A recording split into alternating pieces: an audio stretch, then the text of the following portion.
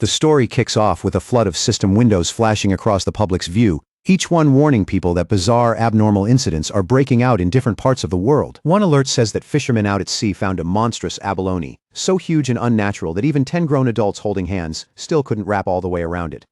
A lot of people immediately suspect nuclear wastewater had twisted it into something grotesque. Another notice talks about an ancient tree in a famous tourist spot that suddenly started growing out of control. Its roots stretched for kilometers like living veins under the earth, while deep cracks split the ground open as if something strange had awakened below. And the alerts just keep coming. Giant vines are dropping out of the sky like something straight out of a fantasy story, while subway tracks in several areas are being torn apart, leaving chaos, destruction, and even casualties behind. But almost nobody takes any of it seriously. To most people, it just sounds like the usual sensational nonsense. No more believable than that ridiculous zombie bite panic from years ago that turned out to be absolutely nothing. Over at the school gates, groups of students are already gathered around, chatting loudly and swapping gossip, clearly way more interested in local rumors and campus drama than the strange news unfolding outside their little world. Then in one moment, every wandering gaze and half-finished conversation snaps in the same direction. The person walking over is none other than the school's famous beauty, Chu Qingli. The crowd instantly starts buzzing, wondering if she's finally here to dump her boyfriend in their eyes. That relationship was never equal to begin with.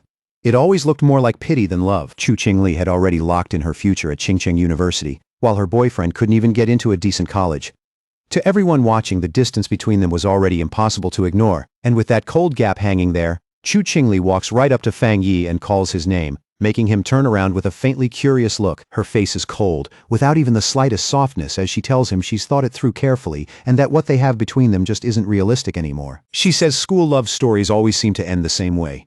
Sooner or later, reality sets in, people wake up, and it becomes obvious that the two of them were never meant to keep walking the same path. She goes on to say that building a future together takes more than feelings and courage. It takes real compatibility, matching directions, and a future they can actually share. So in her mind, ending it now is the smartest decision. Deep down, she's already looking at him with contempt, convinced that no matter what he says next, nothing will change her mind. Fang Yi doesn't say a word, and the moment people see him staying silent, they immediately assume the breakup hit him so hard that his mind just went blank. After all, she's the school beauty, the girl everyone admired from a distance. So naturally, they expect him to throw away his pride, drop to his knees and beg for another chance. But as they look at him, all they feel is disdain, thinking he was never worthy of a rich, beautiful girl like her in the first place. Just a toad dreaming of a swan. But Fang Yi just looks at her calmly, steady as ever, without the slightest sign of panic, and simply agrees to the breakup as if it's something minor, something that should have happened a long time ago. That one easy answer leaves Chu Qingli and everyone around her completely stunned. For a second, it's like all their expressions freeze in place. Seeing there's nothing else worth saying, Fang Yi turns his back on her without hesitation and starts to walk off. But the second he does, Chu Qingli suddenly loses her composure and hurriedly calls out to stop him. Fang Yi stops, then slowly turns back. His eyes are sharp now, almost piercing, and in a flat, controlled voice, he asks her what exactly she wants. Her eyes flare with anger and bruised pride as she snaps that she doesn't care what he's thinking, and she doesn't care what kind of tricks he might be planning either. She makes one thing absolutely clear: she is never getting back together with him. Fang Yi looks at her for a moment, then coldly tells her not to think so highly of herself, reminding her that being the so-called school beauty doesn't make her nearly as important as she seems to believe. Words hit her right away. Her eyes widen, and almost at once, her face turns red with shock, embarrassment, and rising anger. The students around them are just as stunned, staring at Fang Yi like he's suddenly become a completely different person from the boy they thought they knew. What none of them realize is that Fang Yi already knows something far beyond their imagination, and he knows perfectly well that Chu Qingli and the others have no idea what's about to fall on this world. He knows the rules society worships right now. Money, grades, status, education, all of it will soon be burned to nothing. What they don't know is that Fang Yi came back from a future ruined by disaster, reborn in this timeline with all his memories still intact. And because of that, the Chu Qingli standing in front of him is no longer someone close to his heart, just a stranger from another life. Without looking back again, Fang Yi leaves the school behind and walks away. He has much bigger things to deal with now. School beauties, gossip, pride, reputation. None of that means anything to him anymore, because the entire order of the world is about to be ripped apart and rebuilt from the ground up. The real danger isn't some campus breakup at all. It's the terrifying crisis already hanging over all of humanity on Blue Star. And in truth, it all started the night before. when Fang Yi suddenly woke from sleep, and strange cracks appeared before his eyes, showing him flashes of the future that felt unreal, yet horrifyingly vivid at the same time. And then the system informed him that aura recovery had been detected. Full activation would arrive in exactly 364 days, 11 hours, and 59 minutes. And once that countdown reached 0, the world would transform into something humanity had never seen before. At that moment, Fang Yi is still half dazed, struggling to figure out whether what he's seeing is real, a dream, or something even stranger. Then several figures appear before him, and the system calmly tells him that from this point on, the rules of human society are destined to be rewritten. The age of cultivators is about to descend on the world, and from that day forward, strength, pure, undeniable power will become the standard everything is judged by. Wary but curious, Fang Yi slowly raises his hand and asks who or what is speaking to him out of the darkness. The very next second, a strange eerie light starts gathering in front of him, glowing with an otherworldly shine that suddenly makes the whole room feel cold and unreal. A system window appears and explains that it comes from the outer universe, built from top-tier algorithms fused with cosmic mysteries. Its purpose is to automatically generate cultivation techniques based on any spiritual material the host touches. And almost mockingly, the screen also shows that his current number of techniques is 0. Fang Yi carefully reaches out, and his eyes widen when his fingers pass straight through the system window like it's made of nothing but light. Then, without any warning at all, a terrifying monster bursts into view and lets out a deafening roar. Its presence so violent it seems to shake the air around him. Fang Yi freezes on the spot. His whole body stiffens. Fear flashes into his eyes, and a cold chill runs through him. Inside the monster's gaping jaws hangs a corpse, and the system coldly tells him that this is the fate waiting for him as an ordinary person, the same doomed end that will swallow billions across Blue Star. Fang Yi swallows hard, his throat completely dry, and no matter how he tries to steady himself, he can't push down the fear rising inside him. He presses a hand against his chest, like he's trying to calm his pounding heart, while worry and dread settle heavily in his eyes. As the shock lingers, Fang Yi falls into deep thought, and memories from his previous life begin surfacing one after another with painful clarity. In that past life, he was never anyone special. Just an ordinary man swept along by the chaos, struggling day after day to stay alive while clinging to the faint hope that he might somehow survive what was coming. But he saw his nation collapse with his own eyes. He saw people suffer through misery, and in the end, even he couldn't escape the jaws and claws of the mutated beasts. He remembers dying in absolute despair, his heart filled with rage, helplessness, and a hatred so deep that even in his final moments it still burned like a curse. A sharp light slowly returns to his eyes, now filled with resolve, as he realizes that maybe this is exactly why the system chose him and sent him back 1 full year before aura recovery begins. He slowly lifts his hand again, fully aware that at this moment, most of the world is still living in complete ignorance, with no clue that a massive and terrifying change is already closing in. Fang Yi reaches out to the fragments of the system and makes up his mind. Every anomaly born from the aura, he's going to seize it first and turn it into his own advantage before anyone else can react. And right then, the system begins initializing a brand new evaluation, as if the first real step toward rewriting his fate has finally begun. A bright, eager light rose in Fang Yi's eyes when the system told him the connection had been completed successfully, like some sealed door in his fate had finally swung open. A completely new road had opened up in front of him. From now on, anything in existence could become material. And the mission in front of him was as clear as it was heavy. Gather powerful techniques, claim extraordinary abilities, become a true cultivator, and one day save the world from the disaster ahead. All across the city, notices spread fast, warning people that humanity was now facing a crisis unlike anything it had ever seen. There were no old answers to fall back on, no past experience to copy. The only thing left was to adapt and survive on your own strength. Everyone who saw those warnings froze in confusion, except Fang Yi. His expression barely changed, because he already knew this terrifying future was real. When he turned on his phone, one fresh notification after another filled the screen. At a glance, he understood what the government was doing. It wasn't fully confirming the strange phenomena, but it wasn't denying them either. It was sticking to cautious reminders, quietly telling the public to get ready. Fang Yi knew exactly what that meant. This was Ye Jia Nation's restrained way of sounding the alarm, because reports that once would have been laughed off as myths could never spread this far unless something truly serious was happening. Trace of sadness passed through his eyes as old memories surfaced again. He knew this quiet, indirect approach was Ye Nation's way of keeping people calm and letting them hold on to trust instead of collapsing into panic. It was slow, difficult, and sometimes frustrating, but still far better than the riots, gunfire, and total chaos that had swallowed neighboring countries. Then he remembered what the system had told him earlier. Anything could be used as material. That meant the places where anomalies appeared were no longer just danger zones. They were his real chances, and he needed to move before anyone else did. His attention locked onto the phone screen. Eyes narrowing slightly, he began sorting through the flood of information for the first clue that actually mattered. There it was, sitting at the top of the trending list. Chingcheng University's UV index had reportedly hit a record not seen in 100 years. A heat warning had already been issued, telling incoming students to protect themselves, stay alert, and put on sunscreen before entering campus. The students reading it were more baffled than concerned. In their eyes, even top universities had started playing ridiculous marketing games. It had to be fake, probably just a paid trend, because heat on that level wouldn't just make people uncomfortable. It could kill someone on the spot. Fang Yi lifted his head and looked up at the sky. Thick clouds hung overhead, and there wasn't even a trace of harsh sunlight. Then he switched on a UV meter and saw the reading where he stood. 0. That left him puzzled for a second. Chingcheng University was only about a 15-minute drive away, so he couldn't understand how the weather there could be that different from what he was seeing here. Soon after, images started spreading online. A blazing, brutal sun hung over the university grounds, and students were told registration would continue as planned. But they were strongly warned to stay away from the north gate because of the terrifying UV levels, while the other entrances would stay open. When Fang Yi saw that, a faint smile tugged at his mouth. Though there was more certainty in it than amusement. He knew how this always went. When anomalies first appeared, most people brushed them off as publicity stunts, cheap marketing, or fake news. Only he understood what was really hiding underneath. And as that realization settled in, a glint of excitement rose in his eyes. His first real chance had finally arrived. Fang Yi quickly changed clothes and headed straight for Chingcheng University. Along the way, almost everyone had an umbrella up against the oppressive heat, and the temperature was so unnatural that even the leaves on the roadside trees had already shriveled and dropped. Once he arrived at Chingcheng University, he headed directly for the north gate.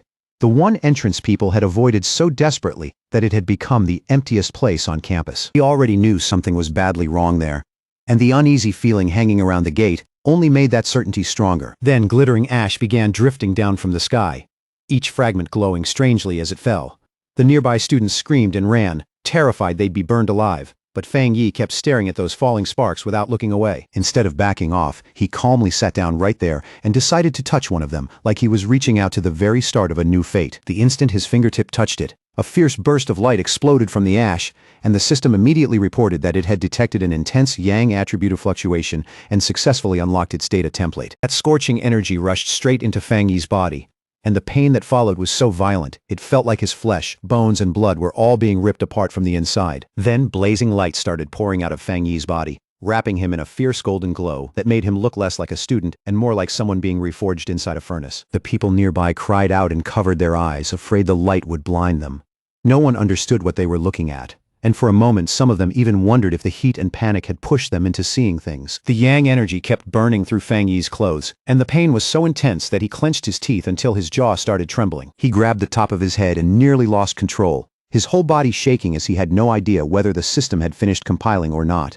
In that unbearable stretch of time, it truly felt like death was only a breath away. Then at last, the compilation finished, and Fang Yi successfully obtained a yang-attributed cultivation method, the golden sun breathing technique. Not long after that, Chingcheng University's official registration day arrived, and the campus was packed once again with noise, movement, and fresh new faces. Fang Yi's ex-girlfriend showed up at the registration area looking as striking as ever, and almost immediately a young man stepped forward with a flattering smile, offering to carry her suitcase. Before long, several more boys came over one after another, each trying to grab a chance to get close to her.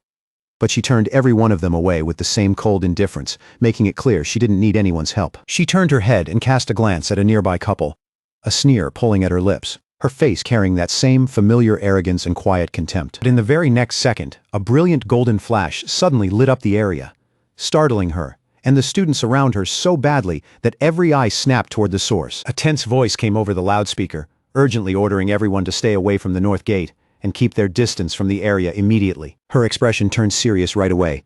Curiosity mixed with unease, and she decided to go see for herself what was happening over there. At the north gate, a massive burst of golden energy lit up the whole area, turning the air harsh and blinding, as if a second sun had exploded right there on campus. Then from the swirling smoke and warped air, a dark figure slowly stepped out, carrying a heavy, oppressive presence that made everyone around tense up without even thinking. He drew in a deep breath, and as he did, his eyes flared with a fierce golden glow, sharp and powerful, like fire gathering behind them. A system screen popped up in front of him, informing him that he had successfully created a new technique and had been awarded 50 points. Fang Yi looked at the screen and frowned slightly. wondering what those points were even for and what kind of value they actually had. After a short pause, he decided it wasn't worth getting stuck on right now, though he could already tell those points would probably matter sooner or later. Time passed quietly, and before long night had fallen. Above everything hung a strangely eerie moon, casting an unsettling light across the campus below. Under that unusual moonlight, the young man began practicing his newly obtained breathing technique, carefully guiding every breath as he adjusted himself to the power now living inside him. When the next day came, the sun was hanging high in the sky again, and a new wave of energy seemed to spread subtly through the university grounds, making the whole campus feel just a little different. Some students suddenly noticed the sky dim for a brief second, and felt the temperature drop with it. That strange shift sent them rushing toward the north gate, and before long a large crowd had gathered there, all trying to see what kind of disturbance was happening. The university dean was furious, demanding to know why nobody had listened to the repeated warnings telling them to stay away from that area in the first place. Then a group forced its way through the crowd, and the students instinctively stepped aside to let them pass as they moved toward the center of the commotion. At the center stood a hooded figure with a stern, unreadable expression, coldly instructing the dean to seal off the north gate completely and not let anyone else come near it. At that exact moment, the system informed Fang Yi that he had successfully cleaned a polluted area, confirming that what happened there was far more important than it had first seemed. From that alone, he realized the government already knew about places like this, and he couldn't help wondering whether there were other people in the world just like him. Then, as the alert came down that no one was allowed to enter the area anymore, Fang Yi understood one thing clearly. The students saw groups of uniformed personnel moving through the area, and whispers spread almost instantly as everyone started wondering if the army had been sent in to take control. From the edge of a rooftop, Fang Yi looked down at the scene below and could clearly tell that the commotion at the north gate was pulling in more attention by the second. With his red eyes faintly glowing in the wind, Fang Yi decided this was the moment to leave. Without a pause, he leaped off the building and vanished from sight in one clean, decisive motion. Down below, the mysterious hooded figure moved slowly across the shattered ground, where the surface had already split open under the force of the violent energy that had erupted there earlier. She carefully surveyed the entire area, taking in every crack, every scorch mark, and every strange trace left behind. Her focus calm, but clearly serious. Then she lowered herself to one knee and placed a hand against the damaged ground, quietly checking whether any remnant of that unusual energy was still lingering there. A moment later, she picked up a broken chunk of the ground and examined it more closely. And after studying the residue inside it, the hooded figure came to one conclusion. This energy hadn't come from nature. It had been caused by a person. Just then, officials began pushing the students back and directing the crowd away from the area, while the hooded woman remained off to the side, silently watching it all unfold. In the middle of the restless crowd, Fang Yi's ex-girlfriend visibly stiffened when she heard that all this destruction and strange energy had apparently come from one person alone. And at that exact moment, she caught sight of a figure leaping away in the distance. For one brief second, an absurd thought flashed through her mind. Could that somehow have been her ex? But she immediately shut that idea down herself. With Fang Yi's grades and background, there was no way he could have entered this school, let alone shown up in the middle of something like this. Far away, back at Fang Yi's home, the last bit of daylight slowly faded, and evening quietly slipped into deep night around the apartment building. Lying on his bed, Fang Yi let out an irritated complaint that his whole body still felt unbearably hot, even after taking a cold shower to wash the heat off. With that lingering heat still burning under his skin, he was already starting to feel like there was no way he was getting real sleep that night. At the same time, another thought kept bothering him. After everything that happened that day, he couldn't help wondering whether someone had already noticed him or started suspecting something. He picked up his phone and noticed a popular story talking about a cultivation association. Seeing that name brought something back to him right away. In the past, most people had treated it like an internet joke, nothing more than some ridiculous online fantasy. And his thoughts shifted to the hooded figures at the university, and it didn't take long for him to suspect that those mysterious people were very likely members of that same association. Now, genuinely curious, he opened the article right away, wanting to read the full report carefully instead of brushing it off like everyone else. The article laid out the cultivation realms one by one, describing levels that ranged from ghost acts all the way to total transcendence, like it was revealing a hidden system the public had never been meant to know. In the comments, most people were still laughing and treating the whole thing like a joke. But Fang Yi stared at the screen in silence, seriously wondering if this announcement might actually be real. Fang Yi couldn't help thinking that in his previous life, when he was nothing more than an ordinary person, he had never known any of this hidden information existed. Sitting quietly on his bed, he thought about the Cultivation Association for a moment, then put it aside, and decided to try using his new technique again for himself. He slowly closed his eyes and steadied his breathing to begin training.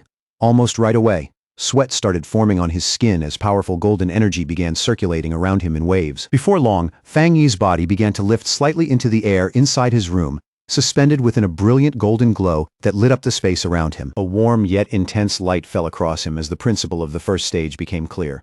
First, he had to strengthen his body so it could endure and contain the power of heaven and earth. Step by step, he brought that energy under control and even shaped the fierce golden force into the form of a divine axe, solid and imposing in front of him. His eyes lit up with excitement, and a satisfied smile appeared on his face as he felt real strength filling his body for the first time. At that moment, the system informed him that he had reached the Du Shui level, and with that breakthrough, it awarded him another 50 points. The moment he heard that, Fang Yi remembered the points he had earned earlier, and looked more closely at the new screen, which now said another path had opened up to him. The system then explained that those points could be used to implant compiled data into physical objects, turning ordinary items into carriers of cultivated power. Fang Yi thought carefully about that idea, and as he did, his gaze slowly shifted toward the mug sitting quietly on the nearby table. He raised a hand toward the mug, and golden power began gathering around his palm, flickering softly in the dim room. The system asked whether he wanted to spend 1 point to infuse the mug with the Yang attribute. Fang Yi immediately understood what that meant. This was basically a way to enchant an object and give it a special ability. He quickly grasped the deeper value of that function and thought that if he used it on a weapon instead, it could become a personal battle item made for the fights ahead. And the more he thought about what was coming, the more certain he became that having a weapon enhanced by power would be crucial if he wanted to survive. With that in mind, Fang Yi searched his shelf, found a small sword there, and decided to use it as the test subject for this new ability. He figured that if this experiment worked, then his next move would be to buy a real weapon and properly prepare for the day he'd have to face monsters again. But right then, in the middle of the quiet night, a strange sound from outside the building suddenly caught his attention and broke his concentration. Outside, hidden in the darkness, a shadowy creature with massive claws lurked near Fang Yi's apartment, silently staring at his window like a predator sizing up its prey. Its red eyes glowed eerily in the dark, and when it bared its sharp teeth, the creature looked even more sinister and inhuman under the weak night light. The thing looked like a giant demonic rabbit twisted into something unnatural, and it lowered its body as if it were about to launch itself straight at the building. But inside the apartment, Fang Yi still had no idea that danger had already reached his building and was getting closer by the second. Lying in bed, Fang Yi only felt restless and uncomfortable from the after effects of his new cultivation technique. Not realizing that wasn't the only reason he couldn't sleep. His red eyes narrowed slightly as he listened again, wondering where that strange noise was coming from. Something faint and scratchy, almost like a rat. At first he reasoned that it probably wasn't coming from inside his room or from the pipes, and guessed it might belong to some neighbor's pet nearby. As he slowly walked through the living room, he told himself that with his hearing improved the way it was now, it made sense that he could pick up sounds from nearby apartments much more clearly than before. Then he focused even harder and listened more carefully to the strange sound. But after only a moment, he realized something was wrong, and his whole body instantly went on alert. Fang Yi moved toward the door, and the moment he reached it, he came face to face with the terrifying creature standing right outside in the dark hallway. There in the narrow hall, the red-eyed beast stared straight at him with a savage glare, its body drawn tight and ready to strike at any second. Fang Yi jolted the moment he recognized it as a mutated beast, and in that instant, a horrifying memory from his past life surged back and sent a chill through his whole body. At the same time, a drone cut through the city night, its camera sweeping across the dark skyline and making one thing clear. Other people already knew danger was out there, moving through the shadows. On top of a high rise, a young woman clicked her tongue in annoyance and complained that they still hadn't caught the rabbit that had swallowed the rare fruit. A lollipop rested lazily in her mouth, and at first glance she looked almost too relaxed for the situation. But the confidence in the way she stood made it obvious she was taking this mission very seriously. Without wasting another second, she ordered her team to keep feeding her updates on the target's location. Her tone casual, but leaving no room for delay. Then, like gravity meant nothing to her at all, the mysterious girl stepped right off the rooftop and jumped down to chase it herself. She dropped at incredible speed, but her body stayed completely under control, slipping between the towering buildings like someone who had done this over and over again. Suddenly, she felt the mutated beast's presence more clearly, and the sharp change in its aura told her she was getting close fast. A faint glow rose in her eyes, and the moment she locked onto the creature's location, her whole expression sharpened for the fight ahead. The mysterious hunter slammed down onto a rooftop with perfect precision, her landing fierce, clean, and controlled from beginning to end. As she sprinted straight down the side of a building, an order came through telling her to pursue the target no matter what. And after hearing that, she only moved faster. With another flawless landing, the young woman pushed forward without the slightest pause. Leaping from rooftop to rooftop, she warned that the creature had eaten a special fruit and could evolve at any moment. At that same instant, a man still working late caught something streak past his window and froze on the spot. He rubbed his eyes and wondered if exhaustion was making him see things. But before he could think any further, his boss yelled at him for standing around doing nothing. Meanwhile, high above the city, the hunter stood like a shadow carved into the moonlight, poised near the 65th floor with a stillness that almost didn't look human. Back inside the apartment building, Fang Yi came face to face with the strange creature as it let out a harsh, vicious scream right in front of him. Golden light burned in Fang Yi's eyes, and he could feel it clearly now. His body wasn't the same as before, and that change gave him the confidence to face this monster head-on. The creature slashed at him with savage claws, but Fang Yi twisted aside with astonishing speed and dodged the attack cleanly. And in that instant, Fang Yi realized just how much his body had changed, because the beast's once deadly strikes now seemed to crawl through the air in slow motion. Golden sun energy gathered in his hand as he stared at the beast, wondering why a mutated creature had appeared this early, far sooner than it should have. Even so, memories from his previous life surged up inside him, and Fang Yi steadied himself instead of backing down. He knew this creature hadn't fully evolved yet, but he also knew the night made it more violent, more unstable, and far more dangerous than it would be during the day. So Fang Yi moved first without hesitation, because he knew that if he failed to stop it here, everyone in this building would die. In the middle of the clash, Fang Yi managed to catch the creature with a hand wrapped in concentrated energy, stopping its movement by force. Then, with shocking ferocity and zero hesitation, Fang Yi bit into the creature and fought it at point-blank range with raw desperation. He locked the monster down in a tight hold, and the golden light in his eyes turned cold and sharp, filled with total focus and killing intent. As he swung the creature through the air, Fang Yi noticed something important and realized the beast's tail seemed to be its weak point. The second he saw the opening, he grabbed the creature's tail with everything he had and refused to let go no matter how violently it thrashed. Then Fang Yi hurled the monster straight into the window, and the glass exploded on impact, sending shards everywhere. Golden light flared around his fist as Fang Yi pulled back and prepared to throw one heavy, decisive strike. In the next moment, he unleashed a beam of energy that ripped through the air and hit the creature head-on while it was still suspended there. The monster was swallowed instantly by the brilliant golden beam, its whole body vanishing inside that fierce light. But the creature suddenly lashed out with its claws and grabbed at the golden energy itself, trying to seize it and devour it. Fang Yi realized at once that the beast was trying to steal his yang power, and he pushed back with everything he had. At that moment, Fang Yi understood that the power of the sun was far too violent for this thing to endure, and that the rabbit was basically destroying itself by trying to absorb it. Not long after, a golden explosion burst across the monster's body, completely engulfing it when it failed to withstand that overwhelming force. In the neighboring building, a couple jolted awake from the noise, and the man frowned sleepily as he asked if that sound had just been thunder. He got out of bed and walked over to the window to check for himself.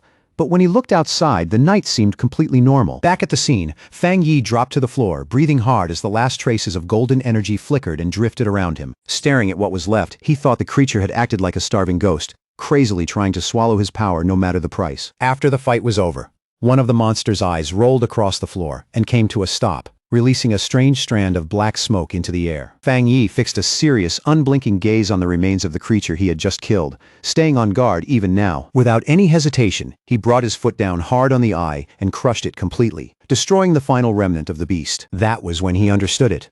This creature of the night had been frantically drawn to his opposite Yang-type power, almost as if instinct itself had driven it insane. Fang Yi knew very well that if he were still an ordinary person, this monster would have torn through the building and devoured everyone inside without much effort. And with that in mind, he became even more certain that he had to master more techniques as fast as possible if he wanted to survive the much greater dangers still waiting ahead. Meanwhile, under the pale moonlight, the mysterious girl kept leaping through the air like a true hunter tracking prey through the night, moving at incredible speed. She ran straight down the side of another building as if vertical walls meant nothing to her. But the instant she arrived at the scene, the hunter's eyes widened in open shock at what she found. Standing there silently in the middle of the night, she stared at the aftermath and wondered if someone else had really killed her target before she got there. Kneeling beside the remains, she quickly confirmed that the target had indeed been destroyed, then quietly said she would try to recover the night attribute from what was left. But the moment her hand touched the remains, she stiffened. A trace of golden energy was still lingering inside them. In the very next second, a fierce wave of heat and burning force slammed into her senses so sharply that she recoiled at once and pulled her hand back. The young woman instantly remembered the lingering energy she had sensed earlier at the university gate, and in that moment, she knew for certain this wasn't some random overlap. It was definitely no coincidence. Once that connection clicked into place, her expression turned serious. With a steady look in her eyes, she raised her communicator and switched it on without hesitation. She reported back to base that the target had already been taken out by a powerful new forerunner, someone with a rare and clearly unusual ability that couldn't be ignored. A voice came through the communicator at once, asking if this same unknown person was also the one who had cleansed the university gate and killed the mutated rabbit. Then a man's voice confirmed. They had no information on this mysterious individual at all, and because of that, the association needed to recruit him as soon as possible. The silver-haired girl calmly agreed. After that, she carefully gathered the small flame-like trace of energy and sealed it inside a container attached to her clothes. Her superior then gave her a new order, clear and direct. For now, she was to set aside all her other missions and focus entirely on finding this newly emerged forerunner. Hearing that, the mysterious hunter stayed perfectly calm and casually unwrapped the lollipop in her hand. Like this sudden change in orders barely affected her at all. She popped the candy into her mouth and replied in an easy, unhurried voice that she understood the assignment perfectly. But before she properly set out on the mission, the girl added that she needed to grab some milk tea first and relax a little before getting to work. On the other end of the communicator, a voice wondered out loud who this mysterious person could be. Someone capable of wielding such overwhelming and unusual power. The young woman agreed that the president had been right, and said she now wanted to see this powerful expert with her own eyes too. Fang Yi's new day began with the first light of sunrise. He slowly stretched his body, the morning air cool around him, already ready in his heart for another round of training. He knew waking up early was good for cultivation, so he didn't waste any time.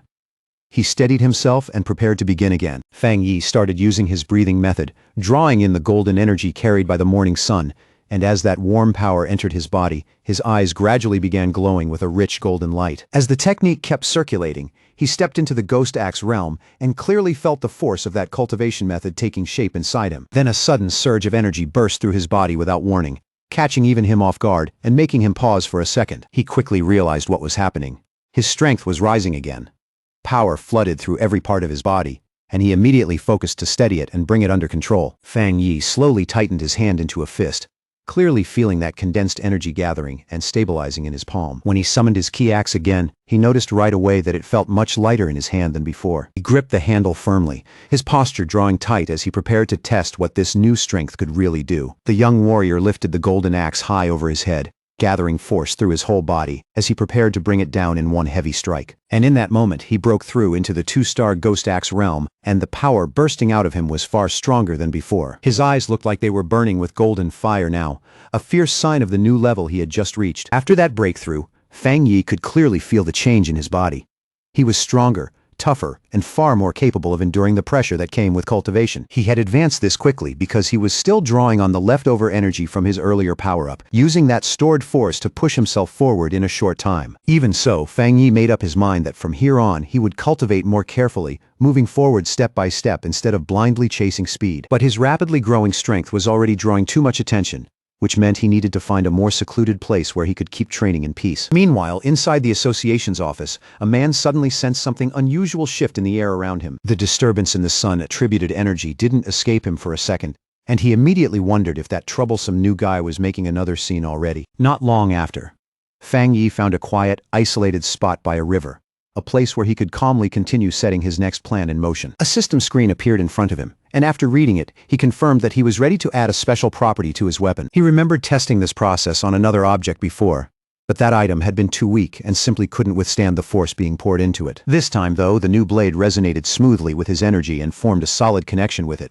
Soon after, a system message confirmed that the item encoding had succeeded. Excited by the success of his newly empowered weapon, Fang Yi immediately got into position to test just how terrifying its power really was. The result stunned even him.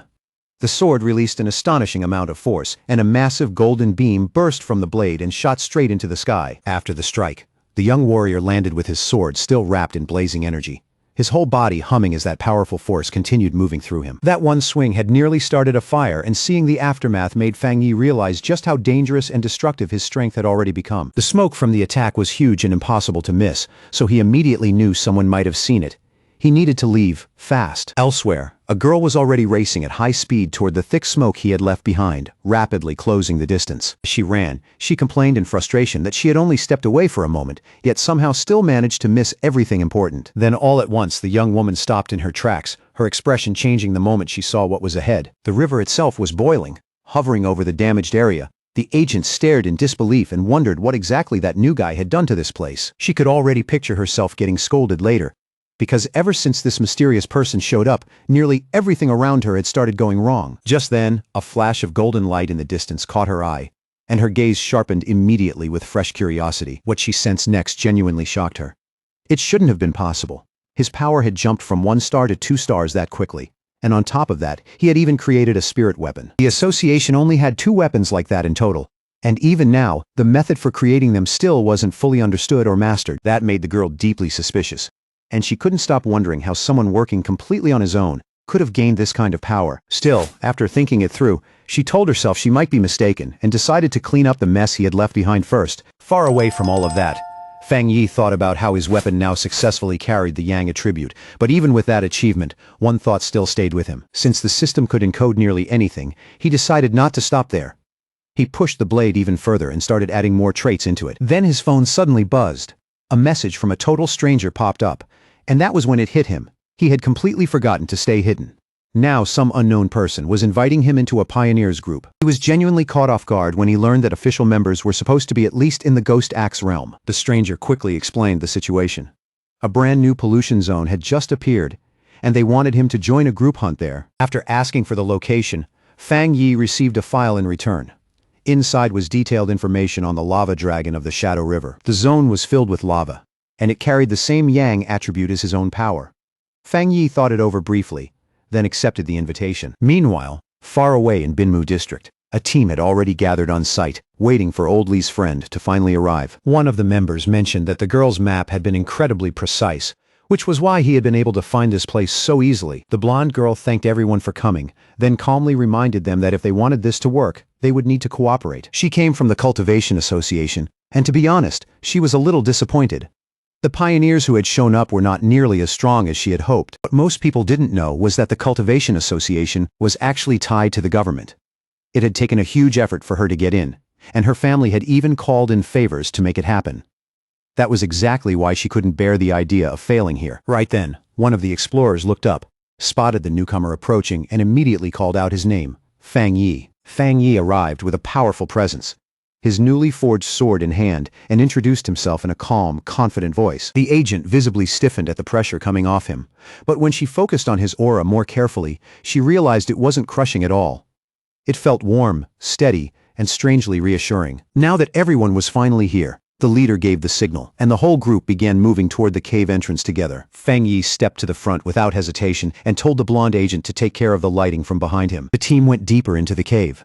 One of them warned Fang Yi to watch the loose rocks overhead, while the others quietly found it strange that the place still wasn't as hot as they had expected. As he led the way, Fang Yi couldn't help thinking about how quickly these people had accepted him. In a time like this, that kind of trust and companionship felt unexpectedly real. Fang Yi kept moving forward, and before long the ground under his feet began to change color. That alone was enough to tell him danger was close. A moment later, they stepped into a massive open chamber and froze. Stretching across the cavern was a river of boiling lava. Before anyone could react, Fang Yi rushed straight toward it, making the blonde agent shout for him not to do anything reckless. To everyone's disbelief, he drove his sword straight into the lava. The explorers panicked instantly and cried out in alarm. A violent blast of fire exploded outward, throwing the whole team backward, while Fang Yi's system suddenly detected a worldwide anomaly and began analyzing the data pouring in. As Fang Yi forced his sword deeper into the lava, the system broke the anomaly apart and uncovered a new power called Inner Flame.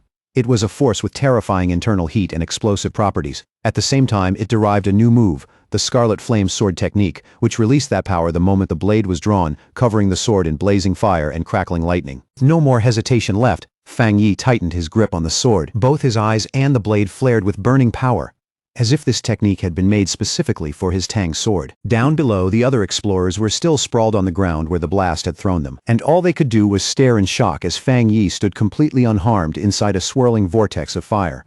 Only then did they realize his weapon was pulling in the power of the lava itself. Fang Yi then spent his script points and permanently engraved the Scarlet Flame attribute into the sword, leaving it blazing with a fierce new power. When the flames finally faded, his teammates assumed he had only gone through a small cultivation accident and had already recovered from it. The whole group lit up with excitement when they realized the cave's spiritual energy had stabilized.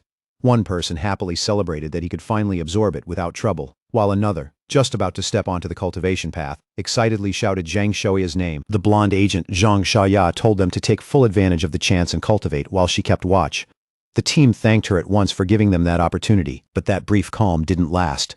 Zhang Xiaoya suddenly sensed several figures approaching the entrance and quickly warned everyone that other pioneers had arrived. 3 heavily built men stepped into the cave. Leading them was a one-eyed man with an eye patch and glowing red eyes, who arrogantly declared that this resource-rich place belonged to them now. Zhang Xiaoya's heart dropped immediately. She recognized at once that all 3 of the newcomers had reached the 1-star Ghost Axe realm, far beyond what her current team could handle. Even so, Zhang Xiaoya kept herself calm and tried to reason with them. She politely pointed out that her group had arrived first, and even offered to let them join in. Her attempt at diplomacy was met with pure contempt. The eye-patch-wearing leader mocked her weak cultivation and told them to leave if they knew what was good for them. Zhang Xiaoya's expression turned cold. She understood better than anyone the brutal rule of the strong devouring the weak in this new age. But as a member of the Xia Nations Association, she also knew she couldn't just stand there and accept it. Just as the standoff was about to break into violence, Fang Yi stepped forward and placed himself between Zhang Xiaoya and the hostile leader, his sword already burning in his hand. He looked straight at the huge man and coldly asked if he really had nothing better to do than bully a young woman. The eye-patch-wearing leader froze, so stunned he couldn't answer right away. Without pausing for even a second, Fang Yi swung out a single, overwhelming slash that burst into a fiery explosion and sent all 3 attackers flying through the air. Even Fang Yi's own teammates were jolted out of meditation by the sheer force of that strike. He remembered all the tragedies caused by people who worshipped the law of the strong, and he understood one thing clearly: only absolute power could make men like that listen. To make that point even clearer, Fang Yi drove his blade into the ground right in front of the rival leader. Wrapped in a vast golden aura, he gave them one cold command: get lost. Terrified by that second display, the leader called Fang Yi a monster and screamed for his men to run, while Fang Yi simply stood there and watched them flee in panic. The moment the danger was gone, his teammates rushed over, all of them buzzing with excitement and disbelief at the strength Fang Yi had just shown. Fang Yi just smiled it off, like it was nothing worth talking about. Then he calmly told them they shouldn't stay here any longer and ought to leave before more trouble showed up. As they headed out, Zhang Xiaoya kept replaying everything in her head. The more she thought about the strength Fang Yi had shown, the more certain she became that what they had seen was only a small piece of what he was really capable of. By that point, she was already convinced he was an elite pioneer of the highest value, and that realization hit her hard. This wasn't some ordinary find. She knew she had to report it back to her organization immediately. The scene then cuts away from the mountain and over to the office of the Spiritual Energy Cultivation Association, where the mood is far heavier than the bright daylight outside. There, a woman speaking with Zhang Xiaoya over the phone repeated the news in disbelief. She almost couldn't believe what she was hearing as she asked again if another high-attribute pioneer had really appeared. The office worker immediately got flustered after saying that out loud. Her face tightened when she realized she had spoken too openly, especially with an imposing man standing silently behind her, listening to every word. Trying to recover, she awkwardly confirmed the report, forced out a stiff response, and quickly ended the call before she let anything more slip. The young woman turned around and cheerfully asked her gray-haired superior if they had somehow gotten lucky enough to discover 2 high-attributed pioneers back-to-back, but his expression stayed grim. In a low, serious voice, he corrected her and said this had nothing to do with luck. In his eyes, every high-attribute individual was bound to grow into a new center of power, and dealing with people like that was not a blessing. It was a burden, and a heavy one at that. Under the broad, sunny sky, Fang Yi finally returned to the city. He looked calm on the outside, but his mind was already turning over everything that had happened. He tried to pass himself off as a cosplayer to avoid drawing attention, but it barely helped. With that overwhelming presence of his and a sword that looked all too real, people ended up staring at him even more. His casual walk through the city didn't last long. The moment he checked his phone, he saw that news of the cave incident had already spread online and was going viral at shocking speed. Seeing that, he clicked his tongue and blamed his own carelessness. He knew the eruption of his inner flame had been far too eye-catching for anyone nearby to miss. He quickly dismissed the idea that his teammates had betrayed him. There was no point wasting time on suspicion right now. Instead, his attention shifted to the much more urgent problem building inside his body. The massive surge of yang energy he had absorbed was already forcing him toward another breakthrough. Fast. There was no time to hesitate, so he immediately headed for the back mountain in search of a quiet place where he could advance without interruption. Only 5 minutes later, on that same mountain beneath the open sky, someone else happened to be nearby. That person was a silver-haired young woman named Su Qingying. On the surface, she worked in garden restoration, but behind that calm appearance was strength far beyond what her gentle profession suggested. While going about her work, Su Qingying suddenly felt a powerful presence erupt in the distance. It was so sudden and intense that her whole body tensed on instinct. She looked up and saw a burst of light blooming ahead like a miniature sun. In that instant she recognized it for what it was. A cultivator was breaking through into the 3-star Ghost Axe realm. The sheer scale of that energy made her stop cold.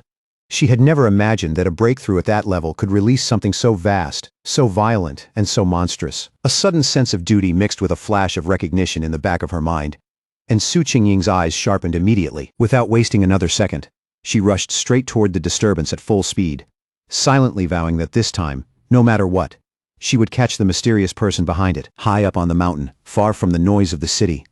Fang Yi had already settled down and fully focused on breaking through, shutting everything else out. He drew in huge torrents of golden energy from every direction. The power spun wildly around him, then gradually gathered above his head into a radiant sphere that shone like a newborn sun. As he meditated in midair, the force building behind him condensed into a complex, star-shaped divine form.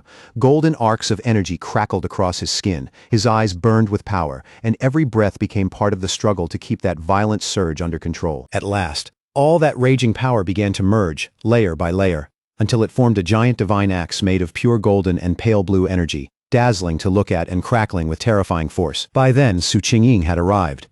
But the moment she saw the scene in front of her, she stopped dead. For a few seconds, she could only stare. The mysterious figure was already at the final stage, and the divine axe he had formed looked ready to come crashing down at any moment. What shook her most wasn't just the amount of spiritual energy, it was the control. Every movement was steady, precise, almost effortless. She couldn't understand how anyone could command that much power so flawlessly, and one stunned thought rose in her mind. Had this man been secretly cultivating for centuries? The sight struck her so deeply that it pulled up an old, painful memory she had never truly forgotten. Su Qingying suddenly remembered her own attempt to break through into Ghost Axe 2-star. Back then, the pressure from her divine axe had been unbearable. It pushed back against her, shattered her rhythm, and made her cough up blood on the spot. After that, she had spent a full week stuck in bed. She had always been called gifted, stronger than most, and yet she had still failed that badly. So looking at Fang Yi now, she simply couldn't understand how this monster of a man could endure a breakthrough even greater than hers, as if it were nothing. The closer she got, the more unreal the whole scene became. The air on the mountain was packed with spiritual energy, every movement of the axe was controlled with impossible precision, and even the force coming off it felt like it had been refined thousands of times over. There was no impurity, no instability, not a single bit of wasted power. At that point, Su Qingying couldn't even describe him as merely talented or monstrous anymore. In her eyes, he looked more like a god descending from the heavens than a human cultivator. She also noticed how calm he stayed through the entire process. Most pioneers, once they sensed a breakthrough coming, would rush through it in panic or excitement, afraid the chance might slip away. But this man moved with the quiet steadiness of someone who had already weathered countless storms. Every choice carried deep experience, and there was something about him that felt like an ancient master. Her thoughts were cut off in an instant when the giant, blazing divine axe finally began to move. She held her breath and watched as the overwhelming weapon shifted with clear intent, then swung out toward the east. At the very peak of his power, Fang Yi's eyes blazed with pure golden light, while thin cracks of raw energy spread across his face like glowing fractures barely containing what was inside him. He floated at the center of a blinding storm of golden force, his body surrounded by raging brilliance as he successfully brought that enormous mass of energy under control and forced it to evolve. Then a system window appeared before him, crisp and undeniable, confirming the result. He had officially stepped into the Ghost Axe realm, 2-star. Newly formed divine axe then slammed into the earth with unstoppable force, releasing all of its stored power in one massive shockwave that tore violently across the mountain. Su Qingying was hit head-on by that terrifying blast, and had to brace herself with everything she had just to stay on her feet against the sweeping wave of golden energy. The remaining force carved a massive path straight through the forest before gradually fading into silence. And by the time Su Qingying lifted her head again, the mysterious man was already gone without a trace. Breathing hard from the chase and the frustration of it all, Su Qingying could hardly believe she had missed him again, especially when she had reached the area in less than 30 seconds. A troubling thought soon crossed her mind. He must have realized someone was tracking him, and if he stayed this cautious, this elusive, and this hard to pin down, then her mission to recruit him into the association might be doomed from the start. Just as she was about to give up and pull back, she suddenly paused. An idea flashed through her mind. Instead of staring at the torn path left behind by the shockwave, she turned toward a giant old tree nearby, its trunk still faintly glowing with leftover golden light. That tiny detail gave her a new sense of certainty. Looking into the woods that seemed empty, she respectfully called out to him as senior, and asked if he was still somewhere nearby. From the deep shadows of the forest, Fang Yi finally stepped out. His hooded figure carried a quiet, almost chilling confidence. His red eyes were still faintly glowing, and the moment he looked at Su Qingying, he immediately understood that she was the one who had been investigating him these past few days. Now that she had been found out, Su Qingying forced herself to stay composed and introduced herself formally without backing away. She said she was the captain of the Firefly Squad under the Spiritual Practitioners Association of Jaya Nation, and also one of the nation's earliest pioneers. Then, on behalf of the association, she sincerely invited him to join them. She openly admitted that she had been following him for the past 2 days and said she hoped her methods hadn't made him think badly of her intentions. Through all of it, Fang Yi said nothing, and whatever expression lay beneath his hood remained impossible to read. Trying to strengthen her case, Su Qingying added that although the public still knew nothing about it, all of the association's official documents had already been fully prepared. But on the inside, she was extremely tense. Every word had to be chosen carefully, because she had no idea whether she was already offending him or testing the patience of someone far stronger than herself. She knew her tone had to stay soft, respectful, and controlled. But before she could continue with the speech she had prepared, Fang Yi cut straight through it with one simple question. "Why should I join?" The blunt question completely threw Su Qingying off. She froze for a moment, then started to stammer as panic rushed into her head. In that instant, she realized that polite slogans and empty promises would mean absolutely nothing to someone as sharp as him. So she chose the only thing she felt she could still offer him, the truth. Steadying herself, she explained the association's purpose as plainly as possible. Jia Nation wanted to gather the early pioneers, unite them, guide them onto a more organized path, and offer them stronger protection as the world continued to change. She admitted that everything was still chaotic and uncertain, and that to someone like him, an organized group could easily sound like a cage meant to restrain a free spirit. Even so, she asked him to look beyond that.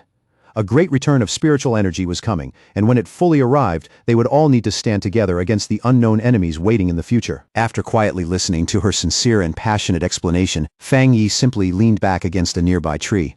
He looked tired, relaxed, and not especially moved. Then he gave her a plain answer.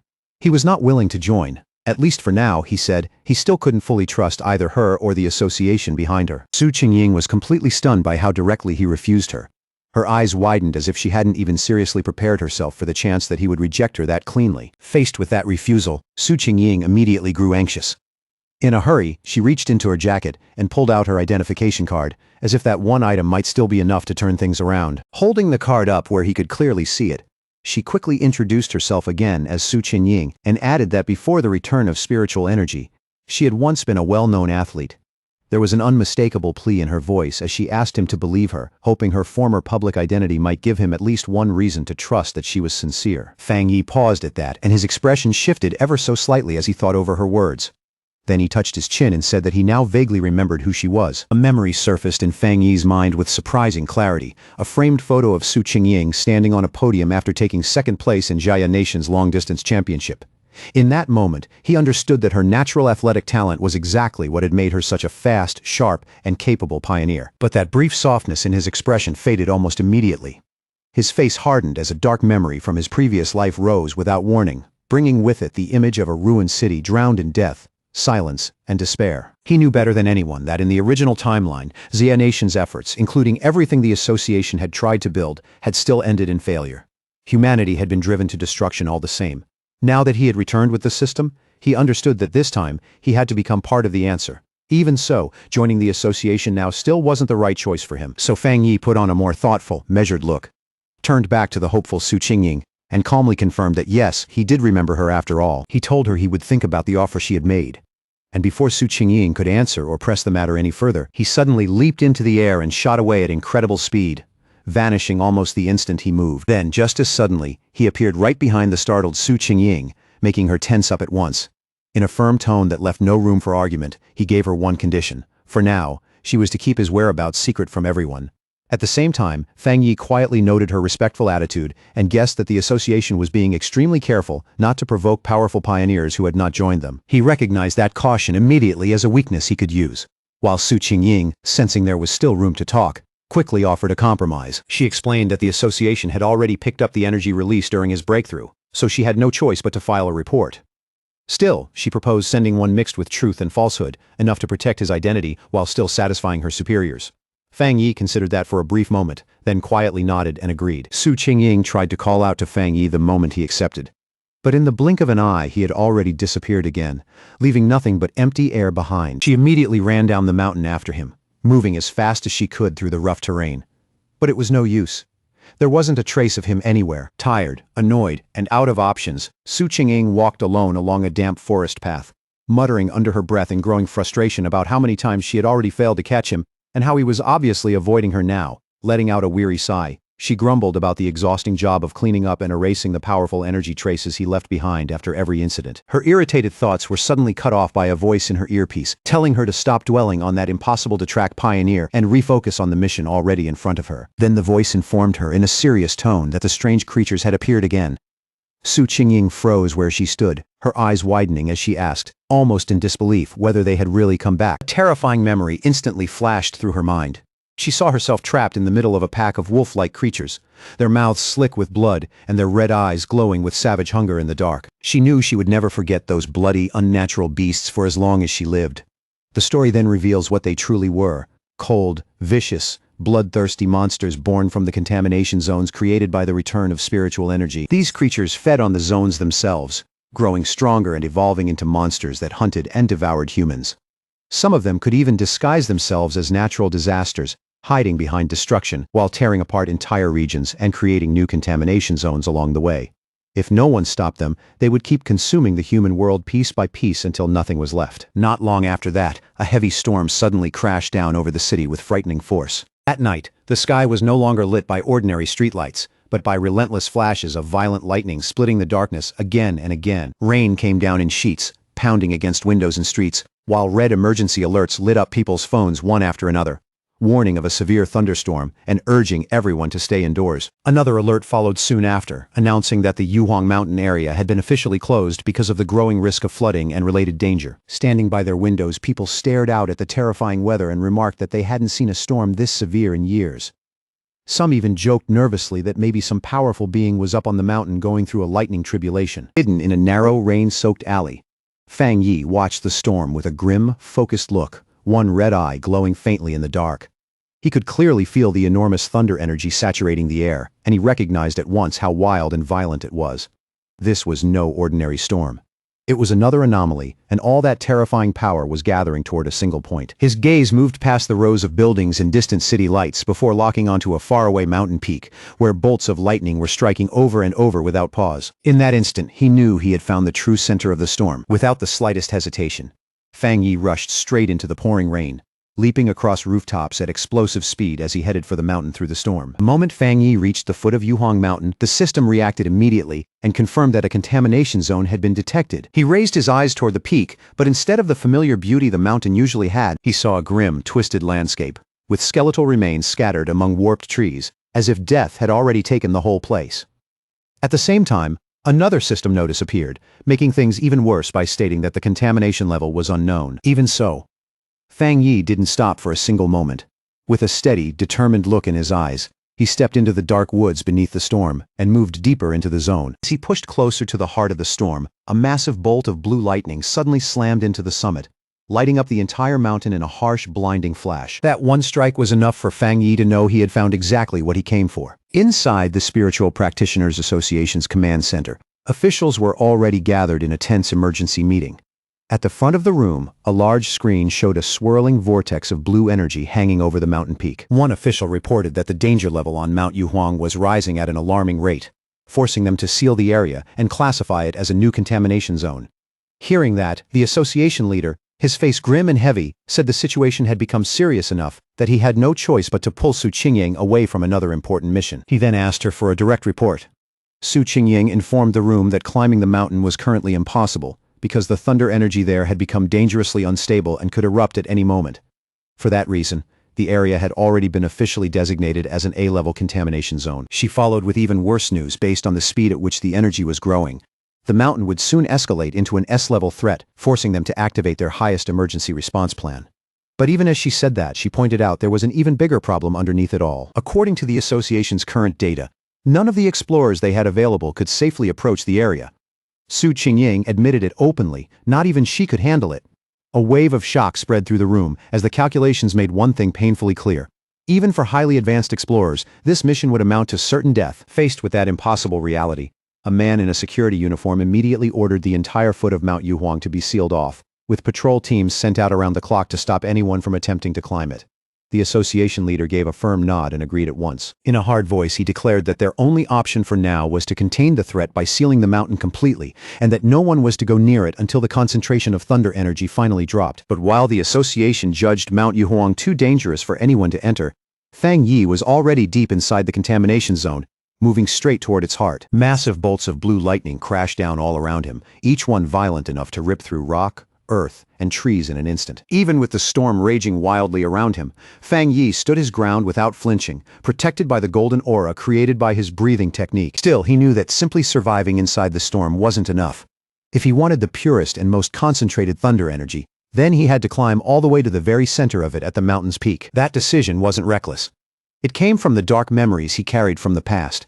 He knew better than anyone that the creatures appearing now were only the beginning, and that far more terrifying monsters would emerge later. He understood with absolute clarity that his current fire-based abilities alone were not enough to face the disasters still waiting ahead. He needed to become stronger through his own body and strength, instead of continuing to rely too heavily on the power of his weapon. Standing in the middle of that violent lightning, Fang Yi realized this was a rare and nearly perfect chance to use the thunder energy itself to temper and strengthen his body. He knew very clearly that if he let this chance slip away and failed to grow stronger now, then the disasters ahead would almost certainly lead him to death. With golden light blazing in his eyes, Fang Yi drew his flaming sword, roared in open defiance at the storm above, and drove the blade straight into a massive bolt of blue lightning. The wild thunder energy exploded through his body in an instant, bringing pain so intense it felt like it might tear him apart from the inside, and yet Fang Yi's face never changed. He endured it with grim determination, refusing to bend. His whole body shook violently as the raging electricity ripped through him, every muscle locking up under the brutal force as if his flesh and bones were being pounded apart from the inside. In that moment, Fang Yi realized this thunder power was not some passive force of nature. It felt like divine punishment made real. A violent will that was actively resisting him and trying to crush him where he stood. The storm itself seemed enraged that he had stepped into its territory. Its madness rolled across the sky like something alive, as if it were screaming at him to retreat, give up, and stop this reckless act of defiance. Staring up into the chaos overhead, Fang Yi forced himself to think through the pain. How was he supposed to make a force this wild submit to him? Then an idea flashed through his mind. He steadied his breathing, calmed his heart, and recalled the system's rule.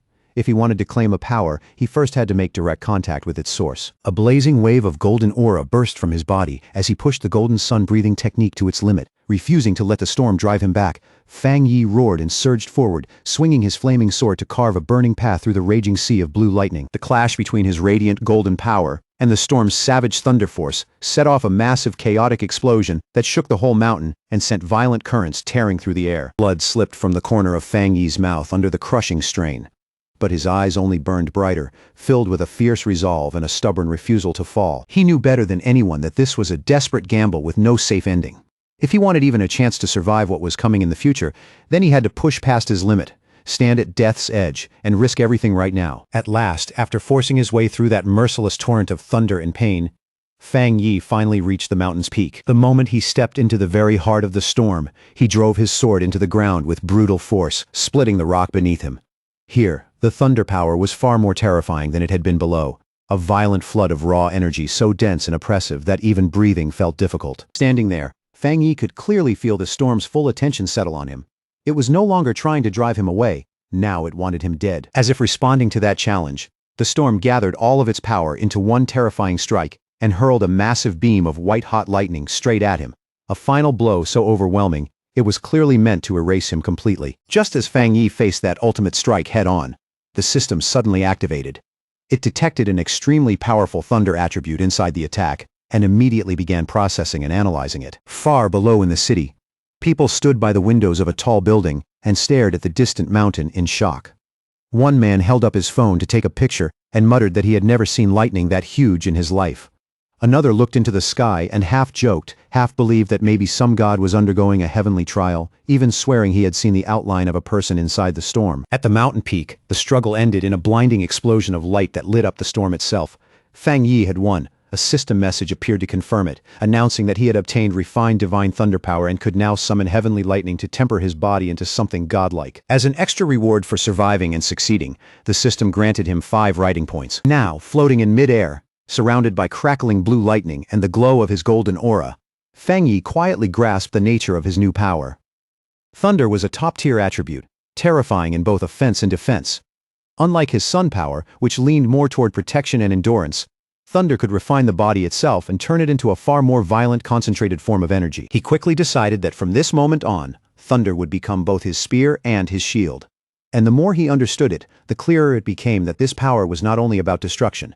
Hidden inside it was purification, rebirth, and the force of violent renewal. He could feel that new energy moving through him, sinking into his bones, muscles, and veins, strengthening his body piece by piece without bringing the pain he had expected. Then the system presented him with another choice, offering an upgrade called Punish Evil.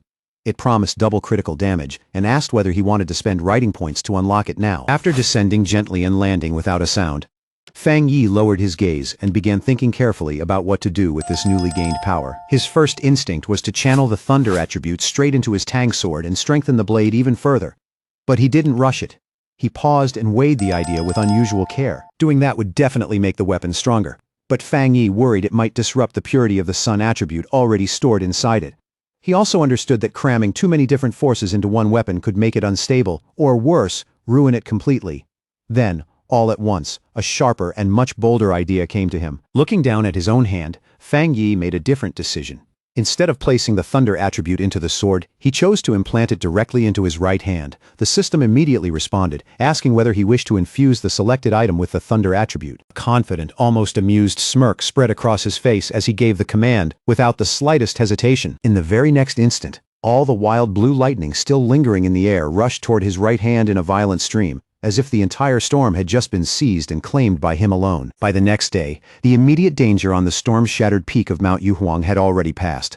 Below a cliffside, Su Qingying stood beside an army officer named Han Li, and together they looked down at numerous body bags lined up in grim silence. Su Qingying reported that the contamination zone's energy had dropped in a strangely sudden way, falling from its highest danger level to a mild one in only 3 hours, though traces of electricity still lingered in the air. Han Li listened to her report, and almost immediately formed his conclusion. Someone had definitely been here.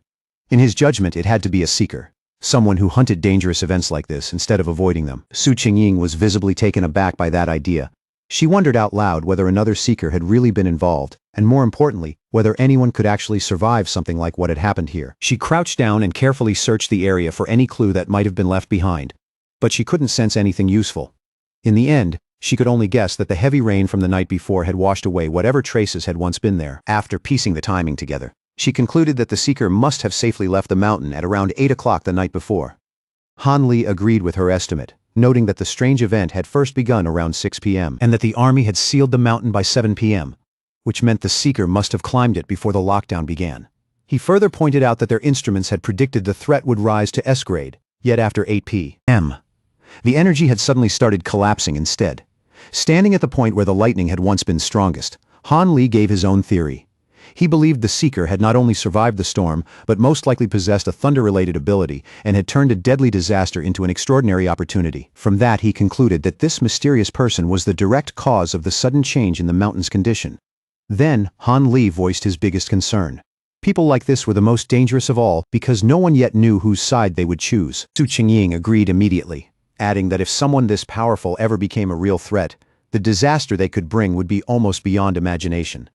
That was exactly why they had to find this person as quickly as possible. Miles away from all of that, Feng Yi was sitting comfortably on his couch, completely unaware that a military operation was now starting to focus on him, when he suddenly let out a loud, unexpected sneeze. Back on the mountain, Han Li made his decision without delay. In a firm voice, he gave a direct order to his troops. Find this person immediately, no matter the cost. As soon as the order was given, he assigned the mysterious target a temporary code name of his own. From that point on, they would refer to him as the Tyrant. The investigation on Mount Yuhuang began at once. The army hoped the Spiritual Practitioners Association would be able to recruit the mysterious individual known as the Tyrant as soon as possible.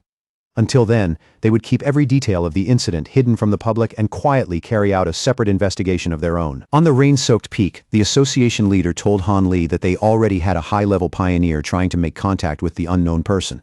After saying that, he turned towards Su Qingying and ordered her to deliver her report directly to the major. Caught completely off guard by that sudden command, Su Qingying sucked in a sharp breath and visibly panicked for a brief second. Forced to think fast, she immediately began giving the half-true report she had already prepared in her mind. To make it believable, she tied the current mountain incident to the mysterious pioneer who had recently cleared the contamination zone at a local university. Inside, her nerves were in total chaos. She was terrified that one wrong word might expose her secret arrangement with Fang Yi. Even so, she forced herself to keep going, explaining that she had been trying to make contact with him but that he was extremely difficult to track down. She mentioned the corpse of the mutated rabbit he had killed and used that evidence to correctly identify his Yang Flame attribute. She finished by promising that she would do everything she could to get closer to him and learn how he had cleared the university's gate. All the while, she silently prayed that everything would go smoothly, knowing that mixing truth with lies was the only way to make the story believable. Han Li listened carefully to every word, his mind clearly turning over what it meant for a pioneer to possess a Yang Flame attribute. In the end, he seemed satisfied with her report. He thanked her for her hard work, and even praised her as a talented young pioneer. Su Qingying immediately straightened up, gave him a crisp salute, and replied that it was simply her duty. Once the meeting was over, Han Li remarked that they would release false reports blaming natural disasters in order to keep the truth from the public. He also made it clear that he did not agree with posting information about spiritual energy online, where dangerous people might make use of it. While the officials continued discussing the matter, Su Qingying quietly let out a long breath, deeply relieved that the difficult questioning was finally over. Back at home, Fang Yi used his golden sun breathing technique to dry his white hoodie with ease. Warm golden light spread through the fabric, making it glow softly before he lifted it in his hand. Perfectly dry, clean, and without a trace of the storm left on it. After pulling the hoodie back on, he lowered his eyes and carefully examined the changes that had taken place inside his body. Even after integrating the powerful thunder attribute, he could still clearly sense how much his condition had changed. The difference was obvious, deep, and impossible to mistake. He looked down at his right hand, where blue lightning now crackled softly across his skin. That hand had changed completely, becoming the strongest part of his body and gaining an enormous boost in power. As Feng Yi slowly flexed his fingers and watched small spheres of lightning gather and dance between them, he could already feel another breakthrough approaching. What surprised him most, though, was how the once savage thunder attribute had become as tame as a kitten after fusing into his body, letting him control it with effortless precision. He compared it to the unbearable pain he had gone through when he first awakened the Yang attribute, and the difference was impossible to miss. It made him wonder if these energies naturally became gentler once the fusion was complete.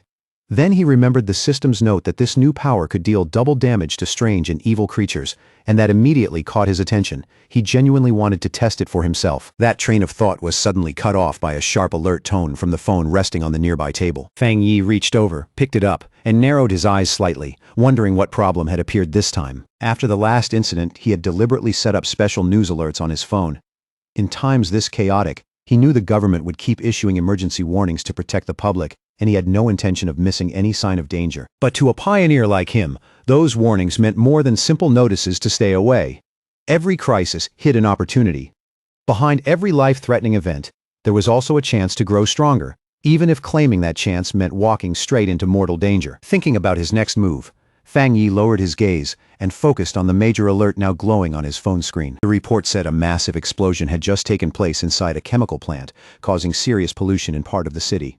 Officially, the announcement claimed that no one had been injured and urged the public to remain calm. But to Fang Yi, something on that scale felt far too suspicious to accept at face value. He immediately checked the online forums, and the eyewitness accounts painted a much darker picture. People living nearby described a deeply unsettling feeling they couldn't really explain, something cold and wrong that made their skin crawl. One person asked if it had felt like some kind of evil aura, and another quickly replied that it was exactly that.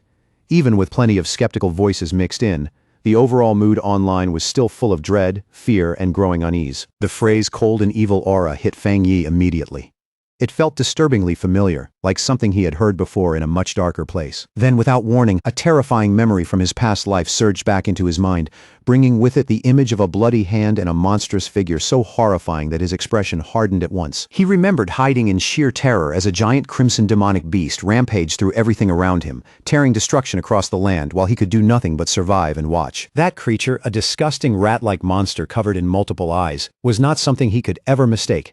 It was a threat he knew all too well. Back in the present, Fang Yi's face turned completely serious, and the last trace of casual calm vanished from his eyes. He remembered exactly what kind of beings these creatures were. They had once been ordinary plants or animals, but after gaining self-awareness, they underwent strange mutations. Their power spiraled out of control, and they developed terrifying abilities made for hunting and slaughter.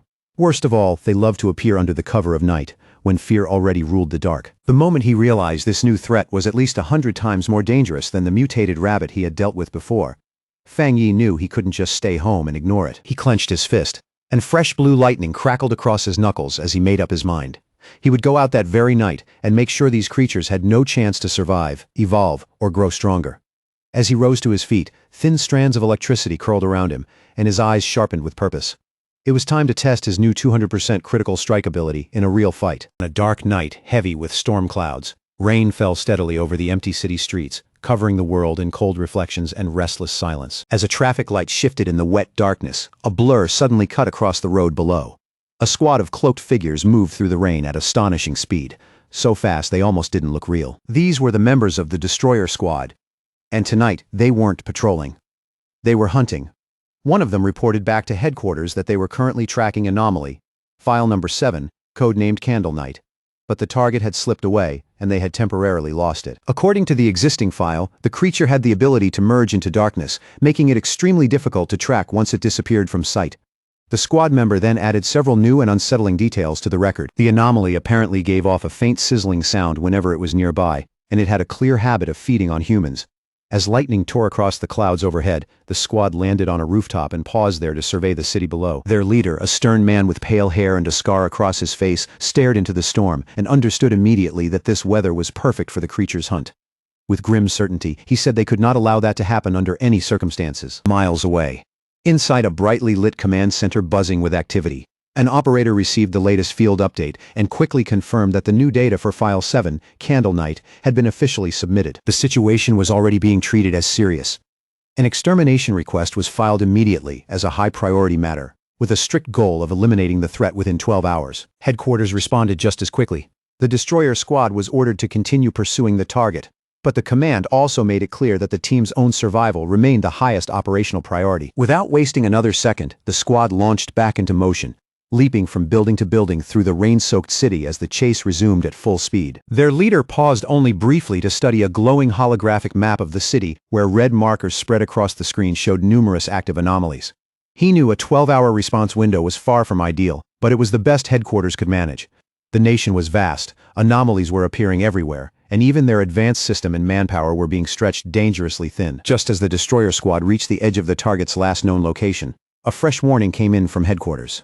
The operator informed them that the zone they were about to enter was currently under observation by agents from the Spiritual Energy Cultivation Association. A photo of Su Chengying appeared on their screen as the operator explained that her team was stationed nearby to monitor pioneer activity in the area and could be contacted for support if needed. The Destroyer Squad leader acknowledged the message right away and asked headquarters to request her assistance, saying he had already heard of Su Chengying's impressive work.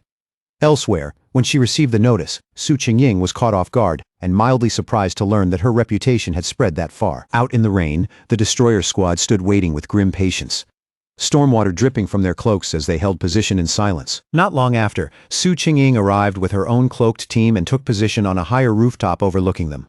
One hand resting on her hip, she looked down at the squad below with easy confidence and asked if they were the ones dragging her out here for overtime. The Destroyer Squad leader did not like her relaxed tone at all.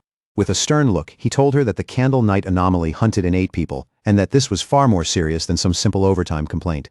One of Su Chengying's teammates immediately fired back, asking if that was really how someone was supposed to ask for help. Su Chengying turned as if she were about to leave on the spot, lightly saying that the Destroyer Squad seemed so capable they probably didn't need any help after all. She announced that her team, the Ying Squad, would be taking their leave. As they started to move, her teammates muttered among themselves, one whispering nervously about their boss's savage temper, while another defended her, saying their missions were dangerous too, and they were not here to be talked down to. The Destroyer Squad leader panicked almost immediately and hurriedly called for her to wait. Swallowing his pride, he apologized for his harsh tone and sincerely asked for her help. He explained just how dangerous Candle Night really was and admitted that without Su Chengying's well-known tracking ability, his team would be at a serious disadvantage. More than that, he stressed that if they failed here, it would be the people of the city who paid the price, because the monster would keep killing without restraint. Once they finally agreed to cooperate, the two teams stood together on the rain-swept rooftop, silent and ready, their focus locked on the hunt ahead. Su Chengying narrowed her focus and a glowing blue orb of energy slowly formed above her palm.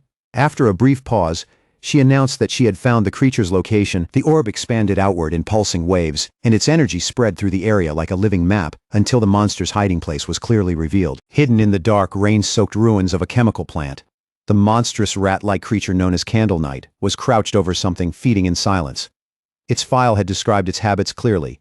It preferred darkness, damp environments, and human flesh. Seeing it there only made that description feel horrifyingly real. The moment the target was confirmed, Su Qingying's expression sharpened, and she gave the order for the joint operation to begin. The creature's senses were terrifyingly sharp. It lifted its head at once, instantly aware that it was no longer alone. It sprang away in a blur just as an attack slammed into the ground where it had been crouching a heartbeat earlier. One member of the destroyer squad shouted that the target had detected them, and immediately ordered the team to close formation. The squad moved with breathtaking speed, their cloaks streaking through the rain as they rushed after the fleeing creature. In a matter of moments, they had surrounded the monster from every direction, and with their prey finally boxed in, they shouted in unison as they prepared to strike together. One of the destroyer squad members lunged forward first, his voice cutting through the rain as he shouted the order to attack. His blow landed hard and sent the creature flying backward, crashing violently into a heap of broken rubble with stone and filthy water spraying everywhere. But instead of weakening, the monster's body began mutating even further. Its back burst open with swelling red sores, and black spikes erupted outward in a grotesque transformation that spread in an instant. With a furious, ear-splitting shriek, the enraged Candle Knight lashed back at them, unleashing a swirling vortex of dark energy that twisted through the ruined plant like a living storm. Su Qingying's face changed on the spot, and she screamed at both teams at the top of her lungs, warning them to dodge the incoming sound wave before it slammed into them. But she was a split second too late. A brutal sonic shockwave burst out from the creature, smashing through the air like an invisible sledgehammer and hurling squad members backward in every direction. Destroyer squad leader was blown straight off the rooftop and sent crashing down onto the street below, where he hit the rain-slick pavement hard. One of his teammates immediately ran after him, panic written all over his face. Bruised and unsteady, the leader pushed himself back to his feet, clearly shaken but grateful to still be alive. Through gritted teeth, he admitted that if he had reacted even a moment later, that blast would have shattered his bones instantly. At that point, the threat was obvious. If this creature stayed loose in the city any longer, the damage would be catastrophic. Then things got even worse. Right in front of them, Candle Knight began mutating again. Its body twisted and expanded, huge bat-like wings ripping out from its back as it let out a savage roar, while a sickly green glow started building deep in its throat. A moment later, it spat out a stream of corrosive black matter that tore through the air with a hiss, spreading thick green poisonous smoke all around it. Just looking at it was enough to tell it was deadly, and it aimed that foul attack straight at the ground, trying to melt through the street so it could burrow underground and escape before the squads could trap it again. One of Su Qingying's teammates quickly warned her that the monster carried a corrosive dark-type ability, and anything touched by that substance would be destroyed. She admitted, tense but direct, that their squad had no power capable of countering it head-on. Even so, Su Qingying didn't lose her composure. She stayed calm, her eyes locked on the battlefield. In a steady voice, she told her team to stay sharp and avoid disrupting the destroyer squad's formation. Their role here, she reminded them, was to gather intel, study the enemy's abilities, and support the fight with strategy, not rush in blindly. At the same time, one of the destroyer squad members gripping a dagger spotted an opening and got ready to strike before the escaping creature could slip away again. Then suddenly, from deep inside the darkness, a pair of sinister red eyes lit up, cold and hungry. The winged Candle Knight exploded forward in a violent rush, barely slipping past an attack from a squad member who had leaped in from the side to cut it off. Furious that the creature had nearly slipped past them again, the destroyer squad leader roared at his team not to let it escape no matter what. The winged monster tore through the city at frightening speed, while the cloaked members of the Ying squad chased after it through the storm-dim streets. From a rooftop above the chase, Su Qingying watched with two of her teammates. Then her expression tightened. She sensed a sudden spike of spiritual energy coming from the creature's direction, and she immediately realized something was about to happen.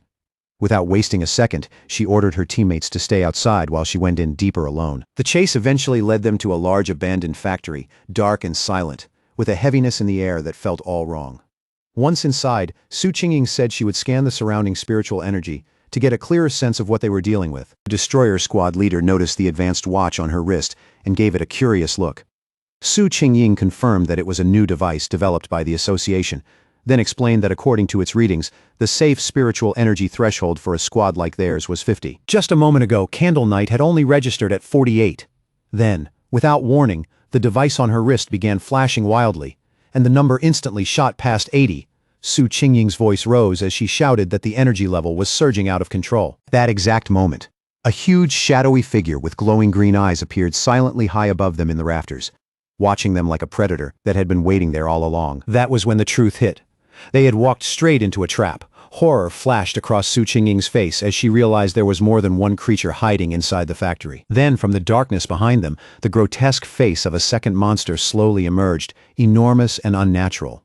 The destroyer squad leader panicked immediately and shouted that they had to retreat. Taking charge right away, Su Qingying called for a tactical withdrawal toward the main entrance, hoping to force the hidden enemy to reveal itself completely. She fired off a blast of energy to tear open a path through the danger, yelling for everyone to move and follow her at once. But before they could break free, Su Qingying suddenly cried out and collapsed. Her body giving out as an unseen poisonous gas overwhelmed her senses and stole control from her limbs. When her vision finally steadied, Su Qingying found herself standing alone in the factory's vast green haze, swallowed up by an eerie darkness that felt almost alive around her. She called for her teammates, her voice echoing into the empty space. But nothing answered her back. She could still tell they were somewhere close, but the poison had dulled their senses so badly that they could no longer detect her presence.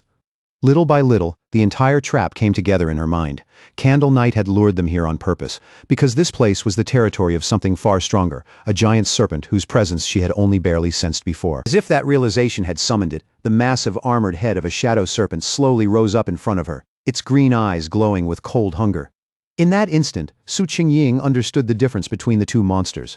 Candle Knight's darkness was only a crude dark attribute, but this serpent's black mist was true poison, and they had been breathing it in from the moment they stepped inside. The gas was silent, deadly, and cruel. It paralyzed its victims little by little while draining away their spiritual energy. Worst of all, the more they resisted, the faster they died, because every attempt to fight back burned through even more power.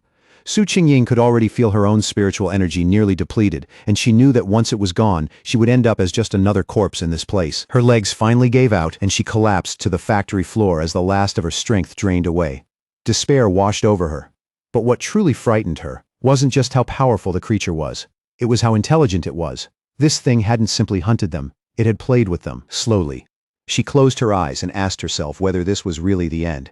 But even as she lay there on the cold factory floor, defeated and fading, she suddenly saw a single narrow beam of light pierce down through the thick green darkness above. A faint spark of hope returned to her eyes. Fragile, but real. Then, without any warning, the factory ceiling exploded inward with a deafening crash, and a blinding wave of light came pouring into the darkness like morning breaking through a nightmare. Su Qingying's eyes widened as a figure descended through the shattered opening, framed by flying dust, debris, and light. It was Fang Yi. He dropped lightly into the rubble below, landing with effortless control, his hooded silhouette sharply outlined against the brilliant hole torn open in the ceiling above. Standing between Su Qingying and the massive serpent, Fang Yi took in the scene with a single glance and immediately recognized the beast as a dark attribute creature. The serpent didn't hesitate for even a second. It lunged straight at him, jaws wide, its giant fangs aiming to tear through him in one bite. At the same time, Candle Knight burst out from the shadows behind him and attacked from the rear, trying to pin him between the two monsters. Fang Yi slipped past the serpent's strike, then turned just in time to come face to face with the snarling rat-like beast. With both creatures closing in on him at once, Fang Yi instantly saw through the trap he had stepped into. Then he did something shocking enough to make anyone freeze. Fang Yi let Candle Knight sink its jaws into his shoulder. Blood splashed through the air, but his mind stayed completely calm, almost amused. He noted how clever their coordination was, one monster drawing the prey in, and the other moving in for the kill. Then he looked at the beast clamped onto him and mocked it, asking if it really liked biting people that much. The next second, he answered with his new power. Brilliant blue lightning erupted violently from his body as Fang Yi challenged the monster to get a taste of his thunder attribute. At the very same time, he thrust out his free hand and unleashed a massive beam of golden solar energy, firing it straight into the charging serpent head-on. Now wrapped in crackling lightning and freed from the stunned rat beast, Fang Yi turned his full attention to the serpent.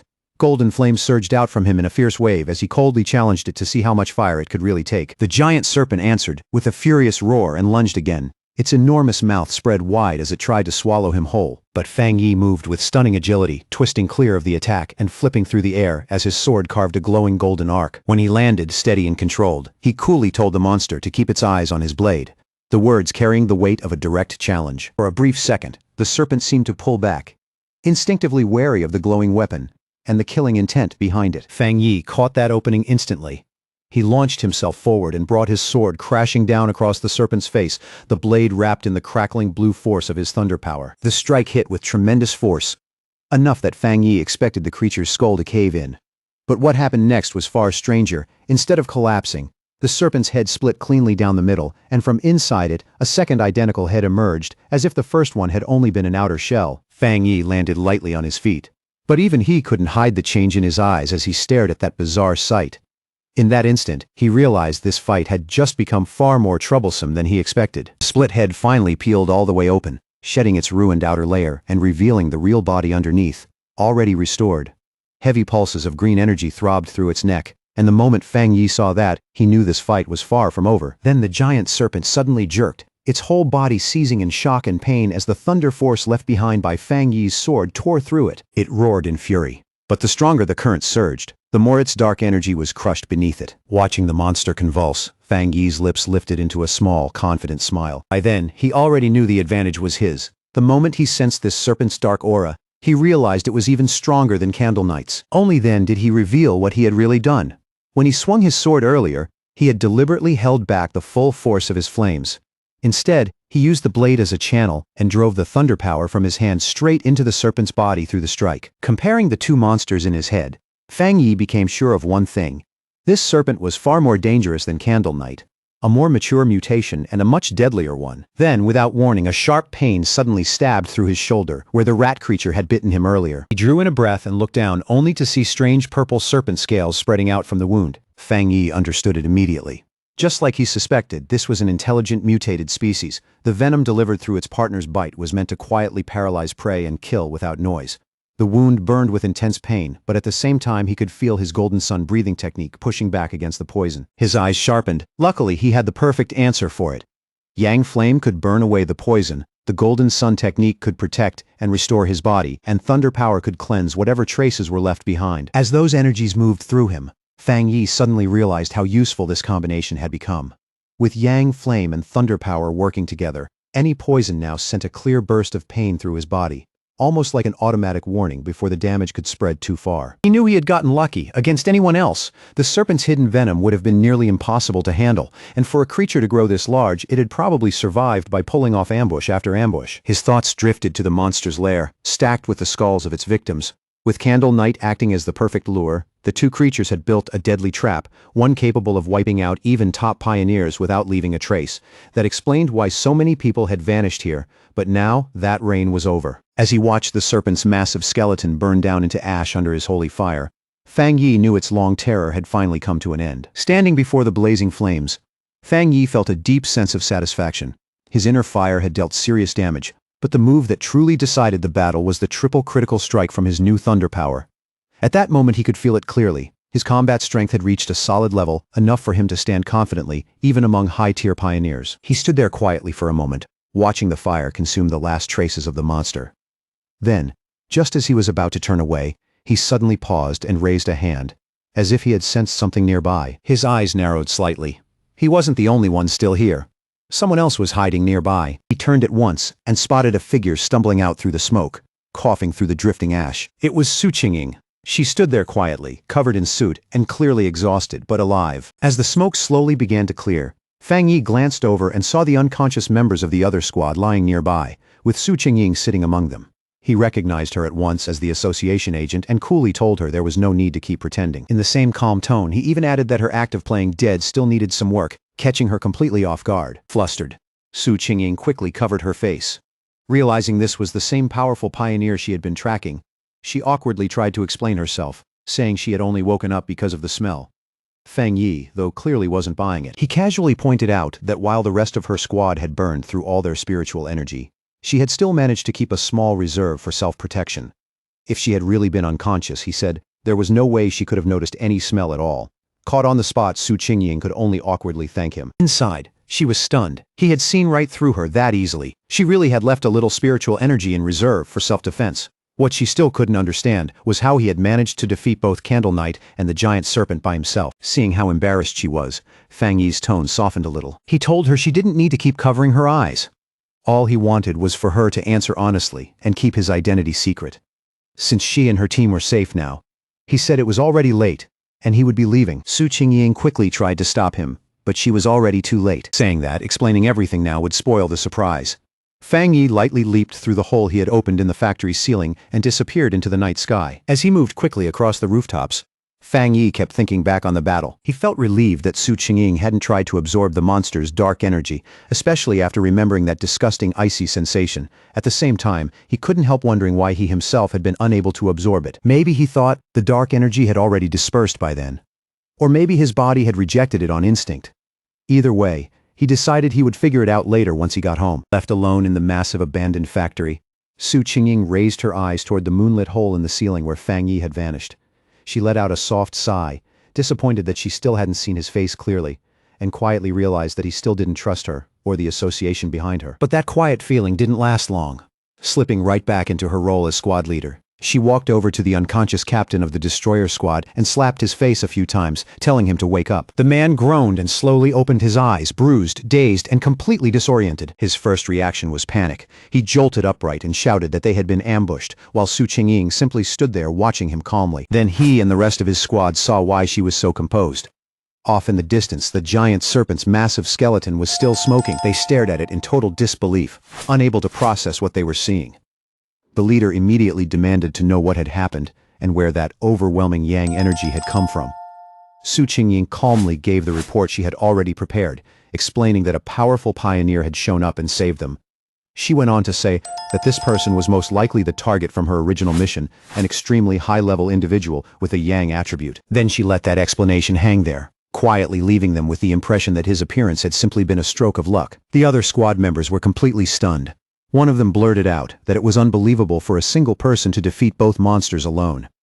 Su Qingying added that she still hadn't managed to recruit him, and that he had even traced her movements back to her, making him seem even more mysterious. Turning back to the grim work in front of them, the destroyer squad leader asked where Candle Knight's body had gone.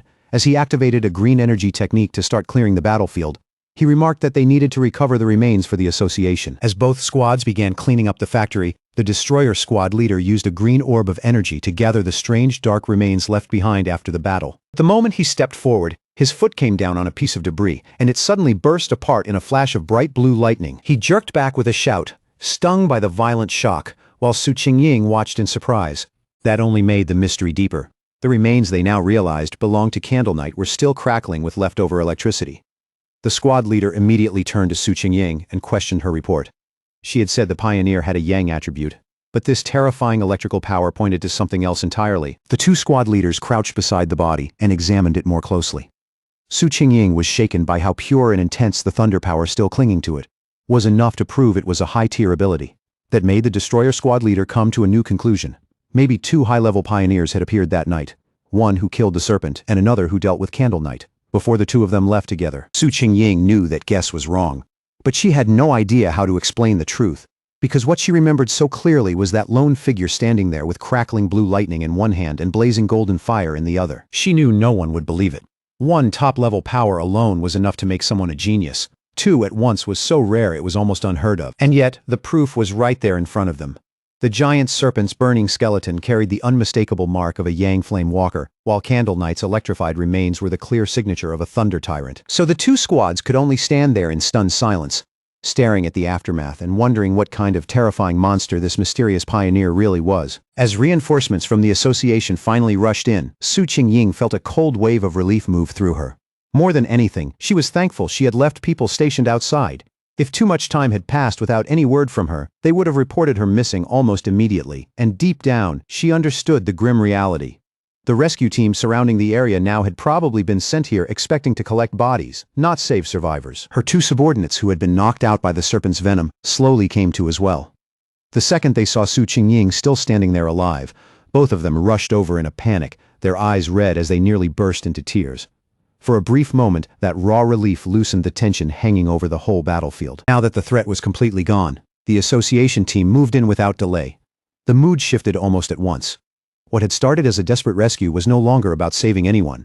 It had turned into a formal investigation, cold, methodical, and focused on figuring out exactly what had happened here. Using advanced scanning equipment, they began sweeping the battlefield with care. Every trace of lingering spiritual energy, every scar left in the ground, every broken pattern from the clash was recorded and analyzed in detail. Piece by piece, They tried to reconstruct the battle and build a full report to send back to headquarters. Before long, one of the specialists walked over to Su Qingying and the leader of the destroyer squad, his face grim and his findings already compiled. After comparing everything they had, from combat habits and energy signatures to the exact methods used to kill both monsters, he gave them the conclusion. There was a 99% chance that both creatures had been killed by the same person. The two squad leaders looked at each other and went silent. Neither of them spoke right away. First came the shock. Then something heavier settled in. Both of them understood exactly how frightening that conclusion really was. Around them, the other squad members broke into low, disbelieving whispers. It was almost too much to take in. The person who had saved them was a pioneer with not one, but two different high-tier powers, something none of them had ever imagined could exist in a single person. They all knew that either one of those monsters could have slaughtered every last one of them with ease. And yet this unknown powerhouse had cut them both down, and judging by the evidence, each one had been finished with a single crushing blow. The gap between their strength and his was so absurd, it barely felt real. The moment Su Qingying realized how serious this discovery was, she immediately contacted her superior. Her tone stayed steady, but the weight behind her words was unmistakable as she reported that the intel on her target had changed drastically. This was no longer a routine tracking mission. Everything was different now. Lifting her eyes toward the hole ripped through the ceiling, she gave her final confirmation. The mysterious pioneer from the university and the terrifying figure codenamed the Tyrant were not two different people at all. They were the same person. Back in his office, the association's superior listened to Su Qingying's report with remarkable calm. He didn't cut her off, and he didn't react impulsively. Only after quietly sorting through every detail did he issue a new order. Su Qingying was to suspend her mission for the time being. He explained it in a level, measured voice. That pioneer had saved her team, killed the monsters, and secured the area. None of that was the behavior of an enemy. Then he added that he and Han Li did not agree on this matter. For Su Qingying's safety, and to avoid leaving a bad impression on someone who might become an extremely powerful ally, she was to stop all contact with the Tyrant for now. Even with the call still ongoing, Su Qingying couldn't stop herself from adding one more important point. Though she accepted the order to pause the mission, she said she still had a theory she needed to report. It came from what she had sensed earlier, when she tracked the Tyrant to the back mountain and found him in the middle of advancing his power. That immediately caught her superior's attention. His tone sharpened as he told her to continue and explain everything clearly. He understood at once that what she said next could change their judgment all over again. Su Qingying then explained that during that earlier encounter, she had sensed an unbelievably powerful aura around the area where he was active. At the time, she had briefly wondered whether he might possess a spiritual weapon, but the idea had felt too far-fetched, so she didn't pursue it. But now that it was confirmed he had two high-tier powers, what once seemed unlikely suddenly felt much more possible. Frighteningly possible. That detail visibly surprised the association's superior. For the first time, a note of real disbelief entered his voice as he questioned whether the pioneer might actually possess a spiritual weapon. Even to him, that possibility sounded extraordinary. But after that first reaction, his skepticism quickly returned. Leaning back in his chair, he said it was still extremely unlikely. No matter how gifted someone was, a lone pioneer shouldn't realistically be able to obtain something that rare without outside help. On top of that, the team at the scene hadn't detected any third spiritual energy signature, which normally would have appeared if a spiritual weapon had been forged separately. Su Qingying corrected him right away, her voice firmer now as she pointed out the detail he was missing. The aura she had sensed during that first encounter hadn't felt foreign or separate at all. It was distinctly yang in nature, clear, pure, and directly connected to his own energy. That single point changed everything. The superior's eyes widened as the implication hit him all at once. If the weapon's attribute wasn't separate, but came directly from the user's own yang power, then this wasn't a simple case of someone wielding a spiritual weapon. It meant he was creating it himself, shaping it directly out of his own energy. From there, the conclusion became both unbelievable and terrifying. If he could create spiritual weapons with his own power, then he could only be a cultivator of the spirit creation realm. In theory, someone at that level really could accomplish something like this alone. But people at that level were so rare they had practically become myth. Names spoken more like legends than real living figures. Su Qingying was left completely stunned by the thought. She knew better than most how unbelievably rare cultivators of that realm truly were. In the entire world, barely more than 2 known figures existed at that level. Realizing that someone she had personally tracked might stand among them left her deeply shaken. Then, her superior considered an even more terrifying possibility, and his expression darkened. If this person truly possessed a third, separate attribute, the consequences would be enormous. It wouldn't just be a personal secret. It would shake the entire pioneer world and could overturn the current balance of power. According to everything known so far, different spiritual attributes naturally repel each other inside the human body.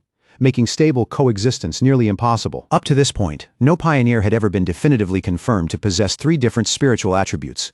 Because of that, if the pioneer really did have a spiritual weapon, then maybe the absence of a third detectable energy signature was actually a blessing rather than a problem. As the call finally came to an end, the superior sat there in silence with one heavy thought on his mind. He could only hope that a pioneer this powerful would never become an enemy of humanity. Back at his apartment, Fang Yi stood under the stream of a hot shower, letting the water run over his shoulders as steam filled the small space around him. The heat slowly washed away the grime, blood, and exhaustion from the battle, but it did almost nothing to lighten the pressure in his mind. As he dried himself off, his thoughts naturally turned to the state of the world outside. He knew there was less than a year left before the full spiritual energy revival officially arrived, and yet even now, before that moment had truly begun, dangerous monsters and strange incidents were already appearing more and more often. The change was no longer subtle. It was speeding up. He casually used his yang attribute to dry his clothes, warm golden energy gathering over his hand and flowing through the fabric with effortless control. As he did, he found himself wondering how many pioneers like him had already awakened early and quietly started cultivating in the shadows, far from the public eye. His thoughts drifted back to the aggressive men he had run into at the lava river. That encounter had made one thing very clear.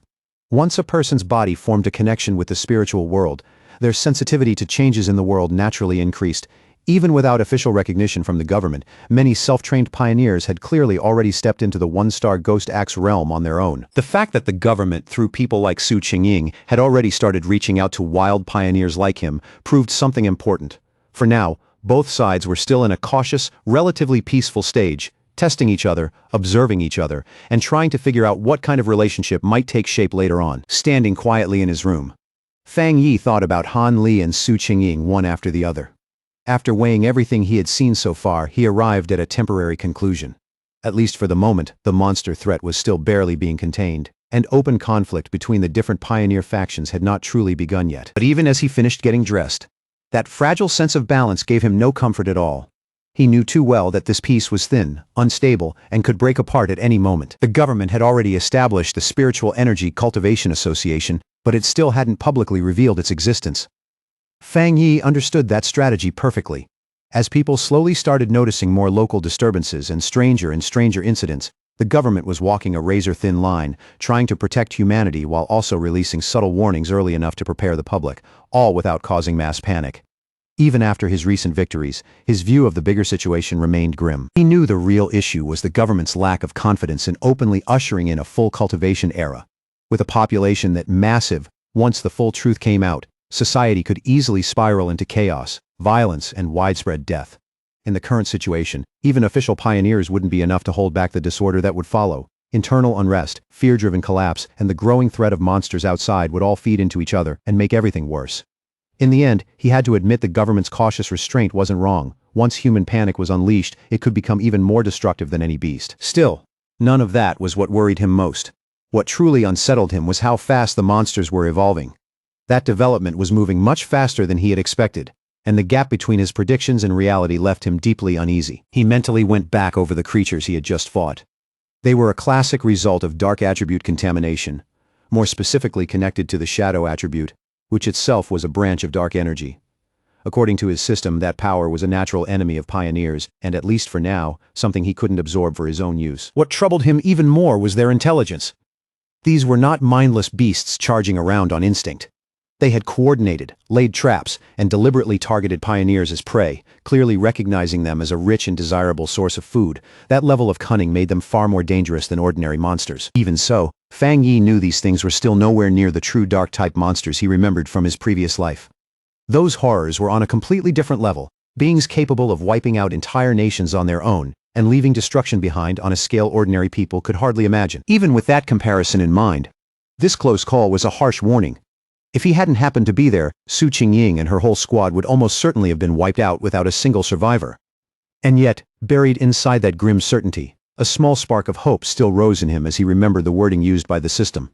The fact that the dark attribute was only temporarily unabsorbable suggested that once certain conditions were met, he might one day be able to use that power himself, and if that ever became possible, it could turn into a critical advantage later on. He then reviewed his current abilities one by one.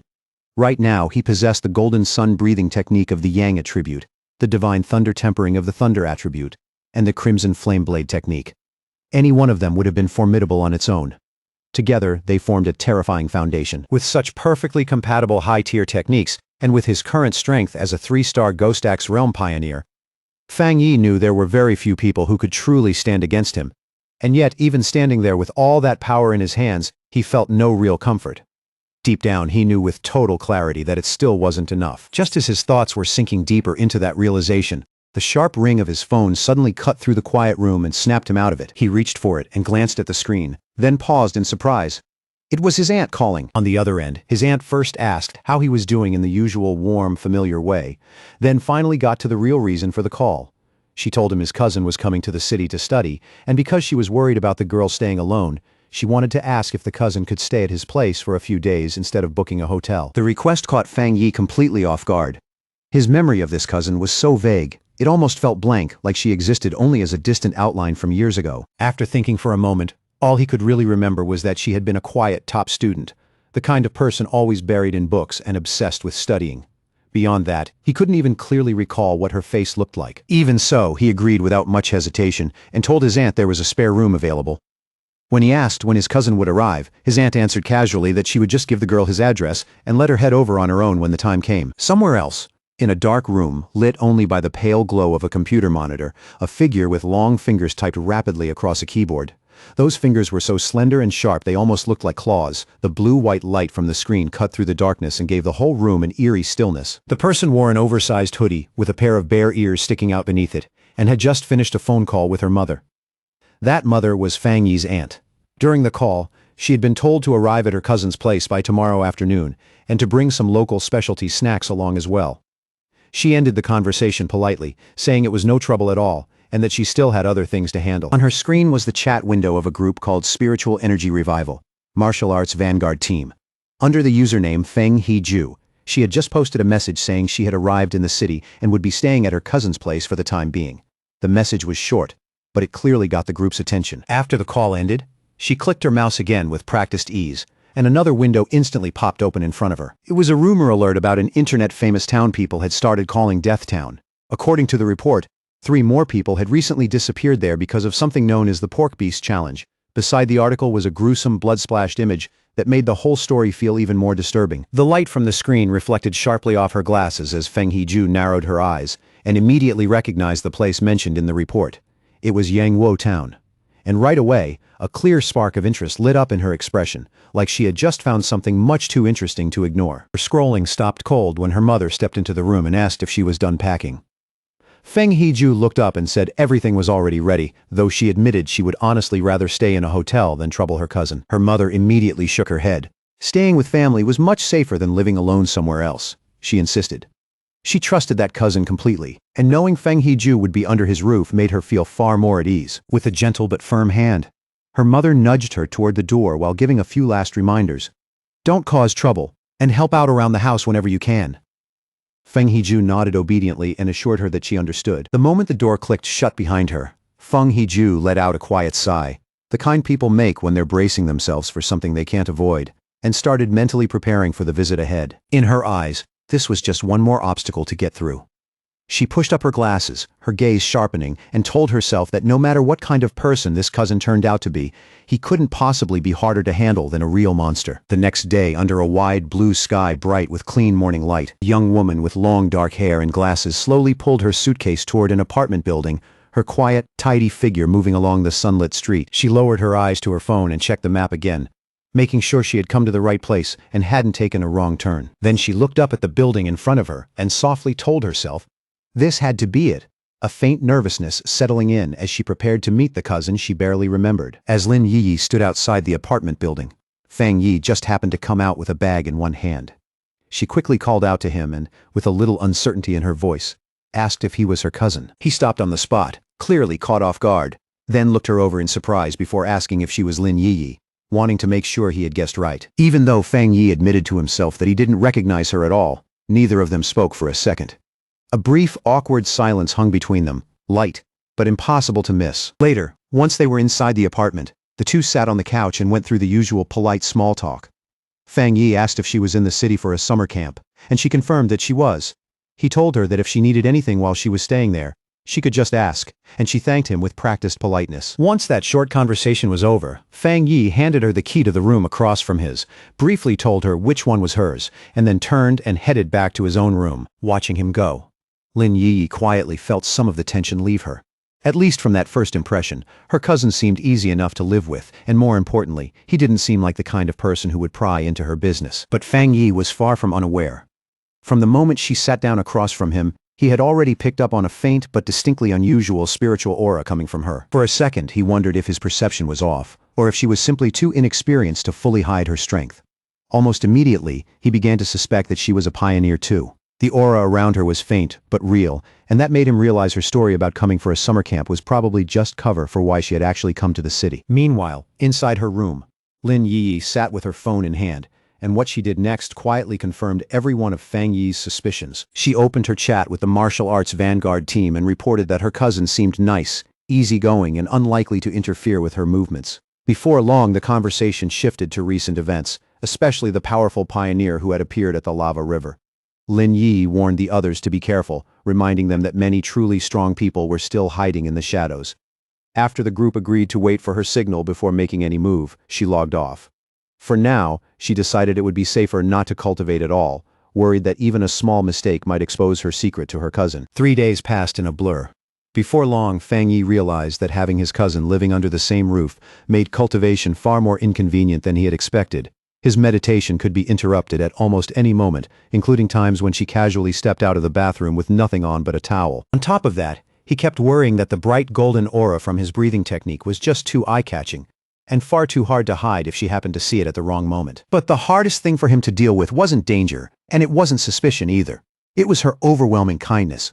One evening, she set a carefully prepared dinner in front of him with obvious pride. The dish is warm, fragrant, and unexpectedly good. He tried to insist that he would wash the dishes afterward, but Lin Yi refused right away, saying it was the least she could do while staying there, and that he should just leave it to her. Her flawless politeness and almost excessive neatness slowly started to feel a little strange to him, as if every move and every gesture had been carefully controlled. Even so, Fang Yi decided to go along with it for now. He figured that if he let her keep acting so considerate and helpful, she might gradually lower her guard around him without even noticing. As far as he was concerned, that was the only reliable way to find out what she was really doing here, and what kind of secret she was still hiding behind that well-behaved front. Their quiet dinner was suddenly interrupted when the phone beside her on the table began to vibrate, the sound sharp in the otherwise calm room. Both cousins glanced toward the message almost at the same time, and for a brief instant, surprise flashed across both their faces. Fang Yi immediately used the moment as an excuse to get up, saying he would head back to his room and leave her to talk in peace. Lin Yi could only answer softly as he walked away. Left alone at the table, she watched his back for a thoughtful moment, her eyes lingering with quiet caution before she finally turned back to her phone. Sitting on her bed, she accepted the call, and her expression turned serious almost immediately. As she listened, she repeated the key point out loud to confirm it. The great change of heaven and earth would happen again tomorrow at 3 in the afternoon. Then she firmly promised that she would be there on time. From his room, Fang Yi overheard the conversation easily. He heard her agree to meet at the entrance of Manhwa town. The name registered in his mind right away as that internet-famous town out in the suburbs, about an hour away by car. With his suspicions now basically confirmed, he focused fully on the room beyond the wall, his own spiritual energy quietly rising as he observed her movements. At that point, he was certain his cousin was also a pioneer. Even so, he remained completely confident that with her current level of strength, she would never be able to notice him spying from the other side. What really impressed him was her talent. She was still only a middle school student, yet she had already stepped into the 2-star Ghost Axe realm and was even close to another breakthrough. That was no small thing. He couldn't help wondering whether that frightening natural talent had something to do with her slightly unusual personality. But now, her real reason for coming to the city was obvious. The summer camp story had only been an excuse.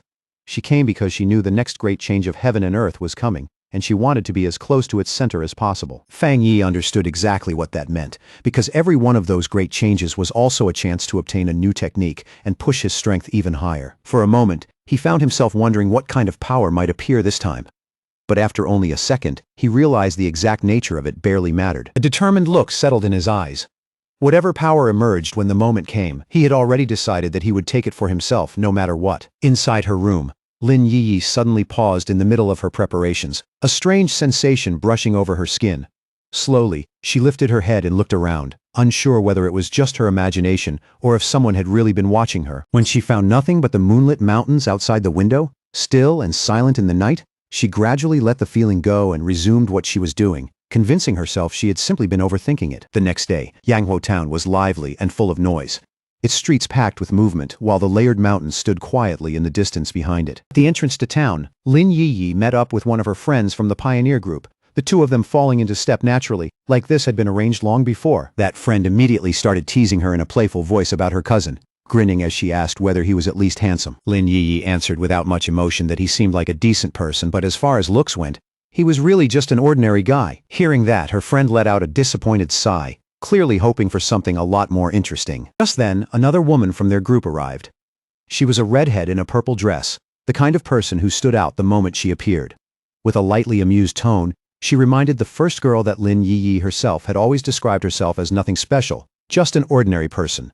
Once the rest of their team had gathered too, the redhead's expression sharpened, and she announced that it was time to get to work. One of the male members looked around, then asked whether a certain person wasn't coming after all. The redhead confirmed that today it would be just the 6 of them, and added that the missing member had always been mysterious, rarely showing up in person, and never easy for anyone to predict. None of them realized Fang Yi was watching the whole thing from the balcony of a nearby cafe, sitting in the shade with his sword resting quietly beside him, his eyes tracking every move below. After watching them for a while, he noticed that his cousin's little squad was surprisingly restrained.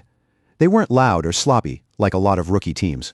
If anything, they were careful enough to disappear into the crowd. Even from that distance, he could still clearly read their strength. The weakest one among them had already reached the 2-star Ghost Axe level, while the man who spoke earlier was even stronger, firmly in the 3-star realm. He also caught them mentioning that their team was usually stronger than this, and that one especially powerful member was often absent. But while Fang Yi kept quietly observing, his attention gradually shifted away from them and toward the mountains towering over the town. His eyes narrowed a little as anticipation built in them. He could already feel it. The real event everyone came here for was about to begin somewhere in those mountains. High in the mountains, the great change of heaven and earth finally began to show itself. A giant green vine dropped down from the clouds, huge and unnatural, like the beanstalk from an old fairy tale had suddenly been forced into the real world.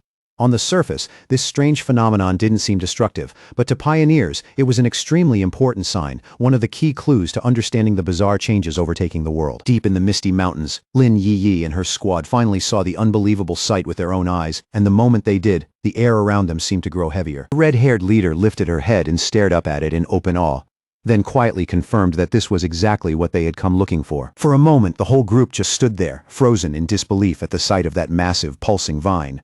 But the wonder didn't last.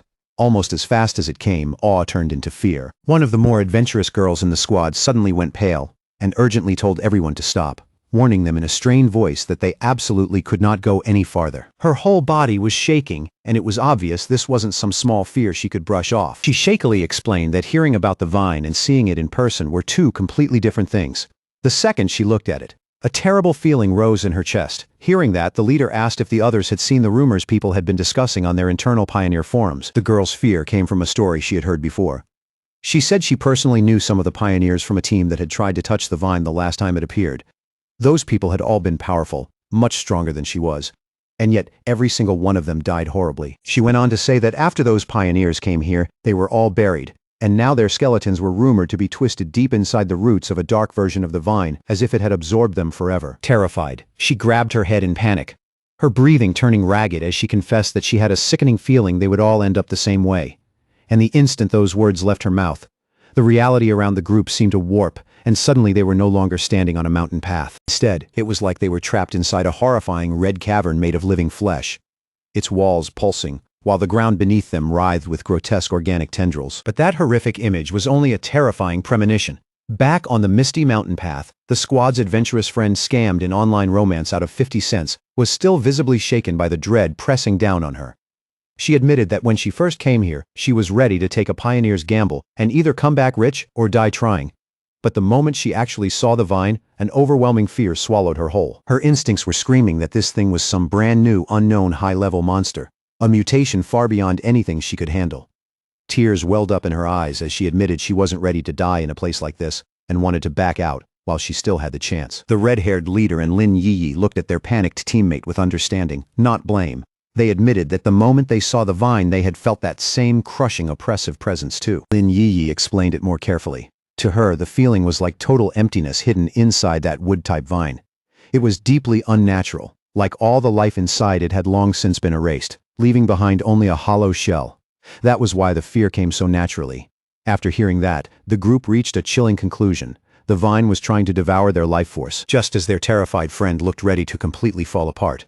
Lin Yi reached out and grabbed her hand, her expression firm with steady resolve. She said this was the road of the martial pioneer, a path they had chosen for themselves, and it was a road that demanded they face danger like this head-on instead of turning away in fear. Unseen by the group, Fang Yi watched everything from a nearby cliff.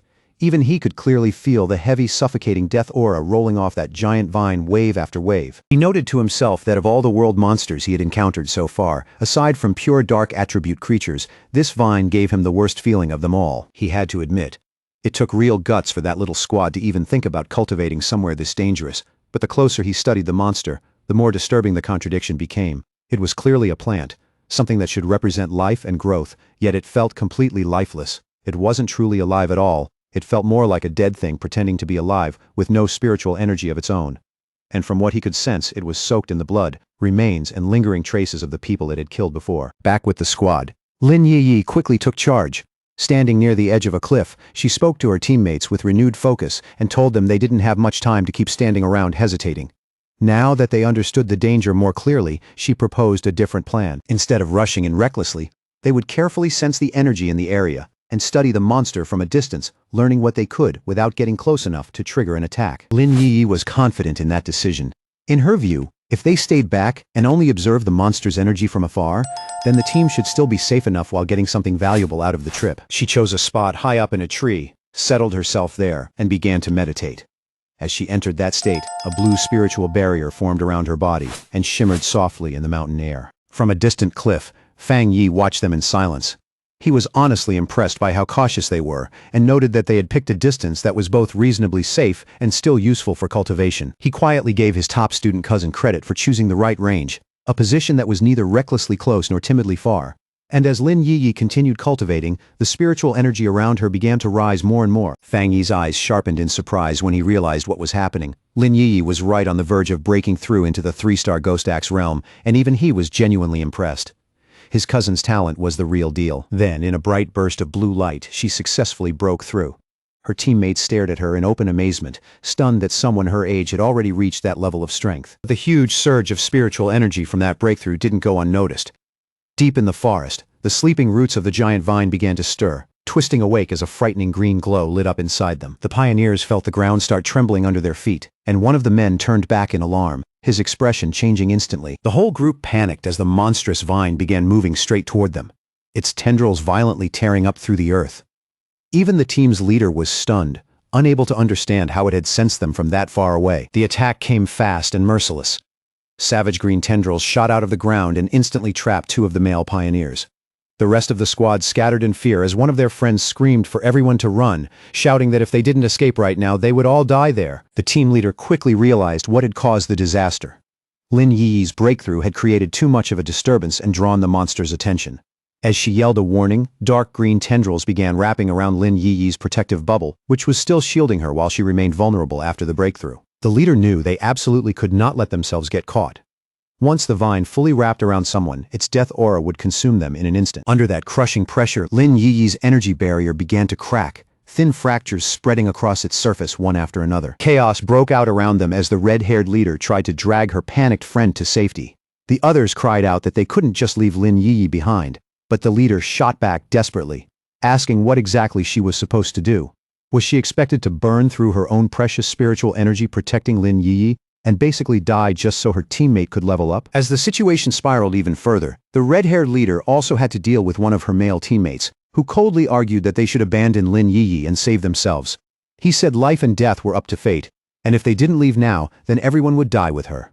He reminded the leader that they were all just people brought together by chance, and accused her of being way too emotional. That cold, practical attitude only made the leader angrier, and the look in her eyes changed as her temper finally snapped. She shoved him aside and shouted that she was not abandoning her teammate, even if she had to stand against the rest of them alone. From his spot on the cliff, Fang Yi watched the desperate scene unfold below. He knew that his cousin, still just a student despite all her talent, was probably completely unaware of how serious her situation had become while she remained trapped in that weakened meditative state. The vine's power was overwhelmingly terrifying, and Fang Yi couldn't even be sure whether with his current strength he would be able to save her once he stepped in. But one thing was obvious. He had to move fast, because the tendrils were already starting to crush her barrier. He clenched his fist, and golden aura burst out around him. He had promised his aunt he would look after her daughter, and once Fang Yi gave his word, he had no intention of going back on it. The red-haired leader moved first, leaping straight through the attacking vines and forcing her way toward Lin Yi. She drove a fierce kick into one of the tendrils, and the impact was enough to snap it apart on the spot. But that small opening lasted only a heartbeat before the situation turned against her again. Dozens more vines burst out at once and coiled around her from every direction, binding her tight and trapping her completely before she could break free. The writhing vines were already closing in, ready to crush them for good, when Lin Yi's barrier finally gave out with a sharp, brittle snap. And before that monstrous plant could grab its next victims, Fang Yi stepped in without a second of hesitation. He shot into the air in one smooth motion, and with a single swing of his sword, two blazing golden arcs ripped forward, bright and sharp enough to tear open the darkness ahead. The rest of Lin Yi's squad could only watch in horror as her shield shattered.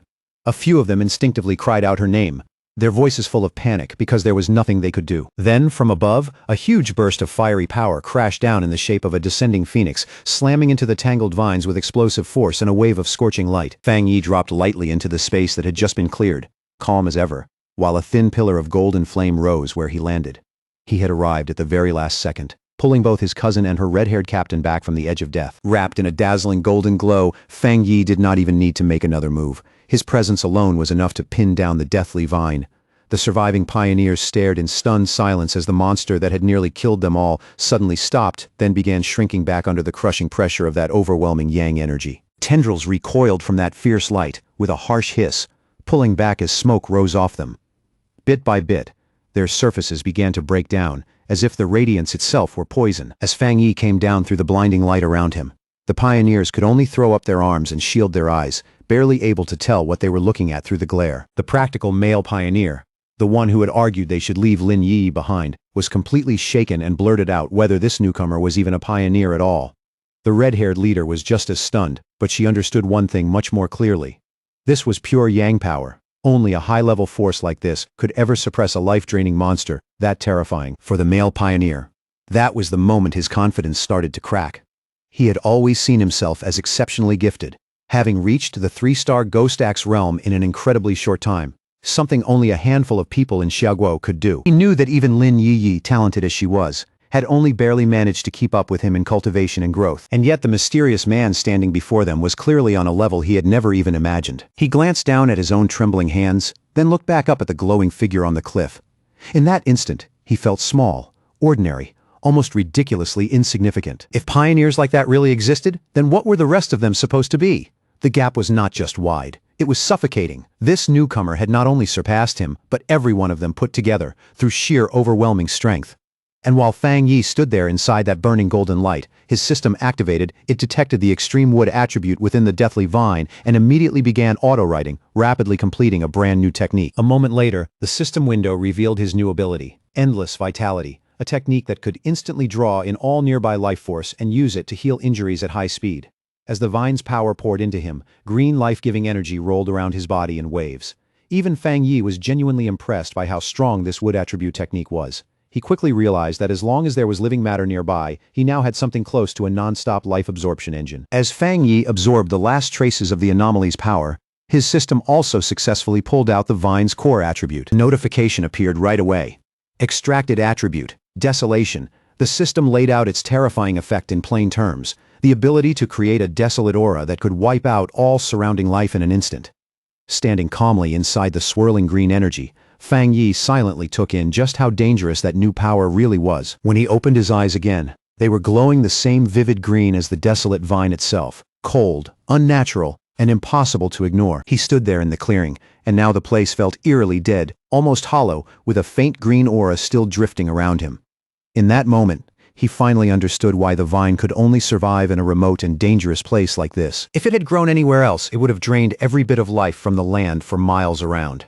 Quietly, he thought about how ruthless the desolation attribute truly was, a savage power that stayed alive by stealing the life force of everything nearby. Then a grateful voice called out from behind him, cutting through his thoughts. The red-haired leader walked toward him, clothes torn, body bruised, and breathing still uneven, but alive. With complete sincerity, she thanked him and said that without him, every last one of them would have died there. Then, a little awkwardly, she asked how they could ever repay him for saving their lives. Fang Yi just raised a hand and brushed it off, saying coolly that there was no need and that they would meet again someday. Then he turned and started to leave. Deep down, though, he never saw himself as some heroic savior. He knew perfectly well that he had only found this chance because their group had uncovered the information first. In his eyes, he was the one who had really gained something. And as for the selfishness and infighting he had just seen among those pioneers, he felt no particular concern at all. With one final leap, he launched himself into the air and left the stunned squad behind in the ruined clearing. He understood better than anyone that a person's true nature shows most clearly in a life-or-death moment, and a team already cracked like that would never truly be safe in the brutal new era ahead. Back in the empty clearing, scammed in online romance out of 50 cents, and the shaggy-haired man could only watch him disappear. Still pale from shock, the girl asked what they were supposed to do now. But the man answered with bitterness in his voice, throwing the blame back at her as he asked whether she regretted hesitating when it was time to save their teammates. Now that the immediate danger was gone, and Lin Yiyi had stepped into the third tier, the red-haired leader quickly realized that their best shot at surviving from here on out was to stay together instead of letting the team fall apart. Sometime later, Lin Yiyi slowly opened her eyes, and a brilliant blue light shone from them as she finally came out of her meditative state. Her teammates rushed over the moment they saw she was awake, clearly relieved. The male pioneer who had earlier suggested abandoning her immediately started praising their leader's judgment. But another teammate cut him off and said the real focus should be the mysterious man who had saved all of them. Still dazed and not fully aware of everything that had happened, Lin Yiyi asked what was going on. But when she noticed some of her teammates lying unconscious on the ground, she stood up at once, only to be hit by the fierce lingering heat of yang energy still clinging to a nearby tree. Even from several steps away, she could still feel that intense heat against her skin, like the power had only just passed through moments ago. At that point, the shaggy-haired man stepped forward and offered to explain everything that had happened while she was unconscious and defenseless. Later that same day, outside her cousin's apartment building, Lin Yiyi was still trying to sort through everything she had just experienced. It was hard for her to believe someone that powerful could really exist in the real world. Her teammates' words kept replaying in her head. He had called that mysterious pioneer a monster. He had described how the vines they could not even damage, no matter how hard they tried, were effortlessly forced back by that man's power, and how even that enormous beanstalk-like vine had withdrawn deep into the sky, no longer daring to come near them after he appeared. That was the kind of overwhelming presence the man who saved them carried. Lin Yiyi understood that even though he was long gone, the vine was still strangely quiet, which could only mean that some trace of his power was still hanging in the area. She opened the apartment door and froze for a moment when she saw Fang Yi there, greeting her like nothing unusual had happened all day. He looked at her with quiet concern and immediately noticed that her face was a little pale and that she seemed more tired than usual. Lin Yiyi quickly steadied herself and forced out a small smile, brushing off his concern by saying she was just tired from studying all day. Fang Yi accepted that answer without pressing her, simply telling her she had worked hard and should get some rest. He casually offered to order takeout for dinner, and after agreeing, she quietly went back to her room. The moment she stepped inside, she dropped onto the bed, all the strength draining out of her at once from pure exhaustion. She knew better than anyone that breakthroughs burn through an enormous amount of mental energy and demanded absolute focus. Right now, she felt even more drained than if she had gone a full month without sleep. Lying there with her phone in hand, scrolling absent-mindedly, she felt an odd mix of relief and fatigue. She was no longer an ordinary person. A few sleepless nights would not kill her now. And somewhere deep down, she had already accepted that this constant life and death struggle was simply part of a pioneer's fate in a world that had already started changing. Then she thought of Fang Yi and the calm, ordinary life he seemed to be living. And she quietly understood that kind of life was no longer possible for her anymore. Her thoughts were suddenly interrupted when a new message popped up in the Pioneer group chat. It came from Jialan, the mysterious and powerful member who was almost always absent and barely ever spoke. Jialan's message was short and direct. If there are any more traces of that strong man, please inform me. It was the first time Jialan had ever spoken in the group, and it instantly caught Lin Yiyi's full attention. She quickly replied that she would, then asked a question of her own. She wanted to know whether the man who saved them could be the same person connected to the Dark River Lava Dragon incident, and if that was true, why someone like him would choose to help them. The group chat lit up immediately with a post about the mysterious high-tier Yang attribute master. It described his sun-splitting slash in vivid detail, saying the witness had been driven out of the cave by a burst of white-hot light. The writer even stated with complete certainty that no other pioneer in Xiaoguo could match that level of power, and warned everyone that if they ever ran into him, they should stay as far away as possible. Meanwhile, Fang Yi was already out for the evening, riding his bicycle with a completely relaxed look on his face, as if nothing earlier had mattered at all. He was sure that after everything that had happened that day, Lin Yi would trust him even more than before, which would make it easier for him to come and go without drawing suspicion. Now that he could move more freely, Fang Yi immediately set his sights on a new goal. He needed to find a proper carrier for the desolation attribute he had just acquired. He already understood that this kind of power matched plants best, so without wasting any time, he pushed his bike forward into the deepening night and went searching. As he rode beneath the night sky, Fang Yi kept turning the problem over in his head, thinking about the best way to use this newly gained desolation attribute. Strong as it was, its core nature was still dangerous, built on decay, destruction, and the stripping away of life itself. That was exactly why he did not want to fuse it straight into his own body. He was worried it might bring harmful side effects, and more than that, he suspected its sinister nature could clash violently with the clean, purifying force of his thunder attribute. After thinking it through, he decided the safest option was to find an external carrier for it, something like the strange vine itself. In his view, that original vine monster had probably started as an ordinary plant, sensed the return of dense spiritual energy, and then evolved, eventually giving birth to the desolation attribute so it could draw in even more power. Once that thought clicked into place, the rest of the plan quickly followed. A faint, confident smile tugged at Fang Yi's lips. He already knew exactly where he needed to go. He followed a quiet road under the moonlight, guided by a roadside sign pointing toward the forest park ahead. Before long, he reached the large city park, parked his bicycle off to one side, and slipped silently into the deeper part of the woods. Under the bright, full moon, he moved through a patch of vivid flowers that seemed to shimmer softly in the dark. He knew what he was looking for now. He needed the perfect one, a plant that could resonate most strongly with his spiritual energy and show the clearest affinity for him. Fang Yi closed his eyes, steadied his breathing, and focused, slowly sending his own spiritual energy outward into the forest around him. A rich green aura flowed from his body, spreading layer by layer through the trees and grass, until it washed over the plants like a silent tide. Almost at once he felt the forest answer. Faint spiritual energy rose back from the plants in waves, as if the whole place were responding to his call. Even so, Fang Yi quickly realized that while the response was broad and lively, none of it was strong enough for what he truly needed. So he kept releasing more spiritual energy, searching deeper and waiting for a much stronger reply from the plant life around him. Then, all at once, he stopped in place. Something in one corner of the forest had caught his attention. There, tucked away in the tall grass, a single white flower swayed softly in the breeze, its center giving off a faint glow. It looked delicate, quiet, almost like it was calling out to him. Fang Yi narrowed his eyes slightly and wondered if this was the one he had been searching for. He walked over with unusual care, then slowly reached out one finger toward the little flower. The moment his fingertip touched it, the petals folded inward around him, and he could clearly feel the flower drinking in the spiritual energy flowing from his body. A moment later, it bloomed open again, almost cheerfully, like it had just eaten a satisfying meal and was already asking for more. Fang Yi knelt beside it with a small, amused smile. He could tell right away that its spirituality was unusually strong.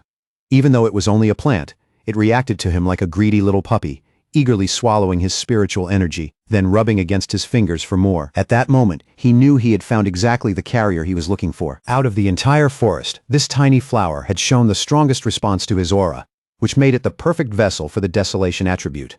Fang Yi looked at it and quietly told it that it had been chosen, then asked if it was ready.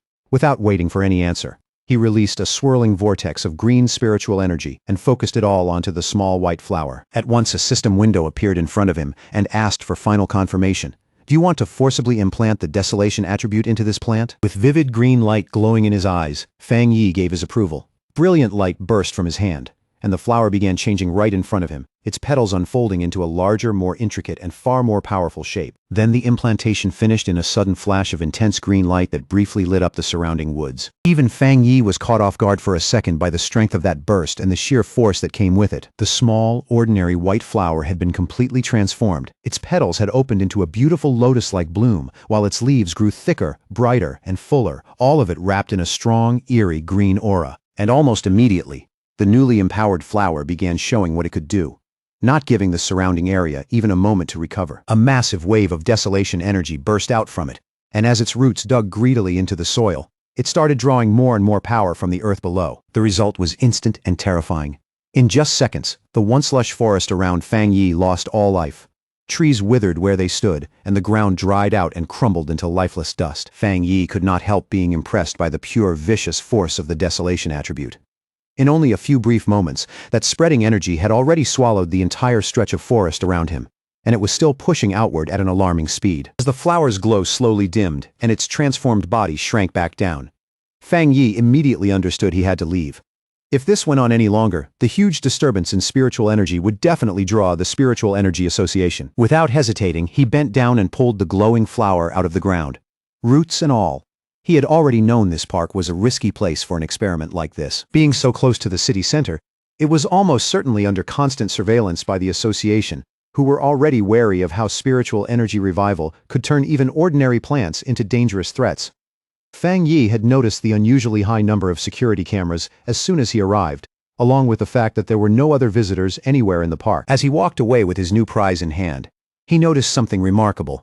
Even after being uprooted, the flower was still absorbing spiritual energy from the air around it, staying alive and even thriving without its roots touching the ground. He looked at it more closely, and a smile of genuine surprise appeared on his face. What fascinated him was that its spirituality had not weakened at all after being pulled up, especially when just moments ago it had been nothing more than an ordinary wildflower. That realization led him to a deeper conclusion. By implanting the desolation attribute into it, he had awakened its dormant evolutionary potential and pushed it onto a path far beyond what it had ever been meant to become. Just as Fang Yi was about to leave the park completely, a harsh alarm suddenly rang out through the woods, followed by flashing red warning lights. Then a cold robotic voice issued an alert. Abnormal value exceeded. Fang Yi instantly understood that even though he had moved fast, he had still triggered the park's monitoring system. Knowing he had no time to waste, he grabbed the newly obtained desolation flower and quickly withdrew from the area. Miles away, inside a high-tech control room labeled Spiritual Energy Revival Plant Research Department, those same alarms were blaring just as loudly.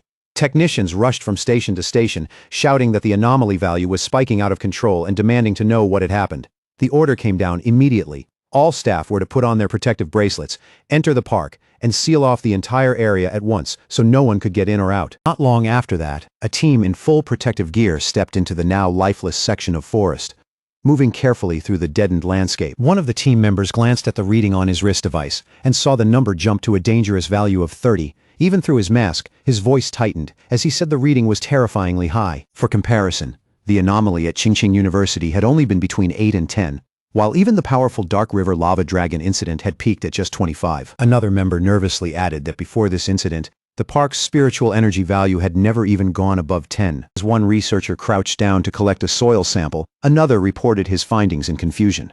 The air humidity, the surface temperature, and even the sunlight levels all looked completely normal. And yet every plant in the area seemed to have had its life drained away in an instant. The team leader decided they needed to move closer to the center to find out what kind of spiritual attribute had caused this phenomenon. But just as one member started forward, another researcher wearing glasses, clearly a senior figure, sharply ordered him to stop and not take another step. In a grave, authoritative voice, he warned them not to touch anything, identifying the lingering energy in the area as the desolation attribute. Then he asked the others if any of them knew about the vine that had recently descended from the sky. The younger researchers froze. After a moment, one of them finally found his voice, realizing with growing horror that the senior researcher was talking about the infamous devil-like vine that had already been classified as an A-level mutation. The senior researcher confirmed it without hesitation, standing before a ghostly projected image of the vine, with the trapped souls of its victims clustered horribly at its base. He explained where its terrifying power came from. The reason it was so deadly, the reason it had killed so many pioneers, was its innate desolation attribute. A parasitic and monstrous force that devoured the life force of everything around it, and turned all it touched into nourishment for itself. The young researcher who had nearly stepped into the dead zone clutched at his chest, sweating heavily and struggling to breathe as the meaning of those words finally hit him. With a shaken voice, he thanked his superior, realizing he had just been pulled back from certain death. The senior researcher then explained that any area around a plant awakened with the desolation attribute became a true dead zone, a place where anyone who entered would have their life force consumed almost immediately. He remembered reading about another plant like this somewhere in Xiaguo. A rotten ancient tree buried deep inside a forbidden zone in Wan City, a monstrous thing that could erase any living creature the moment it got too close. His eyes slowly swept across the dead, silent clearing, and his expression grew heavier with every second. Plant mutations in this new era were no small issue anymore. From everything they knew so far, desolation was the most terrifying attribute a plant could awaken. First, there had been that ancient tree. then the celestial vine, and now a third one had appeared right in front of them. He had barely finished his grim explanation when a firm hand suddenly landed on his shoulder, cutting him off in the middle of the sentence. The whole research team turned around in surprise and came face to face with Han Li, his expression hard and unreadable, with a full squad of soldiers standing behind him. Han Li had already been brought up to speed. Without wasting a second, he ordered every researcher there to put on the advanced protective suits his men had brought, then told them to follow him straight into the contaminated zone. With Han Li leading from the very front, the newly re-equipped research team moved out in a tight formation, and with Su Qingying joining them as well, they stepped steadily into the eerie dead zone without a hint of hesitation. But the deeper they went with their scanners, the stranger things became. They could not find any real source of the desolation energy at all, and even more confusing, the lingering aura was fading at an unnatural speed. In the few minutes since they had arrived, the level had already dropped to 25. That made no sense based on everything they knew, because the celestial vine was supposed to be capable of moving on its own. Han Li turned to Su Qingying and suggested that they stop relying only on the instruments and take a closer look at the area themselves. Su Qingying gave a quiet nod, her face tense and serious. While Han Li and Su Qingying began inspecting the scene firsthand, two other team members, wrapped in a faint blue glow, started tracking the lingering flow of spiritual energy left behind in the zone. Following those residual trails step by step, they discovered that every strand of energy from the outer edge of the dead zone eventually led back to a single point of origin. But the moment they got close, both of them stopped dead in their tracks, shock written all over their faces. At the same time, Han Li and Su Qingying realized the horrifying truth as well. The source of the desolation energy had already been dug out of the ground and taken away. One researcher inside a protective suit blurted out in disbelief that it should have been impossible.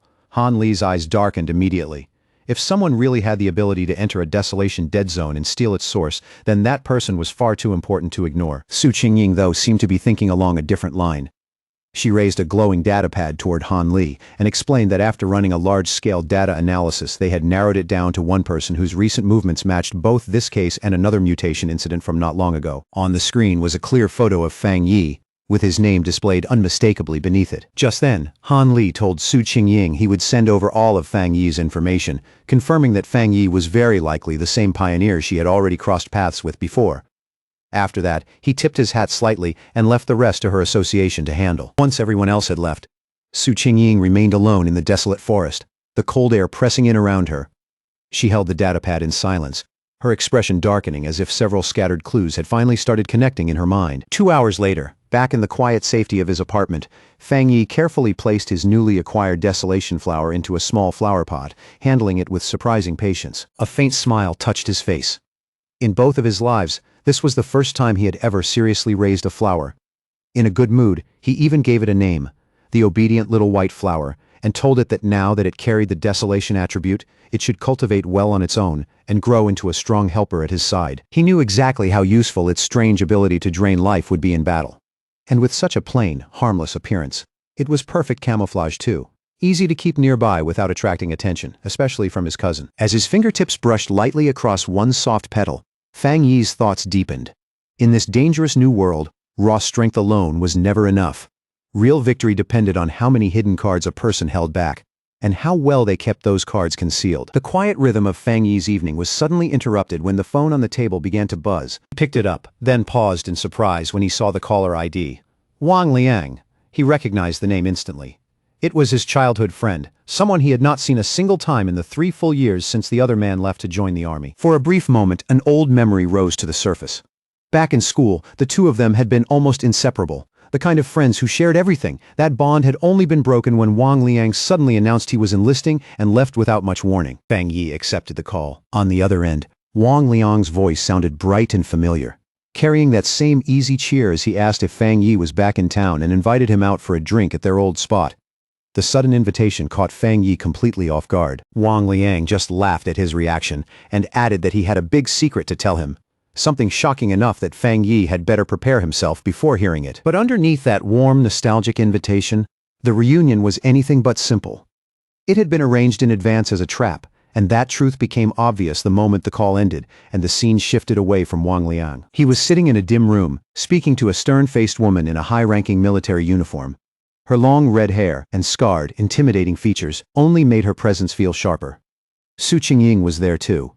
Wang Liang respectfully reported that he had done exactly as ordered. Then, after a brief pause, he made one personal request. If Fang Yi turned out not to be the person they were looking for, They had to guarantee his safety. The red-haired officer tapped one finger against the table again and again, the sharp, steady rhythm making her impatience impossible to miss. When she finally answered, her voice was cold enough to freeze the room. She brushed Wang Liang's concern aside and ordered him to focus on the mission without doing anything extra. Then, with chilling indifference, she added that if Fang Yi turned out to be the wrong person, Wang Liang could simply treat it as his friend's punishment. Later, in a quiet bar filled with low music and dim yellow light, Fang Yi and Wang Liang raised their beer glasses and clinked them together. The two sat across from each other, drinking and talking through the 3 years they had spent apart. As Fang Yi listened to him, he could tell his old friend had changed a lot. Wang Liang seemed much more mature now, and from that alone, Fang Yi could already guess that life in the military had not been easy. Wang Liang spoke first about his own time in the army, casually sharing bits and pieces of what he had gone through before finally turning the question back to Fang Yi and asking how he had been living. Fang Yi kept his answer simple, and only said that he was doing fine and had gone to college. As he slowly drank his beer, Fang Yi's thoughts drifted back to his previous life. In that chaotic era, things had spiraled out of control so fast that he never got the chance to see Wang Liang again. He remembered thinking that Wang Liang, as a soldier thrown into that merciless world, had most likely died in some nameless battle no one would ever remember. And because of that, Fang Yi could not help wondering whether this second life might let him change his old friend's fate. After a while, Wang Liang shifted the conversation. The easy tone from earlier faded, replaced by something much heavier. Looking at Fang Yi, he asked whether he had seen anything strange lately, things like zombies, monsters, or creatures that seemed like they had stepped right out of a movie. Fang Yi became alert immediately. A military man knowing about the spiritual energy revival was not surprising by itself, but the directness of the question made it feel less like simple curiosity and more like a test. It was as if Wang Liang had come here to measure exactly how much he knew. Keeping his face blank, Fang Yi chose to play dumb and simply asked what Wang Liang was trying to say. Wang Liang let out a quiet sigh and said he was not trying to comfort him, but warn him. In a low voice, he told Fang Yi that before long, all the things people once cared about, education, wealth, status, reputation, would stop mattering. The whole order of the world was about to be overturned. Fang Yi listened without saying a word. His expression did not shift at all. He only looked down at the empty glass in front of him, calm and unreadable, as if silently weighing every word. He knew perfectly well that ordinary soldiers were bound by strict secrecy and were not allowed to leak anything about the spiritual energy revival. That alone confirmed what he had already suspected. The military had marked him as someone worth watching, and Wang Liang, his own childhood friend, had been sent here to sound him out. Seeing Fang Yi stay silent, Wang Liang tried to reassure him in a softer voice. He said there was no need to panic, and that as long as Fang Yi did not expose anything, he would be fine. But Fang Yi understood what was really hidden under those words. Even while pretending ignorance, Wang Liang was still trying to protect him. By risking military discipline, he was using this chance to give Fang Yi a sincere warning about the dangerous changes coming. Their conversation came to an abrupt stop when Wang Liang's phone suddenly began vibrating over and over, the urgency impossible to miss. He answered right away, and a furious voice on the other end barked an order for him to return to his unit immediately and report to the target location within 10 minutes. Wang Liang instinctively straightened like a soldier on parade and accepted the command without hesitation, while Fang Yi watched the whole thing in silence. The second the call ended, Wang Liang shot to his feet. He quickly apologized to Fang Yi, saying he had an urgent mission and could not stay any longer or even walk him home. Just as Wang Liang was about to leave, Fang Yi suddenly dropped the act. In a calm, direct voice, he asked whether the mission had something to do with the spiritual energy revival, then told Wang Liang to take him along. Wang Liang froze in place and slowly turned back, staring at Fang Yi with open shock and confusion all over his face. Fang Yi stood up and grabbed Wang Liang by the collar, his eyes steady and clear. He told Wang Liang to take him to meet his superiors, making it obvious that he had already seen through the real purpose of tonight's meeting. At the same time, he reassured his friend that even if he did not know exactly how much those people had already learned, he was sure of one thing: Wang Liang would never truly try to hurt him. He went on to say that what interested him most was whatever the military was dealing with right now, because it had to be connected to the huge changes sweeping across the world. Since the Spiritual Energy Association was already responsible for handling monsters, he wanted to know what part the military was playing in all of it. More than that, he wanted to see it for himself. Wang Liang agreed without another word, and the two of them headed together toward a huge military base hidden deep inside a mountain valley. The place was sealed off tight, lined with guards and heavy defenses, and above it hung a clear designation: Military Number 19 Spiritual Forbidden Zone. As they got closer, Fang Yi immediately felt the spiritual energy in the area pressing against his skin like something real and physical. It was so dense that he could tell at once it had already gone beyond an ordinary pollution zone. Before he had time to study it further, a squad of soldiers intercepted them. and one of them sharply ordered Wang Liang back to his assigned unit. After a brief but thorough identity check, the soldiers allowed Fang Yi into the base. From there, he was escorted deeper inside, through a brightly lit corridor, its cold walls and sterile glow making the whole place feel even more tense and secretive. Inside the base, Fang Yi and Wang Liang were brought into an enormous training ground that felt less like a normal combat facility and more like a hollowed-out cavern, vast, harsh, and oppressive under the lights. There, a large group of soldiers was already locked in a frantic life-or-death battle. Blue energy crackled across their bodies as they tried to contain a monstrous black creature covered in jagged spikes, its single glowing red eye burning with savage hostility. The beast hit back with terrifying force, unleashing a devastating red beam that tore straight through the soldiers' formation. Painful cries and alarmed shouts rang out immediately as several men were thrown into chaos by the sheer violence of the attack. From a raised platform above the battlefield, the stern red-haired officer watched everything with a sharp, merciless gaze. The moment Fang Yi looked over, he sensed something unusual and realized right away that the creature's strength came from a fusion of two different attributes. The officer confirmed it without hesitation, stating that the monster was a full blend of dark and flame attributes, which made it exceptionally violent, savage, and hard to control. She added that several of her soldiers had already been badly wounded by it. A caption identified her as Ji Ruoyan, a 3-star officer at the Ghost Axe realm. The second she noticed Wang Liang, she barked out his name, and he instantly snapped to attention. Anger flashed in her eyes as she demanded to know why he had brought an unauthorized outsider into a restricted zone. But before he could even begin to explain, she cut him off. Her expression eased only a little as she told him to forget the explanation for now. The situation was too urgent, and she needed him back in formation immediately. There was no room left for discussion. Then she shifted her gaze to Fang Yi and sized him up with a quick, measured look. At first glance, there was nothing especially remarkable about him. His spiritual energy only showed slight activity, nowhere near the overwhelming presence she had expected. For a brief moment she wondered whether he could really be the powerful pioneer they had been searching for. But the thought passed quickly. Right now, the battle in front of her mattered more. In a stern voice, she gave Fang Yi a clear warning. Since he was Wang Liang's friend, she would keep it brief, but he was now inside a restricted military zone, and from this point on, his life was his own responsibility. On top of that, everything he saw here was confidential, and he was forbidden from speaking about it afterward. Fang Yi simply replied that he understood. With that settled, Ji Ruoyan immediately resumed command. She lifted a massive energy cannon with practiced ease and shouted out the names of 2 soldiers, her voice cutting across the battlefield like a blade. The 2 men reacted at once and rushed forward without the slightest hesitation. Blue energy flared over their bodies as they closed in on the monster at close range, trying to pin it down. Ji Ruoyan took aim with the cannon and fired, sending a huge blast of concentrated energy roaring straight toward the creature with overwhelming force. The attack hit the monster head-on and erupted into a violent explosion that shook the training ground. But when the smoke and light cleared, it was obvious the creature had not gone down. Instead, it let out a furious roar, its shadowy body pulsing with an even more dangerous red glow. Its mouth stretched wider, exposing more savage fangs, and its whole presence turned darker and more unstable. It was clear Ji Ruoyan's attack had not weakened it at all.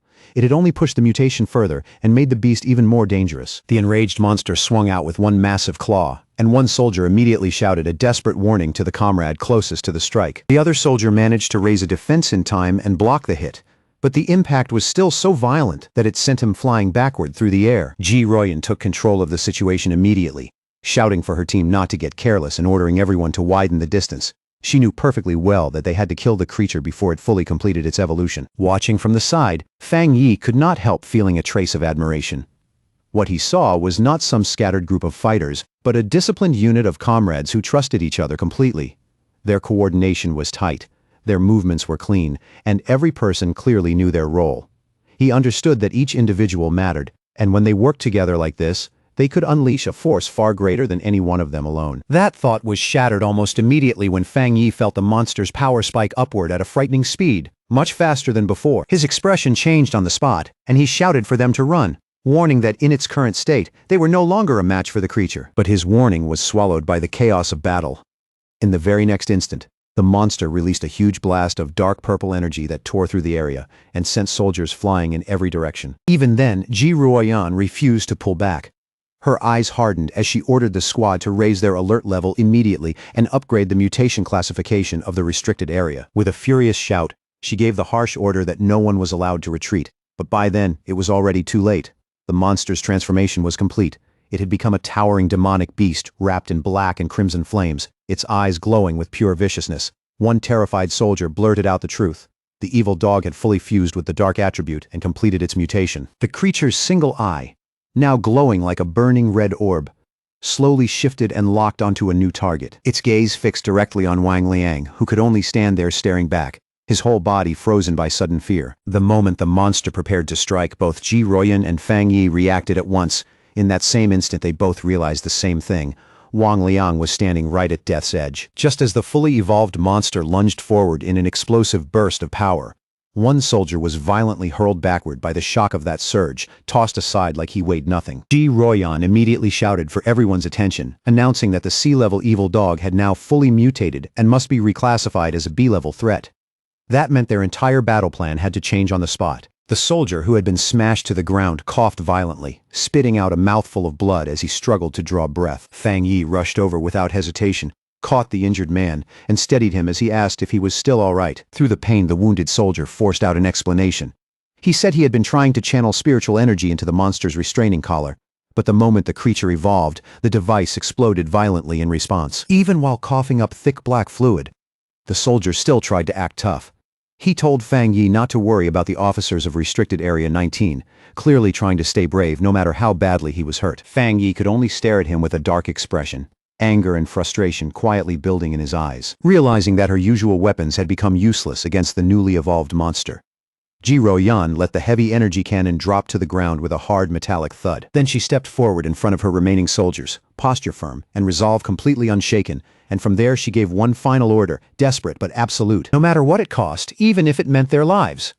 They could not allow this B-level mutation to break out of the restricted zone and escape. But just as Ji Ruoyan and her team were preparing to make their final stand, Fang Yi suddenly stepped forward and placed himself directly in front of her, blocking her path without a second of hesitation. Ji Ruoyan sharply demanded to know what he thought he was doing, but Fang Yi did not answer at all. His hand and eyes began glowing with a brilliant blue light, and arcs of raw lightning started snapping around him. Everyone there could see it instantly. He was about to enter the fight himself. Wrapped in violent blue lightning, Fang Yi looked at the monstrous creature with open contempt. His eyes shone with power as he coldly mocked it, questioning just how tough it thought it really was. Then he moved. Fang Yi charged straight at the mutated beast, his arm blazing like a bolt of blue energy as he drove directly for the creature's head. The instant the hit landed, a massive explosion of divine thunder erupted outward. The impact was overwhelming, and the monster was swallowed whole by the violent burst of lightning. The force of that single strike sent a brutal shockwave across the battlefield, blasting nearby soldiers off balance and throwing others backward. One stunned soldier could only mutter in disbelief. This was the same B-level monster their commander, Ji Ruoyan, had not been able to suppress alone, and yet Fang Yi had just overpowered it head-on. Just as shaken, Wang Lang turned toward Ji Ruoyan and asked if his friend really was the person they had suspected all along. With a grave look, she confirmed it. There was no doubt anymore. Fang Yi was the pioneer known as the Tyrant. Fang Yi stood calmly in front of the beast, his figure steady and unmoving.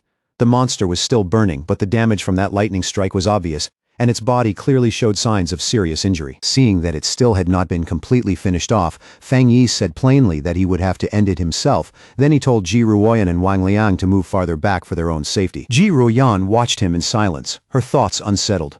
Her entire squad had needed a carefully coordinated formation just to resist a B-level threat.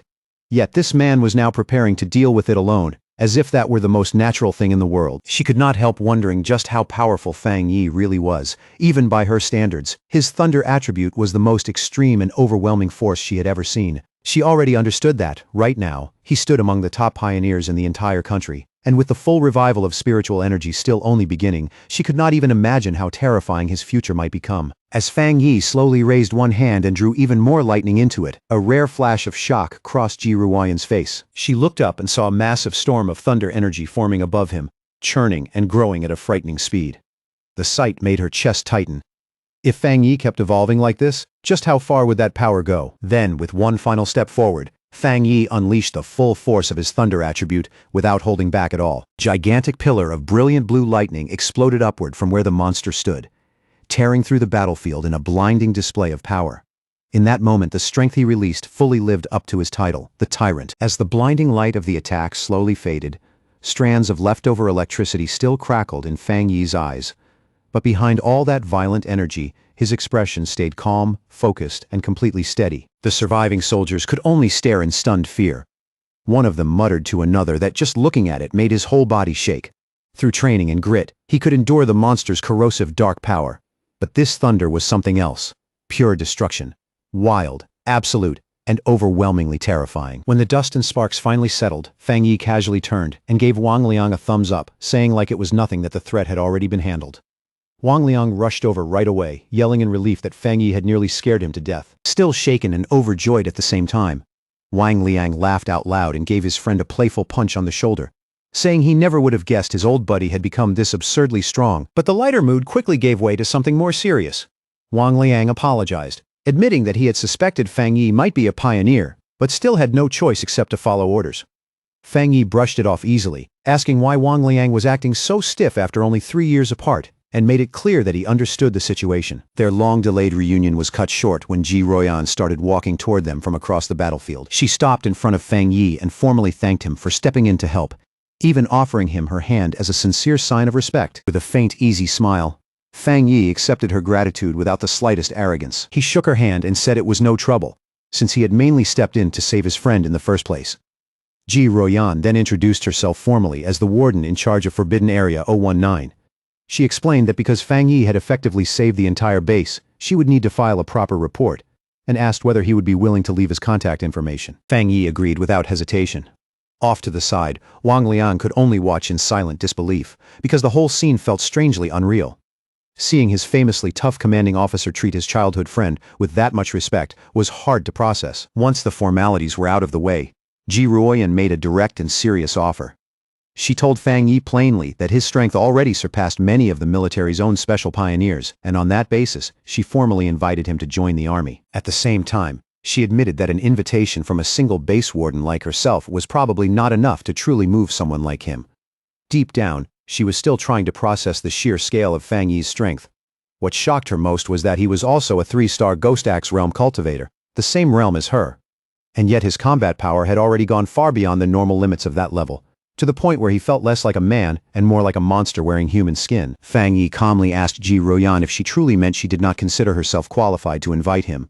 Carrying both the pressure of her superior's authority and the reality of what she had just seen, she answered honestly and admitted there was nothing to deny. She went on to explain that the order to involve him had come from High Command itself, and she was certain that sooner or later, people at that level would come in person to offer him a formal invitation. Fang Yi let out a small laugh and told her there was no need to be so stiff or formal. Resting a hand lightly on his chest, he said with genuine sincerity that he truly respected all of them. In his eyes, not everyone had the courage to put their life on the line for others. He admitted that this was the first time he had ever watched soldiers fight in real combat, and what he had seen had honestly moved him. Hearing that, Ji Ruoyan could only lower her tone and quietly thank him from the heart. Then Fang Yi made an offer of his own.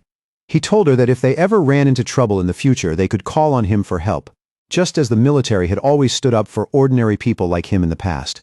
But he added one important condition. They could not interfere with his personal cultivation, and they could not restrict his freedom. His unexpected proposal clearly caught Ji Ruoyan off guard, leaving her standing there momentarily stunned. With their discussion finished, Fang Yi said it was getting late and that he should be going.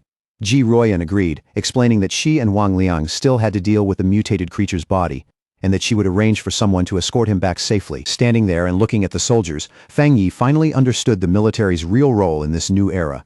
He realized they were stationed in these dangerous, spiritually rich forbidden zones for 2 very clear reasons. One reason was to use that dense spiritual energy to train and strengthen themselves. But the more important one was this. They were a living line of defense between the ordinary human world and the strange monsters now lurking in the shadows. After Fang Yi left, Ji Ruoyan turned to Wang Liang and said that a simple word like impressive was no longer enough to describe his friend. She was certain that what they had seen today was only a tiny glimpse of Fang Yi's real strength. The fact that a pioneer could rise to such a terrifying level that quickly proved Fang Yi possessed astonishing insight.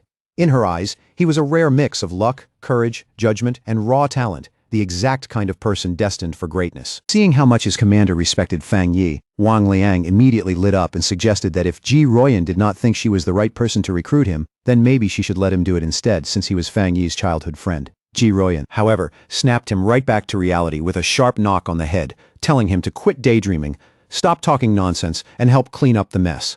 Wang Liang could only agree helplessly before getting dragged off to work. Later that same night, back at his apartment building, Fang Yi sat cross-legged on the rooftop in meditation, his body surrounded by a brilliant golden aura that lit up the darkness around him. His thoughts drifted back to the meeting with the military. He knew that even though the trip had exposed his identity to them, he had only revealed his thunder attribute and had successfully kept his other abilities hidden. Judging by the military's attitude and the respect they had shown him, Fang Yi concluded that this was probably a good result. He now understood that his rare thunder attribute was a natural counter to the dark monsters they were fighting, which made him an extremely valuable asset in their eyes. That meant they would most likely try to recruit him rather than threaten him, and that alone could open the fastest paths for him to grow stronger, along with access to the most advanced information available. At the same time, everything that happened today had also made the division of labor between the nation's two major pioneer forces much clearer to him. The military, represented by Ji Royan, were the Night Watchers, the hidden guardians standing against the darkest threats facing the nation. Meanwhile, the Spiritual Energy Cultivation Association, represented by people like Su Qingying, was responsible for dealing with the dangers that slipped into the cities and for protecting civilian life as much as possible. Fang Yi also came to understand the government's broader two-part strategy. They were using the forbidden zones to contain the greatest dangers, while gradually releasing information to the public about the world's coming transformation. It was a careful, deliberate approach designed to buy time and keep society from collapsing into panic and chaos. As his meditation deepened, a bright orb of golden energy pulsed steadily within his core, glowing more and more intensely. At first, Fang Yi noted that even after absorbing the rich energy from the Forbidden Zone, he had not felt any immediate pressure to advance. But that calm did not last. Golden energy suddenly surged through his body, and cracks of power began spreading across his face. Even that short stay in such a spiritually dense place had filled him to the limit. Fang Yi recognized the signs instantly. He was standing right on the edge of another breakthrough. Meanwhile, down on the streets below, Lin Yi was walking home with groceries in hand, casually wondering whether Fang Yi had already made it back. She was thinking that if he was home already, she could let him try the meal she had made and see what he thought of her cooking. That ordinary little thought shattered in an instant when she suddenly looked up and saw a massive pillar of golden light erupt into the night sky from the direction of their apartment building. Her eyes widened at once, and she froze right there in the middle of the street. A reflection of a blazing divine axe appeared in her eye as she recognized the unmistakable pressure of a ghost axe realm breakthrough. But almost immediately, she realized she was wrong. The sheer scale of that power, manifesting as an enormous fiery divine axe across the sky, was far too terrifying to be any ordinary advancement. Lin Yi could only stare upward in disbelief, wondering if another absurdly powerful pioneer had made a move somewhere inside the city. Standing there on the street, Lin Yi kept staring at the sky, her face filled with disbelief. She recognized the immense pressure of the ghost axe realm, but this was beyond even that. It was a force so powerful it felt like reality itself was starting to warp. Then, as a giant divine hand made of pure golden energy began taking shape in the clouds above, she finally understood the terrifying truth. This was the power of the legendary spirit creation realm, and the thought that a pioneer with strength like that might be living right next to her sent a violent wave of shock and fear racing through her whole body. That enormous surge of energy did not go unnoticed. Miles away, inside a high-tech command center, red alarms suddenly blared as technicians scrambled into action. An urgent warning flashed across their screens. The anomaly value had reached a catastrophic 99, and its source had been pinpointed to the southeast side of the city. The official and Su Qingying both reacted on the spot, their faces tightening at the same time. The official immediately demanded a report on what was happening and ordered every nearby unit to move on the target area at once.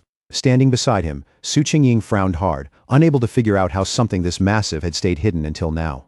A reading on this level, she realized, was strong enough to wipe out an entire city. In front of a holographic city map flashing with warning signals, several military leaders gathered for an emergency meeting. The whole room felt tense and heavy as they argued over two horrifying possibilities. Either a newly awakened godlike spirit creation pioneer had suddenly appeared, or the city itself was about to face a full-scale disaster. Then one grim officer cut in and coldly pointed out the worst possibility of all. It could be both. That only made the room even more tense. The senior official grabbed the line to headquarters and called in with panic rising in his voice, demanding every piece of advanced equipment they had.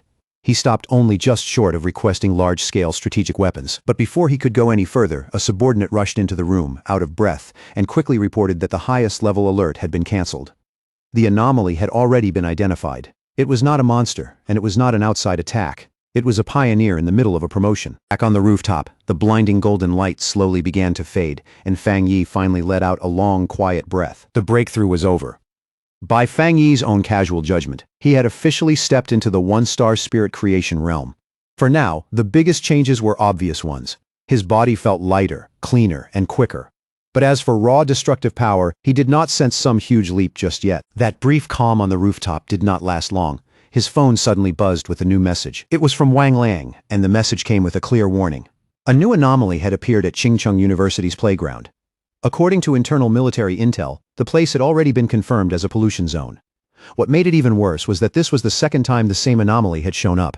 Fang Yi quickly replied that he already knew about the earlier heat anomaly there. Wang Liang confirmed it was the same one returning, then jokingly told Fang Yi not to sell him out as the source. Fang Yi teased him right back and threatened to report him anyway, but Wang Liang soon dropped the joke. This time, he admitted he was genuinely worried about Fang Yi and told him to be extra careful. Fang Yi lowered his phone and went quiet, his expression turning more serious. Wang Liang's warning only pushed him further toward the plan he had already made. This was exactly why he stayed so careful around both the military and the association. The faster he became known, the more trouble would come with it. That was why he had deliberately kept both his powerful Yang Flame attribute and his Crimson Flame Blade technique hidden. Those were still his real trump cards. He sent Wang Liang one last reply, telling him not to worry and promising he would stay careful. He also added that he still had more cards left to play if things got bad. Right then, Lin Yi opened the apartment door and called out that she was home. When she saw Fang Yi already sitting on the couch, she asked if he had eaten and held out the takeout she had brought back. Still focused on the phone in his hand, Fang Yi only told her to leave it on the table. He said he would eat later. Lin Yi looked at him, and a worried, slightly irritated expression crossed her face. In her mind, she could not help thinking about what kind of person her cousin was. He was not bad at all. In fact, she thought he was decent in a lot of ways, but to her, he had one major flaw. He was just too lazy. From her point of view, Fang Yi looked perfectly happy spending all day at home with his phone, not even seriously going to college. The contrast felt almost ridiculous. While she and other pioneers were constantly out chasing opportunities, taking risks, and hiding their true identities, her cousin seemed to be drifting through life without any real direction. Worn out from the day, Lin Yi went back to her room and dropped onto her bed. Even then, one thing was already clear in her mind. The news about that shocking spirit creation pioneer who had appeared in their district tonight was going to spread fast. Quietly feeling a sense of responsibility, she made up her mind that when the time came, she would protect her clueless-looking cousin as a way of repaying him. But Fang Yi was not aimlessly scrolling through his phone at all. He was carefully going over the news Wang Liang had sent, which showed a raging fire sweeping across Chingcheng University's playground. Looking closer, he noticed that the first anomaly there had only been extreme heat, while this one had already turned into open flames. That immediately made him wonder if this might be another variation of the Yang attribute. The video showed the fire erupting with shocking speed, and the flames were burning with terrifying force. Online comments from witnesses were full of panic, with some people even asking whether special forces now had to be deployed just to handle what looked like a normal fire. The report also said that every nearby tree, flower bed, and landscaped area had already been burned clean, and the entire site was now under complete lockdown. Fang Yi noticed the video was short and cut off suddenly. But even that little bit of footage was enough to tell him this incident was far more dangerous than the earlier anomaly at the university. He started wondering what exactly made this new Yang-related phenomenon different from the last one. And before long, he came to a simple conclusion. If he wanted real answers, he had to see the place himself. But to get inside a sealed zone like that, he would need to call in his new military contact, Ji Royan. By the next day, a crowd of reporters had already gathered outside the sealed gates of Chingcheng University, only to be held back by a solid line of soldiers. Questions kept flying from every direction. Was it true there was a fire that could not be put out? And if this was really so serious, why had it still not appeared in the public news? As the reporters kept pressing the soldiers for answers, Ji Ruoyan arrived with Fang Yi right beside her. The crowd instantly turned to look. People stared at the pair, wondering who they were, especially after the soldiers opened the gates for them without a second of hesitation, and let them walk straight in. The reporters were left outside, completely baffled. None of them could understand how those two had gotten in so easily when everyone else had been blocked the entire time. Inside the restricted area, Fang Yi and Ji Royan looked over what was left of the university playground. Now it was nothing but blackened earth and smoldering ruins. Fang Yi commented on how badly the place had been destroyed and asked if this was the so-called sky fire he had heard about. Ji Royan confirmed that it was. She then explained just how terrifying sky fire really was. It could appear without any warning. Normal methods could not put it out, and in the end, the only thing anyone could do was let it burn until everything it wanted had turned to ash. To her, Skyfire was exactly the right name. After they finished taking an initial look around, Ji Royan told Fang Yi she needed to head to the principal's office for a moment, and asked if he could wait there on his own. Fang Yi told her to go ahead. He would be fine. Once he was alone, Fang Yi started walking slowly along the outer edge of the destroyed area, where yellow warning tape had already been set up all around it. He crouched down and reached for the scorched ground, carefully examining what the fire had left behind. It did not take long for him to notice that the earth had already gone cold. More importantly, there was no lingering spiritual residue from the sky fire at all. That left him a little disappointed. If there was no attribute residue, then there was nothing he could collect.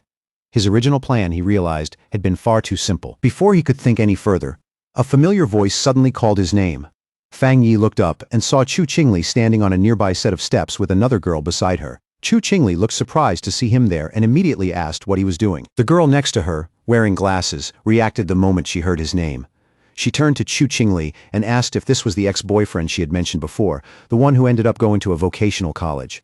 Chu Qingli simply said yes. The friend then gave Chu Qingli a smug little pat on the shoulder and looked at Fang Yi with obvious disdain. She told him she understood he was probably here, because he still could not get over his ex.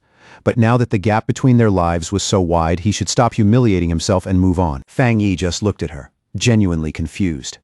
For a second, he could barely process what he was hearing.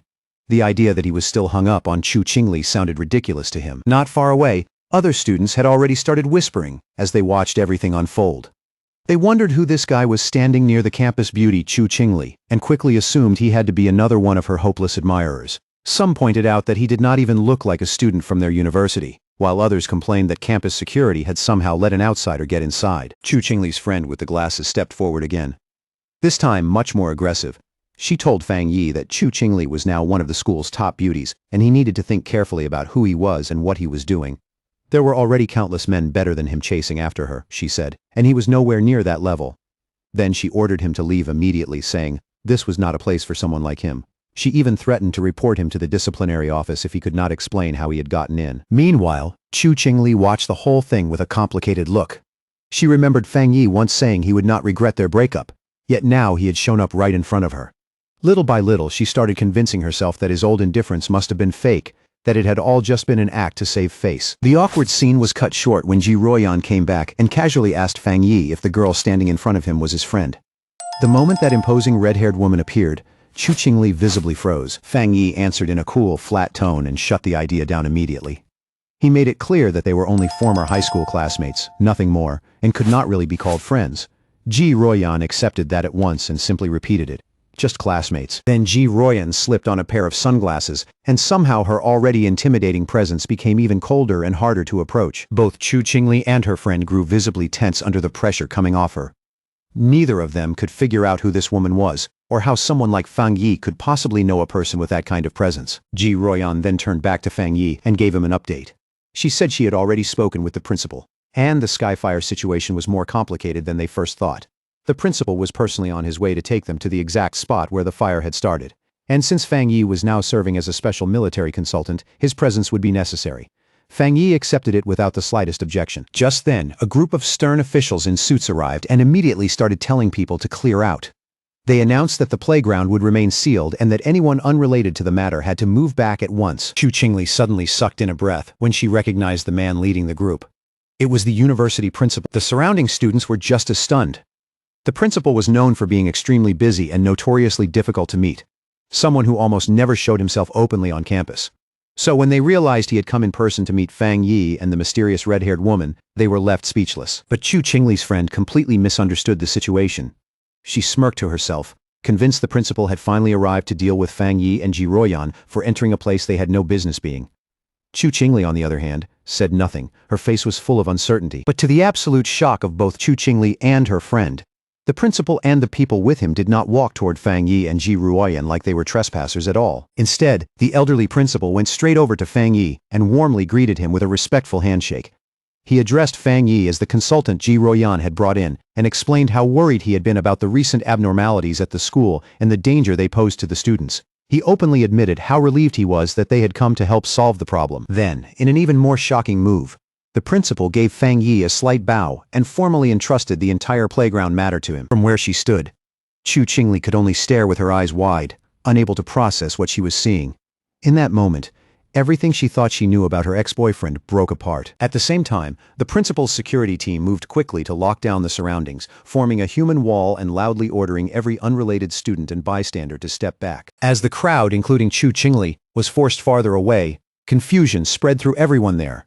No one could understand why their respected principal was treating someone so young with that much courtesy, almost like deference. Lost in the crowd, Chu Qingli listened in silence as the opinions around her started shifting by the second. People were now guessing that Fang Yi must have some extraordinary hidden identity to be treated like this. Someone even brought up how, just moments earlier, he had been brushed off as nothing more than Chu Qingli's ex-boyfriend, or just another one of her pursuers. Then another voice in the crowd chimed in, half shocked and half mocking, pointing out just how completely the situation had turned around. In their eyes, the gap between them had flipped so hard that even if Chu Qingli started chasing Fang Yi now, she still might not earn so much as a glance from him. And then the harshest part of it all quietly sank in. People started realizing that from start to finish, Fang Yi had not looked at the campus beauty even once. He had not acknowledged her at all. She had been standing there the whole time, completely ignored, like she did not matter in the slightest. At Qingcheng University's North District, the principal personally led Fang Yi and Ji Ruoyan farther inside, straight toward the real source of the anomaly. As they walked, he explained how everything had happened, starting with the earlier Golden Sun incident, which he had once hoped would be the end of the school's trouble. But just a few nights ago, another disaster broke out when one of the playgrounds suddenly caught fire. The flames were so fierce and so unnatural that even the fire department could not put them out. Luckily, it happened late at night when no students were around, so the school was able to lock the area down in time. The principal kept talking, his face growing heavier with every word. One fire could have been written off as bad luck or some freak accident. But not long after that, 2 more playgrounds caught fire too. He said he had personally seen a crimson flame fall from the sky and hang there in midair, so strange and impossible that there was no doubt anymore. This was something supernatural. He went on to say that while the other fires had eventually burned out or been brought under control, one of them was still going. And as they got closer to that final spot, Fang Yi could already catch the sharp, suffocating smell of something still burning in the air. Before long, they arrived at a basketball court where a single hoop was still wrapped in raging, undying fire. The principal lowered his voice and confirmed that this was the original point of eruption, the one place where the flames simply would not go out. As the 3 of them stood there looking at it, Ji Ruoyan glanced at the device on her wrist.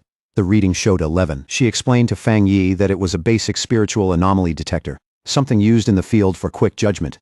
Then she added that for ordinary civilians, any reading over 10 already qualified as a disaster-level threat and was enough to justify a full lockdown of the surrounding area. Then, without warning, the detector started flashing and beeping like crazy. In an instant, the number on the screen shot up, climbing all the way to 60. Ji Ruoyan cried out at the sudden spike, clearly alarmed by how absurd the number was.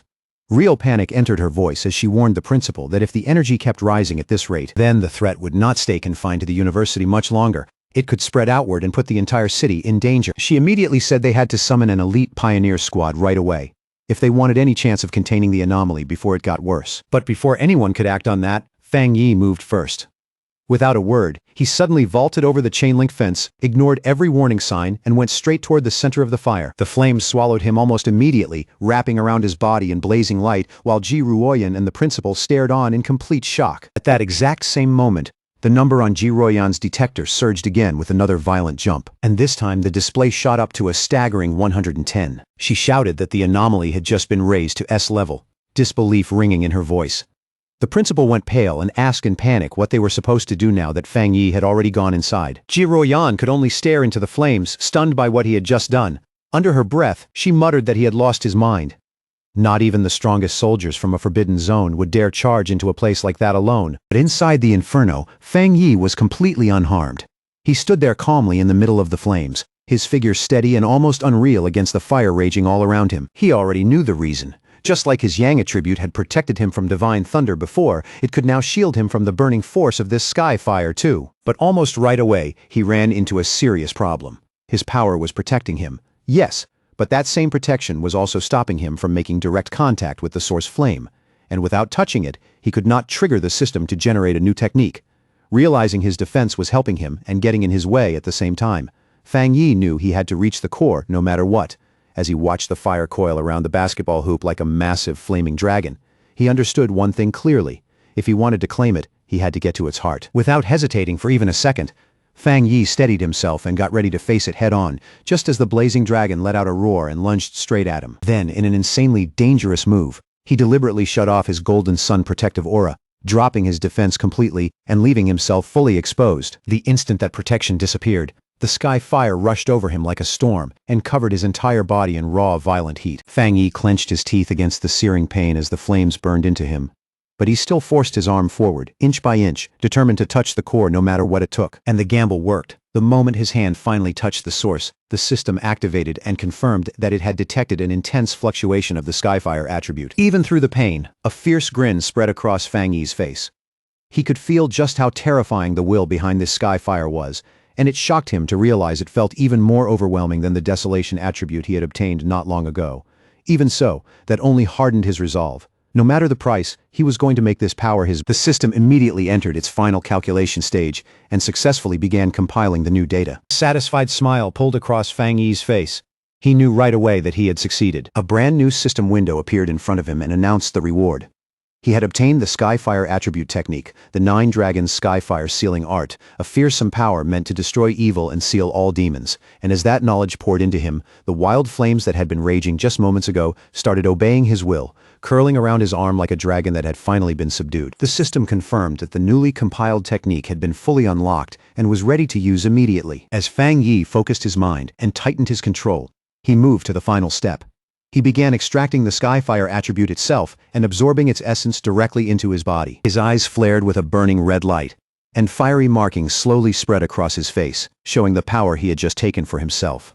With both hands forming a seal and red energy blazing in his eyes, Fang Yi prepared to unleash his new technique and called out the name of the 9 Dragons Skyfire sealing art. The moment Fang Yi released the technique, huge glowing red chains burst from his back and ripped violently into the surrounding sea of fire. Outside the fence, Ji Ruoyan and the principal could only stare. Ji Ruoyan recognized the energy almost at once and identified it as a sealing aura. She remembered seeing a high-level military pioneer seal, a forbidden land once before.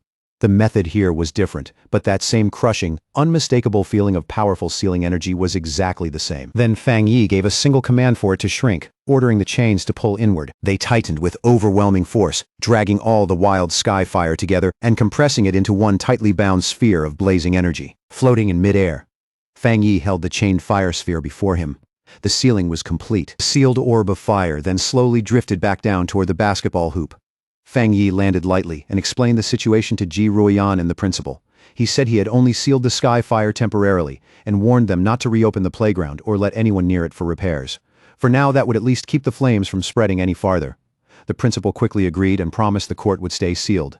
Then, forcing himself to sound calm, he added that it was not too serious since the university still had 7 or 8 other courts anyway. Ji Ruoyan, however, did not respond right away. She only stood there watching Fang Yi in silence, her gaze sharp and unreadable, like she was reassessing everything she thought she knew about him. Clearly impressed, the principal remarked that Fang Yi could still joke around after doing something that extraordinary, and he offered any further assistance Fang Yi might need.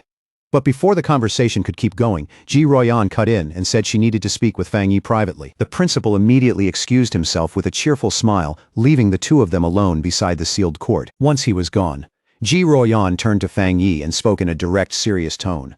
She told him he had hidden his true depth extremely well. Fang Yi tried to brush it off casually, saying only that the Skyfire had been troublesome and unusually strong, but Ji Ruoyan saw through that excuse right away. With a sharp, steady look, she told him to stop playing dumb. She made it clear she was not talking about the fire. She was talking about him, his terrifying talent, his hidden strength, and just how much power he had been keeping out of sight. In the end, Ji Ruoyan let it go instead of pressing him further. She admitted that it was normal for pioneers to keep secrets, especially someone as powerful as Fang Yi. Hearing that, Fang Yi said nothing. He just kept listening with the same calm, unreadable expression. Then her tone shifted again, quieter now, more sincere, and much heavier. She told him that while she had no right to demand anything from him, she still hoped he would listen carefully. What she described was a bleak future, a world sliding into chaos, an era of violent upheaval, and a Shaguo that would desperately need top-tier talents like him if it wanted to survive what was coming. To make it absolutely clear, she told him that once the spiritual energy revival fully arrived, someone with his level of power would be as strategically important as a modern nuclear weapon. And because of that, she warned, every major force from the military's forbidden zones to the Spiritual Energy Association would eventually rush to recruit him. She told Fang Yi to be ready, because sooner or later, high-ranking figures would come to him in person, with invitations and shockingly generous terms. She also admitted she had selfish reasons for telling him this. If Fang Yi chose to stand on the military side with her, it would be a huge gain for them, and would mean gaining a powerful ally. That was why she wanted him thinking about his decision now, before those real offers started arriving. Fang Yi, however, went quiet for a moment before asking a question of his own. He wanted to know why Ji Ruoyan and even Wang Liang had both seemed so hesitant about recruiting him into their own forbidden zone, almost like they thought he belonged somewhere else. Still carrying herself like she was not truly qualified to speak for a place at that level, Ji Ruoyan explained that the reason was another legendary military region. One so overwhelmingly powerful and absurdly formidable that, in her eyes, Fang Yi fit there far better than in any ordinary forbidden zone under her command. A faint, knowing smile touched Fang Yi's lips as he looked at her and quietly asked if she meant one of those top-level units, the kind of force most ordinary people would never even hear about. She gave a small nod and said yes, that was exactly what she meant. But even as she said it, her voice dropped a little. Truthfully, she had barely ever seen those people herself. All she knew came from what she had heard. And lately, the stories were all the same. They had been moving non-stop, so intensely that even officers from other military regions were starting to feel the pressure their operations left behind. Then, like she had no interest in staying on that heavy subject any longer, she changed the topic and told him to stop standing around chatting. The principal had invited them to eat at the university cafeteria, so they should get going. Fang Yi walked beside her in silence, his face calm as ever, but in his heart he had already reached a conclusion. Even the nation's strongest forces were no longer standing as firmly as they looked. They were dealing with serious trouble too. His thoughts turned quickly as the meaning behind Ji Ruoyan's words sank in. If what she said was true, then it meant terrifying anomalies had already begun appearing in the dark, far beyond what the current pioneers could handle. The thought made his chest tighten. The ones fighting those creatures were probably cultivators in the spirit creation realm like him, and maybe even people who had stepped into levels far above anything he had imagined. A sharp urgency swept through him at once, cold and heavy beneath his steady expression. He could feel it more clearly now than ever before. The day full spiritual energy truly revived was coming fast, frighteningly fast, and everything he had prepared still felt nowhere near enough. Not long after, his thoughts pulled back from that distant pressure and settled on the problem right in front of him. How to make the most of the Skyfire attribute he had just gained. He turned it over carefully in his mind. This was no ordinary flame. It was violent, uneven, wild, and ravenous, a fire that devoured everything it touched and left nothing behind, and the more he thought about it, the clearer it became. Against anomalies that multiplied endlessly, regenerated over and over, or simply refused to die, this would be the perfect weapon. Then suddenly an idea flashed through his mind. The fierce domineering nature of Skyfire fit his Crimson Flame Blade technique almost too well. Fang Yi could already see it in his head. His sword wrapped in that savage new fire, every swing carrying far greater destructive force than before. Just thinking about it stirred his blood. If he could truly fuse the two together, his fighting style would rise to a whole new level, wanting to test that new power immediately. Fang Yi headed for the back mountain, the quiet, secluded place he always used when he needed space to train without holding back. But the moment he got there, he stopped. The path he knew so well had been sealed off, and a large warning sign stood in front of it, clearly stating that the mountain was dangerous and that entry was strictly forbidden. Fang Yi narrowed his eyes and wondered who would bother setting something like this up. There had never been monsters roaming around here before, so that excuse made no sense. And as for the military, he doubted they could have found his private training spot this quickly. After thinking it over, he soon landed on the most likely answer. The only group that knew his habits and would quietly do something like this for him was the Spiritual Energy Cultivation Association. They had basically handed the place over to him without saying it outright, turning it into his own private training ground as a gesture of goodwill and a way to stay on his good side. A slight smile appeared on Fang Yi's face. Since they were being considerate, he would accept it just as gracefully. Before that thought could settle, his expression shifted. His sharpened senses had already picked up a presence that absolutely should not have been there. In that instant, Fang Yi realized someone or something had slipped onto the mountain and was now hiding somewhere in the stillness of the woods. He focused for a moment and caught a familiar trace in the air. The aura felt extremely close to the one he had sensed back at the factory, only this one was weaker, far less oppressive. Not far away, hidden among the thick trees and broken shadows, a monster crouched in silence. Its shape was roughly like a monkey's, but the body was twisted and unnatural, and its glowing red eyes were locked straight onto Fang Yi with a feral, unsettling stare. Fang Yi quickly realized this was no mindless beast. It knew how to hesitate, how to watch, how to measure his strength instead of rushing in blindly. That made it even more dangerous. Spiritual energy was already gathering along his sword, and as he raised the weapon slightly, he decided this was the perfect chance to show exactly what he could do. At that moment, a system window appeared before his eyes, asking whether he wanted to infuse the newly obtained Skyfire attribute into his Tang sword. The description was short, but it stood out immediately. Skyfire was a powerful light attribute, especially effective against evil and corrupted beings. Fang Yi's eyes sharpened, a fiery resolve rose in them, and without even a moment of hesitation, he accepted. The instant he made his choice, A towering column of endless, crackling flame burst from his sword. The fire surged upward with astonishing force, savage and fierce, yet perfectly controlled in his hand. Fang Yi looked at it with an excited smirk spreading across his face. He was already eager to see what would happen when the limitless power of Skyfire merged with his crimson flame blade technique. His gaze shifted to the mutant creature, and his intention became simple. This thing would be the first test subject for his new power. Without wasting another second, Fang Yi swung his blade and unleashed a massive firestorm at the monster. The attack exploding forward with violent momentum and overwhelming heat. The creature was caught completely off guard. Its red eyes widened in terror, and before it could even dodge properly, the storm of fire swallowed it whole. A harsh, desperate screech ripped out of its throat as it twisted in agony under the blazing force, standing calmly at the center of the flames he had released. Fang Yi watched the result closely. It did not take long for him to reach a startling conclusion. The power behind that strike was now at least twice what it had been before, maybe even 3 times as much. And more importantly, even with those violent flames all around him, he was not hurt in the slightest. He even reached out and lightly touched the blade still wrapped in living fire, only to find that it felt unexpectedly cool beneath his fingers. Then his expression changed again. He sensed that the creature had survived somehow and was already trying to escape deeper into the forest. A determined look settled into his eyes right away. Since it had endured that attack, he would chase it down and find out exactly what this intruder could do. Meanwhile, elsewhere in the same forest, a young woman with curly red hair was cheerfully live-streaming with her phone mounted on a selfie stick, completely unaware that danger was closing in around her. Facing her viewers with easy confidence, she insisted she was not lying at all. She was just unbelievably lucky, and somehow, incredible content always seemed to drop right into her hands. Her audience, of course, was not buying it. The comment section was full of doubt, and one viewer even challenged her to prove that ridiculous luck by going to Ching Cheng University and filming the mysterious Skyfire everyone had been talking about. Her playful expression vanished almost immediately. Right in the middle of the broadcast, her face stiffened, then shifted into pure shock. A second later, the reason was obvious. The monkey-like monster that had escaped from Fang Yi suddenly burst out of the woods and lunged at her without warning. The force of the impact knocked her phone right out of her hand. It slammed into the ground hard enough to crack the screen, but the live stream did not stop. The broken camera kept recording from where it landed. Through the shattered screen, her viewers could see the monster pinning her to the ground. But instead of understanding what was really happening, many of them assumed it was just another staged act, some cheap fake fight with bad effects and exaggerated acting. But for the streamer herself, the danger was real.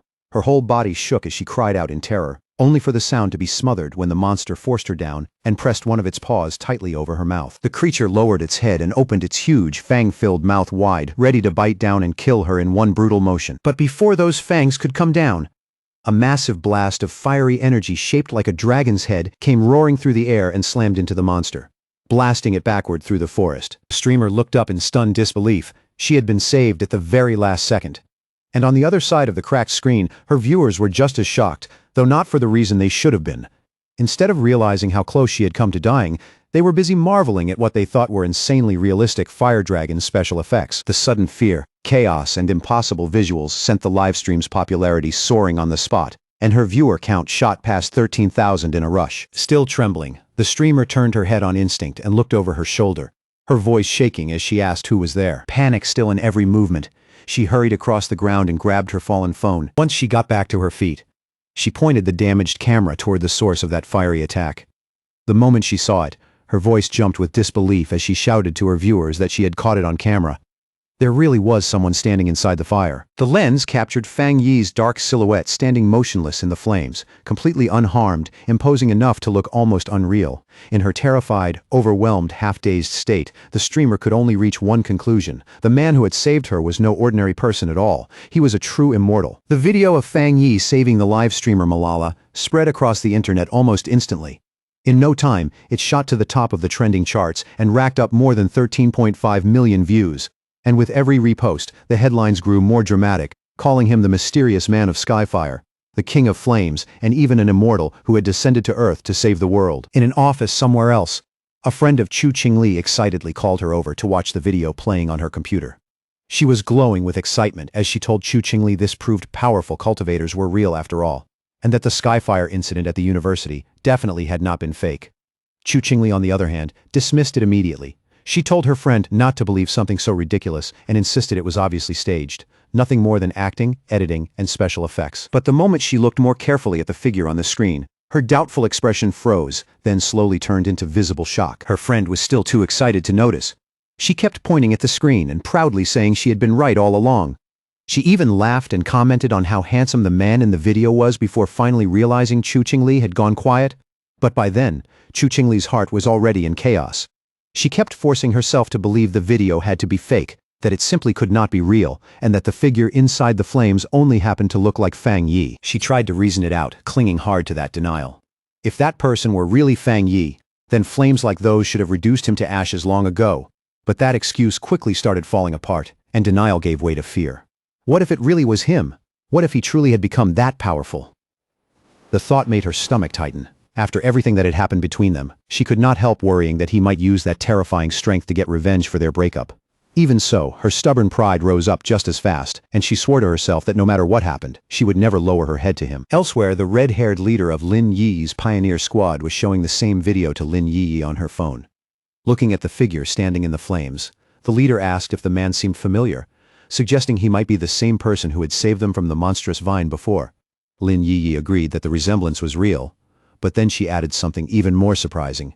She had recently learned that a powerful master who had broken through to the spirit creation realm was living right in her neighborhood.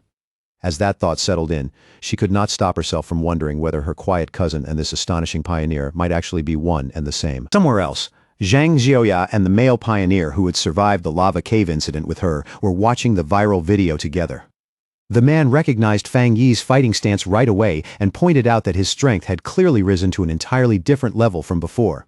At the same time, Zhang Xiaoya noticed that the way he handled his blade was exactly the same as she remembered. That realization sent a lingering chill through both of them. They had truly been unbelievably lucky to once fight alongside someone that powerful. Fang Yi's public display of overwhelming power quickly reached the highest levels of the nation's two major organizations. Inside a sleek modern skyscraper, most likely the association's headquarters, the atmosphere had already grown tense. The crisis in the city was clearly getting worse, and the current pioneers were starting to struggle just to keep up with the chaos spreading around them. In a high-level meeting room, Su Qingying spoke to a group of officials with calm confidence. She told them the military had already been in close contact with Fang Yi, and she firmly believed that when the time came, he would agree to help. Meanwhile, in a military command center, Ji Ruoyan, Han Li, and several other officers were discussing the latest intelligence. They were stunned by how quickly Fang Yi had grown. Openly calling him a monster for reaching the spirit creation realm so fast, the discussion soon shifted to how many high-tier attributes he might possess, and one officer concluded the number had to be 3, maybe even more. In the end, they all reached the same uncomfortable conclusion. Trying to intimidate someone like Fang Yi had been a complete mistake, and now their only realistic option was to recruit him. Han Li lowered his voice and seriously asked if High Command had finally decided to meet Fang Yi face to face. Jialin gave a calm yes, but there was a trace of helplessness in her tone. The top brass still did not want to lower themselves. After all, every top-tier pioneer before this had come from the military's own ranks, and that pride was making the decision harder than it needed to be. Han Li then took over the conversation and quickly laid out the next step. He ordered his people to find out what kind of weapons, gear, or rare resources Fang Yi might need right now, and to quietly pass along information about suitable training grounds as a sign of goodwill. Then his face turned even more serious as he gave one last key order. The viral livestream video, along with all the rumors and online noise surrounding it, had to be handled and brought under control before it spread any further. By this point, almost the entire spiritual energy world in Xiaguo had started watching Fang Yi. Both Su Qingying and Jialin found themselves thinking about what was waiting ahead for him. Su Qingying looked troubled, as if she could already feel the enormous pressure gathering around his path, while Jialin wore only a faint, confident smile. Their thoughts were different, but both women, each standing at the head of a powerful force, were quietly waiting to see what this extraordinary young man would do next. Inside a quiet hospital room washed in pale light, the steady beeping of a heart monitor sounded especially clear, breaking the silence one measured note at a time. Seated beside the bed was a mysterious woman with long purple hair, calm and elegant, as she looked at the unseen patient and softly called that person teacher. Her voice was gentle, almost tender, as she said Xiaguo seemed to have finally found a new glimmer of hope. With someone as powerful as Fang Yi appearing at such a critical time, she whispered, the chances of her teacher waking up had become just a little better than before. A day later, back at the apartment, Fang Yi sat at the table eating breakfast. His face looked calm, but his mind was still going over everything that had happened the day before. As he ate, he thought about how the fight on the back mountain had somehow spread all over the internet overnight. All because one reckless live streamer had sneaked into the restricted area chasing views and excitement. Between bites, he casually checked what happened afterward and saw that the video had already been wiped from the internet while the streamer's account had been banned completely. He instantly guessed what had happened. Whether it was the military or the Spiritual Energy Cultivation Association, someone with enough power had clearly stepped in and cleaned everything up fast. His thoughts had barely started to settle when his expression suddenly shifted. A small but unmistakable sense that something was wrong cut straight through his casual mood. He quickly realized what had been bothering him. Lin Yi had not come home the previous night, and she had not sent a single message either. Even if she had gone out on a mission, that kind of silence was unusual enough to make him frown. Quiet unease started spreading through him. He picked up his phone and called her, only to be met right away with an out-of-service message.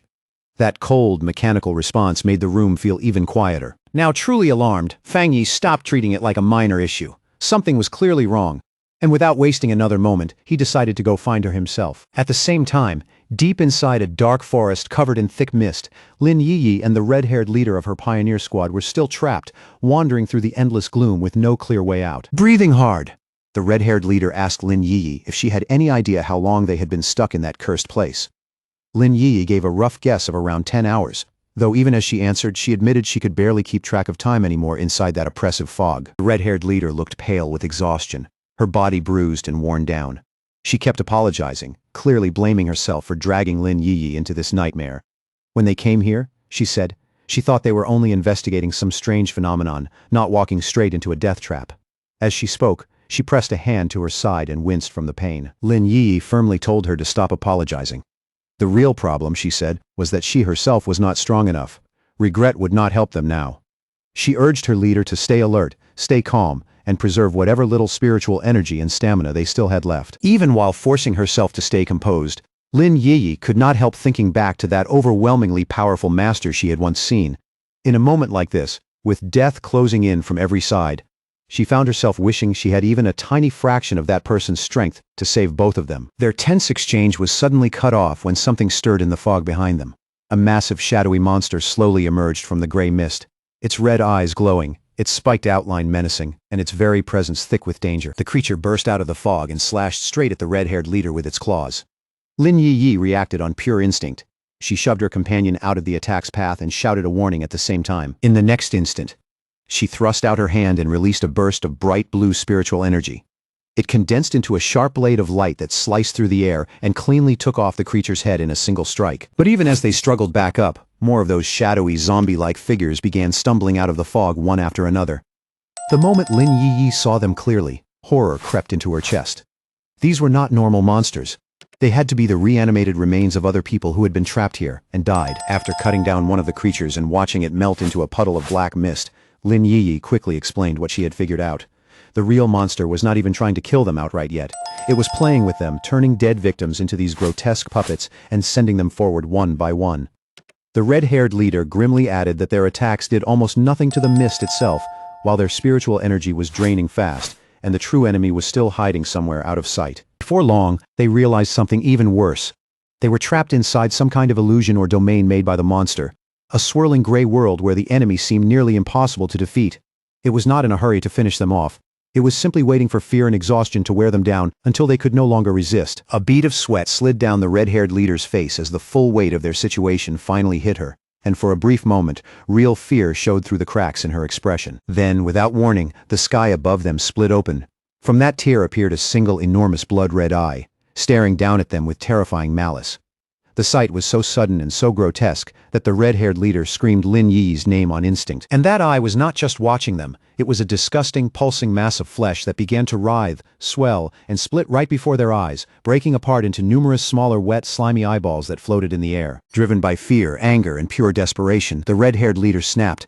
She rushed forward and wildly hacked at the flying eyeballs, chopping several of them apart in a frantic, almost reckless burst. Lin Yi felt the shift in the monster's energy almost immediately. Her face tightened as the atmosphere changed, and she urgently warned her leader not to act rashly. The hidden enemy was done toying with them. It was finally starting to lose patience. The giant main eye reacted at once, firing a concentrated blast of red energy straight at them. Lin Yi barely got a crystal barrier up in time, but the force crashing into it was terrifyingly heavy. The barrier shattered on impact, and in the blink of an eye, Lin Yi was separated and alone, swallowed by thick darkness with dozens of glowing red eyes surrounding her on every side. In that suffocating moment, she felt hope slipping away and could not stop herself from wondering if this was really how she was going to die. Trapped inside the monster's dark domain, Lin Yi felt shadowy tendrils slowly wrap around her and consume her body. She could no longer hear the red-haired leader's voice at all, and that silence made the truth painfully clear. The two of them had been dragged into the darkness and swallowed separately. A heavy wave of regret washed over her. Deep down, she blamed herself for being too confident and too careless, bitterly admitting that she had been wrong to think the two of them could handle a mission this dangerous on their own. As the darkness closed in and her resistance kept weakening, her thoughts drifted helplessly toward a future she would never get to see. She found herself wondering what the world would become once the full spiritual energy revival finally arrived. Despair filled her chest as she thought about that magnificent era to come, one she would never live to witness. Her hand reached weakly into the abyss while her body kept sinking deeper into that sea of glowing red eyes. Tears ran down Lin Yi's face as she finally closed her eyes. Her lashes trembled, and little by little, her whole body gave in as she quietly prepared for the end. Just when it seemed like all hope had disappeared, a massive explosion of brilliant blue light suddenly tore through the darkness with overwhelming force and ripped the domain apart. A figure burst through the shattered shadows, wrapped in an immense aura of crackling blue energy that lit up the entire space like lightning given human form. It was Fang Yi. Power shone in his eyes, and even in that urgent moment, he muttered to himself that he had almost come too late. There was relief in that thought, but only barely. Lin Yi stared at him in total shock, tears still clinging to her cheeks as recognition hit all at once. Her lips parted, and in complete disbelief, she gasped his name. The person who had saved her was actually her own cousin. Without pausing for even a second, Fang Yi raised his power and unleashed a violent blast of divine thunder, smashing straight through the monster's shadowy domain and shattering the false darkness that had trapped them. He landed lightly in the now cleared forest, one hand still crackling with leftover arcs of electricity. Both Lin Yi and her unconscious leader had been saved. Lin Yi could only stare at him, her mind thrown into chaos as the truth overturned everything she thought she knew. Her lazy, ordinary-looking cousin was actually an unbelievably powerful pioneer. But the battle was not over yet. From the shadows behind Fang Yi, the anomaly's true body finally revealed itself, a grotesque fleshy orb covered in eyes and radiating something deeply unnatural. Lin Yi snapped out of her daze and immediately shouted a warning, telling Fang Yi that the creature's real body was right behind him. Fang Yi, however, did not panic at all. Golden-red skyfire ignited in his hand, bright and fierce, while a confident smirk slowly spread across his face, as if the whole situation was already in his grasp. To him, this was not a crisis. It was the perfect chance to test how his newly acquired power would perform against a creature with a dark attribute. He moved instantly, leaping into action and unleashing his Crimson Flame blade technique with smooth, practiced force. But this time, the attack was nothing like before. Powered by Skyfire's inextinguishable force, the technique exploded outward and swallowed the monster whole in a raging sea of divine flames. The creature let out one last piercing scream of agony as the divine fire burned through it completely, erasing its resistance in one final burst of suffering. When the battle finally came to a stop, the red-haired leader slowly regained consciousness. Blinking in confusion, she found herself sitting safely on the ground beside Lin Yi, surrounded by a protective ring of flames. The fire looked terrifying, but somehow it was not hurting them at all. Dazed and frightened, she asked Lin Yi if they had died and been dragged down into hell together with the monster. Now, much calmer, Lin Yi gently reassured her and told her to look carefully. They were still alive. The leader, still struggling to process everything, repeated those words in disbelief, almost like saying them out loud might finally make them feel real. Then she asked the question weighing on her most: who had saved them? As the protective flames slowly faded, Fang Yi casually walked over to Lin Yi and her leader with a small, easy smile, as if what had just happened was nothing too serious. He told them the problem had already been handled, and then, noticing the time, casually remarked that they probably had not eaten breakfast yet. The red-haired leader stared at Fang Yi, and little by little, her eyes widened as recognition suddenly flashed across her face. The memory had clearly clicked into place. She sprang to her feet in one motion, her whole face lighting up with excitement and awe. Pointing straight at Fang Yi, she blurted out that he was the very same person who had saved them back in Yanghuo Town from the monstrous death vine. Fang Yi could only blink, a little surprised himself, thinking that he had been recognized much faster than he expected. Lin Yi was left completely stunned by this new revelation. Looking back and forth between the two of them, she asked in disbelief if her leader was really saying that the powerful fire attribute master who saved them from the vine was also her cousin. The red-haired leader turned right back to Lin Yi with equal shock and demanded to know how a supermaster like this could possibly be her cousin, especially when Lin Yi had always described him as nothing more than an ordinary person. Faced with both of their stunned looks, Fang Yi could only scratch the back of his head and give them an awkward, helpless smile. Still overflowing with excitement, the red-haired leader grabbed Lin Yi by the shoulders and reminded her, that this was the very man who had cut down the desolation vine with one unbelievable slash. Her voice was practically shaking from the excitement. Meanwhile, Lin Yi's thoughts were already racing as she tried to piece everything together. Bit by bit, the truth became impossible for Lin Yi to deny. Her cousin really was that high-level fire user. But the more she thought about it, the more confused she became, because she had just watched him use an incredibly pure and terrifyingly powerful thunder attribute to tear apart the monster's dark mist. Her mind spun faster and faster as the implications hit her. The sheer strength of both his fire and thunder abilities meant he was not just talented, he was a true super genius with dual high-grade attributes.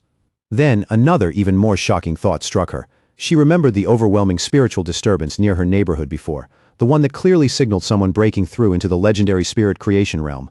Could that astonishing breakthrough have also been her cousin? Seeing how tangled their thoughts had become, Fang Yi finally stepped in and calmly confirmed that yes, it really had all been him.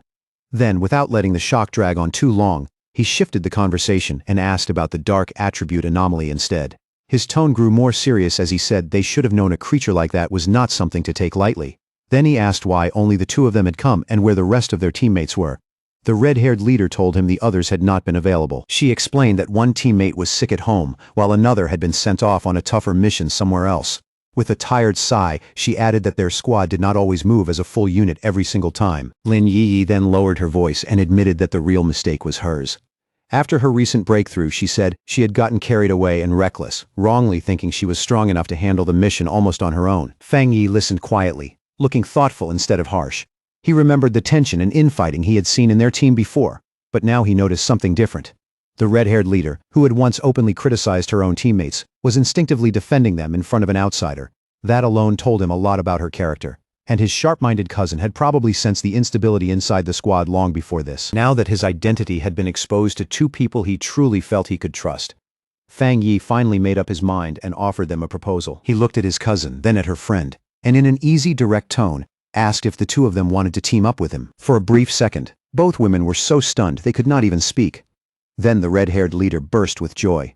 She clasped her hands together, almost unable to hold it in, and excitedly shouted about how unbelievably lucky she was to get the chance to team up with a master this powerful, all thanks to Lin Yi's connection. Lin Yi, though, felt something deeper than simple excitement. In that moment, she realized that a pioneer as powerful as Fang Yi must have known her secret for a long time, and had probably been quietly watching over her the whole way. The thought hit her hard. On this dangerous and lonely road of cultivation, where every step came with uncertainty, she had unknowingly had a strong and reliable family member nearby the entire time, protecting her without asking for anything in return. That realization filled her with warmth, relief, and a deep sense of happiness. Before she could stop it, a single tear of gratitude slipped quietly down Lin Yi's cheek. She quickly wiped it away, then looked up and flashed Fang Yi a bright, genuinely happy smile, along with a playful peace sign. Laughing through the emotion, she thanked him sincerely and promised to make him 2 extra eggs for dinner. Just then, Lin Yi's phone buzzed with a new notification. She glanced at the screen and announced that Jialan, the mysterious and powerful member of their pioneer group, had just posted a brand new mission. The message was an alert for a high-risk collection mission in a place called the Boundless Dark Realm, and it clearly stated that the task was tied to the dark attribute. At the end of the post, Jialan added a stern warning, telling everyone to think very carefully before choosing to sign up. Fang Yi immediately asked if they knew anything about the place. Lin Yi explained that it was a border zone strictly forbidden by Xiaoguo, an area ordinary pioneers were absolutely not allowed to enter. She went on to explain that the dark attribute energy in that region was so dense and dangerous that most pioneers avoided it at all costs. In fact, many of the strange anomalies appearing throughout their city were actually caused by energy leaking out from that forbidden zone. The place was simply too dangerous. Even the government had never managed to explore it deeply because earlier attempts had ended in serious accidents and heavy losses. Instead of being intimidated, Fang Yi grew even more interested. He said they should try it and asked Lin Yi to message Jialan for more detailed information about the mission itself. Lin Yi immediately said that would probably be useless since Jialan was famously mysterious and rarely said more than a few words no matter the situation. Fang Yi quietly thought that over. Based on what he knew, if Jialan was openly posting a mission tied to a top-secret area under government control, then there were really only 2 possibilities. Either she was some extremely bold rogue acting against the authorities, or she held a very high-ranking position in the military or the Spiritual Energy Cultivation Association. After thinking it through, he decided the second option was much more likely. Even though she doubted it would do much, Lin Yiyi still sent Jialan a message under her online handle, Feng Heju. In the message she said she was interested in joining the mission and asked for more specific details. To the surprise of both Lin Yiyi and the red-haired leader, Jialan actually replied with an unusual amount of detail. She explained that the mission was to collect something called a shizai flower. She warned them that while the rewards were much higher than normal, every danger inside the boundless dark realm was tied to the dark attribute, and the risk level was far beyond anything they had faced before. She also clearly advised all pioneers to form teams before attempting it. The two women stared at the reply in shock. This kind of detailed response was nothing like Jialan. Only a moment later, another message from Jialan came through, and this one was even more direct. She warned that the mission might involve an S-level anomaly and that the death rate would be extremely high, once again urging them to think carefully before committing. Then, right at the end, she added one last line that barely tried to hide its real meaning. If they had a strong and reliable pioneer to team up with, it still was not too late to sign up. Elsewhere, the mysterious purple-haired woman from the hospital, now clearly revealed to be Jialan, walked down a corridor with guards lined up on both sides. She lowered her eyes to the phone in her hand and quietly thought to herself that she had already done everything she could. From here on, it all depended on whether that person was willing to accept the challenge. Back in the park, Fang Yi gave a faint smirk, instantly understanding the meaning hidden beneath Jialan's words.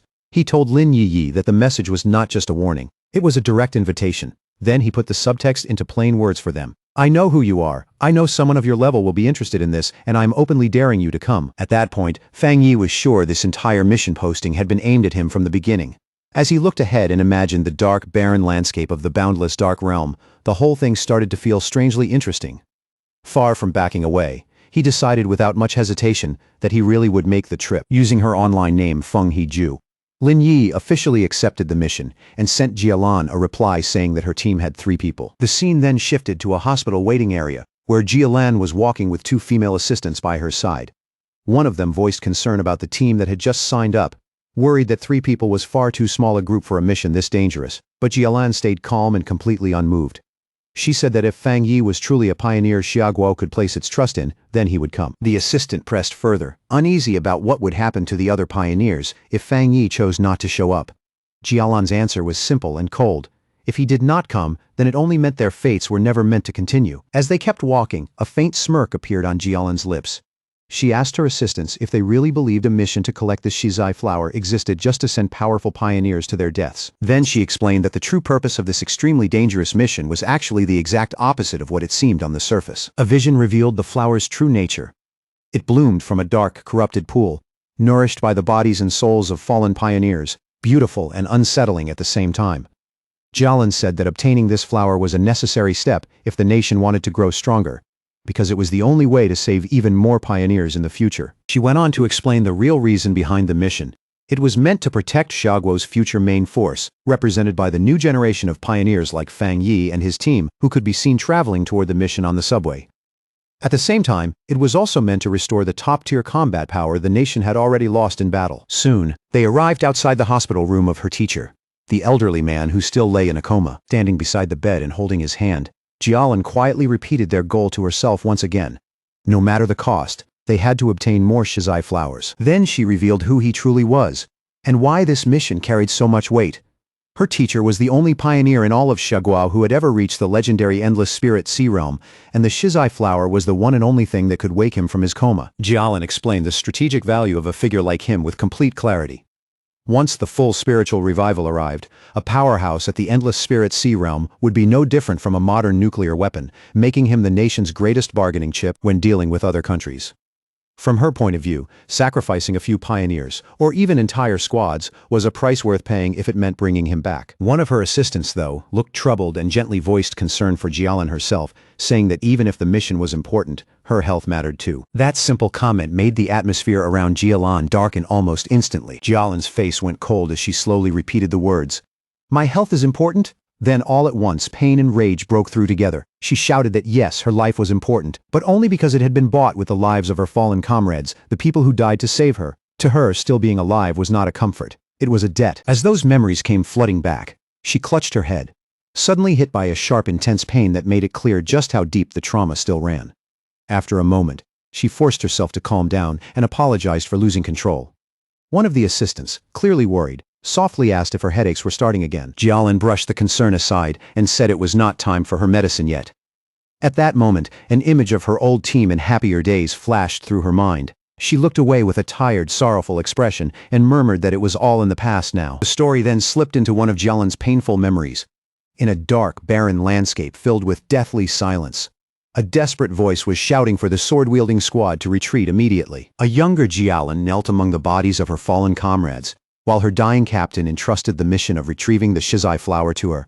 Trembling in despair, torn between thoughts of her teacher and the fate of her country, she finally understood with brutal clarity that the boundless dark realm was a place that showed absolutely no mercy. She cried out in refusal, her voice breaking as she insisted that she would not leave her captain behind. In his final moments, the captain placed his hand over hers and transferred his spiritual energy into her.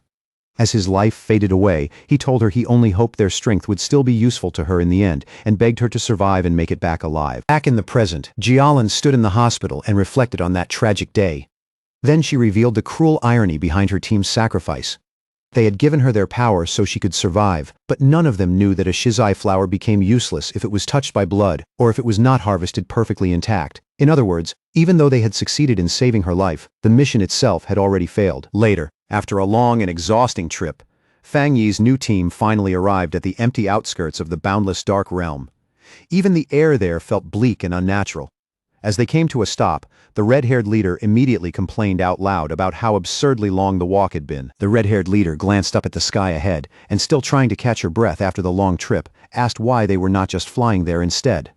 With the level of strength they had now, it seemed like the obvious move to her. Lin Yi patiently explained that even for pioneers, long-distance flight was not something you could maintain so casually. Unless someone had truly massive spiritual energy reserves, trying to fly that far would drain them way too fast. Fang Yi said nothing. He simply kept walking in silence, his glowing red eyes fixed on the destination ahead, calm and focused in a way that made it clear his mind was already fully on whatever was waiting for them there. Before long, they finally reached the massive checkpoint at the entrance to the zone. The place was locked down hard with layers of barricades, tank traps, fencing, and armed personnel everywhere. And beyond all of that, a shimmering blue energy barrier stretched across the area like a sealed wall, cutting the forbidden land off from the outside world. Fang Yi looked ahead and quietly confirmed that this had to be the boundless dark realm. Even from here, and even through all those military defenses and energy restrictions, he could already feel traces of the dark attribute leaking through. The aura was cold, oppressive, and deeply unpleasant on an instinctive level. The moment Lin Yi and the red-haired leader felt it more clearly, both of them visibly tensed. In a strained voice, the red-haired leader said this presence felt 1,000 times more terrifying than the dark monster they had fought before. Fang Yi, however, stayed composed and simply told them to steady themselves. There was no point getting shaken before they had even stepped inside. Then he glanced around and pointed out that they were clearly not the only ones who had answered the call. Near the checkpoint, a large mixed crowd of pioneers had already gathered, standing in tense silence or speaking in low voices while waiting for the mission to start. Lin Yi guessed that those people were not there for the high reward alone. She explained that the dark attribute had long been known as one of the hardest and most dangerous forces for pioneers to deal with. It was ruthless by nature, corrosive, and deeply hostile to human life. But now, with more and more violent dark attribute anomalies showing up in cities, the situation had changed. Pioneers were starting to understand that they could not keep avoiding the source of the problem forever. A lot of the people standing there had probably come not just for profit, but because they knew the threat had to be confronted at the root. The red-haired leader immediately agreed, clearly feeling the same way. Fang Yi watched the two of them with a faint smile, visibly impressed by his cousin's clear-headed and practical judgment. All around them stood pioneers of every kind, each in different gear, each carrying their own distinct style, giving the checkpoint a restless, dangerous energy while everyone waited for the gates to open. As they stood there, Fang Yi explained why he had chosen to come on a mission this dangerous in the first place. He said he had already run into dark attribute creatures twice before. The first was that mutated rabbit, though calling it a rabbit barely felt right, since it looked more like some grotesque rat-like beast than anything natural. The second encounter had been even worse. It was the serpent and its rat-like partner, Candle Knight, an intelligent pair that worked together to lure, mislead, and trap pioneers with frightening coordination. That mission had nearly wiped out an entire squad from the Spiritual Energy Cultivation Association. Then Fang Yi pointed out what mattered most. Like Lin Yi had already observed, these creatures did not seem to be entering the city by accident. They looked like they were deliberately finding clever ways around the military defenses set up around the urban borders. That meant they were probably using some unknown method to infiltrate populated areas, and by now it had happened far too many times to be written off as coincidence. For Fang Yi, that pattern alone was enough to make the whole situation impossible to ignore. The problem had already grown serious enough that if nobody stepped in to deal with the source, the cities would eventually be facing far more than scattered incidents. Sooner or later, they would be overwhelmed completely. That was why in Fang Yi's eyes there was no real choice left. No matter how dangerous it was, they had to come to the boundless dark realm and face whatever was hiding inside. At the checkpoint, a military officer stood watching the gathered pioneers while Su Qingying addressed a group in front of the energy barrier, briefing them on the situation before entry. Her expression was grim and focused, and every part of her posture showed she understood exactly how dangerous the mission ahead would be. But in the middle of that tense atmosphere, her concentration broke the moment she spotted a familiar group approaching from the side. The instant she recognized Fang Yi walking over with Lin Yiyi and the red-haired leader, Su Qingying nearly froze where she stood. Beside her, the green-haired Zhang Xiaoya was just as startled and immediately called out to her. But Su Qingying was already covering her mouth in alarm, too shocked to react naturally. Inwardly, she could only pray that the great master somehow would not notice her in the crowd. But that hope shattered almost at once. Fang Yi looked straight at her with a slightly puzzled expression and calmly called her out by name, identifying her on the spot as Captain Su. With no way around it now, Su Qingying could only walk over with her cloaked squad members.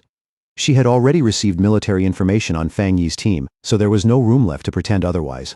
The red-haired leader, still mischievous even in a place this tense, looked the beautiful silver-haired girl up and down and grinned as she asked Fang Yi if this was Lin Yi's future sister-in-law. That one teasing question instantly threw both Lin Yiyi and Su Qingying into visible panic. Su Qingying blushed hard and hurriedly waved both hands, flustered as she insisted it was a huge misunderstanding and absolutely not what it sounded like. Fang Yi, on the other hand, answered with complete calm and said no, she was not. He explained matter-of-factly that Su Qingying was Captain Su from the Spiritual Energy Cultivation Association and that she helped him deal with miscellaneous matters from time to time. Somehow, that only made Su Qingying even more flustered, because being described that way irritated her even more than the romantic teasing did. Before the awkward exchange could go any further, it was suddenly cut off by a loud, arrogant voice slicing right through the scene. An imposing older man in heavy red armor stepped forward with two other armored pioneers at his side and sneered at them as a bunch of shameless brats. In a booming, condescending voice, he complained that the newer generation of pioneers kept getting younger and more disrespectful, to the point that they did not even know how to greet their elders. He scolded them for chatting so casually in a place this dangerous, then finished with a sarcastic remark that he hoped they would all be able to rely on each other once they were inside the boundless dark realm. The red-haired leader immediately bristled at his tone and looked ready to fire back. But Lin Yi quickly reached out and held her back, trying to stop the situation from getting worse. At the same time, Fang Yi calmly stepped forward and positioned himself between them, quietly signaling for his teammate to cool down. But the red-haired leader was not intimidated in the slightest. She jabbed a finger at the arrogant man and told him to mind his own business, then shot back that once they got inside, who ended up scared to death first was still anyone's guess. Her words made the man's face stiffen at once, his arrogant expression twisting into a cold, angry glare. Just then, the rising tension was broken by the sound of a vehicle approaching. The armored man smirked as soon as he saw it, clearly recognizing it as theirs. A large armored transport with flashing police lights rolled up to the checkpoint, and a moment later the rear doors swung open. Jialin stepped out from inside, and the moment she appeared, every pioneer there turned to look at her. A wave of surprise moved through the crowd as people recognized the infamous Jialin. She walked forward with calm authority. Guards positioned on both sides of her, while whispers spread among the gathered pioneers. A lot of them stared in awe, wondering what kind of status someone had to have to arrive with that kind of presence and that much obvious protection. Fang Yi watched her approach in silence and quickly understood why she was here. She was not just here to observe the mission, she was the one who would personally open the gate. Jialin stopped in front of the massive blue energy barrier, its surface crackling with power. Then she slowly raised one hand and began drawing pure energy into her palm until a glowing blue symbol took shape there, radiant and precise. With a strong push forward, she drove that symbol into the barrier. The enormous wall of energy immediately tore open, revealing a dark passage leading straight into the forbidden zone beyond. And just like that, the ES-class mission officially began. Standing before the dark portal, Jialin remained completely composed as red and black currents of energy whipped and coiled around the opening behind her. She announced that the pioneers could now enter, but before anyone moved, she gave them one final warning. The shizai flowers they had been sent to retrieve had to remain perfectly intact, and under no circumstances could they be touched by human blood. If the flowers failed to meet those conditions, then no reward would be given, no matter what risks people had taken. Once she made that clear, she gave the order for the mission to begin. With that, the crowd of pioneers started moving in groups. One after another, disappearing into the dark and unsettling portal. As they entered, one member of the arrogant armored group muttered bitterly to his leader, complaining that Jialan was basically sending them in to die while she stayed safely outside.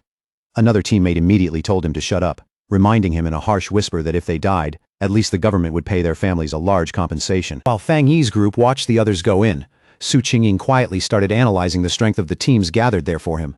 She identified the arrogant armored man as a one-star spirit creation cultivator, putting him at the same realm as Fang Yi. She also pointed out that several other dangerous figures were hiding their auras well enough that even she could not judge them clearly, while the rest were solid pioneers around the one-star or three-star ghost axe realm. In the end, she concluded that at least on the surface, the teams looked roughly balanced in strength. Fang Yi was a little surprised to hear that the arrogant man was also in the spirit creation realm, because earlier he had not sensed especially powerful spiritual energy from him. That only strengthened another conclusion in his mind. If so many elite teams had been drawn here at once, then this mission had to be far more difficult than it looked. Back outside the portal, one of Jialan's assistants gave her a final report from the tablet in her hands. She confirmed that a total of 37-star Ghost Axe Pioneers, 7 one-star Ghost Axe Pioneers, and 3 one-star Spirit Creation Pioneers had entered. The mission itself involved creatures ranging from B-class all the way up to S-class in threat level. Jialan listened calmly, then told her assistant to prepare the monitoring equipment, making it clear she had already expected what was coming. Inside the portal, the pioneers stepped into a deserted, dark, mist-soaked land, filled with dead trees and lifeless ground, as if the entire place had long since rotted from the inside out. The moment Fang Yi's group entered the boundless dark realm, black shadowy tendrils of energy began drifting and curling around them from every direction. Fang Yi immediately told everyone to stay close, explaining that the overwhelming dark attributes saturating the area would distort sight and perception so badly that they could easily get separated and lose track of one another. No sooner had he said that, than the red-haired leader suddenly bent over, hit by a wave of nausea so strong she dropped to her knees. Embarrassed and miserable, she apologized between heaves, admitting she could not stop herself from throwing up. Su Qingying calmly moved to her side and reassured her that the reaction was normal. In a steady voice, she explained that the horrible smell filling the area was a mix of rotting corpses and brain fluid, the kind of stench most people simply could not endure without reacting. Then she gestured toward another team not far away. They were crouched on the ground, retching too, proving that even pioneers of roughly similar strength were being affected the moment they entered this environment. Su Qingying continued, explaining that the dark attribute naturally countered pioneers and acted almost like a kind of contamination or pollution that constantly weakened them. She also warned that the anomalies inside this zone were far more aggressive than normal, which meant the danger here was not just in the environment. It was immediate. Fang Yi listened carefully, as Su Qingying laid out the known threats and the official classification system. She explained that B-class anomalies were already dangerous enough to threaten pioneers at the same level as themselves. A-class anomalies, meanwhile, were strong enough to draw in spirit creation realm cultivators and were the kind of threat associated with places like the boundless dark realm itself. And when it came to S-level monsters, Su Qingying's voice turned even graver. Those were true disaster-class horrors, the kind of existence that could contend even with beings in the legendary Endless Spirit Sea realm. Then she gave them the harshest warning. Yet, inside this zone, the dark attribute did not just surround the monsters, it empowered them. A creature that would only be considered B-level outside would be pushed up to at least A-level the moment it entered the boundless dark realm. The red-haired leader's eyes widened at that, clearly thrown by how bad the situation really was. Lin Yi, now visibly more concerned, turned to Su Qingying and asked if she and her team were somehow less affected by the dark pollution than everyone else. Su Qingying let out a small chuckle and explained that it was not because they were immune. It was because she and her team had dealt with similar monsters for so long that they had already adapted to this kind of filthy environment. The smell just did not hit them the same way it hit ordinary pioneers anymore.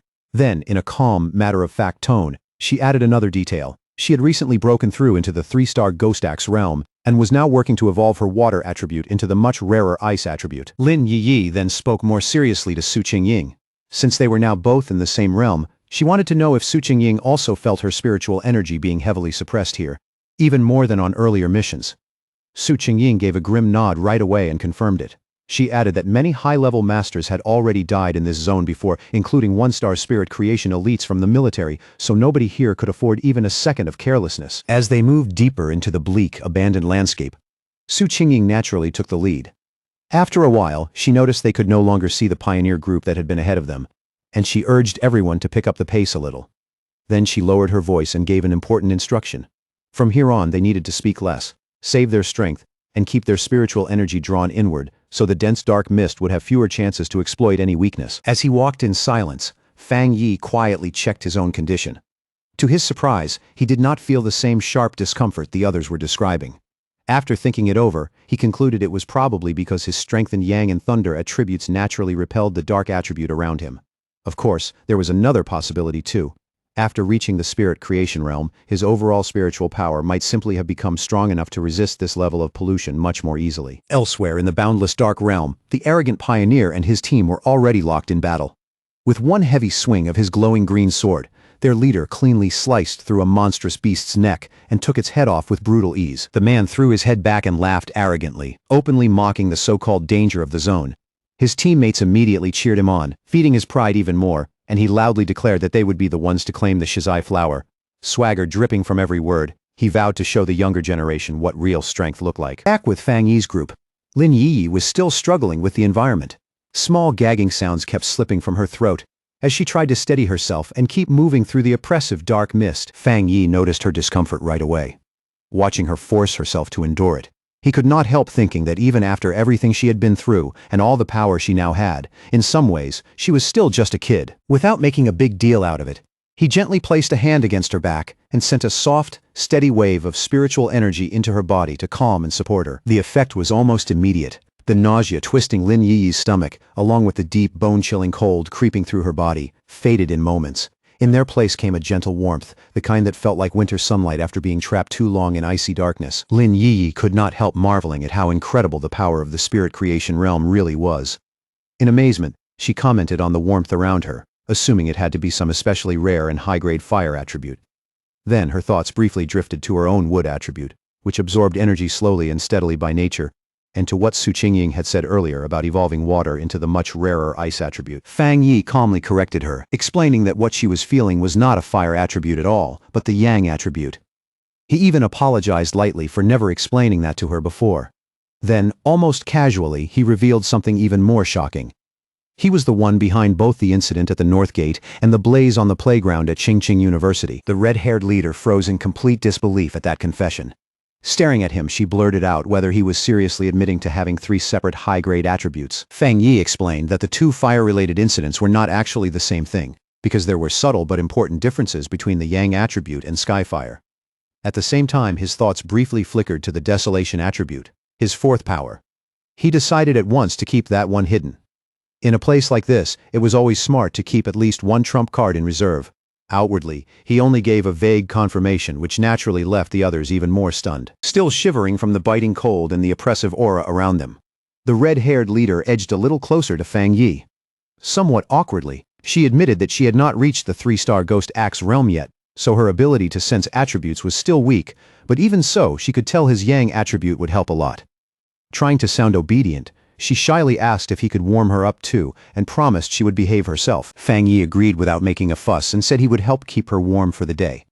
Then he placed a hand on her shoulder and sent a gentle wave of nourishing energy into her body, drawing out a sharp little yelp the moment the warmth spread through her. As she breathed out a visible puff of warm air and let out a long sigh of pure relief, Zhang Xiaoya and the other member of Su Qingying's squad watched from the side with obvious curiosity, both clearly seeing just how effective Fang Yi's energy was. Noticing their reactions, Fang Yi generously offered to do the same for Su Qingying's team too.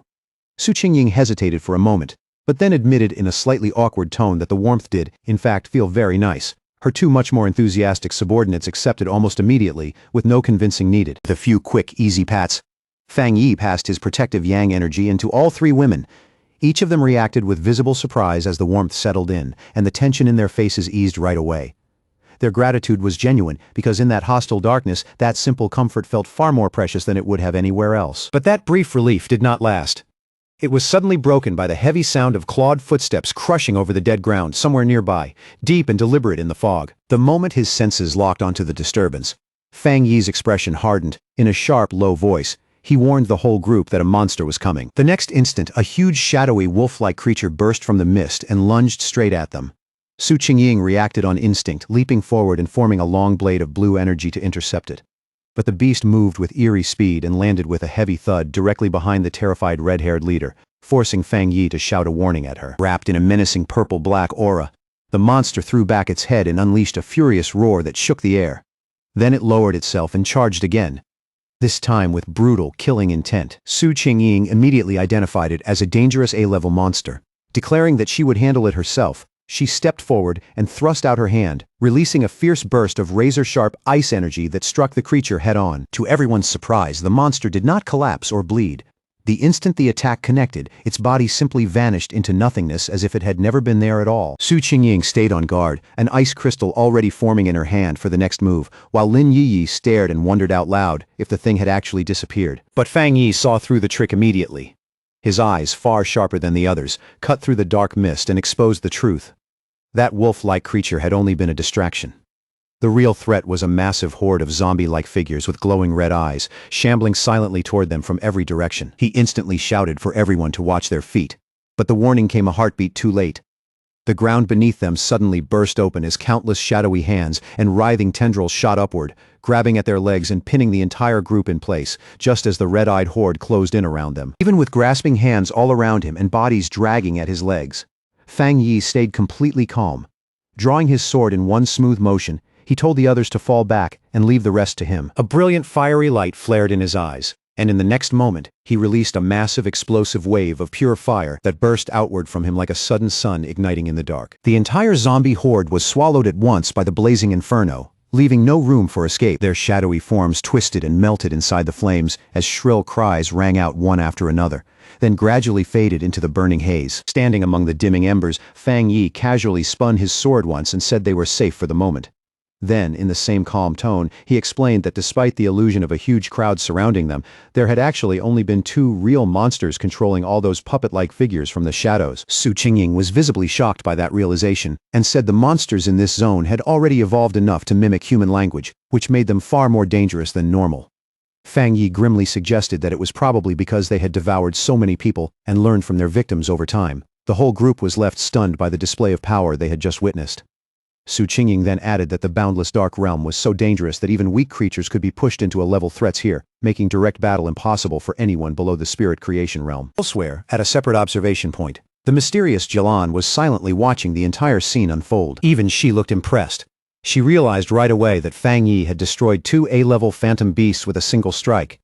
And inwardly, she admitted that even she would have needed to trade several rounds with them before ending the fight that cleanly. Now, fully aware of how dangerous this place really was, Lin Yiyi immediately said that if Su Qingying's explanation was right, then it was more important than ever for all of them to stay close together. She warned that the monsters could disguise themselves, mislead people, and strike the instant anyone let their guard down. Then she turned and urgently told the red-haired leader to stop sitting there and get up. But the red-haired leader was still shaken, and not because of the zombie horde. What had truly rattled her was the overwhelming force of Fang Yi's attack. She muttered that the aura from his flames had felt so terrifyingly heavy that it was even more suffocating than the monsters were.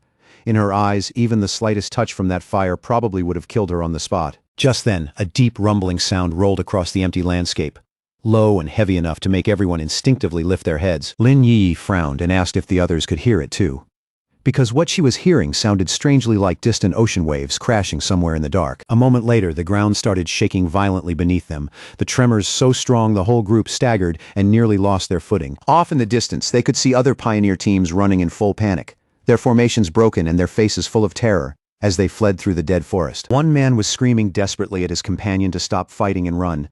His voice cracked with fear as he shouted that the thing coming toward them was pure evil, that they were seeing ghosts and that staying to fight would only get them killed. Fang Yi, Su Qingying, and Lin Yiyi all watched the chaos with grim, tightening expressions. Then they saw it clearly.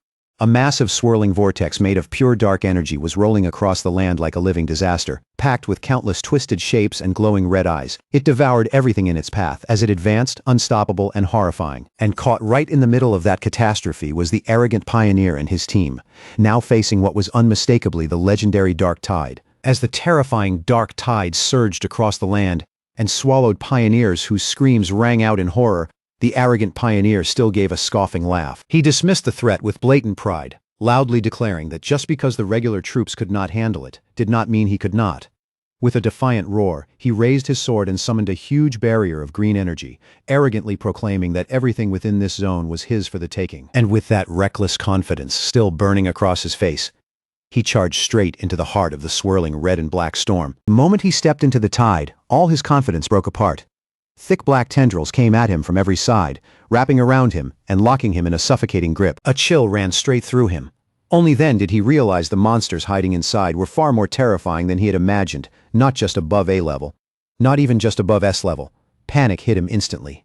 He knew he couldn't let himself get caught, but by that point, it was already too late to run. He, along with many other pioneers, was swallowed by that overwhelming darkness.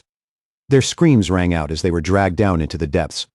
From farther back where it was still barely safe, Fang Yi and the others could do nothing but watch the nightmare unfold. The red-haired leader stared ahead, visibly shaken, and muttered in disbelief, wondering if those people were already dead, and if any of them still had a way out.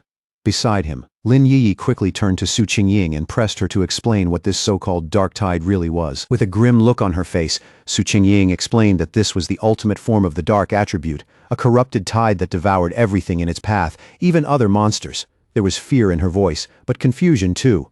Their mission was supposed to have been arranged specifically to avoid the day of the tide, and now that this was happening right in front of them, she could only fear that every pioneer who had gone ahead was already gone. Lin Yi suddenly remembered seeing the dark tide mentioned on pioneer forums, where people described it as a disaster capable of wiping out an entire city. Her face tightened with fear, and she immediately told Fang Yi they needed to retreat while they still could. But Fang Yi stayed completely calm. He told everyone not to panic, then raised a huge protective barrier around the group, golden spiritual energy pouring out as blue lightning crackled across its surface. In a steady voice, he explained that this spiritual shield naturally countered dark energy. And if things really got desperate, they could all pour their power into the barrier together, hold it in place, and survive the tide head-on. Su Qingying looked at him in shock, and immediately asked what exactly he was planning to do. She warned him that the dark tide was not ordinary dark energy, but a terrifying concentration of the dark attribute itself. Even if all of them combined their strength, they still wouldn't be able to stop it. She reminded him that even that spirit creation realm pioneer had been swallowed without putting up any real resistance. Fang Yi didn't look troubled at all. Golden flames burst across his sword, while blue lightning flared wildly in his other hand. Then, with complete confidence, he said he was going in to destroy it. Before anyone could respond, he kicked off the ground and shot forward like a streak of fire and thunder, heading straight for the towering wall of darkness. His teammates could only stare after him in shock, while Su Qingying wondered if he really meant to destroy the dark tide itself. He drove straight into the center of the storm, his light carving open a path through the violent swirling chaos like a blade cutting through endless night. At the very heart of the tide, Fang Yi floated in complete calm, completely untouched. A golden aura shielded him while monstrous dark energy churned and shrieked all around him. His eyes settled on the tiny red wisps, flickering inside the storm like little flames, and a faint smirk appeared on his lips. One of his suspicions had just been confirmed. Suspended in the center of the dark tide, Fang Yi found himself surrounded by a grotesque horde of monsters, their twisted bodies covered in countless eyes as they writhed through the darkness. And the more closely he looked, the clearer the truth became. These weren't just A-level monsters being controlled by dark energy. They were evolved composites. Upgraded forms created by forcing countless smaller monsters together into something far more horrifying. In that instant, Fang Yi understood what the tide really was. It was like a living incubator, endlessly refining its creatures from B level to A level, and then from A level to S level. By his judgment, this entire event had already reached at least an SSS class threat level. That alone explained how it had swallowed even spirit creation realm pioneers so easily without giving them any real chance to fight back. Then one of the monsters suddenly lunged out of the darkness and rushed straight at Fang Yi. Golden fire flashed in his eyes. With one clean swing of his flaming sword, he unleashed the crimson flame blade and effortlessly cut down the charging A-level composite beast. He couldn't help noticing just how much stronger he had become. Now that he had reached the spirit creation realm and combined it with his Skyfire-enhanced sword, a creature that once would have dragged him into a brutal fight could now be killed in an instant. As his gaze moved through the storm around him, something nearby suddenly caught his eye. It was that arrogant pioneer. He was still alive, but the tide's dark energy was steadily eating away at him.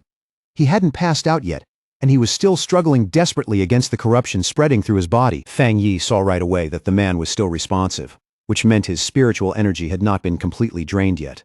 His foundation was nowhere near as stable as Fang Yi's, but as a true spirit creation realm pioneer, he still had one slim chance to survive. After only a brief pause, Fang Yi gathered divine thunder into his hand. A huge burst of purifying lightning exploded from him and slammed straight into the dark mass trapping the arrogant pioneer. The man was blasted clear out of the tide, thrown through the air before crashing hard onto the ground. He was unconscious, but at least he was finally free from the corruption gripping him. Standing over the fallen rival with his sword still burning in his hand, Fang Yi calmly judged that the man could still be saved. but only by the thinnest margin. But that small win didn't last long.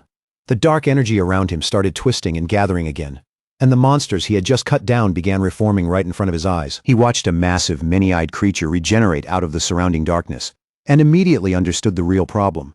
The tide could keep reproducing its minions endlessly, and for a moment he couldn't help wondering if this terrifying power of regeneration was what defined monsters beyond the S-level threshold. Facing that endlessly reviving horde, Fang Yi quickly gave up on his original plan and settled on something far more dangerous. Even so, a confident smirk still rose on his face. He was ready to try a different approach. Without the slightest hesitation, he deliberately withdrew his protective spiritual aura and left his entire body exposed to the crushing power of the dark tide. The instant that protection vanished, his system reacted and detected the extreme dark attribute surrounding him, but almost immediately it returned a failure. The attribute was too unusual, too complex, and couldn't be extracted for now. Fang Yi felt disappointed but not surprised. Even after stepping into the spirit creation realm, the dark attribute was still beyond his reach. If anything, that only confirmed what he had already started to suspect.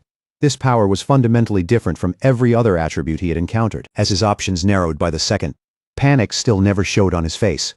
Instead, a determined smile slowly appeared. Since he couldn't destroy the tide outright, and couldn't absorb its power either, then there was only one thing left to do. He would have to find another way to deal with it. As the monsters began closing in again, he briefly regretted not bringing Little Flower, the Desolation Flower, with him. Its life-draining power would have been the perfect answer to something like this. For one short moment, he wondered what choices he still had left. Then his eyes widened slightly. A sudden realization hit him. The answer had been right in front of him the entire time. Outside the tide, the rest of the team stayed inside the golden barrier, staring nervously into the darkness. Still rattled, the red-haired leader asked Su Qingying if she had ever seen anything like this before. With a tense expression, she could only admit that she hadn't. Then, all at once, the violent chaos of the dark tide went still. Instead of raging wildly, it pressed silently against their protective shield. And somehow, that unnatural silence felt even worse than the storm. That eerie calm only made everyone more uneasy. Lin Yiyi admitted with a trembling voice that even when they had faced the monstrous desolation vine, she had never felt this afraid. Her worry for Fang Yi weighed so heavily on her that she could barely think. Su Qingying tried to calm her down. She pointed out that Fang Yi's barrier was still holding, even if it was flickering under the pressure. Taking Lin Yiyi's hands, she told her they should focus their own spiritual energy into the shield and help reinforce it. Then, with grim honesty, she added that if someone as strong as Fang Yi really fell here, then their own fate would be sealed soon after anyway. Su Qingying kept trying to steady everyone's nerves. She reminded them that Fang Yi was a spirit creation realm cultivator who wielded several terrifyingly powerful attributes, and she strongly suspected that his real strength went even deeper than anything they had seen so far. Someone at his level simply wasn't a person pioneers like them could save, no matter how much they worried. Her calm tone, and even that slight touch of humor, slowly eased Lin Yiyi's nerves, and Lin Yiyi softly thanked her. Su Qingying just smiled and admitted that her own teammates often said she was too serious. Then she gently asked Lin Yiyi if she felt a little better now. Their tense waiting was suddenly shattered when a towering pillar of pure fire erupted from deep inside the dark tide, instantly forcing the oppressive darkness back. From the blazing center of that inferno, Fang Yi unleashed his ultimate technique, the Nine Dragons Skyfire sealing art. He rose out of the flames like a god of war, his entire body shining with a fierce mix of blue and golden energy. Outside, his teammates could only stare in awe. The red-haired leader excitedly pointed him out to the stunned Lin Yiyi, while Su Qingying stood there in open disbelief, unable to process the sheer scale of the power unfolding in front of them. The technique took form as 9 colossal fire dragons, twisting and circling through the sky with overwhelming majesty, their combined light swallowing the darkness of the dark tide whole. Elsewhere, Jialan, who had been quietly watching the mission from afar, was nearly thrown off balance by the immense wave of spiritual pressure that suddenly erupted outward. She recognized that power instantly as the legendary Skyfire attribute, and she immediately realized the technique itself was a sealing art of terrifying power.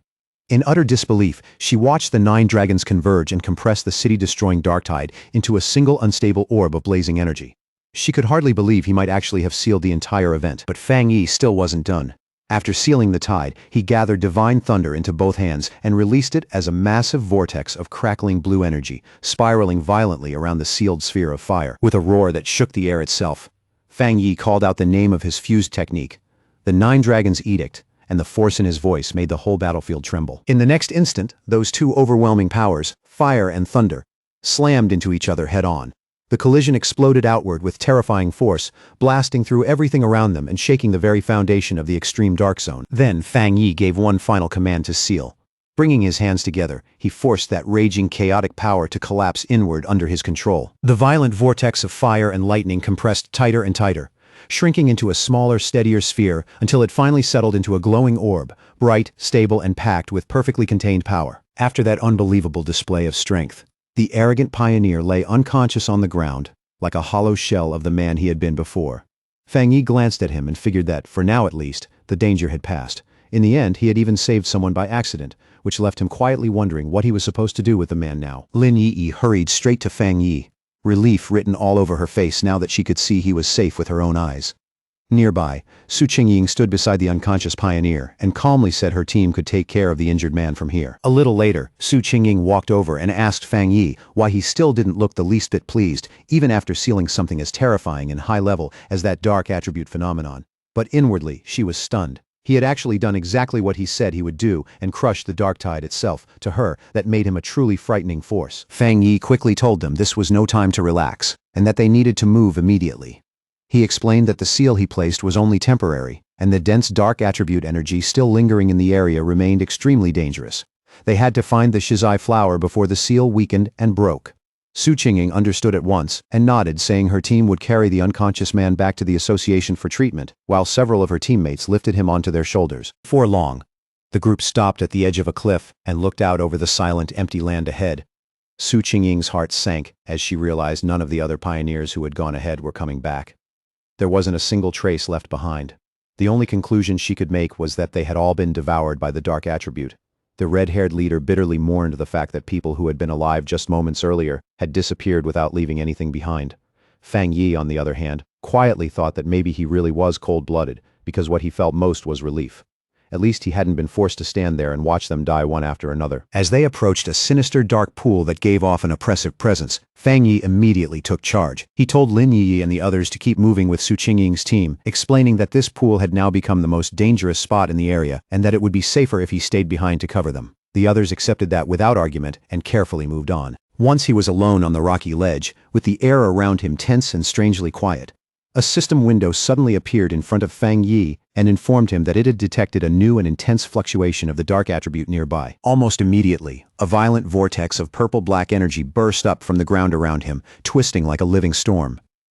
The system confirmed the detection had succeeded and announced that it was activating its highest level of computing power to write a brand new technique. An unseen force lifted Fang Yi into the air.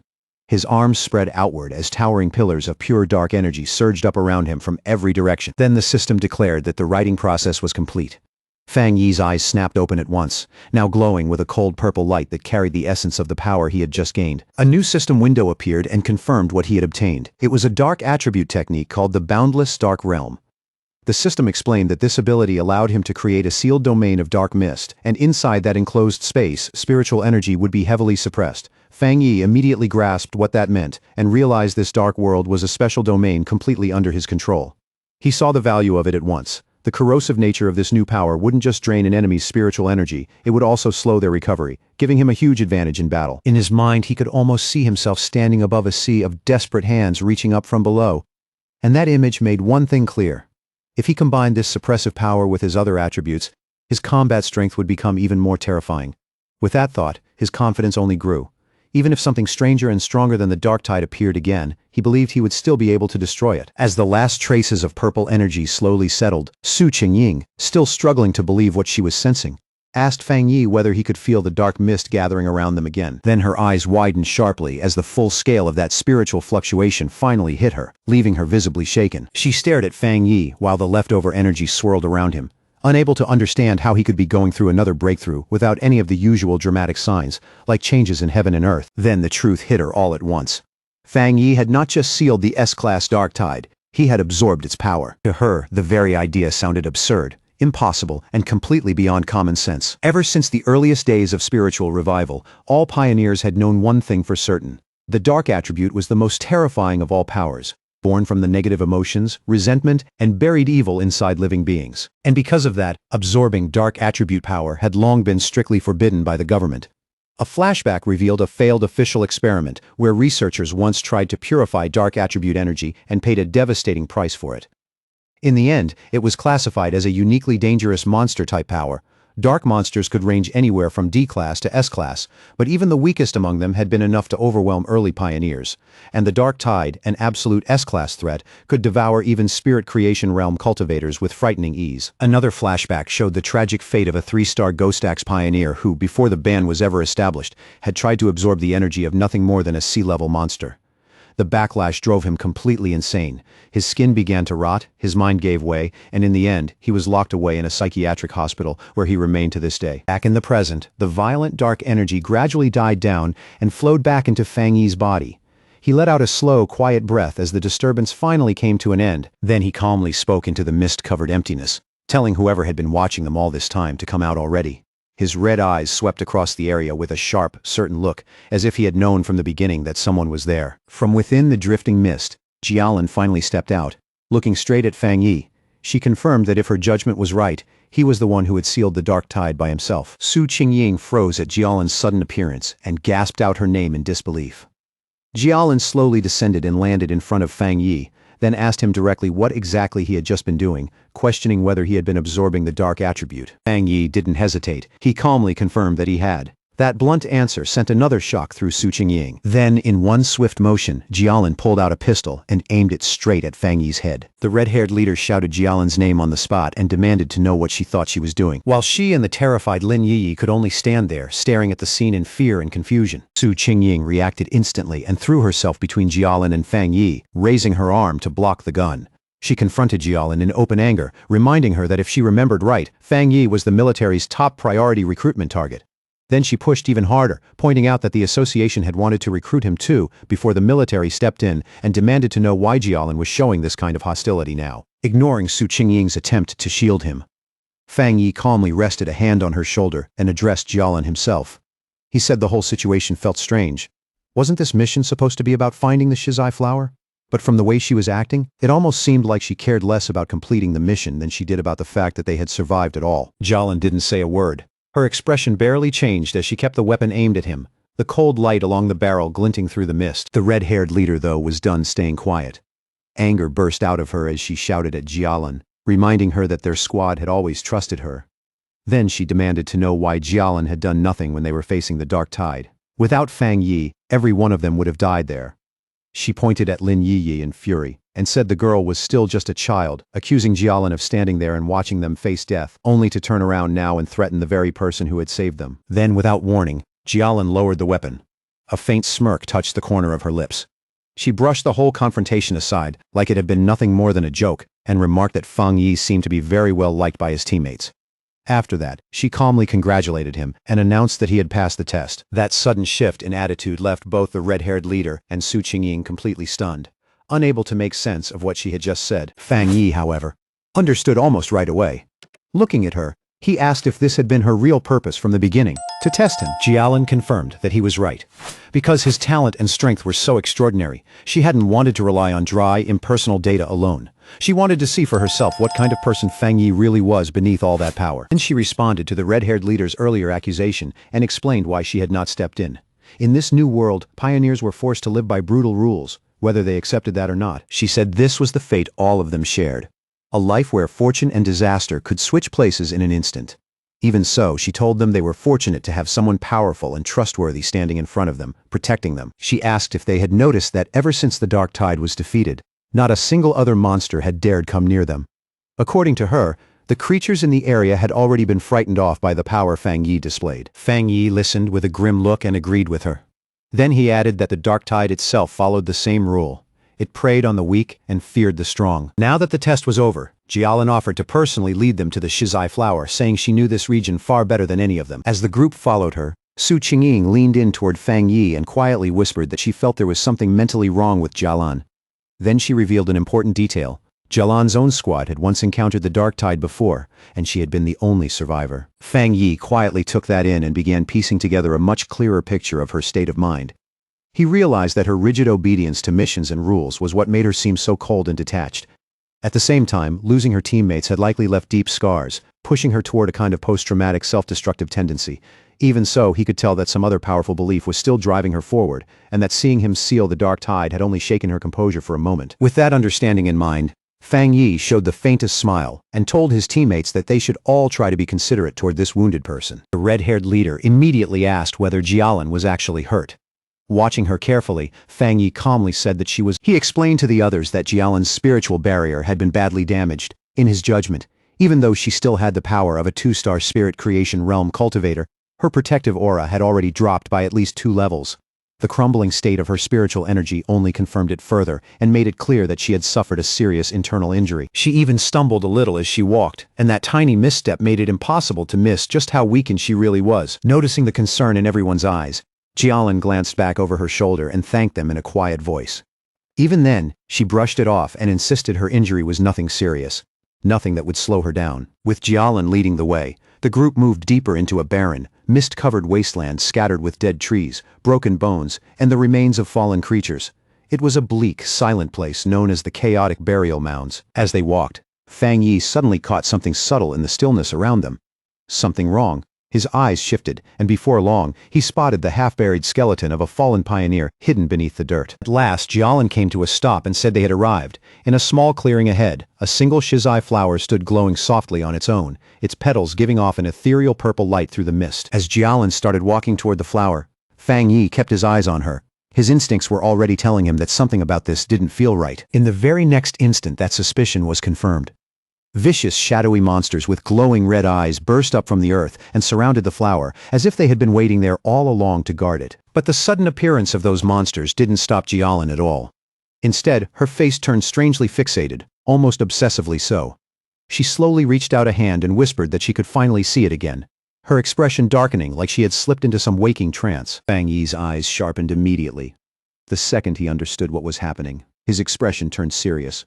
He knew right away that Jialan was no longer in her right mind. Without hesitating for even a moment, he summoned a sphere of golden-red flame into his palm and shouted a command meant to snap her spirit awake. Then he hurled the blazing fireball straight at the entranced Jialan, not to hurt her, but to force her out of that dangerous state before it was too late. The fireball shot toward her at high speed. At the last possible second, Jialan snapped out of her trance and recognized the incoming attack for what it was, an extremely rare and powerful Yang attribute technique. Even injured, she moved with surprising speed. She knocked the blast aside with her arm, and the impact sent a heavy shockwave rolling across the clearing. A tense silence followed. Jialan and Fang Yi stood facing each other, neither of them making the first move, while golden energy kept crackling restlessly around his hand. Now fully awake, Jialan looked visibly shaken. The sight of the flower had dragged up an old painful memory, and ghost-like images of her fallen companions flashed through her mind. Bitterly, she wondered if even all her preparations still hadn't been enough. Seeing that she had come back to herself, Lin Yi and Su Qingying hurried over at once. Lin Yi anxiously asked if she was all right, while Su Qingying, more cautious, pointed out that Jialan was being heavily affected by the dark attribute and said it would be safer if they all stayed together from now on. Ignoring their concern, Fang Yi stepped forward with calm confidence. When it came to the shizai flower, he said it would be enough for him to go alone. He had clearly decided to handle this himself. Then he walked calmly into the empty clearing. Steady step after steady step, heading straight for the softly glowing flower ahead. Suddenly, the ground beneath them began to shake violently. A massive, hideous wolf-like monster with glowing red eyes burst out of the earth in a spray of dirt and stone, lunging forward with savage force. Its jaws split wide open, revealing a horrifying storm of smaller screaming faces and dark red energy churning inside its mouth as it let out a roar full of hunger and malice. Fang Yi didn't flinch. Blue energy crackled across his fingertips as he calmly spoke a single word. Divine thunder. Several massive bolts of lightning exploded from his hand and tore straight through the monster's body. The creature howled in pain as electricity ripped through its flesh. But even after taking the blow head-on, it still refused to go down. Fang Yi watched it closely and quickly understood what he was dealing with. This fox demon had clearly devoured countless other monsters and mutated into something this twisted and powerful, making it yet another S-class threat. Knowing the seal on the dark tide was only temporary and that every second mattered now, Fang Yi understood he had to end this fast, but when he sensed the monster's abnormal vitality, a confident smirk slowly formed on his face. If it wasn't going to die easily, then it was the perfect test subject for his new power. With that thought, he gathered the ominous purple energy of the dark attribute into his hand. Still wearing that calm, confident look, Fang Yi unleashed his newly acquired technique, the boundless dark realm, directly on the S-class fox monster. A massive storm of swirling purple energy erupted outward from him and instantly trapped the startled beast inside. That raging power quickly compressed and solidified into a huge dark purple sphere, sealing both Fang Yi and the monster inside its enclosed space. Inside that newly formed world, shadowy purple tendrils whipped in from every direction and wrapped tightly around the EOS-class beast like living chains. The monster thrashed wildly and let out pained whimpers as its enormous body started shrinking under the crushing pressure of Fang Yi's domain. Then a system window appeared and confirmed just how terrifying the technique really was. Under the effect of the boundless dark realm, the S-class anomaly had been forcibly downgraded by 2 entire levels, all the way down to a B-class threat. Standing in front of the weakened creature, Fang Yi calmly remarked that an S-class anomaly like this must have had a very unstable foundation if it could be downgraded so easily. Now that the monster had been reduced to something manageable, his sword burst into blazing golden-red fire once again. He declared that the battle was over, and with that, he brought down a single massive slash of fire, engulfing the creature completely and destroying it in one overwhelming strike. Outside the sphere, Su Qingying and Lin Yiyi stared at the enormous orb of dark energy in front of them. Su Qingying found it strange. Even though it was clearly dark attribute power, it felt different from the kind she knew. Lin Yiyi immediately agreed, saying it didn't have that usual disgusting heaviness or bone-deep chill she expected from it. Jialan gave them the answer. She explained that what they were seeing was Fang Yi's personal domain, a space he had created on his own after mastering the dark attribute without any teacher to guide him. As she said that, Jialan couldn't help thinking about just how incredible that really was.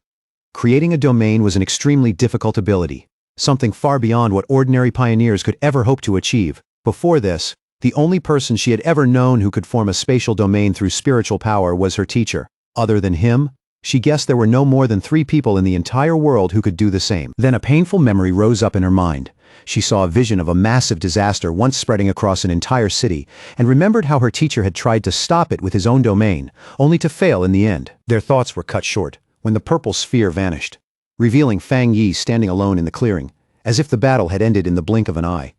Jialan and Su Qingying could only stare, stunned by how quickly he had finished it. With an easy wave of his hand and a reassuring smile, Fang Yi told them that the chaotic burial mounds shouldn't be giving them any more trouble for the time being. With the surrounding area finally secure, Fang Yi calmly turned and walked toward the softly glowing shizai flower. He carefully cupped his hands around the plant and gently pulled it from the ground with its roots intact, making sure not to damage it. Holding the glowing flower in his hands, he gave it a quick look and concluded that this should be enough to complete the mission. Jialan watched him with a tense, nervous expression, as if the mission had only just reached its most important moment. Fang Yi came back to the group and handed the flower to Jialan, who quietly remarked on how small it was.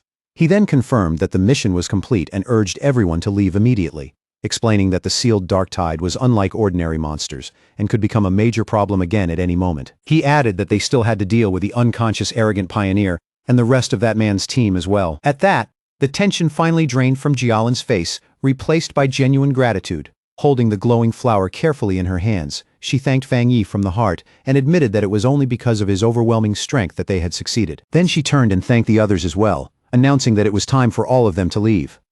As the group started moving away, Jialan paused for a moment and looked back at Fang Yi to thank him one more time. Then she finally revealed why this mission mattered so much.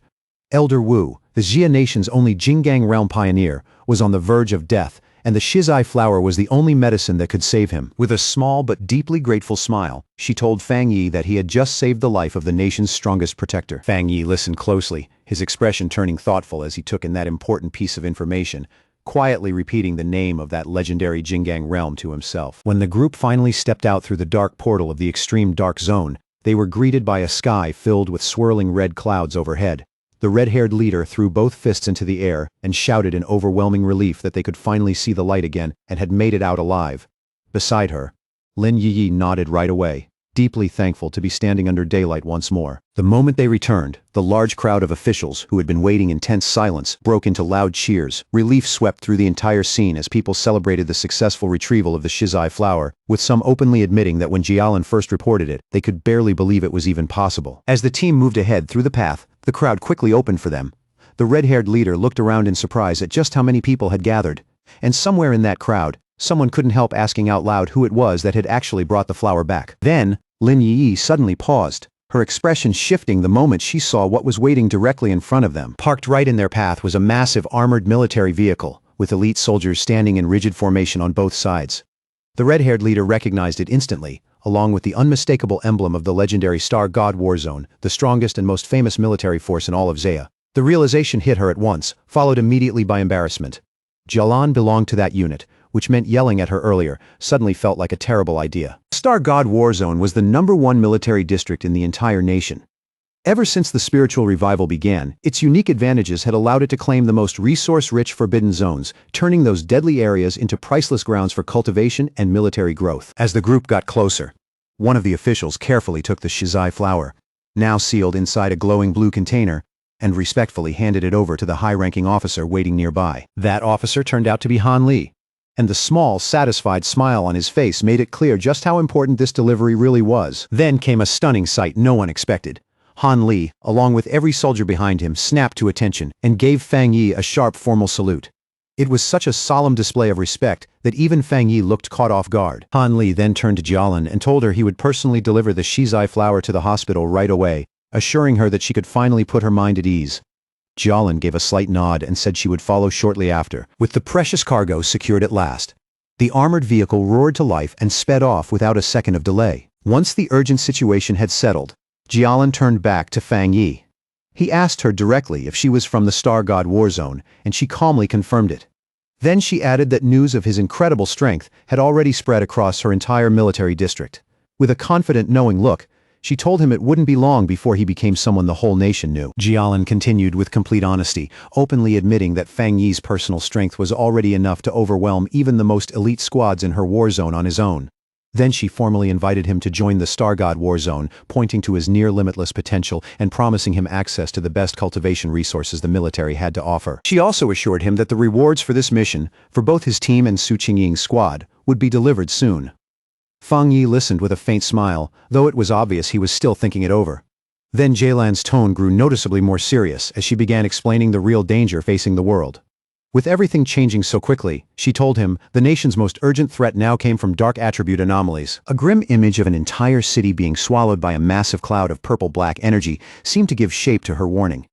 She said the number of these anomalies was rising at an alarming rate, and their influence would keep spreading like a malignant tumor, ready to trigger catastrophe at any moment. Because the danger was that great, she explained, they had no choice but to establish forbidden zones and place organizations like the Spiritual Energy Association in charge of guarding them under the strictest control. She made it clear she wasn't saying all this to pressure him into joining the military. Rather, she believed someone as exceptional and powerful as Fang Yi had earned the right to know the truth about the world they were living in. Understanding the sincerity behind her words, Fang Yi smiled and gave her a calm answer. He said he understood, and if he ran into anomalies again in the future, he wouldn't just stand by and do nothing. On that point, he told her she could rest easy. At those words, the stern exhaustion on Jialan's face finally softened into a real smile of relief. Formally introducing herself again, she said it was a pleasure to truly meet him, and then she offered him a small dark token. Fang Yi took it, and saw that it was a black tablet engraved with a dragon emblem, and the words Star God War Zone. Jialan explained that this token would give him unrestricted access to any forbidden zone for cultivation, and that the gates of the Star God War Zone itself would always remain open to him. Then she made one last request and asked whether he would like to come meet Elder Wu. Fang Yi asked if she meant the Jinggang Realm Pioneer. Jialan explained that Elder Wu was her teacher, and she felt Fang Yi should meet him. Still, she added that this was only a personal wish because she genuinely wanted to be his friend. Fang Yi accepted both the invitation and the token, then calmly slipped it into his pocket. He agreed to go with her, saying in an easy tone that it was always good to have more friends.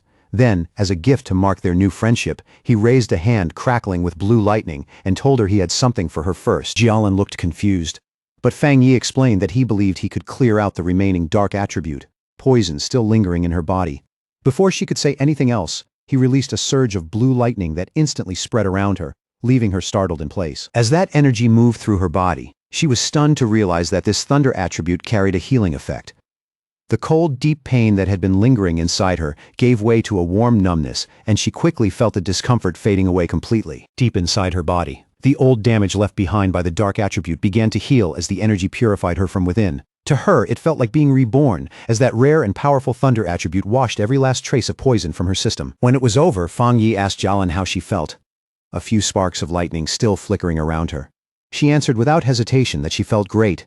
and that the remaining dark energy inside her had been completely cleared out. Nearby, Su Qingying watched as paramedics worked on the unconscious arrogant pioneer, quietly wondering whether someone hurt that badly could even still be saved. Then she turned and noticed that Fang Yi and Jialan were still there, which already surprised her.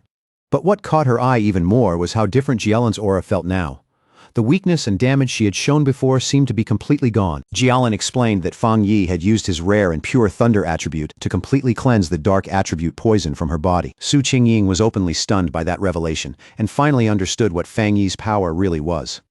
It wasn't just meant to destroy enemies. It could save lives too.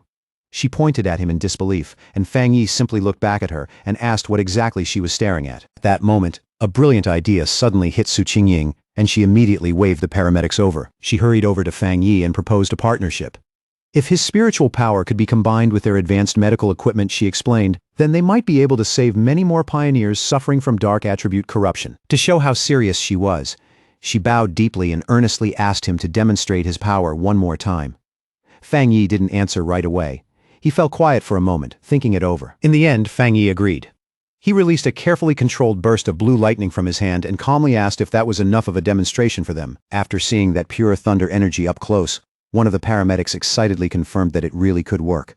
A thunder attribute at that level, he said, was indeed capable of resisting and countering dark attribute corruption. Jialan added that when Fang Yi treated her earlier, the power had been sent directly into her body and destroyed the corruption from the inside. Su Qingying immediately suggested that maybe all they had to do was let Fang Yi and the patient hold hands. But the paramedic quickly explained that not every cultivator, not even one in the spirit creation realm, could necessarily withstand such pure and intense energy.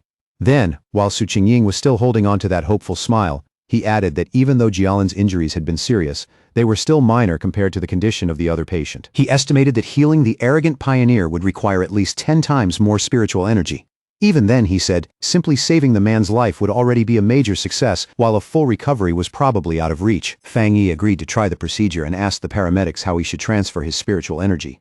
They quickly guided him toward the waiting ambulance. Inside, one of the paramedics instructed him to place his hand into a special device and steadily release his spiritual energy into it.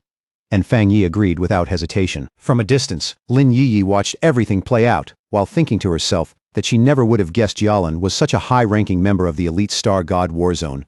What amazed her even more was that her cousin was so powerful that even this legendary military force was trying to recruit him. She thought back to how the usually cold and distant Jialan had personally asked to become Fang Yi's friend, and had even handed over her own personal token. After some time passed, Fang Yi turned toward Lin Yiyi and the red-haired leader and checked on how the two of them were doing. Lin Yiyi replied that she and the red-haired leader were both feeling fine now. Then she explained that the two of them had already decided to head out for more training and start taking missions on their own. They felt they couldn't keep relying on Fang Yi forever and needed to grow stronger through their own efforts. Having just finished transferring his energy, Fang Yi nodded and agreed with their decision. All he did was remind them to be careful out there. As he watched them, a faint proud smile appeared on his face, and he quietly thought that his cousin had really grown up. Su Qingying and her team also started getting ready to leave. She waved goodbye and told Fang Yi and Jialan that they would see each other again on the next mission. After that, Jialan turned to Fang Yi and said it was time for them to go visit Elder Wu. As the ambulance carrying Su Qingying's team drove off, her voice could still be heard complaining in frustrated protest that the military's Star God War Zone had stolen such a powerful person away from them. Her teammates could only laugh awkwardly and try to calm her down as the vehicle kept rolling off into the distance. One last thought made the deeper problem inside the Spiritual Energy Association impossible to ignore. The whole organization was far too chaotic, and even its strongest elite squads had no real willingness to work together. Fang Yi and Jialan arrived at a large modern hospital that served as the highest security ward inside the Star God War Zone's medical base. Looking over the heavily guarded facility, Fang Yi asked if this was where Elder Wu was being kept. Inside the hospital room, the two of them stood quietly at the bedside where Elder Wu lay unconscious, surrounded by softly humming machines and flickering monitors on every side. Fang Yi looked at the scene and couldn't help saying how strange it felt. The legendary powerhouse of the Jinggang realm, the kind of person people spoke of like a myth, was really just a withered old man lying silent in a hospital bed. He looked more closely at the elder's condition. Red veins spread across the old man's face and neck like cracks under the skin, and every breath he took depended on the respirator beside him. Jialan explained in a low voice that his condition had been much worse before, to the point where he had almost looked like a corpse. She added that even after using the precious shizai flower on him, he still hadn't regained consciousness. Fang Yi's expression grew more serious as he wondered what kind of disaster could have reduced someone as powerful as Elder Wu to a state like this. Jialan then began recounting the battle that had left her teacher in a coma. She described how a massive dark attribute anomaly had appeared above the capital, and how Elder Wu had stepped forward alone to seal it before it could swallow the whole city. In the flashback, the rest of her squad could be seen desperately pouring their own spiritual energy into him, trying to support that final stand. What they had faced, she explained, was far beyond an ordinary S-level threat. Hanging over the ruined city had been a monstrous dragon-like shape made entirely of dark energy. So vast it made the whole sky feel like it was caving in. Jialin kept speaking, her tone growing heavier as she explained just how terrifying that moment had been. If the anomaly had fully descended, it wouldn't have just destroyed the capital. The surrounding cities would have gone with it, and the entire nation would have fallen into chaos. In that desperate final battle, Elder Wu had used his own personal domain to forcibly seal the S-level anomaly.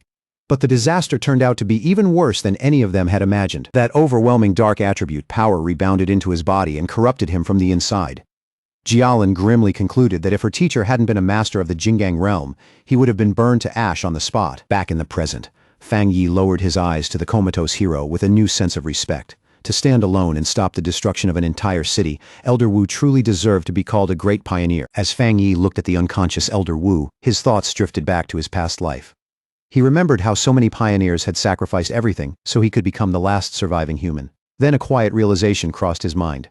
In his original timeline, Elder Wu had most likely already died by now. A new determination rose in Fang Yi's chest, and without hesitating, he reached a hand toward the elder. Jialin was caught off guard by the sudden move and immediately shouted, demanding to know what he was doing to her teacher. Fang Yi calmly told her not to panic. He explained that although the Shizai flower was already working, he wanted to try removing some of the stubborn dark attribute power still left inside Elder Wu's body. He placed his hand against the elder's chest, and a forceful stream of blue lightning immediately began flowing into the old man's body. Fang Yi explained that it should help him wake up faster. Jialin stared in shock and blurted out that the power he was trying to cleanse had come from an S-level disaster. After hesitating for a brief moment, she finally gave in and told Fang Yi to go ahead. Maybe, just maybe, he really was the miracle they had been waiting for. Before long, the whole room was filled with the sharp crackling of Fang Yi's power as he steadily poured more and more energy into the elder's body. Jialin warned him to be extremely careful, explaining that the dark attribute left inside her teacher was even more terrifying than the dark tide itself. She added that without the Shizai flower, Elder Wu's recovery never would have reached even this point. With a serious look on his face, Fang Yi said he understood perfectly. He could clearly feel how terrifying the darkness inside Elder Wu's body really was. Even though the Shizai flower had already weakened and purified part of it, the remaining dark energy still carried an immense oppressive force. Then, all at once, a violent burst of dark energy exploded out from the hospital bed and blasted both Fang Yi and Jialin backward. Jialin shouted for Fang Yi to be careful and steady his mind immediately, because the dark energy had already begun affecting his consciousness. In response, a brilliant golden aura burst around Fang Yi as he instantly raised his own spiritual protection against the invading force. His eyes lit up with golden light. But then he suddenly realized something. The dark energy had already dragged his consciousness into a vision from the past. He found himself standing alone on an abandoned street in a ruined city, lifting his head toward the massive, terrifying red eye of the anomaly that had once swallowed the entire sky. Inside that mental world, the giant red eye hovered over the wrecked city and asked Fang Yi who he was. Fang Yi quickly understood what had happened. By touching the dark attribute residue left inside Elder Wu's body, his spirit had been pulled into this dangerous illusion. Completely unfazed, Fang Yi answered with calm confidence that his identity didn't matter, because he was simply the one who had come to destroy it. As blue lightning gathered into his glowing hand, he judged that this anomaly wasn't nearly as strong as it looked. In response, the giant eye shot a massive razor-sharp red spike straight at him, moving so fast that even Fang Yi was caught off guard for a split second. Fang Yi reacted at once and activated his golden sun breathing technique, his eyes blazing with golden power as he prepared to defend himself. He moved swiftly through the ruined street, dodging the barrage of red spikes that came raining down from the sky one after another. Then the anomaly released strange red-black lightning tendrils. Fang Yi immediately noticed that this bizarre lightning was every bit as powerful as the divine thunder he had absorbed on Yuhuang Mountain. Then the anomaly revealed its true form. It shifted into an enormous swarm of countless insect-like creatures made entirely of dark attribute energy, circling around a central red eye. Fang Yi immediately realized that every one of those creatures was as strong as the monsters from the dark tide, and there were tens of millions of them. In the next instant, the whole swarm came crashing down on him like a monstrous vortex, blotting out everything around him with sheer weight and terror. Facing that overwhelming threat, Fang Yi calmly summoned his flaming sword into his hand. Looking at the monstrous swarm rushing toward him, he declared that there was only one thing left to do now: wipe out every last one of these pests. With a determined shout, Fang Yi charged forward and unleashed a massive blazing slash that tore a brilliant path straight through the center of the swarm. That overwhelming strike cut the creature's central eye cleanly in half. As he sized up the enemy, Fang Yi identified it as an S-level collective anomaly. Even so, he guessed its current strength had already been greatly reduced, either because this was only an illusion, or because the shizai flower used on Elder Wu had already purified part of its power. The two severed halves of the swarm crashed toward the ruined city below and exploded violently the moment they hit the ground. Fang Yi landed steadily on a rooftop and looked over the aftermath below. He estimated that the anomaly's current strength was only around A-level, and for a brief moment, he felt real awe at the thought that this was the city-destroying disaster Elder Wu had once faced entirely on his own. Fang Yi realized the danger was even greater than he first thought. Dark swirling energy gathered into his palm, and without hesitation, he unleashed his own dark attribute technique, the Boundless Dark Realm. A massive vortex of pure darkness erupted from him and began swallowing up the insect-like anomaly. The creature was visibly shaken, as if it had realized the one standing before it was no ordinary human. With a confident smirk, Fang Yi simply answered, "Guess so." Then he shouted a command to open, and his dark vortex completely absorbed whatever remained of the S-level anomaly. As the last traces of its energy faded away, a final warning echoed through the emptiness like a dying whisper. "We will be back soon," floating inside a sphere of his own dark energy. Fang Yi thought that final message had to be a leftover fragment of the anomaly's consciousness. But one word immediately stuck with him: "we." That was enough to make him wonder if other disasters like this were already out there, just waiting for the right moment to appear. As the illusory world around him let out a deafening roar and began breaking apart piece by piece, he decided it would be smarter to leave now and think through the meaning of that warning later. His mind snaps back to reality in a violent, breath-catching jolt, like he's been ripped out of a nightmare and slammed straight back into his own body. Not wasting a single moment, he drives his hand into Elder Wu's body and starts pulling out the corrupted dark attribute energy that has been buried inside him for far too long. A thick mass of dark purple energy is dragged out from the Elder's chest by force, crackling wildly as Fang Yi's blue lightning coils around it and tears it free little by little. To keep that dangerous power from slipping loose, Fang Yi instantly uses his 9 Dragons Skyfire sealing art, trapping it inside a blazing sphere wrapped tight in red chains that burn like molten fire. Holding the sealed orb in his hand, he explains to the stunned Jialan that this is the dark attribute remnant left inside Elder Wu's body. After a short pause, his tone turns heavy as he says this must be the last fragment of the anomaly that once nearly wiped out the city. He goes on to say that while the sealed dark energy is still terrifying, its influence has already been weakened a great deal by the shizai flower and by Elder Wu's own seal. Looking at the old man with genuine respect, he says Elder Wu truly deserves the title of the nation's #1 pioneer for using his own body to hold back something this horrifying. Fang Yi knows very well that anyone else would have died countless times over long before reaching this point. As Jialan studies her teacher more closely, she notices the red veins on his face have already faded, and even his breathing now sounds deeper, steadier, and far more peaceful than before. With obvious relief, she tells Fang Yi that he really did save Elder Wu's life, but Fang Yi answers quietly, without taking all the credit. He explains that if the shizai flower had not weakened the corruption first, there is no way he could have removed such a stubborn dark attribute so cleanly. Jialan nods at that, saying the flower may have preserved the elder's life, but it was Fang Yi's strength that finally gave him a real chance to fully recover. Then, with one last burst of force, Fang Yi closes his fist and crushes the sealed orb completely, grinding the dark energy down until nothing is left but drifting dust. He says the remnant is useless now and can no longer threaten anyone. But then his face turns serious, and he tells Jialan there is still one more thing she needs to hear. Before vanishing in the mental illusion, the dark attribute remnant warned him that one day it would return. From that alone, he knows they have to stay prepared at all times, because no matter what comes next, they cannot let an old man who barely survived a life-and-death ordeal be forced back onto the front lines again. Jialan quietly says she understands, because this is not the first time she has heard whispers like that. When Fang Yi asks what she means, she explains that the military's monitoring departments and the association have been gathering data on spiritual energy changes across different regions for a long time now. And from that data, she says, a disturbing rumor started to spread. With Xiaoguo's current level of strength, they might not even make it through the first year after the full revival of spiritual energy. Even then, she adds with a faint, bitter smile, almost no one wanted to believe it. Fang Yi remarks that tracking spiritual energy fluctuations sounds far too official to be dismissed as ordinary rumor. Jialan looks at him then and asks him directly whether he believes that rumor might actually be true. A faint shadow crosses Fang Yi's face as he wonders if his rebirth has already started changing the future in ways even he cannot see. In his original timeline, he remembers surviving for 3 full years after the spiritual energy revival, and by then, the whole planet had already been pushed to the brink, with destruction spreading everywhere he looked. He pulls himself back to the present, gently places a reassuring hand on Jialan's shoulder, and tells her not to overthink it for now. Elder Wu, he says, should wake up soon. Then he looks at her with a firm, serious expression and makes her a solemn promise. If that disaster really returns, he will stand with them and fight at their side. Deep down, he already knows the final battle against that great catastrophe is coming sooner or later, and no one will be able to keep avoiding it forever. With fierce determination burning in his eyes, he declares that this time, no matter what it takes, he will change everything. Later that same night, Fang Yi is back in his apartment, where the stillness of the room feels almost unreal after everything that happened earlier. He sits cross-legged on the couch and enters meditation, surrounded by the slow swirl of his newly gained dark attribute.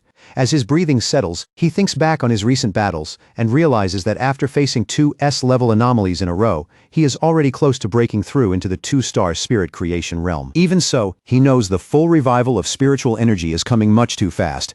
And even with this new dark attribute, his current strength is still far from enough.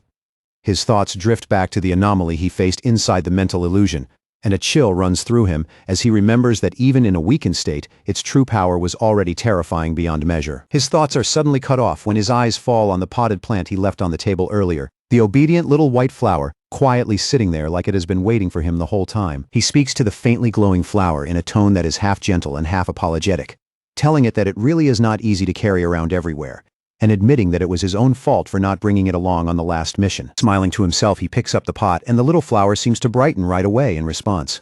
With a bit of regret, he tells it he should have let it level up sooner, then casually decides to take it out for a walk. Fang Yi heads toward the back mountain, his own private training ground. Walking the narrow path under the moonlight, he cannot help thinking the association's plant research department must be incredibly capable. Even though this area was damaged before, the forest has already begun recovering in such a short time, a clear sign that nature's self-healing ability has grown much stronger in this new era. After finding a suitable spot deep in the woods, he kneels down and carefully takes the flower out of its pot, getting ready to place it into the rich dark soil.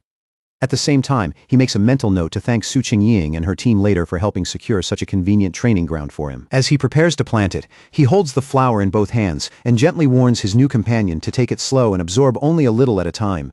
In an almost teasing tone, he reminds it that if it gets too greedy, not even every forest on the planet would be enough to fill its appetite. The instant it touches the soil, the obedient little white flower roots itself in place at once, as if it has been eagerly waiting for this exact moment. Then in the very next instant, a massive vortex of green, life-draining energy erupts from the plant and races through the forest at frightening speed, devouring the vitality of every nearby tree within reach. A few moments later, Fang Yi stands there with his arms crossed in a stretch of woodland that has already turned gray, dead and empty, calmly deciding that the flower has had enough for now. With a small, satisfied smile, he bends down and gently pulls the glowing flower back out of the ground, roots and all, then tells his companion it is time to move on and find somewhere else to feed. Holding the plant in his hand, Fang Yi watches it bloom with fresh power and starts wondering where it would rank among all the evolved plant-type spirits now roaming the world. After giving it some thought, he decides that with its terrifying desolation attribute, it has to be at least an A-level threat. As he keeps walking along the dark ridge, he starts to notice how unnaturally quiet the forest has become, and it quickly hits him that every animal nearby must have fled in fear from the flower's presence. That heavy silence is suddenly ripped apart by a savage howl that tears through the night and echoes across the entire mountain. Fang Yi's expression hardens instantly, because he knows that sound the moment he hears it. It is a wolf's howl, and definitely not from any ordinary wolf. On a nearby cliff beneath a blood-red moon, a pack of monstrous wolves has gathered, their crimson eyes glowing as their bodies twist, swell, and mutate right in front of him. The moment Fang Yi sees it, he realizes with alarm that the whole pack is in the middle of a dangerous evolution. Standing before the gathered wolves, Fang Yi quickly picks out the largest beast on the cliff as the Wolf King, and from the aura pouring off it, he can tell its evolution is already nearly complete. Another thunderous howl shakes the night air, and with it, the Wolf King finishes transforming. Its massive body now shines with a sinister green energy that feels poisonous and deeply unnatural. Holding his potted flower in one hand, Fang Yi is clearly taken aback by the immense spiritual pressure rolling off the creature, and he realizes with a jolt that it is only one step away from reaching the level of an A-rank anomaly. The newly evolved wolf pack moves in fast, surrounding him from every direction and sealing off every obvious path of escape. In that same instant, Fang Yi realizes the Wolf King has awakened a new, powerful poison attribute from its original wood attribute. most likely after absorbing lingering dark attribute energy from the area and mutating under its influence. Even with that danger right in front of him, Fang Yi stays completely calm, dismissing the whole threat in his heart as nothing more than A-level strength, something he can still handle. He calmly removes the obedient little white flower from its pot and speaks to it almost like a partner, telling it that it is time for the two of them to deal with this problem. Then he kneels and plants the flower in the ground, thinking that while the anomaly itself is only A-level, the sheer number of wolves makes this situation troublesome. More importantly, the city is just down the mountain, and if this pack breaks through and charges downhill, the result will be a disaster. Just as the Wolf King lunges in, Fang Yi calmly gives the order for the flower to begin, and brilliant green energy instantly pours out of the plant. At the same time, he decides to use this moment to test its combat ability, curious to see just how much destruction it can unleash on its own. A massive beam of green, life-draining energy suddenly blasts straight into the night sky, so bright and violent that it can be seen even far down the mountain, where another group of pioneers is already watching. This newly arrived squad stares at the scene with growing concern. One of the men says the Wolf King has successfully evolved, and that the aura coming from it is incredibly strong. He immediately asks for the contamination level, and the cloaked figure beside him answers in a low voice that it has already reached 90%. Both of them are visibly shaken by that dangerously high reading, and their expressions turn grim on the spot. The blonde-haired squad leader tenses immediately as he realizes the danger is still rising. In his judgment, the Wolf King's wood attribute has already reached at least the 3-star Ghost Axe realm and may even be closing in on the Spirit Creation realm, while the rest of the wolf pack is clearly strong enough to become a major threat on its own as well. He can already tell his team does not have nearly enough people to contain something on this scale. With a grim look, he admits that even he himself only recently stepped into the 3-star Ghost Axe realm. Then his eyes suddenly catch that enormous green beam in the distance, and in the middle of it he clearly feels the presence of the dark attribute. In that instant, it finally clicks. He shouts to his team that this is why the contamination level has climbed so high. The Wolf King, he realizes, has evolved dual attributes, something so rare that even veteran pioneers might go their whole lives without seeing it. At that exact moment, the reading on the squad leader's watch jumps again, the display flashing wildly as it spikes all the way to 100%. The leader clenches his teeth, knowing they have to stop the wolf pack's evolution before everything below the mountain is lost. Those beasts were already vicious enough before, and with this new power, they will only become even more savage and harder to control. Realizing the situation is beyond what his team can safely handle on their own, he makes the call to contact the Spiritual Energy Association for immediate backup. Just then, the ground under their feet starts shaking violently, the tremor rolling through the mountain without any warning. One of his men blurts out in panic, asking if it is an earthquake, but the leader knows right away the wolf's evolution should not be causing something on this scale. A cold weight settles in his chest as he realizes with growing dread that an entirely different anomaly has appeared. His watch confirms that fear in the worst way possible. The contamination level does not just rise, it explodes, shooting up to an absurd, almost impossible 1,000. Pioneers stare in open fear as a massive eruption of green desolation energy bursts from the mountaintop like a living disaster. The green-haired pioneer recognizes that power immediately, and all he can do is wonder in disbelief why something like that would suddenly appear here of all places. As that life-draining wave sweeps toward them, the entire squad panics. One of the men cries out in fear, asking if this is the giant vine from the sky that disappeared before.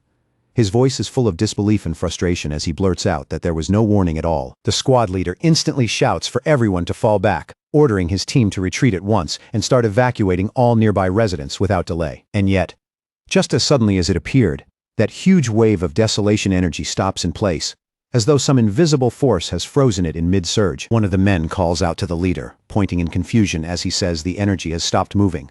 The whole squad can only watch as the massive vortex of green power starts pulling back and sinking into the mountain again. For a brief moment, panic gives way to uncertainty. They start wondering if the danger has really passed.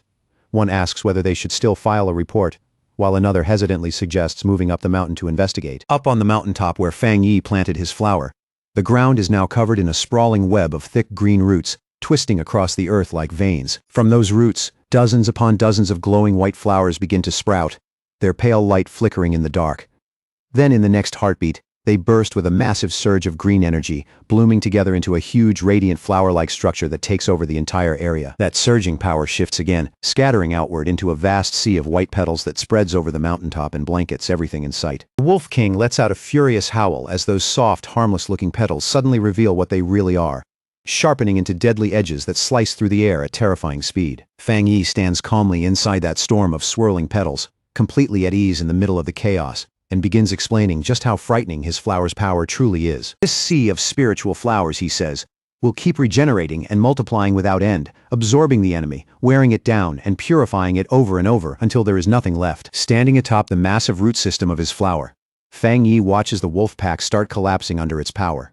Then he looks toward the Wolf King and coolly taunts it, asking how the rest of its pack is supposed to survive without the same kind of spiritual protection it has. The smaller wolves are quickly seized by vines covered in white flowers, pinned down and wrapped so tightly they cannot even struggle free.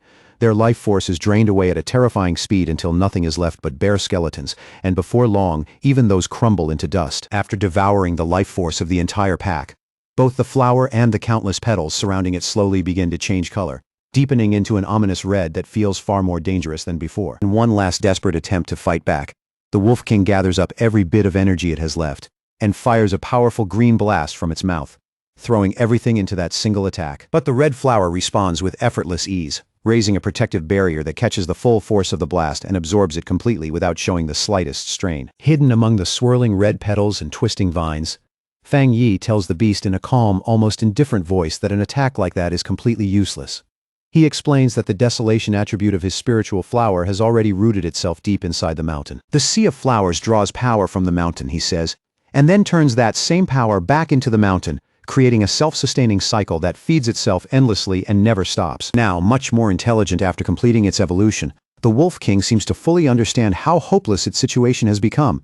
Even so stubborn and ferocious to the very end, it still refuses to back down. Locking onto the central red flower as the true core of all the power around it, the Wolf King makes its choice and charges straight at it with everything it has left. Fang Yi watches the beast rush in and lets out a faint, amused smile.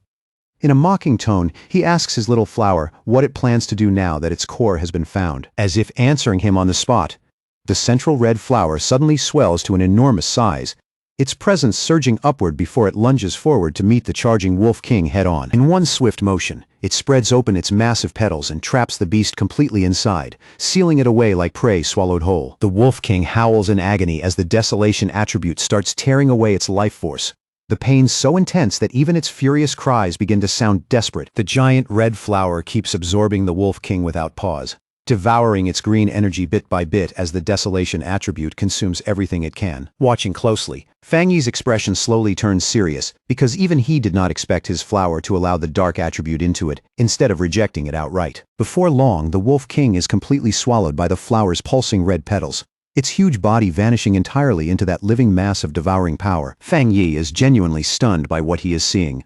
Deep down, he marvels at how terrifying the desolation attribute has become in the flower's hands.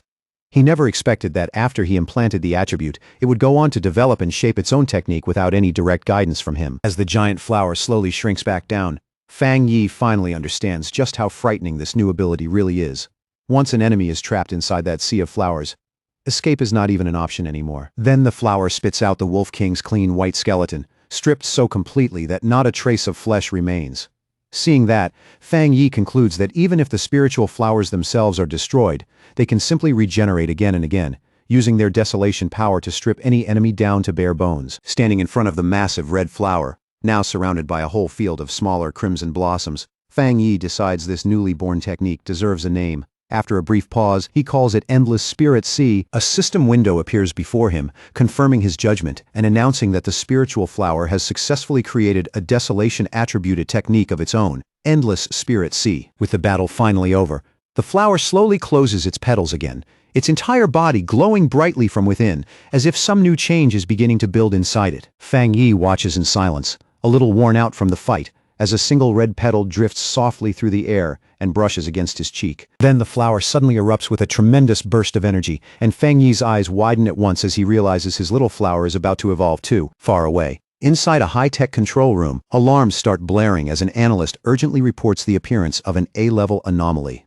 He explains that their instruments are picking up two completely different spiritual powers in the same location. Just as the Wolf King was evolving and generating a dark attribute, another separate and highly concentrated desolation attribute appeared there as well. Standing beside Su Qingying, the association's superior immediately demands the exact location, his voice turning sharp as the seriousness of the report sinks in. A technician quickly points to the map and explains that the signal is coming from an area that had previously been under Su Qingying's team's responsibility. The superior frowns at once and questions whether the destroyer squad had not already been sent there to deal with the wolf pack. Before he can even finish that thought, an incoming call from the squad on the ground cuts him off. The squad leader reports that a powerful wave of desolation energy suddenly appeared and wiped out the entire A-level wolf pack. But he also adds that the desolation power then pulled back into the mountain, and since then, a large number of strange flower-type anomalies have appeared there. The pioneers stand facing the mountain, now glowing red beneath a vast sea of flowers, and none of them can move any closer without feeling an overwhelming sense of danger forcing them back. The association superior keeps speaking with the squad leader as the situation grows more serious by the second. The leader warns that if this new and still unidentified anomaly erupts outward, it will be even more terrifying than the celestial vine ever was. He urgently asks for support, admitting that even with all the pioneers already gathered there, they probably still would not be able to handle any sudden change. After a brief pause, the superior agrees and decides to dispatch 2 elite teams immediately. Su Qingying, however, seems to be thinking something else. She turns toward her superior with a knowing look, and calmly says she has a strong feeling that the source of that desolation power is Fang Yi. She cuts into the call and points out that Fang Yi's home is in that exact area. Then, with complete confidence, she says that wherever Fang Yi is, he will protect everyone there. As she says it, an image seems to form in the mind's eye. Fang Yi hanging high above the city in a blazing aura, his whole figure wrapped in fire like a guardian descending from the heavens. Back on the mountain, the entire landscape has already transformed, swallowed up by a vast sea of red flowers spreading across the ground in every direction. Fang Yi stands before his obedient little white flower, which has now grown to an enormous size. Watching it closely, he confirms what he had already guessed. After devouring the Wolf King, the flower is now right on the edge of awakening a second attribute. The giant red flower slowly opens, and from deep within its center, a brilliant golden light begins to shine, bright and intense like a newborn flame. Fang Yi's eyes narrow slightly as he realizes what that new power is. The flower has awakened a fire attribute, something even he had not fully expected. He reaches out and places a hand on the massive plant, marveling that its way of evolving is absurdly simple. It just swallows enemies whole and turns them directly into strength. Once the evolution settles down, the huge flower gradually shrinks again until it returns to its original handheld size, though its petals are now a deep, heavy red. A system window appears in front of him, confirming that the spiritual flower has successfully completed its evolution. It is now classified as an A-level anomaly called the Desolate Fire Spirit Flower, with both desolation and fire attributes. The notification goes on to say that the flower has a powerful hunger for spiritual energy and can be nurtured inside the boundless dark realm. Fang Yi reads that line twice, briefly caught off guard by the mention of the boundless dark realm, before a new idea suddenly flashes through his mind. He quickly realizes that he can place the flower inside his own personal dark domain. In his understanding, that domain holds a large number of dark attribute anomalies, and offers exactly the kind of environment this flower could use to grow stronger. And once that thought appears, another follows right behind it. If the spiritual flower keeps feeding on the energy inside, then it might even evolve a third attribute, one tied to darkness itself. But just as he lifts the orb of his dark domain into his hand, the sky above suddenly begins to shift, and a massive storm starts gathering overhead at an alarming speed. Golden light flashes through his eyes as it hits him. Another breakthrough is coming. This time, he is about to step into the 2-star spirit creation realm. He immediately sits down to cultivate, and in the next instant, a massive pillar of golden divine energy descends from the heavens and swallows him whole. As he meditates inside that overwhelming light, he feels his power becoming smoother and easier to control, while the spiritual energy of the world starts merging with his body as naturally as if it had always belonged there. Elsewhere in the mountains, a muscular man with spiky hair senses that immense breakthrough energy from far away. He follows the light like a hunter tracking prey, and when he arrives, he is stunned by the source of such extraordinary power. He is instantly thrilled, recognizing what he believes to be the legendary divine blade, and with growing excitement, he realizes he has found a cultivator who has reached the 2-star spirit creation realm. While watching a video of Fang Yi's earlier battle, the man stands there wrapped in his own blazing aura. With open arrogance, he declares that he will crush this new fire attribute pioneer and prove to everyone that he is the true number one. Back where he is cultivating, Fang Yi's sharpened senses pick up a new presence hiding nearby. Without the slightest panic, he raises his voice and coldly demands to know who is there. The mysterious man does not answer with words.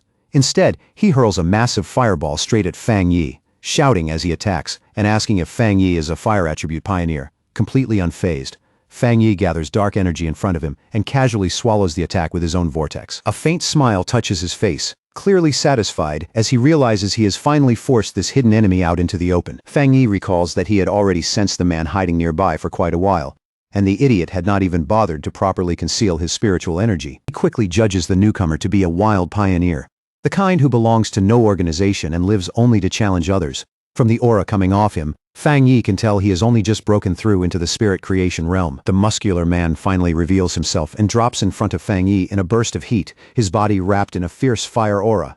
He looks Fang Yi over with open interest and remarks that he is surprisingly interesting, adding that he can feel a strong spiritual pressure from him.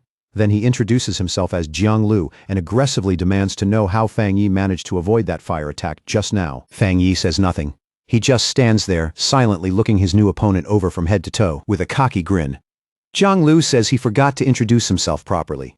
He repeats his name and boasts that Fang Yi is going to remember it very soon. The moment he finishes speaking, he charges forward without a second of hesitation, flames wrapping around his body as he rushes in head-on. In response, Fang Yi calmly raises one hand, lifts two fingers toward the sky, and says just two simple words in an even tone. Divine thunder. At once, a massive bolt of brilliant blue lightning crashes down from the heavens, roaring through the night as it strikes straight toward the charging Jiang Lu. Jiang Lu is caught completely off guard. His eyes widen as he stares at it in shock, unable to understand what kind of power this is. The divine thunder slams into him head-on with terrifying force, swallowing his entire body in a violent explosion of blue light. A painful cough tears out of him, and smoke spills from his mouth after taking the full force of that overwhelming strike. He struggles to push himself back up, his body scorched and still crawling with blue electricity. His mind is spinning as he tries to understand what just happened, unable to grasp how his opponent could be using a thunder attribute when he was supposed to be a fire pioneer. He grits his teeth so hard they nearly crack, while his whole body keeps trembling uncontrollably from the lingering shock of the lightning. Fang Yi stands over the fallen Jiang Lu, who has dropped to his hands and knees, and is now so thoroughly overwhelmed that he can barely move. Then Fang Yi grabs him by the hair and brutally slams his head into the ground, shattering the rock beneath him with one heavy, merciless impact. Blue lightning still crackles all around Fang Yi, fierce and unstable in the night air, and with open mockery in his voice, Fang Yi tells him to say his name again, adding that he did not quite catch it the first time. Jiang Lu can do nothing but stare in silent shock, his face pressed against the broken earth. His mind is full of disbelief as he wonders how he could have been beaten so easily and so completely. He had only just reached the one-star spirit creation realm, and he always believed he was the fastest cultivator among everyone he knew. He cannot understand how he lost like this, especially when he never even got the chance to use his ultimate move. His thoughts flash back to the days when people praised and admired him, when his rare and powerful fire attribute made him feel untouchable. He truly believed that sooner or later, everyone would have no choice but to bow before him. A small, dismissive sound slips from Fang Yi's lips as he sends another surge of electricity through Jiang Lu's body, making him scream in pain on the spot. And still, Jiang Lu's mind stays stuck on the same impossible question: how can this man have a thunder attribute when he was supposed to be using fire? Fang Yi looks down at him with one eye glowing blue, disappointment plain on his face, as he says he honestly expected this opponent to be much stronger. With a cold, condescending smile, Fang Yi mocks the arrogance of the younger generation while pinning Jiang Lu helplessly to the ground with raw electrical force. Jiang Lu grits his teeth through the pain and humiliation, his thoughts racing. He realizes that even though Fang Yi is clearly only at the two-star spirit creation realm, the spiritual pressure coming off him feels vastly greater than his own, by at least 2 full realms. Then an even more terrifying realization crashes into him. No, it feels closer to the gap of 3 entire realms. Convinced that death is right in front of him, Jiang Lu falls into despair, thinking that this really is the end, that the great Jiang Lu, at least in his own mind, is actually going to die here. Lying there in terror, Jiang Lu finally breaks and begs Fang Yi not to kill him. Fang Yi stares down at him for a moment with a cold, unreadable expression, then silently loosens his hold and lets him go. In a low voice, he warns him that a pioneer's power is not something to be thrown around carelessly at other people. Then, with quiet disdain, he tells him that if he really has that much free time, he would be better off using it to clear out the newly emerging anomalies. After giving him one last dismissive look, Fang Yi turns and walks off without another word, leaving Jiang Lu sprawled on the ground, humiliated and completely lost. Jiang Lu watches his back fade into the distance, his thoughts in total chaos as he tries to make sense of Fang Yi's overwhelming spiritual pressure. He cannot tell whether that crushing gap exists because Fang Yi is some unbelievable genius, or because he himself is far weaker than he ever wanted to admit. Later, inside a luxury apartment, a worn-out and emotionally drained Jiang Lu pushes open the door and walks into a room where 2 men have already been waiting for him. The moment one of them sees him, he greets him and after a brief pause, awkwardly jokes about his new hairstyle. The other man, with striking red hair and a much sharper temper, starts scolding him the second he steps inside. He reminds Jiang Lu that he already warned him before, over and over, not to go around picking fights so recklessly. The red-haired man keeps laying into him, saying Jianglu's aggressive attitude is way too dangerous, especially now, when the spiritual energy revival has not even officially begun yet. Acting like this, he warns, is only going to bring trouble straight to his door. But to his friend's surprise, Jianglu does not argue back or flare up this time.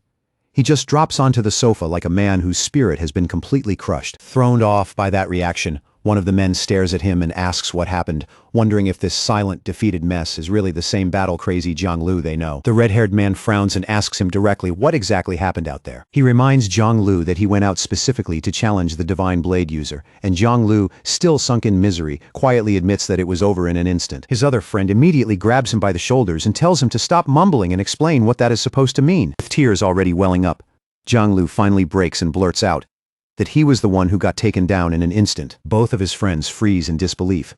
Half frantic and half broken, Jianglu says he wishes he had realized sooner that something was wrong and backed off, because then at least he would not be drowning in this kind of shame.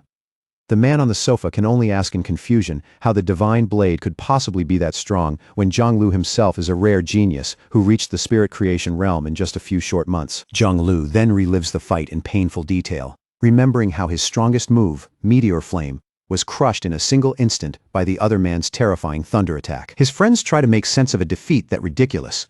The man on the sofa wonders if Jianglu challenged the wrong person, arguing that with Jianglu's pure firepower and spirit creation realm cultivation, it should be nearly impossible for anyone to beat him that easily. The red-haired man offers another guess, suggesting that maybe this person was not actually a pioneer at all, and that their first judgment of his identity and strength was simply wrong. Jianglu explodes at that and immediately rejects both ideas, shouting that there is no way he got it wrong, and that the place they fought was absolutely his opponent's own territory. He insists they cannot understand, because they were not there to feel it themselves. In a shaken voice, he calls the man a monster, and recalls that terrifying thunder, saying it was so violent and overwhelming it felt like it was going to split his head open. Both of his friends fall silent as Jianglu says his instincts are telling him he found the right person after all. Then he gives them his most terrifying conclusion. His opponent is a top-tier pioneer with both fire and thunder powers, and somehow that thunder is many times stronger than Jianglu's own fire. He believes the man was deliberately hiding his true strength, and from what he felt, he guesses that person must be at least at the 3-star spirit creation realm. His friends are stunned by that judgment. The red-haired man cannot help thinking how absurd it would be for a wild pioneer that young to reach that level, and he slowly realizes that if Jianglu is telling the truth, then this mysterious man is going to become a nightmare for every other pioneer who crosses his path. After sitting in silence for a while, Jianglu slowly lifts his head again, a new determination in his eyes, and asks his friends whether he should try becoming that man's apprentice. The question leaves both of them completely speechless. Meanwhile, back in his apartment, Fang Yi sits in meditation while a swirling golden aura circles around him like a living current of light. Before long, he starts to find it strange that the clear feeling of standing right on the edge of breaking through into the 2-star spirit creation realm has suddenly vanished without warning. He opens his glowing fiery eyes and quickly realizes the problem is not coming from his own body at all, but from some outside change affecting the environment around him. A moment later, he figures it out. The spiritual energy in the air has become unstable and chaotic, making it impossible for him to gather it properly and complete the breakthrough. That only confirms the fear already forming in his mind. Thinking back to the government's secret monitoring of spiritual energy and those rumors about an approaching disaster, he cannot help wondering if something truly terrible is about to begin. Looking out over the city, he sees a massive electrical storm brewing in the sky. The sight tells him everything at once. The full spiritual energy revival is starting ahead of schedule, and it is beginning right here in his city. He immediately tries calling Jialan, wanting to know what the military has already found, but no matter what he does, the call will not connect. His face darkens as he considers the worst possibility that they may already have been forced into silence, which would mean the situation is even worse than he hoped. Just then, his phone suddenly rings and the incoming call is from Su Qingying. He answers through a burst of static, and on the other end, a panicked Su Qingying tells him the situation has changed drastically and that she needs his help immediately. As Fang Yi asks whether the terrible signal is being caused by monsters appearing inside the city, a monstrous bat-like creature with glowing red eyes suddenly slams into his window, sending cracks racing across the glass. Through the broken static of the call, Su Qingying confirms that the situation is enormous and tells him that she is already inside the city herself. Then, with one final explosive crash, the dark energy-wrapped creature smashes through the window completely and lunges straight at Fang Yi, who is still sitting there. Fang Yi does not look impressed in the slightest. In a calm, almost bored voice, he remarks that the creature is badly overestimating its own strength. In the same instant, Fang Yi summons a blade of pure blue lightning into his hand. The the sharp glow crackling violently around his fingers. He rises into the air and sends that lightning blade straight through the charging beast, piercing its body cleanly and destroying it in a sudden flash of brilliant light. The noise immediately sends Lin Yi rushing out of her room, shouting a warning to her cousin about the bat-like monster that just appeared. But she stops cold the moment she sees the shattered window and Fang Yi standing there calmly in the fading arcs of lightning. Stunned, she asks him what is going on. Looking out through the broken window, Fang Yi explains that while monsters usually appear at random, it is deeply troubling that they are now spawning directly inside their home, and not just one of them either. He says he believes the situation is still manageable for now. Then the two of them look out at the massive electrical storm spreading across the city, and Fang Yi quietly says this may be the start of a major disaster. What troubles him most is how abnormal all of this feels. A 2-star Ghost Axe Realm monster would normally stay hidden in the dark and wait for a better opportunity, not boldly charge into a pioneer's home in the middle of the city like this. Realizing a hard fight is coming, he tells Lin Yi to contact every pioneer she knows and gather them all at the apartment as fast as possible. She agrees immediately without a second of hesitation. Fang Yi then steps onto the ledge of the broken window and tells his cousin that since she is already close to her own breakthrough, he is trusting her with the safety of their home while he is away. He tells her clearly to guard the window and hold the apartment until he gets back. Elsewhere across the chaotic city, Su Qingying and her squad stand on a rooftop, while the violent storm overhead is already wreaking havoc on all of their communications. One of her teammates, Zhang Xiaya, looks at the failing equipment and wonders out loud whether their devices are just broken, though the tension in her voice makes it clear she already knows that is not the real problem. Su Qingying's face tightens as she says that if a real disaster has truly begun, then they may have no choice but to fight through it with only their own strength.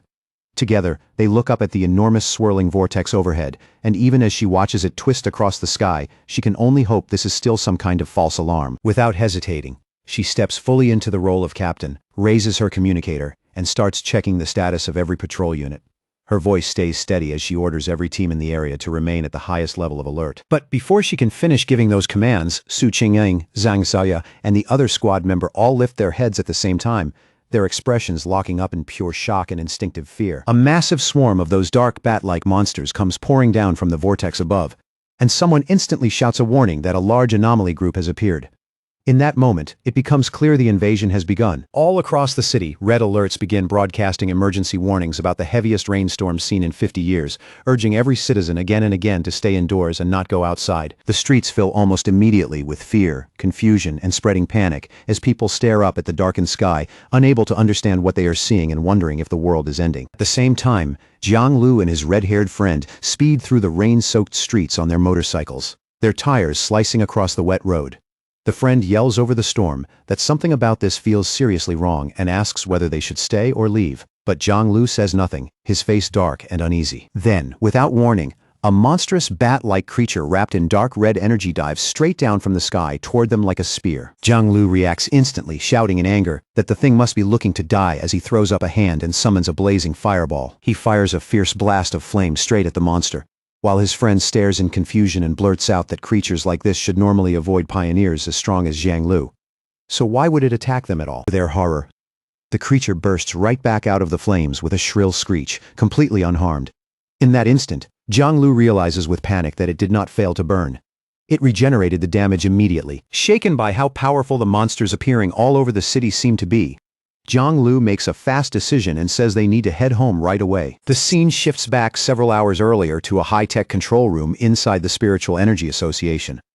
There, Su Qingying and her superior are in the middle of a meeting when one official suggests that if they want results, they need their most capable people to establish contact with Fang Yi. Just as the superior turns towards Su Qingying to speak, a sudden alarm cuts through the room and interrupts the meeting on the spot. A special warning flashes across the main screen, announcing that an A-level anomaly is expected to arrive in the city center within 24 hours, while large numbers of bat-like anomalies have already started gathering in the outer suburbs. The association superior questions whether it is really an A-level anomaly, and Su Qingying, visibly alarmed, immediately says they need to dispatch a team at once and that she will go personally. The scene snaps back to the present, where the leader of the destroyer squad stares upward in terror at a gigantic version of the bat monster descending toward him. In a panic, he shouts into his communicator, correcting the earlier report, and warning that the anomaly is not A-level at all, it is S-level. The creature's enormous shadowy body keeps descending, growing more oppressive with every second, its glowing red eyes fixed below with the cold intent to wipe everything out. The scene then shifts again to a quiet military district, where sleek futuristic hallways stretch ahead in eerie silence, almost unnaturally still compared to the chaos everywhere else. Outside, though, that silence has already been shattered by war.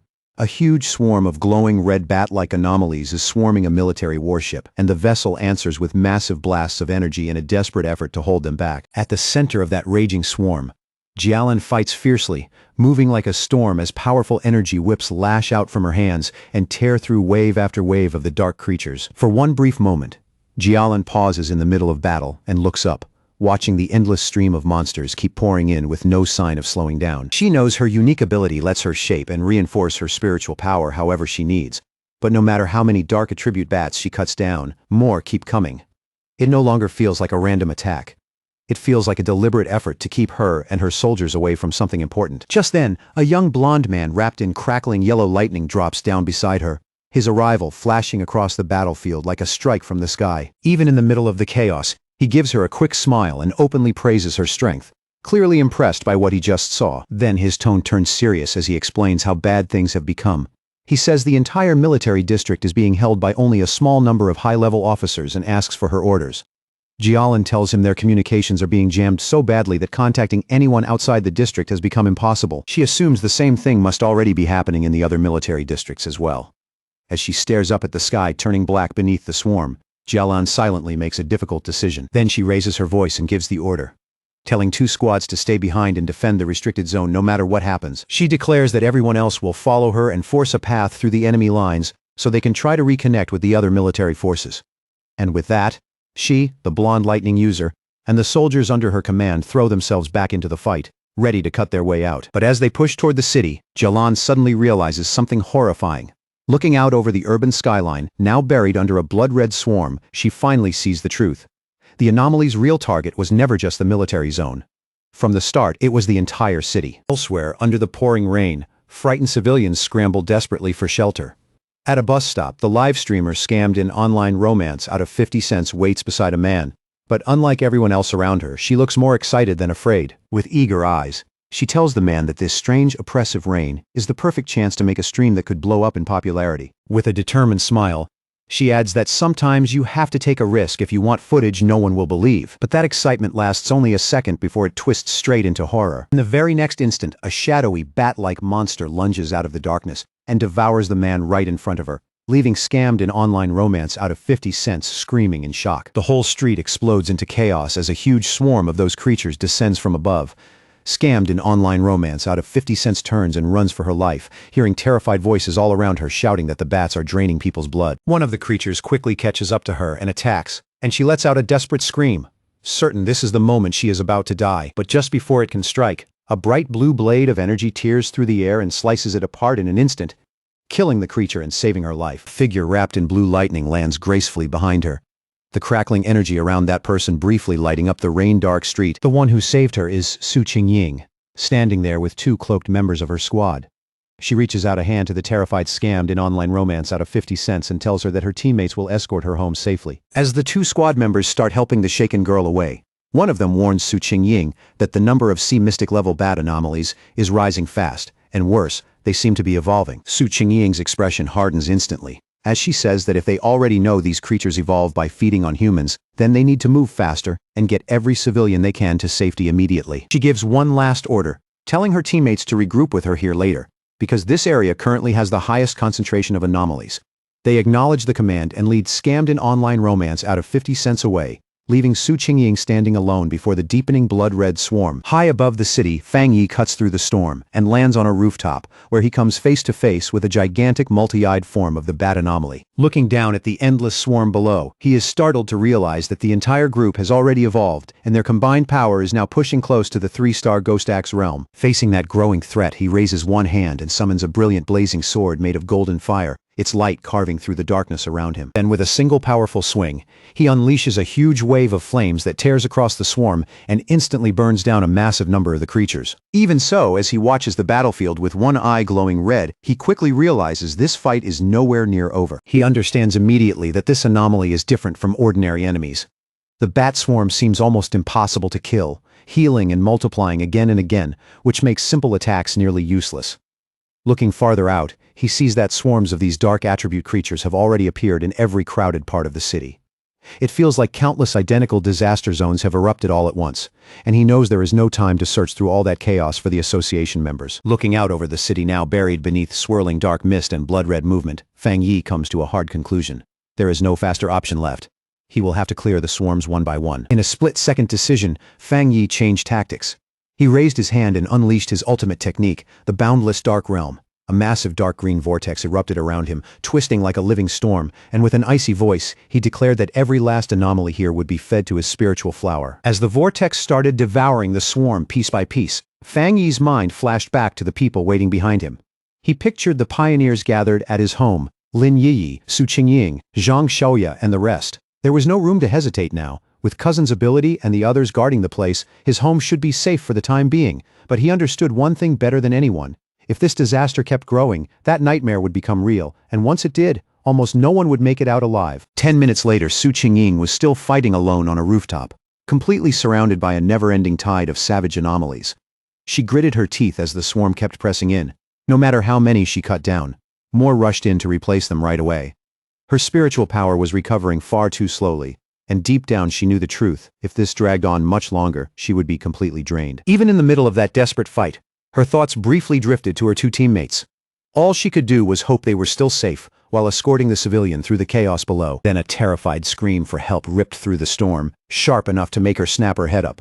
The moment she looked into the sky, she saw it, a huge mass of red anomalies rushing together at terrifying speed, compressing into one dense, horrifying cluster as a single monstrous shape started to form. The instant she realized things were getting even worse, Su Qingying launched herself off the rooftop and sprinted up the side of a nearby building. She knew exactly what was happening. If the anomalies kept evolving like this, they would soon enter the spirit creation realm.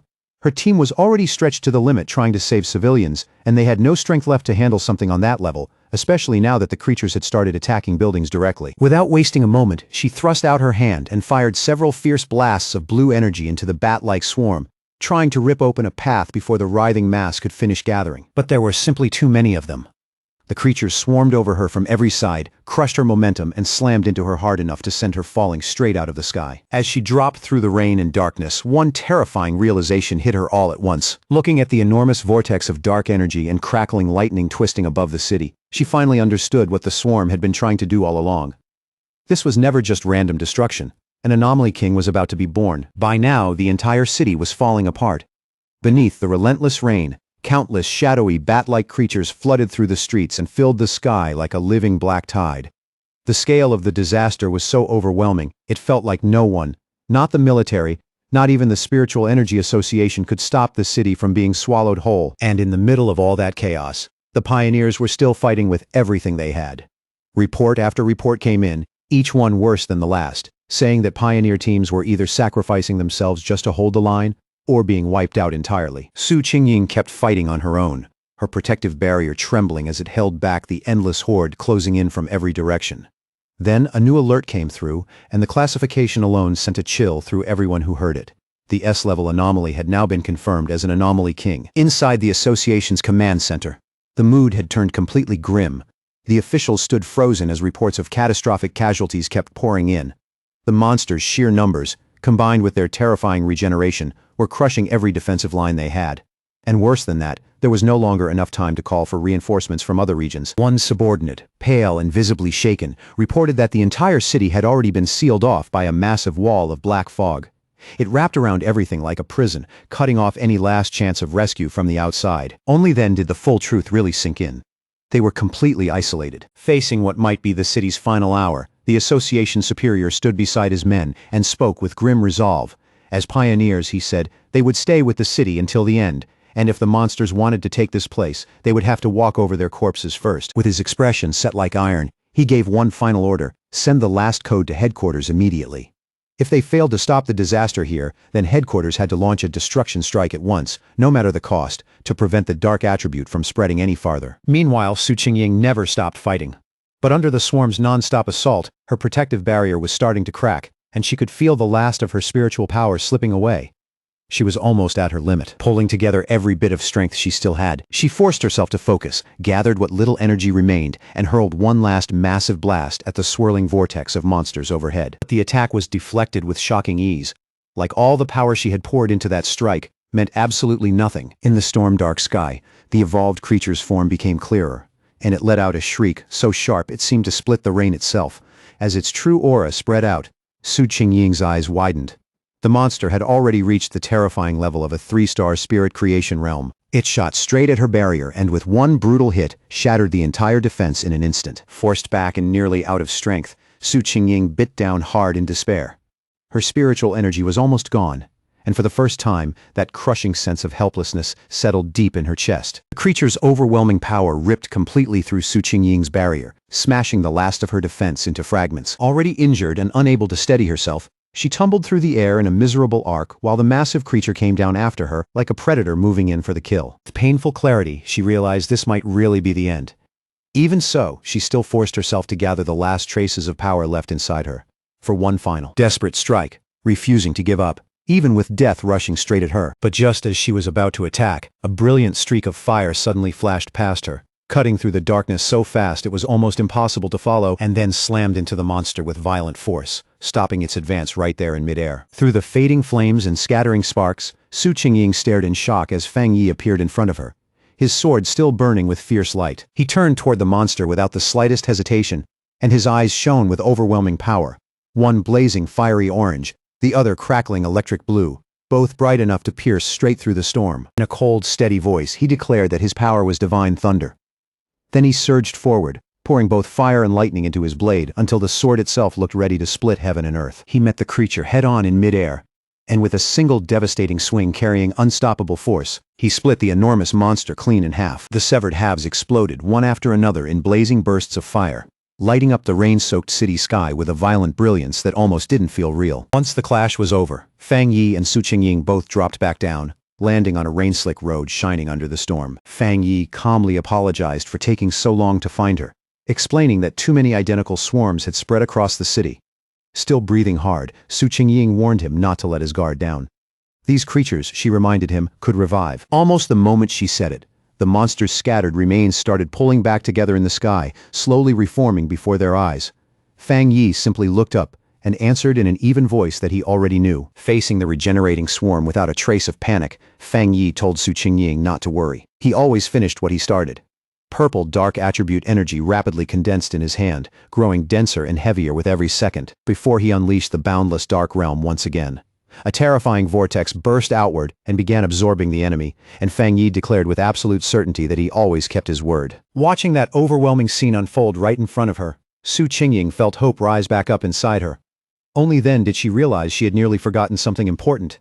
The city still had a peerless pioneer like Fang Yi standing in it. The massive purple vortex spread wildly across the street and up into the sky, swallowing the entire bat-like swarm as if the night itself were being dragged into its center. Then, with nothing more than a single command from Fang Yi, the huge vortex suddenly compressed inward, crushing the countless monsters tighter and tighter, until they were forced into one stable orb of pure dark energy. Only after the swarm had been dealt with, did Fang Yi turn to Su Qingying and ask if she was all right.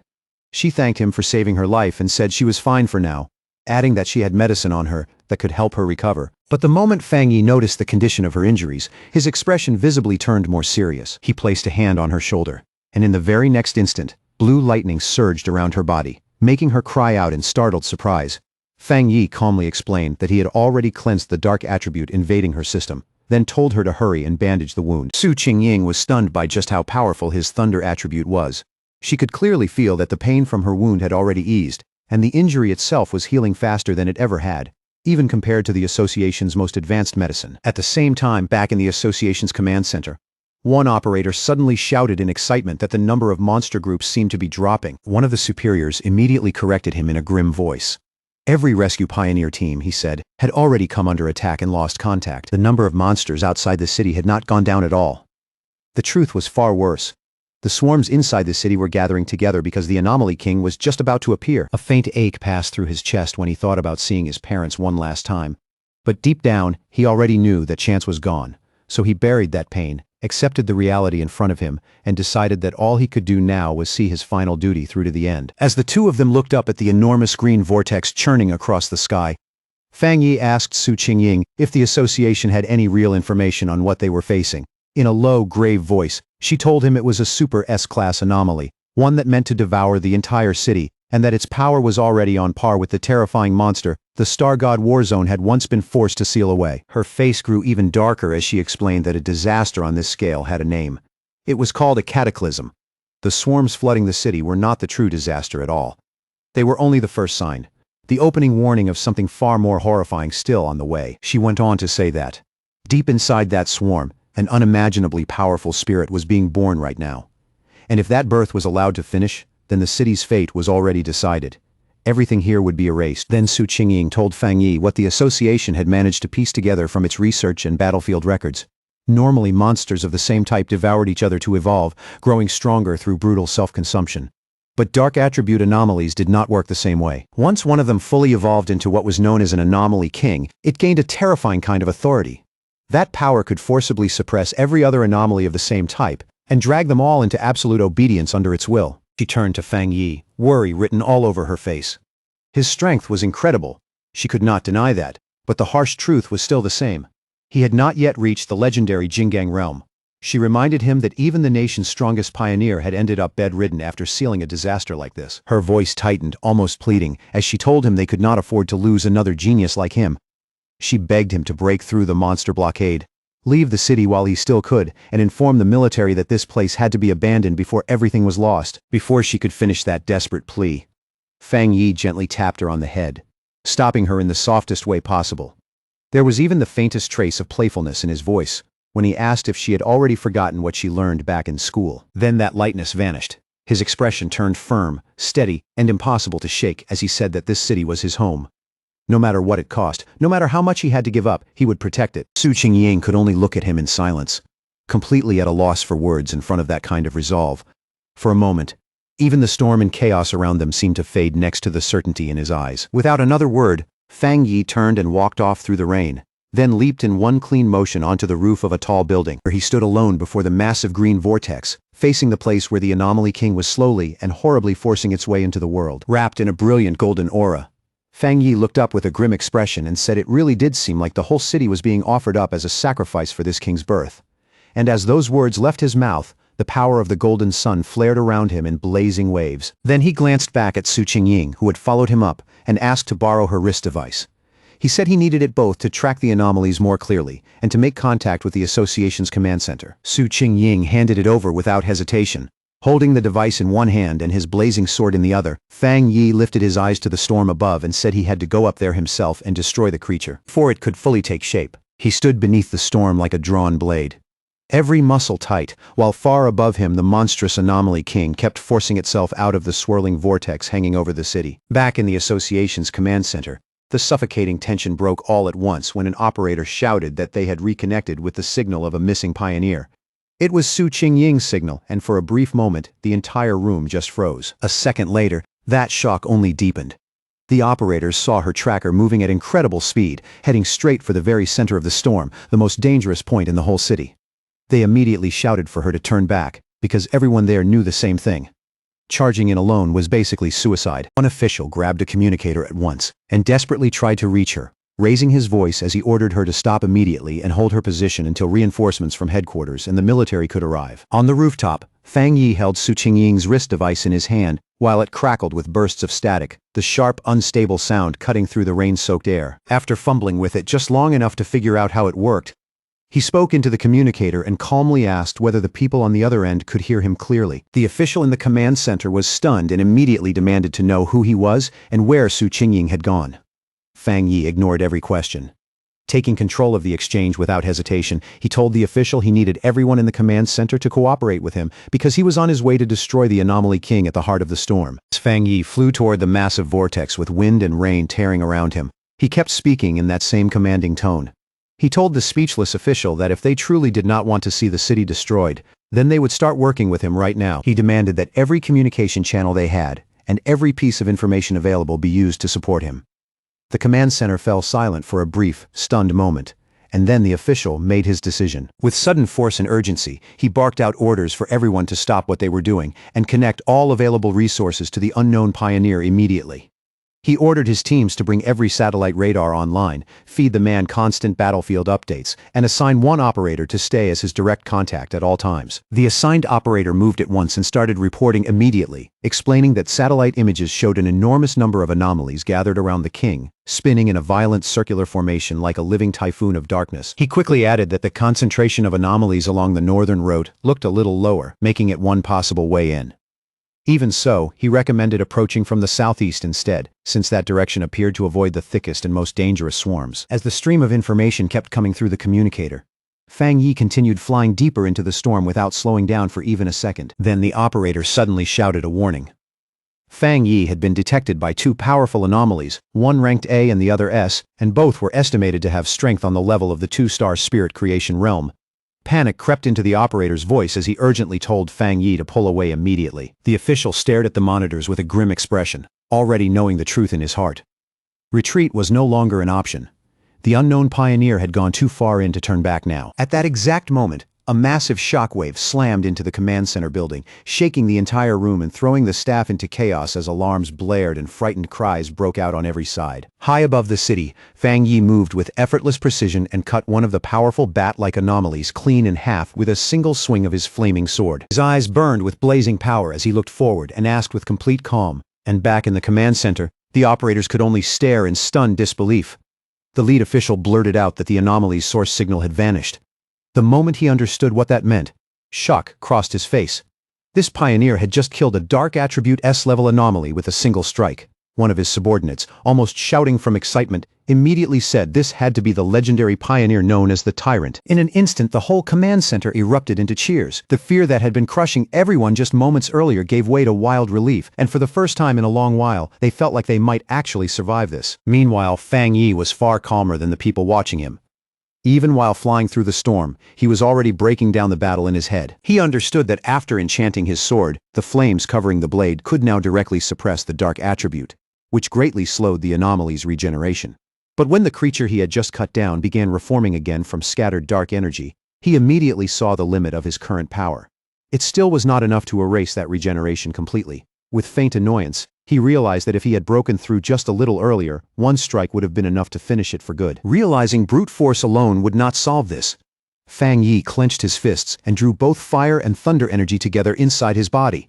He switched tactics on the spot. If one strike could not fully destroy them, then speed and relentless pressure would have to make up the difference. With that, he unleashed a storm of rapid slashes, tearing the reforming monster apart again and again, though he could not help noting in irritation that the endless number of these creatures was going to become a serious problem. Then, without any warning, a strange green orb of swirling energy appeared high in the sky, instantly drawing the attention of the dark creatures around it, and one after another. They began flying down toward it, as if called by something unseen. On the ground below, a group of cloaked pioneers looked up in confusion. One of them could not help asking what was going on, because the bat-like creatures that had been attacking so fiercely had suddenly stopped in the middle of their assault. Standing among them, the association superior looked up with a grim face and said this was bad, very bad. He knew there was only one reason the swarms would suddenly break off their attack. The anomaly king was calling them back, and if that was happening now, then its arrival was close. The remaining military forces and pioneer teams could only watch as the swarms gathered overhead into a gigantic blood-red cloud above the city. Everyone understood the same desperate truth. Their only chance left was to stop those swarms before they could be fully recalled and fused into the king's birth. Outside the city, where the encirclement battle was still raging, Jialan stood at a high vantage point and unleashed a powerful blast of energy into the mass of dark creatures below, the attack cutting brightly through the chaos. Her subordinate, the blonde lightning user, hurried over with a grim expression and asked how much longer it would take before they could finally break into the city. Without taking her eyes off the battlefield, Jialan answered that, according to their instruments, it would take at least another half-hour. The moment he heard that estimate, her subordinate fell into despair, because in another half-hour the anomaly king would most likely have fully hatched, and the city would be beyond saving. Jialan could only keep watching the huge blood-red swarm in the distance as she explained that they had no other option. The number of creatures was more than 10 times their original estimate, a threat equal to 10 S-class anomalies gathered in one place. Even with the military's heavy firepower and powerful weapons, they still could not fully wipe out those endlessly regenerating creatures. No matter how much force they poured into the battlefield, the dark swarm kept coming back, as if the city had already been sealed inside a living nightmare. Jialan kept her eyes locked on the battlefield, and the worry in them only grew heavier. If they failed here, she knew the disaster would not end with just one city. The spreading dark attribute would swallow the nearby cities too. With tension in her voice, she asked if they still did not have enough people to break through the blockade. Her subordinate answered with frustration and bitterness that they were hopelessly outnumbered. What angered him even more was that some pioneers were still standing back and watching from afar, acting like this catastrophe had nothing to do with them, not even realizing that the darkness would reach them eventually too. Then, all at once, Jialan's expression changed. Her eyes narrowed sharply as she caught something unusual, moving high in the sky. Her subordinate immediately asked what she had seen. The two of them looked up together and watched the bat-like swarms inside the city begin drawing together in long streams, rushing toward the place where the Anomaly King was being born. At that exact moment, a brilliant point of golden light burst from the very center of the massive vortex. It shone so fiercely it cut through the blood-dark sky like a signal fire. The subordinate recognized that energy instantly and asked in disbelief if that blazing light could really be Fang Yi. He turned to her, stunned and unsure, and called her name like he needed her to confirm that his eyes were not playing tricks on him. Jialan answered with a small, newly confident smile and simply said it was nothing. But the calm in her voice only made it more obvious that she already understood exactly what that light meant. Then she immediately took command, raising her voice and ordering all forces to increase firepower and keep pushing ahead without worrying about supplies. No matter the cost, they had to get into the city. The Star God War Zone, she declared, would never abandon a city to die. As her forces surged forward under that order, a lone figure wrapped in fire rose straight into the heart of the storm, glowing like a living beacon in the endless dark, and giving everyone who saw it a reason to keep fighting. Jialan and the still stunned Su Qingying could only stare at the vast sea of fire Fang Yi had created. The sight was so overwhelming that for a moment it barely even looked human, as if a piece of the sun itself had fallen into the storm. From the relative safety of a shattered apartment window, Lin Yi recognized her cousin's blade technique right away and shouted in excitement. Beside her, the red-haired leader could only stare in open amazement, clearly shaken by the scale of what Fang Yi was doing. High above the ruined city, the remaining bat-like swarms changed course and converged on Fang Yi from every direction, as if the entire dark sky had turned against him and was trying to bury him before he could go any farther. Fang Yi looked at the countless creatures rushing his way and did not look impressed in the slightest. In a calm, almost dismissive voice, he remarked that they had all gathered together just to stop him. A determined light flashed across his face. Instead of fearing that response, he said this was exactly what he wanted, and then he swung his enormous blazing sword with everything he had. The strike detonated into a colossal explosion of fire that spread across the sky in every direction, and in one blazing sweep, it tore open a massive path through the endless horde, ripping the black swarm apart. As firelight burned in his eyes, Fang Yi suddenly felt something shift inside him, and a sharp realization flashed through his mind. That familiar feeling had returned. He was back at the edge of a breakthrough. It was the same intense state he had lost earlier, and now it was surging back more clearly than before. He understood what it meant immediately. Even though the spiritual energy in the air was still thin and unstable, he had finally found the right moment to break through again. A confident smile touched his face. Since the chance had come back to him in the middle of battle, he decided he would not wait for it to happen on its own. He would force it forward. He raised one hand, and a swirling vortex of purple energy burst into existence as he unleashed the boundless dark realm. It opened across the sky like a massive dark eye, with Fang Yi himself shining at its center, like a star burning inside the void. Stretching his hand toward that vast darkness, he called for his spiritual flower to appear and answer him. A glowing red orb formed in front of him, bright and ominous, while fine cracks rapidly spread across its surface like something powerful was about to break out from within. From inside that orb, the massive red desolate fire spirit flower emerged, crackling with dark energy and radiating a savage predatory presence. The instant it appeared, it lunged at the swarms and began draining their life force as Fang Yi ordered it to devour them and drive his breakthrough forward. Newly summoned desolate fire spirit flower did not hesitate for even a moment.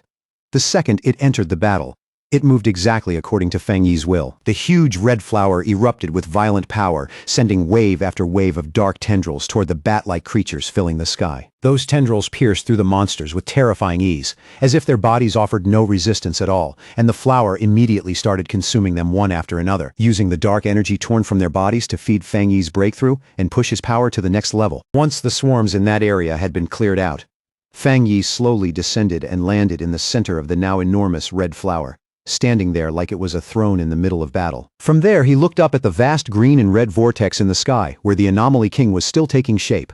His eyes deepened to a darker red as he observed that, although the creature's giant form could already be seen, it still felt strangely unreal, almost like a reflection trembling on water instead of a fully solid body. Even so, a confident smirk slowly formed on his face.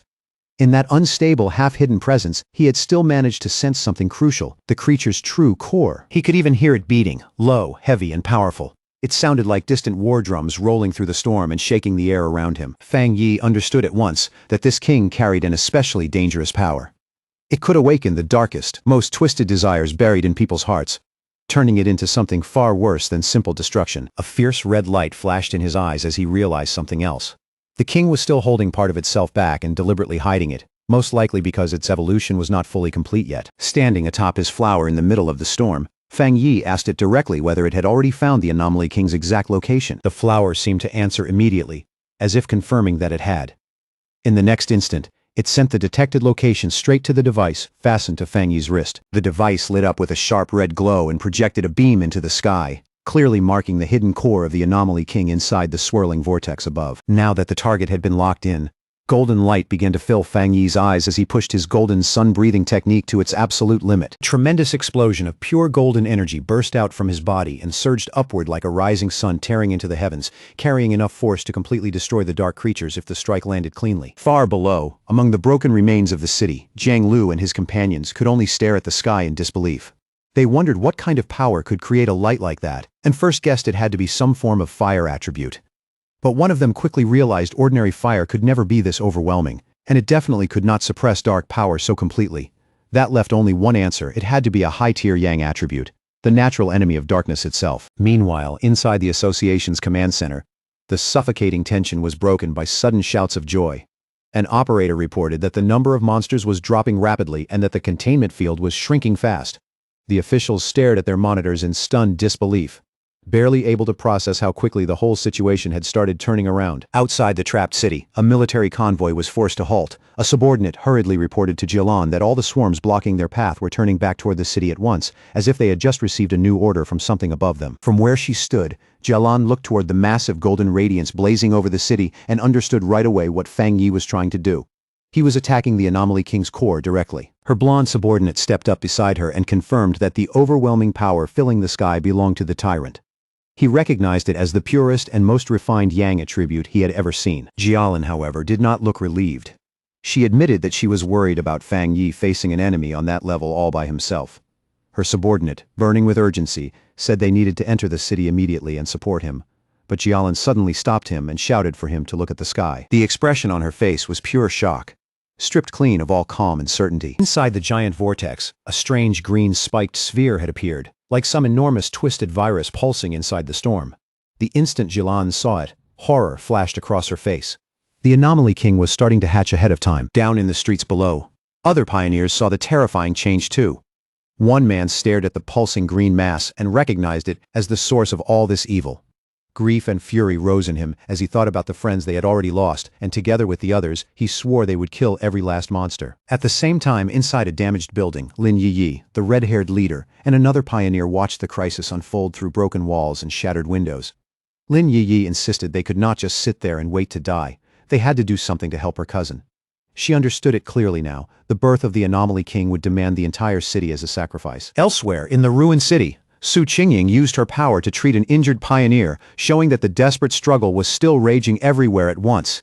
Even while Fang Yi fought in the sky, the people below were still battling, still bleeding, and still trying to keep each other alive. Lin Yi quickly gathered the other pioneers hiding inside the damaged building. Her voice was tight but steady as she reminded them that the creatures trying to stop her cousin were the same monsters that had already hurt their families, destroyed their homes, and taken people they cared about. And the moment those words left her mouth, a sudden idea flashed through her mind, like a spark in the middle of the chaos. She remembered the enormous flower Fang Yi had summoned earlier, the one devouring the bat-like swarms high above the city. Then it clicked.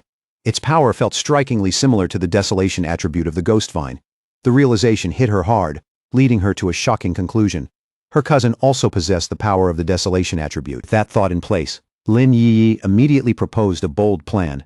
She told everyone to pour their spiritual power into the network of vines created by Fang Yi's flower, feeding it with their energy, so it could grow even stronger for the final battle ahead. The other pioneers did not hesitate for even a second. One after another, they raised their hands and released their spiritual power, sending streams of energy surging toward the great flower in the sky. Down on the ground, the association's superior noticed those trails of blue energy rising into the air, like rivers of light cutting through the ruined city. At first, he thought other pioneers might be gathering their strength for a direct strike against the monster itself. But he dismissed that idea immediately, knowing full well that from that distance, their individual power was nowhere near enough to reach it effectively. Then he understood what they were really doing. They were not attacking the monster directly at all. They were sending their spiritual energy into the plant. Fang Yi had summoned, using it as the channel for their final support. Moved by their courage, the superior declared that he would join them too.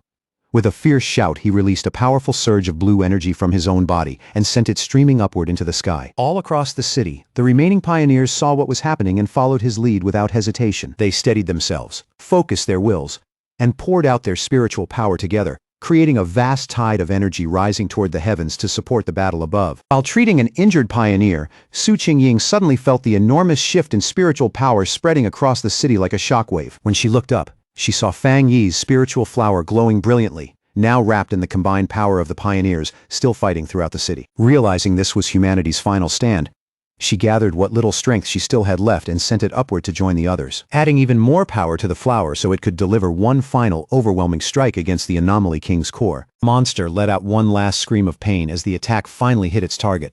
In that same instant, Fang Yi followed through without pause, delivering a clean, decisive slash straight through its body. After that massive clash, Fang Yi remained suspended in the air and lifted a hand to wipe the blood from his face. Then an urgent voice burst through the communicator, warning him that every bat swarm from outside the city was now converging on his position. The numbers were staggering. Tens of thousands of B-level, A-level, and even S-level monsters were rushing toward him together, forming what looked like an endless tide of red and black swallowing the sky. Fang Yi did not look shaken in the slightest. He simply raised his eyes to the pulsing green cocoon of the Anomaly King, and coldly said that no matter how many minions it sent, he would kill every last one. Then he openly mocked the creature, asking if it was trying to hatch early because it was afraid of him. The taunt worked. The Anomaly King finally began to emerge for real, and a monstrous shadow-green claw tore through the cocoon as its full body slowly started taking shape above the city. Golden flames wrapped around Fang Yi's hand as he watched the scene with a grave, focused expression, fully aware that his true enemy was finally showing itself. Now, fully formed, the Anomaly King appeared as a terrifying beast crowned by a single menacing green eye. It released one final horrifying scream that shook the air, announcing the beginning of the true final battle. The fully born Anomaly King twisted and circled through the sky, forming a dreadful vortex of dark green power and living shadow, with a bright green orb of terrifying energy burning at its very center. The instant its full power appeared, the entire city shook. The ground split beneath the streets as a violent earthquake tore through the ruins, sending the surviving pioneers stumbling and scrambling in panic. Despair spread among them as they realized the king was so powerful it could wipe them out simply by existing. Outside the city, Jialin and her subordinate watched the terrifying scene unfold with grim expressions, knowing that whatever hope remained was now resting on Fang Yi alone. Deep in the ruined city, Su Qingying also lifted her eyes toward the sky.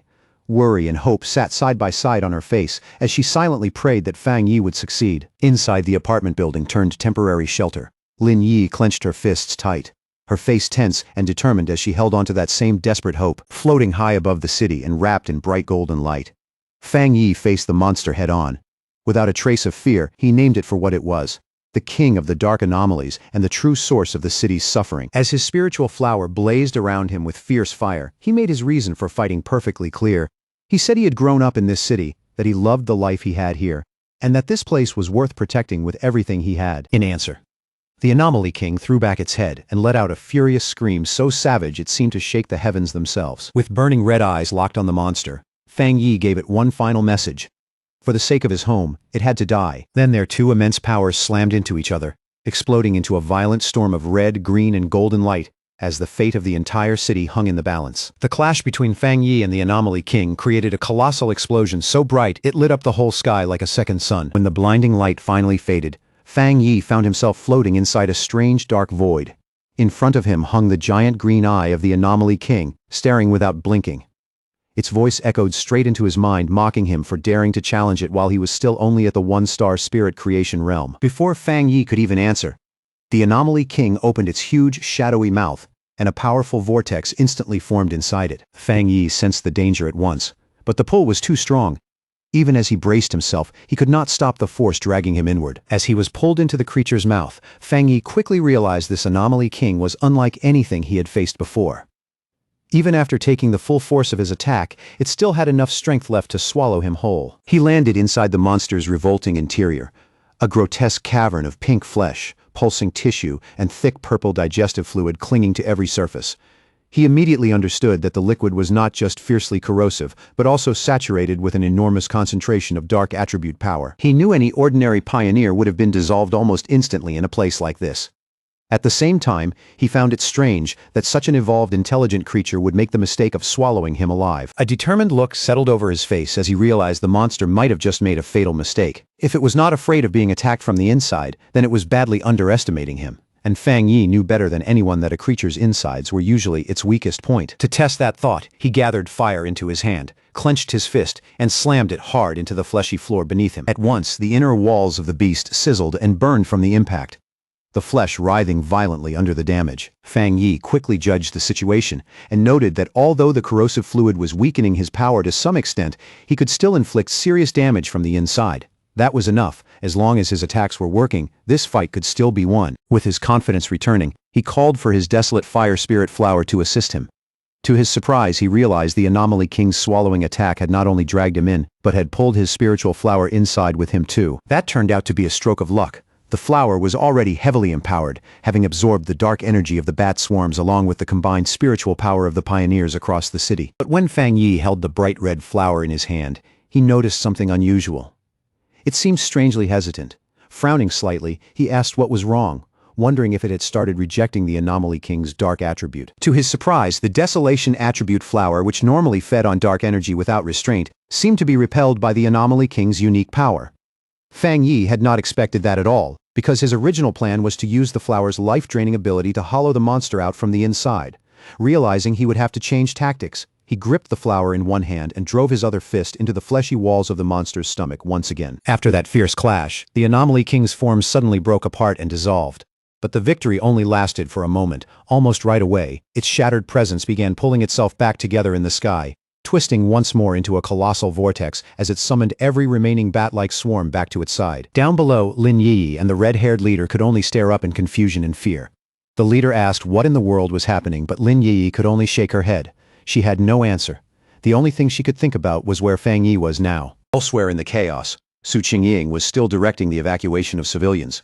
She kept her voice steady as she urged everyone to move in an orderly line, promising them that the pioneers would protect them for as long as they possibly could. But when someone anxiously asked where Fang Yi was, the calm on her face broke at once. Panic flashed in her eyes as she explained that he was still fighting the Anomaly King from inside its body. At that moment, the military finally arrived in force under Jialan's command. An officer quickly reported that both the swarms and the Anomaly King had started attacking the city in a chaotic, unpredictable pattern, then immediately ordered a rapid evacuation to cut down casualties as much as possible. Jialan stood on top of a military vehicle, issuing firm, precise orders to the soldiers around her. Yet even while keeping everything under control, she could not stop herself from looking up at the horrifying creature in the sky. Dread written clearly across her face. High above them all, the Anomaly King started drawing the swarms back into itself, pulling them one after another into its spinning form as it tried to restore the power it had just lost inside the monster's stomach. Fang Yi felt that change immediately and froze for a second, realizing at once that the creature was far from finished and still had enough strength left to turn the battle back around. As the monster's digestion intensified and that corrosive force pressed in on him from every direction, Fang Yi felt his own strength beginning to wear away. Even his body seemed to be slowly breaking down under the crushing weight of that terrible energy. Then he noticed the dark energy around him, starting to thin out and shift in a strange way, and for one brief moment, he closed his eyes. When Fang Yi opened them again, the stomach and all that flesh around him were gone. He was no longer inside the monster at all. Instead, he found himself standing alone in the ruins of a completely destroyed city. Broken skyscrapers leaned around him like graves beneath a dark, threatening sky, and the sudden change made him wonder where he was and what had just happened. Standing in that ruined city of illusion, Fang Yi's expression hardened at once. Then, from the darkness between the wrecked towers behind him, a huge, shadowy beast with glowing red eyes slowly stepped out. The creature did not hesitate. The instant it appeared, it lunged forward and slammed a massive punch down at Fang Yi with crushing force. Fang Yi sharpened his senses and quickly realized something deeply unsettling. His spiritual power was gone. Not weakened, not sealed, completely absent. The beast gave him no time to think, driving its enormous fist down at him again with enough force to flatten the ground. Fang Yi moved at the very last instant, leaping aside and narrowly slipping past the blow. The impact shattered the earth where he had been standing just a second earlier. He landed steadily on a broken slab of rubble, and immediately noticed something important. Even without spiritual power, his body still felt strong, solid, and sharpened by long training. And in that moment, the truth of the situation started to take shape in his mind. This was an illusion created by the Anomaly King. A trap meant to make him believe he had somehow returned to the powerless life he once lived before becoming a pioneer. The beast tried to crush him again with a huge downward stomp, but Fang Yi reacted instantly and sprang out of the way once more, escaping by the thinnest margin. As he landed, one crucial conclusion finally snapped into place. The Anomaly King was not actually strong enough to erase his power completely. Its influence was interfering with his mind, but it was not truly greater than his own strength, which meant his abilities were not really gone. He just had to break through the mental block the illusion was forcing onto him. Fang Yi understood that every illusion had a flaw, and that flaw would always be tied to the Anomaly King's own weakness, the part of itself it would reveal without even realizing it. Before he could think any further, the beast suddenly moved with blinding speed and trapped him in its huge hand. The monster lifted him close to its snarling face, and its voice rolled through that false world as it told the foolish human that once he had entered this place, he would never leave alive. Caught in the monster's grip, Fang Yi looked like he had nowhere left to go. And yet, a confident smirk slowly appeared on his lips, because in that very moment, he realized he had found the key to breaking the illusion. The Anomaly King's false form began merging with the world around him and with the fear it was trying to force into him, showing him a grotesque, mocking smile like it had already won. Then the creature opened its huge jaws and coldly declared that everything was over, that this was the unavoidable fate waiting not just for him, but for all of humanity, to crush his will completely. It showed him a horrifying vision of his fallen companions, Jialan, Su Qingying, and the others, lying lifeless before him. And through that cruel image, it revealed what it truly believed: humans were nothing more than food for its evolution. Fang Yi acted like the vision had shaken him and stayed silent for a brief moment. Then he slowly lifted his head, and a small defiant smile appeared on his face. In a calm voice, with no fear in it at all, he asked the monster if that was really what it believed. And in the very next instant, Fang Yi unleashed his real power. A brilliant golden surge exploded from his body as he declared that the monster was nothing more than a puppet pretending to be terror itself. Then he went even further, saying the creature clearly did not understand the truth of what he was or why he even existed. Golden figures of countless people appeared around him, shining like living memories, as Fang Yi revealed that he had been reborn for one reason only: to protect his home and every person he held dear. That overwhelming golden radiance swallowed the shadowy beast whole, and the force of it erupted into a massive explosion that shattered the illusion from the inside out. A wave of pure fire tore through the collapsing mental space, and its blazing reflection flashed across a single burning eye before everything finally broke apart. Freed from the illusion and back in the real world, Fang Yi emerged changed. His hair burned like living fire, blue lightning crackled around his body, and with absolute focus, he called for the system to begin. Floating in the storm-filled sky, Fang Yi was now surrounded by a massive hand-shaped manifestation of pure golden energy, fully prepared to bring this battle to an end. At that moment, a system window appeared before him, confirming that he had met all the requirements for a breakthrough, and asking whether he wished to advance into the two-star spirit creation realm. With power roaring through him like a flood, Fang Yi accepted the breakthrough into the two-star spirit creation realm.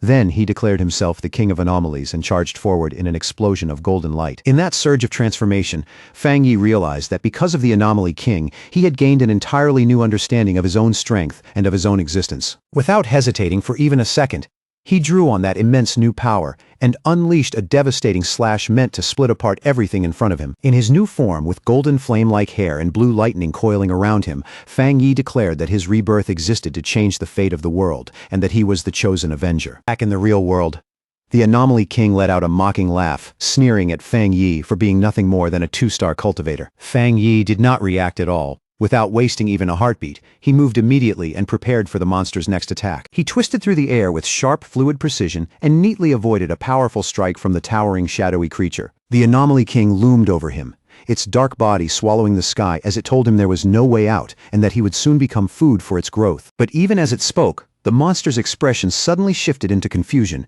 as if it could no longer understand what was happening to the battle. Fang Yi answered that confusion with a confident smirk, already knowing deep down that his plan was unfolding exactly the way he intended. Out of nowhere, blue lightning erupts from deep inside the Anomaly King's body. The massive creature jerks in midair and writhes in pain, letting out a furious howl at the foul-smelling human who somehow managed to injure it, completely unable to understand what this strange, terrifying power inside it even is. Pushing himself to the very edge, Fang Yi forces his body steady and readies one last blow.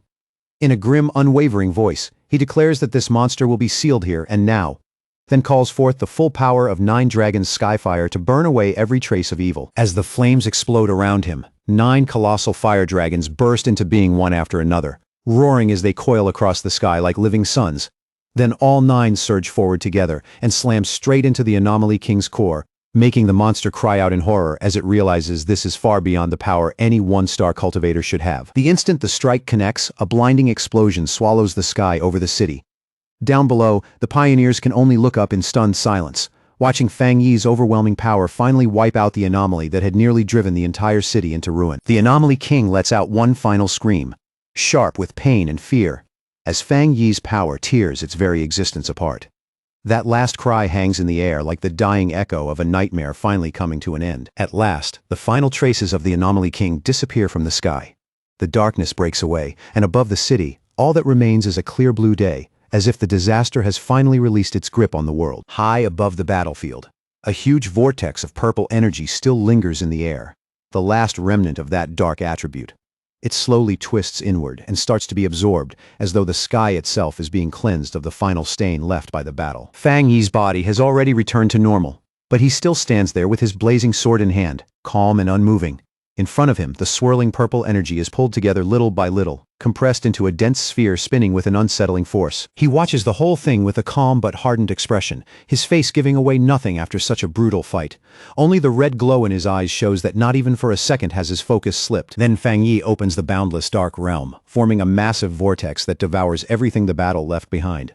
All the scattered, chaotic energy in the sky is dragged inward, leaving no chance for the remnants of the disaster to spread any further. Down on the streets, the surviving pioneers and soldiers stare up at the now peaceful sky in disbelief. One of them murmurs, almost afraid to believe it, that maybe the nightmare is finally over, and another lets out a shaky breath and says, yes, the battle has really ended. Standing on top of a military vehicle, Zhao Lan is met by an overwhelming roar of cheers from the survivors around her. The whole crowd erupts with raw, exhausted joy, shouting that the city has been saved and that somehow, against all odds, they made it through alive. As the first light of dawn begins to spread across the horizon, Zhao Lan's blonde subordinate asks if she plans to go look for Fang Yi. Zhao Lan turns toward the rising sun and gives a soft smile, her tired face gentler now, before saying that from here on out, each of them has their own duty to carry. She says their job now is not to go chasing after heroes, it is to help ordinary people take their lives back. The city has to be rebuilt, order has to return, and the wounds left behind by this disaster have to be healed one step at a time. Below them, the survivors cling to one another in the pale morning light. Some are laughing, some are crying, and some just collapse into relieved embraces. After everything they went through, those tears and cheers say more than words ever could. Miles away, the staff of the Spiritual Energy Association are celebrating too.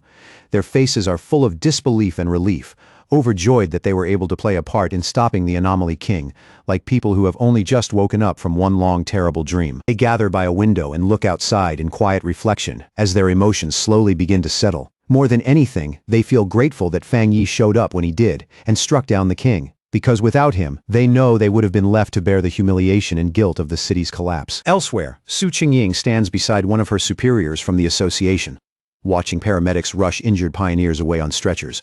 With worry tightening her voice, she asks if those pioneers are still alive. Her superior gently rests a hand on Su Qingying's shoulder and tells her not to worry. Their medical centers were not destroyed in the disaster, so the wounded can still be treated, and for everyone who made it out alive there is still hope. Su Qingying knows very well that without Fang Yi, none of them would even have had the chance to save the injured. As she watches the aftermath unfold, she cannot help wondering again who he really is, and just how frightening his true strength has become, especially when he keeps doing what everyone else thought was impossible. Her superior gives a grave nod and says that after what they all witnessed, one thing is obvious: Fang Yi has already stepped into the 2-star spirit creation realm. He is certain headquarters will move quickly after this, and that someone else will probably reach Fang Yi before they do, while Su Qingying quietly thinks about just how far he has come. There was once a time when Su Qingying believed she could still stand beside him and compete with him, but after seeing all of this with her own eyes, she has no choice but to admit that Fang Yi has completely surpassed her and has become one of the most extraordinary geniuses in all of Xiaguo. The superior recalls the golden light that lit up the sky, and the 9 fire dragons that sealed the anomaly, a scene witnessed by countless people across the city. He knows something on that scale will trigger endless discussion and shockwaves everywhere, so they cannot afford to move slowly now. Still trying to understand what he means, Su Qingying looks at him in confusion and asks what exactly he is talking about. She can feel the weight behind his words, but she still has not caught up to the conclusion he already has. Superior proposes giving Fang Yi a new title, the Sealer. To him, it fits perfectly. a name born directly from the unbelievable sight of Fang Yi sealing the disaster with his own hands. After the battle, Lin Yi and the red-haired leader race through the shattered streets, their footsteps ringing over broken concrete and scattered debris. Lin Yi anxiously calls for her friend to slow down, then blurts out in panic that she has no idea where Fang Yi could be, while the red-haired leader keeps trying to calm her and tell her not to assume the worst. Then all at once, Lin Yi spots something in the distance through the wreckage. She freezes on the spot, her breath catching for a moment like she cannot trust what she is seeing. In the very next second, relief rushes over her so fast it almost breaks her.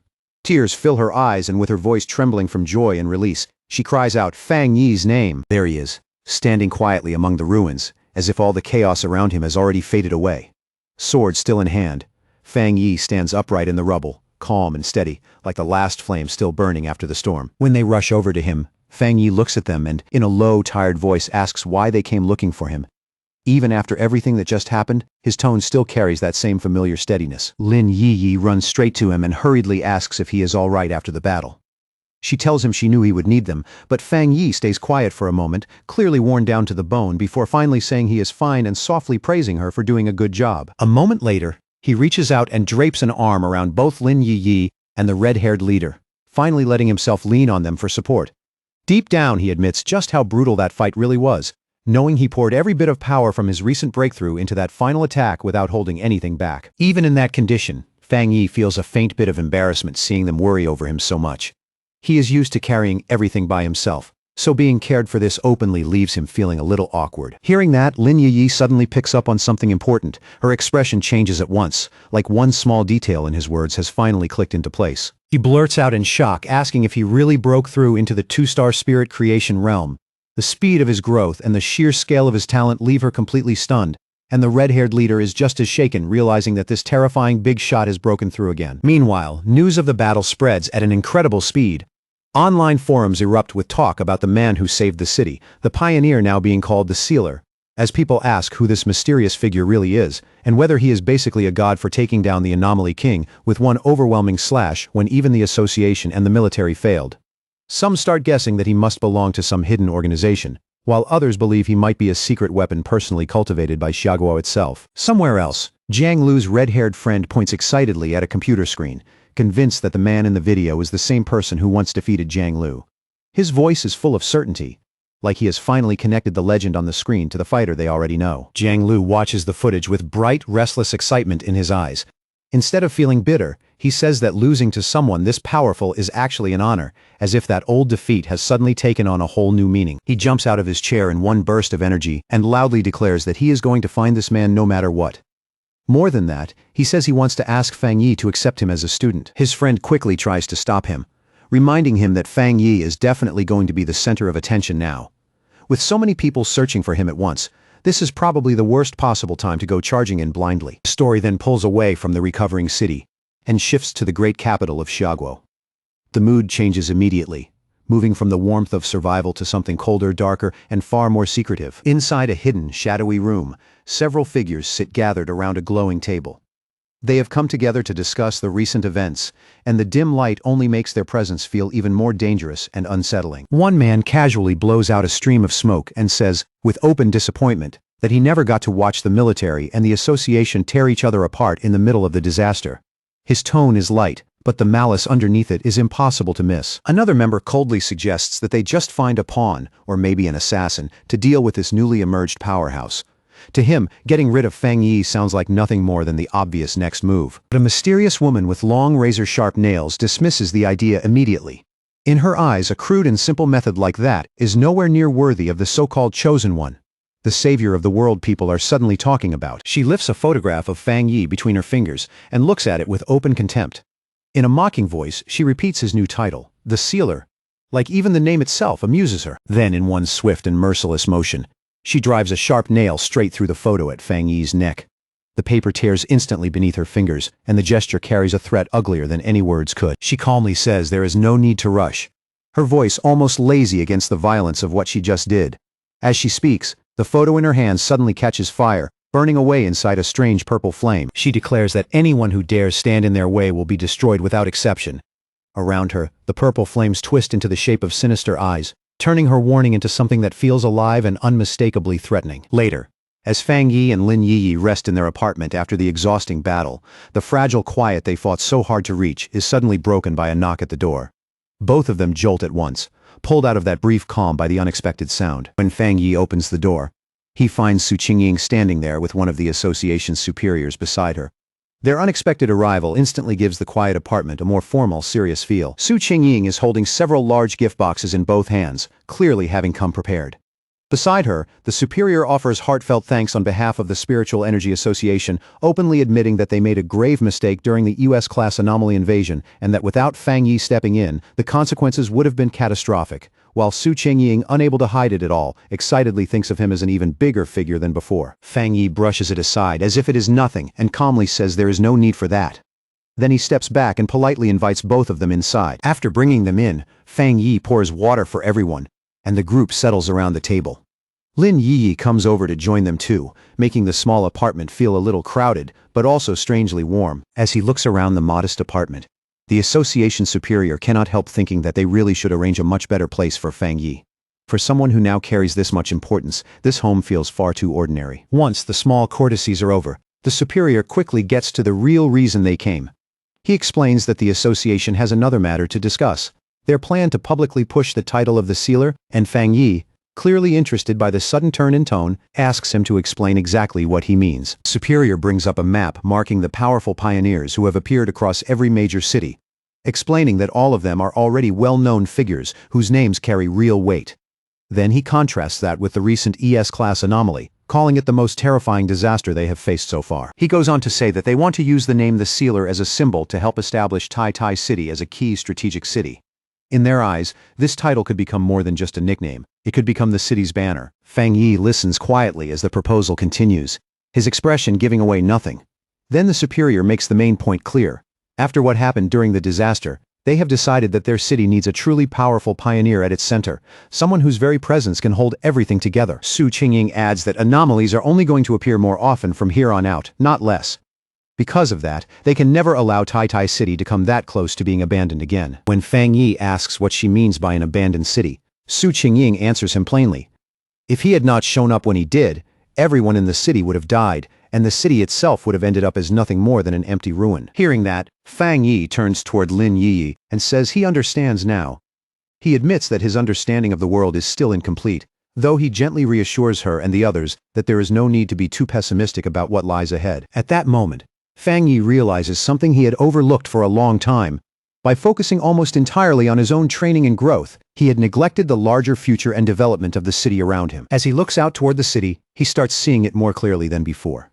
Tai Tai City may once have counted as a major city, but compared with the true top-tier centers, its status and influence still fall well short. He recalls that among the more than 100 cities, the top 3 are Dushen, Tian, and Kang, while several other major hubs also hold enormous importance. Thinking it through, he realizes that this disaster, terrible as it was, might also become a rare chance for Tai Tai City to rise and gain greater significance. The superior nods and confirms that this is exactly how things stand now.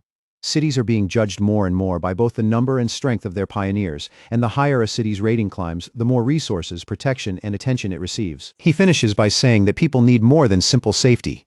They need a symbol of hope they can believe in. So the association plans to protect Fang Yi's real identity while building a mysterious public image around the sealer, letting people imagine, discuss, and slowly raise his legend on their own. After a brief pause, Fang Yi agrees. He understands that keeping some mystery around himself is much wiser than laying everything out in the open.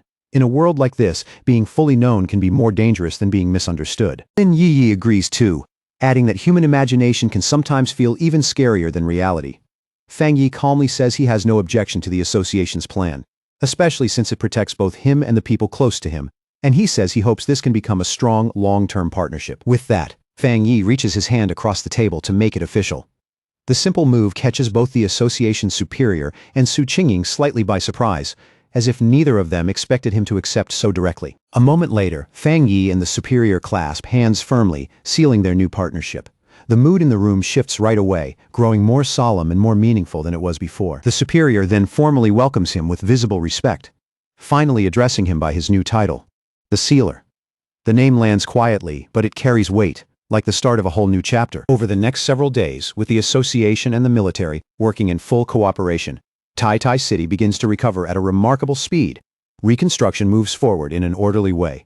The injured are rescued and treated step by step, and in the shadow of that disaster, a new order across the world seems to be taking shape even faster than before. The scene then shifts to the sleek, modern headquarters of the Spiritual Association in Dushen City, where news of Fang Yi's actions has already reached the highest levels.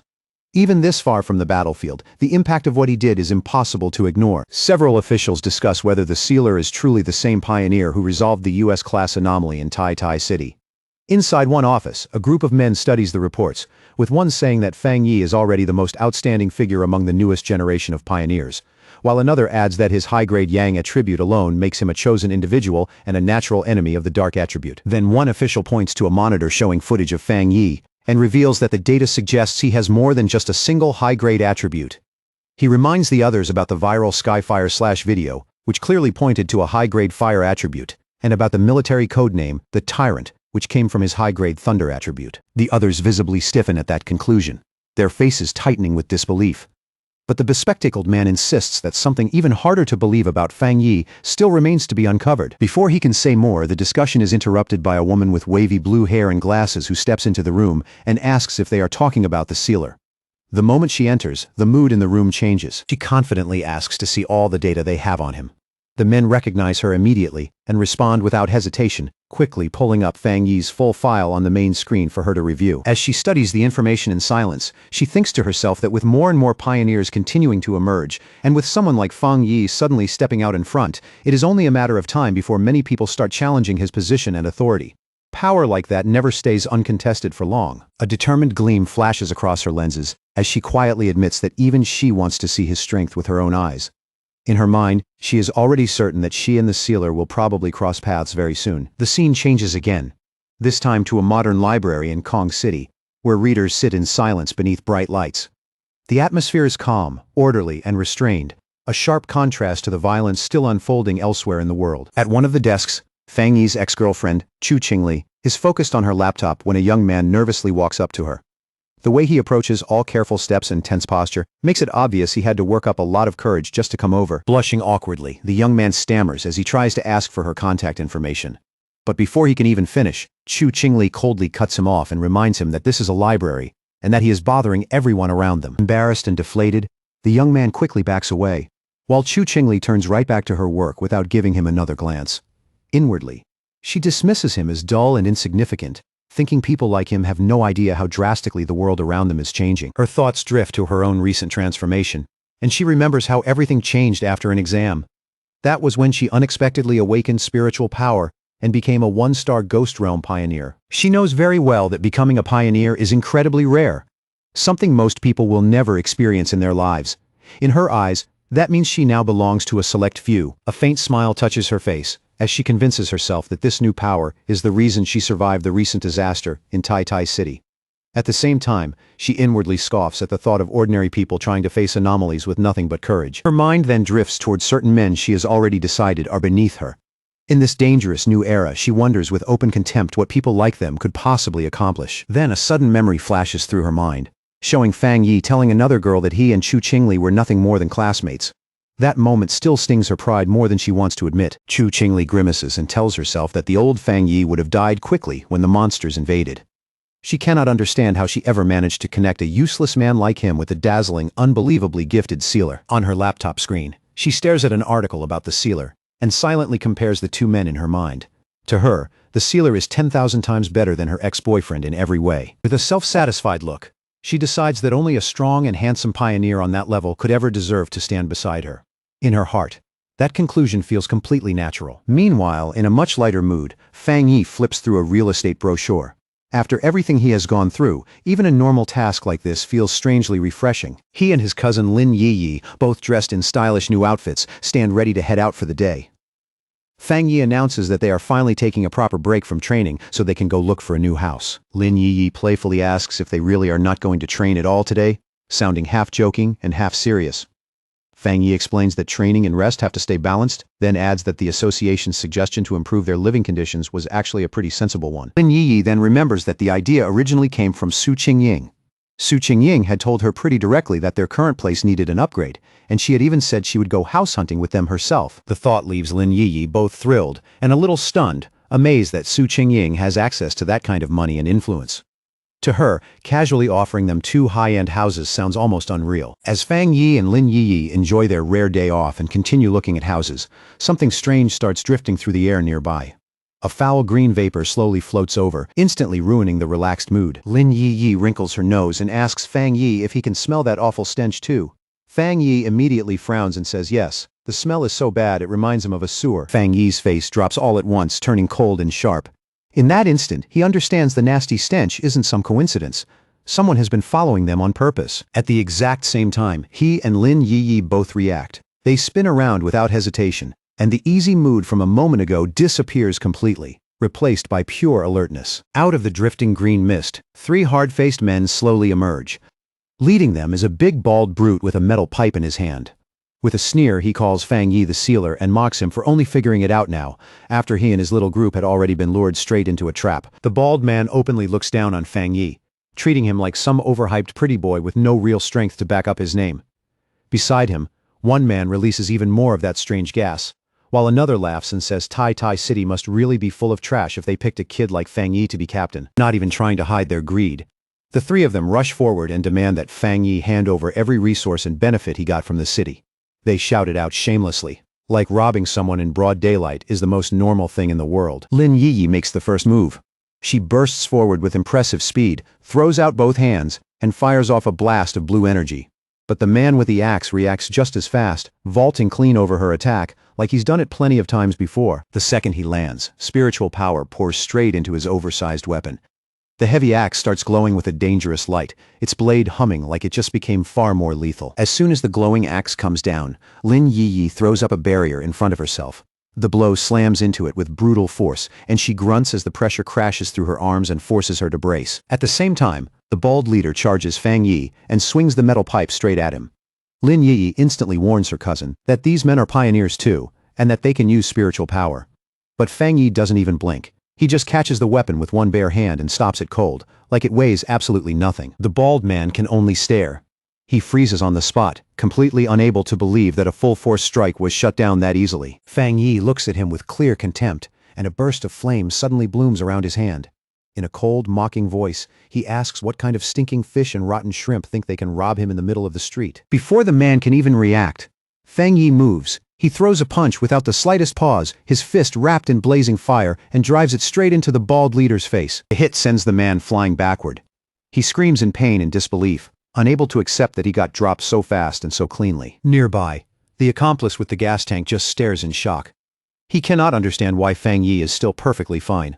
In his mind, that special universal permeating potion should have already eaten through Fang Yi's defenses and left him unable to move. Fang Yi only looks back at them, calm and completely unimpressed, while flames still dance across his hand. The green gas turns out to be a potion refined from the sweat of a wood attribute pioneer, designed to corrode a target's spiritual barrier and leave them exposed. The trade-off is the smell. It's foul enough to linger stubbornly in the air. Humiliated and furious, the bald man scrambles back up and yells that he was just careless for a second.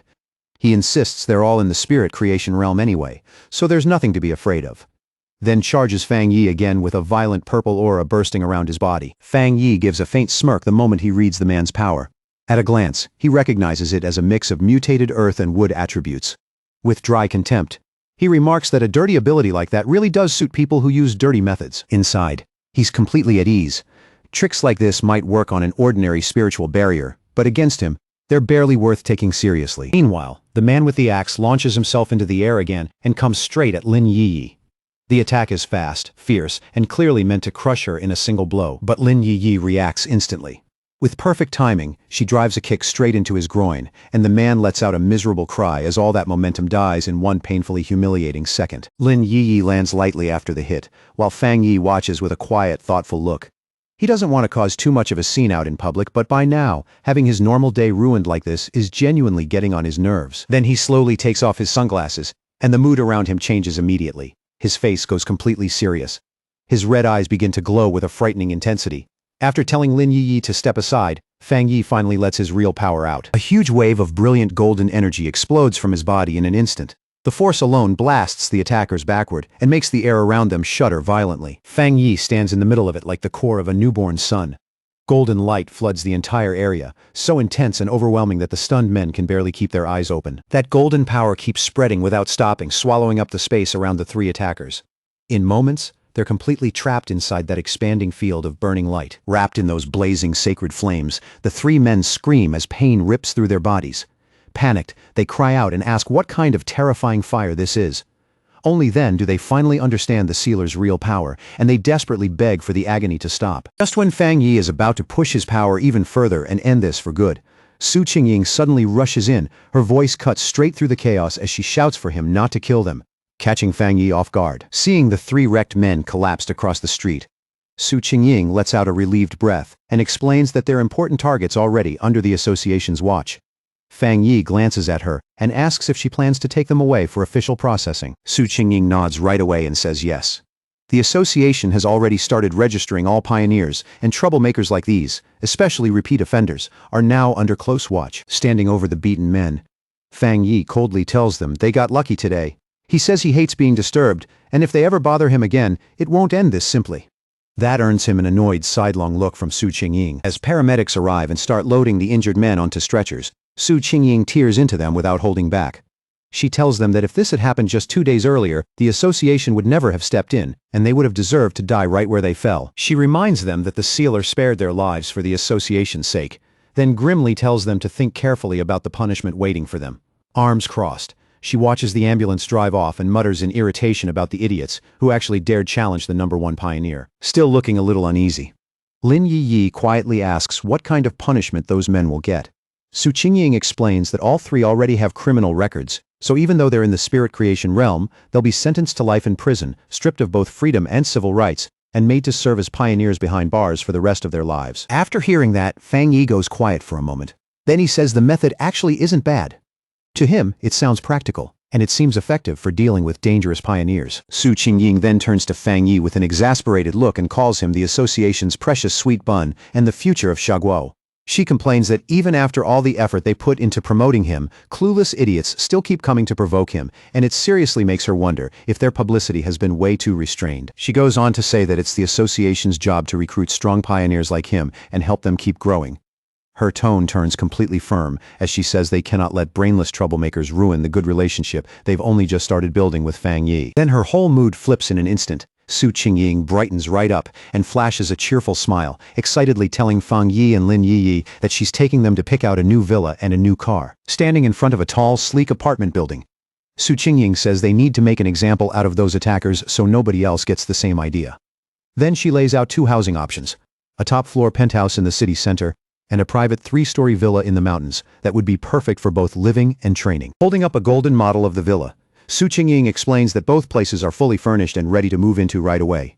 Lin Yi looks them over and honestly admits that both choices are really appealing. After listening quietly, Fang Yi lifts 2 fingers with a faint, confident smile. In the calmest tone possible, he says he'll take both. That answer leaves both Lin Yi and Su Qingying staring at him, speechless. Fang Yi playfully asks if that's allowed, saying he trusts Su Qingying's sincerity. She gets flustered for a second, but then quickly agrees with obvious delight and assures him it's no problem at all. After that, the 3 of them head together to a luxury car dealership. On the way, Su Qingying explains that the association has an ongoing partnership with the showroom, so they can choose any car they want. As they look around the cars, some people nearby can't help glancing toward Lin Yi and whispering to each other. They quietly admire her fair skin and elegant looks, clearly struck by how eye-catching she is. Outside the dealership, a few men watch the group from a distance and size them up in silence. To them, Fang Yi is the one who stands out the most. Even dressed plainly, he gives off the feeling that he might be the son of some powerful family. Inside the showroom, one of Chu Qingli's friends happens to be there too. Seeing the scene, the people around her start guessing that Fang Yi must be buying a car for his girlfriend. The moment Chu Qingli's friend gets a proper look at him, her expression changes on the spot. She clearly never expected to run into Fang Yi here of all places. She quickly realizes exactly who he is. Chu Qingli's ex-boyfriend, and the same young man the university principal had personally come out to greet before. That detail makes the whole situation feel even stranger. Her mind jumps back to the argument she had with him earlier, and irritation rises almost immediately. Seeing Fang Yi shopping for a car with another girl only makes that feeling worse. Trying not to draw attention, she quietly pulls out her phone and starts secretly recording Fang Yi, Lin Yi, and Su Qingying while they stand near a sports car. Her eyes stay locked on them, full of restless curiosity. Not long after, Her phone buzzes as she sends the photo she just took to Chu Qingli. The message goes out right away, carrying the beginning of a new round of trouble. Excited by what she just found, she quickly messages her friend that she spotted Chu Qingli's ex-boyfriend at a VIP dealership. And with obvious satisfaction, she adds that he looks like he's buying a car for a beautiful girl. Chu Qingli answers almost right away, but her reply is cold and flat. She just says, "So what?" like none of it means anything to her. But sitting there in the lecture hall, Chu Qingli is clearly more bothered than she wants to show. A hint of irritation settles on her face, as she wonders where Fang Yi suddenly got that kind of money. Then she sneers to herself and assumes he must have survived the disaster by pure luck and ended up under the care of someone rich. A cold, self-satisfied smile slowly forms on her lips. In her eyes, the distance between her and Fang Yi has already grown so wide that there's no way he could ever catch up. She walks through the lecture hall with a calm, proud expression. She tells herself that once she rises to the top of the pioneer world, things like this won't even be worth noticing. To her, Fang Yi is just a vulgar fool, not someone worth a second thought. After picking their new place, Fang Yi and Lin Yiyi arrive at the modern villa together.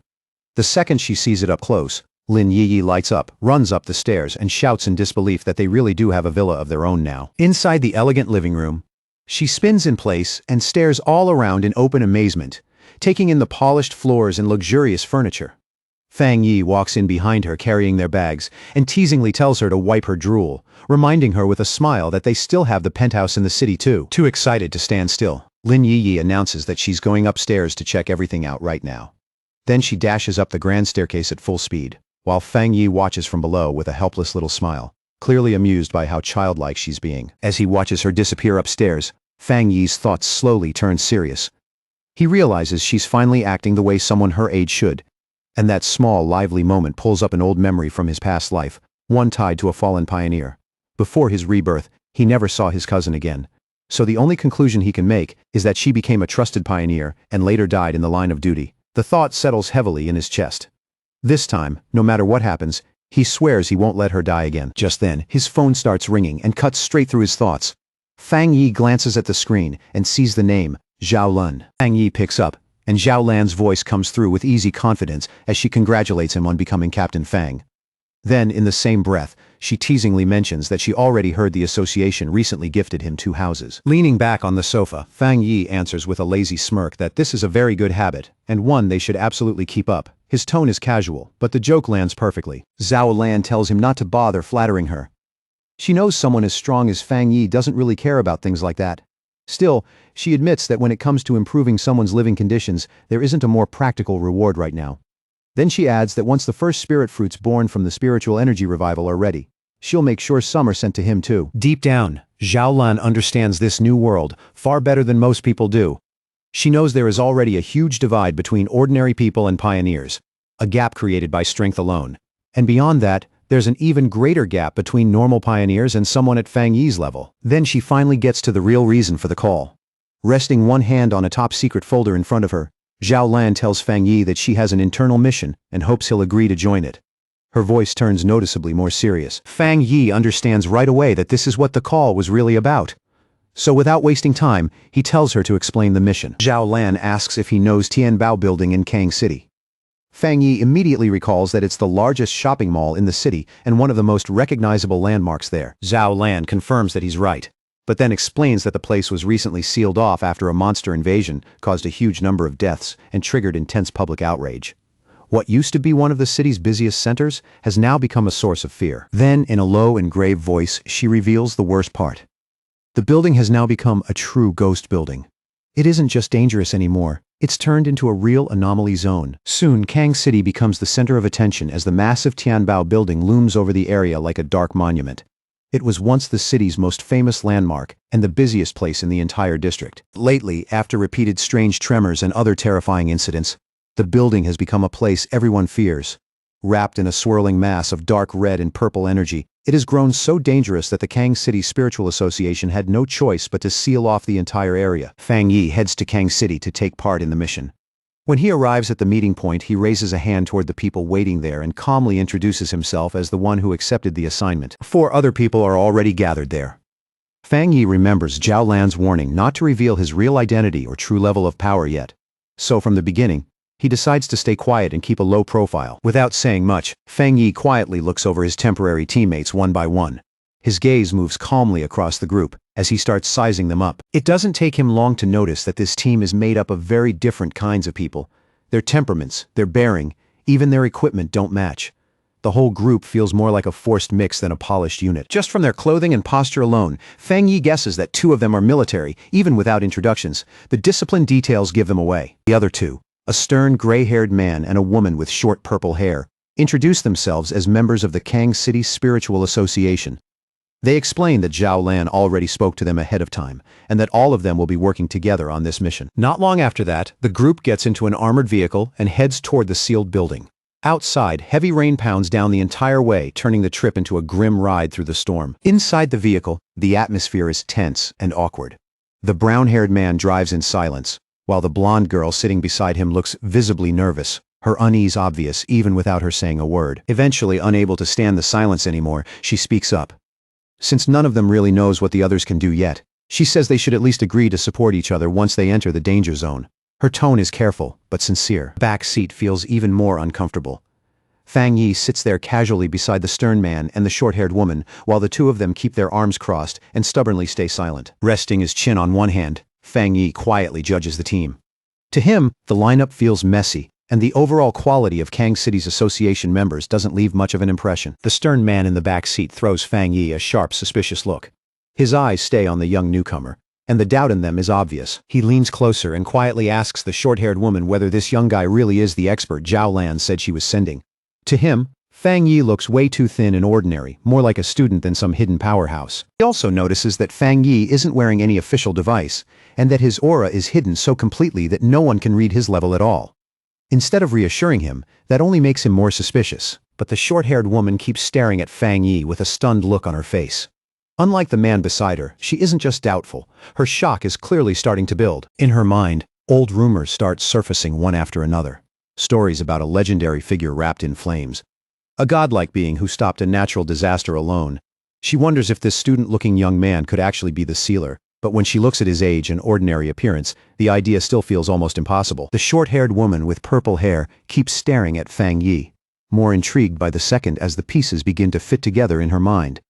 This young man matches the description of the legendary figure said to possess 3 rare high-level powers and to have sealed the King of Anomalies. By now, she's almost certain the quiet person sitting beside her is the sealer himself. Meanwhile, back at the Star God Warzone office, a phone suddenly starts ringing. The sharp sound cuts straight through the tense atmosphere in the room. Zhao Lan answers, and terrible news hits her immediately. Tianbao building has fully fallen. Contact with everyone inside has been lost. The anomaly level has surged to 12,000. And according to the grim report on the other end, there are already 53 confirmed deaths. Zhao Lan's expression tightens at once. She realizes the situation is getting worse, even faster than they predicted. The speed of the collapse is clearly beyond their earlier estimates. Even so, she firmly says the person she sent, Fang Yi, will be fine.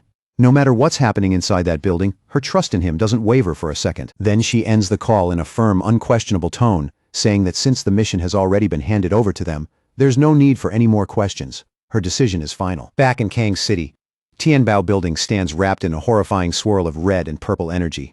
The whole structure looks like it's been swallowed by a living nightmare. The armored vehicle finally pulls in, and the team steps out into a heavy, unnatural rain that falls thick and dark like blood. The second they leave the vehicle, the oppressive atmosphere crashes down on all of them. Fang Yi studies the area with a grave look and quickly judges that the situation is worse than expected.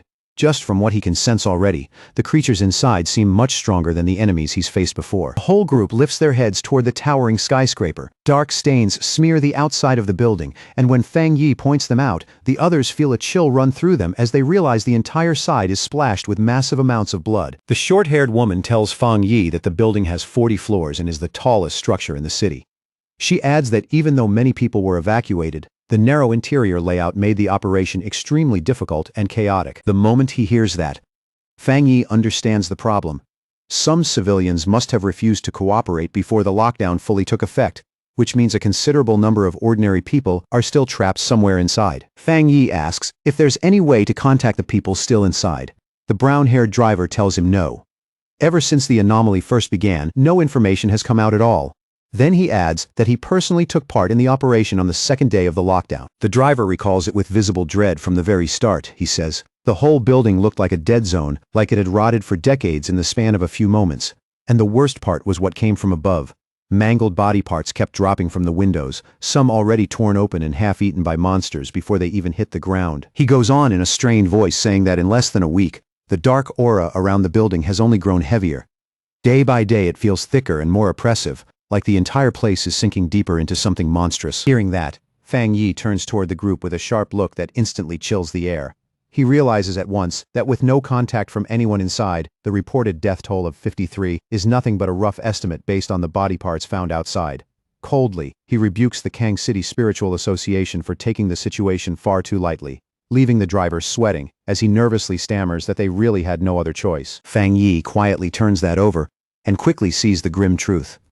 The association's numbers are almost certainly far below the real count. For ordinary people, an anomaly on this scale is basically a living apocalypse. And once they're trapped inside a sealed place like this, they're nothing more than helpless sheep with nowhere left to run. Not wanting to waste another second, Fang Yi orders the team to enter the building immediately. In a firm voice, he explains that some anomalies grow stronger by feeding on humans, so the higher the death toll climbs, the more dangerous the monsters inside will become. But the second Fang Yi takes charge, the gray-haired man pushes back without hesitation and reaches out to stop him with a hand on his shoulder. Even while admitting the military told them to follow Fang Yi's lead, he insists Fang Yi explain the plan first before dragging all of them into what sounds like a suicide charge. Fang Yi turns his head and looks at him with cold impatience. "What plan is there to discuss?" he asks, when they know almost nothing about what's happening inside. To him, the answer is obvious. They go in first, and they see it for themselves. The gray-haired man still doesn't buy it and keeps pressing the issue. He argues that everyone there has experience dealing with anomalies, and as the acting commander, Fang Yi should at least understand the abilities of the people under him. Then he starts criticizing him more openly, pointing out that Fang Yi hasn't even joined the official organization and has no formal training at all. Before the argument can get any worse, the short-haired woman with purple hair suddenly steps forward. Her face is tight with anger, and the way she cuts in instantly snaps the tension in half. She moves between them and sharply tells the gray-haired man to shut up, reminding him that they are already out of time. Then she adds that Fang Yi only took this mission because Zhao Lan personally recommended him, so questioning Fang Yi now is no different from openly questioning a high-ranking officer. Fang Yi watches the whole exchange in silence, and doesn't say a word while the others argue around him. But inwardly, he looks down on it. For a team about to enter a life-and-death mission, internal conflict is the worst possible mistake. Without wasting another breath on it, Fang Yi turns and walks straight toward the dark entrance. In a cold voice, he tells them that if they don't want to come in, they can stay outside. That blunt resolve is enough to make the rest of the team, even the hesitant ones, hurry after him. The group steps into Tianbao Building and is greeted by a scene that feels ruined and deeply wrong at the same time. Wrecked cars are crushed where they shouldn't be. Garbage is strewn everywhere, and even in all that destruction, the blonde girl is the first to notice that something here feels unnaturally off. For all the devastation around them, there isn't a single sound. The silence is so complete, so unnatural, that it presses against their nerves harder than any scream could. Then, without warning, a dark shape drops from the ceiling high above. It moves so fast and so suddenly that it looks like a living shadow peeling itself out of the darkness. A split second later, the gray-haired man senses something and instinctively looks up. Confusion flashes across his face. He knows something is there, but he's already too late to react properly. Before he can do anything, a horrifying monster with glowing green eyes comes diving down from the darkness overhead, shrieking as it launches its ambush. The attack is direct and savage, aimed straight at him before the team can even get into position. Fang Yi moves first, faster than anyone can even shout a warning. In the same motion, a sword appears in his hand, and the blade erupts with fierce, blazing fire. With one clean, ruthless swing, Fang Yi sends a wave of flame straight at the descending creature. His expression never changes. Calm, cold, and completely focused. The monster doesn't even get the chance to resist. In less than a heartbeat, it's split apart by a flash of light and slashing sword energy, its attack ending before it ever really starts. Fang Yi lands smoothly, steady as ever, with the flaming sword still burning bright in his hand. Behind him, the monster's body is already breaking apart, completely destroyed before the others have even fully processed what they just saw. The gray-haired man and the short-haired woman with purple hair can only stare. They can barely believe the fight is already over. To them, the whole clash lasted no longer than a blink. The woman keeps staring at the massive blade of fire in Fang Yi's hand, her eyes wide. She can't stop wondering where he got a weapon that terrifying, or if the weapon itself is only a small part of what makes him so frightening. Ignoring the stunned looks around him, Fang Yi crouches beside the remains of the creature.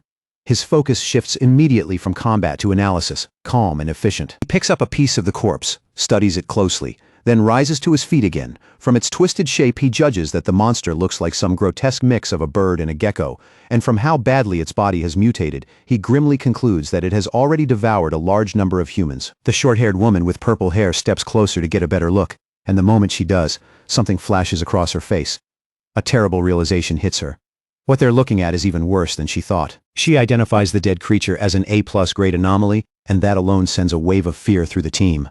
But what truly shakes them is not just the monster's rank. It's the fact that Fang Yi killed it instantly, when a creature like that would normally require a full squad of elite pioneers to bring down. As the smoke and scorched residue around the dead anomaly slowly clear, the purple-haired woman and the gray-haired man remain rooted where they stand.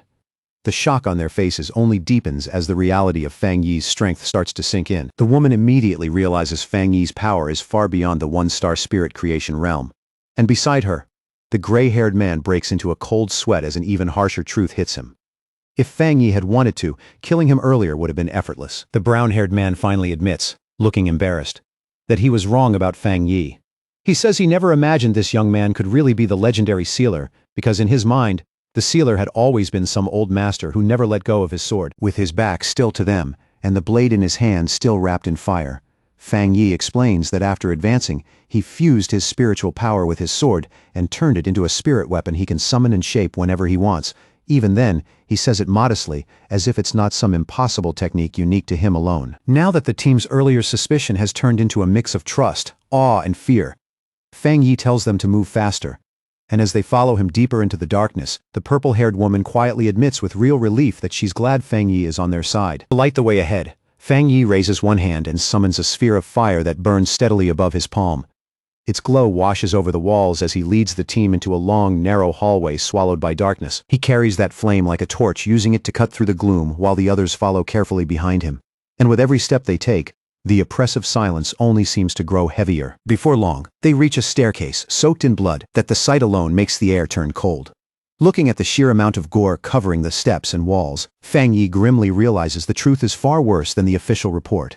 In his judgment, the dead number at least 500, not just 53. At that moment, Fang Yi's expression sharpens again. His glowing red eyes narrow as he senses something deeply wrong ahead, and his whole body goes alert in an instant. The group moves into what looks like a supermarket area, where the brown-haired association member and the purple-haired woman nervously scan their surroundings. The floor is smeared with blood and littered with trash, but there are no bodies anywhere. That absence forces the woman to wonder out loud if the monsters consumed the victims so completely that nothing was left behind. Hidden from their sight, a sinister shadow creature with glowing green eyes crouches in the darkness and gets ready to strike. It waits there in silence, like a trap just about to spring. Fang Yi senses the danger first and immediately warns everyone to watch their backs. The purple-haired woman spins around in terror, screaming the moment she sees the monster leaping out of the darkness at them. Fang Yi reacts without even pausing and hurls his flaming sword past his teammates with astonishing speed.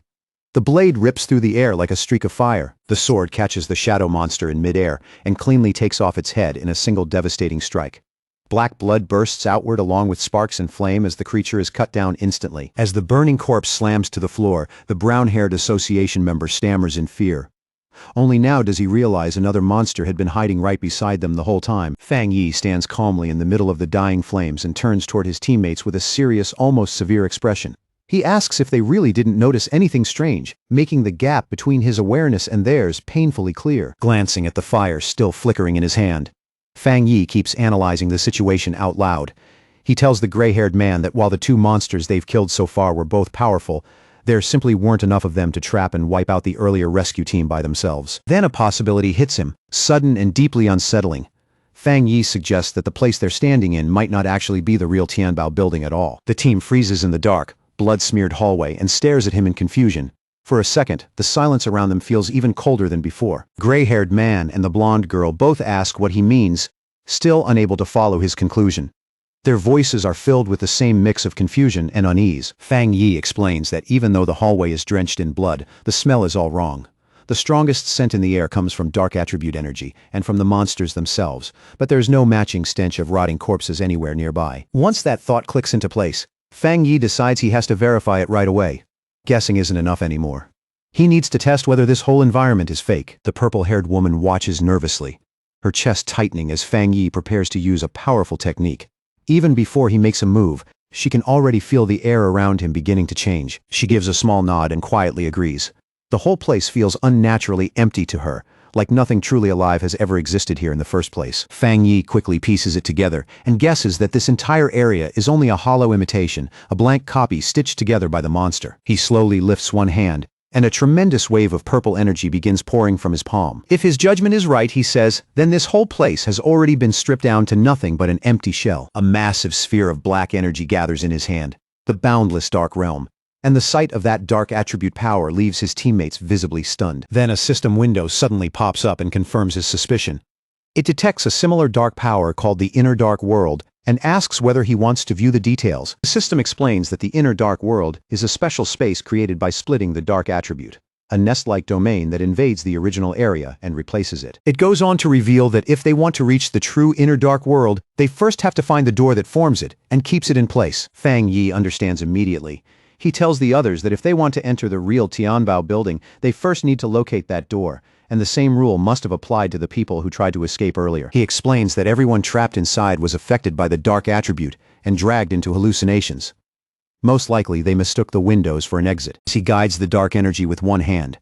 Fang Yi coldly concludes that this is exactly why the people who tried to flee through the windows all ended up dead. The purple-haired woman finally understands, and the color drains from her face.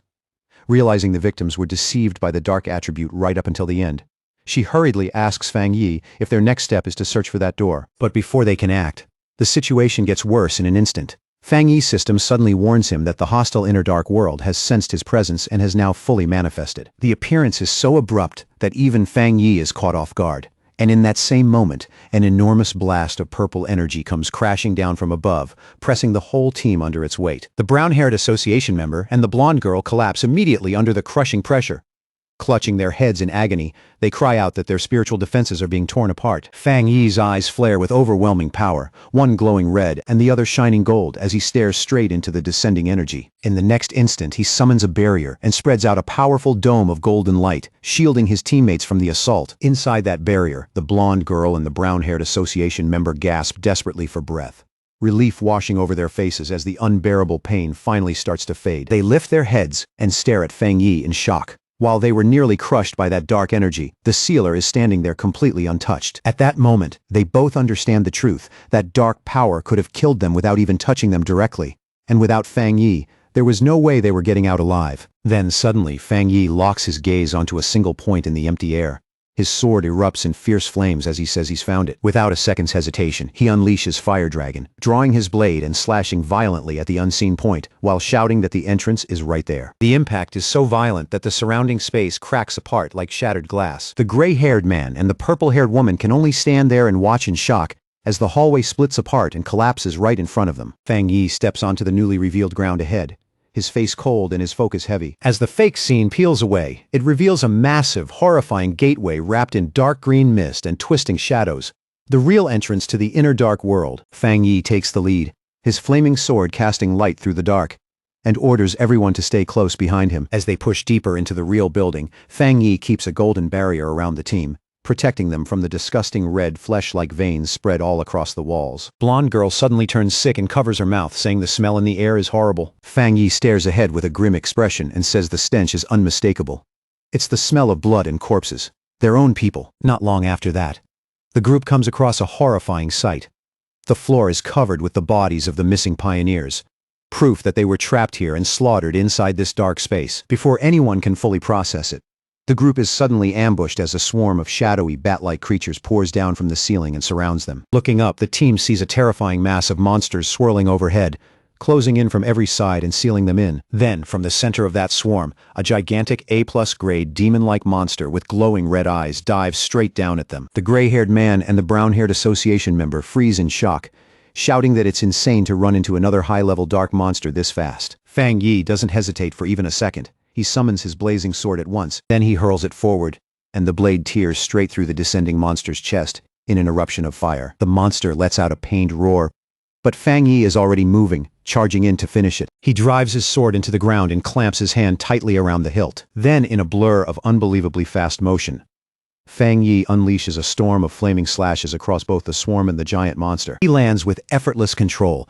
and a huge explosion of holy fire erupts around him, swallowing and burning everything in its path. The blonde girl and the purple-haired woman throw up their arms to shield their faces from the searing heat, stunned as they watch the dark monsters melt away the instant they touch his flames. Only then does it really hit them.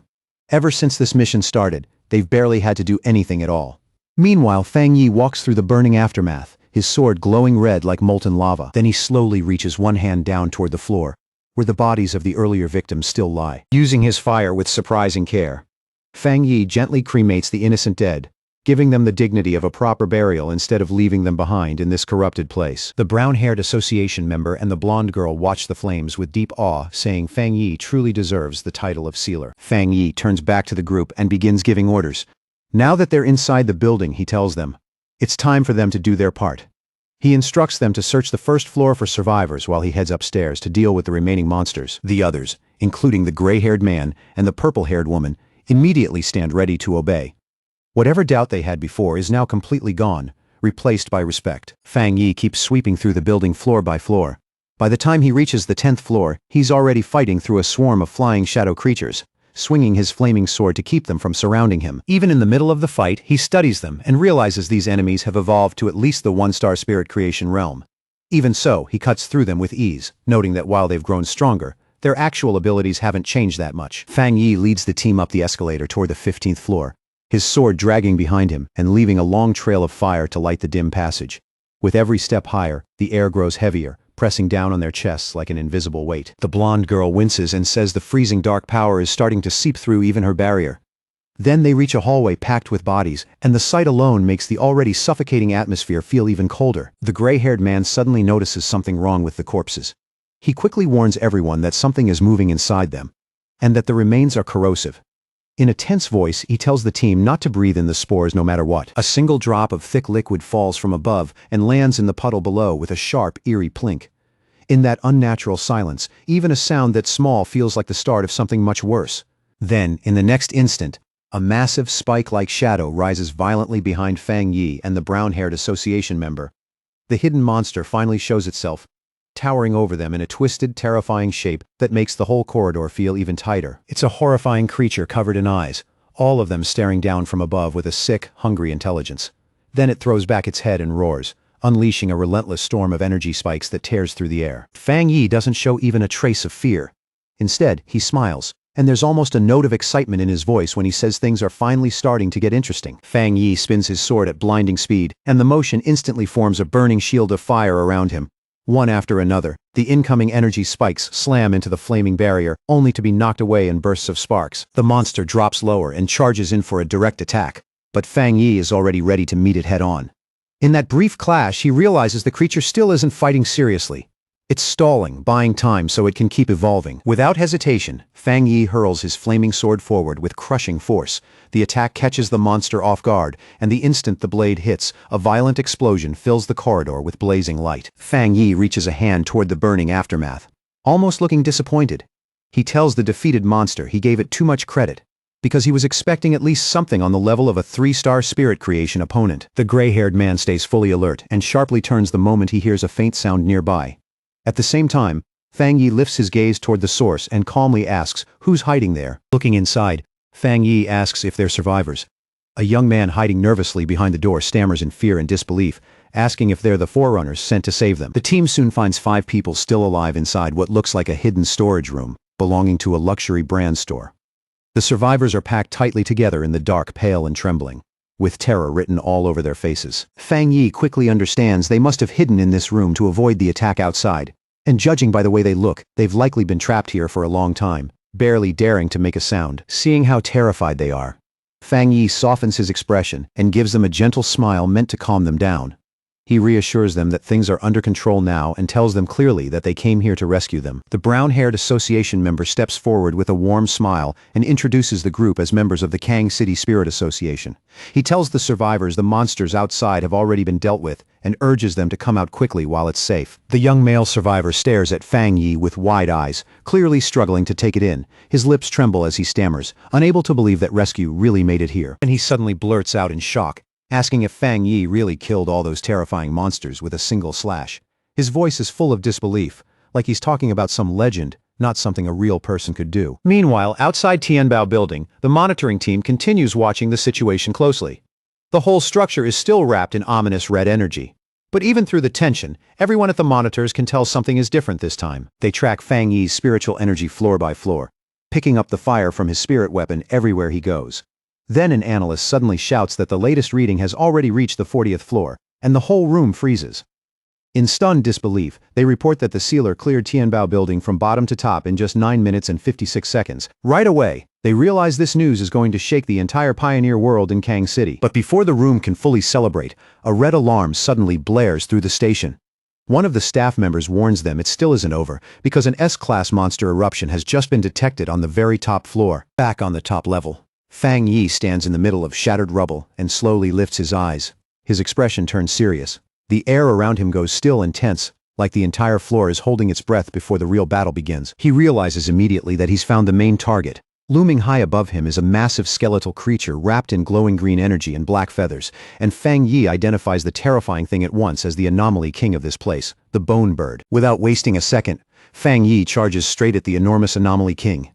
He leaps into the air with sword in hand, closing the distance in a flash with a direct, fearless attack. As he rushes in, he analyzes the creature in an instant and notices something strange. The worms crawling across its body aren't parasites at all. They're actually part of its main body, fused into that grotesque form. With one powerful swing, Fang Yi unleashes a golden slash that tears across the air with terrifying force.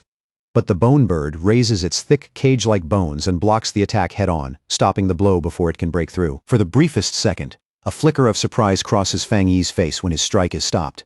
It lasts only an instant, but it's enough to show that this monster is at least worth noticing. The monster fixes him with its glowing green eyes and glares down at him with cold hostility. The look in those eyes is vicious and predatory, full of the confidence of something that still thinks it can win. Down below, his teammates can only watch in despair as the fight unfolds. Seeing even the powerful sealer meet resistance from the Anomaly King leaves them painfully aware of how small and helpless they are, with no real way to support him. Fang Yi lets out a quiet sound of annoyance. It's small, but the irritation in it is unmistakable. Having tested the creature enough, he decides the fight has already dragged on long enough. He stops holding back, and his presence alone makes it clear that he's about to end this for real. He calls down divine thunder, and crackling blue lightning instantly coils around his sword. The blade hums with violent energy as snapping electricity fills the air around him. Then he swings again with thunder surging through the blade. This time, the attack cuts through the bone defenses that stopped him before with shocking ease, like they were never strong enough to matter. The Bone Bird roars in pain and fury, but Fang Yi, wrapped in flickering blue lightning, only tells it coldly to stop making so much noise. His calm contempt hits even harder than the attack. Then he unleashes a massive vertical slash of blue energy that tears straight through the monster's giant body. The strike is clean, brutal, and overwhelming, splitting through it with unstoppable force. Staring coldly at the creature, Fang Yi remarks that even though this monster turned the building into a feeding ground, it's still much weaker than the Bat Anomaly King he fought before. To him, the whole battle is already starting to feel disappointingly one-sided. Fang Yi moves again at incredible speed, vanishing and reappearing around the monster as he unleashes a rapid flurry of slashes. Only after the barrage is finished does he land lightly back on the ground, steady and fully in control. The gray-haired man and the blonde girl stare in complete shock as they watch the fight. They realize Fang Yi isn't just resisting the monster or even matching it. He's completely overwhelming the Anomaly King by himself. The purple-haired woman watches even more carefully, and soon something chilling clicks into place. Every single cut Fang Yi makes is perfectly measured and deliberate, like he's dissecting the monster piece by piece with terrifying precision. Fang Yi quickly realizes he hasn't even needed to strike the Bone Bird's skull directly. As he effortlessly evades its attacks, he understands the creature can barely fight back at all, because the gap between them has already become overwhelming. Right then, he concludes that he has grown even stronger than the Anomaly King itself. The monstrous bird lets out a desperate broken roar as it struggles to recover. The sound is ragged now, carrying more panic than menace. Fang Yi looks at it coldly, one glowing red eye burning with ruthless intent, and asks if it really thinks it can still heal. Then he mocks it again, asking if it honestly believes he's just been playing around this whole time. A huge amount of spiritual energy begins gathering around him at once. Bright blue lightning crackles wildly through the air, making the entire top floor tremble under the pressure of the power he's drawing in. Once the energy is fully charged, Fang Yi bends his knees and launches himself high into the air.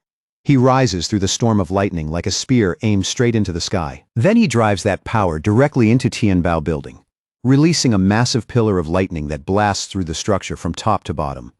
The blinding strike rips into the dark red sky above and lights the whole area in a violent burst of blue-white radiance. The unleashed energy begins swirling into a giant vortex overhead, sweeping outward as it purges the darkness around it. Layer by layer, the corrupt atmosphere is stripped away by the force of his attack. At last, the attack comes to an end, and the dark clouds above split apart. Golden light from the setting sun pours through the broken sky, warm and clear, showing that the suffocating darkness has finally been wiped away. Outside the building, the association's monitors can only stare in stunned disbelief as the Anomaly King's energy signature disappears completely. In that moment, they realize Fang Yi is operating on a level far beyond anything they know, and they can't help wondering if this is the true gap between ordinary talent and a top-tier genius. They reveal that this S-class invasion has officially been classified as the King's Sacrifice Hell, and every detail of how it was resolved has been sealed away in top-secret files. But even among the stunned observers, one thing is already clear. What Fang Yi did here is something nobody else could possibly replicate. Fang Yi drops onto the shattered rubble without a stumble, while the last of the dust slowly drifts down around him. The brutal collision is finally over, and there he stands in the thinning haze, calm and completely untouched by the wreckage around him. He turns to the purple-haired woman and the gray-haired man, then tells them in a steady voice that the bone bird is dead. With the Anomaly King gone, he says, they can finally reconnect with the outside world. Purple-haired woman immediately raises her communicator and identifies herself as Song Yu, her tone turning sharp and professional. She reports that the incident has been resolved and confirms that with the sealer's help, the mission was completed smoothly and much faster than anyone expected. While she continues her report, Fang Yi quietly starts heading for the exit. Like a victory of this scale means almost nothing to him. Song Yue adds that she expects the Kang City Spirit Association to show proper cooperation and gratitude for the help he gave them today. Then Song Yue's face suddenly shifts. Shock flashes through her eyes at whatever comes through the communicator. She immediately asks about the newly elected Kang City captain, her voice rising in anger, as she demands to know why he is only arriving now, after everything is already finished. A streak of light rips across the skyline and shoots straight toward them. On the other end, the voice hurriedly explains that the captain heard the sealer was here, and even though they tried to stop him, he was too arrogant to listen. Song Yue instantly flares up. She snaps that this mission was assigned to the military zone, which means controlling the Tai captain was their responsibility. Then she declares that Fang Yi needs to be sent away immediately, already recognizing the new captain's arrival for exactly what it is, a direct provocation. Fang Yi keeps walking down the stairs like none of this concerns him at all. Song Yue coldly states that the sealer is the most important captain recommended by their zone, then warns that anyone stupid enough to provoke him will have to face the consequences themselves. Fang Yi steps out of Tianbao building, clearly ready to leave now that the fight inside is over. The crisis has already been handled, and he has no reason to stay a second longer. Then he slows ever so slightly. A faint look of confusion crosses his face as he senses something rushing down from above at incredible speed. The presence is sharp, reckless, and impossible to miss. A figure suddenly drops out of the sky like a meteor, diving straight toward him with explosive force. The pressure alone tears through the air and sends debris flying before the impact even reaches the ground. The man crashes down hard, gripping an energy weapon that hums with open hostility.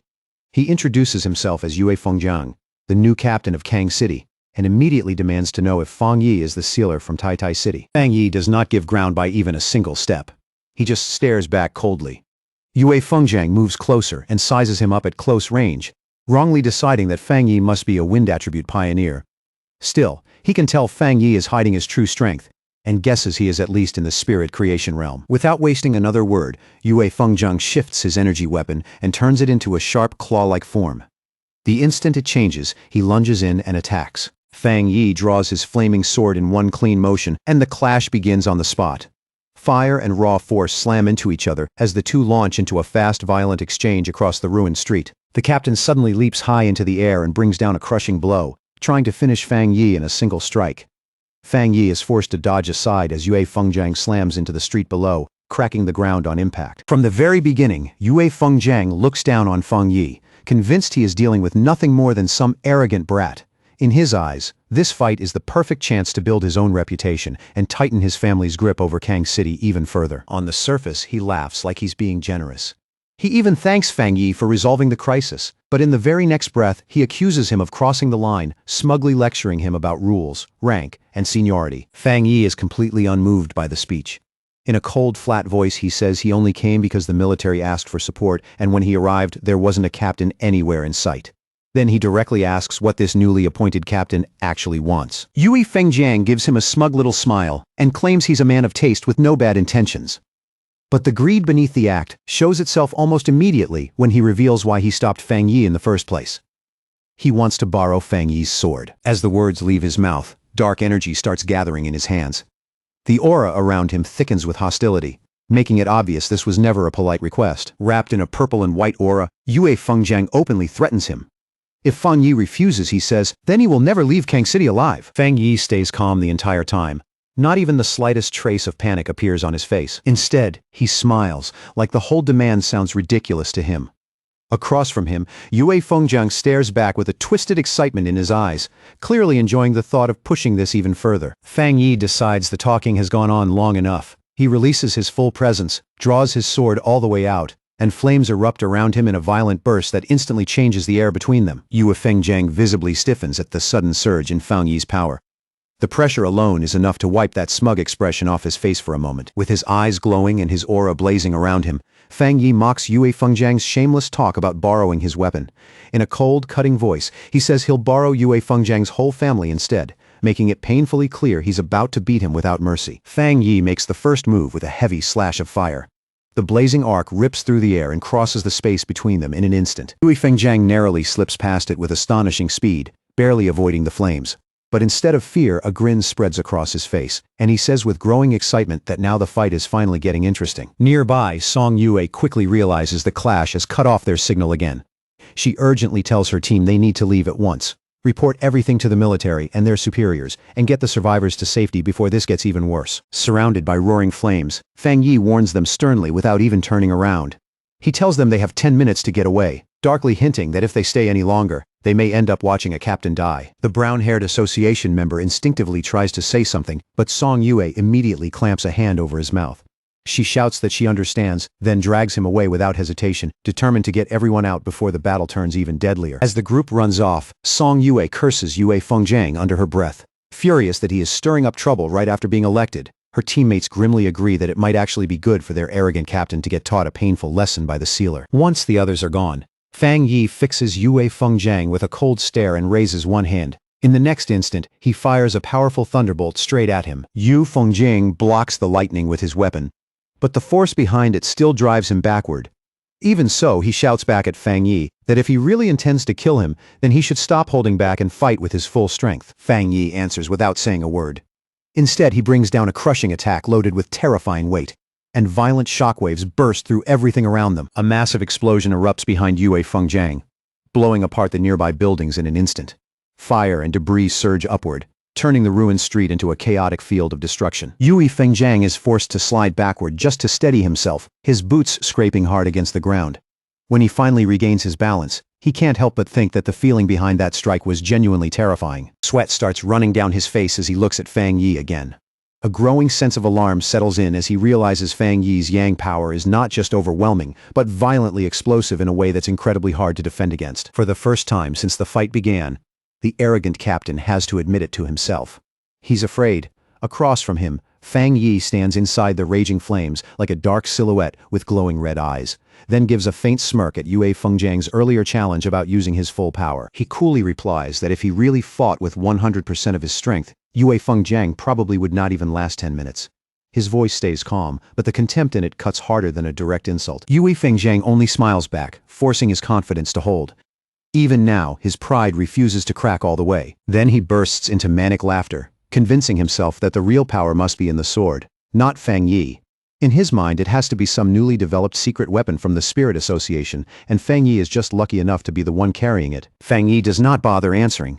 He only looks at Yue Fengjiang with a cold, unimpressed stare, as if the man's delusion is too foolish to even deserve a response. In Yue Fengjiang's imagination, he pictures the weapon sealed inside a containment tube, like some terrifying classified prototype.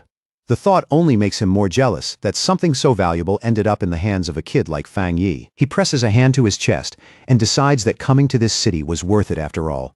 Because in his eyes, he has just found a priceless treasure waiting to be taken, completely swallowed by greed. Yue Fengjiang tears off his shirt as purple energy surges across his body. He arrogantly calls Feng Yi nothing more than a two-star cultivator, demands the blade, and openly threatens to kill him for it, shouting that Feng Yi still hasn't shown enough strength to truly impress him. Meanwhile, back at Tai Spirit Association headquarters, the mood is tense and heavy.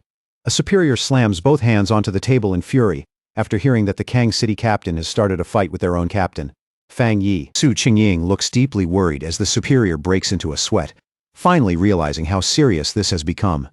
She points out that the sealer was invited by the Star God Warzone, which means this is no longer some simple personal conflict, but a clash tied directly to high-level military politics. The superior suddenly freezes when his assistant leans in and whispers a new update. Staring in disbelief, he asks the assistant to repeat the ridiculous news, like he can't trust what he just heard. The assistant explains that they already reached out to Kang City, but the response they got back was unbelievably arrogant. The other side said that if the fight is not stopped within 10 minutes, things will become irreversible, clearly assuming Fang Yi is the one about to lose. In their eyes, Kang City ranks third among the cities, so their captain simply cannot be defeated. The Tai officials are stunned, and just as insulted. The contempt in that reply is impossible to miss. Kang City is openly looking down on them. Superior slams his fist onto the desk again, his face darkening as he curses the Kang City officials for being complete idiots. He realizes they think sealing a top-level monster is some simple routine job and that they have no idea what kind of person Fang Yi really is. The assistant quickly adds that the Kang City captain is rumored to have only recently reached the 3-star rank. On top of that, he comes from a massive family with resources that seem almost endless, which is exactly why he has grown so arrogant and untouchable. The superior turns toward the window and lets out a cold scoff at the mention of a mere 3-star.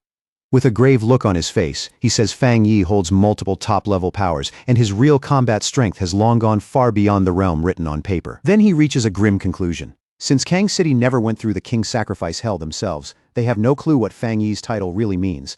In his view, their captain is not just going to lose this fight, he may end up dead. Back in the fight, Fang Yi pulls his arm back and readies a devastating punch. His glowing red eye burns with a ruthless light, making the pressure around him feel even heavier. The punch smashes straight across Yue Fengjiang's face with brutal force. Blood and broken teeth burst into the air at once, and the arrogant captain's defense collapses in one humiliating instant. The fight climbs even higher and carries on in the sky above the city.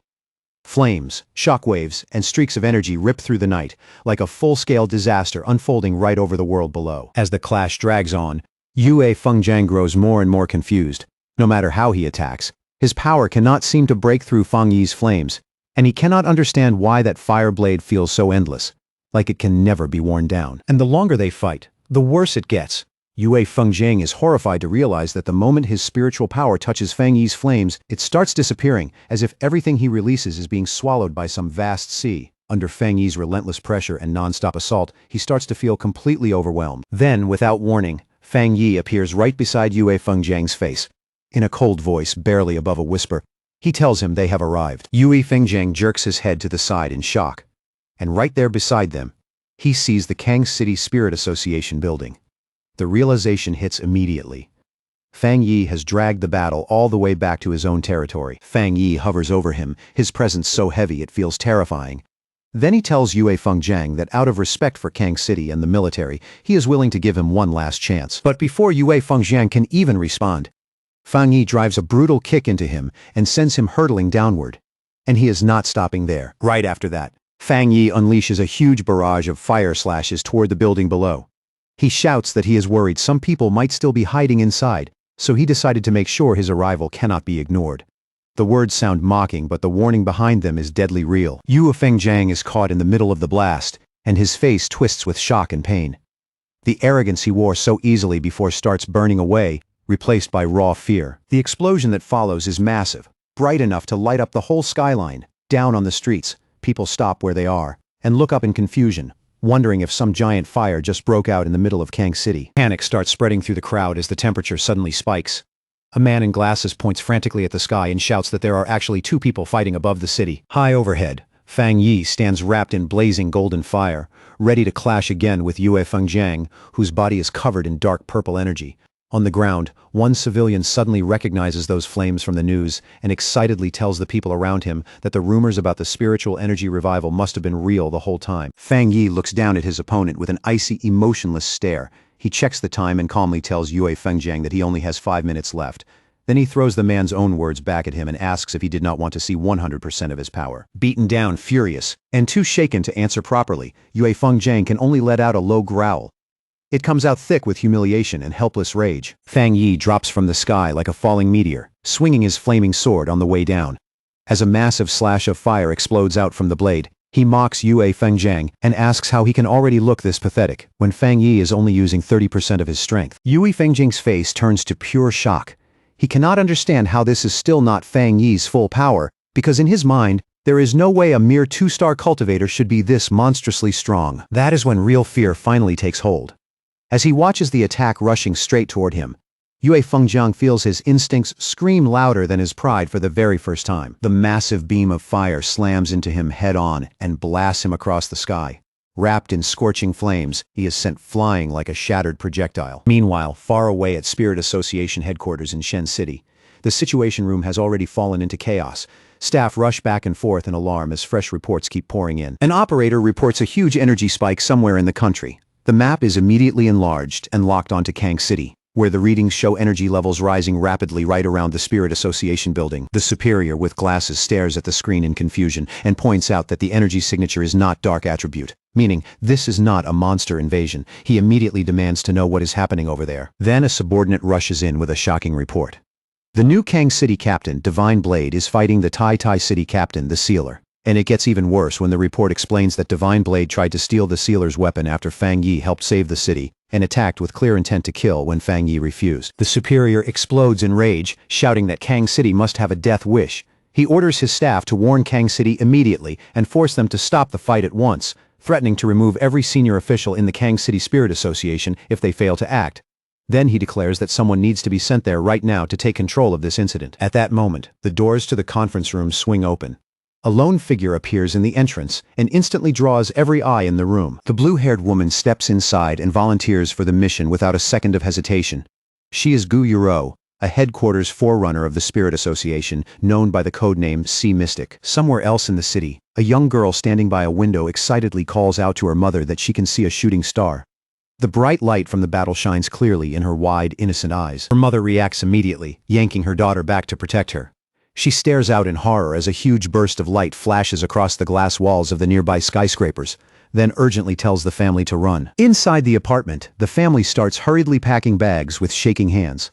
The father makes the call right away and says Kang City is no longer safe, and they need to leave for Shen City immediately. As they take one last look out the window at the smoke rising over the city, the mother breaks down in tears.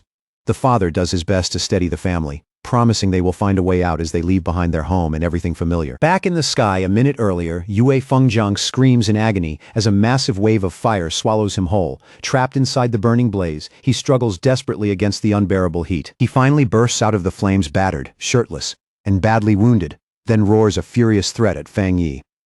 He warns that his powerful Yue family will never let this go, and that they will come after him for what happened here. Fang Yi stays calm in the sky, not paying those threats any attention at all, while Yue Fengjiang keeps screaming that the Kang City Spirit Association will never let him escape. Down below, inside the glass-walled headquarters, a group of officials watches the battle in growing panic. Looking at the brightness and force of the attacks, they realize their captain cannot hold on much longer and start shouting for someone to save him. They desperately yell for the Tai City captain to stop his attack immediately. But Fang Yi gives them nothing except a silent, icy look. The annoyance on his face makes it clear their words mean absolutely nothing to him. Looking down at the officials gathered inside the building, Fang Yi listens as they loudly declare that Yue Fengjiang is their captain, and that attacking him is the same as provoking their entire association. The more they shout, the more obvious their cowardice becomes. One of the officials slams his fist against the glass wall and angrily shouts that they will never accept this. The words sound bold, but the panic behind them is impossible to hide. Fang Yi looks at them with glowing red eyes, completely unimpressed, even standing in front of someone far stronger than they are. The Kang City Spirit Association still chooses arrogance over common sense, and to him, that only makes them look more ridiculous. A huge spiral of fire rises around Fang Yi as he coldly mocks them. He suggests that they ignored the other captains because they assumed their own captain was stronger than everyone else, or maybe because they simply did not want to get involved until the danger reached their own doorstep. Having decided they need to be taught a lesson, Fang Yi swings and sends a massive fire slash straight at the Spirit Association building. The attack tears downward with merciless speed. Inside, the officials duck and scramble for cover in terror as the holy flames smash through the windows and sweep into the office. Fire tears across the room, burning through everything in its path and proving beyond doubt that their threats carry no weight in front of him. Fang Yi turns away from the destruction with open disgust in his eyes. Floating above the battered Yue Fengjiang, he coldly mocks him and asks if he really thought he could take that sword from Fang Yi's hand with strength that pitiful. The battle reaches its cruelest point as Yue Fengjiang, who was so arrogant just moments ago, is left bleeding, exhausted, and gasping for air. His whole body trembles under the strain, and it is obvious he is nearly at his limit. High in the sky, Fang Yi coldly asks Yue Fengjiang if he can endure what comes next. Then, like a meteor falling from the heavens, he hurls his flaming sword straight down at him with unstoppable force. Instead of dodging, Yue Fengjiang actually grins, his eyes shining with pure greed as he charges straight at the falling blade. While rushing in, he mockingly curses the local association for being useless, convinced that only someone like him deserves to claim a treasure this powerful. His face twists into something wild, almost insane, as he screams at the top of his lungs that this treasure belongs to him and him alone. By that point, reason is already gone. All that's left is obsession. Fang Yi watches him in silence, one glowing red eye fixed on him with cold, merciless calm. Deep down, he thinks he will never understand pioneers like this, people who were given power to protect humanity, only to use it to rob, kill, and take what was never theirs. To Fang Yi, people like that are nothing more than criminals hiding behind status and strength. Worse than that, he sees them as one of the reasons humanity keeps getting pushed closer and closer to ruin. With one last icy look, Fang Yi makes up his mind to end this for good. At the same time, Yue Fengjiang keeps charging forward in a fever of excitement, completely blind to the fact that he is running straight into his own death. The instant Yue Fengjiang reaches out and tries to grab the weapon, a massive explosion goes off. A giant sphere of fire engulfs the entire area in one terrifying flash, blasting heat and light across the ruined skyline. Standing calmly inside the roaring flames, Fang Yi reveals in an almost casual tone that he forgot to mention one thing. His Tang sword is not an ordinary spirit weapon at all. It is a special weapon he forged with his own hands, and it recognizes only one master. The shockwave sends the officials of the Kang City Spirit Association stumbling and screaming as they run for their lives. All around them, the building starts coming apart under the pressure, glass bursting, concrete cracking, and panic spreading everywhere at once. As they stare at the inferno in disbelief, confusion takes over their faces. The only thing they can think of is the report saying the sealer was just at the 2-star spirit creation realm, while Yue Fengjiang was supposed to be a full realm above him. The leader of the Kang City Spirit Association stands there shaking uncontrollably, his face pale with fear. In that moment, it hits him with crushing clarity that the information they trusted was wrong from the very start. He knows better than anyone that Yue Fengjiang was the city's only 3-star spirit creation expert, a celebrated genius backed by enormous family resources. He was already close to the Jinggang realm and was even seen as one of the top 5 captains in the whole country. And yet, even with all that talent, status, and support behind him, he was still no match for Fang Yi. As the dust slowly settles, Fang Yi descends lightly onto the rubble, calm and steady, as if that violent battle barely cost him anything. He stands there in silence, burning sword still in hand, and the pressure coming off him makes everything painfully clear. Fang Yi has already moved far beyond the level of an ordinary city captain. If he truly wanted to, he now has the terrifying power to wipe out an entire city by himself. Wang Zhong, the leader of the Kang City Spirit Association, is trembling so badly he can barely stay on his feet. Looking at the destruction around him, he wonders in horror if Fang Yi really plans to bury the entire Kang City Spirit Association along with their defeated captain. Overcome with fear, Wang Zhong collapses to the ground beside his terrified subordinates and begs the Tai City captain for mercy, shouting that this whole thing was their fault. Just then, the distant sound of an approaching helicopter cuts through the burning silence.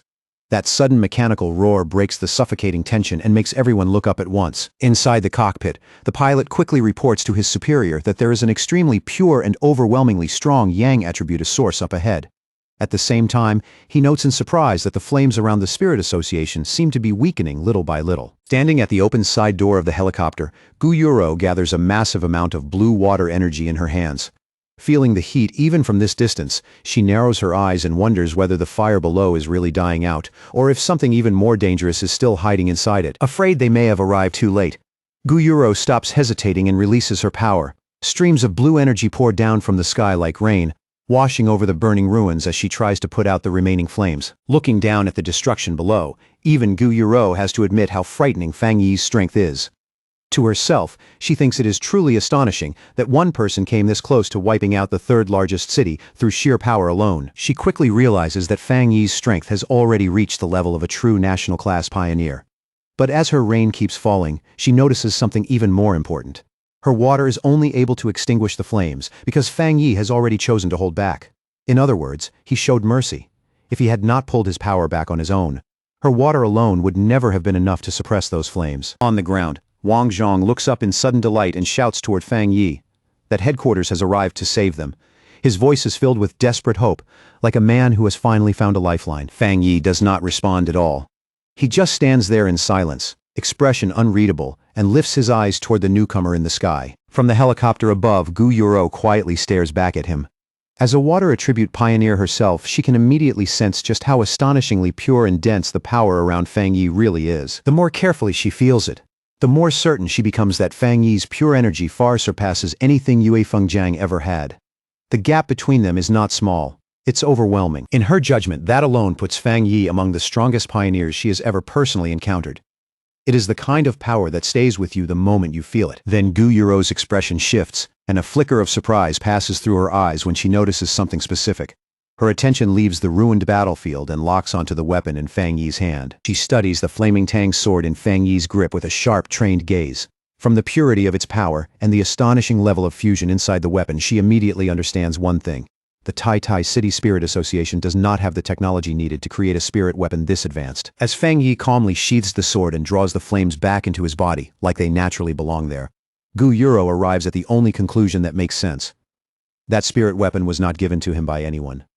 Fang Yi made it himself. Now that the helicopter is overhead, Wang Zhong suddenly finds a little courage and points a trembling finger at Fang Yi. In a shaky but self-righteous voice, he demands to know whether the sealer really needed to be this ruthless and asks how Fang Yi plans to explain himself now that headquarters has arrived in person. Fang Yi turns his eyes on him with terrifying intensity, and the pressure alone nearly makes Wang Zhong stop breathing.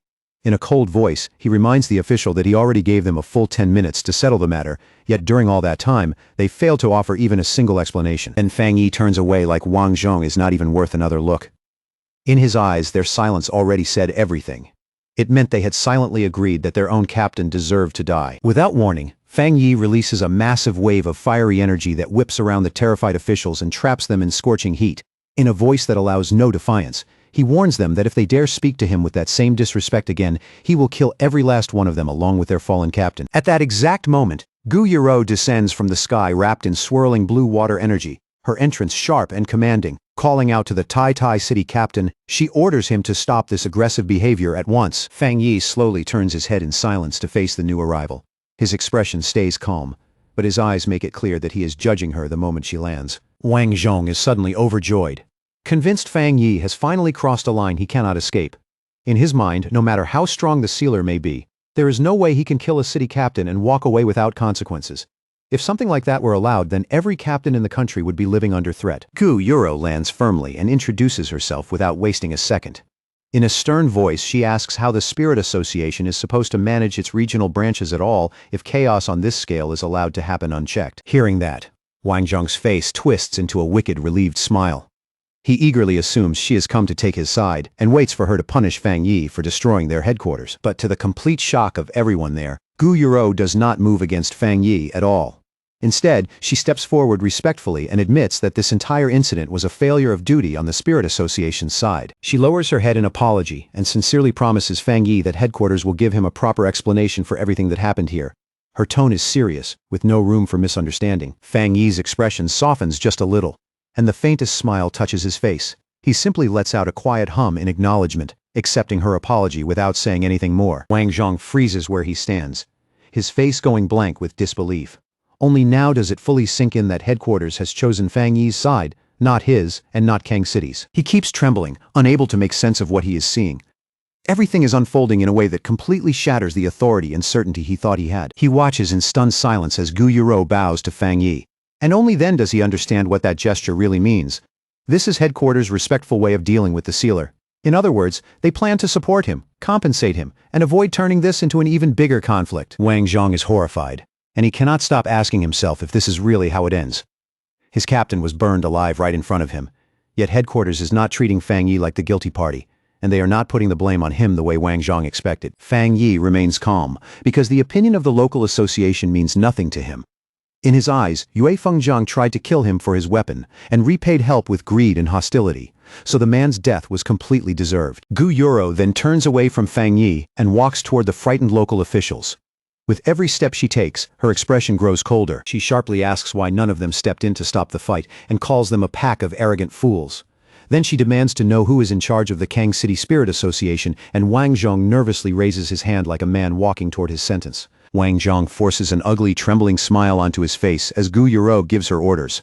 She tells them they have 3 days to stabilize public opinion in Kang City and come up with a believable explanation to cover up news of the battle. Then her face turns completely icy as she delivers the real punishment.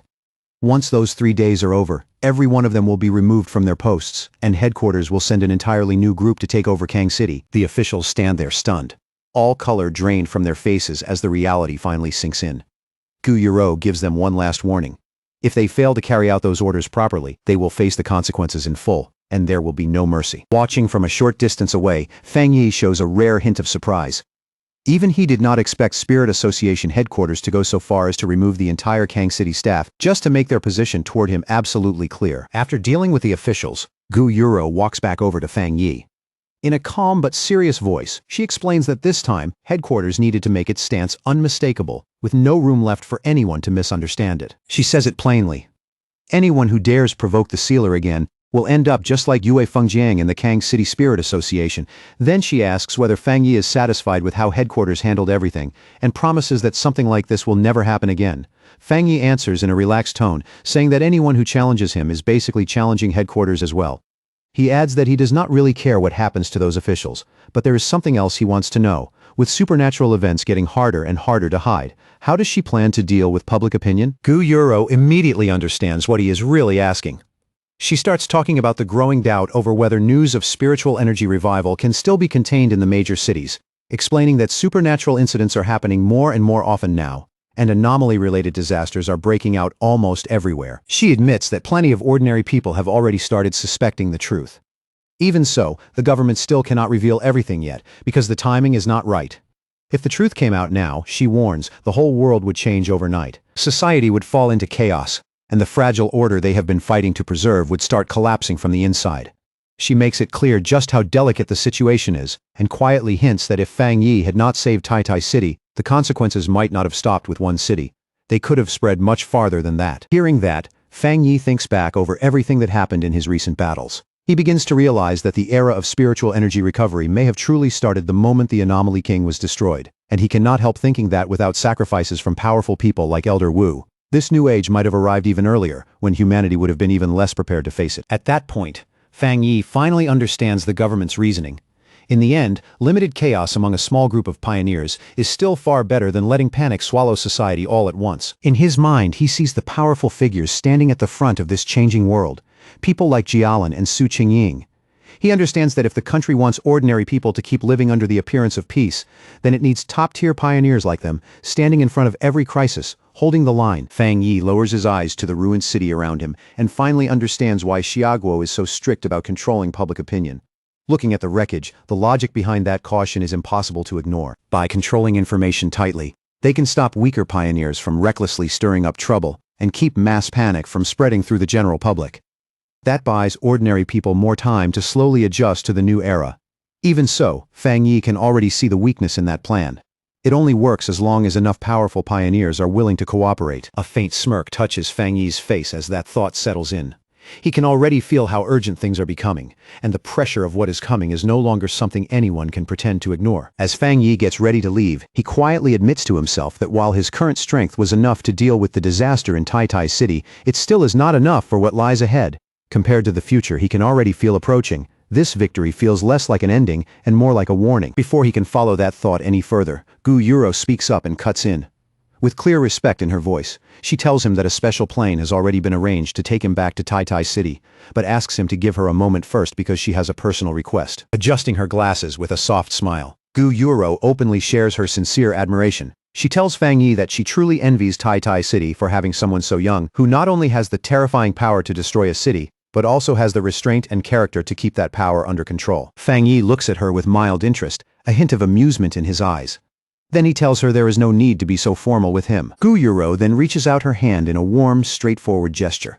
Speaking not as sea mystic, but simply as Gu Yuro. She asks if she can be friends with him. The sincerity in that request genuinely catches Fang Yi off guard. For a brief moment, even he does not know how to respond. At the Star God Warzone headquarters, Jialin listens in silence as her blonde subordinate reports everything that happened in Kang City, and the more she hears, the darker her expression becomes. Jialin suddenly slams her hand down on the desk, her voice sharp with anger as she calls the whole situation absurd.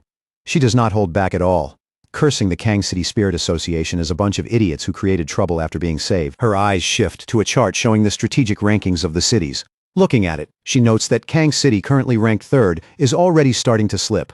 She predicts that if this keeps going, Kang City will soon fall out of the rankings completely, and concludes that Spirit Association headquarters needs to take control there immediately. Jialin's blonde subordinate comments that headquarters handled this matter pretty well, especially Gu Yuro. He notes that Sea Mystic may already be trying to pull Fang Yi over to their side. Jialin gives a cold little nod and says that whatever reward they offer the sealer, it has to be better than anything the association can provide. Without any hesitation, she decides to double the original reward promised for Fang Yi's help in Kang City. The subordinate then openly praises Fang Yi's strength, saying that the balance he shows between ruthlessness and control is exactly what makes him fit to stand as a city leader. In his eyes, Fang Yi has already shown the kind of presence ordinary people simply cannot imitate. After that, he proposes a very specific reward, one he believes suits Fang Yi far better than money or ordinary resources ever could.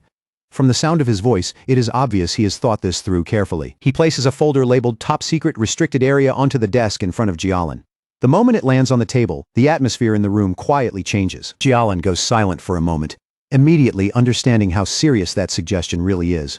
Her expression turns thoughtful as she weighs what it would mean. She dryly remarks that if she did not already know how much he admired Fang Yi, she might think he was deliberately trying to make things hard for him. The place he suggested is not something people bring up lightly. The subordinate only smiles and calmly says that crisis and opportunity always come together. In his view, Fang Yi is the only one truly worthy of entering a place like that to train and grow stronger. He adds that another genius from their war zone is already training there too. Then he explains that in the future, things even more terrifying than the king's sacrifice hell will appear, and if they want to face that unknown future, Fang Yi needs to become stronger as quickly as possible. Jialin slowly agrees and pulls the documents closer, her gaze growing deeper as she looks them over. She even wonders for a moment whether their restricted area might still be too simple for someone like Fang Yi. Right then, the door suddenly bursts open, and a staff member rushes into the room in a panic, loudly calling out for Jialin. The interruption cuts straight through the heavy discussion. Breathing hard, the staff member delivers a piece of shocking news that leaves both Jialin and her subordinate stunned. Elder Wu has awakened, and the very first thing he wants is to speak with her. Several hours later, back in Tai Tai City, warm sunlight spills over Fang Yi's new luxury villa. After all the destruction and tension in Kang City, the quiet scene almost feels unreal. Inside the villa, Fang Yi sits casually on the couch while checking his phone. The calm, ordinary silence around him feels like a complete contrast to the chaos he had just walked through. Then a bank notification suddenly pops up on the screen, telling him that 10 million yuan has been transferred into his account. He quickly figures this is most likely the reward Jialin promised him earlier. Just then, Lin Yi walks in and happily welcomes her cousin home. At the same time, she tells him she already saw everything about the Kang City incident spreading across the forums. Fang Yi lightly reassures Lin Yi and tells her not to worry so much, but she still looks uneasy. The internet is already full of wild rumors claiming that he brutally killed Kang City's captain, Divine Blade. Fang Yi says those rumors are obviously exaggerated, then flicks her forehead in a familiar teasing way. He tells her to stop wasting time reading forums all day and focus properly on her training instead. After that, Fang Yi gets to his feet and says he is going to train for a while. Calmly, he adds that he wants to try for another breakthrough. Lin Yi stares at him in shock, almost thinking she heard him wrong. She asks if he is moving too fast, because he only just advanced not long ago, and now he is already talking about reaching the 3-star spirit creation realm. Fang Yi just laughs and says nothing is certain yet. After he leaves, Lin Yi stays standing there alone, hands clasped together, worry written all over her face. Deep down, she can tell her cousin is carrying something heavy inside, even if he refuses to put it into words. Upstairs, Fang Yi sits cross-legged on his bed as dark energy slowly swirls around him in heavy currents. The room grows quiet and oppressive as his power starts drawing inward. In his hand, he holds a sphere of golden energy containing the purest dark attribute taken from the Bone Bird, the anomaly king he defeated. Even compressed down like this, the energy still gives off a chilling kind of purity. Fang Yi decides to merge that energy into his boundless dark realm and push the technique to a higher level.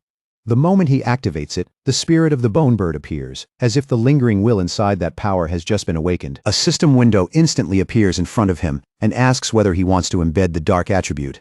The prompt glows quietly in the dim room. Fang Yi accepts without any hesitation, and a golden sphere of energy immediately blooms around him as the fusion begins. Power ripples through the room in silent waves. The system soon confirms that the fusion succeeded, and that his boundless dark realm has been upgraded. From now on, any enemy pulled into his dark domain will not only face the realm itself, but also the bone bird and the other anomalies sealed inside it. Fang Yi remains suspended in deep meditation, his body floating slightly as power glows around him. The energy moving through him feels denser now, and far more dangerous than before. Inside his mind, he starts seeing the shapes of the countless monsters he has absorbed. Their silhouettes gather in the darkness like a silent army, all of them now existing as part of the power growing inside him. He starts wondering if that means these beings can now fight for him directly. And in that instant, it hits him, just like the Anomaly King once did. He now has the power to command these anomalies himself. The moment that realization settles in, Fang Yi releases all of his strength. A gigantic golden avatar wrapped in fire rises into the sky. Many arms spread wide, towering over the sea of dark energy below. At once, a golden system notification appears. It tells him he has met the conditions for another breakthrough, and asks whether he wants to advance into the 3-star spirit creation realm. The force of Fang Yi's cultivation spills out over the city and takes visible form, creating a massive golden image of a fire god in the sky. People all across the city stop and stare upward in shock. One photographer excitedly points at it and says that figure is the immortal who saved them from the bat monsters, convinced their savior has appeared once again. Inside the villa, the power gathering around him can no longer be contained. A blinding burst of golden light erupts from Fang Yi's bed and floods the entire room. At the same time, inside Fang Yi's spiritual world, everything shifts into a dark purple void. Out of that darkness rise the spirits of the powerful monsters he once defeated and absorbed, including the enormous bone bird and the giant serpent, each one towering over him. Fang Yi looks at these reborn monsters with quiet confidence. To him they now resemble servants kneeling before their king, and their existence only makes his boundless dark realm even more terrifying. He sits upon a throne forged from dark energy, looking down as that monstrous army lowers itself before him and accepts him as its ruler. A system window appears and confirms his progress, announcing that the boundless dark realm has evolved and that he has gained a new ability. The system explains the new skill: anomaly warfare. Once Fang Yi drags an enemy into his dark world, he can summon these monsters out to fight for him, but there is a limit. The stronger the target, the more spiritual energy he will need to maintain those summons. Fang Yi holds a swirling sphere of dark energy containing the bone bird's essence. A faint smirk touches his face as he welcomes the newcomer into his boundless dark realm, praising the purity of the bird's spirit and saying it will greatly strengthen his own power. He tells the spirits to serve him well, and promises that as long as they do, he will not treat them badly. As he looks over this new army, Fang Yi realizes something else. If he wants to use this power the right way, then he will need to raise his spiritual energy even further. Back in the real world, the surge of power reaches its peak. A huge beam of golden light blasts up from the city, pierces the clouds, and lights up the sky, announcing his successful breakthrough to everyone below. Fang Yi floats above his bed, wrapped in a golden aura. The system confirms that he has successfully broken through to the 3-star spirit creation realm. As he feels the change settle into his body, he realizes all of his abilities now fit him perfectly, as though they have truly become part of him. His power feels cleaner, purer, and when he opens his eyes, they shine with a sharp red glow. He quickly notices one major change. The discomfort he always felt when using the dark attribute is now completely gone. Fang Yi steps down from the bed. Faint traces of golden energy, still glowing under his feet. Standing quietly in his room, he gathers flames into his palm and studies them with a confident look. He decides the only way to truly understand these new powers is to test them in real combat. Later, at the headquarters of the Star God War Zone, Elder Wu, now fully recovered, stands beside a huge window with Jialin as the two of them look out over the city. They talk about Fang Yi's shocking growth, noting that he has risen in rank yet again in an unbelievably short time. Elder Wu asks how long it has been since Fang Yi got the Shizai flower to save his life, and Jialin tells him it has only been half a month. Jialin cannot help thinking to herself that in a little over 10 days, Fang Yi has already done things most pioneers could never accomplish in an entire lifetime. Elder Wu admits that Fang Yi not only saved his life, but also helped preserve the future of Xiaoguo's pioneers. Then, with surprising humility, he confesses that even he, a Jinggang realm pioneer, cannot control the dark attribute as completely as Fang Yi can. Staring at their reflection in the glass, Elder Wu counts Fang Yi's achievements one by one, eliminating the anomaly kings of 2 cities, resolving major disasters, and breaking through twice in only a few days. With open admiration, he says he truly wants to meet this heaven-favored genius for himself. Meanwhile, at the Tai City Spirit Association, Su Qingying and the others are alerted to a massive wave of energy coming from Fang Yi's new home. Su Qingying is stunned when she realizes he has advanced again. The surge released by the sealer Fang Yi is even greater than the one that appeared when the Anomaly King descended. The staff at the association immediately launch an emergency response plan to make sure Fang Yi's breakthrough is not disturbed. Later on, Su Qingying looks down at her phone and thinks about how much Fang Yi has changed everything. Ever since the disaster, he has earned overwhelming respect. And now even ordinary people feel safer just knowing his spiritual power is there guarding them. She scrolls through the online discussions and quietly joins in from an anonymous account, telling people just how powerful the sealer really is. She even mocks the pioneers from Kang City for looking down on him before, and brings up how their captain ended up completely humiliated. The thought satisfies her. The stronger Fang Yi's reputation becomes, the less trouble he should have to deal with later. At the same time, in an office in Kong City, Chu Qingli sits in front of a computer with an irritated look on her face. She bitterly complains that cultivation is way too difficult, and that she has been stuck forever trying to break into the 2-star Ghost Axe realm. She searches for information about the sealer on the Pioneer Network, only to find that no one answers her messages. That only makes her more annoyed, and she curses the other pioneers as a bunch of mediocre fools. Deep down, she resentfully thinks the real problem is that she just does not know the sealer well enough. She even starts wishing she could meet him face to face, completely confident in her own beauty. But even then, a thought still nags at her. In this new era, her current status and position may no longer be enough to catch his attention. Looking out over the damaged city, she reads online that Kang City has completely offended the sealer, and is no longer a place worth staying in.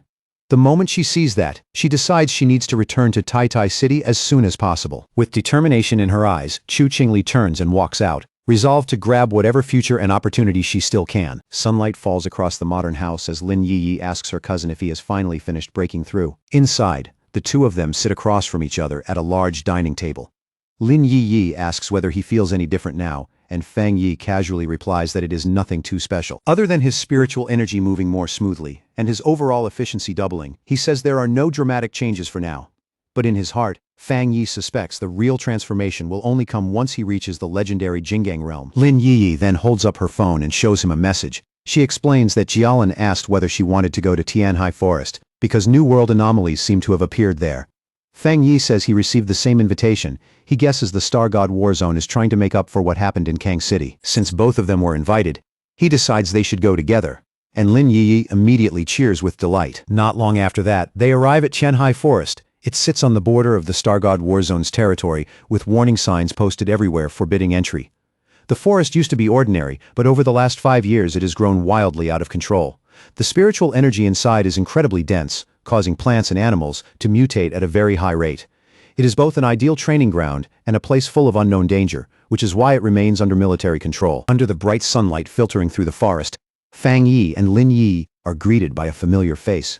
The purple-haired woman from the Kang City mission waves at them and warmly welcomes the captain from Tai City. She asks whether he still remembers her, then explains that she is stationed here right now. She adds that Jialan specifically told her to receive them and brief them on the current situation. She tells them that not long before they arrived, a strange new change appeared in the forest. A mutated flame emerged, but unlike the dark attribute, this fire feels deeply gloomy and cannot be extinguished. Fang Yi guesses that it may be some new and unknown type of fire attribute. The purple-haired woman agrees that it is possible and offers to go with them for safety. Fang Yi, however, turns to Lin Yi for her opinion, clearly implying that they may not need a guide at all. Lin Yi agrees without hesitation. The purple-haired woman accepts their choice and says she will stay behind and wait for them, though she still warns them to be extra careful. As she watches the two of them, she realizes all of her attention had been on the sealer, and she had barely even noticed the girl beside him. Then she suddenly feels just how strong Lin Yi's spiritual energy really is, and it shocks her. It may even be stronger than her own. As Fang Yi and Lin Yi head deeper into the forest, she watches them go with a faint smile, wondering what kind of luck or destiny could make them both this absurdly gifted. The two of them step onto the scorched ground, hearing the dry earth crack under their feet as they enter the affected zone. Then they stop in front of a horrifying sight, an entire forest burning beneath a strange, violent blaze that stretches up toward the sky. Fang Yi looks ahead and asks if this is the place. Fang Yi slowly reaches out and carefully probes the energy in front of him. The second it brushes against his senses, his face changes. The death aura raging inside it is unbelievably violent, and the cold, murky energy hidden within feels just as overwhelming as the dark tide itself. He instantly remembers the warning. This strange fire cannot be put out, and once it catches, it only keeps spreading. Fang Yi doesn't waste a moment. He activates the golden sun breathing technique, and a fierce burst of golden power erupts from his body as he urgently tells Lin Yi to get back. Almost as soon as his power rises, the surroundings react like a living thing. From deep inside the burning forest, dark tendrils suddenly lash out, cutting through the flames with murderous speed as they rush straight toward them. As Fang Yi blocks the attack, he quickly realizes these flames are far more dangerous than normal fire.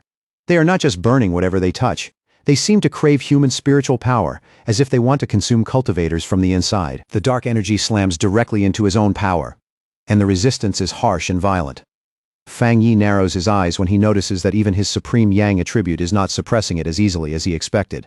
That only makes this strange fire even more troublesome. Fang Yi immediately raises a golden barrier around Lin Yi, enclosing her in a warm, protective glow. He tells her the source of the black fire is somewhere up ahead. Since her spiritual power is wood attributed, she is naturally at a disadvantage against fire, so she has to stay inside his protection, no matter what. Lin Yi nods at once and says she understands. With danger closing in from every direction, Fang Yi calls out his spirit sword. The blade appears in his hand with a sharp hum, shining brightly as he lowers his stance and prepares to cut away through the burning forest. Then he swings with one heavy slash. He cuts straight through the blackened trees ahead. The trunk split apart in an instant, sliced clean through even with those violent dark flames still wrapped around them. Fang Yi and Lin Yi move through the path he just opened. Flames roar on both sides like living walls, but under his protection, they pass down the burning corridor without being touched. The farther they go, the thicker the death energy becomes. The air turns colder and heavier, pressing down on them like an invisible weight until even breathing starts to feel grim. At last, they reach the edge of a cliff and look down. Beneath them is a huge black pit, deep and unsettling, with glowing red veins running through it like blood pulsing beneath cracked flesh. Then Fang Yi notices something dripping from the rocks above. His eyes begin to glow red and he fixes his gaze on it, studying the substance closely. It only takes him a moment to recognize it. It is magma, thick, scorching, and packed with unstable heat, slowly seeping from the stone like the earth itself is breathing. Only then do they fully understand where they are. They have reached the very heart of the anomaly, standing above a lava-filled pit where heat, darkness, and death energy have all fused into one terrifying source. A system window suddenly appears in front of Fang Yi. It tells him that a major change in heaven and earth has been detected. The system identifies the power as the Twilight Fire attribute and announces that it will automatically begin gathering data to create a brand new technique. Fang Yi does not pull back. He reaches his hand straight into the flowing magma, and the moment he touches that strange source of power, another system window appears, informing him that he has obtained the Twilight God domain. The system immediately explains what this new power does. It can absorb nearby attribute energies and refine them, then use those surrounding forces to strengthen Fang Yi's own Yang attribute even further. Floating above the pit in midair and wrapped inside a sphere of blazing fire, Fang Yi is bathed in red, black, and gold light. Against the boiling heat below, he almost doesn't look real. As he senses the nature of this power, Fang Yi wonders if it is related to the fire attribute tied to his desolation flower. The feeling is familiar, but at the same time deeper and far more specialized than he expected. The system quickly adds another explanation. This power was specifically formed to amplify his main Yang power. In other words, it is not just another element.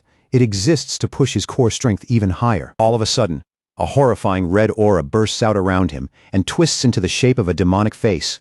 At the same time, the system alerts him that he has gained a new ability called Death Brand, while warning him that it is a special and extremely dangerous power. Fang Yi's expression shifts in confusion when the system states that this ability grants infinite death. Then the system explains further in chilling detail. If Fang Yi is killed, the brand will be placed on the killer, trapping that person in an endless cycle of death. Yellow spring flames will burn them forever. Death collapse will tear their body apart piece by piece, and a vision of hell will rise around them as evil spirits welcome them into the grave. Hearing that, Fang Yi does not get excited. Instead, his expression turns serious. He can tell right away that this ability is terrifyingly powerful, but something about it feels too extreme, too sinister, and not suited for him to use right now. After a brief pause, he gives the system a clear command. The Death Brand ability will be stored for later, but he will not learn it or activate it now. With that dangerous ability set aside, Fang Yi turns his attention back to the Twilight Fire itself. As he absorbs it, red and black energy begins spiraling together, condensing into a swirling orb that slowly settles once the process is complete. Watching from a safe distance, Lin Yi is completely stunned. Even from where she stands, those flames feel like something out of a nightmare.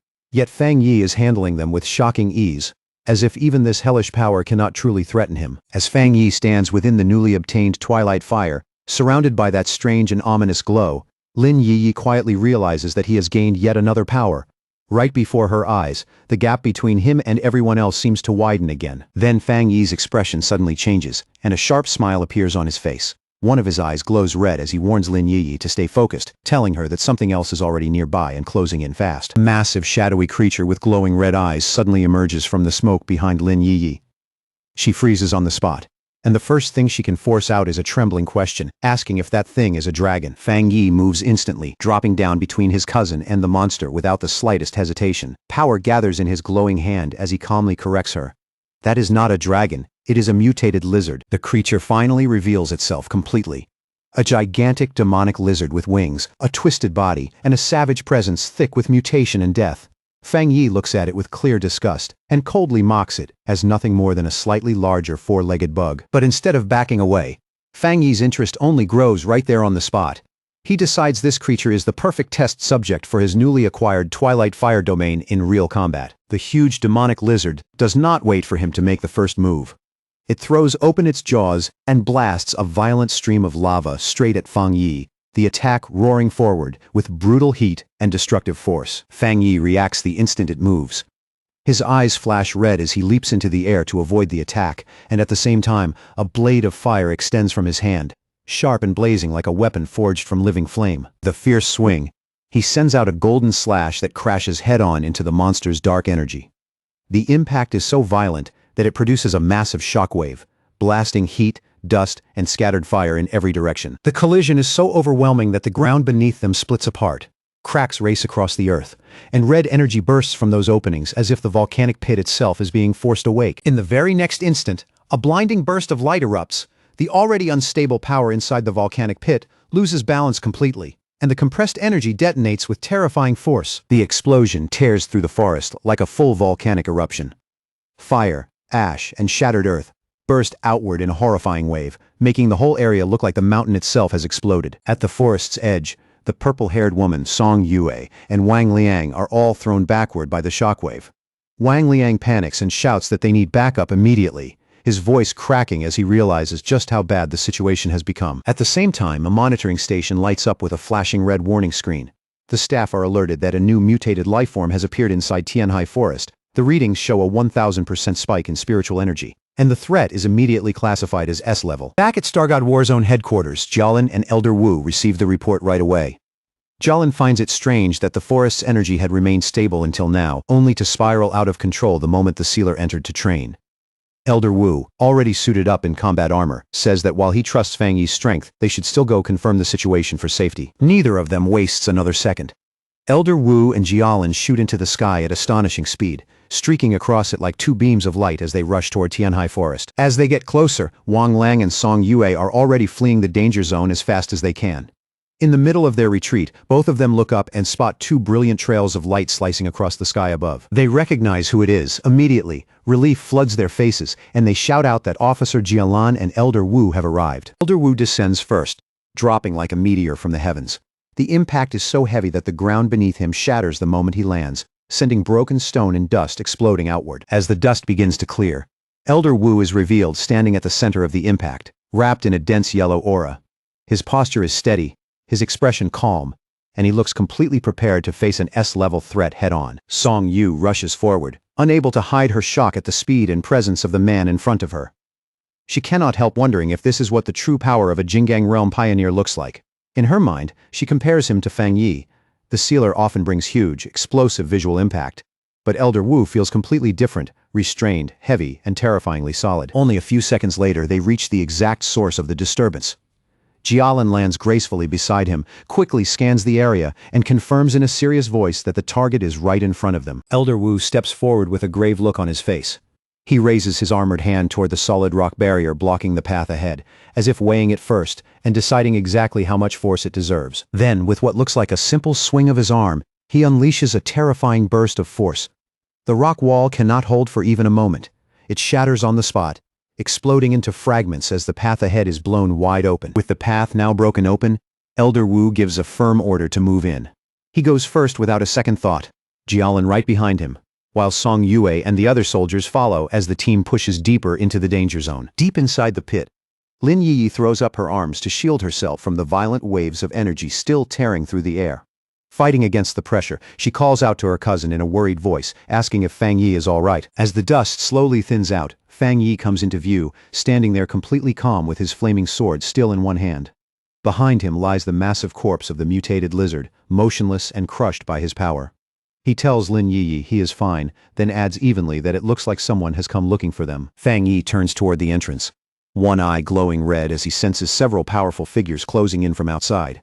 In the next moment, he quietly suppresses part of his aura, and the dark energy around him fades away, as if it had never existed. Elder Wu steps out from the tunnel first, the yellow aura around him slowly fading as he comes to a stop. Then he and Fang Yi face each other in silence, and the first meeting between two generations of top-level power carries a natural weight of its own. In the end, Elder Wu is the one who speaks first.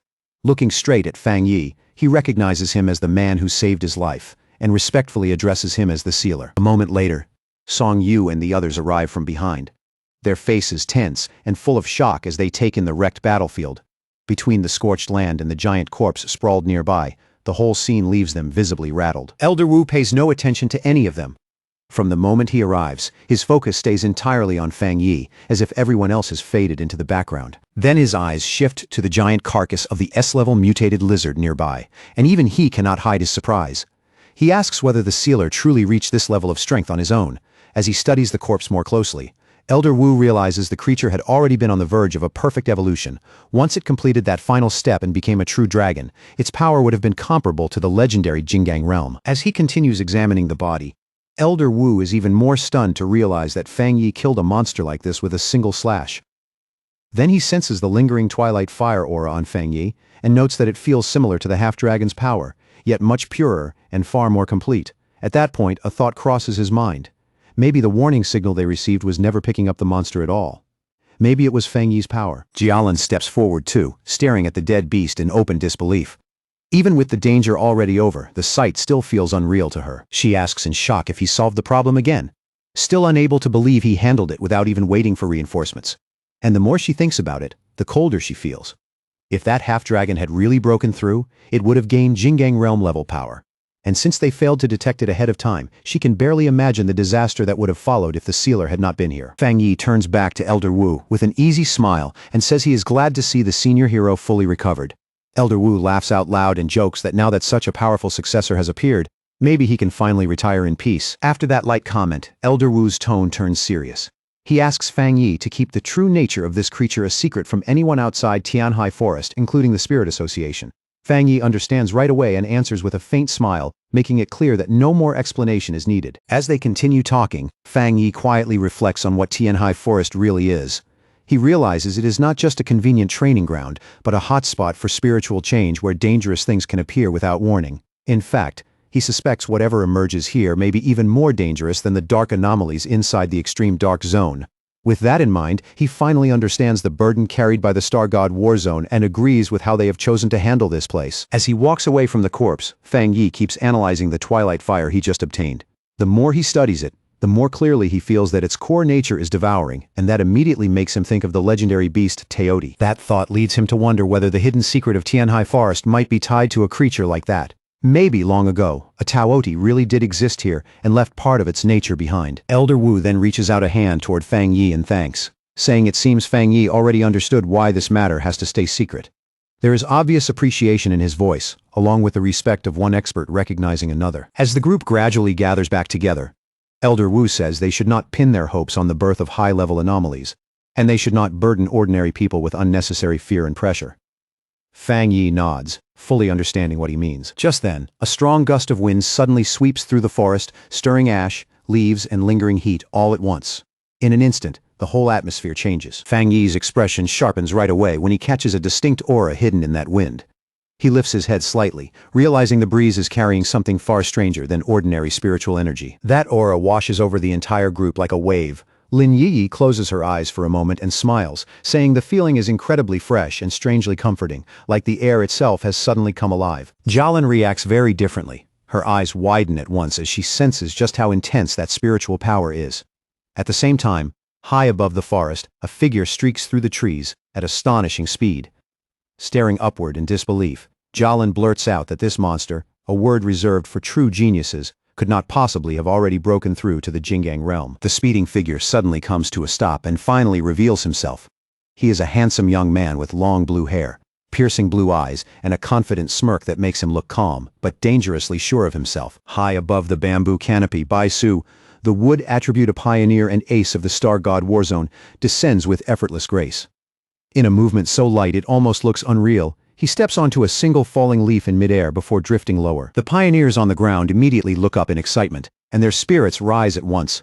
Feeling the powerful aura coming from him, they start speculating that he may have already stepped into the legendary Jingang realm, believing their war zone has finally gained a true supreme expert. Fang Yi, however, watches with a much sharper eye, one of his eyes faintly glowing red.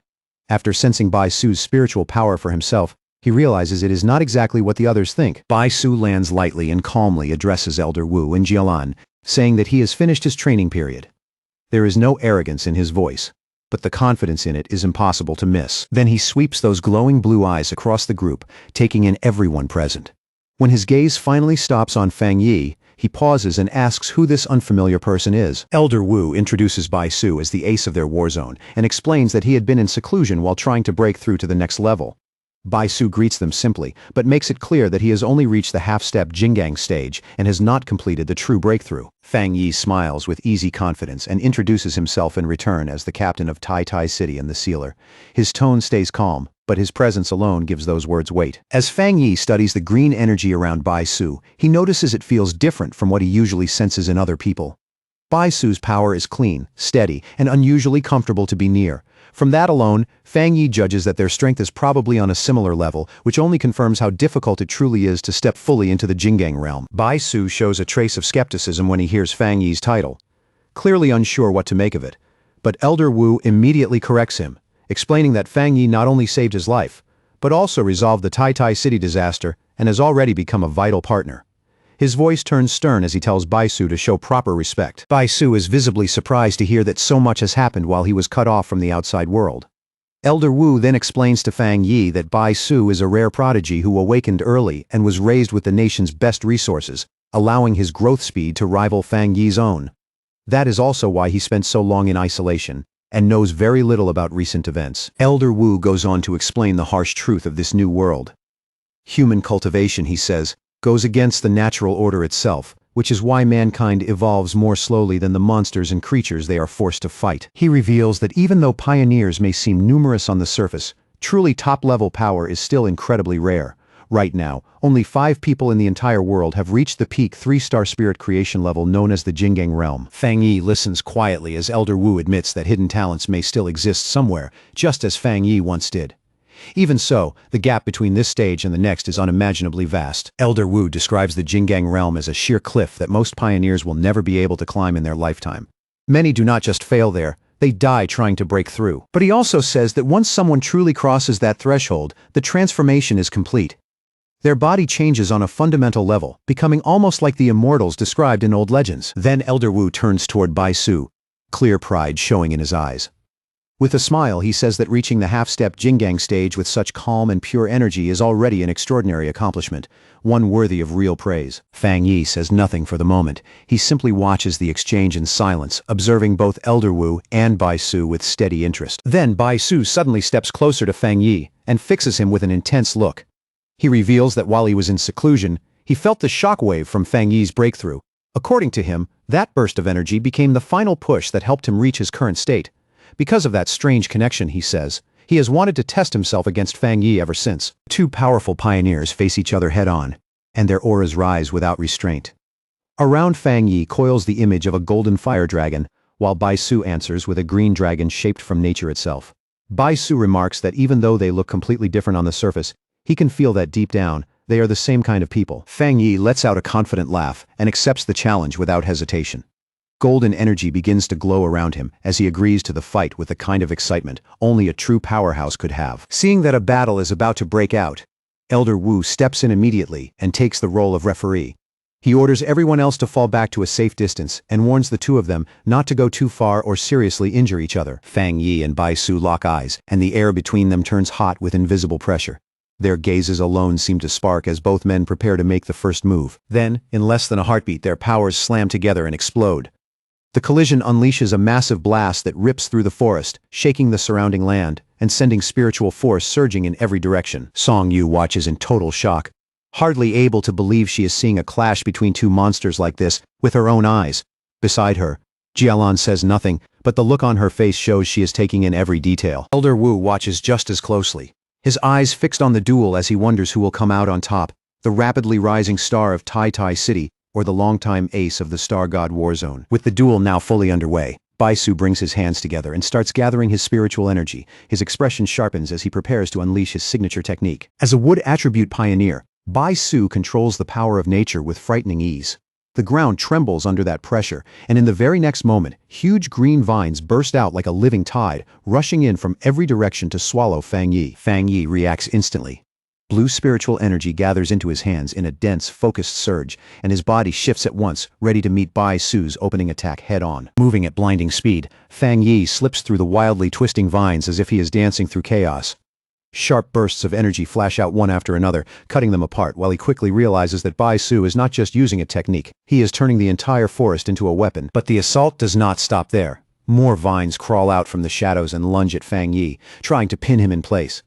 Seeing that, he only grins and says that with this much wood around, Bai Su has practically handed him the perfect fuel for a fire. With that, Fang Yi summons his sword.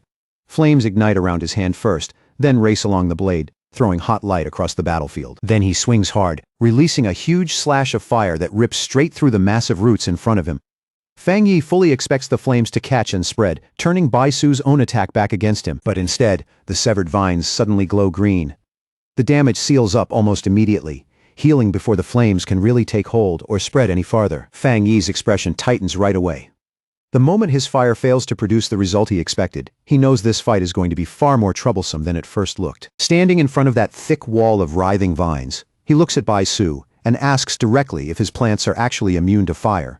After all, by nature, wood should be weak against flame. Bai Su places a hand on the massive trunk beside him and calmly explains that, under normal circumstances, that would be true. But his plant army is different. These plants have already evolved beyond ordinary fire suppression. Across from him, Fang Yi stares back coldly, one red eye glowing even brighter. Before Fang Yi can say anything else, the ground beneath him suddenly explodes again. Fresh vines erupt upward without warning, their timing so viciously fast that they leave him almost no room to react. In an instant, the enormous roots swarm over him, wrapping around his body and sealing him inside a giant sphere of wood. Trapped in total darkness, Fang Yi hears Bai Su calmly ask from outside how he likes the move, adding that if they were real enemies, escaping this cage would have been impossible. Inside the sealed wooden prison, Fang Yi does not panic for even a second. He stays perfectly calm, his red eye glowing through the darkness as he quietly studies the structure around him and judges the situation. He reaches out and presses a hand against the inner wall of the cage, his fingertips faintly glowing with energy. Right away, he senses that the wood energy inside it is exceptionally pure, but the longer he stays in contact, the more clearly he feels a corrosive toxin biting into his skin. Outside, Bai Su watches with complete confidence and warns Fang Yi not to keep touching the wood for too long. He explains that the giant tree naturally carries toxins, and now that it has been infused with his spiritual power, the poison has become far more deadly than before. Instead of backing off, Fang Yi smiles. Golden light begins burning in his eyes as he questions Bai Su's confidence and decides that rather than avoid the poison, he wants to test just how strong it really is. Then, without warning, a blinding light starts pouring through the cracks in the giant wooden sphere. It grows sharper and brighter with every second, like something inside is about to tear its way out. Bai Su's calm expression breaks instantly. The confidence disappears from his face, replaced by raw shock as he feels an overwhelming surge of power rising from inside the prison. In the next instant, a gigantic pillar of golden fire explodes into the sky. It blasts the wooden sphere apart from the inside, completely shattering the prison and lighting up the night with blazing gold. Bai Su stares at the scene in open horror, sweat running down his face as that terrifying heat crashes over him. Even from a distance, the fire feels hot enough to scorch the air in his lungs. He can barely believe what he is seeing. By all logic, this should have been impossible. His spiritually strengthened plants were supposed to be completely resistant to burning, but as the flames devour his creation anyway, Bai Su's shock starts turning into something closer to dread. He realizes this is no ordinary fire and cannot help wondering what kind of terrifying power Fang Yi is actually using. Fang Yi does not let that opening go to waste. Taking advantage of Bai Su's distraction, he drops from above in a sudden attack and coolly tells him that losing focus in battle is a mistake. Bai Su reacts at the last possible moment. His eyes widen as he throws himself aside in a blur of green energy, barely dodging Fang Yi's flaming sword as it crashes down where he was just standing. When he lands, Bai Su is visibly shaken. He cannot understand how Fang Yi, who is still only at the 3-star spirit creation realm, can display combat power that is not inferior to his at all. Fang Yi lands heavily on the scorched ground, fierce waves of fire rolling around him. The battlefield glows red and gold, making him look even more dangerous standing in the middle of the flames. Looking over the burning surroundings, Bai Su suddenly understands what Fang Yi had planned from the start. He realizes Fang Yi anticipated that he would keep drawing on the forest's energy, and deliberately force the battle into a state where that advantage would disappear. Standing amid the spreading destruction, Bai Su accuses Fang Yi of setting the forest on fire on purpose, just to strip away his home field advantage. His voice carries both anger and a grudging trace of admiration. Fang Yi answers with an easy, dangerous smile, and openly admits that he did exactly that. He says Bai Su is too strong to fight carelessly, so of course he had to think a few steps ahead. He goes on to explain that if he had not done this, Bai Su would have been able to keep drawing almost endless strength from the forest around them. And the longer the fight dragged on, the harder he would have been to defeat. Bai Su lowers his head, his body trembling with anger and frustration. For someone praised as a genius everywhere he goes, being pushed into a corner on his own ground is a humiliation he can barely endure. But after that flash of anger, his expression twists into fierce, almost crazed determination. He refuses to accept defeat, repeating to himself that as a half-step Jinggang powerhouse, there is no way he can lose here. Laughing wildly, Bai Su challenges Fang Yi to survive what comes next. Then he slams both hands into the ground, and massive jagged roots erupt upward in violent waves, splitting and tearing the earth apart around them. Fang Yi watches the change with a serious face, his smile now gone. The moment those roots burst out, he can clearly feel that the danger level of Bai Su's attack has risen sharply. The instant they see that reckless surge of power, Elder Wu and Jialan rush forward in alarm. They shout at Bai Su and ask if he has gone mad, warning him that trying to recreate the forest with his own body as the source will drain his spiritual power dry. But Bai Su ignores every warning from his seniors. He keeps forcing his power higher and higher, pushing himself to the absolute limit, until enormous roots start bursting even from the cliffside. His face twists with strain as he roars, veins standing out while his eyes blaze with intense green light. It is obvious he is dragging far more power out of himself than his body was ever meant to handle comfortably. Elder Wu and Jialan can only watch as panic starts building in them. Elder Wu shouts Bai Su's name, already fearing the price this desperate move is about to demand. With a furious cry, Bai Su finally releases the technique he has been forcing into shape, recreating heaven and earth itself through sheer wood-attributed power. A gigantic avatar made of vines takes shape, towering over the battlefield, and the gust from its birth alone blasts Fang Yi backward. The sheer pressure makes the entire area feel like nature itself has stood up to crush him. Even so, Fang Yi does not lose focus. He gathers a fireball in one hand while carefully sensing the astonishing density of wood energy packed inside Bai Su's technique. Instead of retreating, Fang Yi charges straight into the incoming sea of vines. Without even looking back, he tells the worried people behind him that the match is not over yet, and that he will handle it himself. Elder Wu can only stare in silence. For the first time in several moments, even he cannot step in, and is forced to simply watch how this clash plays out. Then all at once, one of Fang Yi's eyes ignites with a golden flame. The change is immediate and unmistakable, clearly signaling that the nature of his power has shifted again. With that change, he starts carving through the dense plants with wave after wave of blazing fire. Every slash tears open the advancing mass, scattering burning fragments in all directions. High above the battlefield, Fang Yi raises his power and condenses it into a massive sword of energy. The moment Bai Su looks up and sees that giant blade forming overhead, he realizes he has left himself exposed. Fang Yi brings the enormous blade crashing down in a devastating slash. Bai Su barely dodges in time, and the attack tears through the towering vines behind him with overwhelming force. But the burden of this battle has finally pushed Bai Su to his limit. The moment he lands, he covers his mouth and coughs up blood, the backlash from forcing his power too far finally showing on his body. Even like that, Bai Su still refuses to give in. A wild light flashes in his eyes as he clasps his hands together again and shouts that he can still fight, that he will recreate the entire forest again if he has to. Looking down at him, Fang Yi gives only a faint, almost mocking smile. In a calm voice that cuts deeper than anger, he asks if this is really all the strength Bai Su has. Without giving Bai Su even a second to answer, Fang Yi disappears from where he stands and closes the gap in a flash. In the next instant, he is already airborne, driving forward with a heavy, explosive punch aimed straight at Bai Su. Bai Su reacts on instinct alone. He throws both arms up in front of himself and desperately pulls green spiritual power together. A thick emerald barrier blooms around him at the last possible second, barely enough to shield him from the blow. The impact goes off like a bomb. A huge explosion bursts outward, shaking the ground under everyone's feet and throwing dust and spiritual force high into the air. Song Yue can only stare, stunned by how violent that collision really is. What shocks her even more is what that impact says about the fight itself. Bai Su has actually been pushed this far, but beside her, Lin Yi does not look nervous at all. She simply watches with a small, confident smile, like this outcome is exactly what she expected. Through the drifting smoke, Lin Yi watches Fang Yi descend slowly and steadily, and inwardly, she cannot help mocking that so-called genius. In her eyes, Fang Yi has not even shown his full strength yet, and he still has not seriously used his other attributes. Losing this badly to a version of him that is still holding back feels almost embarrassing. Elder Wu and Jialan watch with grim, complicated looks on their faces. Elder Wu quietly notes that Bai Su's mentality has already cracked under the pressure and admits that the gap between him and the sealer is simply too wide. Jialan adds that Bai Su has always been a pure battle fanatic, someone who lives for fighting, and he has never tasted a defeat like this before. Looking down at Bai Su kneeling weakly in the dust, Fang Yi thinks the match is finally over. Blood runs from the corner of Bai Su's mouth, and in a low, hoarse voice he murmurs a thank you, sounding for a brief moment like he has finally accepted both the lesson and the loss. But that brief calm shatters instantly. Bai Su suddenly jerks his head up and screams that he can still keep going.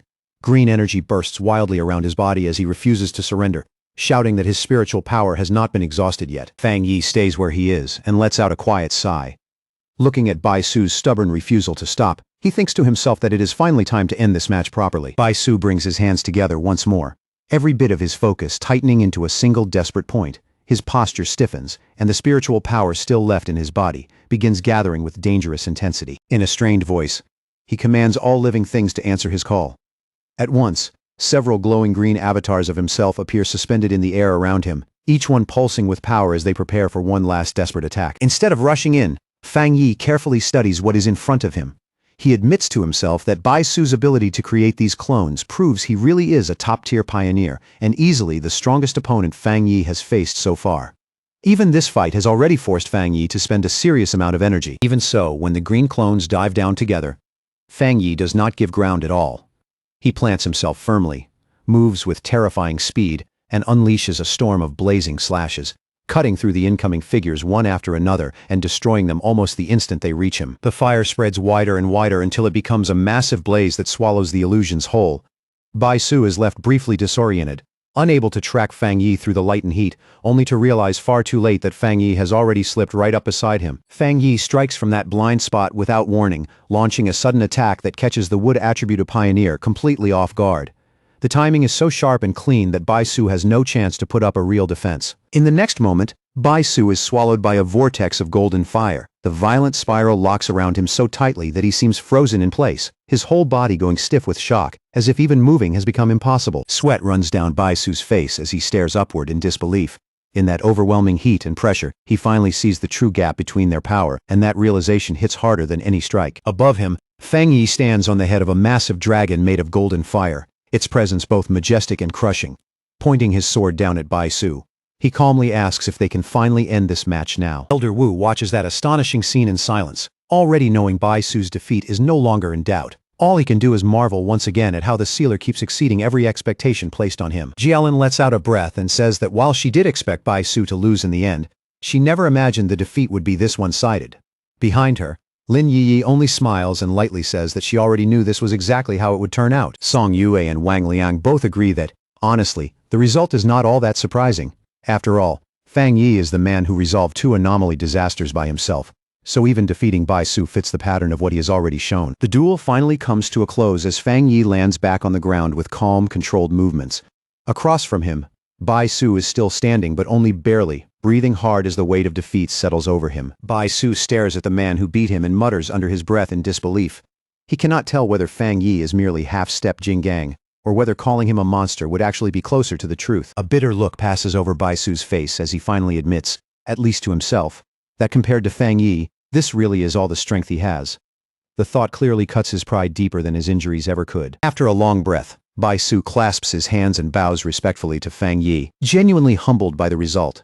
He thanks the sealer for the lesson, but then abruptly apologizes too, saying he has urgent business to deal with and must leave at once. Before anyone can stop him or even ask another question, Bai Su turns into a streak of green light and shoots off into the distance. Jialan calls after him, but his voice drifts back through the air, saying that he is returning to seclusion to continue training. Jialan turns to Elder Wu in obvious frustration and says the war zone still needs Bai Su right now.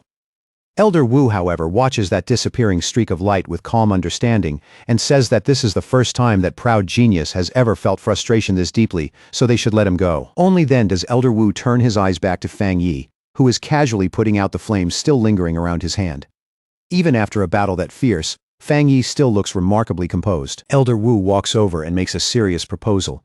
He asks Fang Yi whether he would consider staying with the Star God War Zone, suggesting that he could hold an official position there, while still continuing to serve as the captain of Tai Tai City. Then Elder Wu reveals what he truly means, his expression turning even more solemn. What he wants is not just Fang Yi's help for a while.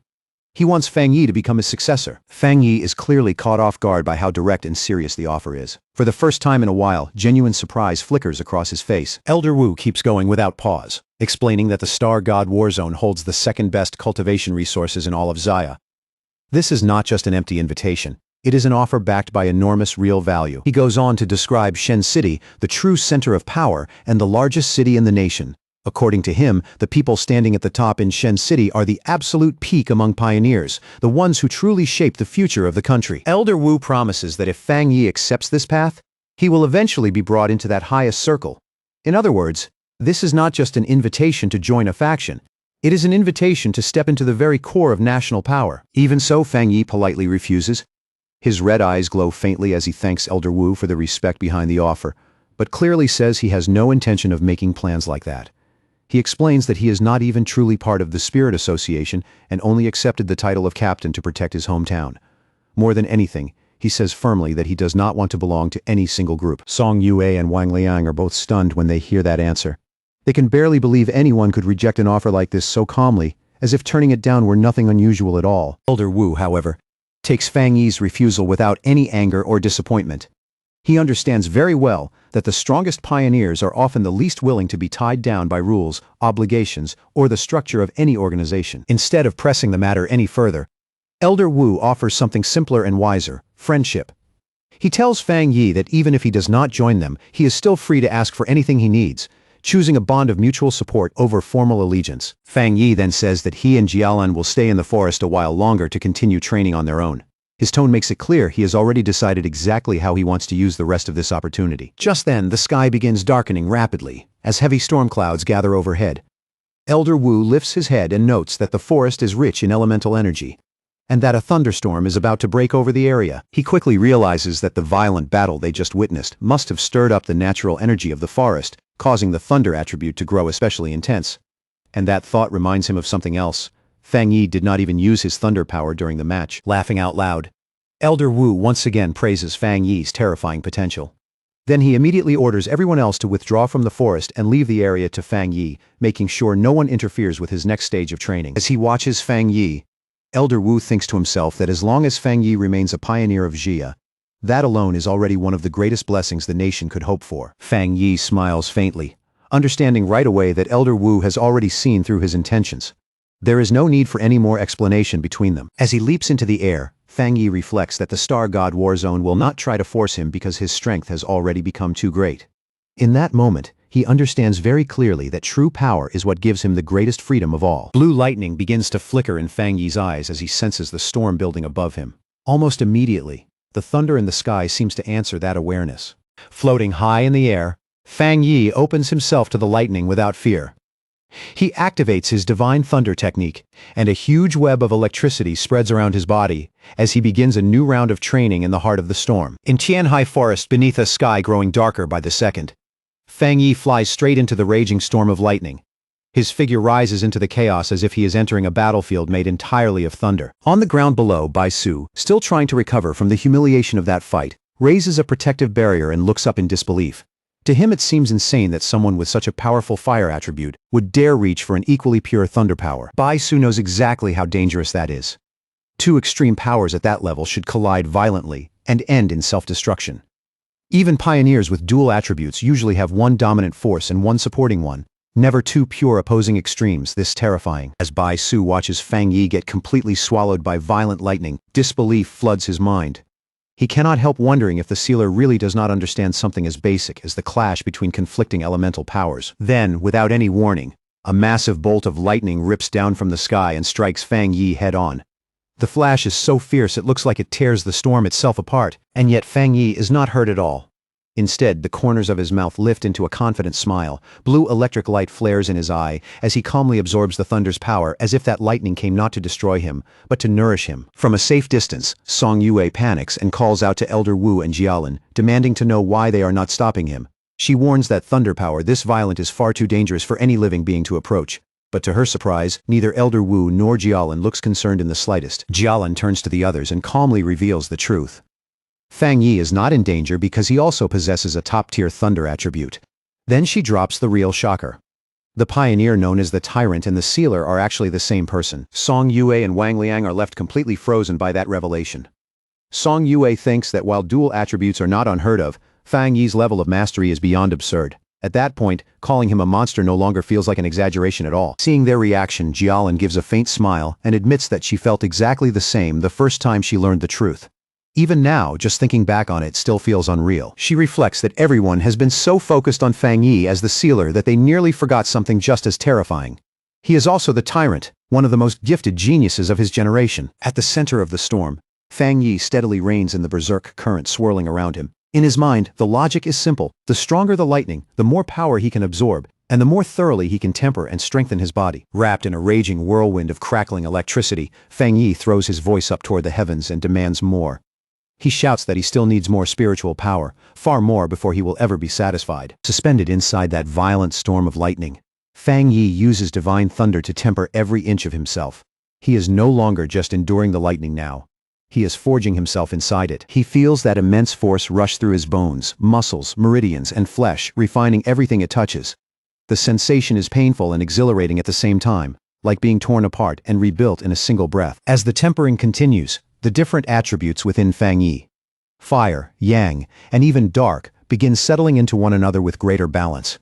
The forces that once clashed inside him now start harmonizing far more naturally. One system notification after another appears, confirming the changes happening inside him. Every attribute has been tempered, and every one of them has grown more refined than before. At last, a final message appears, announcing that the divine thunder tempering is complete. It states that his body and spiritual power now fuse together more smoothly, and even the energy he previously spent has already been restored. A confident smile spreads across Fang Yi's face as he feels the change for himself. In that moment, the sensation is so overwhelming that it feels like he has been reborn all over again. To test this newly tempered power, Fang Yi casually flicks a bolt of thunder toward a distant mountain. The strike lands with terrifying force and instantly blows the peak apart in a roaring explosion. Looking at that shattered mountain in the distance, Fang Yi quickly realizes that the thunder inside this forest is no ordinary force. There is something unusually pure and unusually powerful about it. From the ground below, Bai Su watches in open awe. He knows the spiritual stones in the forest are nourished by this same thunder power. Yet Fang Yi just destroyed a mountain with a single strike. And even more frightening, Bai Su can clearly sense that Fang Yi did not use even a third of his full strength. That realization leaves Bai Su badly shaken. As far as he knows, no other pioneer could possibly do something like that from such a distance. As the storm gradually starts to calm, Bai Su watches Fang Yi descend from the sky. Just from the way the atmosphere changes, he knows this round of training has come to an end. His eyes harden with determination as he tells himself that one day, he and the Sealer will fight again. This defeat has not broken that desire. It has only planted the seed for a future rematch. Nearby, Elder Wu watches everything with a smile touched by both admiration and amazement. This young man, he thinks, really never stops surprising him. His desire to bring Fang Yi into the Star God War Zone grows even stronger than before. The more he thinks about Fang Yi's achievements and that terrifying rate of growth, the more he feels the young man's talent is practically limitless. In Elder Wu's heart, one thought becomes clearer and clearer. If someone like Fang Yi could truly become his successor, then he would have no regrets left in this life. As the storm fully dies down, Elder Wu laughs out loud, while Jialin calmly points out a simple truth.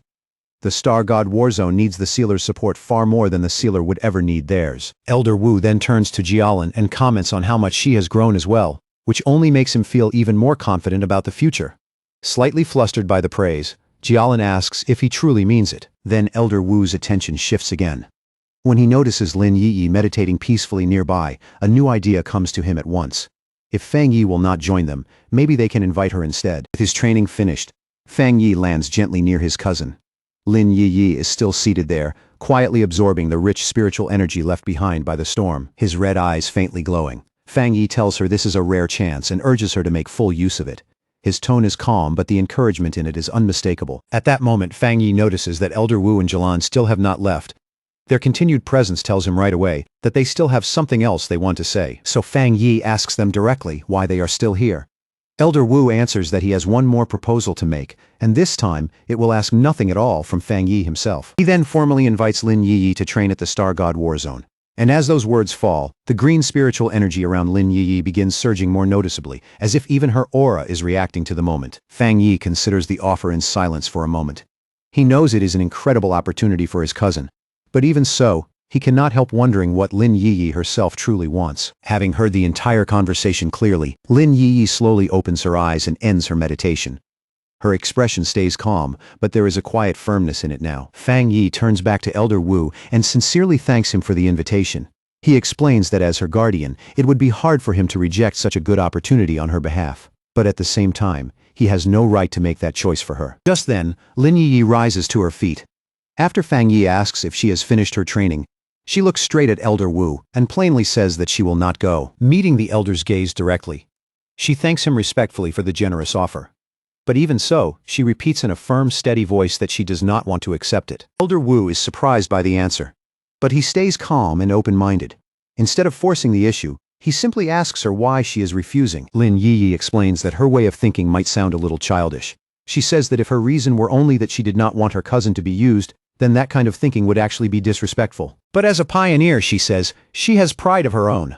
Looking at them with determined eyes, she says she wants to earn everything she deserves through her own ability, not receive it because of Fang Yi's name or influence. Fang Yi goes speechless for a brief moment, clearly caught off guard. For the first time, he realizes his cousin really has started to grow up. Far from being offended, Elder Wu bursts out laughing and gives her a thumbs up. He apologizes for thinking too one-sidedly, then tells her they will keep watching her growth and encourages her to do her best. A bright, genuinely happy smile appears on Lin Yi's face, full of energy. She promises that she will not waste that encouragement. Later that night, the scene shifts back to Fang Yi's villa, where everything is quiet and still after the chaos in the forest. As he and Lin Yi walk upstairs together, Fang Yi thinks over everything he has gained recently. In his mind, the problem of spiritual energy reserves is basically settled for now, and what he needs next is to figure out how to fully develop and use his new Twilight Fire attribute. At the same time, his thoughts drift to the far more troublesome Death Brand ability he acquired. That power feels less like a reward and more like a problem he will eventually have to understand and resolve. When they reach the upper floor, Lin Yi suddenly stops and points ahead in confusion.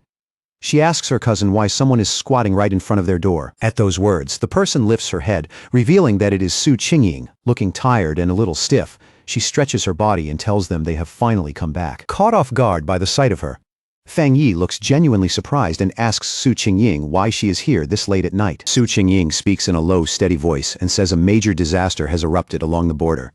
The captain of Yue City fought her way all the way to the Tai City Spirit Association just to ask for emergency support in person, because the situation has already gone far beyond anything they can normally handle. Fang Yi immediately asks where the captain is now. His voice stays calm and direct, but it is obvious he wants to hear the rest from her firsthand without losing even a moment. Su Qingying tells him the captain was already badly injured by the time she arrived, and she is now being treated at their medical facility. Her condition is serious, but at least she made it back alive. She continues, explaining that the captain forced herself to survive what happened in Yue City for one reason alone: to deliver a warning. With every other option gone, she came here specifically to seek out the sealer, convinced that only someone at his level might still be able to change the outcome. At the Tai Spirit Association Medical Center, Fang Yi and Su Qingying head inside to meet the injured captain face to face, both of them already knowing that whatever they are about to hear will not be simple. In the quiet hospital corridor, a young woman with short, messy dark hair suddenly turns when someone calls her name. Fresh bandages wrap around her face and arms, and even through the exhaustion in her eyes, there is still a sharp flash of alertness. It is Su Qingying who has come with Fang Yi. The moment the young woman sees her, relief shows clearly on her face. But when her eyes shift to Fang Yi, she pauses and asks, a little puzzled, who the man beside her is. Without hesitation, Su Qingying introduces him as the captain of Tai Tai City and the sealer himself. Then she turns and formally introduces the injured young woman as Chen Ruo, the captain of Yue City. The instant she hears that, Chen Ruo steps forward at once, greets Fang Yi, and grabs both of his hands in desperation, begging him to help. Her voice shakes as she explains that the anomaly in Yue City is far more dangerous than the official report claimed, well beyond A+ rank, and that she has heard he has handled disasters like this before. Fang Yi does not answer right away. He just looks at her in silence, his expression calm and unreadable, as though he is measuring every word, every wound and every trace of panic on her face. Realizing she has gone too far, Chen Ruo quickly lets go and apologizes, saying she is simply too desperate to stay composed. She explains that the anomaly was first classified as only B level, yet one pioneer after another vanished without a trace. Her entire team was lost. The reinforcements disappeared too, and even her own powerful sister is now missing. Fang Yi listens closely, and with each sentence his expression grows more serious. Inwardly, he finds it hard to believe that something marked as a B-level anomaly could cause this many disappearances, especially in a border city where even regular pioneer standards should already be above average. He looks at the shaken captain and asks one sharp, direct question. The pioneers who vanished, including her sister, are they truly missing, or are they already dead? Chen Ruo opens her mouth, but in the end, she cannot give him an answer. Su Qingying gently tells her to calm down and speak slowly, then helps her sit before urging her to continue. Chen Ruo, clearly frustrated, says she really does not know what happened, because she has been completely unable to contact any of them. Holding her aching head, Chen Ruo insists that her sister is different. She says the two of them share a special bond, and because of that, she can still faintly but clearly sense that her sister is alive somewhere. After saying that, she suddenly goes still, as if a buried thought has finally pushed through the panic and exhaustion, and her expression changes when she remembers something important. She quickly tells Fang Yi that she almost forgot the most important thing. She brought him a gift, both as thanks and as an offering in exchange for his help. With hurried, slightly trembling hands, she takes a small dark brown box out of her bag and offers it to him with both hands, quietly pleading that she truly has no other road left. Fang Yi takes the box and immediately senses that whatever is inside has been sealed with great care. Even so, something still leaks through. Beneath the layers of restraint, he feels a familiar Yang-attributed energy coming from within, warm and sharp enough to catch his attention at once. He asks what it is, and why it had to be sealed in the first place. The moment she sees the change in his expression, hope lights up in Chen Ruo's eyes. For the first time since meeting him, she starts to believe her gamble might actually pay off. Chen Ruo explains that the gift is a spirit crystal formed from a mountain in Yue City after a massive eruption of Yang energy. It contains an enormous amount of spiritual power, and has long been considered one of Yue City's rarest and most valuable treasures. She opens the box, revealing a glowing yellow crystal inside. Then she explains that they once hoped to use it to cultivate a Yang-attributed pioneer, but no one in the city could absorb its power. Some people were even burned the moment they tried to touch it. Standing beside Fang Yi, Su Qingying stares at the crystal in open shock. Even for her, seeing a real spirit crystal with her own eyes is enough to make her pause and catch her breath. She quickly explains that spirit crystals are extraordinarily rare and valuable. For pioneers who have not awakened a specific attribute yet, absorbing one can trigger that awakening, which is exactly why treasures like this are so fiercely sought after wherever they appear. With a small, confident smile, Fang Yi closes his hand around the crystal and absorbs its golden glow straight into his body as if it were nothing. He tells Chen Ruo they have a deal, then asks if they should leave right now. Chen Ruo stares for a second, clearly startled by how easily he handled it. But the relief on her face is even stronger as she hurriedly says there is no problem at all. Later, the group rides by car along the winding mountain road toward Yue City, the vehicle cutting through the dim landscape while the mood inside grows heavier with every mile. Inside the car, Fang Yi asks Chen Ruo to describe the anomaly from the very beginning.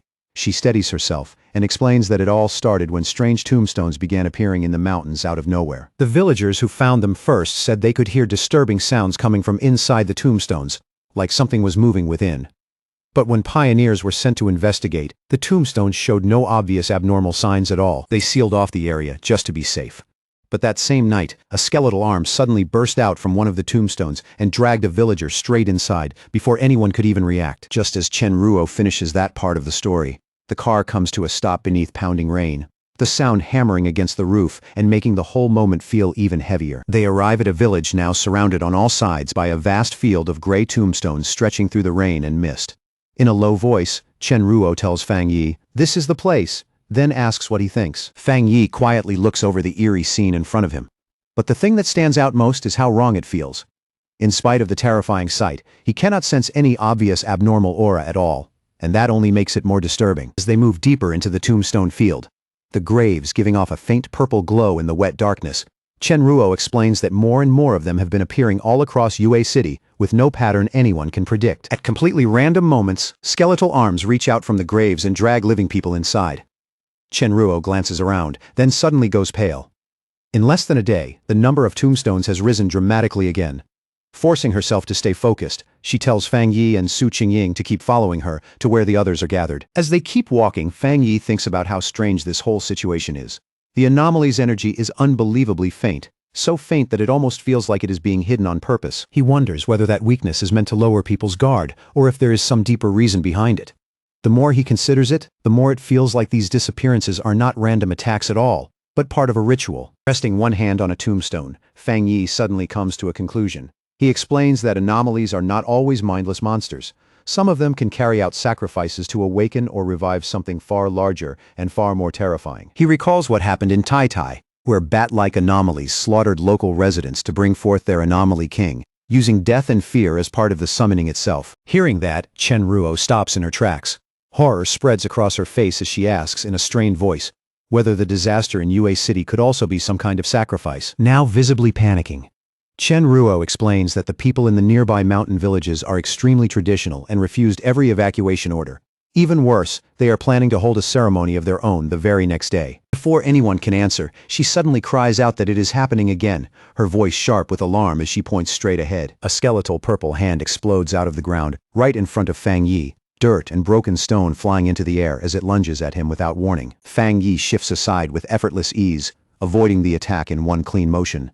As he watches it, he calmly notes that the creature's strength is nothing impressive, and really is only around the reported B level. Without a second of hesitation, he summons his flaming sword. Its heat flares, bright even in the rain, and with one swift strike, he cuts the skeletal arm clean in half. But before the severed limb even finishes falling, another skeletal hand bursts violently from the ground and clamps around his glowing blade, stopping it with eerie precision. Fang Yi does not flinch. He simply watches with a sharp, focused gaze, studying the reaction as if this is exactly what he had been waiting to confirm. That skeletal hand is connected to something much worse. A far larger monstrous skeleton with multiple limbs, tearing its way up from underground in a violent eruption of dirt and grave dust. All around them, more skeletal creatures start bursting out of the ground, one after another, quickly closing in on Su Qingying and Chenruo from every side. Chenruo cries out in stunned disbelief, unable to understand why these things show no fear at all toward Fang Yi's overwhelming yang attribute. In just a few breaths, the entire area is overrun by a massive horde of glowing purple skeletons, their numbers rising so fast that the whole grave field seems to awaken around them. Instead of looking troubled, Fang Yi's lips curl into the faintest smile.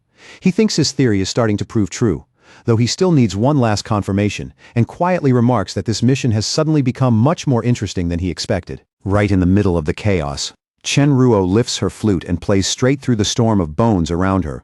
With every sharp note, bursts of green spiritual energy tear outward, slicing through the skeletons and blowing them apart one after another. Through clenched teeth, Chenruo says these skeletons are not especially high level.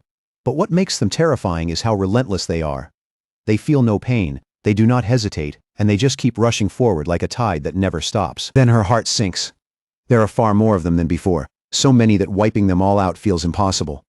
The hope in her eyes starts to fade as she cannot help wondering whether even the sealer might be helpless against something like this. Seeing her struggle and the fear rising on her face, Su Qingying sweeps several skeletons away with one clean kick and tells her not to give up. Her voice is firm and steady, cutting through the panic at once. Then, all of a sudden, a huge burst of hellish red flames erupts around Su Qingying and reduces the skeletons crowding her to ash. She stares at the blazing fire in shock, wondering what kind of terrifying power this is. At the very center of the battlefield, Fang Yi releases his twilight fire domain. He rises into the air above a massive red sphere of energy, hanging there like the calm center of a storm, while blazing power pours out around him. Below him, the ground vanishes beneath a rolling sea of fire spreading in every direction. The skeletal horde is swallowed almost instantly, their bodies collapsing and disappearing as if they were never there to begin with. As this new power fully unfolds, a system notification appears, saying a special death attribute has been detected.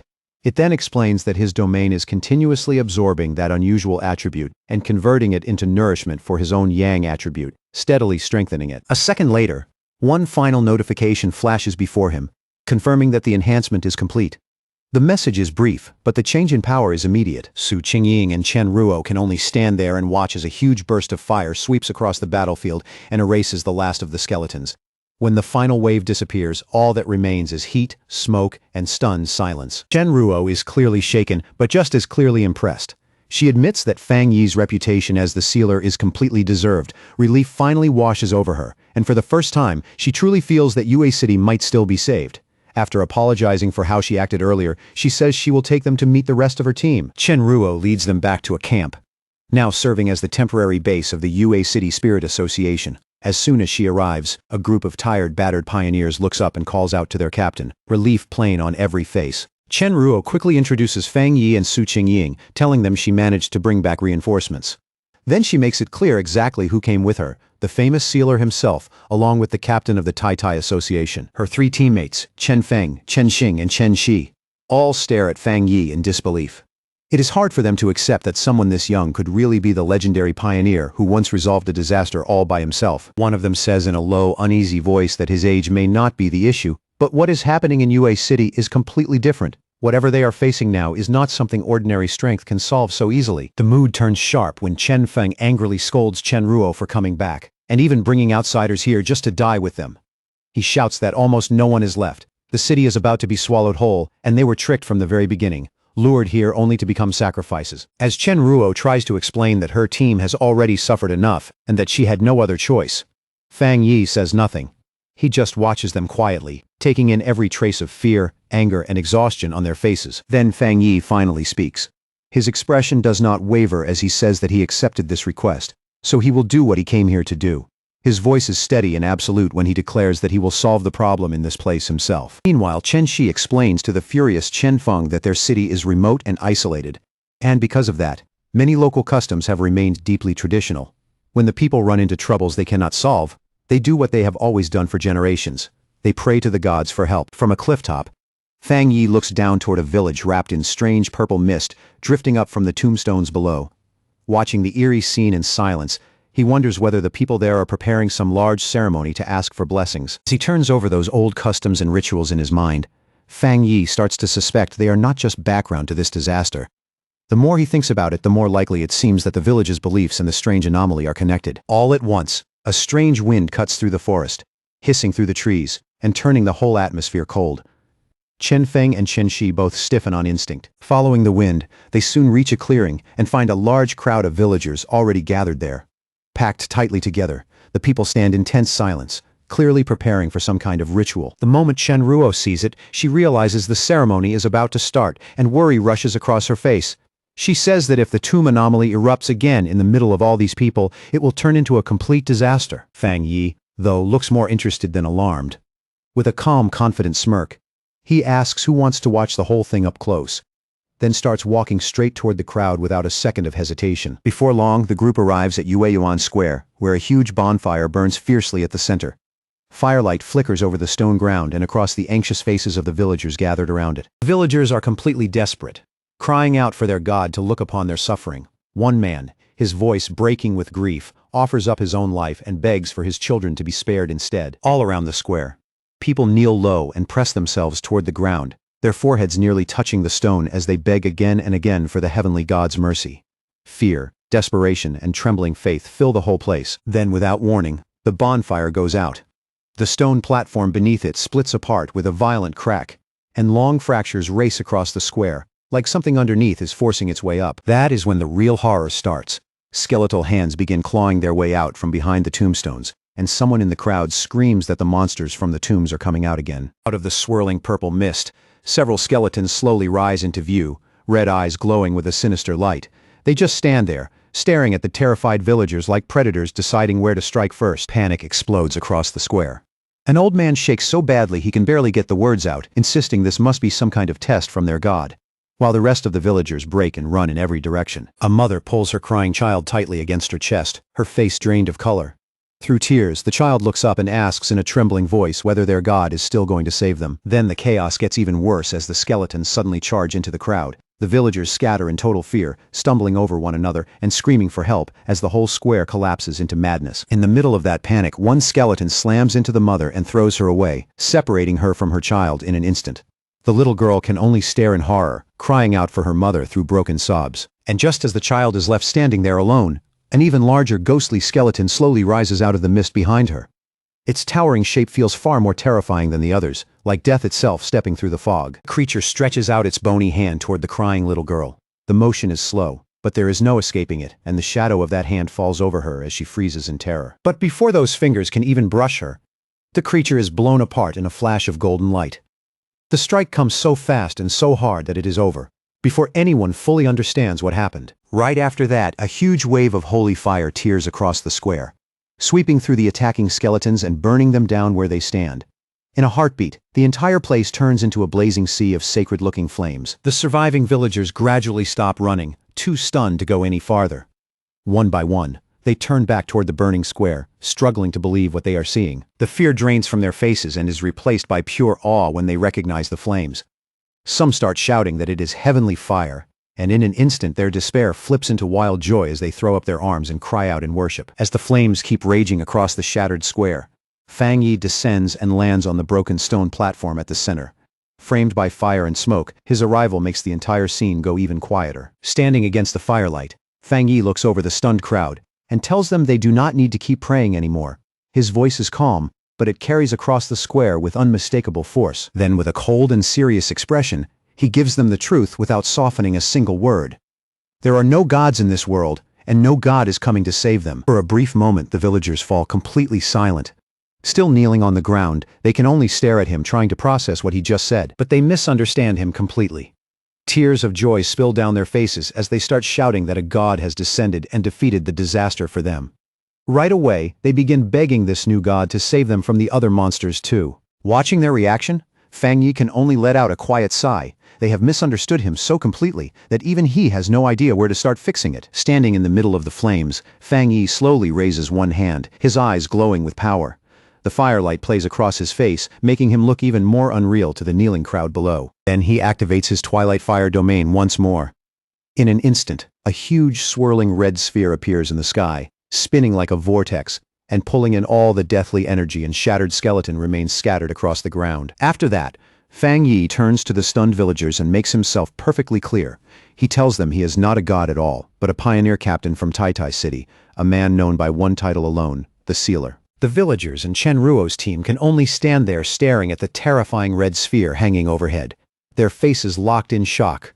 The sight is so strange and so overwhelming that for a moment nobody can even find the words. Still shaken by what he just saw, Chen Feng asks in disbelief what Fang Yi is even doing. Already fed up with her teammates' doubts, Chen Ruo snaps back that she told them from the start Fang Yi was never some ordinary pioneer. She goes on to remind them that Fang Yi is the very man who resolved the disasters in both Tai Tai City and Kang City on his own. Even the highest-ranking authorities treat him like an honored guest, and to her, that alone should tell them exactly what kind of person they are dealing with. After clearing away the immediate threat, Fang Yi shoots into the sky like a blazing golden comet and heads straight for the main village. In the distance, it is still buried beneath thick purple mist, with countless skeletons moving below like a waking nightmare. At that very moment, a system notification appears before him, confirming that the Twilight Fire domain has absorbed a massive amount of the Death attribute. Because of that, his own Yang attribute has grown even stronger, clearly more powerful than before. Looking down from above at the sea of skeletons crawling through the village, Fang Yi narrows his eyes and quietly gathers his strength. He is already getting ready to use the power he just gained. He summons his blazing sword again, and this time the flames along the blade burn brighter and fiercer than ever.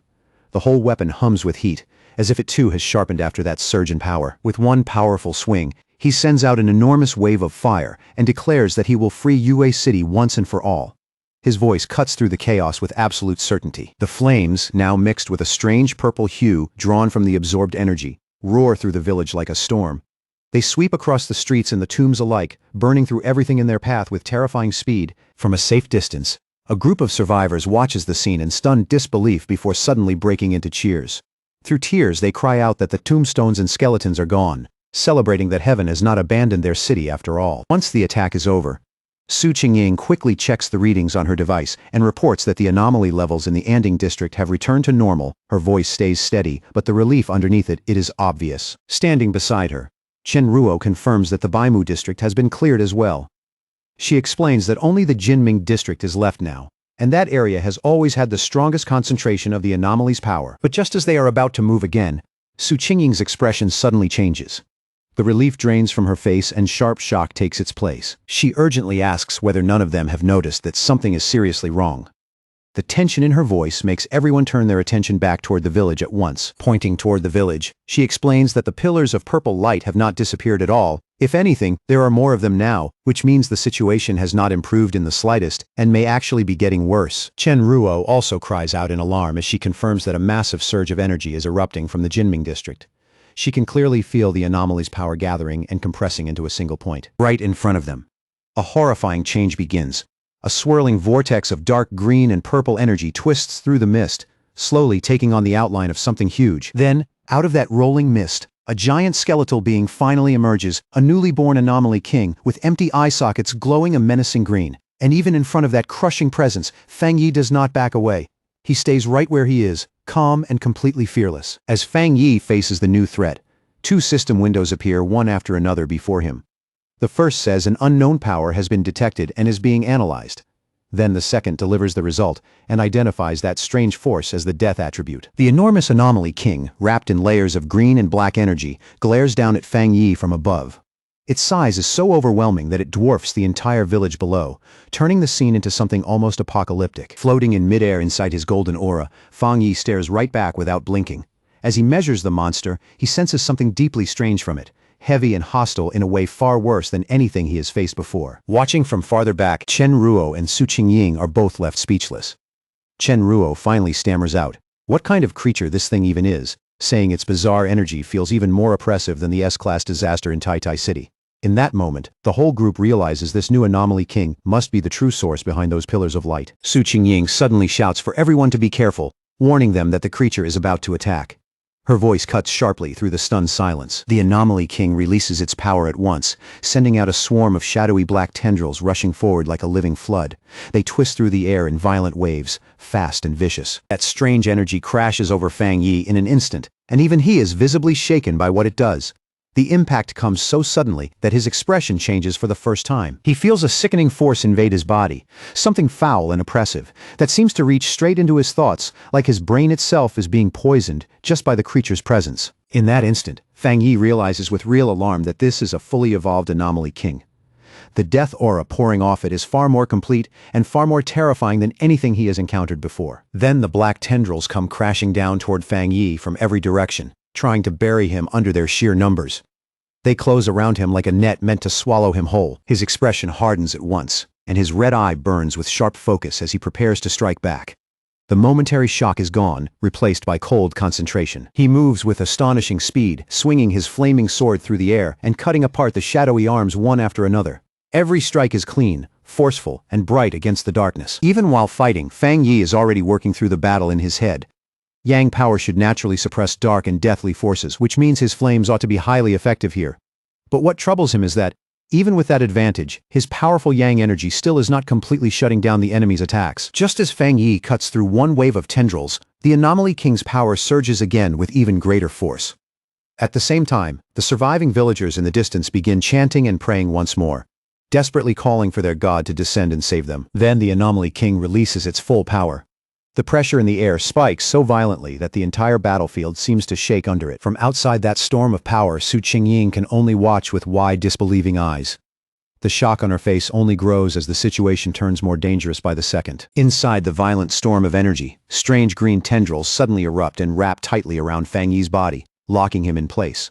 The moment she sees him bound like that, Su Qingying screams his name, no longer able to hide her panic. A moment later, Fang Yi's sword slips from his hand, drops to the ground below, and shatters apart. The sound is brief, but to everyone watching, it feels devastating. Far away in Tai City, Lin Yiyi is suddenly hit by a wave of dread so intense that she instinctively cries out for her cousin. It is as if, even from that distance, she can somehow feel his pain reaching her. Pacing anxiously through a forest, Lin Yiyi tries to steady her breathing and tell herself she is only overthinking it. She cannot understand why she feels this afraid when, on the surface, this should have been just another mission for Fang Yi. She keeps reminding herself how strong Fang Yi is, how many impossible situations he has already survived. And yet that heavy feeling of worry refuses to leave. Regret starts creeping in, and she finds herself wishing she had ignored his advice and gone with him anyway. As she keeps staring at her phone, That unease only gets worse. Then suddenly, her phone rings. The screen lights up with an incoming call, and the name that appears is Jialan. When Lin Yi answers, Jialan's voice is serious, heavier than usual, as she delivers the bad news. They have received word that Yue City is now completely surrounded by a massive sea of tombs, and an official lockdown order has already been issued. Then she bluntly tells Lin Yi that Fang Yi is in danger. As those words hang in the air, a large convoy of military vehicles races through the mountain roads, clearly moving fast for a major emergency operation. The report that Fang Yi may have died sends a shockwave through the Tai Spirit Association. Officials who had only recently started to feel hopeful are suddenly crushed by despair again. Gathered around a table, they ask in disbelief whether their greatest hero, the sealer himself, has really fallen. Some even start wondering whether humanity's fight means anything at all, if someone as powerful as Fang Yi can still be brought down. At the Spirit Association headquarters, a high-level meeting is already in progress. One senior official speaks with visible regret about what happened in Yue City and says that the appearance of an anomaly king from what began as a B-level threat confirms an important theory. Those kings must be destroyed before they are allowed to fully evolve. Before he can go any further, Gu Yuro cuts him off without warning. Rising from her seat, she coldly asks whether this is really the time to be calmly discussing theories. Without a moment of hesitation, she states that she will go to Yue City herself. Another official immediately tries to stop her, reminding her how important she is to Shen City and insisting that the military has already taken control of the situation. Gu Yuro turns her gaze away, her thoughts darkening as she considers the price of their current strategy. First, they had nearly lost Elder Wu, and now it feels like they are prepared to sacrifice Fang Yi too. Her frustration finally spills over, and blue energy begins to glow around her body. She angrily confronts the official, accusing them of being willing to abandon an entire city, just because the battle has become too difficult. Shocked by the force of her outburst, the man demands to know what exactly she means. He shoots back that Fang Yi went to Yue City by his own choice. In this brutal new era, he says, one wrong move is enough to get someone killed. And it should not surprise anyone that even a hero like Fang Yi might die. That is when Gu Yuro's anger fully erupts. Her blue aura surges outward as she glares at the officials and demands to know what the point of fighting even is, if all they are going to do is sit back and wait to die. She throws Shen City back in his face and asks, anger plain in her voice, why Elder Wu would have risked his life back then if their real answer now is to abandon any city that cannot be saved easily. To her, that is not strategy, it is cowardice pretending to be reason. Ignoring the voices calling after her, she brushes past the officials, trying to stop her and talk her down. Their words do nothing, and she does not slow for even a second. With open disgust, she calls them a pack of fools in her heart. She is sure of one thing. She has seen the sealer's real strength with her own eyes, and she refuses to believe someone like Fang Yi could go down that easily. Out on the outskirts of Yue City, a massive military convoy has already formed a blockade. Vehicles line the roads in layers, lights flashing through the gloom, while the whole area feels tight with the pressure of an approaching catastrophe. Inside one of the command vehicles, Elder Wu watches the battlefield feed on a monitor, his expression grave. He explains that this new anomaly king carries a mutated form of the dark attribute, a strange power they are now identifying as the death attribute. Seated inside the vehicle with Jialan and Lin Yi, Elder Wu gives his judgment in a low voice. He believes Fang Yi was most likely defeated because he ran into some unavoidable rule, some fatal law imposed by the monster that raw strength alone could not escape. Elder Wu and Jialan step out of the vehicle and are immediately met by waiting soldiers. One of them quickly reports that none of their military units have been able to break through the outer zone at all. Jialan tells the soldier to explain everything clearly from the start.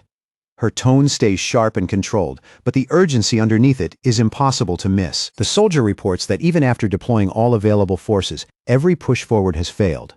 Yue City, he says, is now buried under an overwhelming number of tombstones, so dense that the entire place has turned into one enormous grave field. Whenever they send troops in, an equal number of tombstones rise up in response and attack them directly. Then he delivers the worst part with grim finality. Every frontline soldier they sent forward has already been dragged into the graves. The soldier adds that the anomaly king's influence is still spreading outward from the city even now. Hearing that, Lin Yi starts trembling uncontrollably, fear tightening across her face. With a dark expression, the soldier says the odds of restoring Yue City to normal are effectively zero. Then he asks Elder Wu whether they should issue a retreat order before the spread reaches any farther. He goes on to say that the Anomaly King appears immune to every power they have used against it. Worse still, it has already captured all the pioneers stationed at the front, including Fang Yi himself. The moment she hears that, Lin Yi lets out a sharp cry and refuses to accept it. The words hit her like a blade, and disbelief flashes across her face almost at the same instant as panic. She turns to Elder Wu and Jialan, thanks them for everything they have done, and then firmly says she will go back to Yue City alone.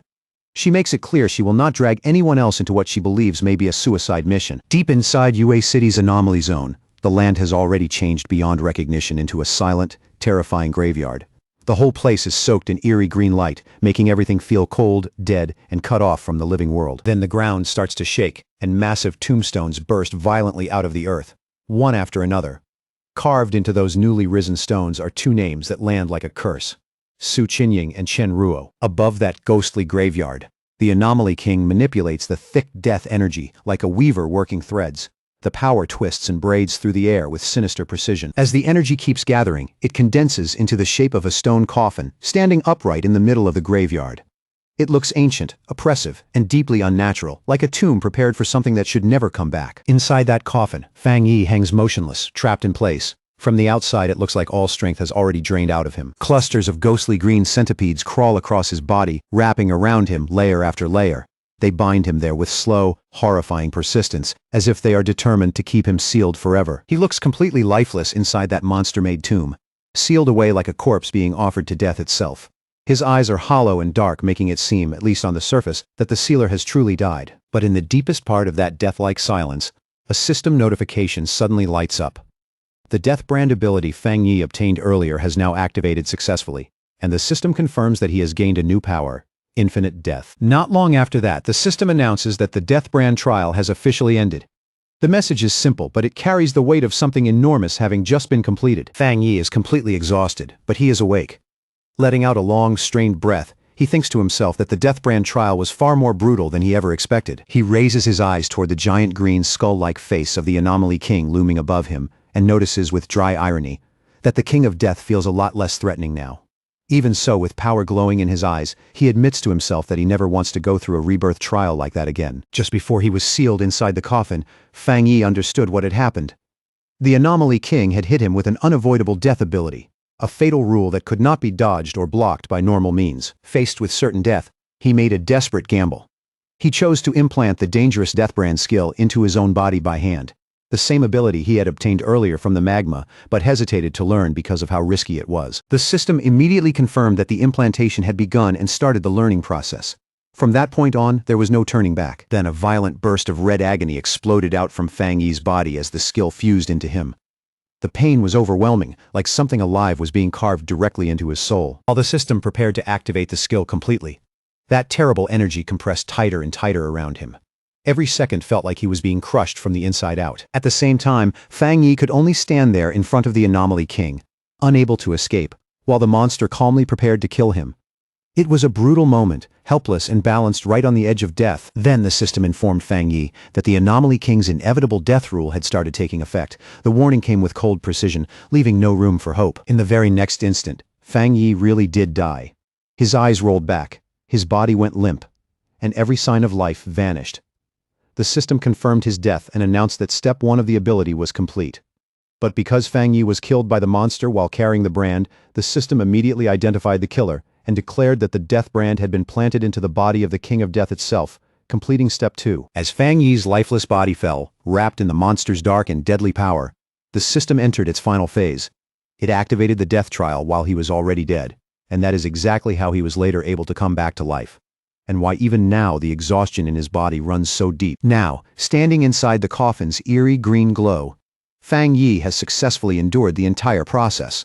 He is drained to the bone, but he made it through death and returned. The system explains that the death trial he just passed was actually a triple trial meant to determine whether the user was worthy. To obtain the Death Brand's 3 abilities, Fang Yi had to survive 3 separate ordeals, each one more terrifying than the last. The first was the fire attributed trial, Mystery Yellow Spring, where he was burned without end by hellish flames. Every moment felt like being thrown alive into a furnace from the underworld. The second was the poisoned attribute trial, Death Collapse, where his body was cursed to rot, crack, and break apart again and again without ever being allowed real release. It was slow, merciless torment. And the last was the Earth Attribute trial, Hell Evil Scene, where the gates of hell opened wide and tried to drag him into a burial ground filled with evil spirits. That final descent felt like being swallowed by endless graves. Looking back on it all, Fang Yi thinks the pain was so intense that it became hard to tell what was real anymore. It felt like being trapped in an endless cycle of dying over and over, with no clear beginning and no end. But after pushing through that brutal test with nothing but effort and willpower, he has finally mastered the skill. His eyes open with a sharp red glow as he decides, with quiet certainty, that now the real battle can begin. He looks up with a cold, focused expression and realizes that he is now resisting the Anomaly King's inevitable death rule. The very power that should have guaranteed his end is no longer absolute against him. Blue lightning suddenly starts gathering in his hand, crackling harder and harder as it builds. The disturbance is so sharp and unnatural that even the Anomaly King senses it immediately. The massive skeleton lowers its gaze in visible confusion, staring at the coffin as if it cannot understand where that sudden surge of power is coming from. For the first time, the monster seems unsure. Then, without warning, a tremendous blast of blue lightning erupts from inside the stone prison. The force tears straight through the coffin in a violent explosion of light and debris. Fang Yi smashes through the stone slab and breaks free, dropping heavily to the ground below. The impact is brutal, but it is the kind of pain only the living can feel. Through the thick green mist, the monster stares down at him without moving. It watches its prisoner escape from the tomb that should have held him forever. Fang Yi slowly steps out through the smoke and shattered debris, one hand partly covering his face as he gasps for breath. He is drained and clearly paying the price of resurrection, but he is alive, free, and back on his feet. The Anomaly King is left in pure shock. It cannot understand how the human it had already killed for certain is now standing in front of it again, alive and ready to fight once more. As Fang Yi faces it once again, the system reveals that the King of Death has already noticed his resurrection. The giant skeleton reacts immediately, gathering its dreadful power without hesitation as it moves to crush this revived threat before it can rise any further. It gives Fang Yi no time at all to recover. The Anomaly King attacks again at once, unleashing a relentless barrage of massive green energy blasts from high above, each one crashing down like judgment. The attack slams into the ground with terrifying force and erupts into a huge explosion of green energy, swallowing the exact spot where Fang Yi had been standing. In an instant, the whole area disappears beneath violent light, smoke, and destruction. But when the dust finally starts to clear, Fang Yi is still there, crouched low on the shattered ground without a scratch on him. A grin spreads across his face as he finally understands the truth. The monster's attacks do not work on him anymore. The system immediately confirms that Fang Yi has successfully escaped the inevitable death rule. He rises and stands tall before the giant skeleton, his cape snapping in the wind, while the Anomaly King looks down at him in growing confusion and unmistakable fear. Fang Yi lifts his head and looks up with a terrifying expression. One eye glows a sharp red, blood runs from the corner of his mouth, and yet he smiles with complete confidence, like the fight has only now started to get interesting. At that moment, the Anomaly King is struck by a danger it has never felt before. Its empty eye sockets widen slightly as it realizes, too late, that the hunter has become the one being hunted. Far beyond Yue City's barrier, the mountains have been twisted by the disaster too. The slopes are covered in glowing green tombstones, each one giving off a thick, suffocating aura of death into the dark air. Elder Wu, Lin Yiyi, and Jialan stand on a cliff overlooking the disaster zone below. As Lin Yiyi feels that overwhelming death energy rising from the city, her chest tightens and she cannot stop herself from anxiously calling out for her cousin. Jialan decides they cannot afford to wait any longer. Telling the others not to worry, she raises her hands and summons purple flames that coil around her palms, ready to blast through the tombstones, break the barrier, and force a path to Fang Yi. But before she can fire, a massive surge of blue water tears across the air and cuts her off. The force is sudden and overwhelming, instantly interrupting her attack. A woman descends from the sky wrapped in spiraling water energy, her arrival sharp and commanding. It is Gu Yuro, and the moment she lands, she declares without hesitation that she is here to fight alongside them. Jialan looks up in clear surprise and recognizes her at once. She blurts out that it is the sea mystic from headquarters, unable to hide her shock at seeing Gu Yuro here in person. Gu Yuro shouts that she is joining the battle, and both women move immediately. Combining Gu Yuro's crashing blue water with Jialan's blazing purple fire, they unleash a huge joint attack straight at the barrier of tombstones. The combined strike detonates in a chain of massive explosions that tear through the darkness and light up the entire area. Fire, water, and shattered stone burst outward in a violent storm. When the blast finally settles, two soldiers buried under the rubble begin to stir. Weak and confused, they open their eyes and wonder in a daze what just happened. The anomaly reacts instantly to the intrusion. The ground shakes violently, and enormous green tombstones burst up from the earth like jagged spikes, sealing off the area again in a heartbeat. Gu Yuro, Jialan, and Lin Yi end up back-to-back, completely surrounded by a ring of towering tombstones. Jialan clicks her tongue in annoyance and says the trap is activated again. She warns the other two to be extremely careful, explaining that this anomaly can drag any living person directly into the tombstones. Her voice is tight, because she knows exactly how dangerous that power is. Then, without warning, skeletal hands burst out from both the ground and the stone surfaces around them. The whole grave field suddenly feels alive in the worst possible way. A swarm of skeletons drops from above next, diving through the air and attacking the three women all at once. Their numbers are overwhelming, and they come down like starving beasts. And yet, right in the middle of that charge, the skeletons suddenly stop.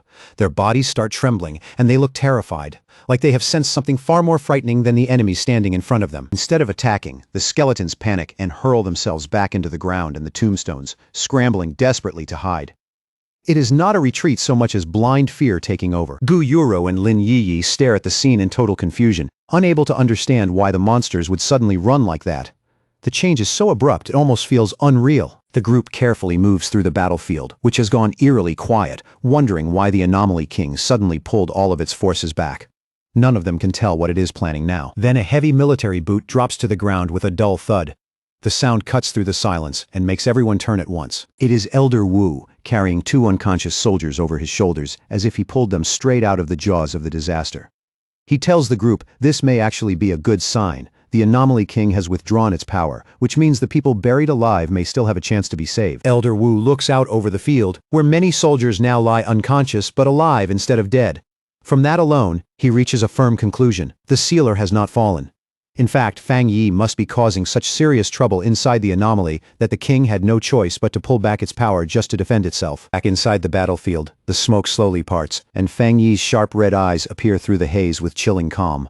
His gaze is steady, clear, and very much alive. He stands completely unharmed at the center of the ruined battlefield, as if the last attack meant nothing at all. At that moment, the system updates his status and displays a new number, Death Count 2. The system explains that because the King of Death used its own power to kill Fang Yi, it has now been dragged into a cycle of death itself. As punishment, the monster's strength has already been reduced by 10%. Fang Yi quietly thinks over what that means, noting that being targeted by the King of Death would normally guarantee certain death. He understands now that this inevitable death rule is exactly what makes the creature so dangerous and so hard to fight. Then a dark, satisfied smile curls across Fang Yi's face as he realizes he has completely turned the situation around. The inevitable death rule that once belonged only to the monster is now going to come back and haunt it instead. High above, the creature stares down in shock, unable to understand why the human it killed is still alive. Panicking now, the Anomaly King attacks again. From inside its giant ribcage, it fires a storm of green energy beams, each one screaming down through the air with desperate violence. The beams rain down on Fang Yi in a merciless barrage, but he does not even try to dodge. He simply stands there and lets the attack come, as if he is daring the monster to keep going. The assault hits head-on with full force, creating another massive explosion of green energy that completely engulfs Fang Yi. For a moment he vanishes inside the blast. The monster grins, convinced it has finally done it. But before it can celebrate, the system appears again. The death count rises to 3, and the system announces that because the king has killed Fang Yi again, its power has now been weakened by another 30%, and its body is starting to collapse. At once the monster's body begins to break apart from the backlash. Cracks spread across its face, and pieces of bone split loose and fall from its massive frame. Then, through the fading smoke, Fang Yi slowly walks forward. His body restores itself as he moves, whole and unharmed, as if the explosion did nothing except buy him one more step. The monster stares in absolute horror, its green eyes widening with raw fear as the truth finally sinks in. Every attack it uses against Fang Yi is only destroying itself. With a crooked smirk, Fang Yi wipes the blood from his mouth and mocks the creature without mercy. He is fully ready to keep repeating this deadly cycle until the monster is worn down and erased for good. Focusing his mind, Fang Yi gathers his power and fires a massive beam of energy straight at the monster. The attack tears through the air in one bright, violent line, but the monster lifts one hand and casually knocks the beam aside, deflecting it with almost effortless force. Even weakened, it is still monstrously strong. At that exact moment, a system notice appears and announces that a new mark has been activated. Instantly, red hellfire erupts across the monster's body, burning through and mixing with its eerie green aura. The monster glances down at its own arm in baffled confusion, unable to understand when or how that fire latched onto it. For the first time, it looks thrown off balance. The moment that opening appears, Fang Yi leaps high into the air and draws his sword. The blade is blazing with intense fire, its heat flaring so violently that it lights up the space around him. As Fang Yi closes in, the system confirms that the monster has been afflicted with a hellfire-burning debuff. From this point on, it will keep taking damage without pause as the flames continue eating through it. The monster glares down at Fang Yi with its glowing green eyes, furious at being forced back and wounded like this. Rage pours off it just as heavily as the death energy. Fang Yi brings his blade down with all his strength and unleashes his heavenly fire slash. The strike is fierce, direct, and packed with the kind of force meant to split the battlefield in two. The monster throws up its huge hand and blocks the slash head-on, and the collision erupts into a violent clash of power. Fire and death energy crash into each other in a storm that shakes everything around them. The strike hits with horrifying force, and the damage is instant. The monster's massive body jerks from the impact, and a shock runs across the battlefield for everyone to see. A system notice appears right away, cold and exact. The death count has climbed to 4, and the monster's total strength has now been cut down by a brutal 45%. As the violent energy of the battle keeps twisting through the air, another system window suddenly opens. The next stage has begun. The death collapse mark. The effect kicks in immediately, fast and merciless. Cracks spread across Fang Yi's body like shattered glass, making it painfully obvious that the cycle of death has started again. Even after taking that much damage, the monster still refuses to go down. It surges forward, grabs Fang Yi, and crushes him in its grip with savage force. Then it yanks him closer, dragging him right in front of its face, towering over him, as if it wants to break his spirit before it breaks his body. But Fang Yi doesn't show an ounce of fear. He meets that stare with a calm, taunting smile, and even with blood running down his face, he looks completely at ease as he coolly tells the monster to look at itself. The monster pauses. For just a second, it looks visibly shaken, unable to understand how someone already standing on the edge of death can still smile like that. Then suddenly, flames explode around Fang Yi in a violent burst of heat and light, and yet all he gives is a faint smirk, standing in the middle of the blaze without a single trace of harm. The fire races straight onto the monster's hand, and it can only stare as its bones begin to blacken, split apart, and crumble into ash right in front of it. The system confirms another terrifying update. The death count has now reached 5, and the monster's power has been crushed even further, dropping by a total of 60%. Another notice flashes across the air, announcing that the Hell Evil Scene mark has activated, speeding up the destruction of the monster's body with ruthless force. Monster throws back its head and roars, furious and disbelieving. But no matter how violently it thrashes, it still can't stop its own body from falling apart. Outside the barrier, the giant tombstones around the city start splitting, tilting, and collapsing one after another. Like the unnatural structure behind the whole disaster is finally giving out. Wang Lan stares in disbelief as it hits him all at once. The anomaly itself is breaking down, and the entire cursed domain is collapsing with it. High overhead, the thick black clouds begin to break apart, and long-buried light spills through at last. Lin Yi looks up and smiles, relief washing over her the moment she realizes her cousin is still alive. Elder Wu instantly activates his armor and wastes no time. He orders the team to enter the city, rescue every survivor they can, and evacuate the injured as quickly as possible. Now that the mission is clear, Elder Wu, Wang Lan, Gu Yuro, and Lin Yi shoot forward without hesitation and head straight into the city. Deep inside the shattered remains of the anomaly, a hand suddenly bursts up through the ground, clawing through the debris as someone fights to get out. At last, Su Qingying pulls herself free. She drags in breath, her whole body shaking from exhaustion, while fear and leftover shock still linger across her face. Still on her knees and struggling to steady her breathing, she tries to understand what just happened, forcing her scattered thoughts back together piece by piece. She remembers her life force being drained away little by little, along with that suffocating feeling of being trapped inside a green, hellish void somewhere within that giant skeleton. But then she realizes it had all ended just as suddenly as it began, as if some unseen power had shattered that nightmare and let her come back alive. Her eyes snap to a nearby tombstone, and in that instant, she knows what she has to do. Panicked, she rushes over and starts digging frantically at the grave, marked with Chen Ruo's name, calling out to her the entire time. Su Qingying tears through the dirt and finally finds Chen Ruo beneath it. Unconscious but alive, relief floods through her when she sees Chen Ruo is really here, unlike Chen Ruo's sister, whose body had once disappeared without a trace. Then Su Qingying suddenly stops and looks up, her expression shifting as she feels something enormous changing in the air around her. She stares upward in shock as the swirling green vortex above begins to split open, cracks spreading across it like a fragile shell finally breaking apart. A moment later, the monster's enormous skull drops from above and slams into the ground with a thunderous crash that shakes the ruins. And even in that ruined, collapsed state, the monster still refuses to admit defeat. It glares upward in blazing hatred and declares itself the noble king of death, demanding to know what Fang Yi even is to stand against it.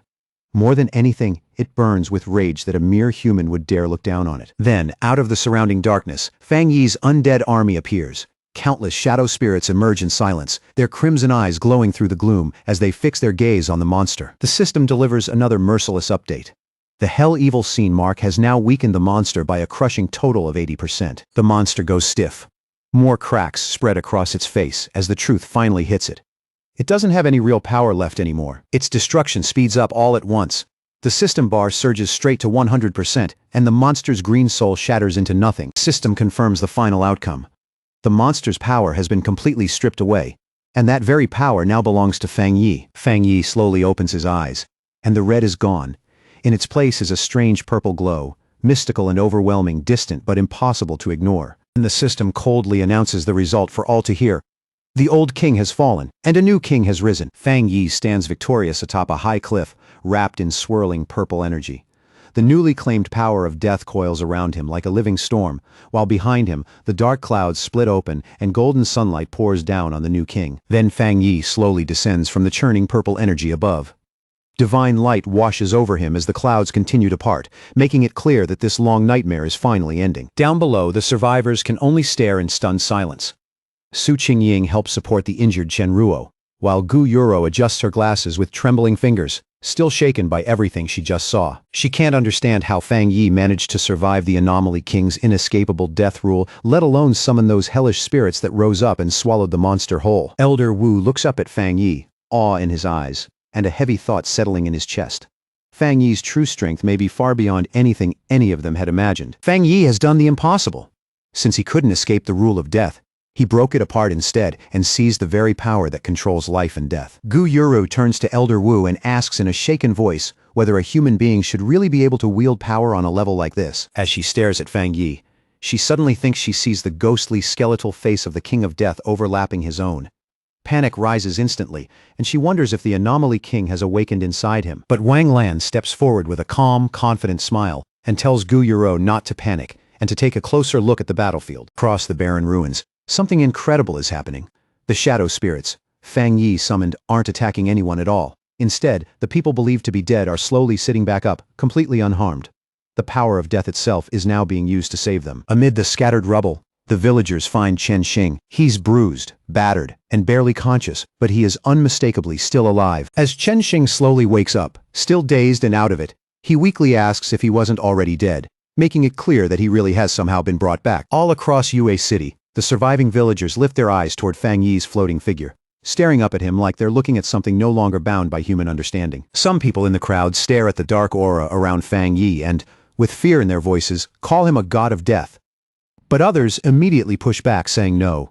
He's the sealer, the one who saved them when nobody else could. Then all at once, the little girl Fang Yi saved earlier speaks up over the noise, blurting out that sealer sounds way too ugly and doesn't fit him at all. With a bright, innocent smile, she remembers the golden flames that protected her before. To her, Fang Yi isn't some cold title or distant legend. He's their god, the one who drove out the evil and gave them hope again. High in the night sky, Fang Yi decides it's time to end this once and for all. He slowly lifts one hand, and above him, a huge, jagged scythe of dark purple energy begins to take shape. His expression turns cold, serious, with one eye still glowing that ominous red.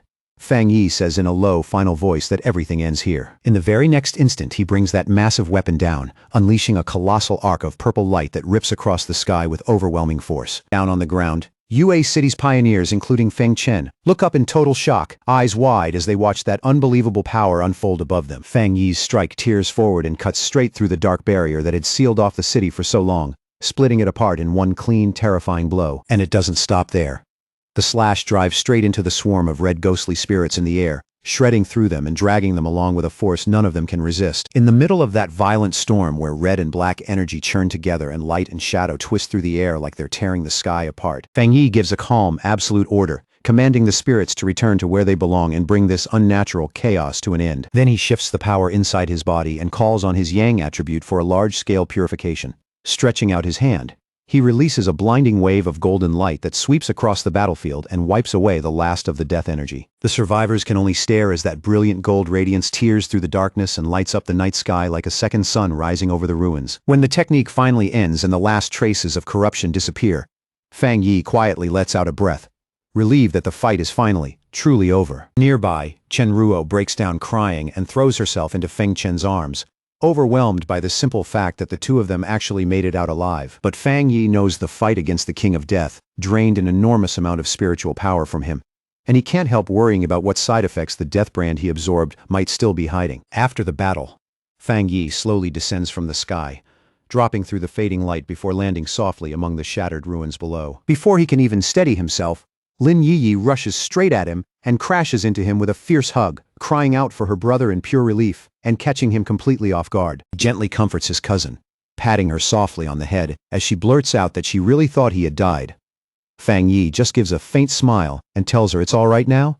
The worst is over. Just then, Fang Yi's eyes catch on someone nearby, and his expression shifts slightly when he notices a figure standing not far away. He turns and sees Su Qingying smiling at him, open and sincere, as she thanks him from the heart. Fang Yi looks a little puzzled by the sudden gratitude. Then Su Qingying looks past him toward the survivors, where Yue City Captain Chen Ruo is sitting on the ground, crying in relief as she clings tightly to her teammate. Watching that scene, Fang Yi smiles quietly and asks if Chen Ruo's sister is still alive. Inwardly, he thinks that after so much death and so much bad luck, being able to save her is at least one piece of good news. But away from that emotional reunion, the mood among the leaders is much heavier. Elder Wu receives the final damage report, and the weight of what's left behind settles over everyone at once. What they see is grim. Body bags and coffins line up in painful silence. According to the report, nearly half of Yue City's population is gone, most of them ordinary civilians. Out of the 1,500 pioneers who came to help, 50 are confirmed dead, 30 are missing, and more than 1,000 are injured. Elder Wu lowers his eyes, his expression grave, and speaks about the urgent need to rebuild the city and properly compensate the victims' families. Behind him, Gu Yuro adds that Shen City will also send support to help Yue City recover. Wang Lan looks down, guilt and frustration written all over her face. She asks her teacher whether they can finally make the truth about spiritual energy recovery public, saying it feels unbearable to keep so many secrets when they still couldn't save everyone. Elder Wu looks at her, kind but firm, and explains that a decision that big is far beyond the authority of any of them. He tells her ordinary people aren't nearly as fragile as she thinks. In fact, many of them have already begun figuring out the truth for themselves and are quietly preparing for what's coming. Then he places a steady hand on her shoulder and gently reminds her that she doesn't have to carry the weight of the whole world alone. Gu Yuru gives a small smile and says she originally came here just to meet the sealer. But looking at things now, it seems her help isn't needed after all. The leaders watch as Fang Yi is surrounded by cheering pioneers, and in that moment, they all understand the same thing. This battle has turned him into a central figure for the entire nation. The crowd starts chanting Fang Yi's name again and again, calling him their god and thanking him with raw emotion for saving them when all hope seemed gone. And already, the impact of this battle is spreading far beyond Yue City. Elder Wu understands that once word gets out that Jia Nation's pioneer, the Sealer, defeated the Anomaly King, every other country will take it as a warning. Spies from multiple nations immediately start scrambling for information, growing more frustrated by the minute because they still know almost nothing about Fang Yi's real abilities. Elder Wu knows that once the truth of the Yue City incident is revealed, the whole world will believe Jia Nation became the first country to understand the king's deadly rule through Fang Yi, something no one else has managed to do. And because of that fear and uncertainty, no other nation will dare move recklessly against Jia Nation. Fang Yi's victory has earned his country a massive strategic advantage. Elder Wu turns to his team and orders them to return at once and study every bit of data gathered from the scene. Then he reminds them firmly that the road ahead is still long, and they can't rely on the sealer to solve every crisis for them. Wang Lan and Gu Yuro smile and agree with their teacher. Gu Yuro says with confidence that people like them don't get to retire, and that whatever comes next, the Shen City team will handle it. Later, back at his villa in Tai Tai City, Fang Yi finally gets a chance to relax a little, lying in a large bathtub and casually scrolling through his phone in the quiet aftermath. His thoughts drift back to the battle. After the area was cleared, the officials found a dark attribute spirit crystal left behind by the King of Death and handed it to him as a gift of thanks. With his phone in one hand, Fang Yi quietly goes over everything he gained from the fight. He also remembers the Yang attribute spirit crystal Chen Ruo gave him earlier. Soon, two glowing crystals appear before him, the purple dark crystal and the golden Yang crystal. Looking at them, he realizes he now holds two top-tier attribute crystals at the same time. Fang Yi rises from the water and makes up his mind right away. Light and dark attributes normally clash, but since the system recognized him as the new King of Death, he figures absorbing the dark energy shouldn't be a problem. Without another second of hesitation, he presses the purple crystal to his chest and lets the dark energy inside pour out and swirl around his body. A system window appears instantly, confirming that a dark attribute has been detected and identifying the spirit crystal. Then it announces that an ultimate calculation is beginning and starts generating a brand new technique. Not long after, the process finishes, and the system announces the creation of a new dark attribute technique called Death Walk. The moment Fang Yi activates it, purple shadows spread across his body, and the system explains that this skill lets him move by teleporting directly through darkness itself. Fang Yi thinks to himself that, fancy name aside, it's basically teleportation, just with a much darker, cooler style. To test it out, Fang Yi vanishes from the second-floor balcony in an instant, then appears on the floor below, as smoothly as if he had just stepped through the air. He gives a satisfied nod, immediately realizing that a skill like this, one that combines mobility and evasion, would be incredibly useful in a real fight. Fang Yi then looks inward and carefully checks the state of his own body. It doesn't take long for him to notice that after surviving the Death Brand trial, something at his core has changed. His body can now absorb dark attribute energy directly, almost as if it had always been built for it. He summons his skeletal avatar, and right away, he can feel how much sharper his control over dark spiritual power has become. After taking in the Anomaly King Spirit Crystal, Fang Yi knows one thing for sure. He is now only a single step away from entering the legendary Jingang realm. His eyes drift toward a nearby cabinet where a soft golden glow is quietly spilling out. Resting inside is the Yang Attribute Spirit Crystal, the reward Chen Ruo had promised him. That brings a faintly amused look to Fang Yi's face. After the battle, the city officials thought it was far too casual for Chen Ruo to hand over something that valuable in private. So they ended up arranging a huge formal ceremony just to present it to him properly, and he even heard they put up a statue in his honor afterward. Letting that thought pass, Fang Yi reaches out and takes the golden crystal into his hand. Even to him, holding two top-tier spirit crystals at once feels like absurdly good luck. He slowly raises it to eye level and watches the pure yang energy moving inside. It swirls like liquid sunlight, bright and steady, overflowing with fierce vitality. The instant he pours his own power into it, fiery red energy erupts around his body in a violent spiral. The whole room turns scorching hot, and the air grows heavy with a burning pressure. The system activates again at once, immediately picking up the crystal's powerful yang energy. Just like before with the dark crystal, it announces that an ultimate calculation is underway to create a brand new technique from this power. Fang Yi concentrates fully on refining the crystal and guiding the process forward. After a tense pause, the system finally gives its answer. The new technique has been successfully formed. Then, without any warning at all, a blinding wave of golden light bursts out from Fang Yi's body. It spreads in every direction, shining with an intensity that rivals the sun. The system announces the name of his new Yang attributed technique. Sun God, surrounded by roaring, swirling flames. Fang Yi releases the full force of this newborn power and feels its terrifying heat rising all around him. The system explains that Sun God lets him summon a solar avatar capable of burning through anything in its way. At the same time, a radiant golden mark appears on Fang Yi's forehead, glowing with a divine brilliance. High above the city, a massive golden bird made entirely of blazing fire suddenly appears in the night sky. Its light spreads in all directions, pushing back the darkness below. Down on the streets, a reporter hurriedly covers the unbelievable sight, while online comments flood in by the second. Some people joke that the light is so strong they are getting blinded from cities far away. The reporter tries to reassure everyone, saying their guardian, the sealer, is probably just getting even stronger. Online, others guess that the godlike figure who saved them before is now facing yet another terrifying trial. Over on a Pioneer forum, users quickly confirm that the event is happening in Tai City. A lot of them recognize that familiar yang energy right away and start guessing that the sealer has awakened another new power. Elsewhere, deep inside a forest glowing with strange spiritual light, a small group of pioneers is resting. Among them is Fang Yi's ex-girlfriend, Chu Qingli. One of the male pioneers excitedly praises the sealer for being completely overwhelming and for humiliating Country B. He angrily brings up the so-called Great Prophet from Country B, the one who had boldly claimed that Jia Nation would not even survive the first year after spiritual energy recovery began. Chu Qingli looks uneasy and quietly asks whether that prophecy might still come true. The male pioneer immediately bristles and shuts the idea down with obvious irritation. But even with his confidence, Chu Qingli lowers her gaze and stays uneasy. In the back of her mind, she knows too many dangerous and unsettling things really have been happening across Jia Nation lately. The atmosphere around the group quickly turns cold. Before long, several people start directing their frustration straight at Chu Qingli, and the male pioneer openly mocks her weak cultivation. Another man lets out a sneer and asks if she is some kind of traitor. Then he cruelly mocks her for still being stuck at one-star Ghost Axe realm. With obvious satisfaction, he points out that she used to be a rich young miss, but in this new world, she is nothing more than trash in everyone's eyes. Chu Qingli folds her arms tightly and forces herself to keep her pride intact. She fires back that their strength means nothing compared to the sealers, and unless they can become as powerful as him first, they have no right to laugh at her. The male pioneer bursts out laughing and mockingly asks if she seriously thinks she could team up with the sealer. The three men laugh at her together and remind her that the sealer is known for acting alone. Then, without the slightest hesitation, they coldly tell her she is no longer part of their team. As the men turn and start walking away, Chu Qingli reaches out in desperation and shouts after them. If they are throwing her out, then they at least need to give her the share of the reward she earned. The leader glances back with a greedy, contemptuous smile and coldly tells her she should be thankful they are not asking her to pay them instead. Then, without another word, he releases a blast of wind energy.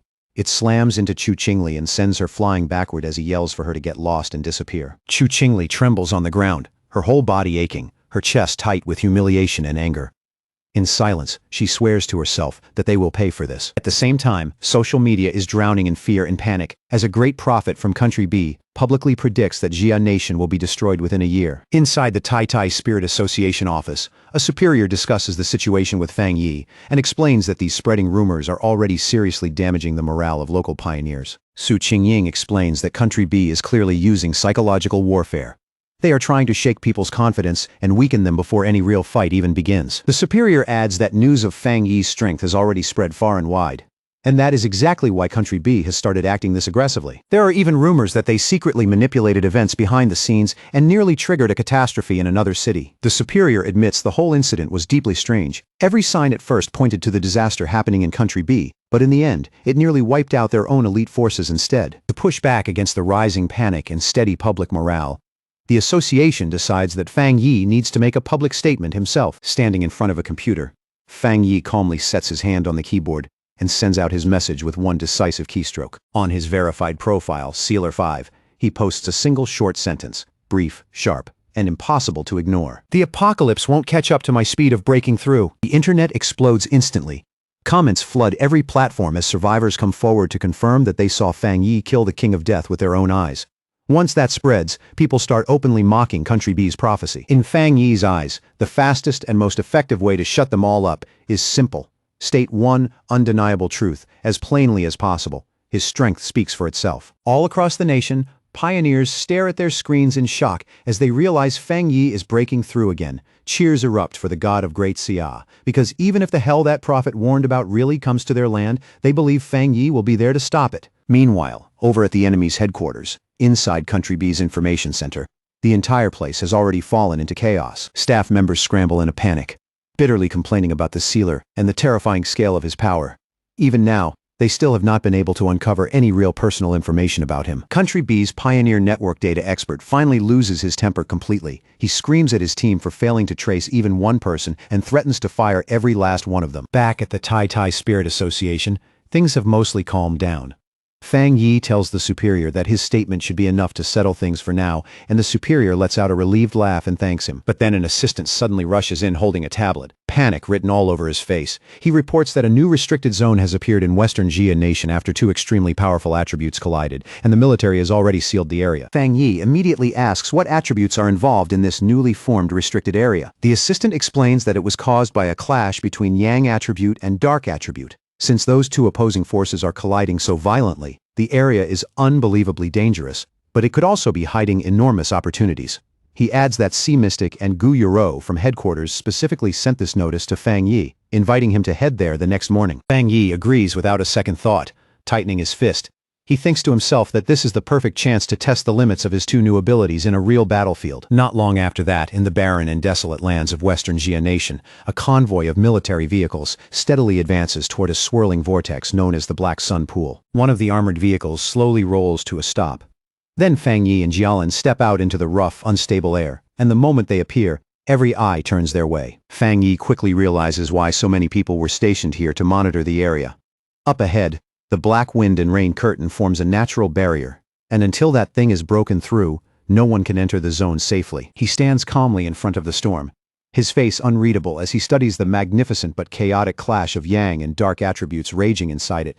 Beside him, someone from the team speaks up in a serious voice and asks if he is ready. Staring straight at that towering tornado of dark energy, Fang Yi quietly steadies himself, then he prepares to face this new and dangerous test head-on. Outside the black wind and rain curtain, with the restricted zone hidden behind that massive dark tornado, Wang Lan steps forward and introduces a newly arrived group to everyone else. She explains that these newcomers are elite pioneers sent from headquarters in Shen City and Haishi City, all of them specially chosen for a mission like this. She goes on to say that these arrivals are top-tier geniuses on the same level as Fang Yi.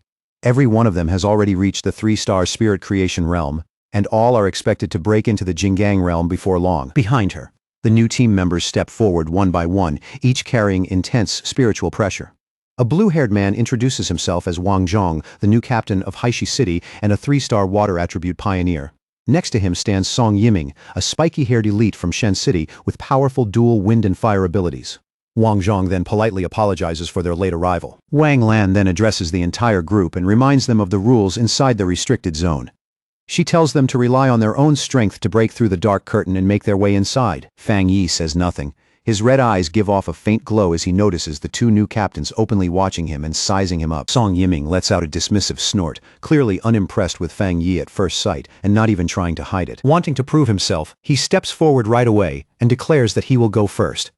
With one sharp motion, he pulls the large blade from his back, ready to show everyone exactly what he can do. As he gathers his energy, he admits to himself that Fang Yi is half the reason he came on this mission in the first place. He had heard about the sealer's rare yang attribute, and he wanted to see for himself how his own strength measured up against that legend. Flames erupt from Song Yiming's body as he leaps into the air and activates both attributes at once. Blue wind energy coils around his blazing fire sword while he boasts that his fire attribute is the purest of them all, and his wind power drives that destruction to the absolute limit. Then, with one huge swing, he sends a roaring wave of wind and fire crashing straight into the dark barrier ahead. Watching closely, Wang Lan remarks that Song Yiming really is a genius. Someone who has already pushed both of his attributes close to their limit. Song Yiming lands as the force of his attack tears open a path through the energy in front of him. He scoffs proudly and says the dark barrier is nothing but a cheap imitation of bad weather, and far too easy for him to break. After seeing that, Wang Zhong decides it is his turn to move. He activates his spiritual power and summons a sharp blue water construct, its cold surface gleaming as it forms in his hand. Then he charges straight into the dark storm, creating a protective umbrella of water around himself, and forcing his way through the brutal environment with that defensive technique. Inside the twisting darkness, the water shield gives off a bright blue glow that stands out sharply against the black storm all around him. Wang Zhong immediately feels the terrifying pressure of the dark climate crushing in from every side. A chill runs through him as he realizes that if he had entered a place like this, right after first reaching the 3-star spirit creation realm, he might not have made it out alive. He looks up in disbelief, struggling to understand how the yang attribute and the dark attribute could really exist together in one place without tearing everything apart. Ahead of him, a huge vortex of conflicting energy churns across the sky, swallowing light and shadow into one violent, unstable spiral. Nearby, Song Yiming holds a trace of dark energy in his hand and notes that it feels deathly cold, like something the human body naturally rejects. To him, just enduring that force up close is already impressive enough. Wang Zhong starts to worry, and guesses that Fang Yi may only be handling the pressure this well because his fire attribute is naturally closer to yang than theirs is. In a serious voice, he comments that simply getting through the curtain is already much harder than it looked from the outside. At that exact moment, Fang Yi suddenly releases a burst of golden flame and cuts forward with a blazing slash, cleaving straight through the darkness around them. The force behind it is so overwhelming that Wang Zhong and Song Yiming both have to leap away just to avoid getting caught in its path. Wang Zhong watches that golden figure streak past, and the moment he recognizes that pure, unmistakable yang attributed power, his body starts trembling on its own. In one smooth motion, Fang Yi tears through the final layer of the barrier and opens a massive gap filled with blinding light. Then he casually comes to a stop beside Jialin and greets the others like nothing unusual just happened, calmly saying they have all been waiting a long time. Even standing still, the pressure coming off him feels crushing. Song Yiming and Wang Zhong can only stare in stunned silence. They are completely shaken that the sealer passed through that deadly barrier as easily as if it was never there at all, unable to hold back anymore. Wang Zhong asks Fang Yi how he is keeping the black wind and rain curtain split open like that. Holding a sphere of golden energy in one hand, Fang Yi calmly explains that the method is actually simple. As long as your yang attribute is stronger than the surrounding dark attribute, you can suppress the darkness. He admits it burns through a huge amount of spiritual power, but says it can be maintained as long as the user has enough reserves. Song Yiming is immediately annoyed that Fang Yi would call something so outrageous simple. At the same time, Wang Zhong cannot help wondering whether Fang Yi is even truly in the same realm as the rest of them. Wang Lan just smiles and tells him he will get used to it, because every genius pioneer reacts the same way the first time they see Fang Yi in action. Fang Yi only smiles back, completely unfazed by their shock, and the disbelief still hanging in the air. Then, without warning, the system sends him an alert. A source of pollution and an A-level dark anomaly have just appeared nearby. At the same time, the ground under their feet starts shaking violently. Song Yiming's eyes light up at once. He says that if it is only an A-level dark attribute anomaly, then he wants to test himself against it personally. With Fang Yi in the lead, the whole group immediately rushes toward the source of the disturbance. Up ahead, 3 mysterious figures slowly emerge from the mouth of a cave, walking out without the slightest sign of fear. Fang Yi narrows his eyes immediately and knows at once from their presence and the way they carry themselves that these people are from Country B. Wang Lan and Song Yiming are both stunned to find other people already inside the area. While Jilan quickly realizes these strangers are the ones who killed the anomaly first, she immediately shouts that no other pioneers were cleared to enter today, which means these people have to be stowaways. Then Jialan demands to know exactly who they are. The three intruders stand there boldly, not showing a hint of unease. One is a blond man in a purple shirt, another is a muscular man with long black hair, and the third hides beneath a hood. With open arrogance, the blond man smiles and introduces them as pioneers from Country B who came here to train. Song Yiming is furious on the spot. He shouts that this is Jia Nation's territory, and they have no right to enter a restricted zone here without permission. Wang Lan immediately backs him up and orders the intruders to leave at once.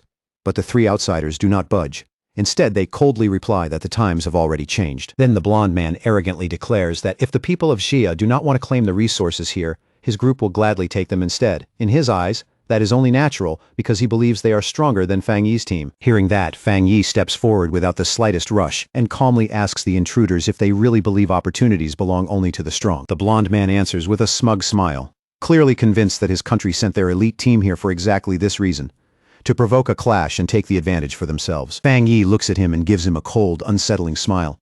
His red eye glows like a warning in the dark as he tells them plainly that if strength is really the only rule here, then they can get lost. While Fang Yi faces them down, Jilan quickly tries to report the situation back to headquarters.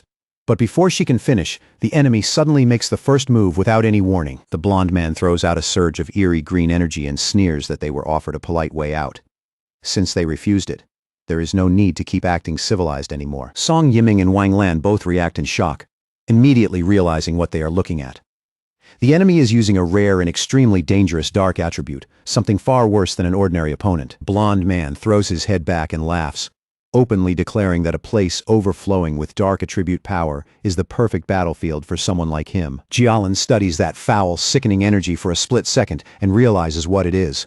Alarmed, she identifies it as a nether poison attribute, a mutated power born from rotting corpses and dense death energy. Panic spreads through the team when she suddenly shouts that the enemy's attack has already destroyed all of their communication devices. Just like that, they are completely cut off from the outside. Fang Yi's expression hardens immediately as the truth becomes clear.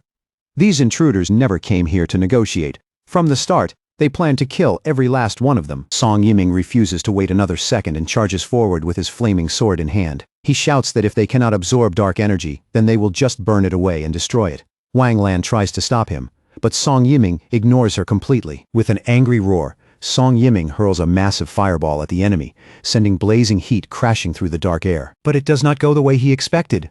The green nether poison energy swallows the fire, twists it out of shape, and then detonates the fireball in midair, sending a brutal shockwave crashing right back at him. Even so, Song Yiming forces himself to stay on his feet.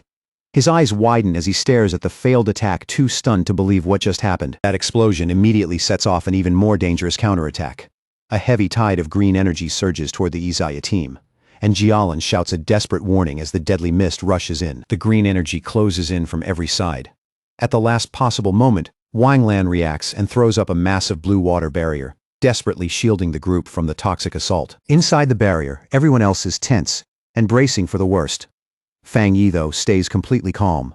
His red eye glows steadily as he watches the enemy's power, with a cold, focused stare, not showing the slightest hint of fear. The fight escalates fast as the blond man from Country B presses forward and starts hammering directly at Wang Lan's water barrier. Then a huge shadowy claw suddenly rips through the shield and tears it open with terrifying force. Fang Yi steps forward at once and orders the others to move and spread out. At the same instant, he releases a powerful slash of golden energy that tears through the dark mist, splits the pressure apart, and forces the enemy backward. The blond man is visibly thrown off, clearly not expecting his attack to be shut down that cleanly and that quickly. He recovers in an instant and rises into the air, mocking Fang Yi as nothing more than a fire attribute pioneer from Xia Nation.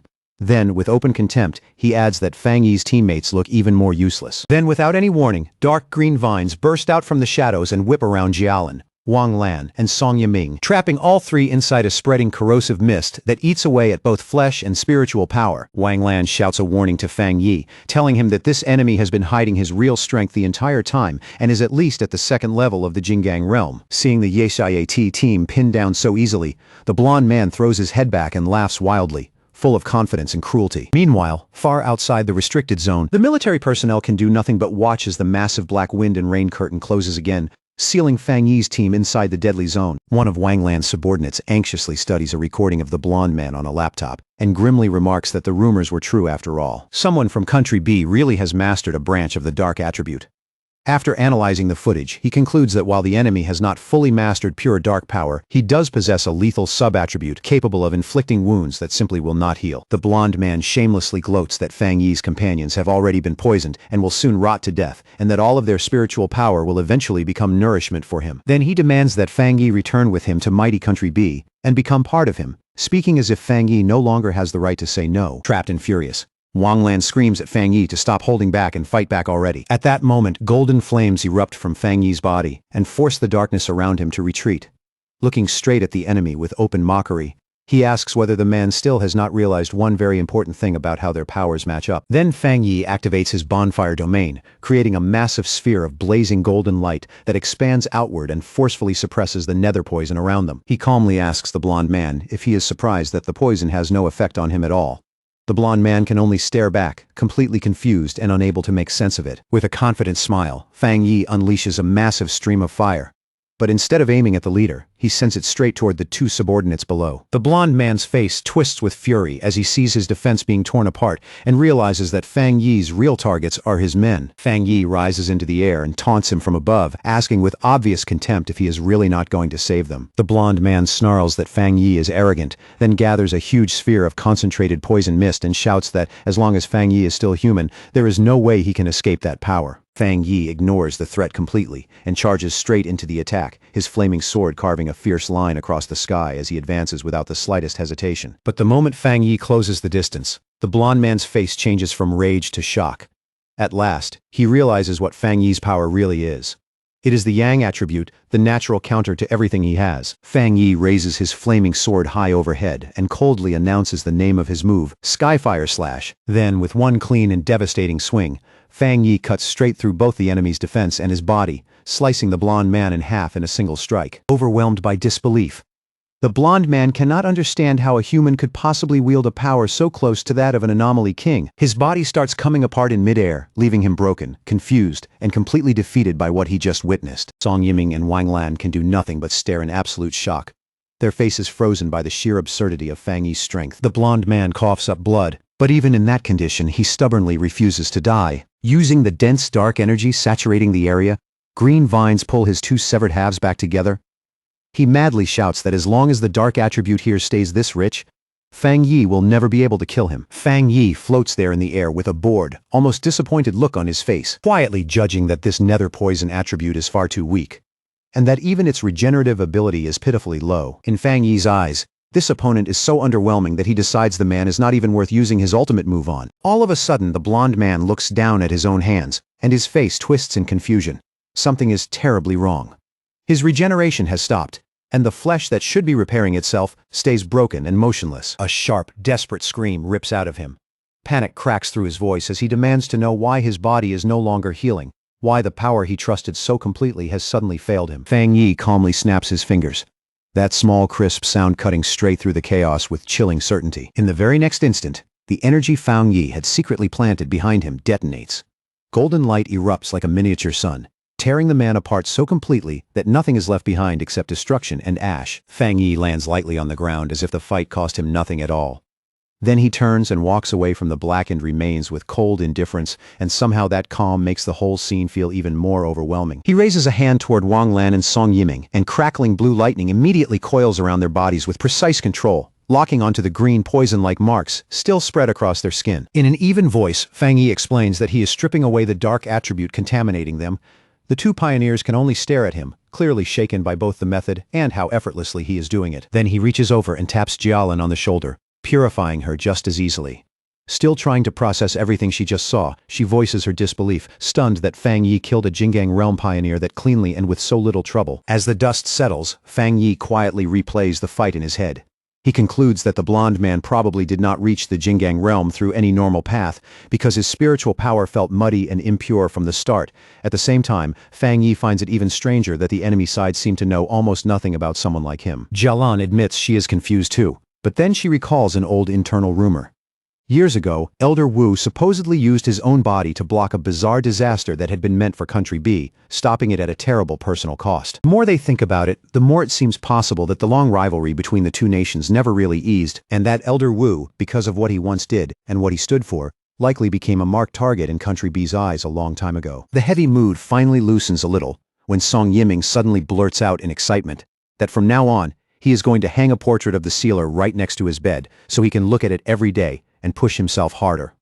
Wang Lan turns to him with a straight face and asks if the Yang attribute completely fried his brain. Fang Yi, however, simply turns away from the group and tells them that even though he removed the dark attribute from their bodies, they are still in no condition to enter the true core of the restricted zone. He tells Jialin to take the others back, or at the very least keep them training only in the outer area. As he says that, he walks forward alone into the swirling wind and dust without looking back, leaving the team standing there in silence. With his eyes glowing a deep, radiant gold, Fang Yi finally reveals what he really wants. He wants to see the true face of this restricted zone's core with his own eyes. Alone. He stands before a monstrous storm of blue lightning and dark energy, vast enough to twist the sky itself.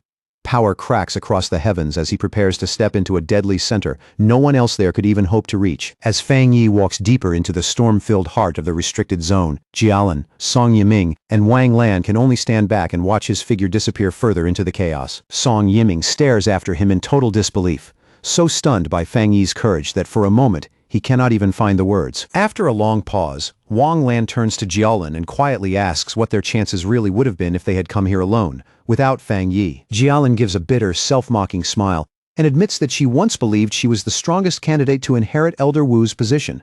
But ever since the sealer appeared, she has already accepted that she can only stand in second place. Song Yiming and Wang Lan are both visibly stunned. Neither of them expected their proud, fiercely competitive leader to say something like that so calmly, and the shift in her attitude feels almost unreal. Without warning, the dark energy high above them suddenly starts crackling and churning violently, as if the entire sky is being ripped open. Song Yiming panics instantly and shouts out in alarm, demanding to know what is happening now. The moment she senses the danger, Jialan's expression changes and she screams at her teammates to dodge immediately. The defensive barrier rises just in time, shimmering into place a heartbeat, before a massive wave of dark energy erupts outward in a gigantic explosion that swallows the surrounding area. Even with their defense up, Jialin, Song Yiming, and Wang Lan are blown away like leaves in a storm, their bodies sent helplessly through the air by the sheer force of the blast. When the explosion rips across the land, it carves huge burning trails through the earth, leaving scars stretched all across the battlefield. Bruised, disoriented, and sprawled across the scorched ground, the three pioneers finally understand with chilling clarity that this devastating force is the true face of the restricted zone's core. Slowly, they lift their heads and stare in awe at the scene in front of them. A landscape shaped like a giant burning eye, eerily identical to the satellite images they saw before entering. Jialin points through the storm ahead and says Fang Yi is still out there, floating right at the center of that terrifying maelstrom. Fang Yi hangs in midair, his body seeming to bridge two extremes. Behind him, golden fire wings blaze wide, while jagged spikes of dark purple energy twist and surge around him like living weapons. He lowers his eyes to the sphere of dark power gathered in his hand, and for the first time, his expression turns uncertain as he senses a strange, unfamiliar reaction starting inside it. Very quickly, Fang Yi realizes the two opposing attributes, Yang and Dark, are not just clashing. They are slowly beginning to fuse into an entirely new kind of spiritual power. The two forces spiral together in a chaotic, unstable vortex, purple and gold grinding against each other in violent waves.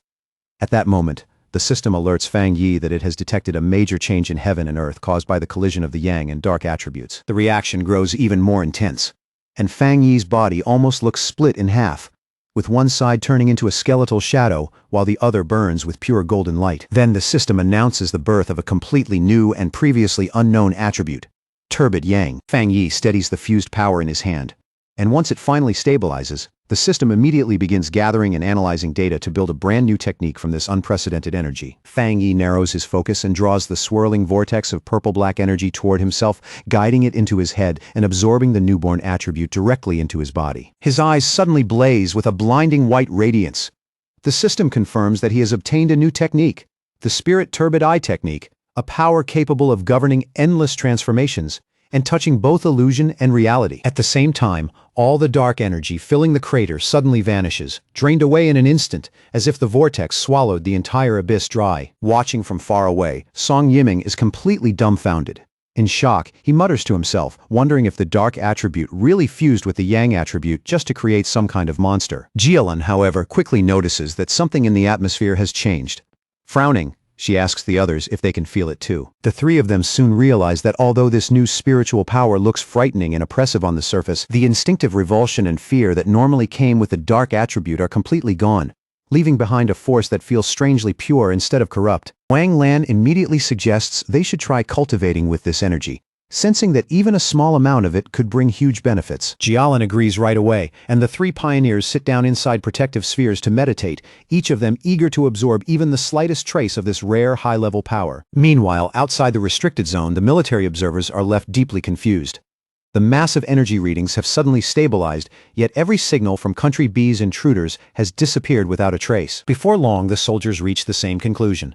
The sealer must have already wiped out the enemy forces inside. Thinking back on all the rumors surrounding Fang Yi's ruthless methods, they decide Country B's intruders simply met the end they deserved.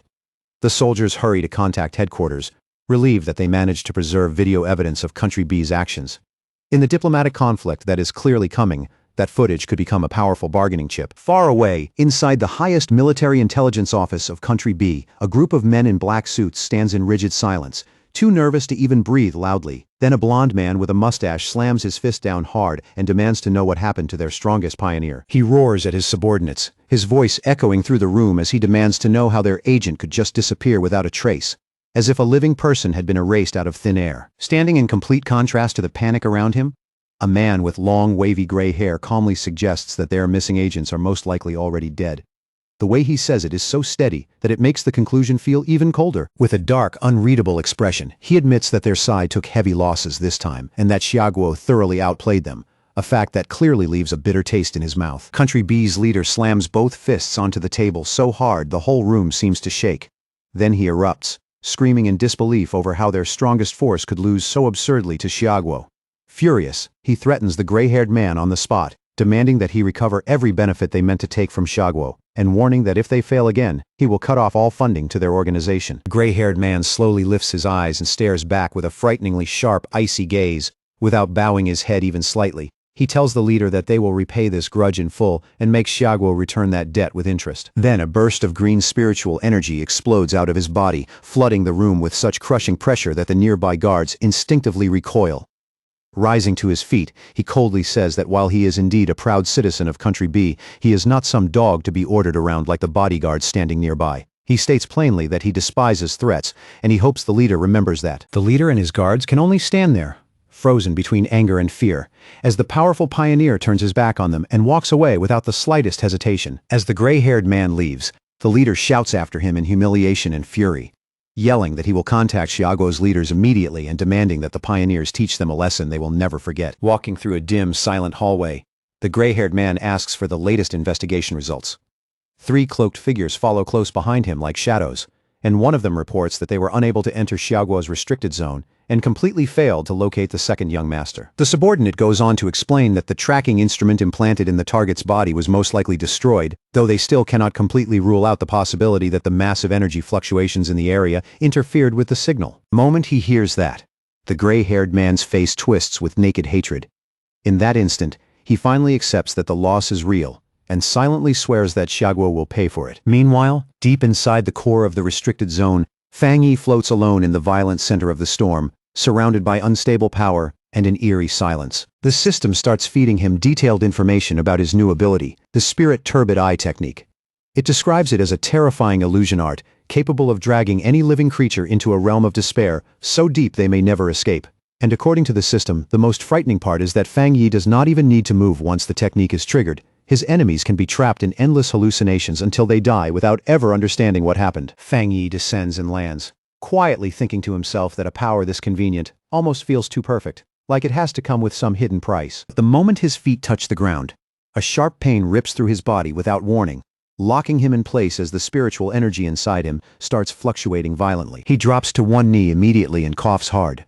his whole body straining to contain the newly formed power as every breath turns rough under the crushing pressure. Wiping the blood from the corner of his mouth, Fang Yi lets out a low remark about just how tyrannical and overbearing this dark power really is. Dark purple energy surges around him in unstable waves, and Fang Yi quickly realizes that even though he successfully created a brand new attribute, that power is still resisting him from within and causing a severe backlash. And yet, even with that pain tearing through him, a twisted smile slowly spreads across Fang Yi's face.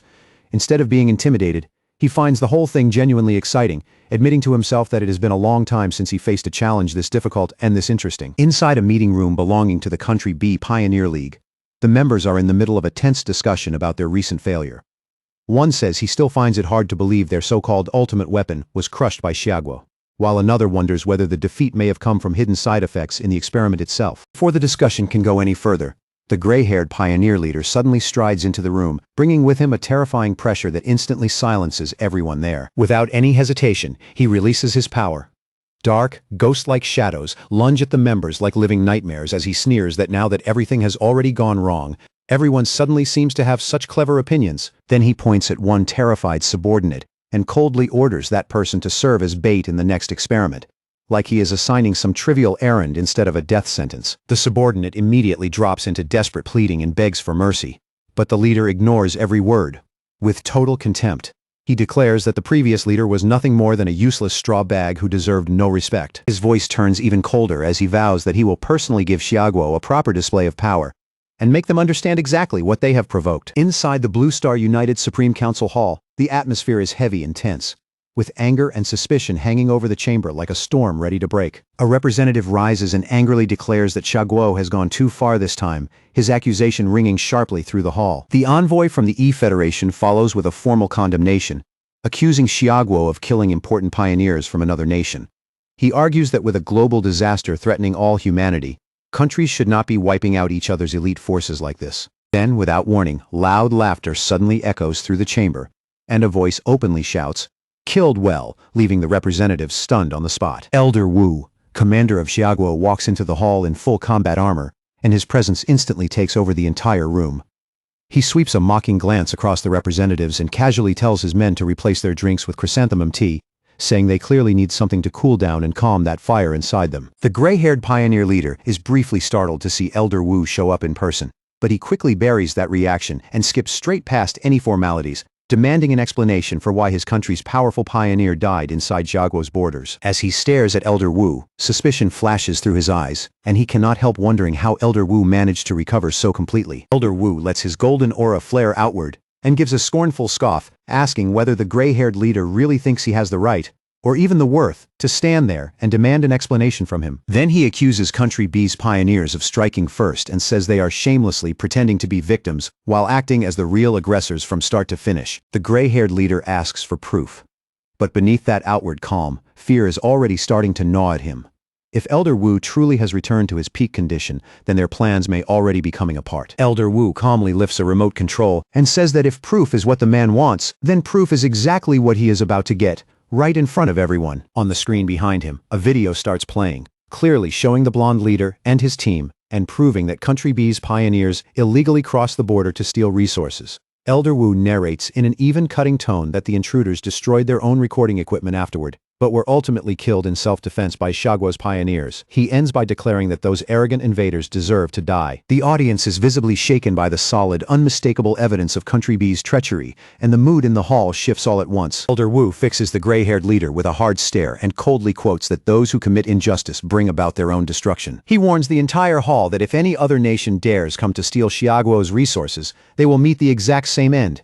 Humiliated and enraged, the gray-haired leader secretly gathers green energy in his hand beneath everyone's gaze, preparing a sneak attack. In the next instant, he violently hurls 3 blades of green spiritual energy straight at Elder Wu, each one sharp and fast enough to kill. But Elder Wu responds with effortless ease, summoning a golden barrier that instantly reflects the attack and sends the green energy flying right back to its source. Reflected force slams into the gray-haired leader head-on and blasts him backward through the air with brutal force. Elder Wu bursts into hearty laughter, openly mocking the sneak attack as nothing more than a petty trick, not even worth taking seriously. The gray-haired leader crashes onto the stairs and his subordinates rush to him in a panic. all of their earlier arrogance gone in an instant. Elder Wu watches the scene with deep satisfaction, and as he does, his thoughts drift to Fang Yi and how many more miracles that sealer may still create for Xiagua. Back at the restricted area, a massive vortex of dark energy continues to churn and roar like a living disaster. Jialin, Wang Lan, and Song Yiming stand right at the edge of it, staring into the chaos with tense, fixed expressions. Jialin looks deeply troubled, her eyes full of worry as she fears that even someone like the sealer may have run into real danger inside that terrifying storm. Deep within the eye of the storm, where the pressure is at its absolute worst, Fang Yi stands there alone, surrounded by unstable power on every side. Then, all at once, his eyes erupt with blazing golden light as the energy inside him surges to its limit and reaches a critical breaking point. He throws his head back and lets out a raw scream as a huge wave of golden power explodes out of him, blasting in every direction and making the entire space tremble under the force. As the violent surge finally starts to calm, it compresses into a dark purple aura that wraps tightly around his body. The system confirms that the spirit turbidite technique has been fully absorbed, and from now on, his body will no longer reject the dark attribute. Fang Yi lifts a hand to his eye, a faint confident smile forming on his face as he decides to try out this new technique for himself. The instant he activates it, reality cracks apart into countless purple fragments, and a chaotic, otherworldly dimension opens up around him. Fang Yi slowly looks around, and for a brief second, his expression tightens as a flash of caution passes through his eyes at the strange world taking shape before him. It does not take him long to notice that the floating shards contain scenes of monsters he fought before. Right away, he realizes these illusions are being pulled straight from his own memories, and that only makes this power feel even more dangerous and intriguing. He quietly reflects that those life-or-death battles, the ones that forced him to grow stronger, one step at a time, would have been a living hell for almost anyone else. As he walks forward along a path split between freezing ice and burning lava, a new idea suddenly comes to him. If he combined this technique with the 3 hellish trials of the Death Brand, the result would be even more terrifying than either one on its own. To test that thought, Fang Yi raises his hand and summons spirits of blue energy and fiery orange energy, bringing both forces into existence right in front of him. The two opposing energies immediately start twisting around each other, spinning faster and faster until they turn into a violent, unstable vortex crackling with pressure. Then, without warning, the system reports a huge overflow of spiritual power and announces that Fang Yi is on the verge of breaking into the legendary Jinggang realm. Fang Yi stomps down hard, and the ground under him bursts apart at once, splitting open beneath the pressure of his rising power. A confident smile spreads across his face as he accepts the sudden breakthrough without the slightest hesitation, almost like he had been waiting for this moment the whole time. Then a massive bolt of blue lightning suddenly tears down from above, ripping through the dimension with blinding force. Out of that overwhelming light, a gigantic, golden-armored avatar slowly takes shape, towering over everything like a divine executioner born from the tribulation itself. Fang Yi does not back off for even a moment.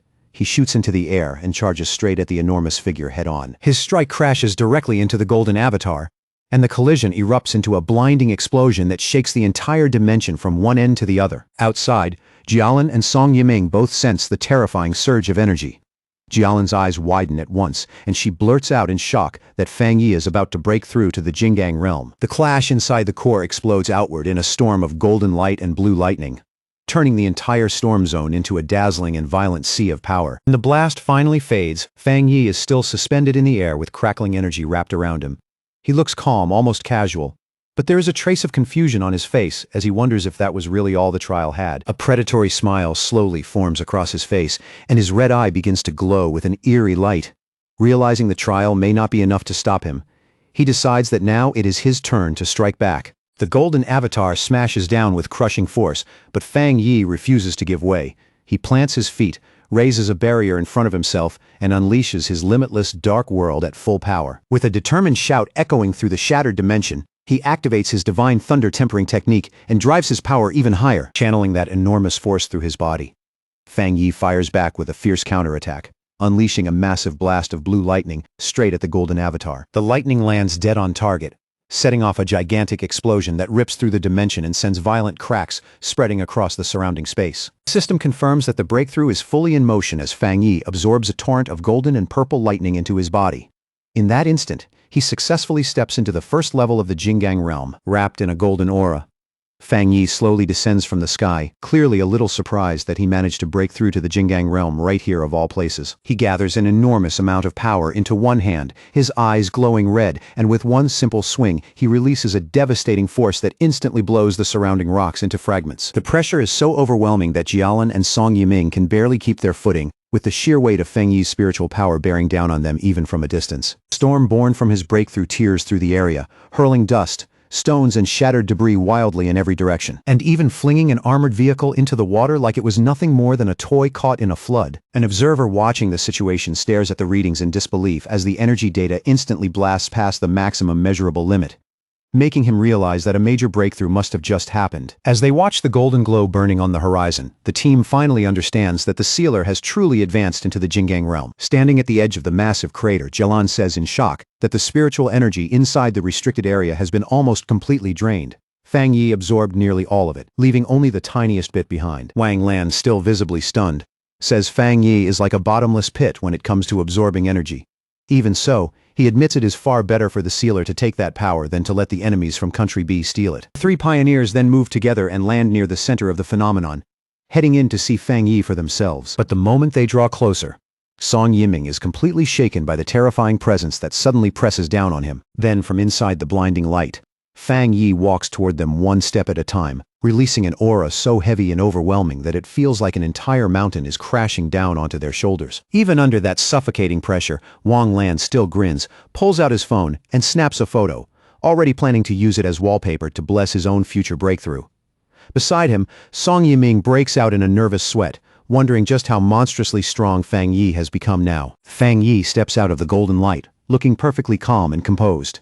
He casually greets the group like he did not just trigger a massive energy storm and turn the whole area upside down. Jialan looks at him with deep admiration and quietly thinks that if he once felt like a sharp sword, then now he has become something even greater, a divine sword radiating both terrifying power and majesty. The group can only stare in amazement, thinking about how hard it is for any pioneer to cross that half-step gap into the Jingang realm. Yet Feng Yi managed to reach this level in such a short time. Jialan smiles faintly to herself, thinking that Feng Yi has given her an enormous surprise, and that his very existence is a true blessing for Xiaguo. As she watches his back, she starts imagining the future he might reach, believing that before long he will shine at the very highest level, standing shoulder to shoulder with her teacher, Elder Wu, or maybe even surpassing him completely. Meanwhile, news of the event explodes across the internet. Reports quickly confirm that the sealer has broken through once again in Xiaguo's western region. Comments flood in non-stop as people realize that an S-level restricted area was practically drained dry by him alone.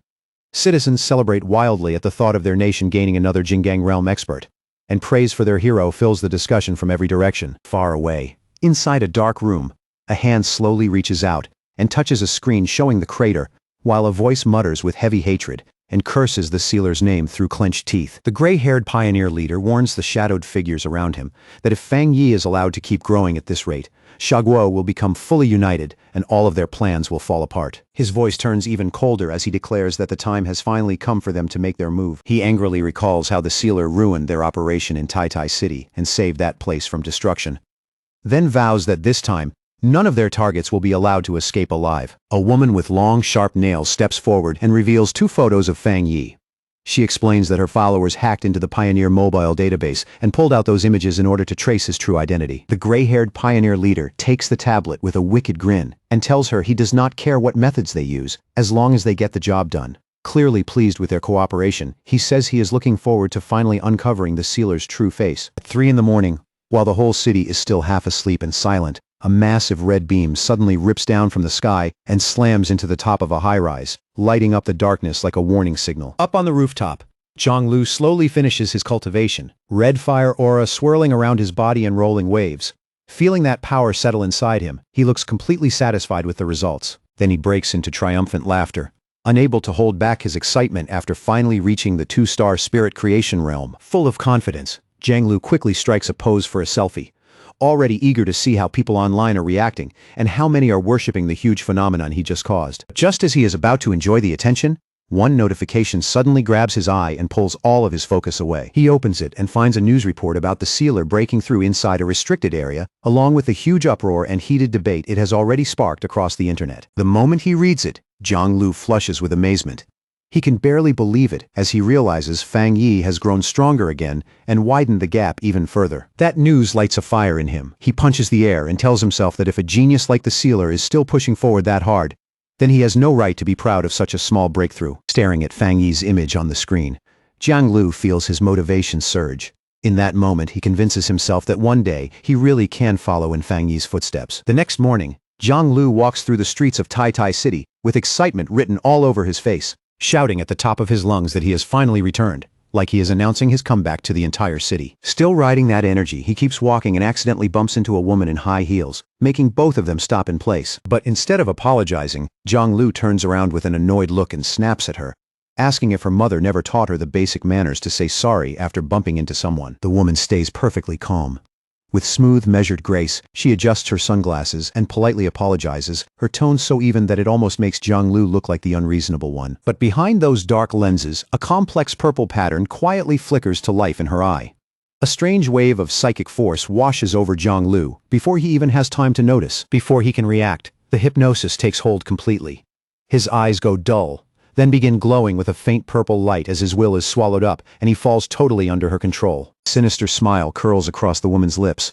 Looking at the dazed Jiang Lu, she calmly tells him to follow her and says that someone has been waiting to meet him. Now stripped of his own will, Jiang Lu asks in a blank, obedient voice where they are going, but his feet keep moving after her without even a hint of resistance. As she adjusts the brim of her hat, she quietly whispers the name of the organization she serves, the Heaven's Choice Cult. In her mind, she sees their base, a dark and ominous cathedral radiating cold authority, a place she worships with absolute devotion as sacred ground. Her expression gradually turns serious, the calm from before giving way to cold purpose and firm resolve. As she leads her captive through a narrow, shadowy alley, cloaked figures leap silently across the rooftops above, escorting them from the darkness. Deep down, she reminds herself of her mission: infiltrate Tai Tai City successfully and do not disappoint the leader she reverently calls father. The woman makes a silent vow that Fang Yi's home ground will become their next territory, fully convinced that the Heaven's Choice cult will soon spread its light across the entire nation. Jiang Lu wakes up in a dark and terrifying place, only to learn that he has been brought to the repentance room inside the Tai Tai City headquarters of the Heaven's Choice cult. He screams in agony as the torture continues, his voice breaking while he desperately cries out that he truly does not know the person they keep questioning him about. Then horror hits him. He realizes he cannot even control his own mouth. Thinking back to the woman on the street, he understands that he was hypnotized and already brainwashed. These cruel people are trying to force information out of him about the man he hopes will one day become his master, Fang Yi. And in the middle of all that pain, Jiang Lu finds one small piece of comfort. He honestly knows almost nothing, which means there is very little he can actually give away. Elsewhere, inside a grand hall drowned in oppressive silence, a subordinate reports to a woman dressed like a nun and respectfully asks whether the prisoner has said anything useful yet. The woman keeps praying as she answers that although she forced him to talk, the boy seems far too ignorant to offer anything of real value. Hearing that, the subordinate grows uneasy and questions whether Jiang Lu is even worth using as bait in the first place. He openly worries that someone like the sealer may not come in person to save a person who seems this unimportant. The woman answers without a moment of hesitation. She says she will intensify the torture, fully determined to complete the mission Father gave her no matter what it takes. At the Tai Tai Spirit Association office, Fang Yi and Su Qingying sit across from two unfamiliar visitors. Su Qingying gets straight to the point and asks if they came to Tai Tai City looking for help to find Jiang Lu. One of the men, who is Jiang Lu's friend, quickly explains that Jiang Lu came to the city hoping to find the sealer and ask to become his disciple, but vanished not long after arriving. The red-haired man adds that they later received a tip saying Jiang Lu had been taken by a mysterious group called the Heaven's Choice Cult. The moment those words come out, both Su Qingying and Fang Yi visibly react. Su Qingying recognizes the name right away and identifies it as an evil cult backed behind the scenes by pioneer forces. The red-haired man honestly admits that his side has no confidence in taking on such a dangerous organization by themselves, which is why they came all this way to ask Fang Yi for help. Su Qingying explains more about the enemy. She says they oppose the Spirit Association and specialize in spiritual and mental attacks. On the surface, they hide behind the image of an ordinary church to blend in with the public, but their real headquarters is in Chuanxi City, where they already have nearly 1 million believers under their influence. She goes on to say that even though the local Spirit Association has tried more than once to suppress them, the cult is incredibly slippery and hard to pin down. Fang Yi's expression hardens at once. If their real headquarters is in Chuanxi City, then their appearance here means they have already infiltrated Tai Tai City. Su Qingying quickly adds that she needs to inform the association immediately so a citywide search can begin. A sharp smile appears on Fang Yi's face as the pieces fall into place. The cult slipped into the city without being noticed, then kidnapped the very person who came looking for him. That means Jiang Lu was never their real target. They came for him. Fang Yi falls silent and thinks it through. If an elusive organization like this was willing to come thousands of miles just to target him, then they would never leave obvious traces behind if they meant to stay hidden. Then his expression turns even more serious. He starts to suspect that the idea of them merely infiltrating Tai Tai City might itself be a false trail. Su Qingying and the red-haired man both look at him in surprise. Fang Yi asks them to confirm whether Chuanxi City is currently the place in Xiaguo with the fewest spiritual anomalies. Su Qingying confirms that it is. She explains that the city is so widely known as a peaceful retirement destination for the elderly that many people living there do not even realize how much the world has already changed. Fang Yi quickly works through the enemy's strategy and theorizes that the cult likely plans to create scattered weak points in Tai Tai City first, then use those openings to slowly spread and seize control bit by bit. And in that entire plan, he realizes that his own existence is the biggest obstacle standing in their way. Suddenly, Fang Yi rises from his seat and reaches a conclusion. Zhang Lu has most likely already been transferred to the cult's headquarters in Chuanxi City. Instead of sitting around and waiting for the enemy to make the next move, he decides to take the initiative himself and tells Zhang Lu's friend to book the earliest possible tickets to Chuanxi City so they can confront the cult head-on. Two men agree on the spot, their faces lighting up as they eagerly declare that they are more than willing to follow Lord Sealer without hesitation. Fang Yi then turns to Su Qingying and tells her to contact her superiors immediately, and at the same time push anti-cult warnings across the city so the people stay alert and safe while he is away. Su Qingying answers with cheerful confidence and says she will take care of it right away. As he prepares to leave, Fang Yi silently reaches one conclusion. This cult cannot be allowed to keep existing. It has to be wiped out as soon as possible. He admits to himself that he is genuinely surprised such a powerful organization stayed out of his notice for this long, and then he suddenly remembers that his aunt is currently living out her retirement in that very city. Meanwhile, back at the Heaven's Choice cult headquarters in Chuanxi City, a subordinate steps forward and approaches the leader with careful respect, reporting that the sealer and his companions are already on their way and are flying toward the city at this very moment. The leader, dressed in spotless white religious robes, reveals a sinister smile.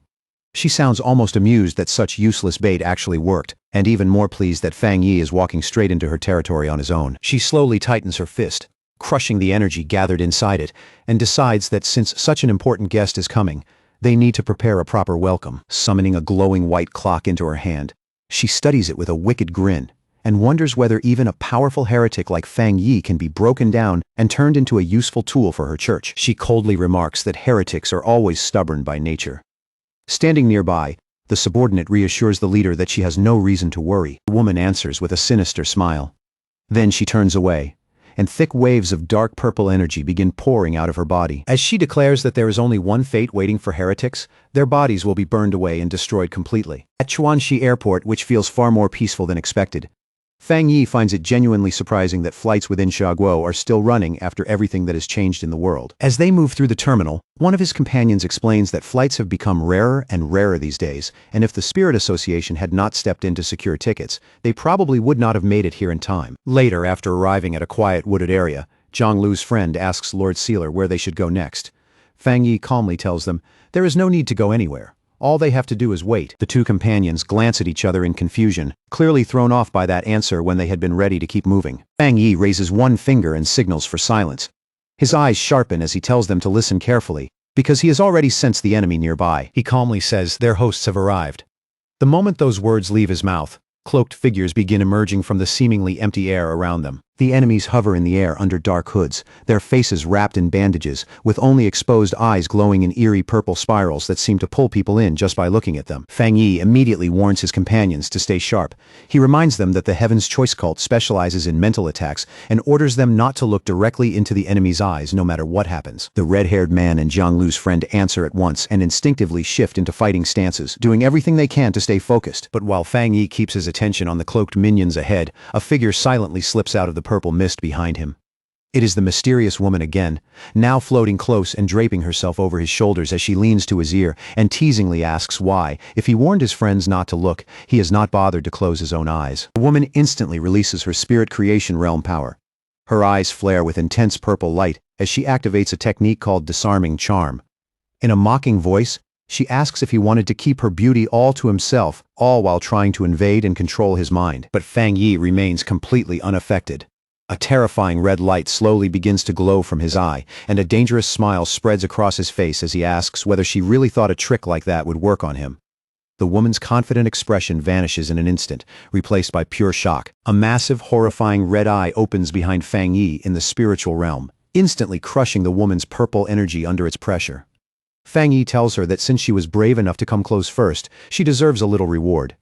Then he adds that illusion-type pioneers like her are actually pretty interesting to him. Inside the spiritual realm formed by their clash, Fang Yi unleashes his mental power completely and activates the spirit turbideye technique without holding back. The woman from the Heaven's Choice cult recoils in terror, stunned beyond belief that the sealer can actually use illusion arts, something none of their reports ever mentioned. Even so, she quickly forces herself to settle down and lets out a disdainful scoff, declaring that illusion techniques are the greatest strength of her cult. She reaches into her clothing and pulls out a pocket watch glowing with a strange purple light, then sneers that Fang Yi is beneath her and boasts about the power her father personally granted her. Inside her own illusion, she sees herself slicing Fang Yi cleanly in half, and for a brief second she believes she has already won. But when the vision clears, Fang Yi is still standing there completely unharmed, wearing nothing but a smug, knowing smile. He calmly tells her to keep going if she wants.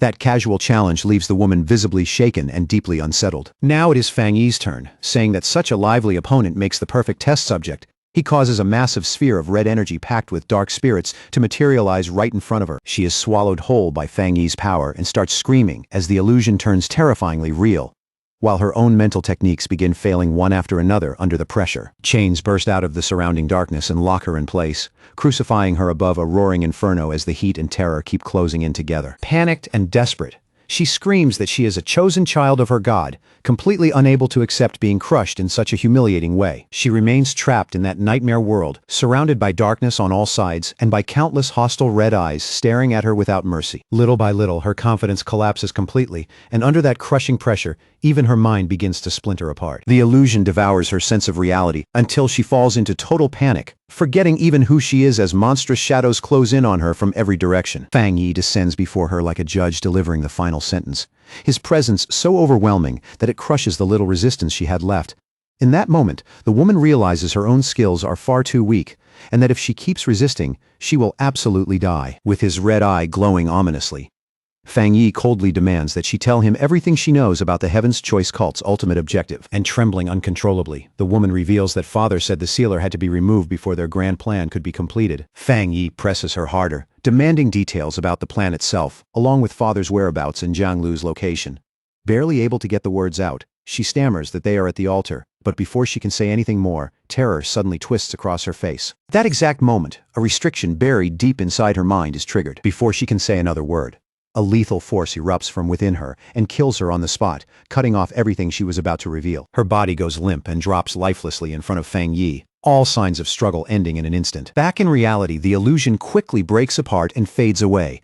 Fang Yi looks down at the corpse and immediately realizes that she triggered a forbidden restriction left by father. From that alone, he deduces that any follower who tries to reveal truly sensitive information is executed from within. The forest grows quiet again.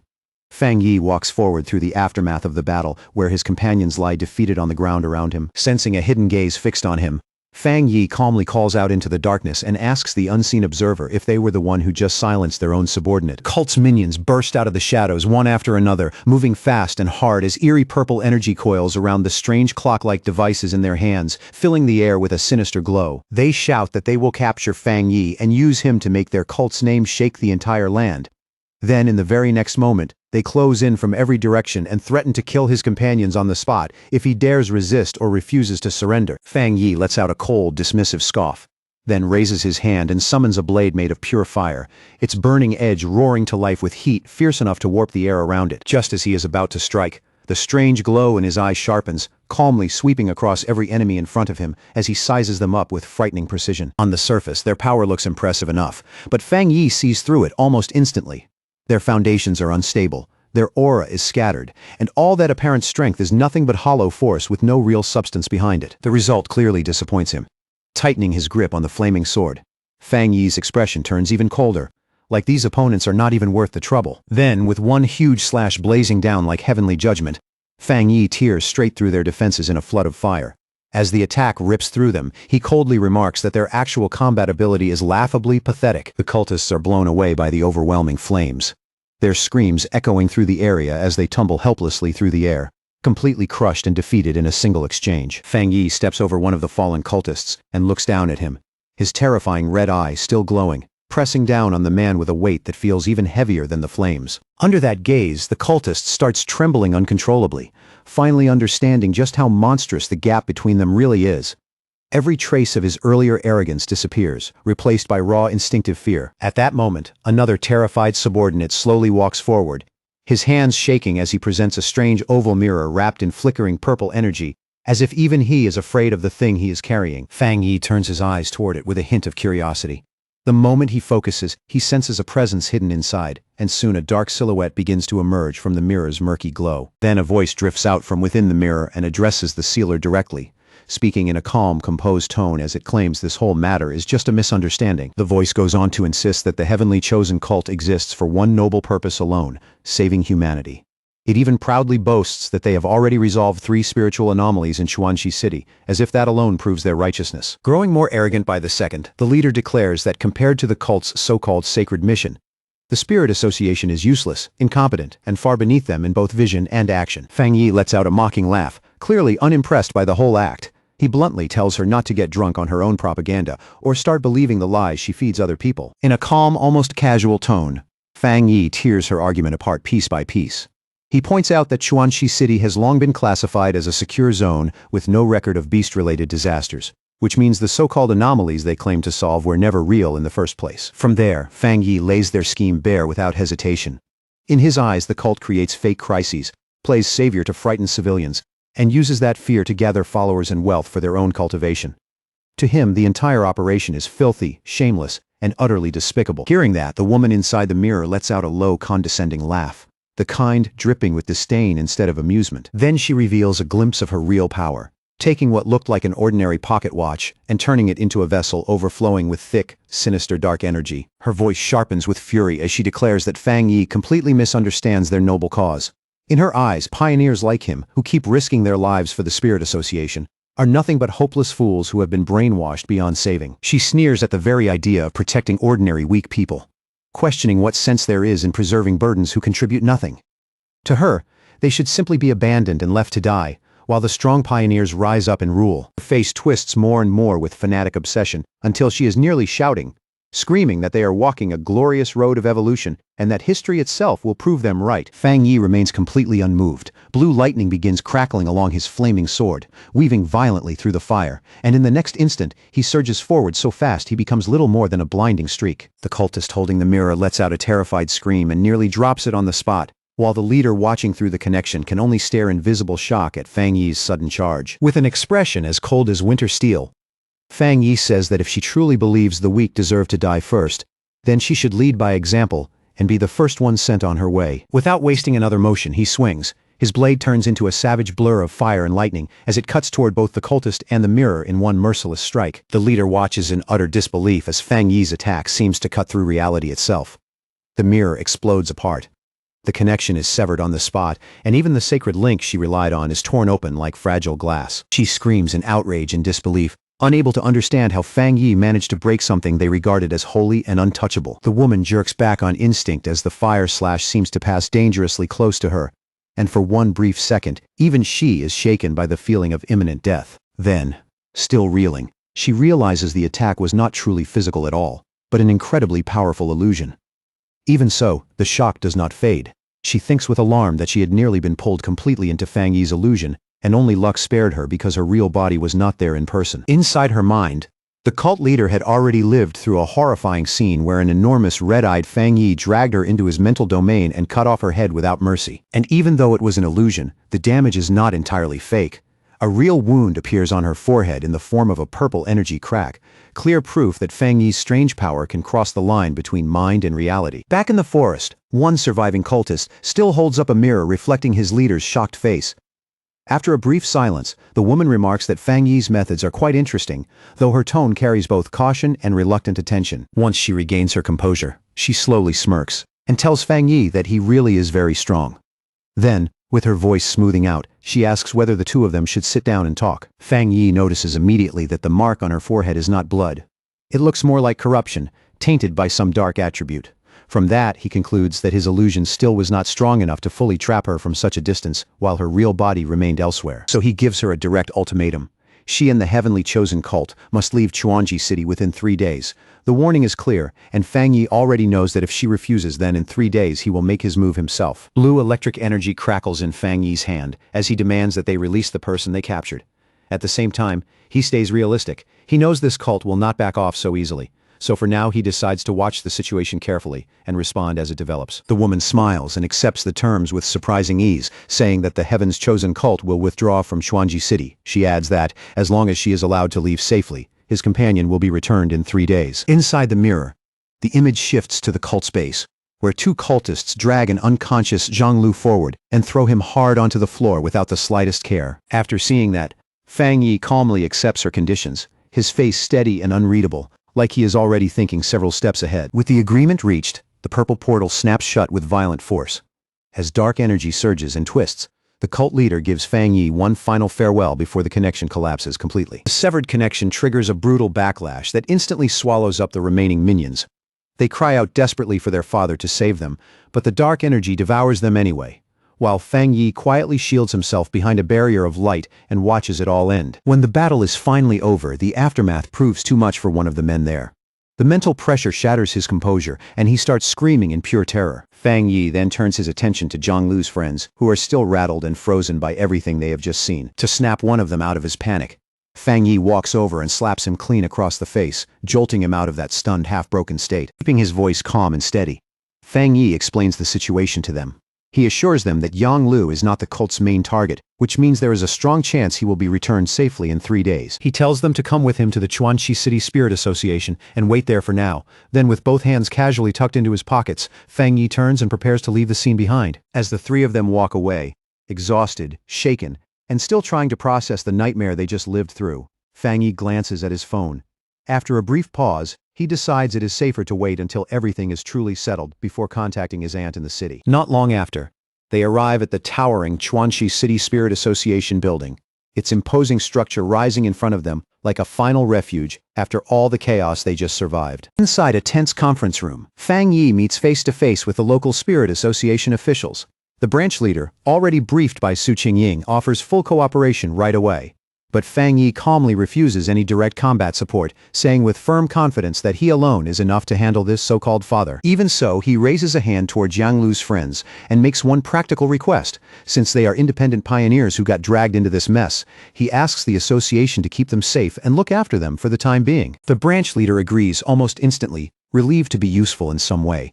But before the room can settle, the door suddenly slams open and a staff member rushes in, out of breath, shouting for his boss to check the Pioneer Forum immediately. The staff member hurries straight over to Fang Yi in visible panic, his face pale and his voice shaking as he bows again and again, desperately begging the sealer not to take what he is about to see too personally. He hurriedly explains that people online are deliberately stirring up hostility toward Fang Yi, fanning negative emotions and pushing the crowd to turn against him. Fang Yi barely reacts on the surface. He simply extends his hand and asks to see the phone himself. On the screen, post after post flashes past in an ugly flood of hate. They say the sealer is unfit to lead the pioneers, accuse him of killing innocent people, and paint him as arrogant and cruel. But in the middle of all that noise, one detail jumps out right away. Every one of those hateful posts comes from IP addresses inside Chuanxi City. Inside the Spirit Association, the atmosphere turns chaotic in an instant. Phones start ringing, voices overlap, and the whole office feels like it has been shoved into sudden disorder. Local superior is already on the phone, barking orders to block all local IP addresses from posting any further. Even as he speaks, dread settles across his face. He realizes the Heaven's Chosen cult has to be eliminated immediately, or this situation will grow into a full-blown disaster for the entire city. At the same time, deep inside the cult's headquarters, the cult leader stands before her followers in a dark cathedral-like hall, preaching from the shadows like she is delivering some sacred revelation. She claims she has seen a future where the chosen ones are trapped inside a cage of fire. Twisting the truth with practiced ease, she tells them the lightning and flames they encountered were not judgment at all, but cruel oppression from their enemies. Floating high above her kneeling followers, she keeps up the act, deliberately painting Fang Yi as the villain. She accuses the sealer of murdering their people in cold blood and declares that this evil obstacle must be removed no matter the cost. Then the cult's propaganda machine fully kicks into motion. A giant hologram appears on the side of a skyscraper, showing a manipulated video of Fang Yi attacking someone, carefully edited to make him look like a monster. Down below, the crowd erupts in cheers, welcoming the cult's so-called justice. The propaganda takes hold fast. Before long, the streets are packed with a massive protest, citizens waving banners that praise the cult as the savior of the world, while accusing the Spirit Association of throwing the city to demons. The furious crowd surges all the way to the front of the Spirit Association building, shouting that harming the cult is the same as harming Chuanxi City itself, their anger growing louder with every chant. High above the chaos, Fang Yi stands beside a window and looks down at the brainwashed citizens below. His expression is cold and unreadable, but the silence around him feels heavier than open anger ever could. Inside the office, the mood is grim to the point of suffocation. The branch leader sits there with his head buried in his hands, bitterly admitting that the association has now lost nearly all public support. After letting out a long breath, he walks over to Fang Yi and helplessly explains that as pioneers, they are not allowed to use force against ordinary civilians, no matter how badly the situation gets. Fang Yi cuts him off before he can go any further, bluntly telling the official not to worry. His tone is flat, almost dismissive, as he adds that he never expected much from them in the first place. By this point, Fang Yi already sees the cult's plan clearly. They are using the people of Chuanxi City as both weapons and hostages, trying to tie his hands with public outrage. Even so, in his eyes, these are still nothing more than cheap, petty tricks. Elsewhere, the leader of the Heavenly Chosen Church grins beneath her hood, her face hidden but her mockery impossible to miss as she taunts the sealer and asks whether he likes the gift she prepared for him. She smugly declares that every citizen has already become one of her puppets. If Fang Yi wants to destroy the cult, then he would have to destroy the whole city first. Satisfied with that advantage, she decides to retreat and orders her subordinates to withdraw while returning the trash they captured. One of her subordinates sneers and, under the guise of mercy, hurls a body down toward the furious crowd below like he is tossing away something worthless. Before the crowd can even fully react, a violent explosion rips through the Spirit Association building, shaking the entire structure and blasting the windows apart in every direction. A blinding burst of golden light erupts from inside, so sudden and so bright that the mob below screams and throws up their arms, shielding their eyes from the overwhelming glare. The church leader turns back in confusion, and for the first time, her confidence visibly falters as she realizes something completely unexpected is unfolding behind her. There, outside the skyscraper, Fang Yi floats in midair wrapped in a terrifying aura of golden flames burning like judgment itself. His voice is ice cold as he reminds them that he already warned them. If they failed to leave within 3 days, they would face the consequences. The cultists can only stare up in shock, their faces going stiff with disbelief as they wonder whether he truly is not afraid of turning the whole scene into a massacre. At that moment, it becomes painfully obvious that the cult leader made a serious miscalculation. With violent energy twisting around her, she screams in frustration and blurts out that she should have killed the hostage earlier while she had the chance. Then she glares at Fang Yi and demands to know whether he truly does not care about all the lives surrounding them. Fang Yi answers with a mocking calm sharper than anger.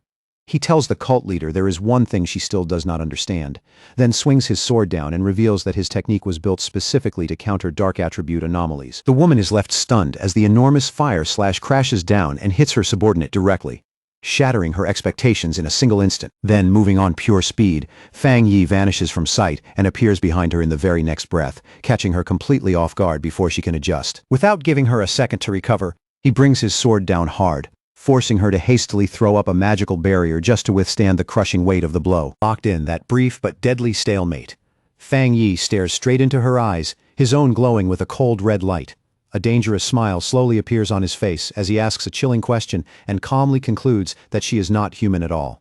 The moment he says it, her expression changes. A crack splits open across her forehead, glowing with strange purple light, and she admits with reluctant admiration that she is impressed. He figured it out so quickly. The crack spreads wider and wider until it reveals a grotesque purple eye hidden beneath the skin. She stares back at him and admits that truly nothing escapes his sharp vision, openly exposing the fact that she is no longer human. The monster inside her calmly admits that it has been a very long time since it last ran into a situation like this, as if Fang Yi has finally forced it to take things seriously. Then the creature inside the cult leader's body digs its fingers into its own face and tears at the skin, exposing a monstrous form underneath, layered with multiple eyes and shaped into something no human body should ever contain. Standing across from that horrifying sight, Fang Yi does not move at all. His expression stays calm, steady, and completely fearless, as if even this twisted reveal is not enough to shake him. In the next instant, the enemy explodes outward into a gigantic mass of jagged purple shadow. At the same time, a system notification appears before Fang Yi, warning him that dark intelligence has been detected. The system immediately explains that this thing is a self-aware sub-attribute known as grafting, a dangerous existence with intelligence of its own. It has no true physical body. Instead, it survives by stealing hosts and grafting itself onto different pioneers, feeding on them and growing stronger every time.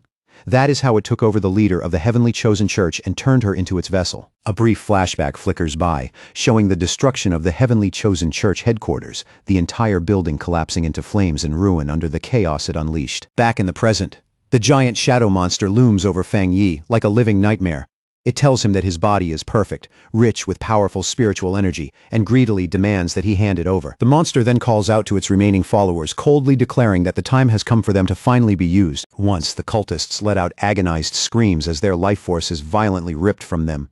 Purple streams of energy burst from their mouths and eyes, torn free in a brutal display with no trace of mercy. That stolen energy whirls through the air and rushes toward the monster, gathering above it and condensing into a massive sphere of dark power, dense and ominous enough to make the air itself feel heavy. Once the sphere is complete, the monster unleashes all that gathered power in one devastating beam, firing it straight at Fang Yi with overwhelming force. Fang Yi does not step back even once. Facing the incoming destruction head-on, he raises his sword already wrapped in blazing fire and swings without the slightest hesitation. The blade rips through the darkness with unstoppable force, cleaving the massive sphere in two, in a single swing and shearing off one of the monster's huge arms. Like its body was never as solid as it wanted everyone to believe. The creature just stares at its severed arm, frozen for a moment, like its mind still hasn't caught up. Then, in a warped voice full of disbelief, it mutters that the pain is far worse and far sharper than it ever imagined. With the flaming sword still burning in his hand, Fang Yi walks straight toward the wounded monster without slowing down once.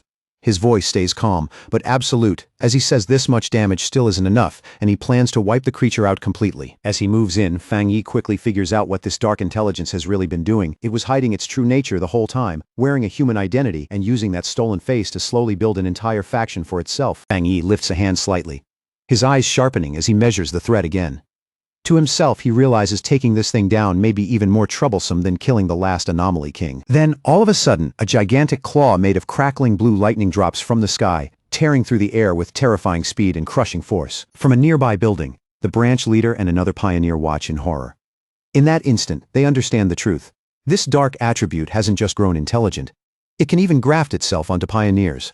Knowing how dangerous that is, they immediately decide headquarters has to be warned. The massive lightning hand slams down with overwhelming force and clamps around the shadow monster, locking it in place as violent currents explode across its body. Fang Yi slowly closes his fist, controlling the giant energy hand as casually as if crushing the monster is nothing more than a simple decision. But even inside that crushing grip, the monster curls its mouth into a nasty grin.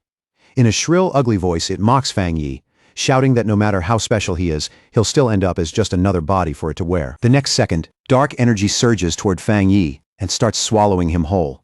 The monster sounds almost delighted as it tells him not to be afraid, promising it will take very good care of his body. A gigantic sphere of darkness suddenly blooms over the city, spreading across the sky like a living nightmare. And right at its center, a bright golden light still burns stubbornly, while wild, maniacal laughter echoes in every direction. But inside that raging darkness, Fang Yi actually smiles. Instead of panicking, he calmly admits that this dark intelligence really is powerful, far more interesting than the enemies he usually faces. As the darkness closes in and tries to consume him completely, Fang Yi can feel its suppression pressing down from every side. Even though his yang attribute naturally restrains it, he still has to admit this creature's ability to hold him back is impressively strong. Then Fang Yi's face goes completely still. In the middle of the shadow storm, his red eye begins to glow with an ominous light as he tells the monster, there is still one thing it doesn't know about him. Behind him, a massive red demonic face made of energy slowly rises into view, towering over the darkness with an unnatural presence. In a chilling voice, Fang Yi declares that he cannot be killed, and the monster instantly screams in confusion, demanding to know what he just said. The purple sphere of energy suddenly starts churning violently, its balance breaking apart as the situation flips, and the monster begins losing its grip on the fight. Outside, panic spreads fast. The red-haired man shouts in disbelief, asking if the sealer was really swallowed whole. Beside him, Jiang Lu's friend holds the injured Jiang Lu tightly and stares up in fear, while the woman forces herself to stay hopeful, insisting Fang Yi can survive, even as she admits this dark intelligence is nothing like any enemy they've seen before. Branch leader raises his voice and cuts straight through the panic, shouting that they have no choice but to trust Fang Yi. And right in the middle of all that confusion, Jiang Lu finally wakes up groggily and asks in a dazed voice, "What's happening?" His first clear thought is fear. Looking around in alarm, he blurts out the question he's most afraid to ask, wanting to know if his master has already been defeated. But inside that chaotic purple space, Fang Yi is neither dead nor cornered. He's still alive, perfectly calm, walking through the violent storm like it can't truly lay a hand on him. He looks around at the warped space and quickly realizes what this place really is. He wasn't just swallowed by darkness, he's inside the dark intelligence's body itself. A system window appears in front of him, confirming that everything went exactly according to plan. His death count rises to 1 and activates his death brand, because he let himself be devoured on purpose. The system places a debuff on the enemy, cutting the dark intelligence's abilities by 20%. Fang Yi lowers his gaze to his own hand, a faint frown touching his face. Even though he's clearly inside a spiritual space, he realizes he isn't here in spirit form, which makes the whole situation even stranger. Then his glowing red eye catches something beneath him, and his attention immediately shifts downward toward a faint stir of movement in the dark. There, floating in the black void around him, Fang Yi sees glowing blue ghostly figures drifting in silence like lost souls abandoned in the dark. Fang Yi steps toward one of them, his expression tightening as he recognizes the outline and starts to understand what he's really looking at. He asks if she is the pioneer the monster grafted most recently, the same woman who once led the heavenly chosen church. The blue spirit says nothing. She only hovers there in silence, her face heavy with sorrow and exhaustion. Then, all at once, the female spirit and the other blue ghosts around her slowly drop to their knees, bowing before Fang Yi in a silent plea that says more than words ever could. Fang Yi looks down at them, his red eyes narrowing as the meaning becomes clear. Without anyone speaking, he already understands what they want from him. In a low voice, he asks if they're begging him to set them free, to finally release them from the monster that has kept them trapped for so long. After taking in the scene, Fang Yi comes to a grim realization. These pioneers died long ago. What remains before him now are only traces of their soul breaths, still bound inside the monster's body. Fang Yi summons his sword again, fully accepting the cruel truth in front of him. These trapped souls and the monster now share the same life force, which means if he destroys the dark intelligence, whatever is left of them will be destroyed too. He quietly gathers his strength and makes his choice. If there is any mercy left to give them, then burning everything away with the pure world divine fire is the only release he can offer. With no hesitation left in his heart, Fang Yi swings the massive blade with everything he has, pouring all of his resolve into that strike. The fiery slash tears straight through the darkness, clean and absolute, splitting the enormous shadow entity in half as the burning blade rips across its core. As that purifying fire sweeps through the space, the spirit of the female pioneer begins to fade. For the first time, peace settles over her face, and then she quietly disappears at last. The dark intelligence screams in agony. But even then it refuses to give in.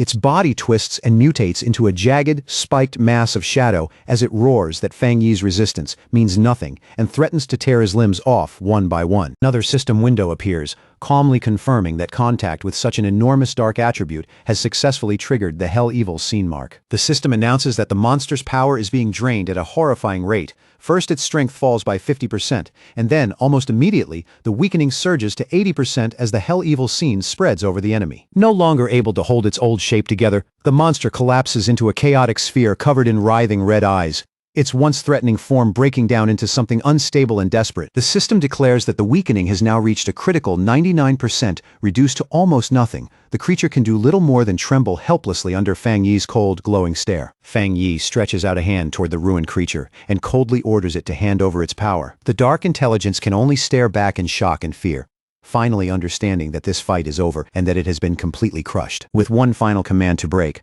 Fang Yi unleashes a tremendous burst of light that rips through the darkness and tears the entire dimension apart, while the monster screams in despair as everything around it starts collapsing. The whole dark dimension shatters, and that collapse erupts outward into a massive explosion of fire above the city, lighting up the sky like the end of a nightmare. Down below, the branch leader and Zhang Lu brace themselves against the violent shockwave, raising their arms to shield their bodies as they stare upward and wonder if Fang Yi has finally destroyed the dark intelligence. Zhang Lu keeps his eyes locked on the sky, too stunned to speak. In that moment, he's completely overwhelmed by the sheer level of power Fang Yi is showing them. High above the city, Fang Yi releases his power and summons a blazing sun that lights up the entire sky, its radiant brilliance burning away the last remaining traces of dark energy. With the evil completely erased, Fang Yi slowly descends through the fading light, calm and composed, his cape drifting behind him as the entire city looks up in silence. A faint hint of satisfaction passes across Fang Yi's face as he raises his hand and draws out a thin strand of dark purple energy. Holding it in front of his eyes, he quietly studies the strange new power he has just claimed. The system quickly confirms that the dark intelligence has been completely erased. At the same time, it reports that Fang Yi's body shows no rejection toward the dark attribute. and that both his illusion abilities and domain techniques have grown noticeably stronger because of it. Then, unexpectedly, a large red spirit flower suddenly pokes out from Fang Yi's clothes, swaying eagerly like it has been waiting for this exact moment. Its intent is obvious. It wants the dark energy in his hand, and Fang Yi can't hide his surprise when he realizes the little flower has evolved enough to express what it wants. Without hesitating for even a second, the red flower lunges forward and greedily sucks the dark purple energy out of Fang Yi's palm, devouring it with a hunger that feels both fierce and oddly childlike. After feeding, the flower settles lightly into his palm and softly thanks him. Fang Yi lowers his eyes, listens for a moment, and then notes with some surprise that the spirit flower's voice is unmistakably female. Wrapped in a warm, gentle glow, Fang Yi looks at the spirit flower with clear affection in his eyes. He realizes it has been quietly growing stronger ever since he entered the Jingang realm, especially after absorbing so much dark spiritual energy over time. A moment later, the flower suddenly shrinks back down and slips into Fang Yi's clothes, falling asleep like it exhausted itself all at once. Fang Yi lets out a small smirk, remarks that it seems even sleepier now, and decides he can study it more carefully later. By now, the whole city is washed in the bright light of morning. The darkness of the night is finally gone, and the streets glow beneath a calm, open sky. Branch leader, Jiang Lu, the red-haired man, and Jiang Lu's friend all gather together with relieved smiles.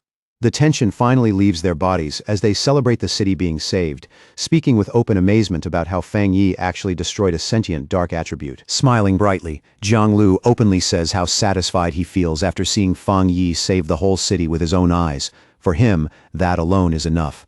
In that moment, he feels like he has no regrets at all. But without any warning, a sinister purple aura begins to coil and twist behind Jiang Lu.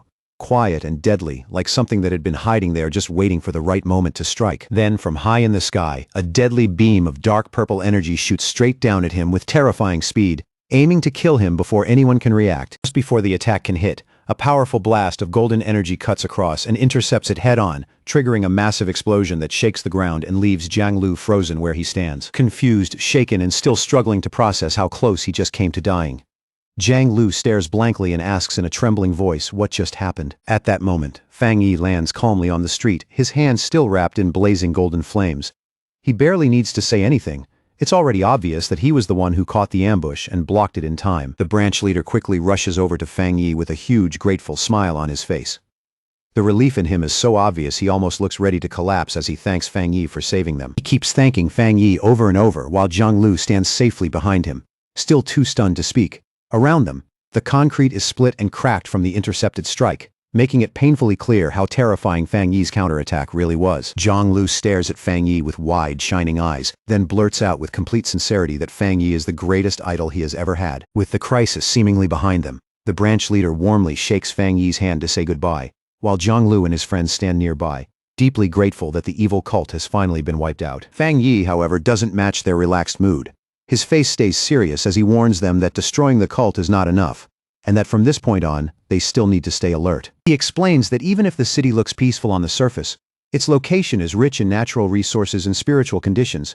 Because of that, a large-scale spiritual mutation isn't just possible, it's inevitable. The moment those words leave his mouth, the branch leader freezes in place, and the relief on his face drains away almost instantly. Cold sweat starts forming on the branch leader's face as he hurriedly assures Fang Yi that they are always prepared, insisting that the restricted zones are patrolled every single day without fail. But before any of them can steady themselves, the branch leader, Jiang Lu, and Jiang Lu's friend are all left stunned when Fang Yi reveals that a trace of the dark attribute had nearly grafted itself onto Jiang Lu's body without anyone noticing. And before they can fully absorb that shock, Fang Yi simply turns around, already moving on to the next issue. He walks off calmly and tells the branch leader to take him to the city's restricted mountain area immediately, because he believes the coming spiritual mutation is already close. As he walks, Fang Yi checks his phone with a serious look and quietly decides to postpone visiting his aunt, choosing instead to deal with the danger in front of him first. Not long after, an official SUV tears up a dirt road winding through the mountain forest,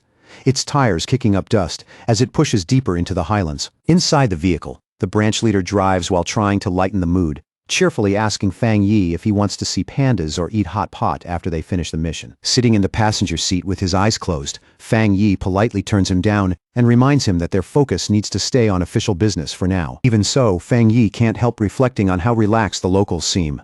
At the same time, he quietly wonders whether all this dense spiritual energy might someday cause even pandas to mutate into terrifying beasts. Then suddenly, a sharp flash of energy cuts across Fang Yi's forehead as his senses kick in.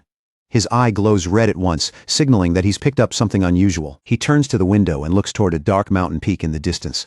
A confident smile slowly spreads across his face as he confirms he has found the exact location of the anomaly. Without hesitating, Fang Yi throws open the door of the moving SUV and jumps out, startling the branch leader as he orders him to lock down the mountain highway immediately. Fang Yi dives down the steep cliffside with his red eyes fixed ahead, and as he descends, he firmly orders the branch leader not to follow him no matter what. Left behind on his own, the branch leader parks the car and walks to the cliff's edge, scratching his head in confusion as he wonders what Fang Yi sensed, because he himself felt absolutely nothing. Meanwhile, Fang Yi shoots straight into the shadowy forest below, dropping fast through the trees with clean, controlled movements. As he descends, his eye glows red and blue electricity starts crackling around his hand. He can feel an immense power nearby, and he notes that the resonance from that lightning aura is getting stronger and stronger the closer he gets to the peak. With practiced control and effortless agility, Fang Yi lands lightly on a huge tree branch, settling onto it as naturally as if he had stepped onto solid ground. The moment he straightens up, intense blue lightning surges up his arm and wraps around his entire body, making him look like a figure forged from stormlight. That raw power crackles loudly as it races down the giant tree trunk, spreading a deep blue glow through the surrounding woods and making the whole forest tremble under its light. Fang Yi lifts his eyes and finally sees it, a massive, terrifying vortex of purple and pink lightning swirling overhead like a violent wound torn open in the sky. The system immediately confirms what he's looking at, identifying it as a massive thunder attribute boundary. Narrowing his eyes, Fang Yi slowly raises his glowing hand toward the violently churning sky, calmly measuring the force gathering above him. Then he unleashes his divine thunder tempering technique, firing a colossal blast of blue lightning upward with explosive force and perfect precision. His blue energy slams hard into the descending purple storm clouds, and the collision sets off a spectacular explosion that lights up the heavens and shakes the entire mountain. But in the very next instant, Fang Yi's expression sharpens. He immediately notices a dangerous, unnatural change taking shape in the atmosphere. The purple storm clouds begin spinning together even more violently, tightening and compressing with an intensity that feels ominous even to him. Then the system issues a critical warning as a gigantic spear-like bolt of purple energy plunges down from the sky. It identifies the attack as the legendary divine punishment thunder, an unstoppable force of destruction.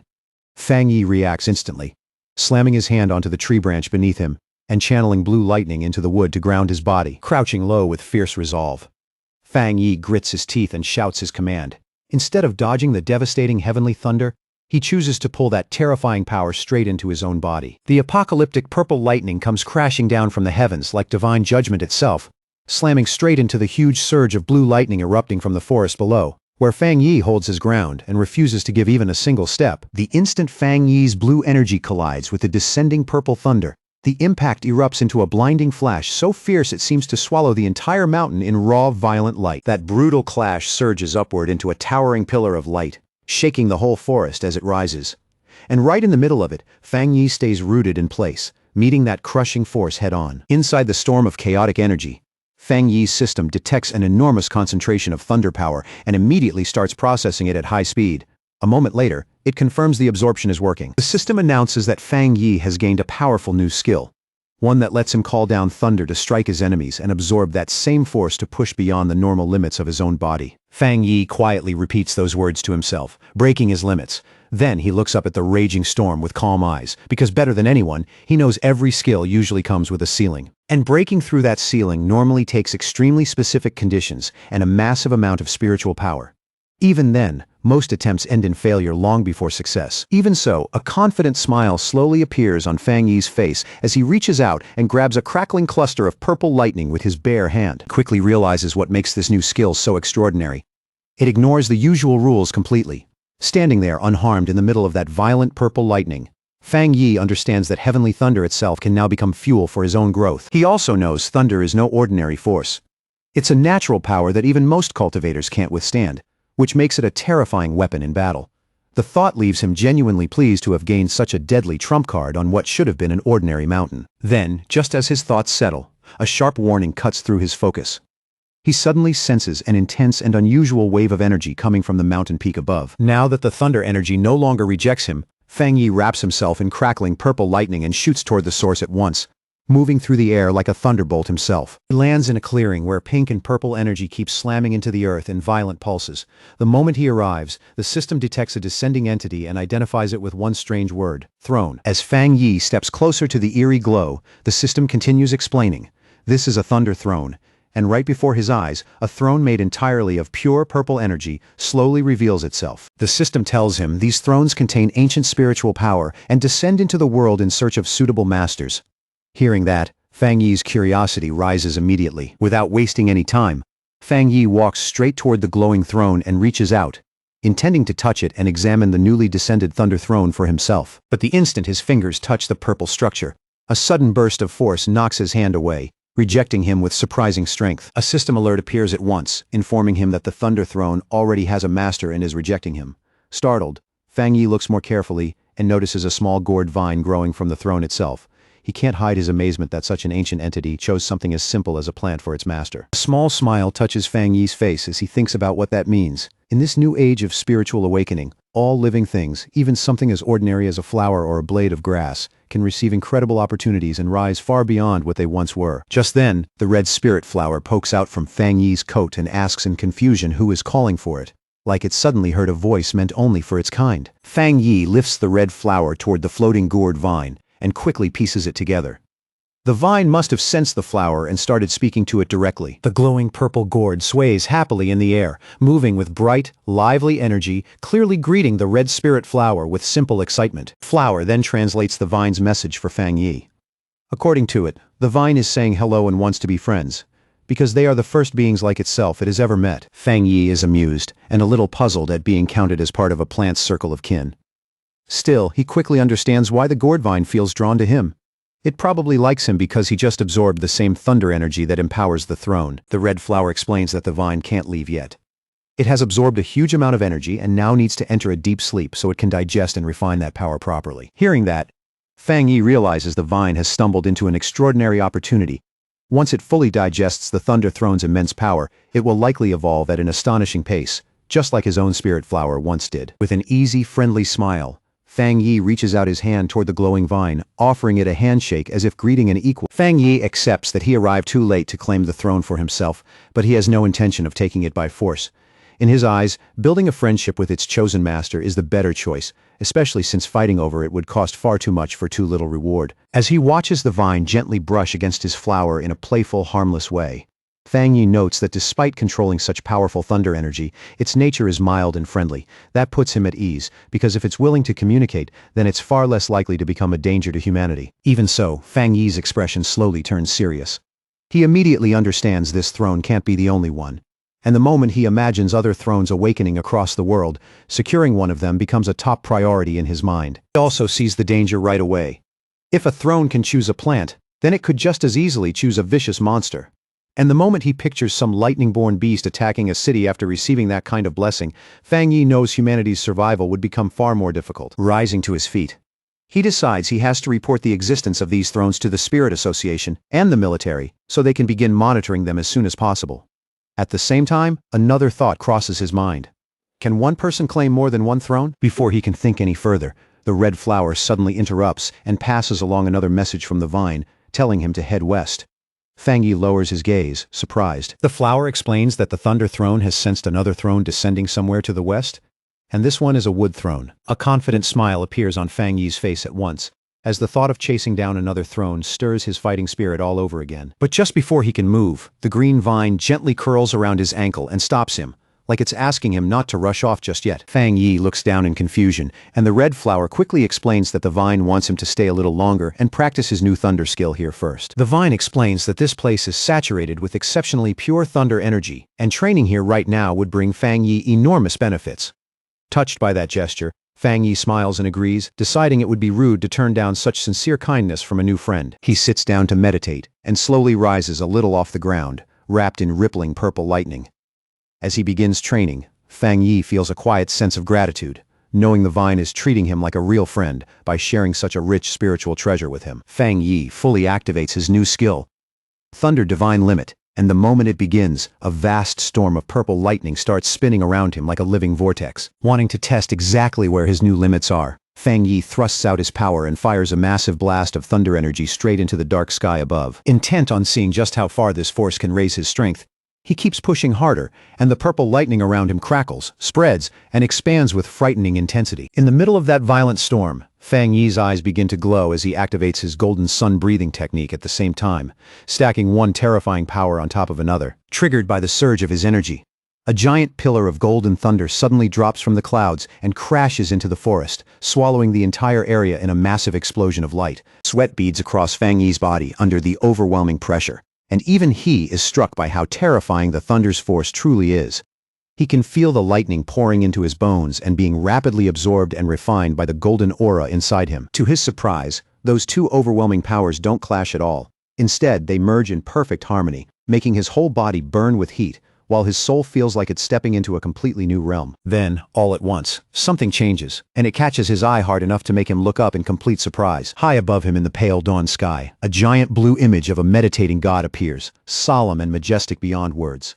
The system immediately informs him that his golden sun breathing technique has broken past its limits and fully evolved. Fang Yi lowers his gaze to his own hand, quietly staring at the radiant golden energy now wrapped around him after his skill's evolution. The system identifies the evolved technique as the divine sun swallowing heaven technique. It explains that Fang Yi now functions like a living sun, giving him a far greater ability to absorb, process, and refine the spiritual energy of the world around him. The moment he activated the skill, the spiritual energy around him thickened instantly, condensing into dense streams of golden light that drifted down through the forest like radiant rain, turning the whole woodland into a shining sea of gold. Suspended high in the air with both arms spread wide, Fang Yi gave himself over to the sensation. Pure spiritual power poured up from the mountains and the forest below, rushing toward him in endless waves and washing over his body like a warm, living storm. Then, all at once, his expression shifted. A flash of shock crossed his face as he sensed an unexpected change taking place deep inside his body. Bathed in the glow of a giant fiery golden image of himself, Fang Yi quickly understood what was happening. That overwhelming flood of energy had forcefully pushed him right to the threshold of the two-star Jingang realm. The system immediately confirmed it. It explained that his extreme yang attribute was merging with the newly awakened void thunder, cleansing and tempering his veins from within and officially triggering his breakthrough into the two-star Jingang realm. A confident smile slowly spread across Fang Yi's face.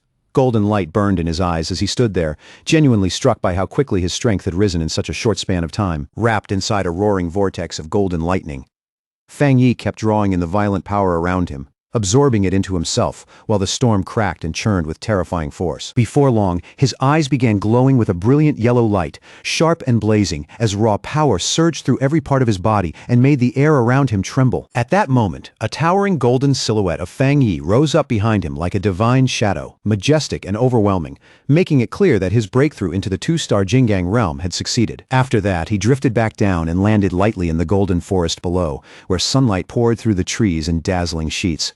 Standing there among the glowing leaves, he quietly took in the reality of his new realm. Taking a slow, deep breath, Fang Yi began reflecting on the cultivation path of pioneers. He understood that while they could absorb spiritual energy from nature itself, not all of that power could be used the moment it entered the body. In his mind, he traced the complicated circulation process needed to refine that energy properly. Only superior cultivation methods could push that conversion rate to a truly high level. That was why, even with the world's spiritual energy growing richer and richer, humanity's current peak still remained stuck at the three-star Jingang realm. Refining that power was simply too difficult. Thinking about that only made his own breakthrough feel even more remarkable.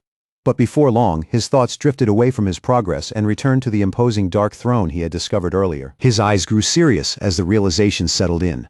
The era of accelerated spiritual recovery had clearly arrived far sooner than humanity ever expected. Just as he was lost in thought, something below caught his attention.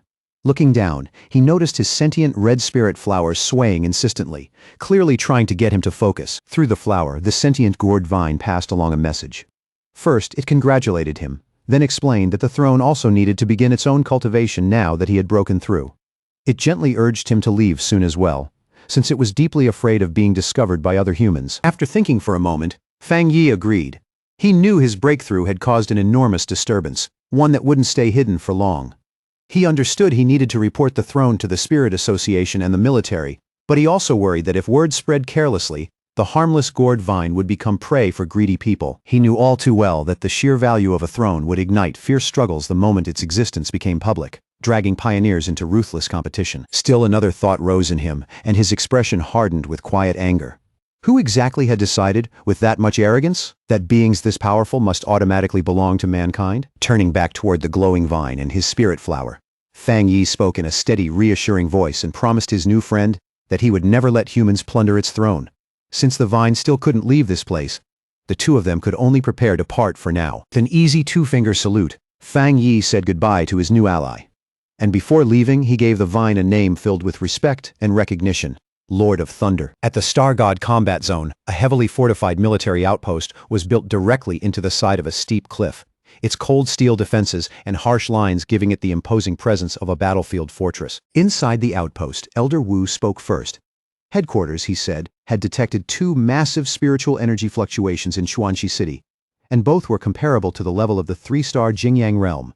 Then he turned to the matter of the sealer and asked what report had been sent back. Jialin calmly delivered the details, revealing that Fang Yi had already broken through to the two-star Jingyang realm.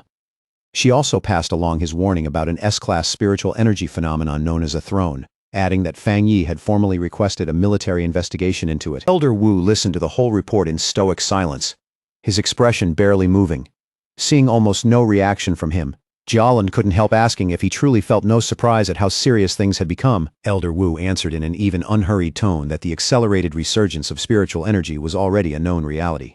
The appearance of high-tier opportunities like the throne, he said, was one of the possibilities their nation had anticipated for some time. Jialin then remarked that Elder Wu had remained at the half-step Jingyang realm for a very long time, and asked whether he was finally close to advancing. Elder Wu confirmed it plainly, noting that as abnormal activity across the world intensified, many pioneers were entering periods of breakthrough, and now, he admitted, he could finally feel signs of his own advancement as well. Jialin's eyes widened slightly, clearly caught off guard by how calmly and directly he confirmed it. Looking over the entire base with a solemn expression, Elder Wu reflected that times like these would bring both great opportunities and equally great dangers. He reminded Jialin that before they were pioneers, they were soldiers, and their duty was to face those dangers head-on and secure the nation's safety, even if it cost them their lives. As he spoke, he seemed to picture a united force made up of the nation's strongest pioneers, including Fang Yi and Su Qingying. In a firm voice, Elder Wu declared that their country had to seize this historic opportunity, and that even an old veteran like him would ride this rising wave of power. Clenching his fist tightly, he stated their objective with absolute clarity. They had to make sure the sealer obtained a throne, and that their other loyal pioneers secured as many thrones as possible. With unquestionable authority, Elder Wu issued a direct order to fully coordinate with Fang Yi and the Spirit Association and maintain total unity. Any independent pioneers or rogue factions driven by selfish ambition, he said, would be forced to stand down under the combined pressure of both the military and the association. At Spirit Association headquarters, Gu Yuro stood before a monitor displaying the purple throne. Facing the command center, she announced that they had already received the sealer's intelligence and were launching a nationwide investigation to search for possible thrones and monitor abnormal spiritual energy fluctuations. Her face was grave, her voice steady as she ordered all city team captains to mobilize at once. But under that composed exterior, Gu Yuro couldn't stop worrying about how terrifyingly fast the crisis was escalating and whether humanity could truly survive this turning point. At the Taishi Spirit Association, the local superior received a phone call that left him stunned.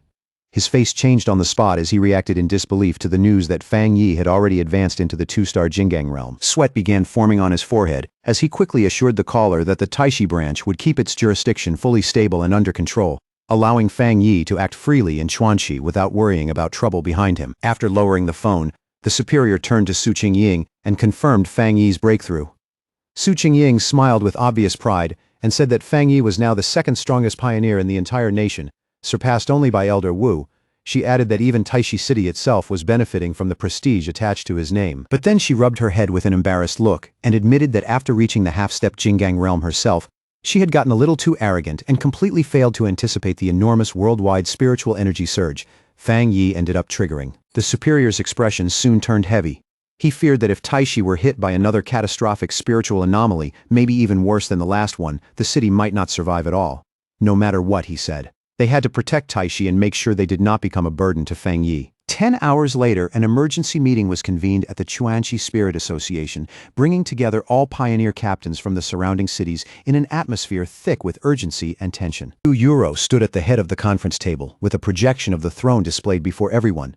She reported that based on the intelligence Fang Yi had provided, headquarters had already detected more than 20 similar spiritual energy anomalies around the world, though they still couldn't confirm whether every single one was truly a throne. Then a map of the nation appeared on the screen, clearly marking 7 confirmed locations within their borders that were showing similarly dangerous energy signatures. Song Yiming, the captain of Fengshi who had recently stepped into the first-level Jinggang realm, leaned back in his seat with his boots openly resting on the conference table.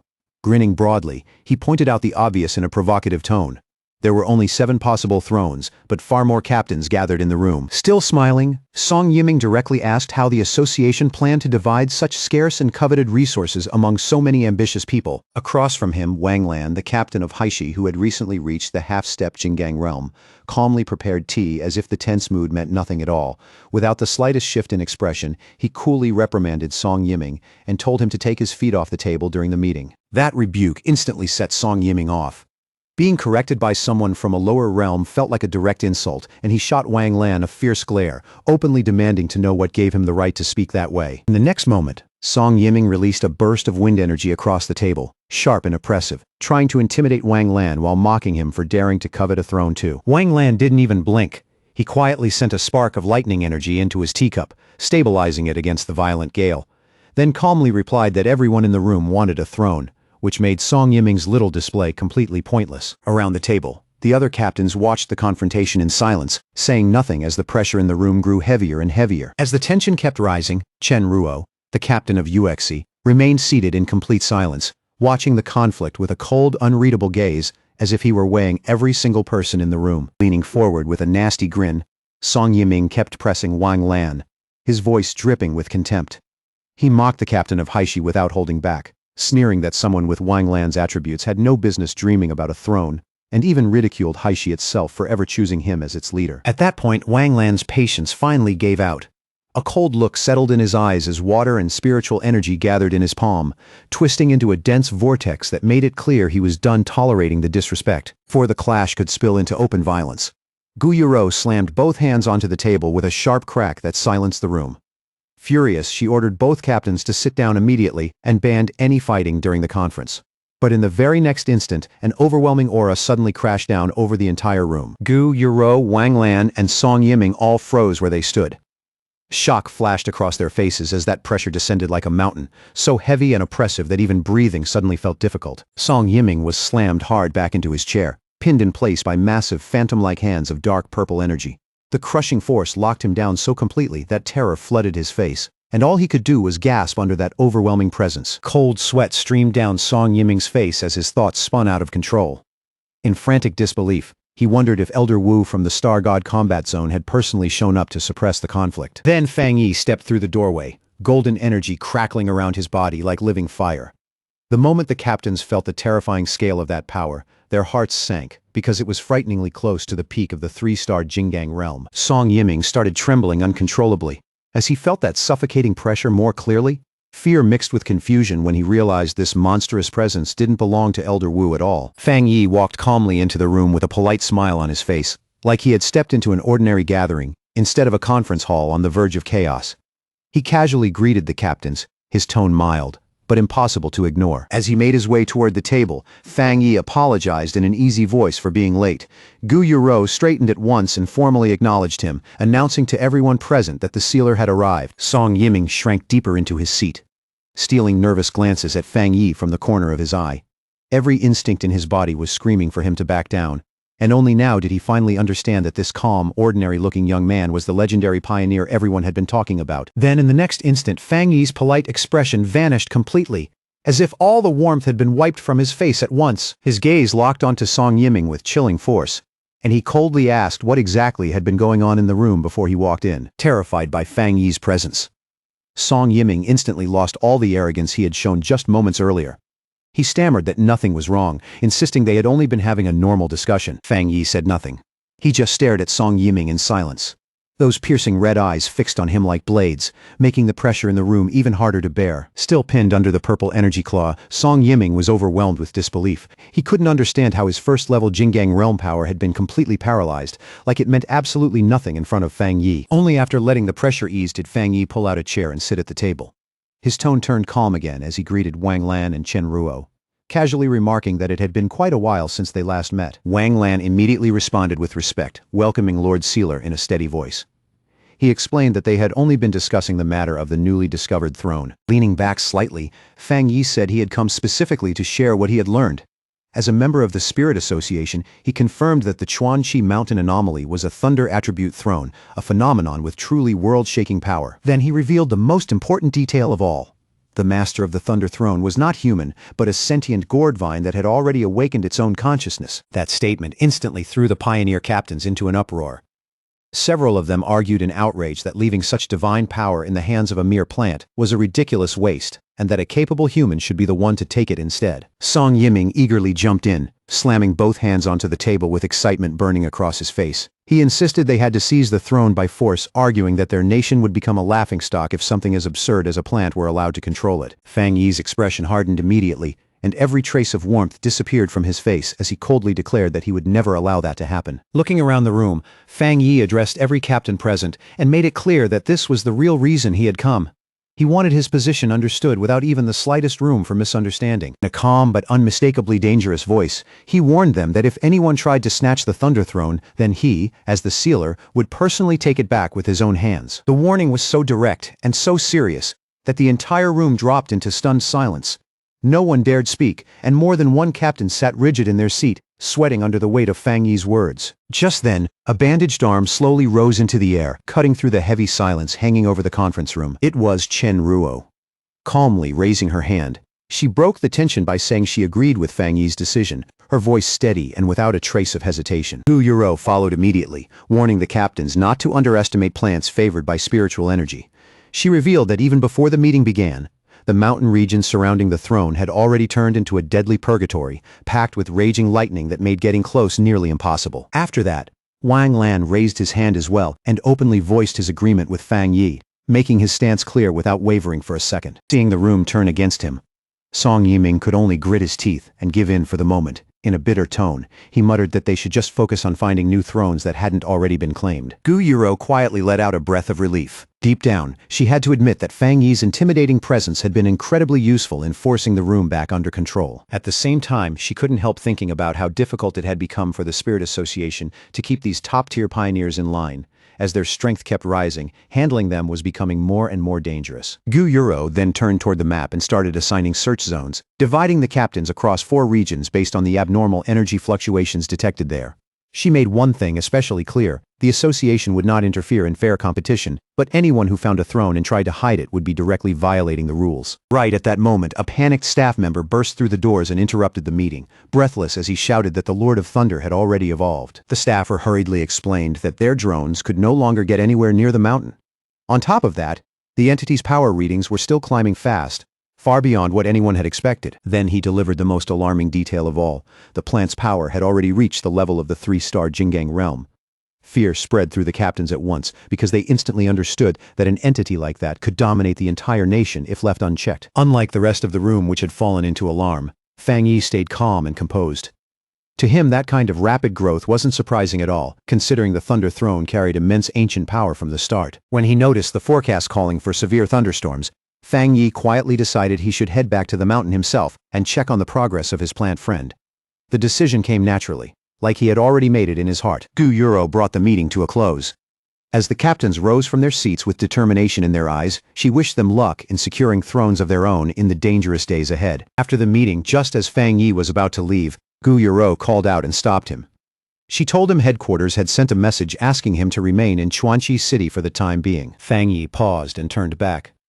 Gu Yuro explained that headquarters feared rogue pioneers might try to attack the Thunder Throne, and she added that even though the Dark Intelligence incident appeared to be over on the surface, they still weren't willing to let their guard down. Hearing that, Fang Yi narrowed his eyes slightly and asked whether the association suspected the shadow monster had actually survived. Adjusting her glasses, Gu Yuro confirmed that his suspicion matched their own concerns.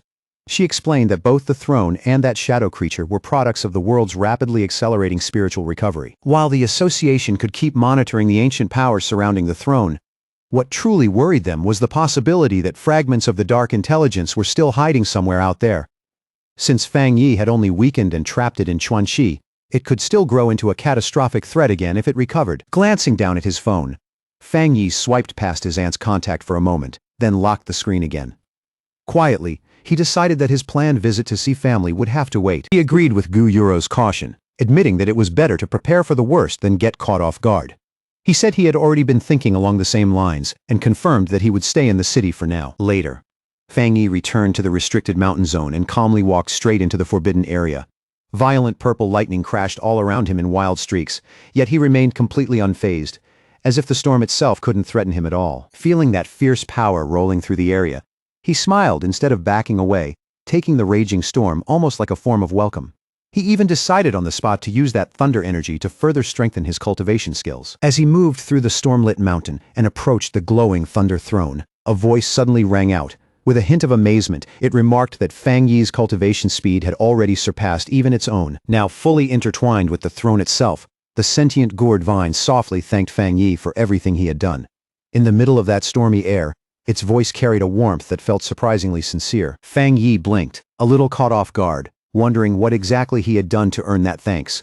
But when he looked more carefully at the Lord of Thunder, he quickly understood. This being had already developed intelligence nearly on par with a human, which made perfect sense for something standing at the very peak of cultivation. The vine explained that the throne's own consciousness had already told it everything that happened at the meeting, including how Fang Yi had protected them from greedy hands. Wanting to return that favor, it offered him spiritual energy without hesitation, though it also admitted honestly that it had been afraid he might never come back. The second it said that the sentient red spirit flower suddenly popped out from Fang Yi's clothes, it swayed excitedly in front of him, obviously hoping to get a share of that rich spiritual energy too. A soft golden flame flickered in Fang Yi's hand as he smiled at the sight.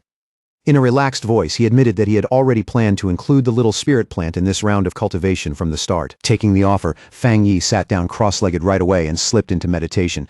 Beside him, the red spirit flower settled down as well, happily soaking in the throne's dense aura like a child basking in sunlight. In response, the gourd vine began releasing its power for real. Waves of purple lightning and condensed spiritual energy surged out at once, rushing toward Fang Yi and the spirit flower with violent, crackling force. Inside that swirling storm of power, the red spirit flower spun through the currents with pure delight. It absorbed the fierce energy far more easily than expected, using that crushing spiritual pressure to fuel its rapid growth. Wrapped in lightning and blazing golden light, Fang Yi sharpened his focus completely. He intentionally used the overwhelming pressure around him to force his red fire blade technique toward the next level. As power surged through his body and lit up his glowing eyes, Fang Yi gave his weapon a silent command. Above him, a fiery golden blade began to take shape, vast and radiant, like a heavenly weapon forming in midair. Then that massive sword came crashing down. It burned with blinding heat and overwhelming pressure as it slammed straight into the storm, colliding head-on with thunder and lightning in a spectacular clash. At that moment, a notification from the system appeared, reporting that an enormous amount of thunder power had been detected in the surrounding environment. As the blade kept drawing in the wild lightning pouring into it, the system confirmed that the red fire blade technique had finally reached the point where a true breakthrough was possible. Keeping his mind steady, Fang Yi refined that chaotic power wave after wave, pulling order out of violence. At the same time, the system announced that his blade technique had entered the process of evolution. He stayed deep in meditation, while columns of golden fire and blue lightning rose around him like twin tempests. The skill kept climbing higher and higher until it was pushed all the way to its limit. Then Fang Yi's eyes snapped open, burning with fierce red light. At that exact instant, the system confirmed that the red fire blade technique had finally evolved. Gripping his newly upgraded sword, Fang Yi swung with devastating force. The technique had changed completely. It was no longer just fire, but a terrifying fusion of flame power and thunder. That strike erupted in a monstrous blast of fire and lightning, roaring across the mountain and ripping through the ground in one terrifying sweep. Earth, stone, and scorched debris were wiped out under the sheer violence of his new strength. The system then informed Fang Yi that heavenly thunder had successfully tempered his blade technique, broken through its former limits, and evolved it into a fully fused thunder fire attribute skill. As Fang Yi lifted the weapon and felt its transformed power humming through his hand, the system gave its final confirmation. The blade's enhancement was now completely finished. Force released by that breakthrough triggered a huge and dazzling eruption of fire and lightning at the mountain peak. It lit up the night sky so brightly that it looked as if the mountain itself had awakened. Watching from afar, Wang Lan and Chen Ruo instantly recognized that fiery display. Both of them stared toward the restricted area of the Thunder Throne, wondering what exactly Fang Yi was doing inside that forbidden zone, not far away. The already uneasy Song Yiming narrowed his eyes and suspected that Fang Yi had gone back on his word and returned to seize the throne for himself. But his subordinate quickly reminded him that Fang Yi had never treated that entity like prey. He treated it like a friend. Back at the Spirit Association, red warning alarms started blaring through the building. Staff members hurried in with reports that the energy concentration inside the restricted zone had risen past observable limits, forcing them to withdraw every surveillance drone they had sent in. The branch leader stood there, watching the distant glow with a heavy look on his face. The scene clearly worried him, and he could not help wondering whether Fang Yi was already locked in a brutal fight with the throne itself. Back on the mountain, Fang Yi tightened his grip on his newly evolved sword. The blade shone with such intense brilliance that it was almost hard to look at, as if it had been reborn in the very heart of the storm. With his eyes still glowing red, Fang Yi smiled in open satisfaction. The sword in his hand felt as though it had been reforged by a master smith, tempered and perfected by the overwhelming force he had just endured. And Fang Yi was not the only one benefiting from the dense spiritual energy filling the area. His sentient red spirit flower was pushed into a new stage of evolution as well, growing smarter while further strengthening its already unusual attributes. Thrilled by the surge of power flowing through it, the now much larger flower playfully wrapped itself around the glowing structure of the throne. Surrounded by drifting flames and crackling light, it moved with pure childlike excitement. The flower quickly conveyed its delight to Fang Yi, and after sensing that joy, he decided it was time for them to move fast and start searching for the next throne. Just then, the sentient gourd vine floated down and hovered above him, clearly trying to stop him for a moment before he left. The vine spoke to Fang Yi warmly, sincerely congratulating its friend for achieving such a powerful breakthrough in so little time. Then it told him about a premonition it had received during cultivation. Very soon another throne would descend, and the aura of that new entity shared a deep connection with his spirit flower, one that felt opposite in nature yet strangely complementary at the same time. The moment he heard that mix of opposition and complement, Fang Yi quickly understood what it meant. In his view, the incoming entity had to be a wood attribute throne. The glowing gourd vine immediately confirmed his guess and told him that the new throne was already descending somewhere in the distance, even now. Then the vine sent a wave of green spiritual energy toward Fang Yi, offering to share the general location it had sensed through the psychic link between them. Fang Yi closed his eyes and focused, quietly opening his mind and accepting the vine's sensory transmission without any resistance. A confident smirk slowly appeared on his face. Then he opened his eyes again, already sure that he had grasped the exact coordinates. The scene shifted to a vast neon-lit metropolis at night, which Fang Yi immediately recognized as Yuan City. He noted that Yuan City was an autonomous municipality about a 2-hour drive from Chuanxi City. Across the country, it was famous for its extreme luxury, extravagant lifestyle, and dazzling reputation. But beneath all that glamour, the city had another face, one far uglier and far more dangerous. Hidden under the glitter was a chaotic and brutal underworld. The city was notorious for the ruthlessness of its locals, and for years it had held the grim distinction of having the highest crime rate in the nation. When Fang Yi arrived downtown, he walked calmly through the crowded streets beneath the dim neon glow. Around him, the whole city pulsed with noise, shadows, and restless energy. As he moved forward, Fang Yi recalled the intelligence reports from the Spirit Association. Their efforts to establish a local branch here had been stalled again and again, mainly because the city remained tightly controlled by deeply entrenched local gangs. Looking around at the rough-looking pioneers hanging beneath the flashing signs, Fang Yi reflected that none of the awakened people in this city had any interest in joining official authority. Because of that, Yuan City had remained a lawless place, with no proper Spirit Association branch and no captain assigned to keep order. Then, without warning, Fang Yi noticed the atmosphere around him shift. It was subtle, but unmistakable, like something powerful had just stirred in the darkness. His sentient red spirit flower immediately slipped out from his coat and tugged urgently at his sleeve, trying to point him in the right direction. Fang Yi quickly confirmed the reaction, realizing that both of them could clearly sense the new energy source rising from the west. To the west, at the foot of a dark-looming mountain, stood a massive private mansion blazing with extravagant lights. Even from a distance, its scale and luxury were impossible to miss. Inside the estate walls, a lavish pool party was in full swing beneath the night sky. Music, laughter, and money filled the air as the local elite indulged themselves in shameless luxury. A bodyguard in sunglasses stepped over to the host and leaned in to quietly report some news. The host immediately raised an eyebrow, clearly intrigued by the word that other pioneers had appeared nearby. That host was Zhang Gensheng, the notorious kingpin of Yuan City. He let out an arrogant laugh and threw open his jacket as he boasted that in his territory, no one had the right to stir up trouble without his permission. His arrogant laugh barely lasted another second before a blinding burst of green light exploded from the mountain right behind his estate. The flash tore through the night like a second sunrise, and everyone at the party instinctively turned in shock. A colossal sphere of pure green energy, the descending wood throne, slammed into the mountaintop with overwhelming force. The impact sent a devastating shockwave ripping across the area and made the entire mountainside tremble. That collision hit the mansion almost immediately. Glass shattered, Debris flew everywhere, and Zhang Gensheng stood there frozen for a beat, while terrified screams broke out and the luxury party collapsed into chaos. Then Zhang Gensheng snapped out of it, his face twisting with rage.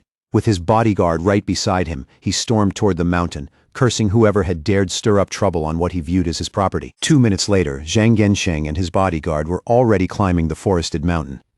Thick green spiritual energy still swirled across the slope, turning the dark woods into something eerie and unnatural. Before they could get much farther, Fang Yi appeared and calmly stepped into their path.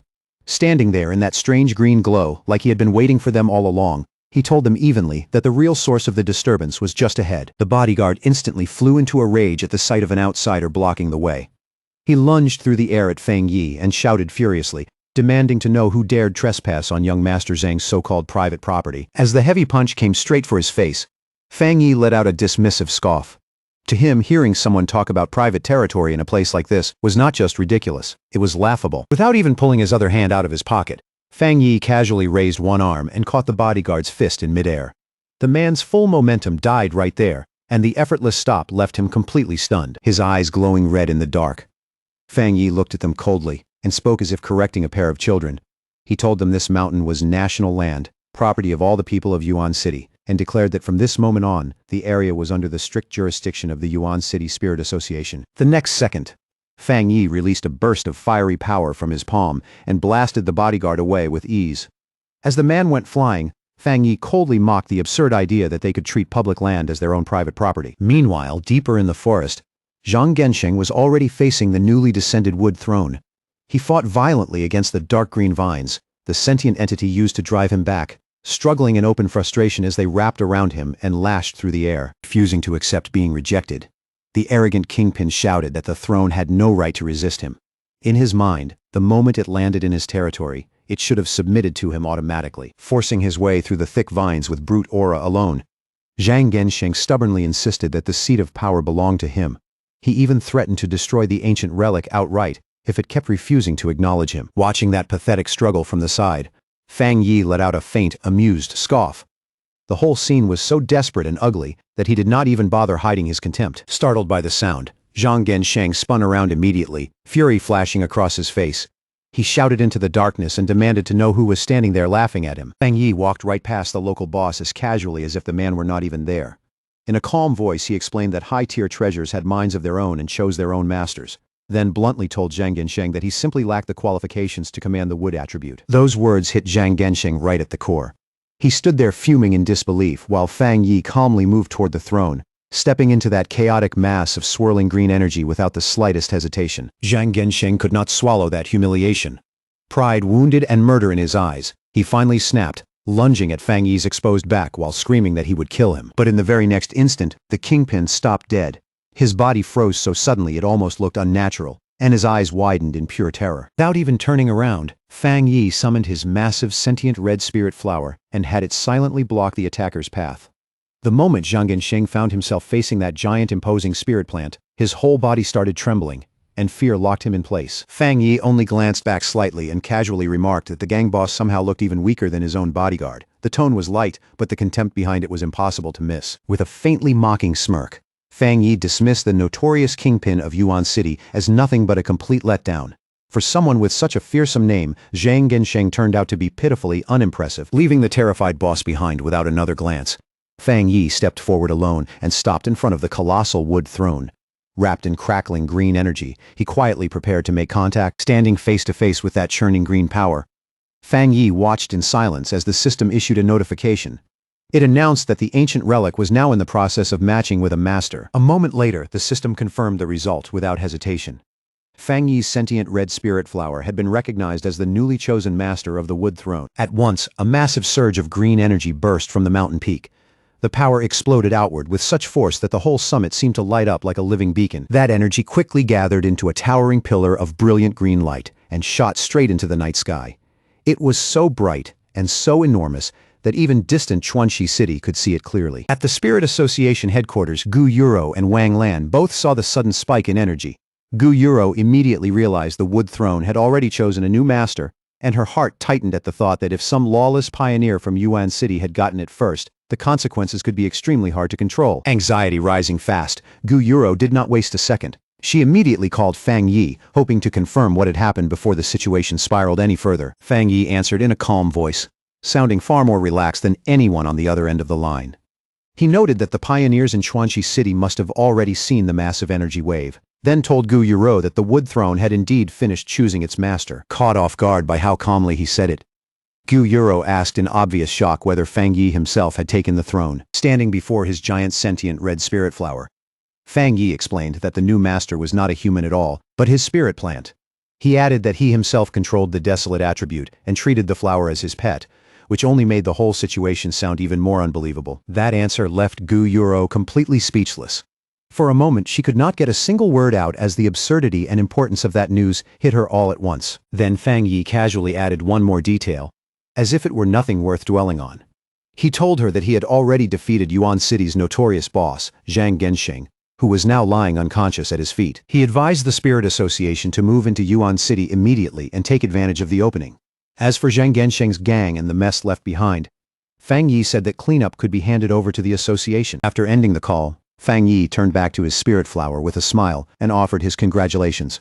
But he also understood that the flower needed to remain on the mountain and keep absorbing the throne's power, which meant the two of them had to part for now. As he watched the flower settle onto the wood throne, Fang Yi suddenly felt like a parent dropping a child off at school for the first time. The sentient flower then asked him, with obvious reluctance, when it would be able to return to his side. Fang Yi smiled gently and told it to focus on cultivating hard and making good use of the power it had been given. Based on his judgment, he figured they would meet again once the flower successfully reached the Jinggang realm. The next day, Fang Yi's cousin, Lin Yiyi, arrived in Chuanxi City after being transferred over by the Taishi Spirit Association. She stepped in just as news of the recent events was still spreading across the region. Walking through the neon-lit streets, Lin Yiyi thought about how the news of her cousin's spirit flower becoming the master of the wood throne had already spread through the pioneer community. What amazed her even more was how casually Fang Yi had revealed his rare desolate attribute to the public, as if it were no big deal at all. Her mind drifted back to a recent meeting where the Spirit Association had asked her to take over as Yuan City's new captain. Even with promises of full support, the promotion had come so suddenly and carried so much weight that she could not help hesitating. Letting out a long, heavy sigh, Lin Yi tried to steady herself and clear her thoughts as she kept walking beneath the city lights, rubbing her temples. She decided that before making any final decision, she needed to see things for herself and judge whether she was truly ready for that kind of responsibility. For now, she pushed work to the side and decided to visit her mother instead, assuming she was still living a quiet, peaceful life in Chuanxi City. Without any warning, a violent tremor suddenly shook the streets under her feet. The jolt startled Lin Yiyi and instantly sent the nearby pedestrians into a panic. Chaos broke out around her as people screamed about an earthquake and ran toward whatever looked safe.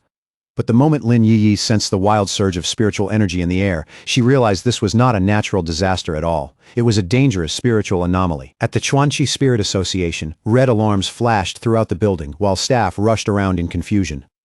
Gu Yuro and her team could not understand how an anomaly on this scale had formed without triggering any of their early warning systems. A panicked staff member rushed in with a report, saying that a massive spike of spiritual energy had erupted inside the restricted mountain zone.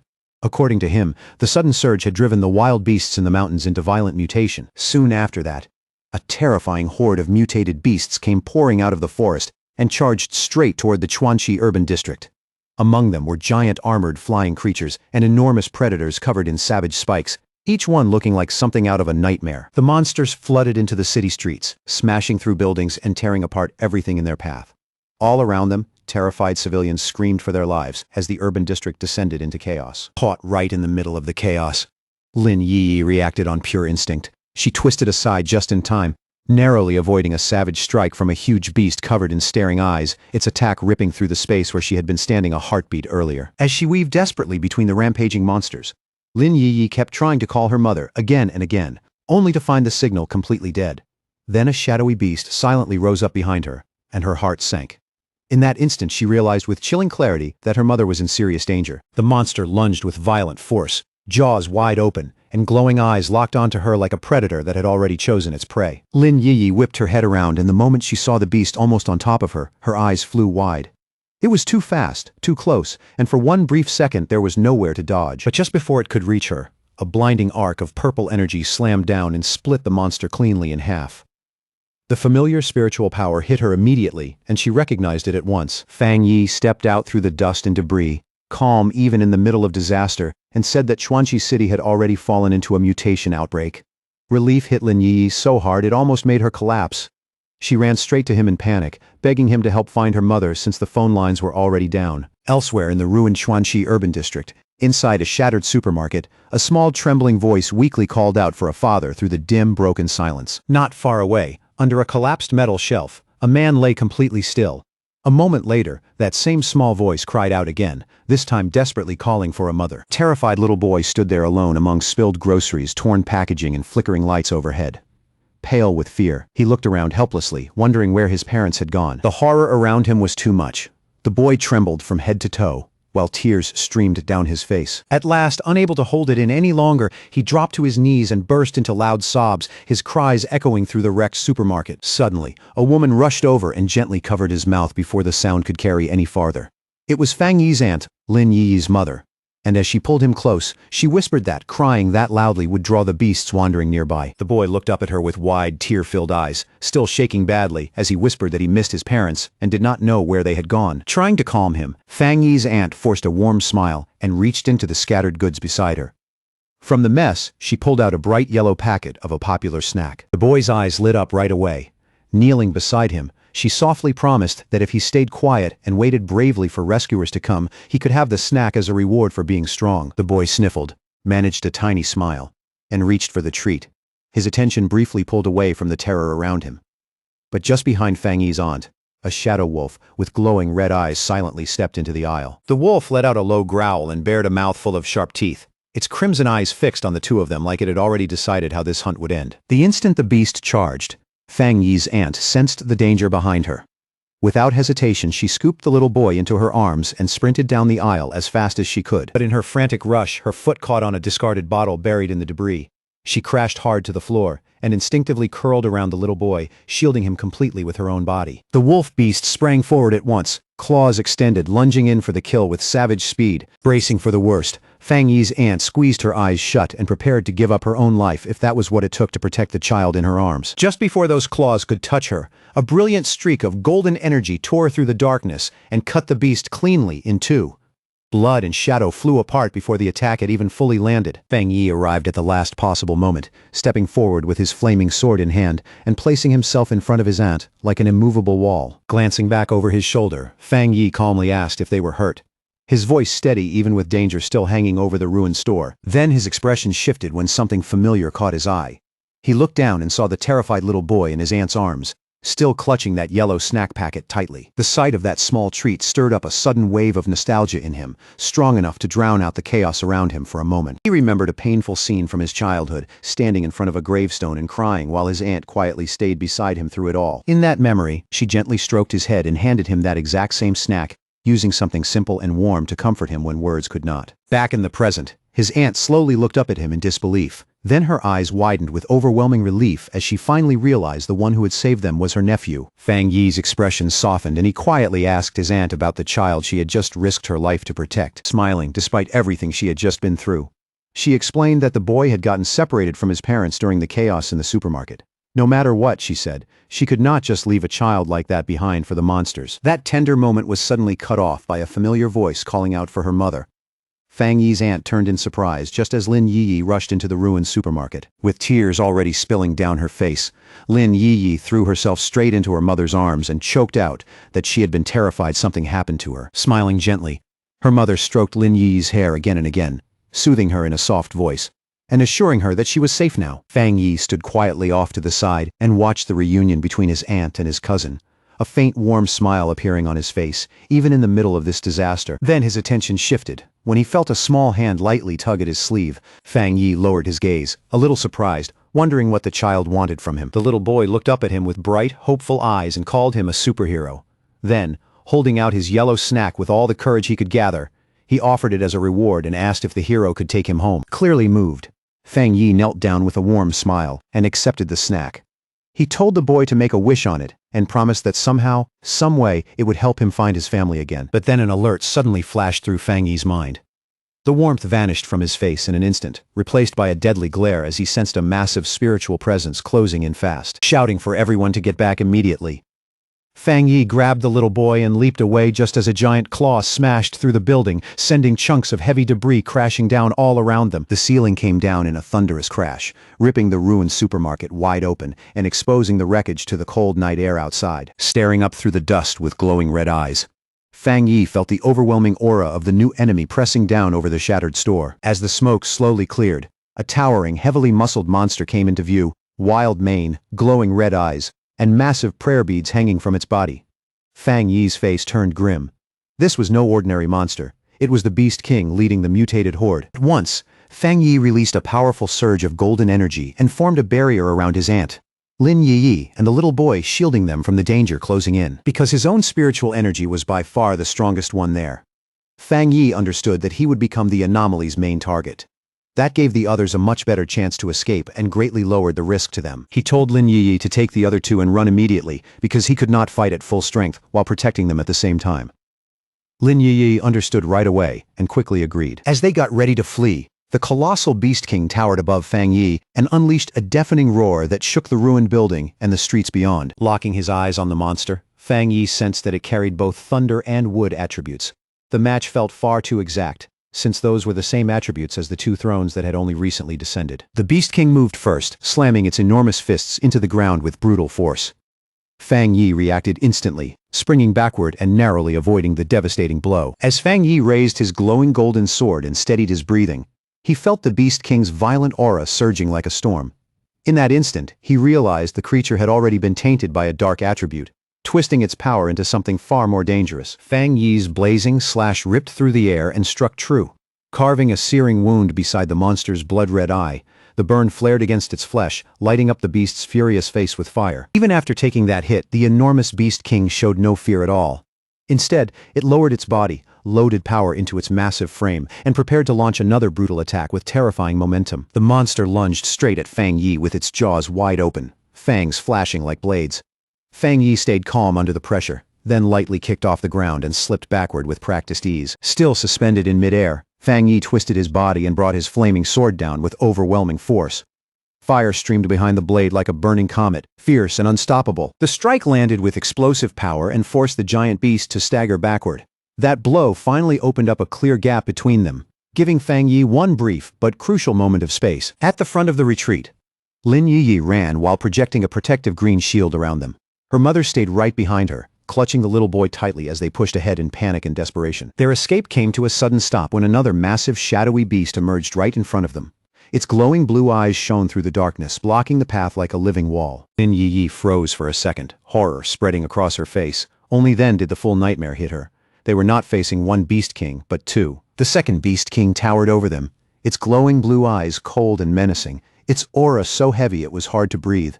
Lin Yi immediately raised her green shield higher and planted herself in front of her mother and the terrified boy. Knowing there was no time to hesitate, Lin Yi forced herself to stay steady and reassured her mother in a low, urgent voice. At the same time, she began gathering her power, her expression tightening with resolve. To keep her family safe, Lin Yi suddenly broke away from the civilians and rushed straight toward the towering monster instead. By throwing herself into danger, she deliberately pulled the Beast King's deadly attention away from them. The Beast King reacted at once, opening its massive jaws until they looked wide enough to swallow her whole.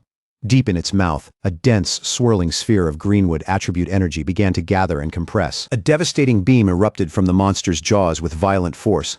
Lin Yi met it head-on, her own green aura blazing as it slammed into the beast's overwhelming breath attack in a brutal clash of power. Driven to the edge of her limits, Lin Yi strained against the crushing force of that beam. Every second felt heavier than the last as the pressure threatened to break through her defense. Fear gripped her chest, and the strain burned through her body, but Lin Yi still refused to give ground. Behind her, her mother and the little boy huddled in terror, leaving her no room to retreat. Her mind raced as she judged the situation with painful clarity. Since both she and the monster were using wood attribute energy, she had no elemental advantage at all. And if her shield broke even for a moment, her mother and the child would die instantly. Faced with that cruel reality, Lin Yi made a desperate choice. She resolved to offer up her spiritually rich body to the beast, believing it would gain nothing from devouring ordinary humans, and hoped to trade her own life for theirs. Inside the chaotic control room of the Chuanxi City Spirit Association, staff crowded around holographic tables while alarms kept flashing. Watching the battlefield data deteriorate by the second, They were horrified to confirm that an S-class disaster had truly been born. On the tactical map, 2 huge anomaly king signals burned inside the city limits like warning beacons. Nearby monitors showed hostile energy levels spiking fast while local pioneers threw themselves into danger to cover the evacuation of civilians. Out in the burning streets, cloaked pioneers fought the invasion from the air through smoke and flame. A frantic field pioneer reported that endless waves of mutated beasts were pouring out of the restricted mountain zone and threatening to wipe Chuanxi City off the map. Desperate, the pioneer pleaded with headquarters for immediate reinforcements and for the crisis to be raised to a higher disaster level. Even in the middle of that panic, he suddenly remembered the warning once given by the sealer. He turned toward the distant mountains, where a colossal pillar of purple lightning was piercing the storm clouds. In that moment, he realized the terrifying surge of energy was coming from the exact territory where the Thunder Throne had descended. Elsewhere, Fang Yi easily suppressed another beast and pinned its massive snout to the ground without much effort. As he wondered whether it had fled from the restricted mountain, he recognized the intelligent gourd vine's involvement in the situation. Before he could get a clear answer, a vortex of crackling purple lightning suddenly twisted across the sky above him. Fang Yi looked up and began to suspect that his plant friend, the new master of the Thunder Throne, might have accidentally triggered the beast stampede. He quickly ran through the implications and felt the whole problem getting heavier. If claiming a throne could cause this much destruction, then every pioneer who approached one would be facing extreme danger, which completely clashed with his system's claim that thrones were beneficial, leaving him wondering what hidden issue had been overlooked. The second Beast King raised its enormous claw high into the air, murderous intent rolling off it like a wave. It was clearly preparing a killing blow meant to crush Lin Yiyi where she stood. Lin Yiyi gritted her teeth and poured even more power into her green barrier, forcing it to thicken and harden against the descending strike. Even now, she refused to let the monster devour her without a fight. She stole a quick glance over her shoulder and felt a flicker of relief. Her mother was crouched behind the barrier, using her own body to shield the boy from the falling rocky debris. The frustrated monster let out a furious roar that shook the air around them. Even so, Lin Yiyi did not move an inch, her green aura burning brighter and brighter as it rose against the beast's savage pressure, gathering every last bit of strength she had left. Her eyes shining with fierce light. Lin Yiyi declared that the beast would have to step over her corpse before it could touch her family. In that moment, she fully committed to a fight to the death. Then, without warning, a surge of purple lightning ripped open the darkened sky. The desperate battle was cut off in an instant by a force so overwhelming that everything seemed to pause beneath it. A colossal pillar of thunder crashed down from the heavens in blinding light. And from inside that descending brilliance, the glowing form of the sentient gourd vine slowly emerged, majestic and impossible to ignore. Not far away, 2 members of the Spirit Association looked up and froze in absolute shock. The moment they felt that overwhelming energy, they understood right away that the Lord of Thunder Throne had arrived on the battlefield. They could only stare in awe as the massive radiant purple vine unfolded above the city. Its presence dwarfed everything below, making the entire battlefield feel small beneath its power. Fang Yi lifted his gaze to the sky and went silent. For a brief moment, even he could only stand there and take in the unbelievable sight above him. But instead of attacking under that terrifying pressure, the ferocious Beast Kings suddenly faltered. Their bodies shrank back as they whimpered, completely overwhelmed and intimidated by the presence hanging over them. Watching the Beast Kings tremble before the giant vine, Fang Yi finally put the truth together. The beasts had never been following the throne's orders at all. They had only absorbed its leftover energy, mutated because of it, and now stood frozen before the true master of that power. From that, Fang Yi reached a clear conclusion. Neither the throne itself nor the sentient gourd vine had intentionally caused the beast stampede that threw the city into chaos. Huge glowing purple gourds hung from the ancient vine's branches, each one pulsing with dense and astonishing spiritual power. Their light washed over the battlefield with an eerie but magnificent glow. Without warning, one of the gourds split open and released a swirling stream of green energy. The current lashed through the air like a living ribbon and coiled tightly around the raging Beast Kings. That mystical energy began purifying the corrupted monsters the moment it touched them. In an unbelievable transformation, the terrifying Beast Kings lost all their menace and turned into harmless fluffy creatures. A softly glowing gourd lowered itself in front of Fang Yi, as if approaching him with care.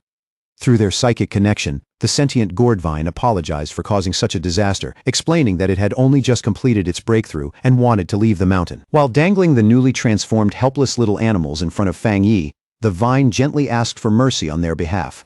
Instead of killing them, it wanted permission to take them back into the mountain and keep them as pets. Back inside the Spirit Association control room, the staff stared at the satellite feed in open disbelief. They were stunned to see the Lord of Thunder apologizing to Fang Yi, confirming that the entire disaster had been nothing more than an accident. One of the monitoring staff broke into a nervous sweat as he marveled at the throne's terrifying power, which let a mere plant purify S-class anomalies with ridiculous ease. Standing behind him, a younger staff member could only stare enviously and mutter that he wished he could be chosen by a throne too. At last, the officials arrived at a deeply shocking realization. Seeing an existence as powerful as the Lord of Thunder act so respectfully toward Fang Yi, they understood that the Spirit Association had to completely reassess the sealer's true strength and status. At the Chuanqi Spirit Association headquarters, the conversation quickly turned to just how fast the world was changing. Inside, the branch leader told Fang Yi, Lin Yi, and Fang Yi's aunt that the peaceful days they once knew were over. Even so, he promised that the combat zones and the Spirit Association would do everything they could to protect the people. Hearing that, Fang Yi's aunt could not hide her worry and asked whether humanity was really heading toward extinction. Branch leader gently reassures her and says things have not reached that point yet.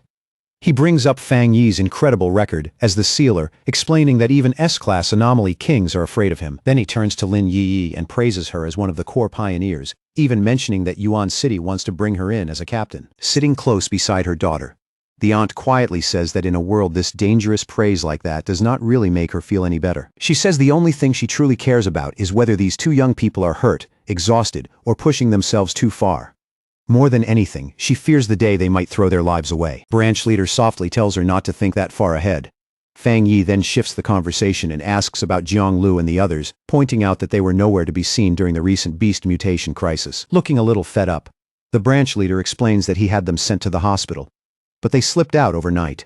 He says Jiang Lu in particular had been restless, desperate to keep training because he could not accept how powerless he had felt. All of a sudden, a panicked man and woman rush into the room, frantically calling out for Zhao Hao. The little boy lights up the instant he sees them and happily cries out that they are his parents. His mother immediately pulls him into her arms, tears streaming down her face. Then, after recognizing Fang Yi's aunt and the others, she thanks them again and again for saving her son. The father bows deeply to Fang Yi and his aunt, saying that even though they are just ordinary people, they will come running the moment they are ever needed.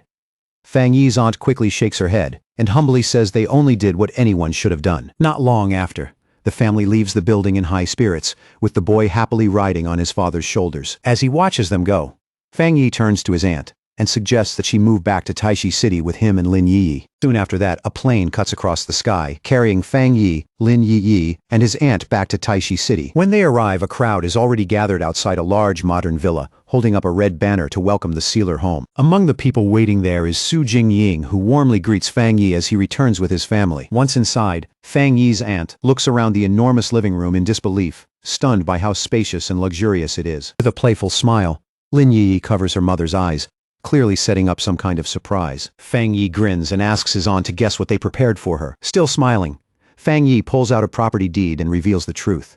He tells her they bought this villa for her, so she can live safely near his home, and the family can see each other whenever they want. His aunt is left speechless by the gift, but Fang Yi keeps going.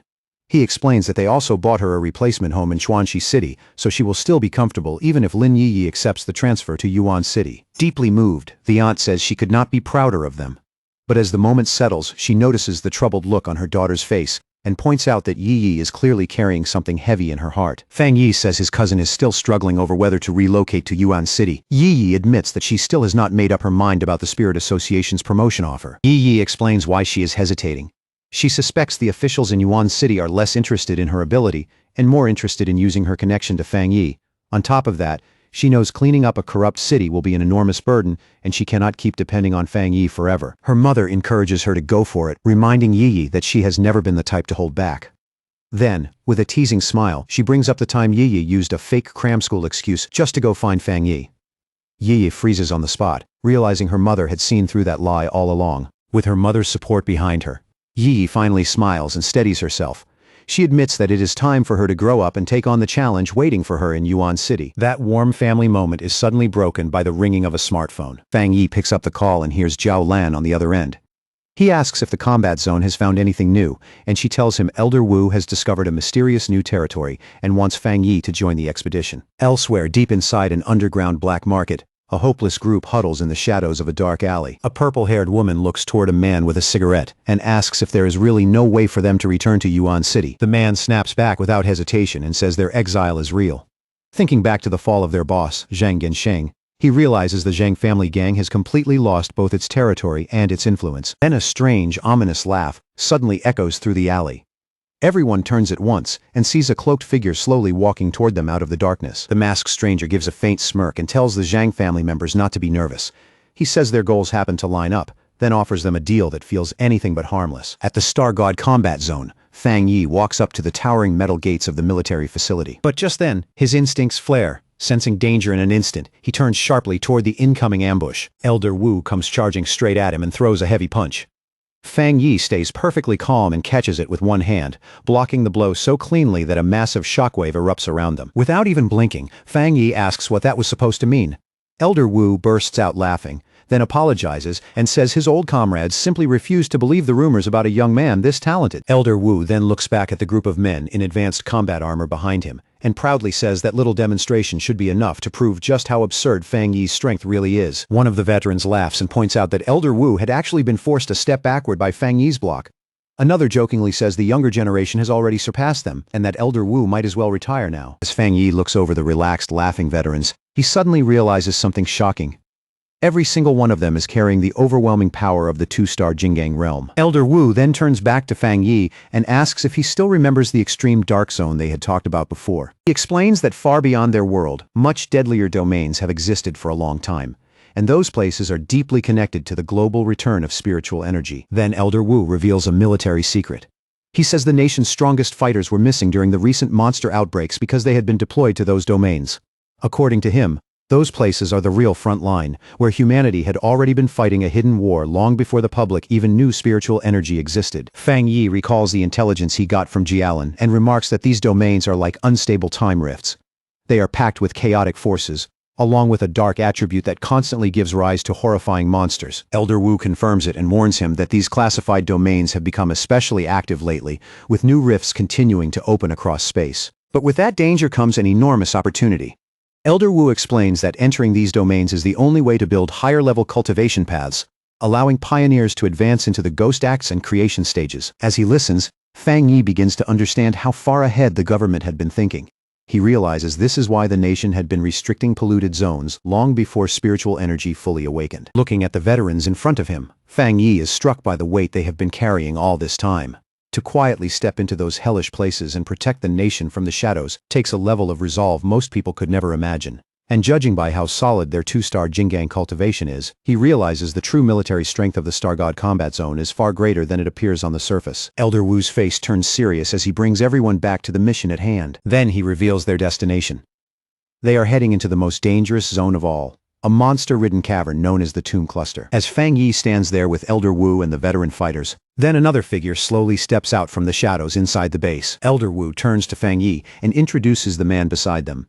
It's Zhang Tian, an elder from the Star God combat zone. Zhang Tian gives a cold, dismissive snort, then turns his back and starts walking away without saying a thing. Elder Wu lowers his voice and quietly tells Fang Yi that old Zhang has always been stubborn and never easy to deal with. Even so, Elder Wu says that when it comes to pure combat strength, Zhang Tian ranks in the top 3 out of their entire group. He goes on to explain that they brought Zhang Tian along as extra protection because his loyalty is beyond question. Fang Yi stays composed and says he has nothing but respect for veterans who fight for their country. As for a difficult personality, that just comes with the man. Trying to smooth things over, Elder Wu calls out to Zhang Tian again. This time, he introduces Fang Yi properly as the captain of the Tai Chi Spirit Association, codenamed the Sealer. He also mentions that Fang Yi recently dealt with an S-class disaster entirely on his own. The second Zhang Tian hears that, he stops mid-step and looks back. His interest finally stirred. Now that everyone has gathered, Elder Wu announces that it's time to open the path into the mysterious domain. The team heads toward a massive blue vortex suspended in the sky. This is the door of the void, the gateway leading into that unknown realm. Fang Yi studies it in silence for a moment and notes that, on the surface, it looks surprisingly ordinary for something hiding such terrifying power inside. As Elder Wu leads them closer, Fang Yi notices a spiritual seal placed on the gateway. Right away, he understands what that means. Someone repaired this rift in the past. The moment his hand touches the swirling blue current, Fang Yi feels just how unstable the area really is, and quietly reminds himself not to let his guard down. But what surprises him even more is the sheer density of the power pouring out of the vortex. The energy is far stronger than he expected. A powerful force suddenly pulls the entire group upward and into the giant blue tunnel. As they drift through it, Fang Yi watches the strange images flickering around them and wonders if they're only a side effect of the overwhelming energy. But almost immediately, he senses something much deeper. Out in the void, he catches flashes of twisted space and ghostly shapes that look like giant whales. Their aura feels completely alien, like beings that were never meant to exist in this universe. As they pass by clusters of green energy vines, Elder Wu warns everyone not to get close and not to stare too long. The power inside those things is so violent, it could erase them in an instant. Fang Yi can feel the chaotic mix of elemental force and void energy pressing in from every direction. He knows even the slightest contact would be enough to destroy both body and soul. And because these dangers are made from pure elemental power instead of living beings, his death seal is useless against them. Looking out at the shattered reflections of countless worlds hanging in the void, Fang Yi finally understands just how massive this threat really is. If a rift on this scale ever broke loose, their world would be facing a disaster big enough to wipe out the planet. At last, the tunnel opens into a dark, empty stretch of space. Elder Wu's face hardens as he says they've arrived. The group comes to a stop in front of a massive black tear floating inside the blue energy. Elder Wu tells everyone to get ready. Wrapped in bright blue light, Elder Wu tells the team to release their power and keep themselves suspended before crossing into the dangerous domain ahead. The moment they come out of the portal, the team finds itself floating inside a dark, eerie cavern known as the Tomb Cluster. Right away, they feel a heavy aura of death hanging all around them. Below them, a thick pool of green energy begins to bubble, as if something underneath is about to rise. The instant he sees it, Elder Wu orders everyone into battle formation and says they need to finish this fast. Then without any warning, a massive pillar of dark green energy erupts from deep within the cave. That violent energy quickly starts taking form, turning into a terrifying shadow monster with glowing green eyes. Its sudden appearance leaves the whole team frozen in shock. Elder Wu and Zhang Tian don't hesitate for even a moment. The two of them charge straight at the giant creature. The shadow monster reacts instantly, raising its hand and firing a deadly beam of dark green energy. Elder Wu and Zhang Tian answer with golden power of their own, combining their strength to create a Jinggang realm barrier and block the blast together. But the monster's attack is far too overwhelming. The beam smashes through their defense on contact and sends both men flying backward, blood spilling from their mouths. The other veterans can only stare in disbelief, horrified that their two strongest fighters were crushed so easily. Realizing how serious this is, Fang Yi says they're in critical danger, and that everyone needs to strike the creature together. As the veterans rush forward to catch Elder Wu and Zhang Tian, they quickly notice something else. The monster's dark energy is suppressing a pioneer's spiritual power. One of the veterans points out that the suppression is so intense, Elder Wu and Zhang Tian couldn't even bring out a tenth of their true strength. Fang Yi, however, stays calm.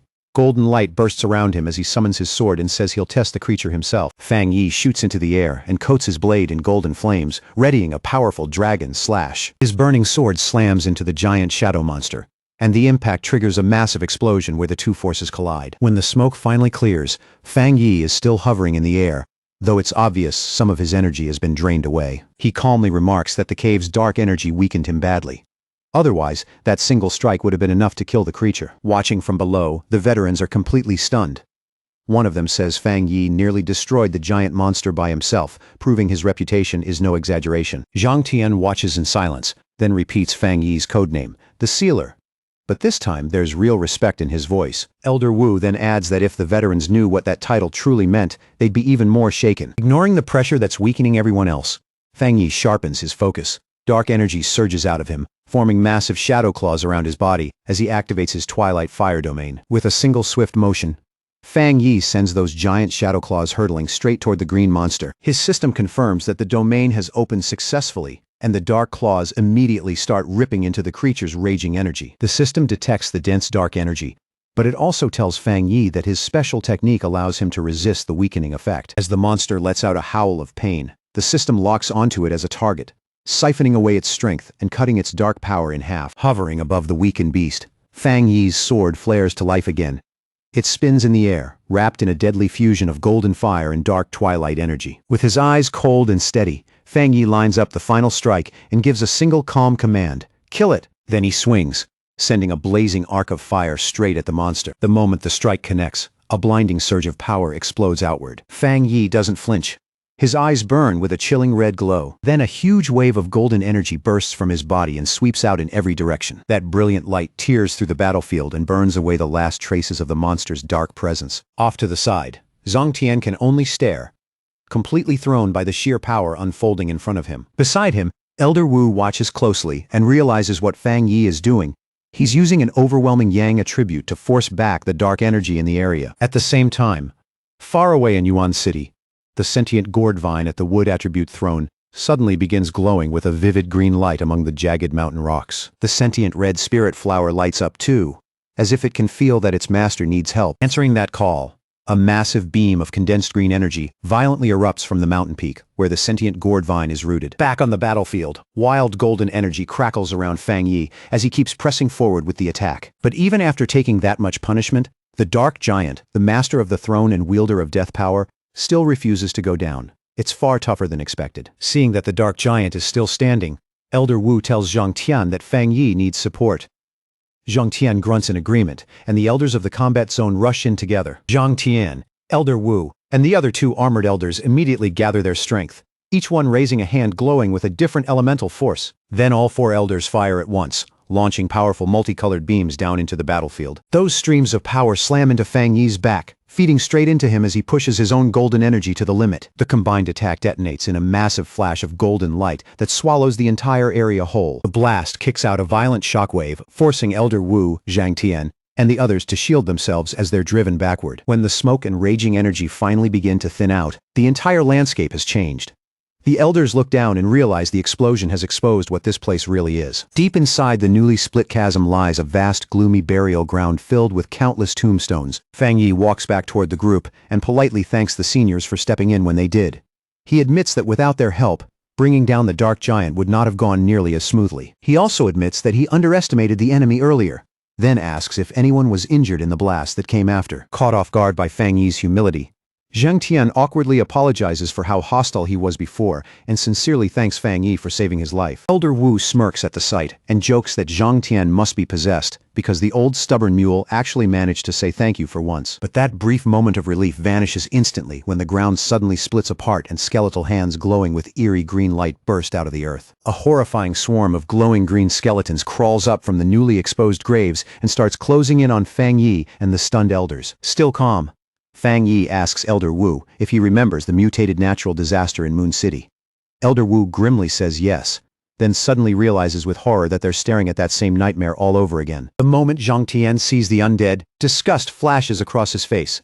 He steps forward without hesitation, yellow energy gathering in his hands as he declares that he'll make the first move. A second later, he unleashes a barrage of explosive energy blasts into the advancing skeleton army. Not about to stand there and watch, Elder Wu and another elder from the combat zone charge in right beside him. Zhang Tian shoots high into the air and forms an energy sphere crackling with fierce yellow lightning, then boldly claims a section of the battlefield as his. Then he drives that destructive power straight down into the skeletons below. The combat zone elders meet the undead head-on, carving through the horde with heavy energy, slashes and sharp piercing beams. In the middle of all that chaos, Fang Yi's glowing red eye narrows. Something has already pulled his attention away from the battle in front of him. Then the system suddenly warns him that a strong dark attribute fluctuation has appeared nearby and tells him to touch the source so it can compile a new technique. After warning the elders about the dark energy, Fang Yi immediately heads straight for it. As the others follow his movement, Elder Wu notices a huge shape looming through the murky distance and asks what it is, while another elder wonders if they're just looking at an illusion. Elder Wu quickly shuts that down, pointing out that the giant stone tablet is actively releasing dark energy, though he has no idea why it suddenly appeared. Fang Yi concludes that it must be a physical manifestation of the area's dark power and decides to get closer. Ignoring Zhang Tian's warning shout, Fang Yi launches himself straight toward the towering monolith. Wrapped in his golden protective aura, he cuts through the dark mist and heads right for the target. He soon reaches the enormous, weathered face of the stone tablet, its surface wrapped in swirling shadows that feel deeply ominous. The moment Fang Yi places his hand against the cold stone, dark red energy reacts immediately and coils around his fingers. The system confirms that a dark attribute technique is now being compiled automatically. The process finishes, and Fang Yi obtains the Great Hell Saber method.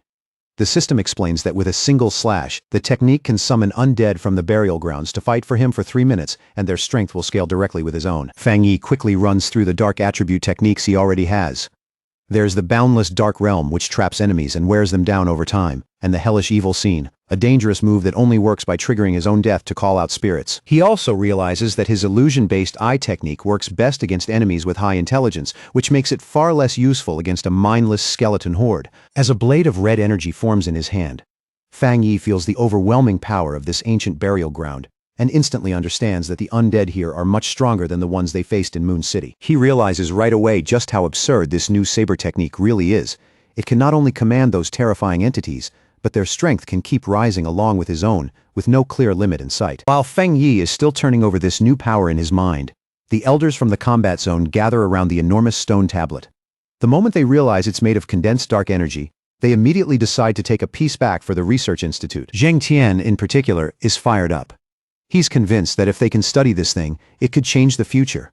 But as he starts gathering energy into his hand to strike the stone, Feng Yi notices what they're doing and begins to feel uneasy. Zhang Tan drives a heavy punch into the monolith while Elder Wu watches with hope, thinking they may have finally found a solid sample of dark energy never seen before, one that could push their research forward and help them deal with dark attribute threats in the future. But the instant that punch lands, the entire cavern jerks with a violent tremor, and everything freezes for a beat. Elder Wu's face changes at once. Realizing they've made a terrible mistake, he shouts that the stone tablet should never have been touched. Cracks race across the giant structure, and before long, huge slabs of the dark stone start breaking loose and crashing down. Seeing the collapse begin, the elders yell for everyone to fall back and scramble out of the way as massive chunks of stone come raining down. Right in the middle of that collapse, Feng Yi suddenly feels a horrifying surge of spiritual energy spreading through the entire area. And in that moment, it clicks.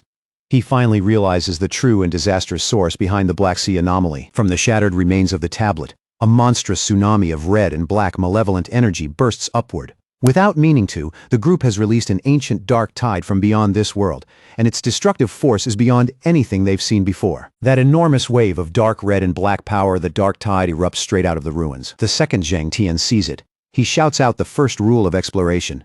If you encounter the dark tide, retreat immediately. Dark energy quickly twists itself into terrifying shadow beasts that flood the area. The elders of the combat zone immediately begin pulling back, cutting their way through the swarm as they retreat. In the middle of the chaos, Elder Wu turns and shouts for the sealer to wait, but Feng Yi doesn't move. He remains standing there, right in front of that towering wave of destruction. As the red energy rushes closer, Elder Wu desperately yells at Feng Yi, demanding to know what he's doing and ordering him to get back. Feng Yi ignores every warning and keeps staring into the tide with his glowing red eye. Then he hears it. A strange voice is calling to him from somewhere inside that dark energy. Curious, Feng Yi slowly reaches his hand toward the swirling red mass, determined to see what's hidden inside. As he faces that otherworldly power head-on, he quietly prepares himself for death. Then, without warning, a massive burst of red light explodes outward and swallows Feng Yi whole. Elder Wu and Zhang Tian can only watch in horror, shouting his name as the blast consumes him, unable to accept what just happened. Zhang Tian lunges toward the deadly wave, trying to save him, but Elder Wu instantly creates a glowing energy hand to stop him, shouting that Feng Yi cannot be saved and that rushing in now would only throw his life away too. Zhang Tian snaps back in fury, saying Feng Yi is the future of the nation. He blames himself and the other elders, insisting he would trade his own life without hesitation for those young pioneers. In obvious pain, Elder Wu says Feng Yi is most likely already gone. He warns that if they lose even more people here, the nation's future will be finished. Taking responsibility for bringing Feng Yi here, Elder Wu orders the remaining elders to retreat and stay alive. But just as the elders are about to run, a massive pillar of golden energy suddenly erupts from inside the dark tide. They all turn back in shock.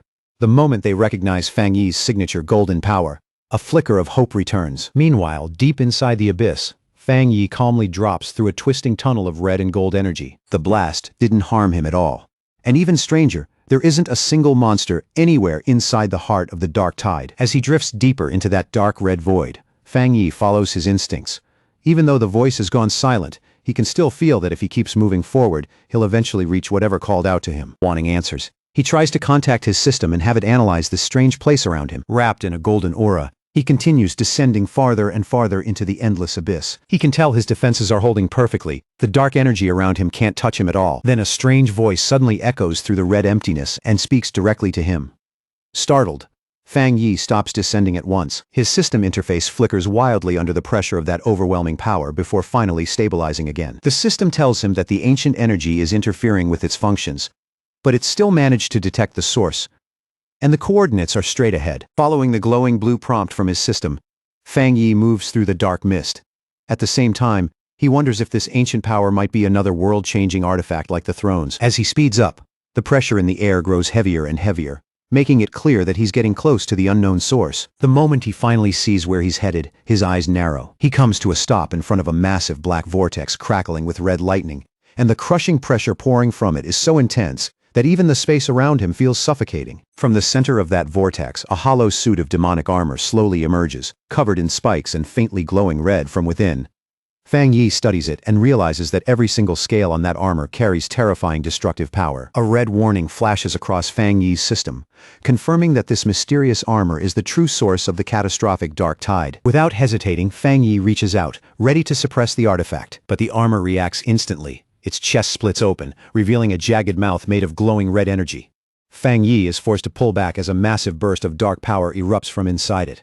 Even he is left stunned, realizing this relic carries far more energy than any of the thrones he had encountered before. Caught off guard by the armor's sudden attack, Fang Yi hurriedly throws up a golden energy barrier to shield himself. As the dark power slams against his shield and keeps grinding forward, Fang Yi starts to strain under the pressure. He's shocked to discover that the armor's killing intent is strong enough to weaken his protective yang attribute, even though that power should naturally suppress dark energy. But instead of backing off, that resistance only makes Fang Yi want the artifact even more. He releases a burst of golden energy to force the pressure back, then activates his boundless dark realm, enclosing himself inside a giant sphere of dark purple power. Fang Yi pulls out his blade and unleashes the great Hell Saber. In an instant, the attack tears open the abyss and summons an entire legion of glowing red undead, each one radiating a vicious, ghostly presence. With a single command from Fang Yi, that shadowy army dives from above and rushes the floating demonic armor in a perfectly timed assault. Fang Yi keeps his eyes fixed on the clash, but the confidence on his face quickly starts to crack when the armor strikes back. A violent burst of razor-sharp red tendrils erupts from the armor and tears through the spectral army like it's nothing, wiping them out in seconds. Watching his strongest move get crushed that easily, Fang Yi finally admits how terrifying this thing really is. Its dark aura is on a completely different level from his own, so overwhelming that it can shut his techniques down by force. The demonic armor follows up at once, unleashing a lightning-fast storm of red energy slashes that blasts Fang Yi backward. Even after seeing that kind of power, Fang Yi still refuses to give in. He fixes his eyes on it and declares that this battle will decide which one of them ends up subduing the other. The entity speaks again, trying to lure Fang Yi into giving in and becoming the same as it. At the same time, dark energy creeps across his face and forms a jagged mask, making him realize it's trying to corrupt his mind and take over his body. Fighting to stay in control, Fang Yi activates his Divine Sun Swallowing Heaven technique, using it to clear his mind and keep himself from slipping under. Fang Yi grits his teeth and roars that the entity has underestimated him. In the very next second, a huge surge of blue energy explodes out from his body. Pushed all the way to the brink, he orders his system to release every power and technique he has at the same time. The system immediately sounds a critical alert. It reports that although Fang Yi is only at the 2-star Jingang realm, his true combat potential can't even be measured. But the system also warns him about the cost.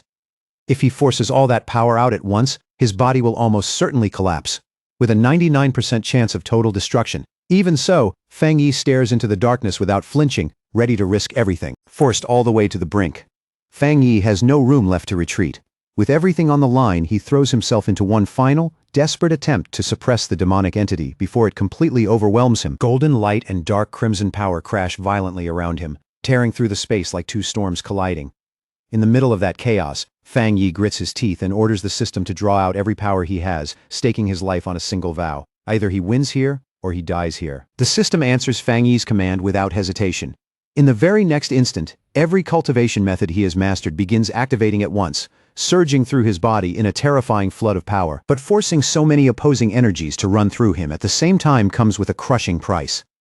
The pressure inside Fang Yi's body becomes almost unbearable, as if every meridian and bone is being pulled in different directions. Fang Yi grabs his head with both hands, his face twisted in raw agony. The raging power inside him threatens to rip his body apart from the inside, and he can only struggle desperately to keep even the last thread of his sanity intact. At last, the burden becomes too much. Fang Yi's eyes lose focus, turning completely blank, and in the next moment, a catastrophic burst of red energy erupts from his body like a violent explosion tearing through the abyss. The system instantly detects the fatal overload consuming Fang Yi's body. With his life hanging by a thread, it triggers its emergency failsafe and activates the Death Seal technique. One after another, elemental forces surge around his lifeless body. Lightning flashes, a protective aura wraps over him, and dark chains coil into place, dragging him back from the edge of death and confirming that Fang Yi has somehow survived. Deep within the abyss, Fang Yi drifts silently through the darkness until his eyes suddenly snap open, glowing a fierce red. At that moment, the system declares that the ancient artifact has been defeated by the combined force of his cultivation methods. The system then confirms the impossible. The ancient entity has yielded.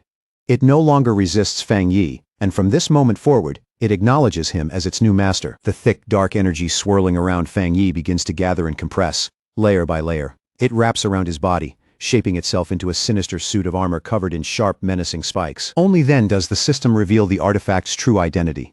This terrifying power is none other than the ancient god-demon armor, suspended in the abyss with the armor now covering him. Fang Yi gives off an oppressive dark aura. As the energy settles around him, the system grants him a brand new ability born from this ancient power. The ability is a secret technique known as Dark Torrent. It shares the same origin as the ancient god-demon armor, and the moment it enters Fang Yi's mind, he masters it instantly, as if it had always belonged to him. To test the strength now coursing through him, Fang Yi slowly clenches his armored fist. The simple motion unleashes a massive shockwave of dark energy, rippling outward through the abyss with terrifying force. As Fang Yi watches the power gather and move around his hand, something about it feels strangely familiar. Dark veins pulse across his face, and with a sudden jolt of realization, he understands that he may now be able to command the dark tide itself. With this new mastery, Fang Yi no longer sinks into the chaotic dark tide. He walks across it. Even more shocking, the destructive energy obeys his will, retreating the moment he commands it to pull back. Fang Yi thinks back to the way his old dark attribute used to feel. Back then, every time he used dark energy, it drained his stamina and spiritual power constantly, making it as much a burden as a weapon. Now the dark attribute responds to him, almost like a loyal pet waiting for orders. As the energy coils and swirls in his palm, Fang Yi looks at it with confidence and declares that it will never hold him back again. After lingering in the abyss long enough, Fang Yi decides it is finally time to return. With a calm, almost effortless snap of his fingers, he prepares to leave that dark place behind. As he departs, one thought crosses Fang Yi's mind. He has no idea how much time has passed outside, and he suspects that his sudden disappearance may have already thrown the world beyond the abyss into complete chaos. At the Jie Kingdom Spirit Association headquarters, Ye Xiao slams both fists down onto his desk in a fury. Beside him, Gu Yuru remains quiet, watching the president's anger build without saying a word. President Ye Xiao angrily scolds the elders from the combat zone, his voice sharp with blame. They took Fang Yi, the entomber, with them on the expedition, yet they failed to bring him back alive. Ye Xiao condemns them for being unable to protect even one junior pioneer, despite their many years of cultivation and all the nation's finest resources supporting them. Under that accusation, Elder Wu lowers his head in silent shame. The president questions whether they are even worthy of their positions. After relying on Fang Yi to escape with their lives, how could they possibly face the Xia Kingdom now that he was the one left behind? Outside the office, Galen hears every word clearly. After standing there and listening for long enough, she finally decides she can no longer remain silent. Galen strides directly into the office, cutting into President Ye Xiao's furious reprimand with her own perspective. Nearby, Elder Wu and Elder Zheng sit with heavy expressions, looking as if the weight of failure has drained them completely. In Galan's eyes, Fang Yi was powerful enough to escape if he truly wanted to. She believes he chose to stay behind because he must have discovered something extremely important within the abyss. President Ye Xiao does not respond right away. He simply listens in silence, his expression tense as Galan's words hang heavily in the room. Galen then fiercely defends the veterans before him. She reminds Ye Xiao that these people have been fighting on the front lines to protect the Jie Kingdom since even before the spiritual energy awakening. She speaks of the countless battles they survived and the comrades they buried along the way. Fang Yi may be a genius rarely seen in a generation, but Galen reminds Ye Xiao of the despair Elder Wu and the others felt when Fang Yi vanished into the void. Galen insists that if there had been even the slightest chance, Elder Wu and the others would have gladly traded their own lives to bring that young pioneer back safely. But President Ye Xiao remains unconvinced. He snaps back that Fang Yi is the core of the crucial captain plan, then asks whether Galen can truly guarantee his survival when even their predecessors could never escape the dark tide. Overcome with frustration, Ye Xiao shouts that Fang Yi's value to the Jia Kingdom is greater than theirs. Gu Yuru quickly tries to calm him down, but Galen refuses to back away and challenges the idea that falling into the dark tide automatically means death. Galen fixes him with a fierce glare, pressing him on his own logic. If Fang Yi is already dead, then why should one missing pioneer outweigh the entire surviving Star God combat zone? She asks him bluntly whether by doubting Fang Yi and dismissing the combat zone, he truly believes the Spirit Association alone could protect the Xia Kingdom without the strength of their military forces. Realizing Galen has pushed too far, Elder Wu suddenly shouts her name. His voice cuts through the room as he orders her to stop and stand down immediately. The sharp tension in the office finally begins to break. President Ye Xiao lets out a long sigh, the anger fading from his face, and admits that his earlier words were spoken out of frustration.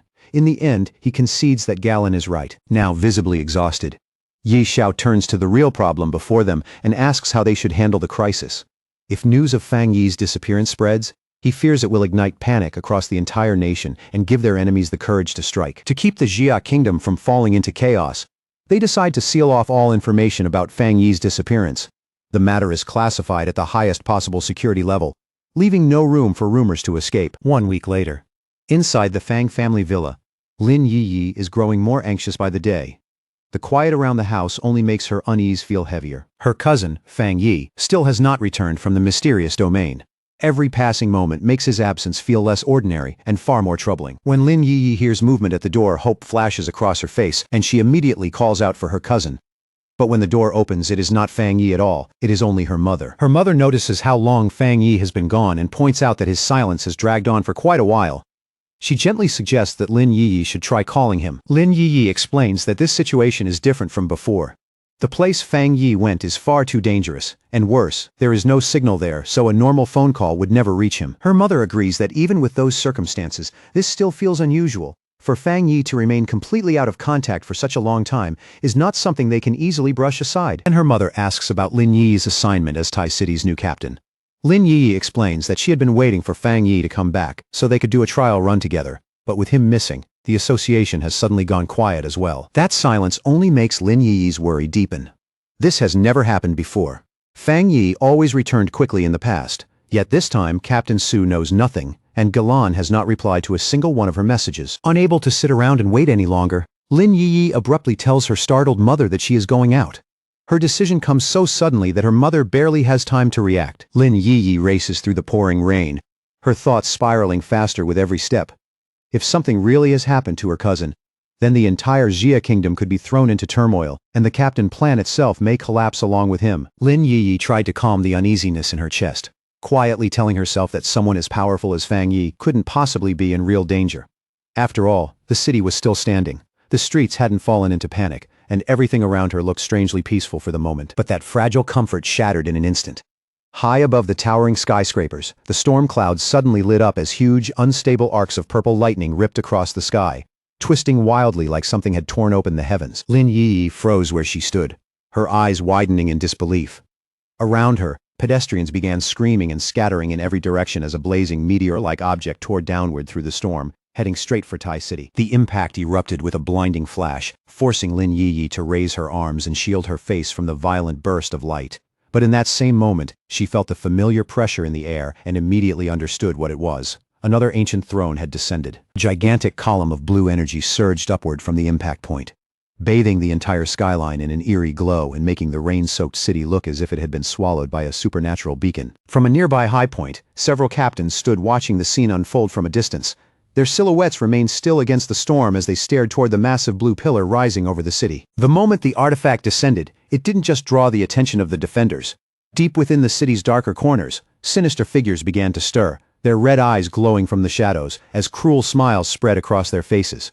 To them, the new throne wasn't just a mystery. It was a chance to spill blood and seize power. Meanwhile, inside that chaotic blue void, Fang Yi continued drifting through the strange space, leaping from one piece of floating debris to the next. A dark red aura now wrapped around his body, flickering like living flame, but the endless domain around him still felt like a maze with no exit. No matter how far he moved, he couldn't lock onto the coordinates that would return him to reality, and the frustration in his chest only grew heavier. He lowered his gaze toward the shadows stretching beneath him, knowing it was actually the subdued ancient god demon armor. With a sharp look, Fang Yi asked whether even it was having trouble finding a way out of this place, but the system gave him nothing in response. Just like before, it remained completely silent, without even the faintest signal to guide him or explain what had gone wrong. Fang Yi frowned as he considered the possibilities. Maybe dragging the ancient god-demon armor out of this mysterious domain had triggered some unexpected butterfly effect. Or worse, perhaps something unseen was deliberately keeping both of them trapped here. At that moment, the dark aura around him suddenly reacted, flickering with a strange pulse. Fang Yi immediately questioned it, but the shadowy figure quickly shook its head, almost anxiously denying that it had caused the situation. Fang Yi's eyes narrowed as another question came to mind. He asked why the entity had suddenly lost the ability to speak, especially when it had clearly used a human voice before to lure him into the dark tide. The shadow only trembled in place, its form wavering nervously as if it understood the question but had no way to answer. No words came from it, only that uneasy silence. Fang Yi let out a low sigh and chose not to press the matter any further. Whatever had happened to the armor's voice could wait. Their only real priority now was finding a path back out. Just then, the red glow in Fang Yi's eyes sharpened. His expression changed as he finally sensed something faint beyond the surrounding chaos. A thin connection leading back toward the outside world. Back in reality, the storm over Tai City split apart as a massive beam of blue energy tore down from the sky. It slammed into the city with overwhelming force, marking the arrival of a mysterious new throne. As the heavy rain poured down and terrified pedestrians ran through the streets, Lin Yi pushed forward against the chaos, sprinting straight toward the place where the energy had fallen. She understood exactly how dangerous this timing was. With Fang Yi missing, the sudden appearance of a throne could throw the entire city into disorder. So even knowing the risks, Lin Yi decided she had to investigate the situation herself. Her shoes splashed across the wet pavement as she raced through the rain. But before she could get much farther, her instincts suddenly flared, warning her that someone was waiting to strike. A sinister man carrying a knife stepped into the road ahead of her, blocking her path with a smug grin. He called her Miss Lin with unsettling confidence, and Lin Yi immediately stopped, shifting into a defensive stance as she demanded to know who he was. More armed thugs emerged from the curtain of rain, one after another, cutting off the routes around her.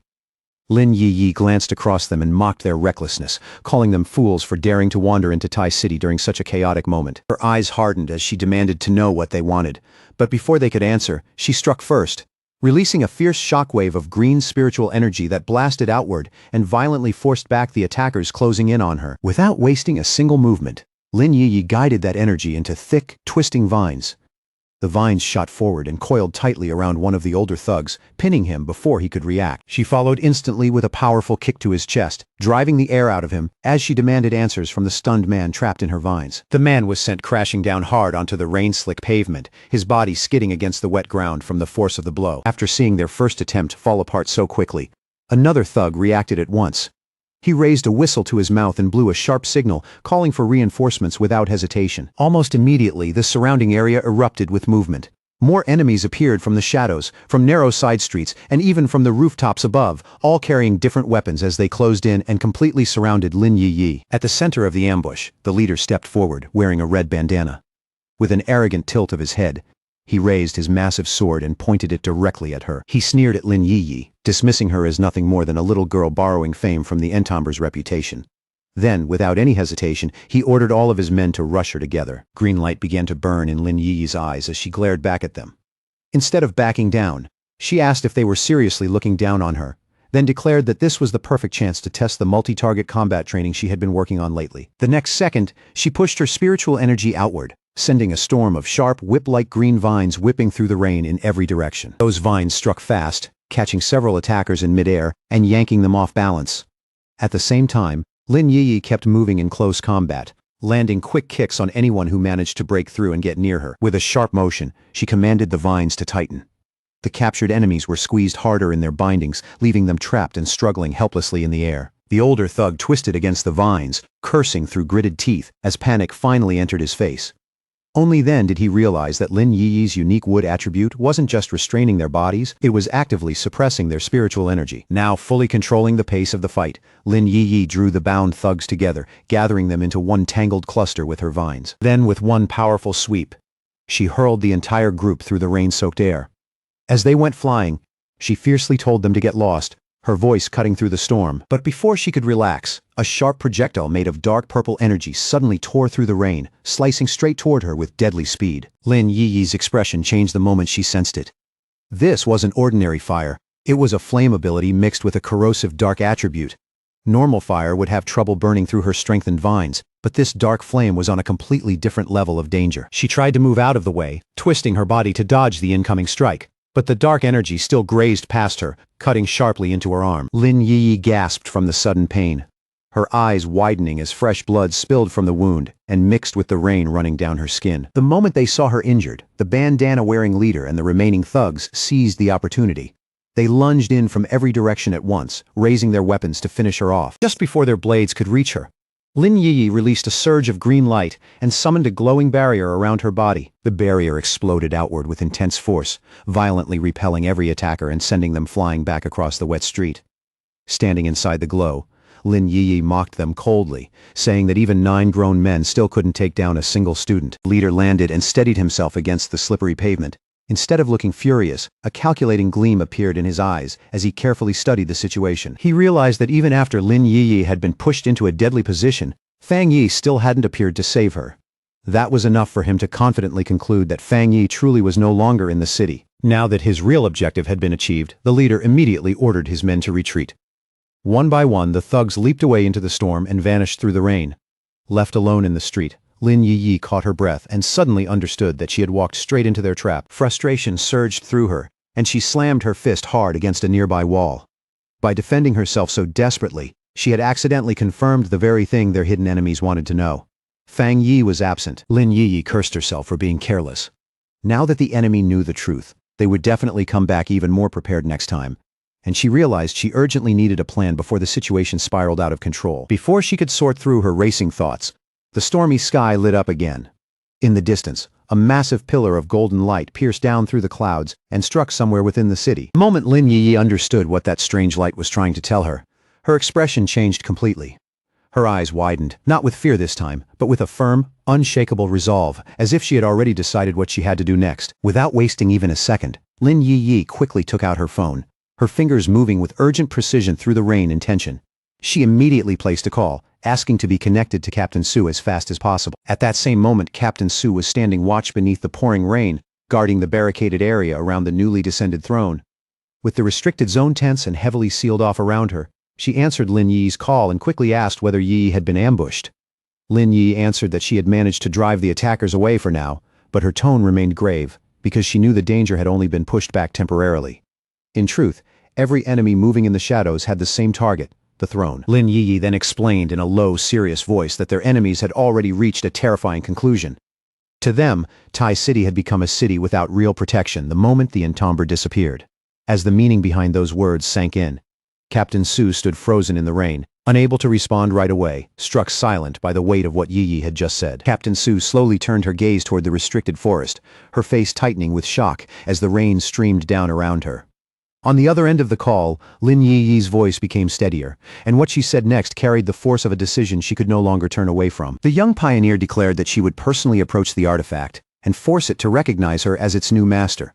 Her words were bold, almost reckless, but behind them was the desperation of someone willing to take the most dangerous path, if it meant protecting the city. When Lin Yi arrived at the restricted site, the storm was still beating down heavily around her.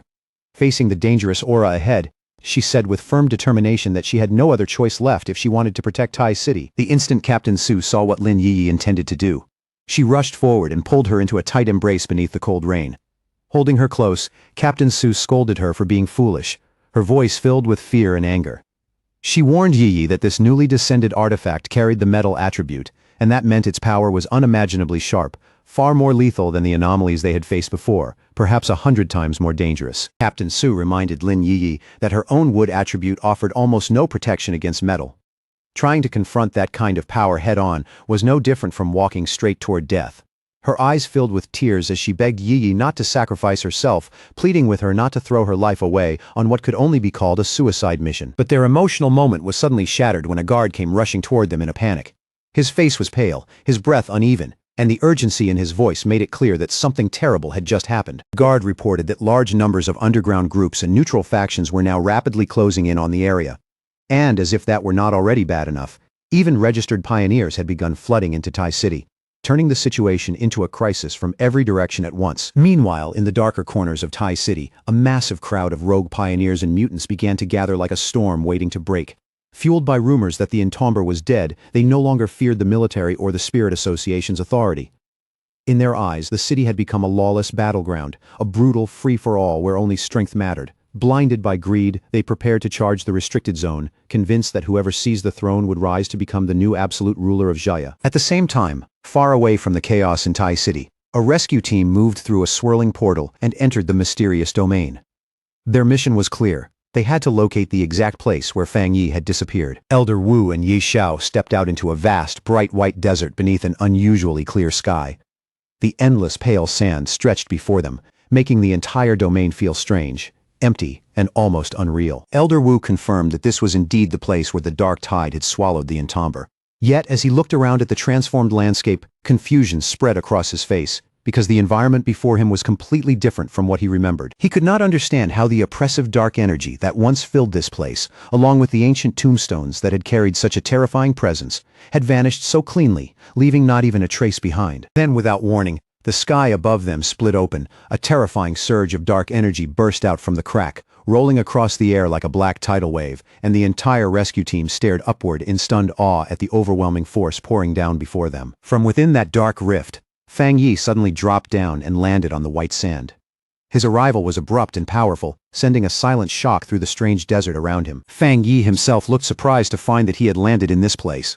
He had only been following the energy signature of the newly descended throne, using that trace as a guide to return to reality, and had not expected it to lead him here first. When Elder Wu and Ye Xiao saw the golden aura radiating around him, their eyes widened in recognition. It was Fang Yi, alive. But what shocked them even more was the spiritual power surging from his body, a power that had grown so tremendously that it now seemed to surpass Elder Wu's own strength by an almost unbelievable margin. Elder Wu felt the pressure of Fang Yi's aura pressing through the air and immediately realized that this young pioneer had undergone a staggering transformation. The force around him had already gone far beyond the third level of the Jinggang realm. When Fang Yi heard someone call his name, he slowly turned his head toward the voice. His glowing red eyes settled on the figures approaching from above, and he recognized the combat zone elders as they descended toward him through the air. Ye Xiao stepped forward first, his expression warm and relieved. Reaching out, he grasped Fang Yi's hand in a firm greeting, as though finally seeing him alive had lifted a heavy burden from his chest. He introduced himself as Ye Xiao, the president of the Xia Nation Spirit Association, and then spoke with unmistakable sincerity. He told Fang Yi that they had come all this way to bring the entomber home. Fang Yi accepted the greeting calmly, but his thoughts moved quietly behind his expression. Since he had never heard of Ye Xiao before, he naturally assumed that this man must have been appointed to his position during the time he was missing. Ye Xiao observed that the newly descended throne might be the reason behind the strange spatial disturbances. Fang Yi then explained that he had been trapped inside the domain, wandering aimlessly without any way to locate Earth's coordinates, until he happened to run into their rescue group. A sudden sense of urgency seized Fang Yi, and he immediately asked to return to Tai City without delay. Elder Wu and the veteran pioneers agreed at once, their faces filled with eagerness, proud that they could personally assist such a powerful young pioneer. They wasted no time. The group began channeling their spiritual energy together, and a massive blue portal quickly opened before them, swirling with light as the path back home took shape. As Fang Yi stepped into the portal and crossed back toward reality, a heavy feeling of dread suddenly washed over him. An ominous premonition struck his heart, making him fear that his cousin, Lin Yi, was in deadly danger, and all he could do was desperately hope that this terrible feeling was only his imagination. Inside the swirling blue void, the group flew forward at high speed, surrounded by twisting streams of light. Elder Wu kept his face composed, forcing himself to hold back the questions pressing in his mind. Even so, Elder Wu could not stop wondering silently how Fang Yi had survived the catastrophic dark tide, and even more unbelievable, how had he emerged from it with such an enormous breakthrough in cultivation? Far away from the portal, Tai City had already fallen into complete chaos. Heavy rain poured down over the city, soaking everything as smoke drifted through the broken streets. Across those ruined roads, the defending pioneers fought with everything they had, desperately trying to hold back the overwhelming wave of hostile invaders flooding into the city. At the front of the battle, the Spirit Association's lead official raised a golden shield, just in time to block the strike of a cloaked rogue. As the attacker sneered and mocked their stubborn resistance, the official's expression turned grim. He could clearly see how arrogant these underground factions had become, trying to tear down order itself just so they could seize power for themselves. With a fierce motion, the lead official unleashed a blazing golden shockwave that blasted the attackers away. He immediately ordered his people to counterattack. But in the middle of the fight, a frantic report came through. The defensive perimeter around the newly descended throne had been breached. Understanding how serious the situation had become, the official ordered his subordinates to reinforce the squads defending the throne's front line. Declaring that he would hold this position by himself, he raised his power again and fired a barrage of golden flames, intercepting the assassins as they leapt toward him. When one of his subordinates hesitated, unwilling to leave him behind, the official snapped out a stern order and told them to obey. Then, touching his earpiece, his expression hardened, not only with resolve, but with a renewed glimmer of hope. He revealed that there was crucial news. If they could survive this wave of attacks, victory would be guaranteed. Elsewhere in the rain-drenched streets, two defending pioneers were struggling to hold their ground against the enemy forces. Just then, Wang Lan and Song Yiming appeared through the downpour, and the exhausted defenders looked toward them with hope, asking whether headquarters had finally sent reinforcements. Song Yiming calmly explained that every pioneer had their eyes on Tai City's now vulnerable resources. Wang Lan, however, wore a faint smile as he said that they had come for a different reason. They were here to repay a favor. Without another word, Song Yiming drove his fist forward, unleashing a blazing punch that exploded into the attackers. Fire roared through the street, swallowing the enemy forces in a devastating blast. Watching the enemies collapse under the attack, they laughed at how weak the invaders truly were. They mocked them for fighting so desperately over the entomber, a man they all believed was already dead. Song Yiming then declared that a weak and disorganized mob like this had no right to even dream of taking the immense power of the newly descended throne for themselves. When the opposing pioneers arrogantly shouted that the metal-attributed throne belonged to them, Wang Lan answered with action instead of words. He released his water abilities in a violent strike, and in an instant, the enemies were frozen solid, their bodies transformed into rigid ice sculptures. The invasion soon reached Fang Yi's private villa. A group of armed thugs gathered outside, quickly realizing that they had found the entomber's home.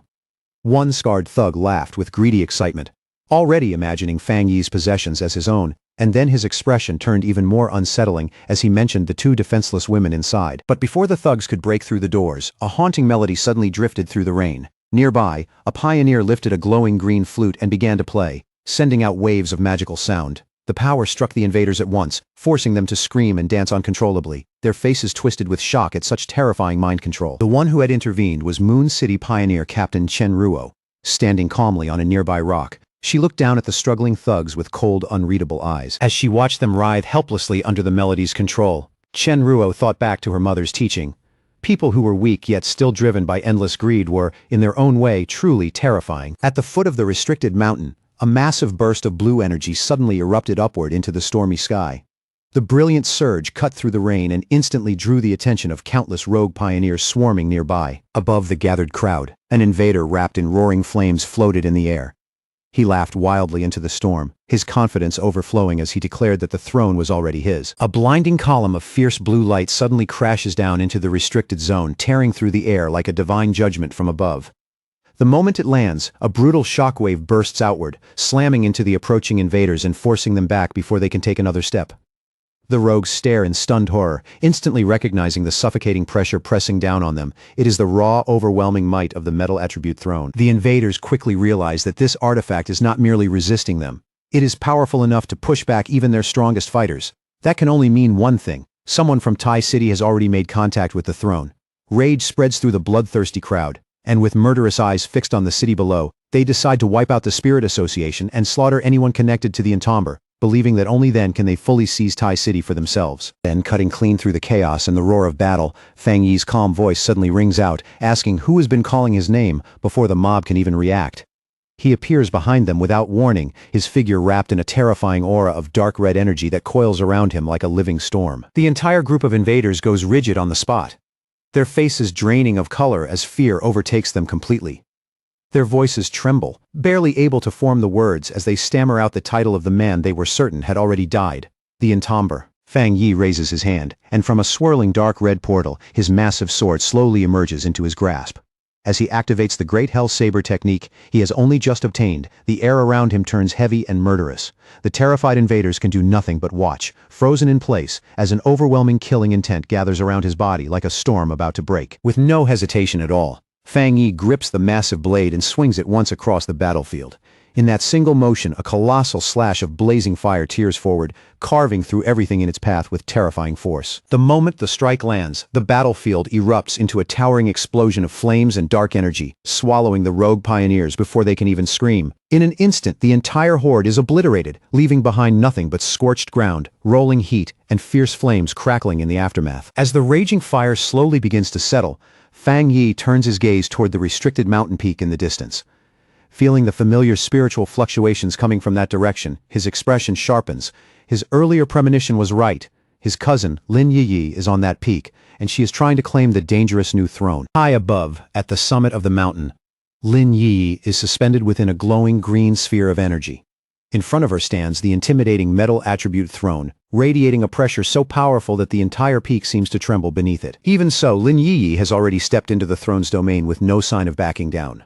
Her resolve is absolute. and she is prepared to risk her life. Shencher sacrifice everything, if that is what it takes to protect Tai City. Down below, Captain Su is struggling with everything she has to maintain the protective barrier surrounding Lin Yi. Sweat runs down her face, her body visibly strained under the pressure. Yet she refuses to let the defense collapse. Even if she has to burn through her own life force, she is determined to shield Yi until her spiritual power is completely drained, silently begging the young pioneer to succeed. All of a sudden, Fang Yi pierces straight through the green barrier, breaking into the protected space and throwing the defensive formation into disorder. Captain Su immediately shouts in alarm, her eyes widening as she desperately tries to understand who could have slipped past their perimeter so easily. A sudden breach sends a violent backlash surging through the barrier and straight into Captain Su. Her body jerks under the impact, and in the next instant, she coughs up a mouthful of blood. As Captain Su's strength gives out and she begins to collapse, her blonde guard quickly catches her before she hits the ground. But when the guard looks up and sees the figure who has entered, shock floods her face, and she stammers out the entomber's title in complete disbelief. Fang Yi looks at Captain Su and greets her with a calmness that feels almost impossible in the middle of the chaos. Captain Su stares back at him, stunned beyond words, her expression caught between absolute disbelief and overwhelming relief as she realizes that Tai City's greatest protector has finally returned. Seeing that the broken barrier has left his cousin exposed and vulnerable, Fang Yi acts immediately. He stretches out his hand, and swirling red energy flows from him, reaching toward Lin Yi as she falls, catching her gently in midair before the dangerous forces around the peak can swallow her. Fang Yi's immense power spreads around Lin Yi, forming a huge glowing sphere of protective energy that completely surrounds her. Within that shield, she is sealed away from the chaotic elements raging around the mountain peak and from the deadly pressure of the metal attributed throne looming above her. High above the ruined chaos of Tai City, the entomber hung in the air, his gaze locked on the flames and explosions tearing through the streets below. His eyes burned a furious red, and every blast lighting up the city only made the rage on his face grow colder. As he stared down at the invading forces flooding through Tai City, one thought immediately crossed the entomber's mind. Were these people really so bold that they had come all this way just to seize the newly descended metal throne? Behind him, Su Qinying quietly corrected that assumption. Her voice made it clear that things were not quite that simple. When the metal throne first appeared, the entomber's name alone had been enough to frighten away most enemies. But the moment rumors began spreading that the entomber had died, the invaders stopped holding back. They came after the artifact, the Tai City Spirit Association, and even his family all at once. Su Qinying explained that Yi had only tried to claim the metal throne because she had been cornered, desperate to protect the city from an attack closing in from every side. The instant those words reached him, the entomber's expression darkened completely. His aura exploded outward, surging up around him like a blazing pillar of flame that seemed ready to burn the sky itself. Without wasting another second, the entomber spread his senses across every corner of Tai City. One by one, every hostile presence was locked into his awareness, and in that suffocating silence, he made a cold vow that not a single enemy would be allowed to escape. Then his overwhelming power descended over the city. The invading forces, who had been rampaging without fear just moments earlier, suddenly froze in place as terror gripped them from head to toe. Su Qinying watched the terrifying pressure roll out from him, and cold sweat immediately formed on her skin. For one brief instant as she stared at the entomber's back, it felt as though the man before her had stepped beyond anything human. At that moment, the entomber suddenly sensed several familiar auras entering the battlefield. Through the chaos below, presences he recognized began moving against the invaders. In the flooded streets, he caught sight of Zhang Lu, Ji Ruoyan, and a group of allied pioneers clashing with the enemy forces. Seeing them fight their way through the disaster brought him a moment of relief, because with reinforcements now defending Tai City, the situation on the ground could still be turned around. But that small relief shattered almost instantly when Yi Yi's agonized cry cut through the battlefield. Her voice carried pain so sharp that the entomber's attention snapped away from everything else. He turned and saw Yi coughing up blood, her body trembling as she struggled under the crushing force of the metal throne. The artifact's power pressed down on her relentlessly, leaving her barely able to endure it. Seeing her suffer like that, the entomber could not bring himself to blame her for acting recklessly. His sudden disappearance, the arrival of the metal throne, and the enemies attacking from every direction had left her with no choice but to stand up for the city. Memories of their childhood flashed through his mind, making the sight before him even harder to bear. No matter what it took, he had to save her. further because if Yi died here, he knew he would never forgive himself. Knowing there was no time left to hesitate, the Entomber launched himself forward, his body shot through the air straight toward the blinding blue glow surrounding the metal throne. He slammed directly into the massive sphere of raw power, forcing his way against the violent pressure. With fierce confidence in his voice, he declared that a mere single elemental attribute would never be enough to block his path. The pressure tore into him and left visible damage across his body, but his expression did not waver. Instead, his eyes burned brighter, filled with a determination that refused to bend. Before pushing any farther, the Entomber warned Su Qingying to protect herself. Then, without the slightest hesitation, he charged straight into the deadly domain of the artifact. The Entomber forced himself deeper into the raging energy, pushing his body beyond its limits with every step forward. Su Qingying could only stare in shock, stunned by how fearlessly he was throwing himself against a power that should have crushed anyone else. As the metal throne's force continued tearing at him, the Entomber's system activated a healing technique to keep him alive. A surge of green light wrapped around his body, drawing vitality from the surroundings and rapidly repairing his injuries almost as quickly as they appeared. Covered in that restorative glow, the Entomber let out a faint smirk. He realized this was the perfect moment to use the life-giving technique, because against the brutal assault of the metal throne, it was exactly the kind of counter that could let him survive. His forced entry triggered a violent reaction from the artifact. A colossal eruption burst outward, sending a blinding blue pillar of energy shooting straight up through the storm clouds. Far from the center of the blast, Zhang Lu and the other defenders looked toward the sky in awe. The metal throne's energy was fluctuating wildly, and the sheer force of it felt as though it was trying to pierce the heavens. Down in the flooded streets, the Association Superior also noticed the sudden spike in energy. Recognizing that unique signature, he immediately understood that the critical moment had arrived, and he ordered his men to carry out their strategic plan without the slightest delay. Back at the heart of the disaster, the Entomber endured the storm of blue energy around him. Step by step, he pushed through the raging force until he stood directly before the glowing metal throne. With a mocking calmness, the Entomber offered a casual apology for interrupting. Then he reached out and placed his hand firmly on the artifact itself. The system immediately detected the dense metal attribute within the throne and began compiling a new technique. In only a few seconds, the Entomber's dark energy swallowed the artifact's essence, and the system confirmed that the extraction had succeeded. From that power, the Entomber obtained a metal attribute technique capable of multiplying his attack strength, allowing him to strike 3 tiers above his current level. The drawback was dangerous, leaving him vulnerable to metal attacks during the cooldown, but he also gained the ability to grant an object or person a metal physique and enhance their strength. With the core power now extracted, he looked down at the glowing diamond-shaped construct resting in his hands. Without any hesitation, the Entomber chose Yi as the target for his new implantation skill.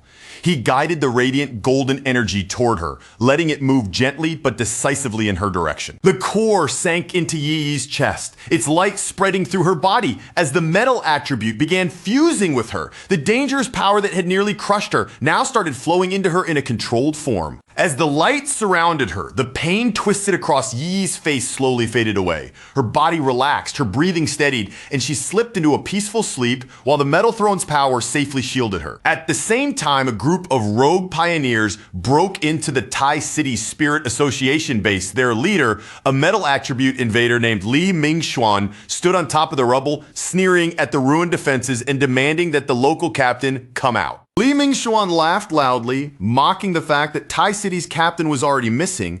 To him, the entire city looked pathetic and fragile now that the Entomber was no longer there to protect it. Inside the wrecked lab, Li Mingxuan grabbed a terrified researcher by the throat and lifted him off the ground. He sneered in the man's face, asking where the association members had gone and mocking them for losing their courage just because the Entomber was believed to be dead. The researcher trembled in his grip, his face pale with fear. In a shaky voice, he asked if the invaders had come for the spirit crystals. Before Li Mingxuan could press him much further, the researcher quickly gave in. He pointed them towards safe number 3, surrendering the information as if he had no strength left to resist. Li Mingxuan was surprised by how fast the man broke, and he asked if the researcher was not afraid of being punished by the association. The researcher cried that keeping quiet would only get him beaten, and that the invaders would find the crystals sooner or later anyway. Satisfied with the answer, Li Mingxuan threw him down without concern. His thugs rushed to the vault and cracked it open, revealing a massive stash of glowing blue spirit crystals packed inside. The moment Li Mingxuan saw the treasure,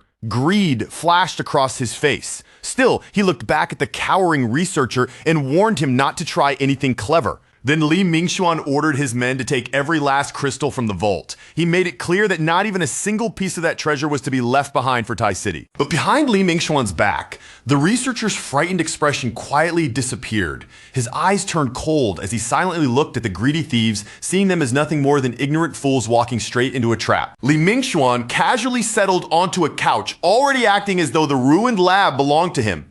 He planned to turn it into their permanent base, while his subordinates crowded around to flatter him, claiming the metal throne rightfully belonged to him and urging him to teach Tai City's pioneers a brutal lesson. Li Mingxuan laughed at their praise, saying that ancient artifacts only bowed to those truly worthy of them. He confidently pointed out that the Entomber's relatives still had not conquered the metal throne, which in his eyes proved the artifact had already rejected her. One of the thugs added that the rumors said the pioneer was only a young girl. The men burst into mocking laughter and began planning to ambush her later, completely unaware that a swirling dark void had silently opened on the ceiling above them. Their laughter suddenly died down when Li Mingxuan heard an odd dripping sound. The strange noise echoed faintly through the room, cutting through the smug atmosphere. Confused, Li Mingxuan glanced around the ruined lab, his brows tightening. For a moment, he wondered if the damaged ceiling had started leaking. Then he looked up, and his expression changed instantly. From the darkness above, sharp tendrils of black energy came raining down toward them. The dark liquid pierced through Li Mingxuan's men before they could react. Screams erupted across the room as the highly corrosive energy burned into their bodies, consuming them alive in terrifying agony. From within the swirling shadows, the Entomber calmly stepped down into the ruined lab. His arrival was quiet, but the pressure he carried instantly swallowed the room. The moment Li Mingxuan recognized the legendary pioneer standing before him, all of his arrogance vanished. His eyes widened in absolute terror, and his body froze as fear overwhelmed him completely. His voice trembled as the words slipped out in broken fragments, unable to believe what stood before him. He stammered again and again that the Entomber coming back should have been impossible. Li Mingxuan refused to let that reality sink in. Rage and disbelief twisted across his face as he forced his power into one hand, wrapping his fist in a bright blue glow.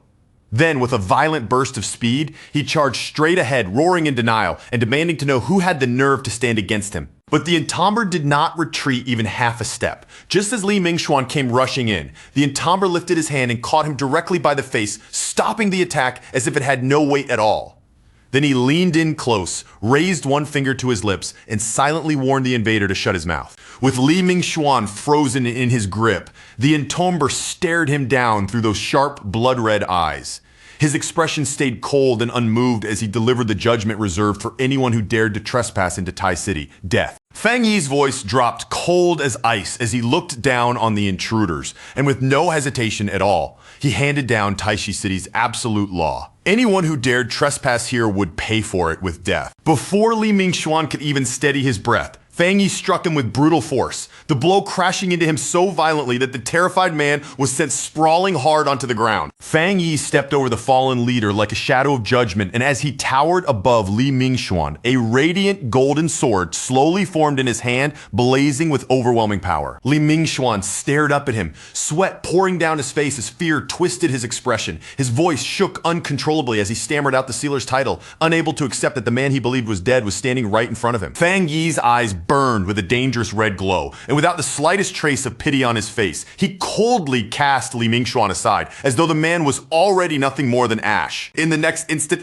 a roaring eruption of golden fire swallowed Li Mingxuan whole, drowning out his screams as the invading leader was burned alive beneath Fang Yi's merciless flames. As the last embers drifted through the air around him, Fang Yi turned his calm gaze toward the remaining thugs and said that he could understand people fighting over a newly appeared throne. But the moment his eyes sharpened, the air around him turned suffocating. What truly enraged him was that these fools had actually dared to carve up Taishi City as if it belonged to them. Fang Yi began walking toward them step by step, and each footfall seemed to crush their courage. Then his voice grew even colder as he reminded them that they had even stretched their hands toward his family. His glare carried killing intent so heavy it made the room feel frozen in place, and Fang Yi delivered the final verdict without emotion. Not one of them would leave this place alive. With a violent surge of power, Fang Yi released a blazing fire dragon that tore through the room, its flames sweeping over the invaders in an instant and erasing them before they could even scream. Outside, the streets of Taishi City were still flooded beneath the storm, and Jiang Lu stood with his allied pioneers surrounded on every side by hostile forces. Then, from the direction of the Spirit Association building, a colossal explosion of fire erupted into the sky, the golden blaze tearing through the storm clouds and lighting up the entire city. The enemy thugs froze where they stood, their faces draining of color as horror spread through their ranks. At that moment, they finally understood that the sealer had truly returned. Panic surged through the invaders when Li Mingxuan's aura vanished completely. Realizing they had been fooled by false rumors, they cursed themselves for ever believing the sealer was dead and for daring to step into Taishi City. The second Jiang Lu saw their morale collapse, he burst into a triumphant laugh. He mocked them for being brave enough to attack Taishi City, but too cowardly to face the consequences, then charged straight into the fight just as the thugs shouted for a desperate retreat. The invaders broke formation at once, scattering in every direction like frightened animals, because every one of them knew that crossing paths with the sealer meant there was no road left except death. Seeing the perfect chance to crush them, the Spirit Association's lead official raised his voice and ordered his forces to pursue. He made it clear that not a single invader could be allowed to escape, regroup, and threaten the city again. Before the fleeing rogues could get far, a vast wave of fire swept across the streets, crashing through their escape route and burning through them with terrifying speed. Captain Chen Ruo watched the flames descend from above, and the moment he felt that overwhelming pressure, recognition flashed across his face. This devastating power was far too familiar. Wang Lan and Song Yiming stood stunned as they watched the destruction unfold. When they saw even powerful Jingang realm pioneers being wiped out in a heartbeat, they both knew that only the sealer could release an attack this horrifying. Su Qingyin gazed across the battered city with renewed confidence and calmly declared that no enemy would dare come near them now. With the tide of power completely reversed, she immediately ordered her subordinates to gather every metal attribute, spirit crystal available from the association. The remaining thugs fled in a frenzy through the nearby forest, branches whipping past them as fear drove them forward. But their terror only deepened when they realized heavily armed military reinforcements had already begun hunting them down. President Ye Xiao arrived with Elder Wu, Gu Yuru, and the military forces at his side. Without wasting a moment, Ye Xiao ordered his troops to capture every last invader, so the sealer could personally decide what fate awaited them. Cornered, exhausted, and completely broken, the surviving rogue pioneers dropped to their knees and begged for mercy. They swore that if their lives were spared, they would join the Spirit Association and devote themselves to protecting the SCA nation. Gyuru looked down at the kneeling men with cold disgust written across her face. To her, they were nothing but pathetic opportunists, not truly repentant at all, only trembling because death had finally reached their door. Just then, Gyuru's attention snapped upward when one of the allied pioneers shouted out in alarm and excitement that the sealer had arrived. A towering pillar of fire suddenly crashed into the street in front of them, roaring upward as heat and golden light spread across the battlefield. From within those raging flames, Fang Yi stepped out with his fiery sword in hand, his expression cold and unreadable as he asked whether these were the remaining invaders. The moment they faced Fang Yi's overwhelming presence, the trapped rogues nearly lost the last of their courage. With death pressing down on them, they desperately wondered if fighting to the bitter end might still give them even the smallest chance to escape. But fear had already locked their bodies in place, and none of them could move. In complete desperation, one of the thugs screamed that this was unfair, cursing Taishi City and blaming their coming deaths on the false rumors about the sealer. Fang Yi did not bother answering their pitiful excuses. He simply raised one hand and a terrifying mass of fiery energy began gathering above him. Gyu Yuru watched in shock as that power swelled larger and larger. The raw spiritual energy pouring from Fang Yi felt strong enough to flatten the entire city. And what stunned her most was that he possessed this level of strength even without claiming the new throne. Then Fang Yi brought his hand down with ruthless calm, and a colossal wave of fire crashed forward, instantly engulfing the remaining invaders and reducing them to ash. As the flames faded, Gu Yuru stared at the aftermath and realized that Fang Yi's strength had already surpassed even Elder Wu's.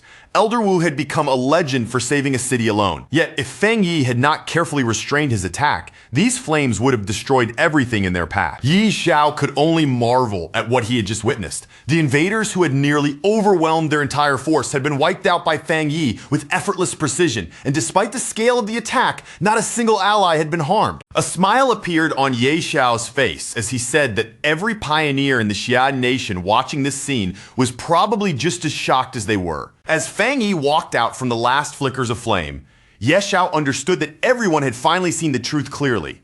The distance between ordinary pioneers and the sealer was impossibly vast. Fang Yi's ruthless display had saved Taishi City and crushed the possibility of future rebellions in one stroke. Fear was needed to restore order because showing mercy to these invaders would have insulted everyone who died protecting the country. Then Fang Yi approached the group and apologized for arriving late. He thanked Ye Xiao and the others for defending Taishi City in his absence, but his expression quickly turned serious as he asked them for help with one final urgent matter. Fang Yi explained that his cousin Lin Yi had tried to subdue the metal attribute throne alone in order to protect the city. He had already infused her with protective spiritual energy when he arrived, but he could still sense that her condition was worsening at a frightening speed. Inside the metal attribute throne's spatial domain, Lin Yi pushed her energy to the absolute limit, desperately trying to force the glowing artifact to submit. But the sentient throne only mocked her, calling her a foolish human and refusing to accept someone it considered weak trash as its master. The throne demanded a stronger master, its voice filled with arrogance and fury. Then it violently ordered Lin Yi to get lost and released a massive blast of blue energy straight toward her. Lin Yi reacted as quickly as she could, crossing both arms in front of her body to brace herself against the incoming strike. The impact slammed into her with crushing force, sending her flying backward as blood burst from her mouth. Even covered in sweat and badly injured, Lin Yi forced herself to glare fiercely at the throne, refusing to let that arrogant artifact look down on her. The artifact finally lost its patience and declared that she would die at its feet, leaving her corpse forever groveling inside its domain. But before the throne could deliver the final blow, a warm golden energy suddenly wrapped around Lin Yi's battered body. That protective aura caught her in midair, holding her steady as it shielded her from the crushing pressure of the artifact's deadly power. Lin Yi's face instantly brightened with relief as she felt that familiar power surrounding her, and in that moment she knew her cousin had finally returned. The moment the artifact felt the spiritual energy pouring from Fang Yi, everything about its attitude changed in an instant. That power was far too pure, far too overwhelming, and far beyond anything it had expected. The awe in its reaction was impossible to hide, and without hesitation, it completely abandoned its earlier stance, openly declaring that this newly arrived Fang Yi was the one truly worthy to become its king. The sentient metal throne burst into a triumphant, echoing laugh, its voice rolling through the space like clashing steel. In front of it, Lin Yi hovered silently inside the golden sphere protecting her, while the ancient artifact declared that, at long last, it had found someone worthy enough to inherit its terrifying power. Unable to contain its excitement, the ancient artifact fixed its attention on Lin Yi and announced that it wanted to see her true limits for itself. If she really had the potential it sensed in her, then it would personally put that strength to the test. The moment the throne descended, an enormous shockwave exploded outward, slamming through Taishi City with crushing force. Streets trembled, buildings shuddered, and the pressure from the artifact swept across the city like an invisible tidal wave. From the direction of the back mountain, a gigantic dome of blue energy suddenly expanded into the sky. The ground beneath Taishi City shook violently, and terrified citizens stumbled through the streets, screaming in panic as they thought an earthquake had struck. Sensing just how dangerous the situation had become, Jiolin reacted without hesitation. She immediately gathered her power, lifted her hands and began projecting a defensive barrier to shield the city from the spreading impact. As the metal throne's energy surged against her defenses, Jiolin quickly realized how savage and unstable that power truly was. If they failed to contain it here, the violent backlash would not merely damage Taishi City. It could rip the entire place apart. Gritting her teeth against the pressure, Jiolin called out to the other defenders around her. Gu Yuru, Song Yiming, Wang Lan, and the rest quickly gathered their strength, knowing this was no longer something one person could handle alone. Together, they poured everything they had into stabilizing the shield, their bodies straining as the barrier shook under the throne's force. Jiaolan urged them to hold nothing back, warning that every bit of power they added could mean less destruction reaching the city below. Near the outer edge of the throne's expanding barrier, Elder Wu and President Ye Xiao stood watching the storm of energy twist and churn before them. The longer they looked at it, the heavier their expressions became. The destructive force pouring out of the artifact was far beyond what either of them had expected. Seeing the chaos unfold, they could not help worrying that Lin Yi's attempt to claim the metal throne was already slipping toward failure. Ye Xiao turned sharply toward Fang Yi, his face tense with alarm. He warned him that if those violent energy spikes continued to erupt, then both his cousin and the entire city would be dragged into disaster. Fang Yi narrowed his eyes and looked toward Lin Yiyi, who was still floating far off in the distance. A frown slowly formed on his face, not from fear, but from confusion over what he was seeing. He knew that taming the throne ultimately depended on Lin Yiyi herself, and he could not take that trial in her place. But the metal core he had given her should never have triggered such a violent reaction, especially when her condition, at least from what he could tell, did not seem bad at all. Then, without the slightest warning, a playful and amused voice drifted out from the dark red energy twisting inside Fang Yi's shadow. The sound seemed to rise from the darkness itself, calm and entertained by the chaos around them. The ancient god-demon armor spoke from within that crimson shadow, revealing the truth behind the throne's strange behavior. According to it, the metal throne was not actually testing Lin Yiyi at all. Instead, the artifact had been creating all this commotion because it wanted Fang Yi to notice it. The metal throne had already set its sights on him and had chosen him as the master it truly wanted. Fang Yi's expression shifted with surprise the moment he heard that. He immediately understood the problem. The throne's own desire to choose him was interfering with his original plan for Lin Yiyi to become its master. Realizing that he could not simply stand back anymore, Fang Yi turned his attention to the demonic armor and asked for its help. The ancient entity, clearly pleased by the chance to act, agreed without the slightest hesitation. Fang Yi seized the opportunity and summoned the ancient god-demon armor around himself. Jagged dark metal spread over his body piece by piece, while glowing red energy flared through the gaps like burning veins. A confident smirk tugged at Fang Yi's mouth as the armor settled into place.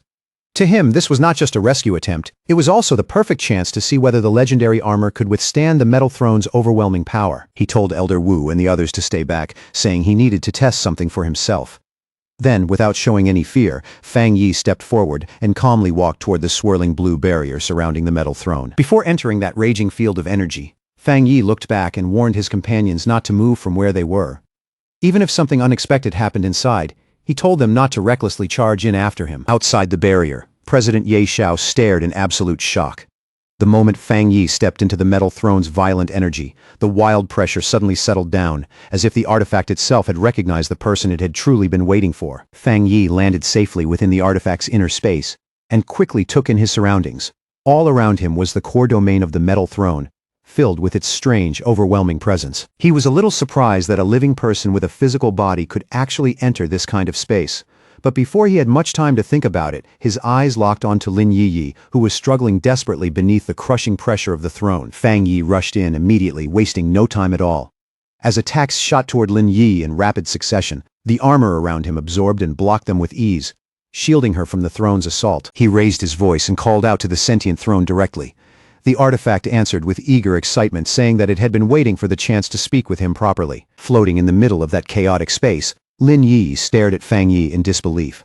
Shocked and confused, she called out to her cousin, asking how he had possibly managed to get inside the barrier. The throne did not pay any attention to her question. Its focus remained locked on Fang Yi, fascinated by the dense spiritual energy within him and the ancient noble aura surrounding his body. The artifact proudly declared that its instincts had been right to choose Fang Yi.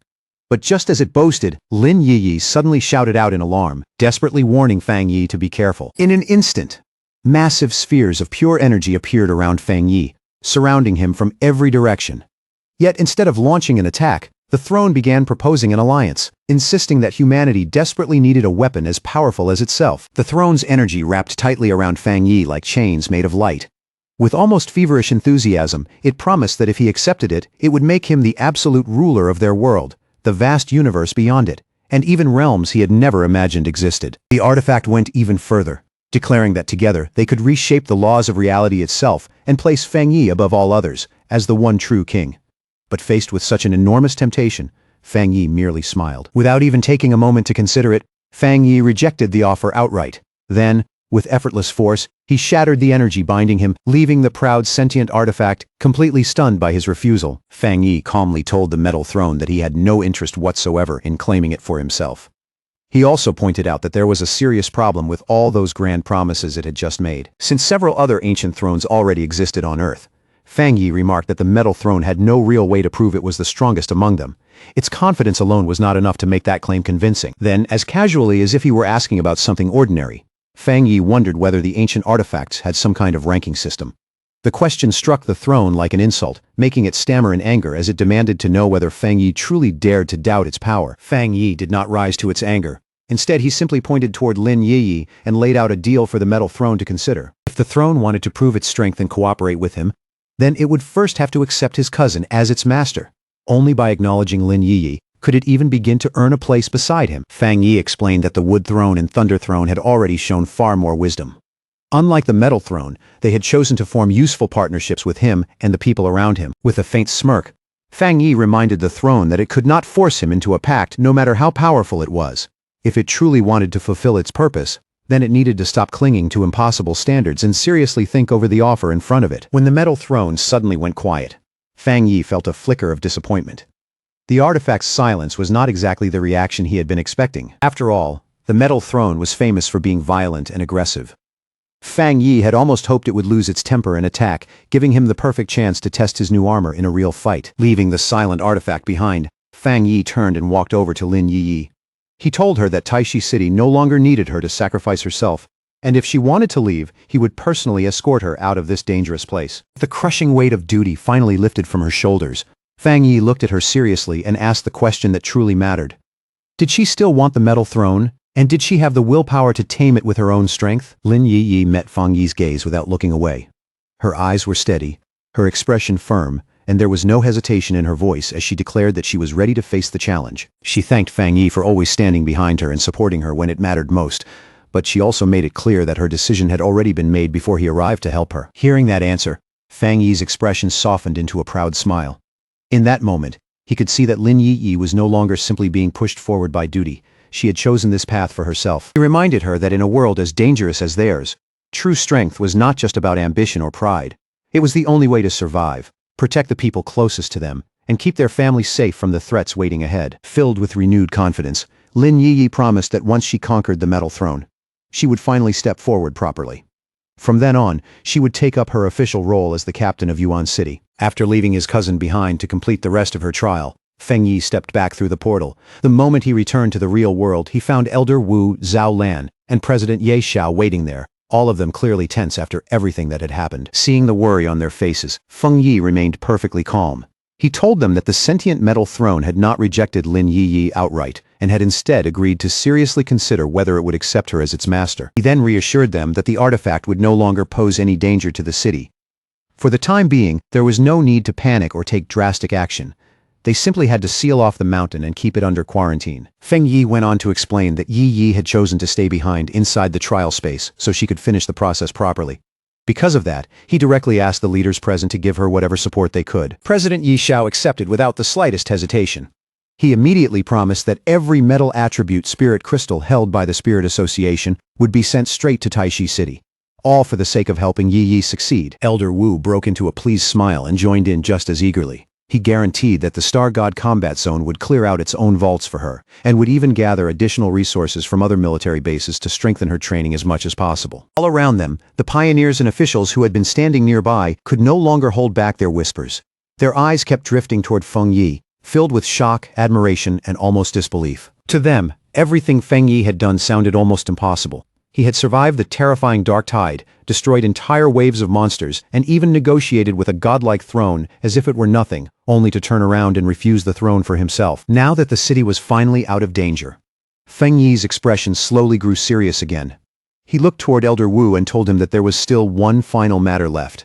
An extremely important task that he needed to entrust to both him and Zhang Tian. Now that the sea has finally escaped disaster, the relaxed look on Feng Yi's face slowly fades away. His eyes move toward Elder Wu, and his voice drops into a much heavier tone as he tells him that there's still one last thing left to settle, an extremely important matter that he needs both Elder Wu and Zhang Tian to help him handle. Feng Yi turns his attention to the two battle-hardened veterans, Elder Wu and Zhang Tian, and asks for their assistance in testing something new. It is an item he managed to bring back from the Dark Tide, but even Feng Yi still needs to measure just how powerful this mysterious object truly is. Not far away, Zhao Lan overhears the conversation. Her gaze quietly shifts toward Feng Yi, and as she studies the serious look on his face, she cannot help wondering what kind of request could make him speak with such rare gravity. After thinking it over for a moment, Zhao Lan begins to understand what Feng Yi is really trying to do. The elders still carry guilt over how close he came to death, and if they're allowed to exchange blows with him face to face, even in a controlled sparring match, it may finally loosen the weight that has been pressing on their hearts. At the same time, Zhao Lan remembers just how terrifying the dark attribute truly is, a power capable of devouring life force itself.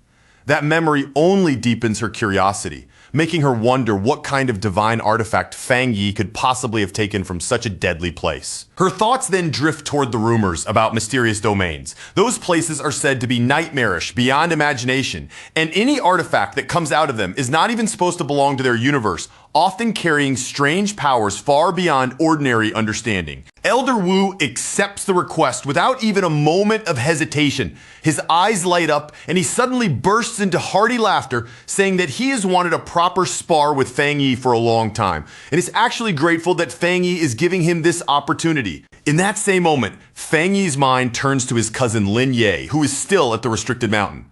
A faint trace of worry passes through his heart, but he chooses to believe that her connection with the Metal Throne will guide her toward the destiny that belongs to her. With confidence that Lin Ye will succeed, Fang Yi looks back at everyone around him and calmly says that it is time for them to move.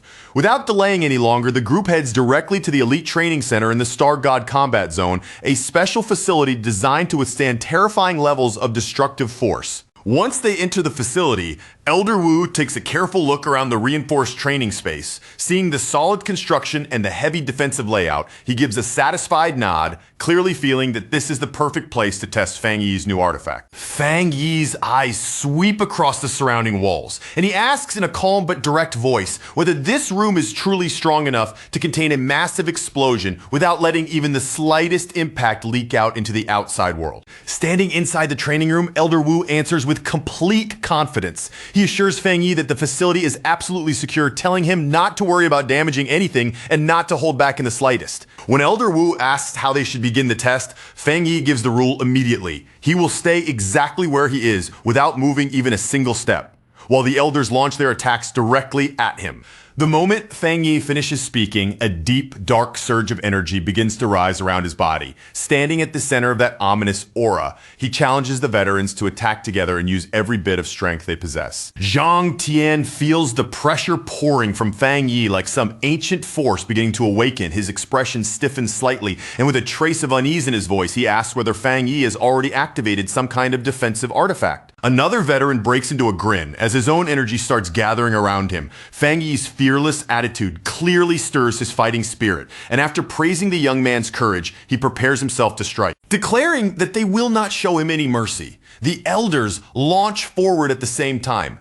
Their powers converge in midair, fusing into a single overwhelming beam of energy that tears straight toward Fang Yi. Fang Yi does not retreat, not even by half a step. A dark shield of energy suddenly erupts around him, and in the very next instant, the elders' combined attack crashes violently against the barrier. The collision detonates into a huge shockwave that bursts outward through the training room.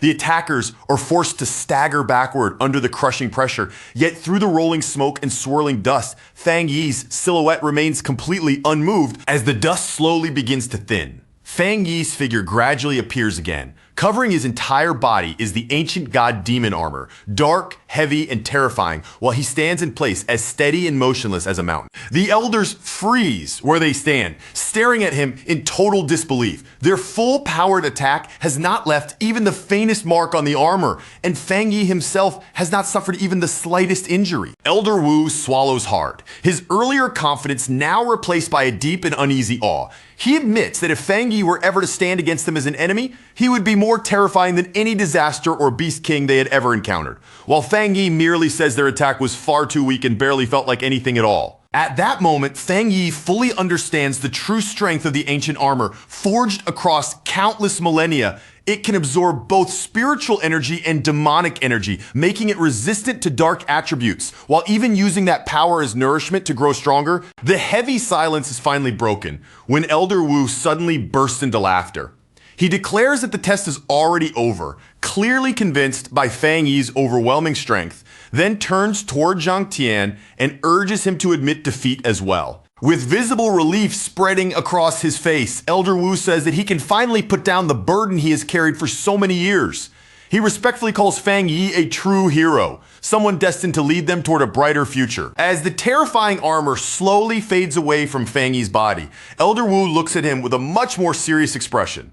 Then he asks directly whether Fang Yi intends to become the supreme commander of the Xie nation. Not long afterward, an official announcement echoes out from headquarters. The sealer, Fang Yi, has officially been appointed as the supreme commander of the Xie Nation combat zone. Elder Wu and Zhang Tian celebrate the news with undisguised excitement. They know that the decision has passed unanimously, meaning Fang Yi's rise is now recognized and accepted by everyone as the strongest combatant in the entire nation. Fang Yi now holds absolute authority over all armed forces.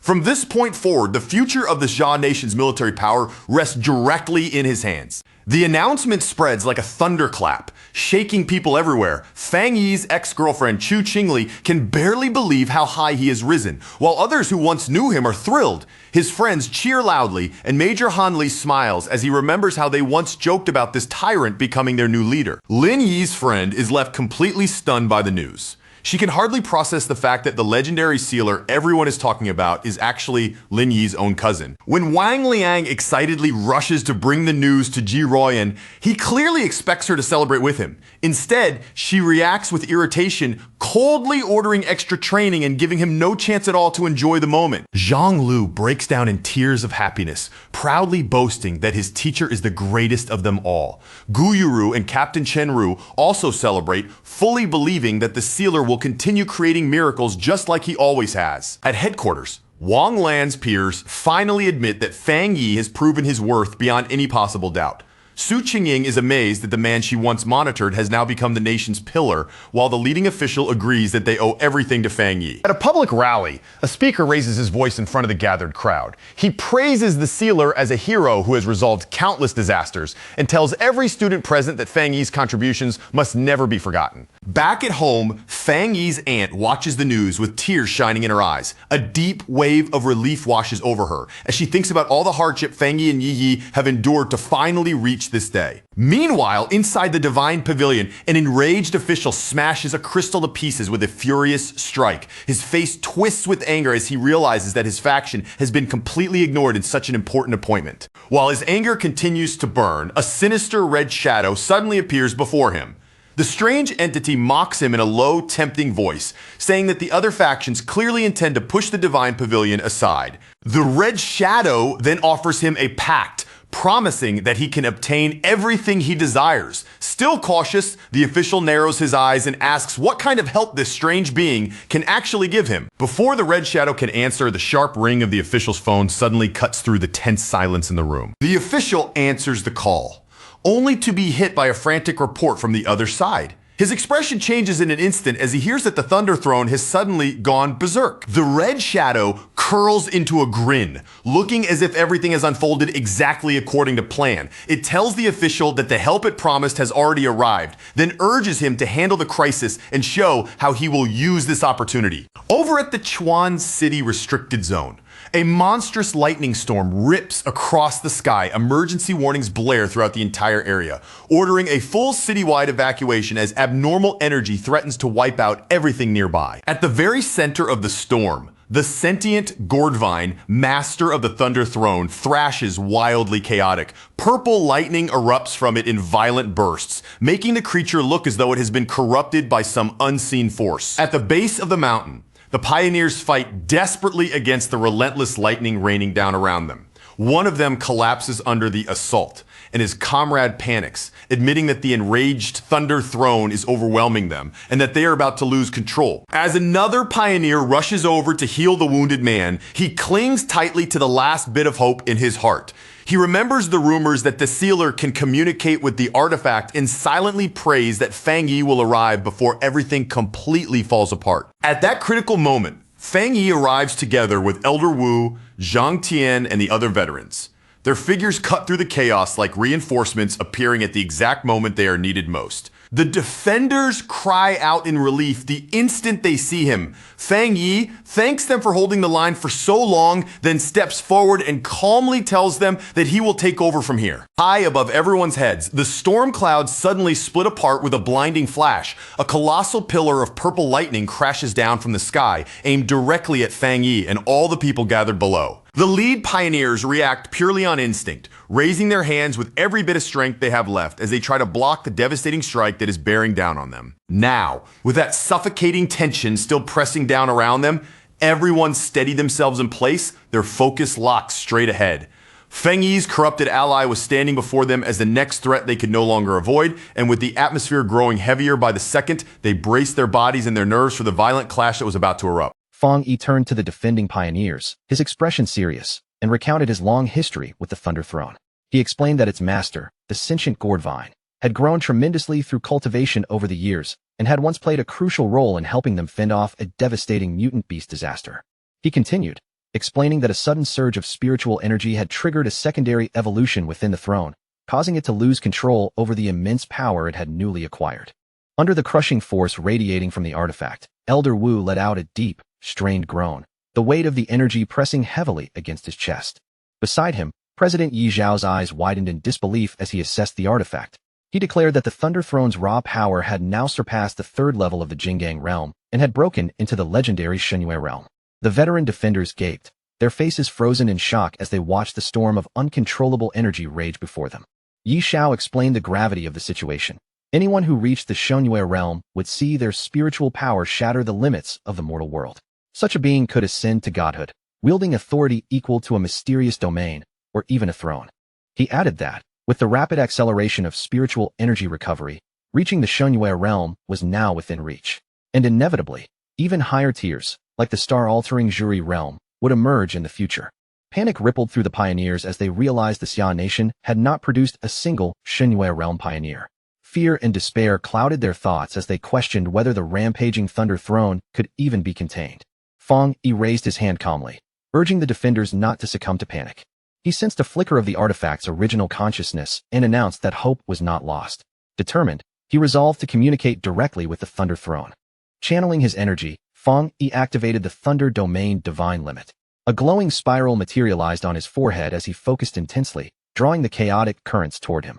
The swirling lightning abruptly froze around him, forming a massive, radiant silhouette of the gourd vine itself. The pioneers gasped as they realized Fang Yi had successfully halted the throne's assault and established contact with its sentient master. They held their breath, silently praying that the Thunder Throne's master had not entirely lost its mind, and watched, tense, to see how Fang Yi would navigate the crisis. Yi Zhao noticed the immense surge of energy radiating from Fang Yi and shouted for the others to assist, but Elder Wu grabbed his arm and stopped him just in time.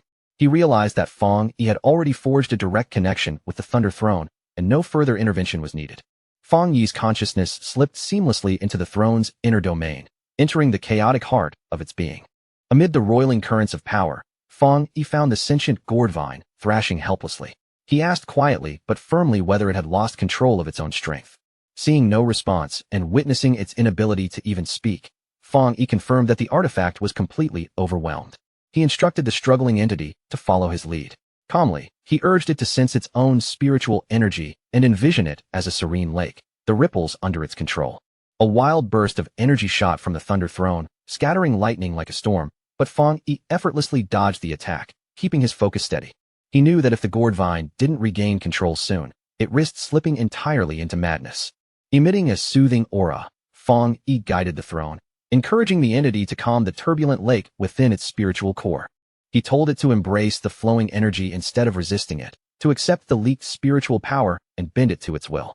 Gradually, the frenzied currents subsided, slowly being absorbed back into the sentient gourd vine under Fang Yi's careful guidance. Fang Yi praised the artifact as its control was restored. The sentient gourd vine expressed relief, thanking him and asking if it had caused too much trouble. Fang Yi smiled warmly. He noted that the gourd vine had developed consciousness rather late, and despite its childlike behavior, it possessed a surprisingly human understanding. The artifact asked if it had been close to becoming a demon. Fang Yi patiently explained that it had only experienced a temporary surge of power that caused a loss of control, and that resisting violently would have only deepened the chaos. He warned the Gourdvine that leaning entirely on the throne's power without a grounded mind could lead to losing control. Fang Yi advised that in moments of crisis, it should never depend solely on raw strength. Outside the domain, the storm clouds began to dissipate, revealing calm skies above. Elder Wu and President Yi Xiao exchanged astonished glances. The Thunder Throne had responded to Fang Yi's guidance. Yi Xiao marveled silently at the young pioneer's ability to communicate with such chaotic energy. Zhang Tian's eyes followed Fang Yi as he floated safely downward, disbelief written across his face. He wondered aloud if this young man could even be considered fully human, marveling at the control he wielded over a throne. He reflected that Fang Yi protected the Xian nation more fiercely than all the veteran elders combined. Yet he still pondered why the young pioneer had not advanced to the next realm despite his overwhelming power. Fang Yi exhaled, a mix of relief and fatigue washing over him. Guiding the artifact had been exhausting, and he muttered to himself that teaching others was far more troublesome than cultivation itself, gaining a newfound respect for mentors. With the crisis finally behind him, Fang Yi descended gently from the sky, landing before Elder Wu, Zhang Tian, and President Yi Xiao with steady grace. A helicopter landed nearby, its blades cutting through the air and interrupting the momentary reunion. 3 cloaked figures stepped out, their presence commanding attention. The lead figure stepped forward, confirming Fang Yi's identity as the legendary sealer and introducing himself as Zheng Huiren of the Divine Pavilion. Confused, Fang Yi turned to Zhang Tian and asked who these people were. Zhang Tian dismissed them with a sneer, labeling them corrupt bureaucrats who had hoarded wealth before the spiritual awakening. He explained that the Divine Pavilion relied on its deep pockets and connections to aggressively assert influence within the Xian nation. Zheng Huiren accused Fang Yi of causing a disaster that had inflicted severe damage on both the Xian nation and Chuan City. Unfazed, Fang Yi challenged him to clarify the accusation. Fuming, the official shouted that Fang Yi had the power to communicate with the Thunder Throne, yet had intentionally delayed his intervention. Blaming Fang Yi for putting Chuan City at risk, Zheng demanded reparations. Fang Yi responded calmly, noting that the Thunder Throne had already returned to normal. Unsatisfied, Zheng bellowed that mere recovery was insufficient. He demanded a guarantee that the throne would never threaten them again. He insisted Fang Yi must command the Thunder Throne to serve the Xian nation, highlighting the military advantage such control would grant the country. Escalating his threats, Zheng demanded an immediate admission of fault. He warned that refusal would trigger severe sanctions from the Divine Pavilion across the entire combat zone. Before Fang Yi could reply, a blinding purple light suddenly bathed the area, freezing everyone in place. Zheng Huiren's eyes widened in sheer terror as he looked upward, unable to move. A colossal bolt of lightning struck him directly, the force unimaginable and unstoppable. High above, the sentient Gourdvine's voice thundered with wrath, declaring death to anyone who dared disrespect its teacher. When the purple lightning dissipated, there was no trace of the haughty official. Yi Xiao, still trembling, asked in disbelief if the man had truly been erased. He turned slowly toward Fang Yi, his eyes wide with disbelief. Did the Thunder Throne really just accept you as its master? He asked, his voice trembling with awe. Fang Yi met his gaze calmly, nodding once, firm and unshaken. With a graceful wave of his hand, Fang Yi dispelled the lingering crackling energy, bowing his head slightly in acknowledgement. That devastating strike had been more than just a display. It was payment for his teachings, a quiet sign of respect from the mighty artifact. Turning to face the stunned onlookers, Fang Yi's expression softened into a serene smile. The Thunder Throne isn't as fearsome as it seems, he said casually, his voice carrying both warmth and authority. It's kind, obedient, and bears no ill will toward most people. He paused, glancing at the group, then added lightly, and it learns faster than anyone could imagine. The sheer contradiction in his words, describing such a world-shattering force as gentle, left everyone speechless. Yi Xiao chuckled softly, though his eyes betrayed the truth he knew well. The Thunder Throne's power could obliterate continents, yet this gentle, protective behavior was reserved solely for Fang Yi. The calm exterior hid an unimaginable destructive force, one that only Fang Yi could wield safely. Zhang Tan let out a scoffing laugh, satisfied to see the scheming official finally humbled. Elder Wu stepped forward, his tone serious, informing Fang Yi that they intended to make the incident public. He emphasized that the Thunder Throne had chosen Fang Yi and obliterated his enemies to protect him, a statement that would shake the nation's perception. Fang Yi smiled, a calm glint in his eyes. In this new era, keeping secrets is impossible, he said, nodding in agreement. His words carried a quiet confidence, as if he welcomed the attention rather than fearing it. Since he was already in the spotlight, Fang Yi welcomed the publicity. Every glance and every whisper would serve as a warning. The Thunder Throne's colossal might was more than a tool. It was a statement, a signal to all who might dare oppose him. His expression darkened as he turned to Elder Wu, a shadow passing over his features. The nation's peace will not last long, he warned, the weight of his words sinking into the room like a chilling wind. A new age was dawning, the era of the thrones. Every leader, every faction, knew that possessing one of these artifacts was the only path to true power in a world rapidly reshaping itself. Elder Wu nodded grimly, his face etched with concern. Our authority can only restrain the greedy factions for so long, he admitted, voice low. No one knows when this fragile order will finally crumble. Fang Yi's curiosity sparked. Has anyone else managed to claim a throne? He asked, his gaze sharp and probing. Elder Wu confirmed that only one person had publicly announced themselves as a throne master, a rare and notable achievement. And where is this person now? Fang Yi inquired further, his tone calm, yet filled with interest. Elder Wu's reply was concise. They are in Country B. Meanwhile, along the sun-drenched coast of Country B, a massive crowd roared in ecstatic celebration. Cheers and flags waved as people hailed their alliance leader's remarkable feat, claiming the Earth throne. Overcome with pride, the leader of Country B raised both arms high, his voice booming across the sea of people. This is the ultimate sign of fortune and power for our nation, he declared, his eyes gleaming with triumph. The newly crowned master hovered effortlessly into the sky, his robe fluttering like a banner of victory. He proclaimed himself the Lord of the Earth, a title heavy with both authority and promise. I will wield this divine power to elevate our nation above all others, he shouted, his voice echoing across the waves. This rise is the will of heaven itself. Clasping his hands together, he unleashed the throne's energy with a resounding roar. Massive rocks surged violently from the ocean, spinning and crashing into the sky as if the sea itself had been torn apart. The crowd watched in awe, mouths agape, as towering stone structures erupted from the waters. The sheer magnitude of the throne's power left them trembling, a terrifying yet exhilarating spectacle.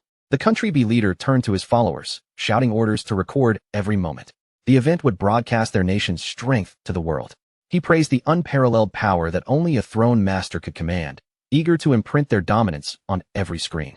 Facing the camera, the pioneer leader issued a public challenge, his grin edged with arrogance. He taunted the Shia nation, daring to ask whether their strongest pioneer, the sealer, had ever laid claim to a throne. With a smug, self-satisfied smirk, the Country B leader answered his own question. He hasn't, he said, every syllable dripping with condescension. Pointing directly at the camera, he continued with venomous confidence. Without a throne, Fang Yi cannot comprehend true power. Should we ever meet, the sealer will face annihilation. The broadcast went viral in an instant. Comments flooded in from around the world, mocking Xia Nation for failing to secure a single throne. They ridiculed Fang Yi as a fraud, declaring Country B the new global superpower and dismissing Xia Nation as irrelevant. Back at the office, Su Qingying's eyes narrowed as she scrolled through the uproar.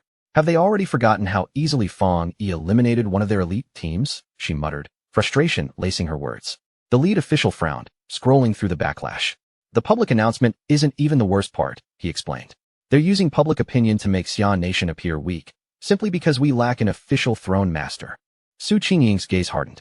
Fang Yi's combat strength alone has always been enough to handle any internal threat, she said firmly, even without an artifact. The lead official scoffed, shaking his head. The foolish people of Country B would never believe the truth, he remarked, a bitter smile tugging at his lips. The two throne masters in the nation are, in reality, nothing more than Fang Yi's spiritual pet and his student.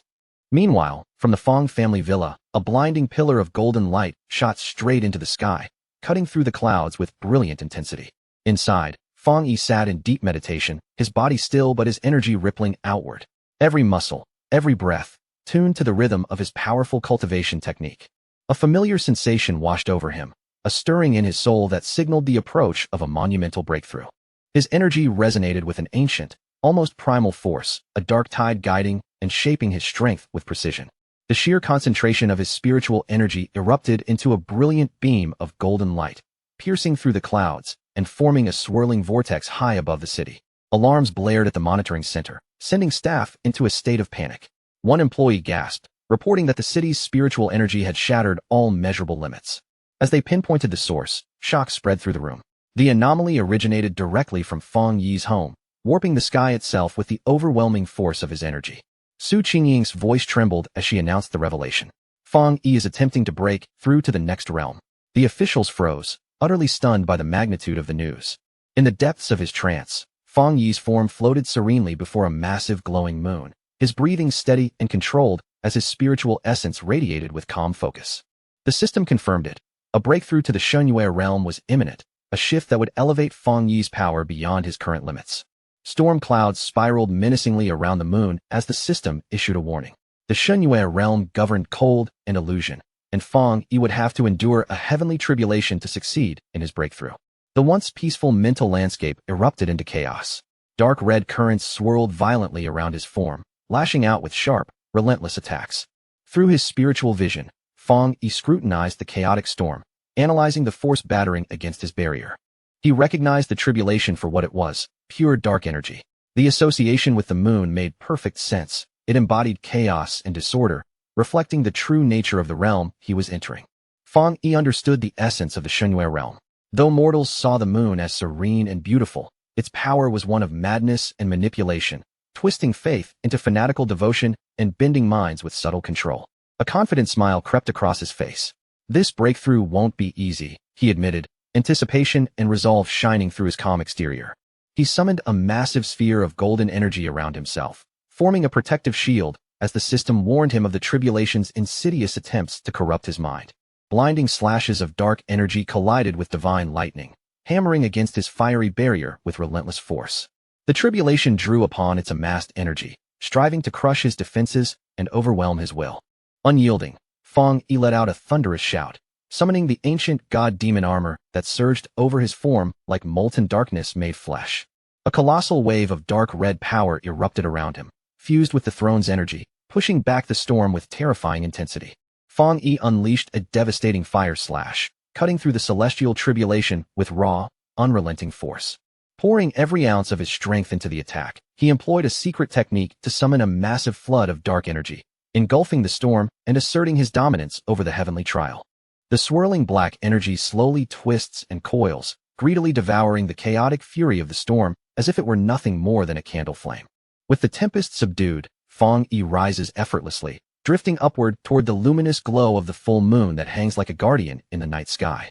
A confident smile spreads across his face as he snaps his fingers, summoning the scattered remnants of the dark energy back into his body, pulling it in like a tide returning to the shore. Moments later, the system confirms his breakthrough. Feng Yi has ascended to the first level of the Shunyue realm. As the last tendrils of dark energy are absorbed into him, he savors the exhilarating surge of newfound power coursing through every fiber of his being. His senses sharpen, stretching beyond mortal limits, and a radiant clarity washes over him, as if he has become one with the divine moon itself. Now in complete harmony with the universe, Feng Yi effortlessly manipulates the boundless flow of spiritual energy, each movement seamless, each thought instantaneously translated into power. Suddenly, his expression hardens. Feng Yi pivots sharply, his eyes widening as the universe itself seems to unfold before him, revealing a sprawling galaxy shimmering in unimaginable scale. A fractured system alert abruptly interrupts his awe, warning that his newly achieved Shunyue realm remains unstable, still fragile against the vastness beyond. The system issues an urgent order. Feng Yi must immediately enter deep training to prepare himself for absorbing cosmic storms and confronting hidden threats that loom in the distant future. Confusion flashes across his face at the mention of these unknown storms. As he drifts downward from the heavens, worry etches deep lines across his features. He knows there is no time to hide. The Shi nation cannot be left vulnerable, especially with global threats swelling in the shadows, ready to strike. The system halts him with an unyielding warning. Refusal to train will freeze his growth forever, leaving him with a 99% chance of death and ensuring the complete destruction of the Shi nation. Hovering over the dense forest below, Feng Yi contemplates the grim statistics, the weight of cosmic danger pressing down on him. Slowly, he acknowledges the harsh truth. There is no alternative. He must obey. Back at the Star God Combat Zone base, Su Qingying, Elder Wu, and Jiaolon gather intense secrecy. The sealer has officially entered deep training, and the gravity of the situation hangs heavily in the air. Elder Wu's voice cuts through the tension with unwavering authority. Their duty is to maintain the nation's defenses, to manage the Shi nation without disturbing their commander during this crucial breakthrough. Suddenly, a soldier bursts into the meeting, panic written across his face. He shouts that Country B's Lord of the Earth has launched an invasion across the Xian nation's southern border. Elder Wu's eyes narrow. The enemy's advance is swifter than anticipated. He orders Jiaolon to mobilize the Spirit Association's forces immediately, activating their contingency plan. Jiaolon nods with firm resolve, launching into action without hesitation. On the southern frontier, Xian nation fighters conjure a colossal blue energy barrier, rising like a wall of water to repel the invaders. They shout warnings, marking the boundary and challenging the Lord of the Earth to halt his advance. One of the defenders calls out, incredulous, questioning if the foreign throne master intends to ignite a full-scale war. Hovering above them, the gray-haired invader laughs, pride radiating from his every movement. The Lord of the Earth justifies his assault, accusing the sealer of killing 3 country B fighters, including his own brother, claiming he seeks vengeance. Furious, the Xia defenders retort, pointing out that the country B fighters were criminals who trespassed into a restricted zone. They mock him, ridiculing the throne master for treating thieves as martyrs. Angered by their audacity, the Lord of the Earth lashes out, insulting the Xia nation's defenses. How dare ordinary guards speak to him so boldly? Swearing vengeance, he channels his power into the ground below. Massive stone spikes erupt violently, lashing upward toward the Xia fighters, jagged and unrelenting. The towering rocks tear through the coastline, forming a terrifying barrier of earth. In response, a specialized team of Xia fighters clad in green surges forward, determined to confront the threat. Their squad leader rallies his team, praising their courage and declaring it is their turn to defend the nation. Above them, the Lord of the Earth glares down, confusion flickering across his face at the unexpected resistance. The plant research team takes their positions with precise coordination, preparing to ensnare the invading throne master using experimental techniques that manipulate mutated vegetation. The squad leader channels a surge of emerald energy into the soil. From it, a massive plant bursts forth, sprouting at an alarming speed, twisting upward with raw, primal power. The towering plant transforms into monstrous, writhing vines with gaping, serrated teeth. The defenders proudly announce that their secret wood weapon is perfectly suited to counter the invaders' earth-based assault, and the vines lunge aggressively. Determined to uphold the Xia nation's honor, the defenders command the vines to coil around the stone spikes, crushing and breaking them apart. The wild, verdant tendrils snake through the air, ensnaring the Lord of the Earth, binding his arms and body with a suffocating grip. The leader of the plant research team clenches his fist in triumph, cheering as the invader struggles against the relentless greenery. Yet, even fully restrained, the Lord of the Earth remains unfazed, a sly smile playing across his lips. Laughing at their confidence, he effortlessly seizes the thick vines, bending them with ease as if they were mere threads. The squad leader's face drains of color as he watches in disbelief, the powerful vines melting and snapping against the boundless might of the invader.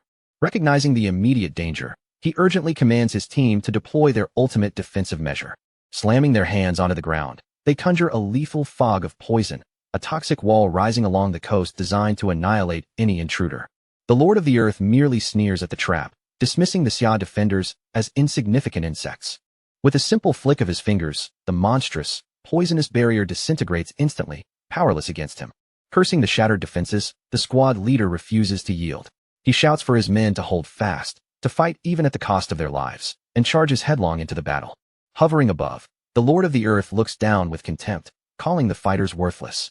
He gathers a massive sphere of fiery, dark energy above his head, the very air around it crackling with menace. Frozen with fear, the squad watches as the enormous orb blots out the sunlight, casting the battlefield into shadow. With a cold, merciless command, the Lord of the Earth hurls the devastating energy sphere toward them. The strike obliterates the entire squad in an instant, the explosion leveling the coastline in a blinding, thunderous display of destruction. Turning his dark gaze toward a nearby Xia city, the Lord of the Earth names it as his next target, mocking the nation for lacking a throne master capable of defending it. A pillar of shadowy energy surges downward, annihilating the city center in a blinding, catastrophic wave.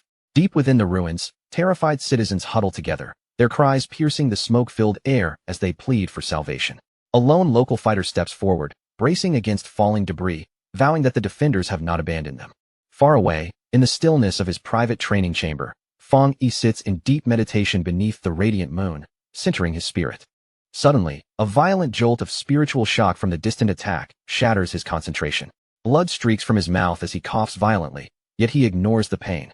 Fang Yi knows instinctively that he must break off his training and intervene immediately, before it becomes too late. Before long, disaster breaks out at the southern border of the Jie nation, and the center of the crisis is none other than Nanming City. In just a blink, the once crowded streets are thrown into absolute ruin, with flames spreading everywhere, buildings collapsing into broken shells, and terrified people running through waves of chaos. High above the devastated city, the Lord of the Earth hovers over the destruction and bursts into a cruel, arrogant laugh. With nothing more than a casual movement of his power, He rips huge chunks of roads and shattered buildings into the sky, while helpless civilians scream in terror as they are dragged upward and then sent plunging toward the ground. Just when those falling civilians are only moments away from smashing into the earth, broad waves of green energy sweep across the battlefield like a rescue net. The power catches them in midair before impact, and through the fire, smoke, and broken rubble, Elder Wu and Zhang Tian finally arrive on the scene. After the civilians are pulled out of immediate danger and guided away from the battlefield, Elder Wu wastes no time taking command. He gives the defenders clear orders. Their duty is to shield the crowd and keep every survivor alive, while he and his own team step forward to deal with the enemy directly. The Lord of the Earth only lowers his gaze toward them with naked contempt, as if the people beneath him are not worth taking seriously. Seeing that the ones standing against him are merely old veterans, he scoffs in disappointment and demands to know where the real sealer is hiding. Elder Wu does not shrink back from that pressure for even a second. Instead, he answers with steady confidence, declaring that the sealer has no reason to personally appear for an opponent like him, because these battle-tested veterans are already more than enough to take him down. Then, without the slightest warning, a sharp spike of green energy tears upward from below and shoots straight toward the invader. The Lord of the Earth reacts almost instantly, pulling a massive boulder into the attack's path and using it to block the strike head-on. He sneers down at the defenders and mocks them as weak little ants who have badly overestimated their own strength. Yet right as those insulting words leave his mouth, another powerful presence appears on the battlefield, suddenly pulling his attention away from Elder Wu's group. Through the drifting smoke and the wreckage of the ruined city, Bai Su and Zhao Lan arrive together. Taking their positions beside the others, Bai Su stands ready and makes it clear through his posture that he has come fully prepared to join this fight. Elder Wu calls out to Bai Su, and the relief in his voice is impossible to miss. He is clearly glad that Bai Su's training has finally come to an end, though he still cannot resist teasing him, saying he had almost started to think the young pioneer would stay locked away in seclusion until he turned into a fossil. When Elder Wu sees the enemy being held in place, even he cannot hide how impressed he is by the strength of the restraint. He turns toward Bai Su and asks what kind of technique he used to trap the Lord of the Earth so completely that he can barely move. Zhao Lan steps forward beside Bai Su and calmly explains how the restraint works. She says she layered her own mutation abilities on top of Bai Su's bamboo forming technique, which doubled their control over the target, but she immediately warns everyone not to drop their guard against an enemy at this level. With the Lord of the Earth bound inside a cage of sharp green growths, Zhao Lan sees a rare chance to reverse the situation. Looking at his trapped body, she suggests that they could use him as leverage and negotiate with Country B from a stronger position. But then from deep within that green casing, a low and unsettling chuckle begins to echo outward. Lord of the Earth mocks them from inside his prison, his voice dripping with contempt, even though he appears to be trapped. He asks whether this fragile little restraint is truly the full limit of their so-called Jingang realm power. Elder Wu immediately senses that the situation has shifted in a dangerous direction. His expression tightens sharply, and without waiting another moment, he shouts for the entire team to retreat at once. The green prison bursts apart as the Lord of the Earth rips through it with his bare hands. When he emerges from the shattered growths, his body has twisted into something rotten and monstrous, with decayed flesh across his frame and eerie green eyes glowing from within the wreckage. Bai Su stands rooted to the spot, unable to move as he stares at the terrifying transformation before him. The sight is so horrifying that disbelief freezes across his face. Zhao Lan quickly understands what they are looking at. The invader's body is no longer something normal or natural. He has clearly gone through some kind of forbidden body modification. Elder Wu pieces the truth together almost immediately. Country B never truly gave up its illegal biological experiments, and the Lord of the Earth standing before them is the living proof that those secret researches were continued behind the scenes. Mutated Lord of the Earth throws his head back and laughs wildly, showing no shame at all toward his twisted body.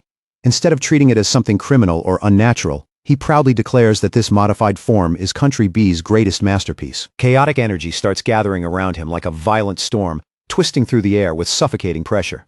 He boasts that this research will allow Country B to rule the entire planet.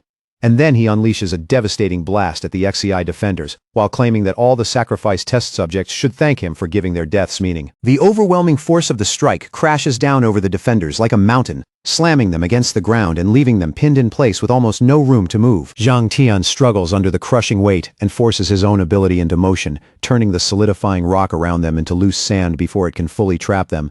Even while resisting, he is deeply shaken by the terrifying pressure behind the power of a throne. As the earth closes in around the veterans, almost as if the battlefield itself is trying to bury them alive, Zhao Lan throws herself into the fight without hesitation. She releases burst after burst of purple energy, blasting apart the rocks that are forming over Elder Wu and Zhang Tian.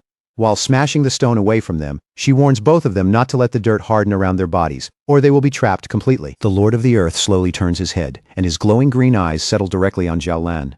His gaze locks onto her with a cold, predatory focus. Her power instantly catches his attention.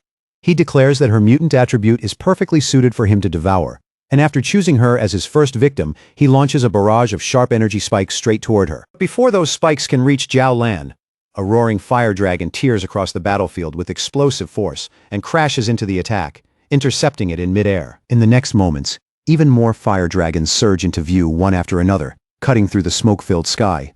They coil around the Lord of the Earth from every direction, trapping him inside a raging vortex of flames. Fang Yi finally enters the battlefield, stepping into the chaos with his sword held firmly in his hand. His entire stance shows that he is ready to strike with decisive force. He drives his dark red blade straight into the Lord of the Earth. And the moment the attack connects, a violent explosion erupts outward.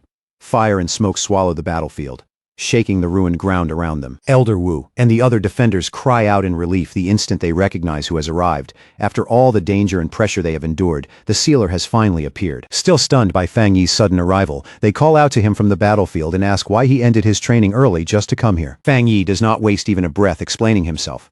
He immediately orders everyone to fall back, warning the veterans that the enemy in front of them is far beyond what they can safely handle. From the crater carved out by the explosion, the Lord of the Earth calmly walks forward, laughing as if the attack barely left an impression on him.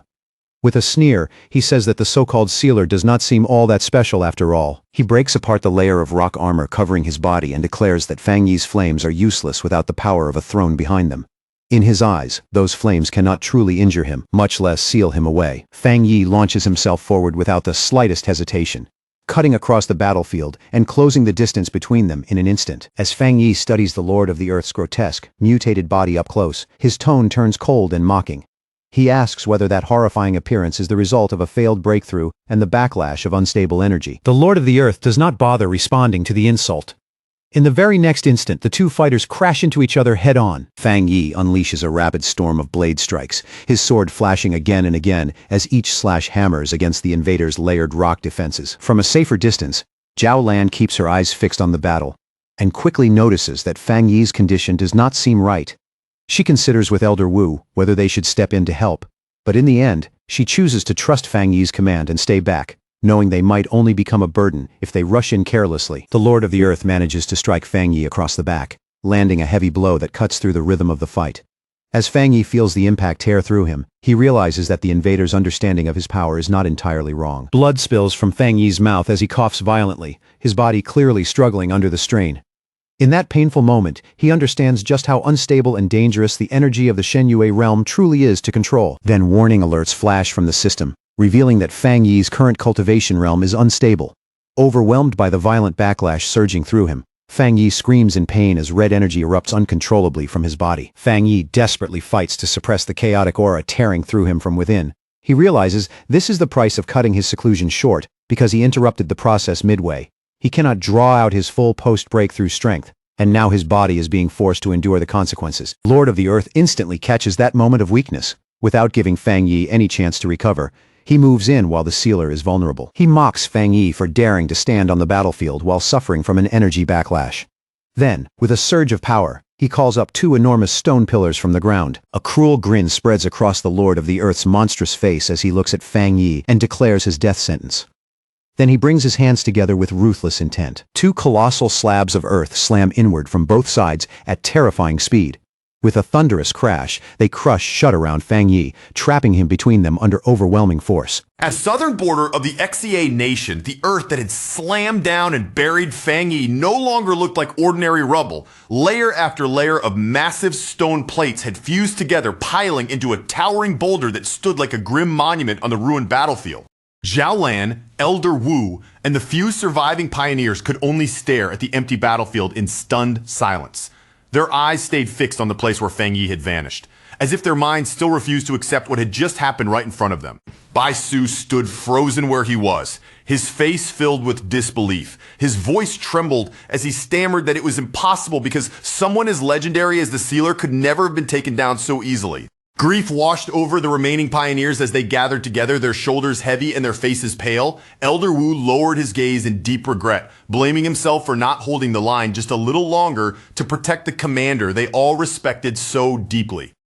Zhao Lan's expression twisted with guilt as she blamed herself as well. If only they had been stronger, Fang Yi would never have been forced to interrupt his meditation, and he would not have had to risk such a dangerous breakthrough in the middle of battle. Refusing to stand there helplessly, Zhang Tian and Elder Wu quickly moved into action. Together, they launched a huge signal flare into the sky, sending the tragic news blazing upward for everyone to see. Far away at headquarters, President Ye Xiao looked up through the storm-darkened sky and saw the bright signal tear through the heavy clouds. His expression instantly turned grim, because that flare meant the disaster they feared most had truly arrived. For a moment, President Ye Xiao steadied himself and forced down the weight in his chest. Then, with firm resolve, he ordered the Spirit Association to activate their absolute final backup plan. His voice carried through the room as he declared that the sealer had already sacrificed his life for the Jia nation. And because of that, there was no longer any room left to retreat. From this moment on, they had entered a true battle between life and death. President Yi Xiao commanded every single branch of the Spirit Association to stand their ground and defend their homeland until their very last breath. No matter the cost, they were to fight the Lord of the Earth all the way to the end. Su Qingying, Gu Yuru, and the officers answered without hesitation, their voices ringing out together. Each of them was ready to gamble their lives, even if it meant dying on the battlefield. Elder Wu immediately issued urgent military orders, commanding the Eastern, Southern, and Star God battle zones to merge their forces and launch a full-scale counterattack against the Lord of the Earth. At the same time, every remaining unit was ordered to mobilize and strike across Country B's entire territory, and the commanders accepted the command at once. With fierce determination burning in their eyes, Elder Wu, Zhang Tian, Ye Xiao, and Zhao Lan all made the same vow. Even if every one of them died on this battlefield, they would still make the enemy pay for the sealer, for his family, and for the entire Yangzia nation. Above the shattered city, the Lord of the Earth hovered in the air and laughed down at the defenders. To him, their desperate resistance looked like nothing more than pathetic ants struggling pointlessly, and he coldly declared that he would devour their cities one by one before charging downward to crush them all. But far below the battlefield, deep inside the dark and endless underground tomb, Fang Yi was not dead at all. He remained perfectly safe, calmly floating inside a glowing sphere of golden energy that shielded him from the crushing force around him. His system quickly detected a huge concentration of ancient earth energy around him, with the level already reaching 90%. The moment the reading appeared, the system immediately began absorbing that power. Fang Yi smiled faintly as he realized what had happened. The Lord of the Earth had probably believed this underground tomb was a perfect death trap, never imagining that it would become the ideal energy source to speed up Fang Yi's recovery. As the system continued monitoring his body, it confirmed that his unstable cultivation realm was rapidly settling down. His overall recovery rose quickly, and before long, it had already reached 50%. While meditating within that heavy power, Fang Yi began to understand something deeper. The Earth Throne and the abilities of the Divine Moon Realm were surprisingly similar, because both of them carried two very different natures within the same force. He realized that the Earth element was not limited to simple destruction. It could create and destroy at the same time, bringing absolute stability in one moment, then unleashing violent devastation in the next. The chaotic energy from his unstable Divine Moon Realm had actually drawn in the stabilizing and constructive side of the underground Earth energy. Instead of crushing him, that power had gathered around him like it was responding to his condition. Because of that, his volatile moon energy began repairing itself at an incredible speed. The painful backlash from his breakthrough was wiped away completely, leaving his body clearer and steadier than before. When the system confirmed that his recovery had reached 70%, Fang Yi quietly noted how dangerous this power truly was. If he had not already broken through to the Divine Moon Realm, this dense concentration of Earth energy would have killed him instantly instead of helping him. Then, only moments later, the system reported that his recovery had surged all the way to 90%. Fang Yi silently admired the mysterious beauty hidden within the throne's power. As he prepared himself for the final step, the system confirmed that his recovery had now reached 99%. With the unstable energy inside him finally calmed, Fang Yi slowly drew in a deep breath. His aura settled around him, quiet but powerful, as if his entire body had been reforged in the depths of the earth. Right at that moment, the system suddenly warned him of an unusual surge of high sky yang energy gathering in the atmosphere above. Fang Yi's eyes sharpened slightly, his curiosity instantly stirred by the strange movement. Back on the surface, sharp cracking sounds began to echo across the battlefield. The massive stone slabs that everyone believed had sealed Fang Yi's fate suddenly started splitting apart from the inside. The Lord of the Earth immediately felt the enormous wave of energy rising from below. His eyes widened in complete shock, and for the first time, his arrogant expression cracked. Without warning, a colossal pillar of brilliant golden energy erupted violently from the shattered stones. The explosion sent chunks of rock blasting in every direction, while the golden light pierced straight through the storm-covered sky and twisted the clouds above into a huge swirling vortex. From within that roaring column of light, Fang Yi slowly descended. His entire body was wrapped in a pure golden aura, making him look as though he had stepped out from the heart of the storm itself. Jialan stared up at him, then rubbed her eyes as if she thought she was seeing an illusion. She could hardly believe that Fang Yi had survived the throne's deadliest attack and returned from beneath the earth alive. On the ground, the surviving pioneers suddenly erupted into cheers. They shouted with everything they had, crying out that a miracle had happened and that the Yes-A nation still had hope. The Lord of the Earth sneered, refusing to accept what he was seeing. He laughed arrogantly and claimed that the sealer's survival was nothing more than temporary luck. Then he crossed his massive arms, his body radiating a terrifying pressure. He was ready to unleash his full strength and show everyone what real, absolute power looked like. With a furious roar, the Lord of the Earth triggered a massive eruption from the ground beneath him. Giant, jagged stone spikes tore upward through the battlefield, ripping the earth open as they surged toward Fang Yi, trying to crush him from every direction. The Lord of the Earth grinned wildly, his expression twisting with the excitement of someone certain of victory. The mutated Lord of the Earth then fired a rapid barrage of burning rock projectiles, each one tearing through the air with terrifying force. But Fang Yi moved effortlessly through the sky, dodging every single attack without the slightest sign of panic. Even as the attacks rushed past him, Fang Yi never looked away. His eyes stayed locked on his enemy, calm and focused, as though he had already seen through every move. Next, the Lord of the Earth raised his power again and summoned a massive boulder from above. Like a falling meteor, it came crashing down from the sky directly toward Fang Yi. Seeing this, Fang Yi looked almost amused. He muttered to himself, wondering if the invader was really just repeating the same basic move again. This time, Fang Yi did not dodge at all. Instead, he shot upward like a blazing beam of light, flying straight toward the enormous boulder falling from the sky. As he rushed upward, Fang Yi pulled his fist back, gathering strength for a massive strike. Then, with absolute confidence, he commanded the barrier to break. His fist slammed directly into the giant stone structure. In the next instant, a massive explosion burst outward and the entire boulder was completely vaporized under the force of his punch. The Lord of the Earth stared in stunned disbelief. His so-called ultimate attack had been destroyed so easily that he could barely process what had just happened. Nearby, the other pioneers burst into triumphant shouts, cheering for the sealer's overwhelming strength. They pointed out that this was what perfect control of power truly looked like, because unlike the Lord of the Earth, who only relied on borrowed strength from a throne, Fang Yi was a real genius who had climbed to the top step by step. Another pioneer excitedly added that the sealer's top-tier Yang attribute could completely suppress every other element. As the crowd began chanting for the Lord of the Earth's defeat, the furious invader clenched his fist so tightly that his rage almost seemed to pour out of him.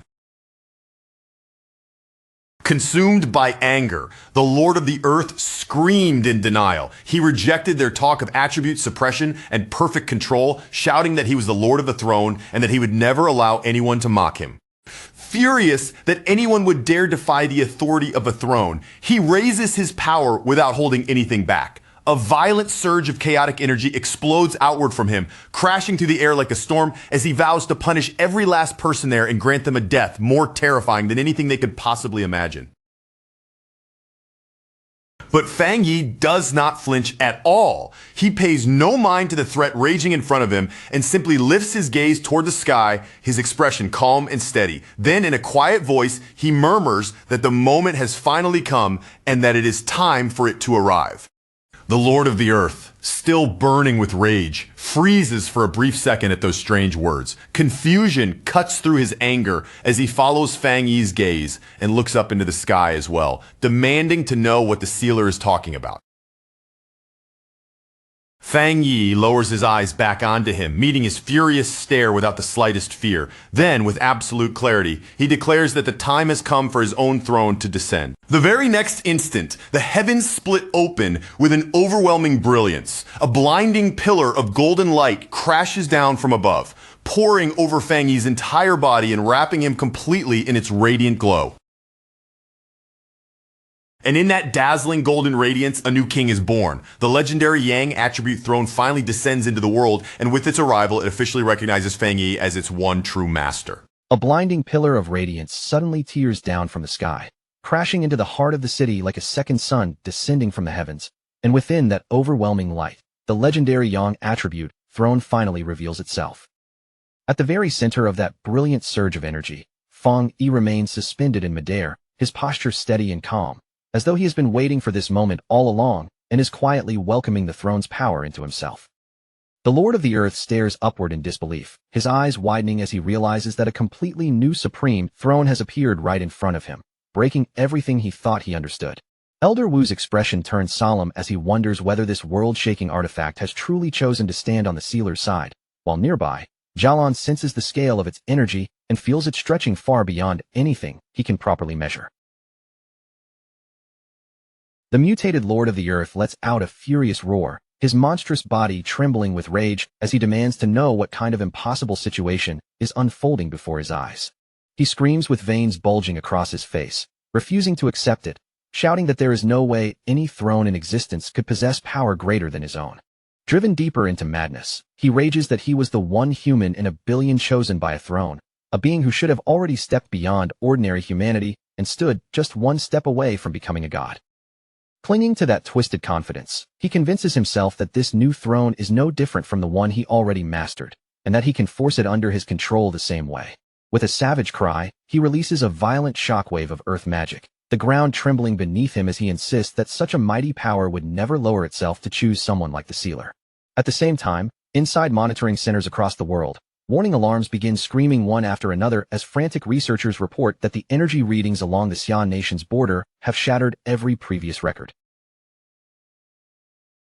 The researchers quickly realize that another supreme throne is emerging, and the terrifying power radiating from it is even greater than the energy of a real star. A panicked official loses control and shouts across the room, demanding an immediate answer from the sequence department about what this impossible reading is supposed to mean. Inside the Global Throne Sequence Department, the staff are drenched in cold sweat, because they can all see it now. Their old estimates of throne strength were completely wrong, and the ranking system they trusted has been thrown into total chaos. The terrified official shouts that the appearance of this new sun god throne means the entire world ranking must be rebuilt from the ground up. The Earth and Thunder thrones, once believed to stand at the very top, will now be pushed down to at least the third sequence. Until now, every throne had been ranked by the strength and rarity of its element on Earth, which was why powerful attributes like Earth and Thunder had always been placed among the highest positions. But the arrival of the Sun God throne exposes a truth no one can ignore anymore. Only this overwhelming throne has the right to stand alone in the first sequence. Meanwhile, inside the Xian Nation Spirit Association Research Center, the director can barely hide his pride as he declares that the foreign standards were wrong from the very beginning. The energy of this new throne has surpassed the old first sequence by more than 200%, proving that every previous statistic should be discarded.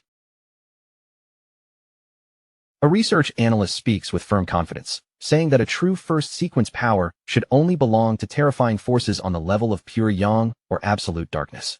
A female analyst beams with excitement, realizing that the balance of power across the entire world has completely shifted, because the sealer is now the only person who controls the ultimate yang attribute.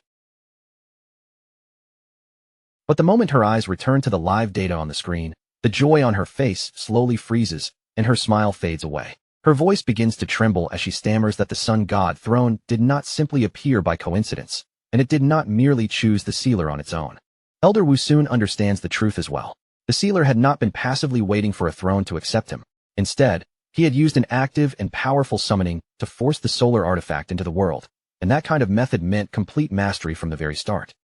Even the Lord of the Earth is visibly stunned, his expression twisting as he realizes what has actually happened. Still refusing to believe it, the mutated invader suddenly bursts into wild laughter, screaming that no throne could ever be purer, stronger, or more deserving of dominance than his own. A storm of earth energy gathers around his fist, thick and violent like a collapsing mountain, as he insists that the earth attribute is the most desired power of all, and that he is still the rightful king of the first sequence. Pouring every bit of his remaining strength into his body, the Lord of the Earth lunges straight toward Feng Yi, roaring that he will never allow the sealer to truly claim control over the Sun God throne. But before he can even close the distance, a blinding ray of pure solar energy cuts through the air and shoots directly toward him. The attack catches him completely off guard, and the crazed confidence on the invader's face instantly collapses into raw panic. He throws up his massive, stone-hardened arms to block the incoming strike, bracing himself against the light before trying to launch a counterattack of his own.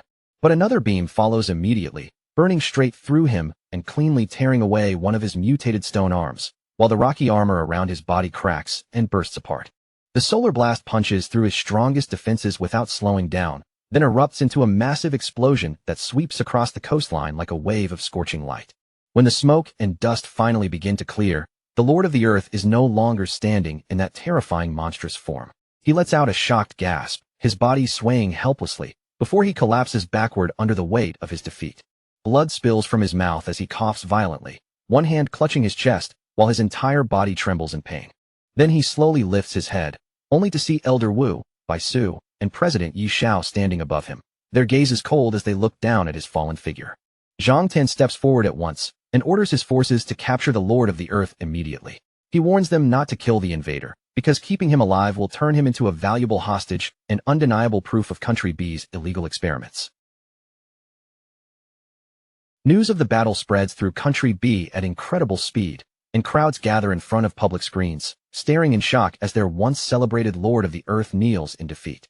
Furious citizens begin protesting, demanding an explanation from their own government. They rage that they were promised the land of the Xia nation, but instead they have been humiliated before the entire world. Now they can only question how their supposedly invincible throne master was beaten so easily. Panic quickly infects the high-ranking officials of Country B who had supported the invasion. One of them stammers in fear, realizing that since they openly challenged the Xia nation, they will be the first ones targeted for revenge now that the sealer has claimed the ultimate sun god throne. Back inside Country B's executive office, the nation's leader slams his fist hard against the desk, his face twisted with rage. He curses the sealer at the top of his lungs, screaming at his advisors for repeatedly assuring him that the young commander would become useless in this new era of thrones, then furiously demands to know how they plan to clean up this disaster. His top advisors stand frozen in place, sweat running down their faces, yet not one of them dares to speak or offer a solution. Overcome with terror, the leader of Country B suddenly begins packing in a panic, yelling that the invasion plan was their idea and that he is resigning immediately so he can escape before the Xia nation arrives.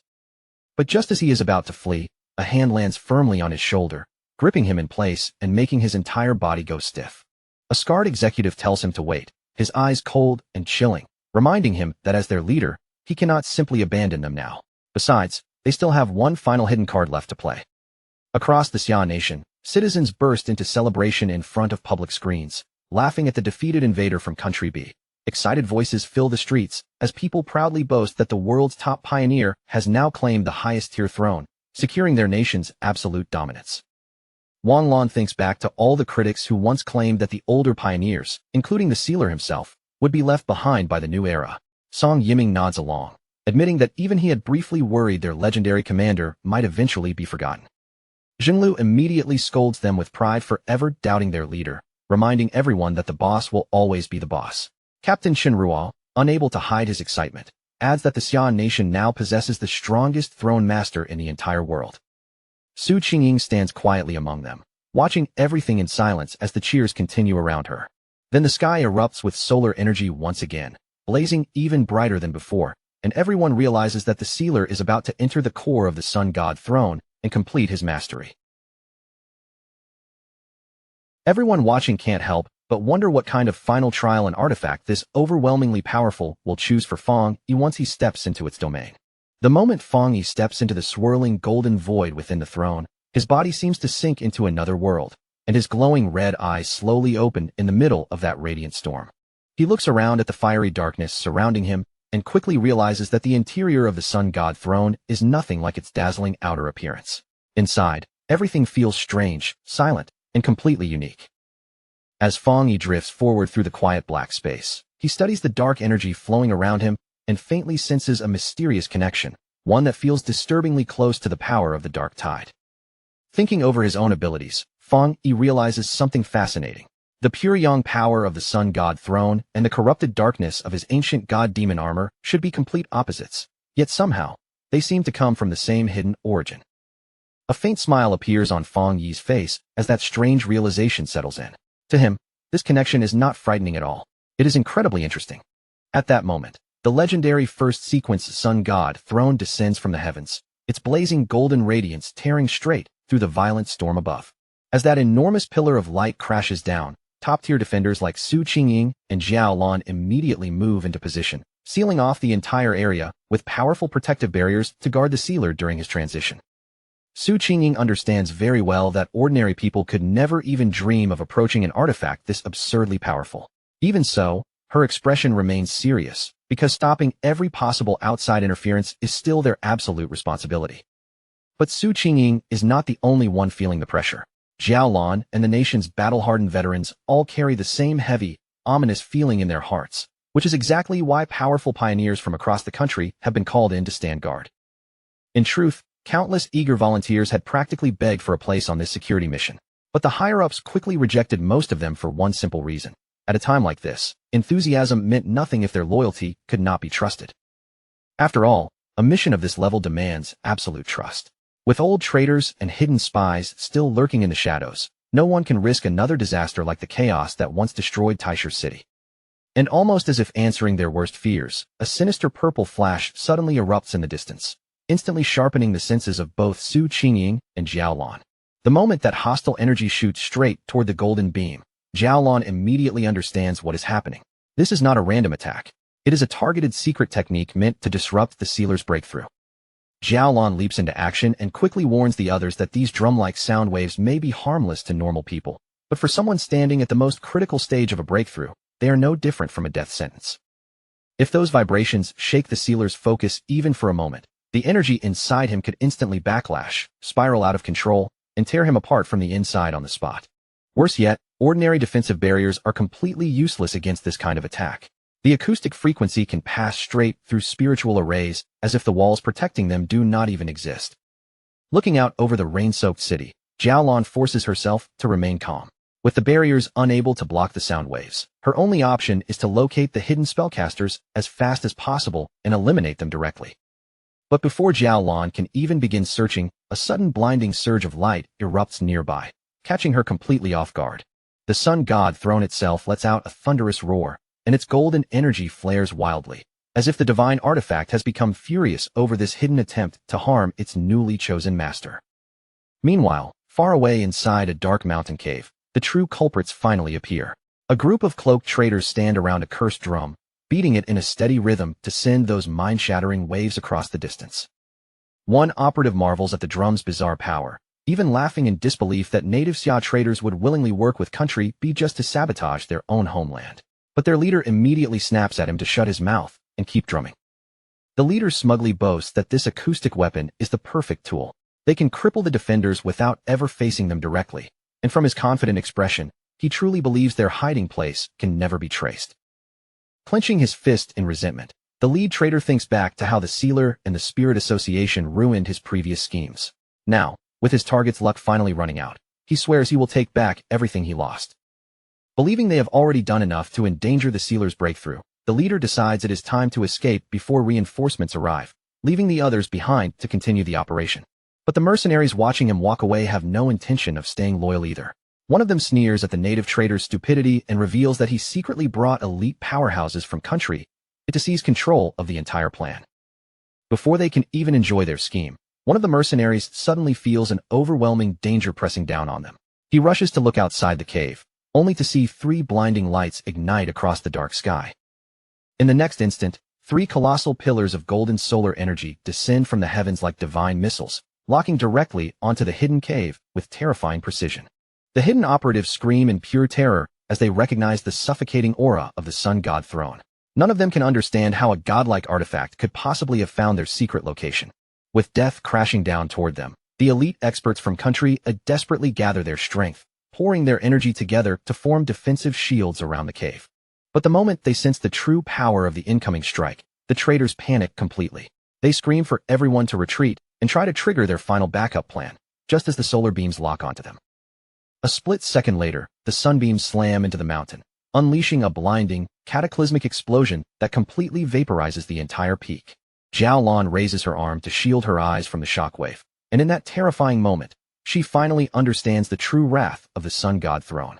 With nothing more than a casual strike, it can pulverize a mountain into dust. Around her, the other defenders stare at the destruction with awe and dread written across their faces. Compared to this kind of divine power, humanity suddenly feels painfully small and hopelessly outmatched. But that stunned silence does not last long. Chun Ruo rushes over with urgent news. The massive energy shockwave has disrupted their restraining arrays, and during the chaos, the captive Lord of the Earth has managed to escape. Meanwhile, deep within the core of the Sun God throne, Fang Yi walks toward a brilliant orb shining like a miniature sun.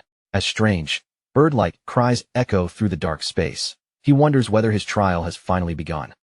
Fang Yi reaches out and touches the radiant light, immediately noticing that this trial feels completely different from his chaotic and violent struggle with the metal throne. As his body floats peacefully inside the warm glow, Fang Yi realizes there is not even a trace of hostility or danger around him. That calmness only makes him more curious about what kind of test this supreme throne has prepared. Even so, as Fang Yi continues walking deeper into the blinding golden void, he keeps his guard raised and refuses to let his attention slip. Suddenly, the legendary Fusong tree appears before him, its radiant trunk and branches glowing like a small sun standing alone in the center of the void. High above, perched among those blazing branches, a majestic three-legged golden crow throws its head back and releases a deafening cry. The moment Fang Yi sees it, he understands. This mythical bird is the true incarnation of the Sun God throne, the living embodiment of the sun's absolute essence. But instead of attacking, the colossal golden crow shows no hostility at all. It lowers its gaze toward Fang Yi with immense warmth, treating him not like an enemy, but almost like close kin. Trusting that feeling, Fang Yi steps forward without hesitation and gently raises his hand toward the magnificent sunbird. The instant they touch, the golden crow erupts into a vast vortex of solar energy, and Fang Yi begins absorbing the immense power of the throne directly into himself. Not long after, his system confirms the result. The Sun God throne has officially answered his call and recognized Fang Yi as its true master. As the system begins its confirmation process, Fang Yi's eyes blaze with dazzling golden fire, and he effortlessly channels wave after wave of endless solar energy through his body. Once the notification declares that his mastery is complete, the system immediately begins compiling a new custom technique made specifically for Fang Yi. With the compilation successfully completed, a flaming crown formed from pure solar energy appears above Fang Yi's head, permanently sealing his connection to the supreme throne. At last, the system delivers his reward, a brand new God-tier Yang attribute cultivation technique called the East Heaven Divine Crown Secret Technique, pushing Fang Yi's already monstrous power to an entirely new level.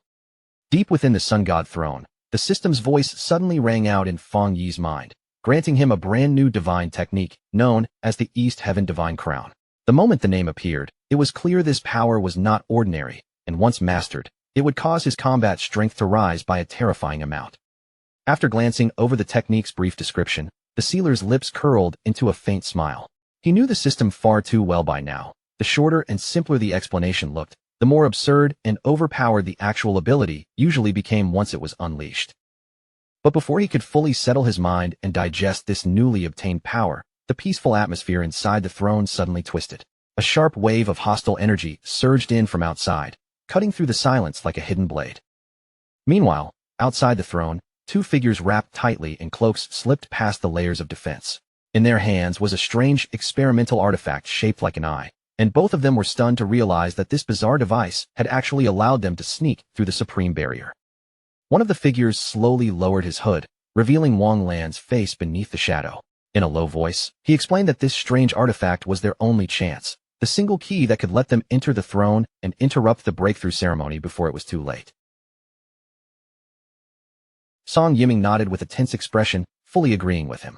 Their target was the strongest fighter in the entire nation, So even the smallest slip, one wrong step or one careless breath, could instantly turn this mission into a death sentence.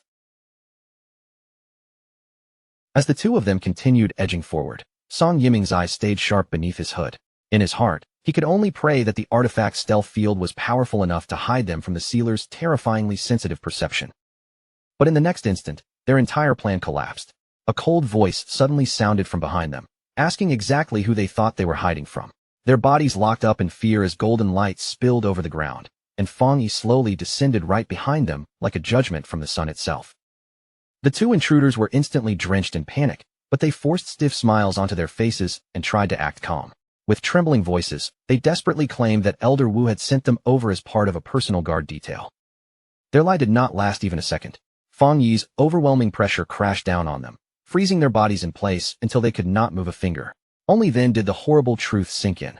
The sealer had already conquered the supreme throne at a speed far beyond anything they expected. Fong Yi looked at the pair and let out a calm, almost amused chuckle.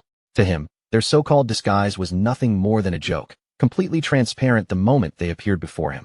With only a casual release of his aura, invisible force swept outward from Fong Yi's body. In an instant, the cloaks wrapped around the two intruders were torn to shreds, ripping away their concealment and exposing their real identities completely. The fake Song Yiming stared at him in absolute shock, his voice breaking as he stammered in disbelief. He simply could not understand how their carefully prepared stealth setup had been seen through so easily, as if it had never existed at all.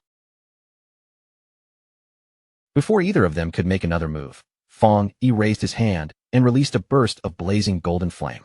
The scorching blast slammed into the two saboteurs, burning through their defenses and knocking them flat onto their backs. Even the experimental eye-shaped artifact they had relied on could not withstand the heat.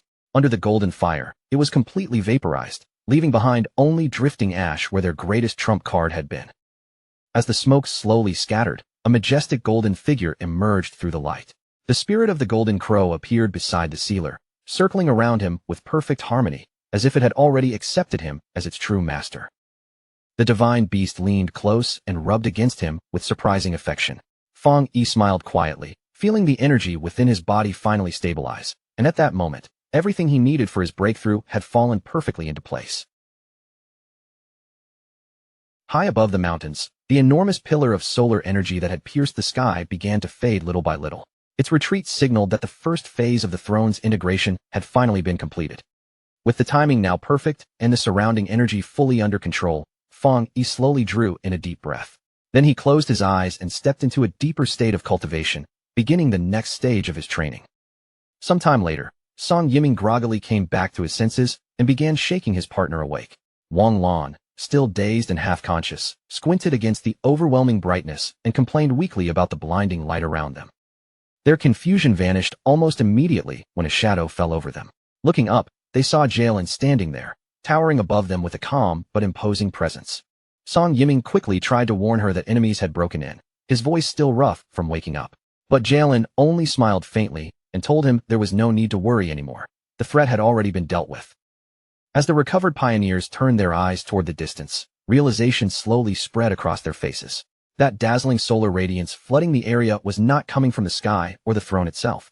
It was shining directly from the sealer. Stunned by what he was seeing, Song Yiming asked whether the commander had truly succeeded.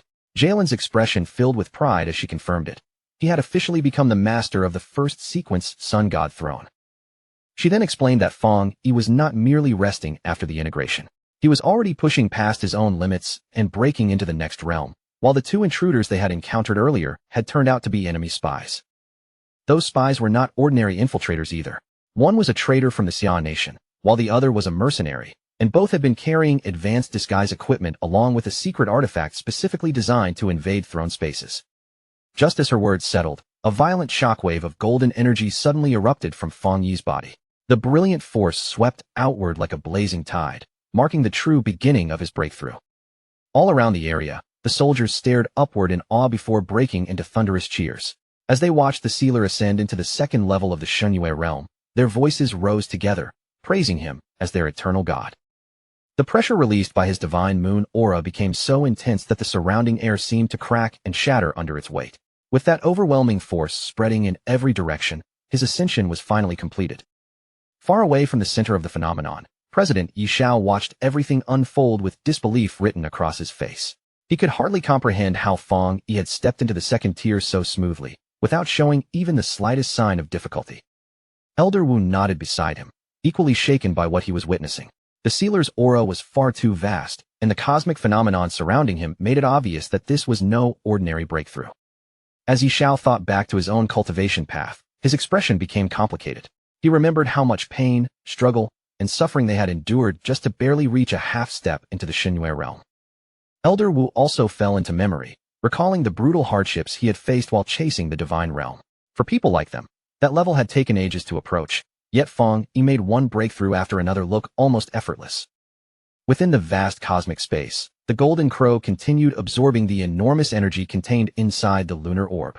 That surging power flowed through the divine beast, preparing to drive Fang Yi toward an even greater breakthrough. With a thunderous roar, the Golden Crow stretched out its mighty talons and seized the moon itself. As it grasped that radiant orb, Fang Yi's power surged again, forcefully pushing him straight into the third tier of the Xinyue realm. In front of the live monitors, Su Qingying stared at the readings in stunned silence. A thought rose in her mind. Was the commander about to touch the legendary Rising Sun realm, a height no human being had ever reached before? The Golden Crow let out another piercing cry, its voice rolling across the sky like divine thunder. Elder Wu and President Yi Xiao stood beneath that echoing sound, unable to say a word as amazement overtook them. Then the blazing beast spread its enormous wings over Fang Yi, covering him in a shield of golden fire. Beneath that fiery protection, his power continued to soar, climbing beyond every limit humanity had ever recorded. In the dark sky above, 3 radiant suns suddenly appeared, blazing side by side with impossible brilliance. The sight created a massive celestial phenomenon unlike anything ever witnessed in human history. At the monitoring center, the analysts quickly reported the latest results. The Golden Crow had cried out 3 times, confirming that the sealer had crossed 3 levels in succession and had now reached a half-step into the Rising Sun realm. By this point, Fang Yi had achieved complete mastery over the Yang attribute. Even his physical body had undergone a profound transformation, evolving far beyond the normal limits of any ordinary pioneer. He was no longer simply a powerful fighter who controlled Yang energy. He had become a natural-born Yang attribute god, possessing a divine constitution that completely overturned what humans believed was possible. From this day forward, Fang Yi stood alone at the absolute peak. On the entire earth, there was no longer anyone capable of standing on equal ground with his power. Fang Yi lowered his gaze to his own hand, watching solar fire burn across his palm like living sunlight. A satisfied smile appeared on his face as he realized the Yang attribute had perfectly fused with both his bones and his bloodline. At that moment, Fang Yi understood the true meaning of his transformation. He was no longer merely borrowing or using this power from the outside. His very body had become the physical embodiment of the Yang attribute itself. With his newly awakened cosmic senses spreading outward, the sealer instantly caught a lingering trace of hostile energy. His expression turned cold as he noted that those rats still had not given up. Inside a hidden underground bunker beyond the barrier, the bandaged leader of the saboteurs was already spiraling into panic. The moment he realized the mission had failed, fear began twisting across his face. Knowing that the sealer had already absorbed the throne's power, he completely lost his composure. In a frantic rush, he activated a teleportation circle and screamed for everyone to retreat before Fang Yi found them. But his companions lunged forward and grabbed him before he could escape on his own. Furious and terrified, they refused to let him abandon them, insisting that if the mission was doomed, then they would all go down together. In the end, their argument meant absolutely nothing. Before they could even finish shouting at each other, blinding rays of solar energy pierced straight through the mountain, swallowing the bunker in divine light, and instantly wiping out every traitor inside. A blinding pillar of solar energy tears down from the sky, crashing into the hidden traitors and mercenaries before they can even react, wiping them out in an instant until not a single trace of them remains. While the mountain peak is still burning under the aftershock of his terrifying power, Fang Yi calmly walks out from the roaring flames, his voice steady as he announces that the rats who tried to sabotage his breakthrough have already been cleaned out. Far below the scorched peak, the local defenders and ordinary citizens finally erupt into cheers, their fear turning into relief as they celebrate the return of the true guardian who has come back to protect them. Back at headquarters, the officials can barely hide their shock as they witness Fang Yi's overwhelming strength, a power that strikes pure terror into his enemies while giving his allies an unshakable sense of safety. With pride in their voices, they declare that having the master of the sun god throne standing with them is the greatest blessing their nation could ask for. Meanwhile, Fang Yi slowly descends from the sky, his figure dropping through the smoke and light before landing firmly in front of President Yi Xiao and Elder Wu. Elder Wu immediately steps forward and greets him with the deepest respect, lowering his posture as he formally addresses Fang Yi as the master of the sun god throne. President Yi Xiao then brings up the bad news with a serious expression. Even though they had already captured the Lord of the Earth, the chaos caused by the sun god throne's descent gave that villain the perfect chance to escape, and now Yi Xiao asks Fang Yi how he wants to handle the situation. Fang Yi understands exactly what this invasion has caused. Their national prestige has been damaged, and countless citizens have been thrown into panic, but when he speaks, his confidence does not waver for even a second. To him, that mutated invader is nothing more than a fraud, someone who looks dangerous on the surface but poses no real threat. As the news of his victory begins spreading across screens all over the nation, Fang Yi's gaze turns cold. Since the enemy dared to come over and slap them in the face, he makes it clear that he will return that slap with enough force to make them remember it forever. Across the border, the Lord of the Earth and the leader of Country B stare at the news with growing dread, both of them realizing that the nightmare they feared most is no longer coming later. It is about to begin right now. Then, without warning, SSS-class invasion alarms explode across Country B, their shrill warnings echoing through the nation and throwing the entire country into a wave of panic. Inside an emergency meeting room, a scarred executive loses control and slams his hand down on the table, roaring in anger as he demands that they contact the Xia Nation immediately and force them to pull back their forces. He fumes that the Xia Nation has crossed every line, first treating their Lord of the Earth like a prisoner of war, and now pushing their forces toward Country B's borders as if they have no fear at all. But the leader of Country B delivers the worst possible update with a grim face. The Xia Nation has completely ignored them, refusing to answer any of their attempts at communication. That answer makes the entire room fall into anxious silence, leaving the high-ranking officials sweating heavily as they look at one another, desperately trying to figure out what they can possibly do next. Right at that moment, the injured and bandaged Lord of the Earth slams the table in fury, glaring at the politicians as he tells them to stop panicking and pull themselves together. He reminds them that Country B still has a secret weapon hidden in reserve, and without hesitation, he orders them to activate a first-level state of emergency. Along the coastline, Country B finally unleashes its ultimate trump card, the deep sea barrier. A massive shield of water rises around the nation, powered by mutated ocean currents and the country's own spiritual energy, a defense so powerful that it is regarded as the strongest barrier on Earth. When the leader of Country B sees the barrier fully locked down the nation, his fear immediately turns into celebration, convinced that this absolute defense has placed them beyond danger. The Lord of the Earth grows smug as well, boasting that even thousands of elite pioneers attacking together could not leave so much as a scratch on the shield. He even brags that not even his own supreme Earth powers would be enough to shake it.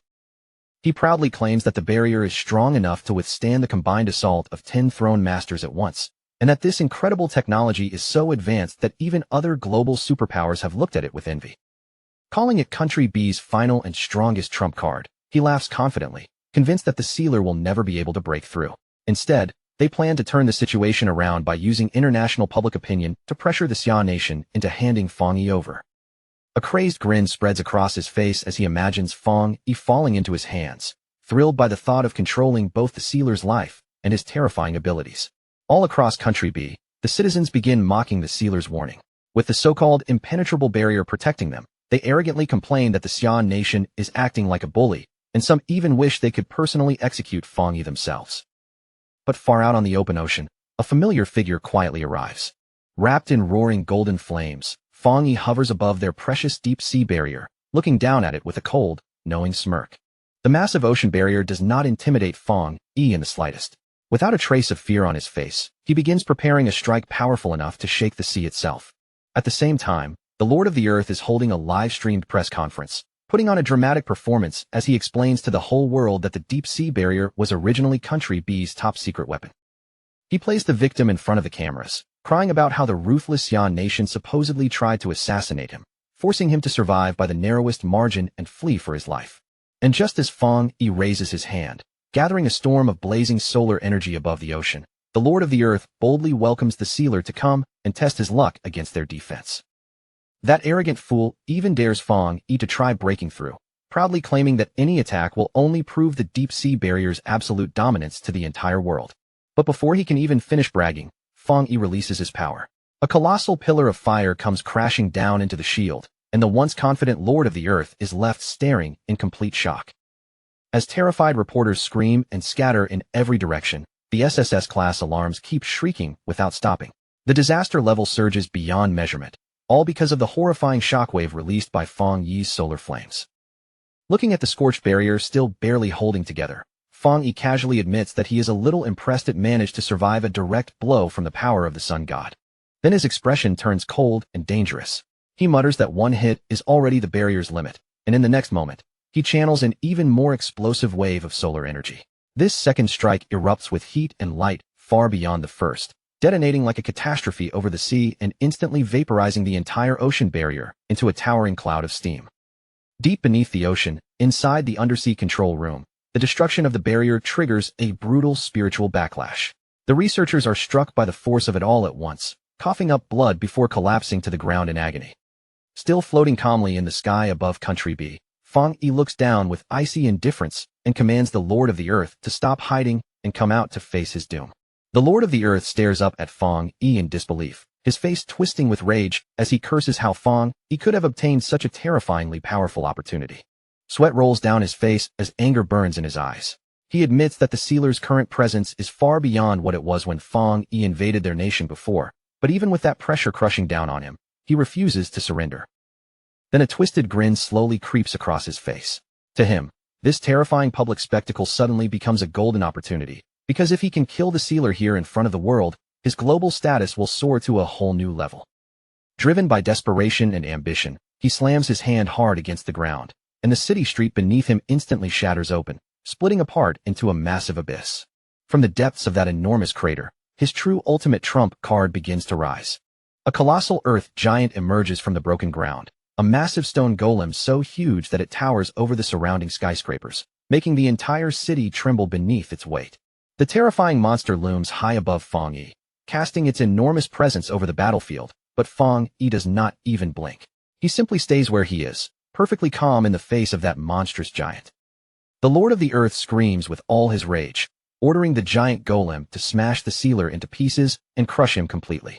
The beast reaches out with its enormous hand, its shadow spreading over Fong Yi like a falling mountain as it prepares to crush him beneath its palm. Fong Yi raises his hand and summons a blazing fire sword into his grip. Then, without showing the slightest strain, he swings it cleanly forward, slicing the enormous earth giant straight down the middle, as if that massive body weighs nothing at all. The Lord of the Earth is left staring in complete disbelief, his eyes shaking as he screams that both of them are supposed to be powerful throne masters. There is no way his ultimate trump card, the strongest thing he can unleash, should be torn apart so easily like a thin sheet of paper.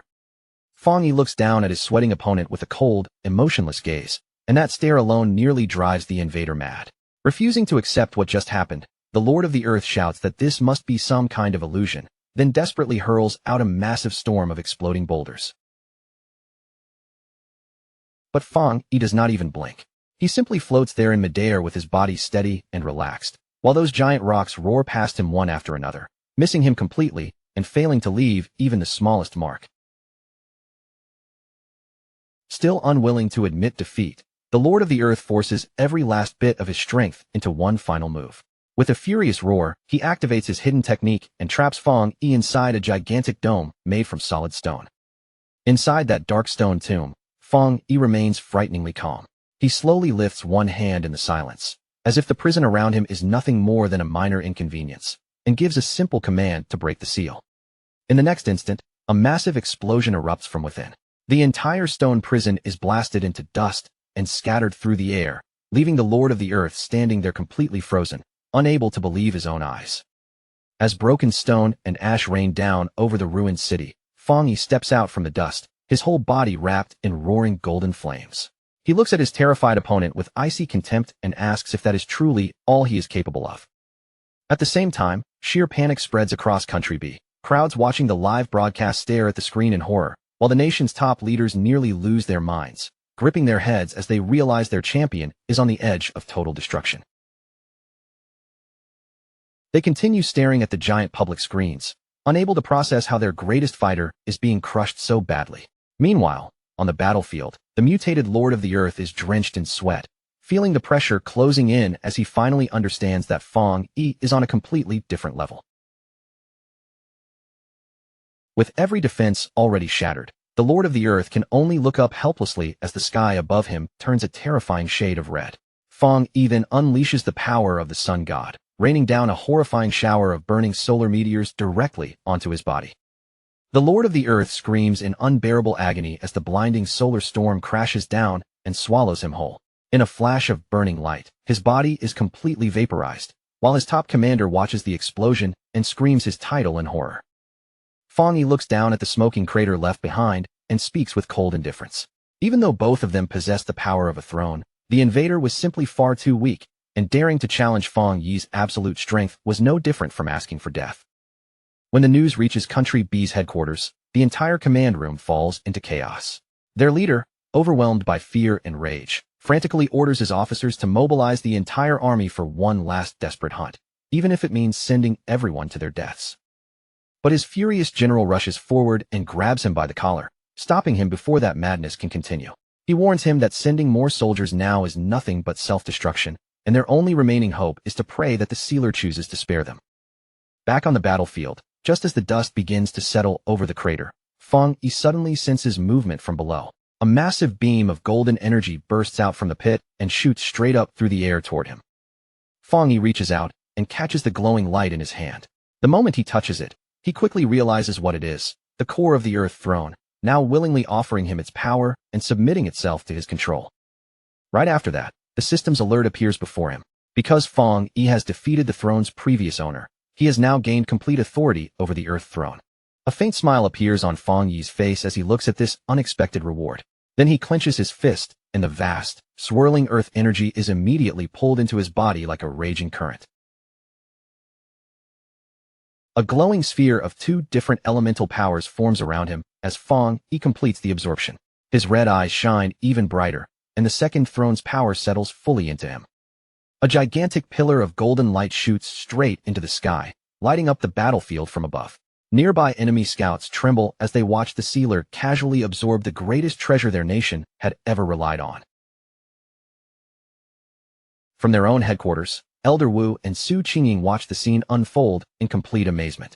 They realize Fong Yi has officially become the first person to possess two thrones, a change powerful enough to shake the entire global balance. At the same time, Country B erupts with anger and fear as furious citizens pour into the streets holding signs, demanding worldwide punishment and calling Fong Yi a cold-blooded killer. High above them, Fong Yi floats in the air and looks down at the angry crowd with an icy expression. Their desperate shouting, their fear of Xia ruling the world, and their cries for him to stop do not move him in the slightest. Then Fong Yi calmly announces that the Lord of the Earth is dead. His voice turns colder as he warns them that Country B will be next, causing the surviving enemy soldiers below to freeze in absolute terror. Standing tall within a swirling storm of elemental energy, Fong Yi declares that this death is only a tiny part of the price they must pay for provoking his nation. Anyone who dares threaten his homeland, no matter where they run or where they hide, will be destroyed. He tells them he will only swing his sword one time. Whether they live through it or vanish completely will depend on nothing but their own luck. The moment they hear that, the desperate soldiers are swallowed by panic and scream for everyone to retreat. At the same time, they force together all the energy they have left, raising a massive wall of defensive shields in a frantic attempt to block Fong Yi's incoming strike. But against Fong Yi, their strongest defense is meaningless. He grips his sword and swings it forward with overwhelming power. From that single slash, a gigantic wave of blinding golden fire erupts outward, tearing across the sky as if it is splitting the heavens apart. The devastating blast crashes into their shield wall and instantly shatters even their strongest defenses into pieces. The fleeing soldiers do not even get the chance to scream for long. The golden fire sweeps over them and vaporizes them completely, leaving nothing behind. That unbelievable strike does not stop with the soldiers. It triggers a massive tsunami and carves a giant flaming canyon straight through the heart of Country B, turning the entire attack into a terrifying warning for the whole world. The Xia nation is not something anyone can provoke lightly.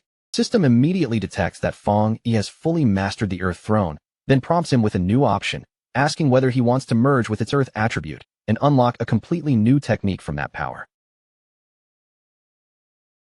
Of course, Fang Yi does not hesitate for even a second. He accepts the offer right away, and the system instantly begins operating, smoothly fusing that heavy, powerful earth attribute deep into his body. Once the fusion is finished, the system does not stop there. It immediately starts using the newly absorbed throne power to form a custom skill made specifically for Fang Yi. A moment later, Fang Yi successfully awakens a brand new custom ability, an overwhelming technique known as the Gravity God Technique. This terrifying new skill allows him to control gravity at up to 100 times its normal force. And after absorbing the enormous energy of the throne, Fang Yi's cultivation surges forward, pushing him straight into the legendary Rising Sun realm far more easily than he ever imagined. Back at headquarters, Elder Wu's expression turns serious as he finally understands the truth. If someone kills a throne master, the victor can actually seize the throne's power for themselves. But Yi Xiao quickly cuts through the shock with a warning. Once this truth spreads, desperate pioneers across the world will start hunting throne masters like prey, so Xiaolon immediately urges everyone to focus on stabilizing their own faction first. Meanwhile, Jiang Lu stands before a roaring crowd of excited citizens, loudly stirring up their emotions while mocking Country B's fallen leader for foolishly believing he could challenge the legendary sealer. The people burst into laughter as they ridicule Country B's defeated champion, treating his so-called invasion like nothing more than an embarrassing joke. At home, Fang Yi's aunt stares at the broadcast in complete disbelief, her eyes fixed on the screen as she realizes the legendary warrior everyone is praising is actually her own nephew. Then she looks down at the family photo on her phone, and emotion wells up inside her. Only now does she truly understand just how much Fang Yi has done to protect their family from the shadows. Soon, the global broadcast shakes the entire world by announcing the birth of Earth's first dual throne holder, declaring that the sealer has become a godlike existence whose power has shattered the balance between nations.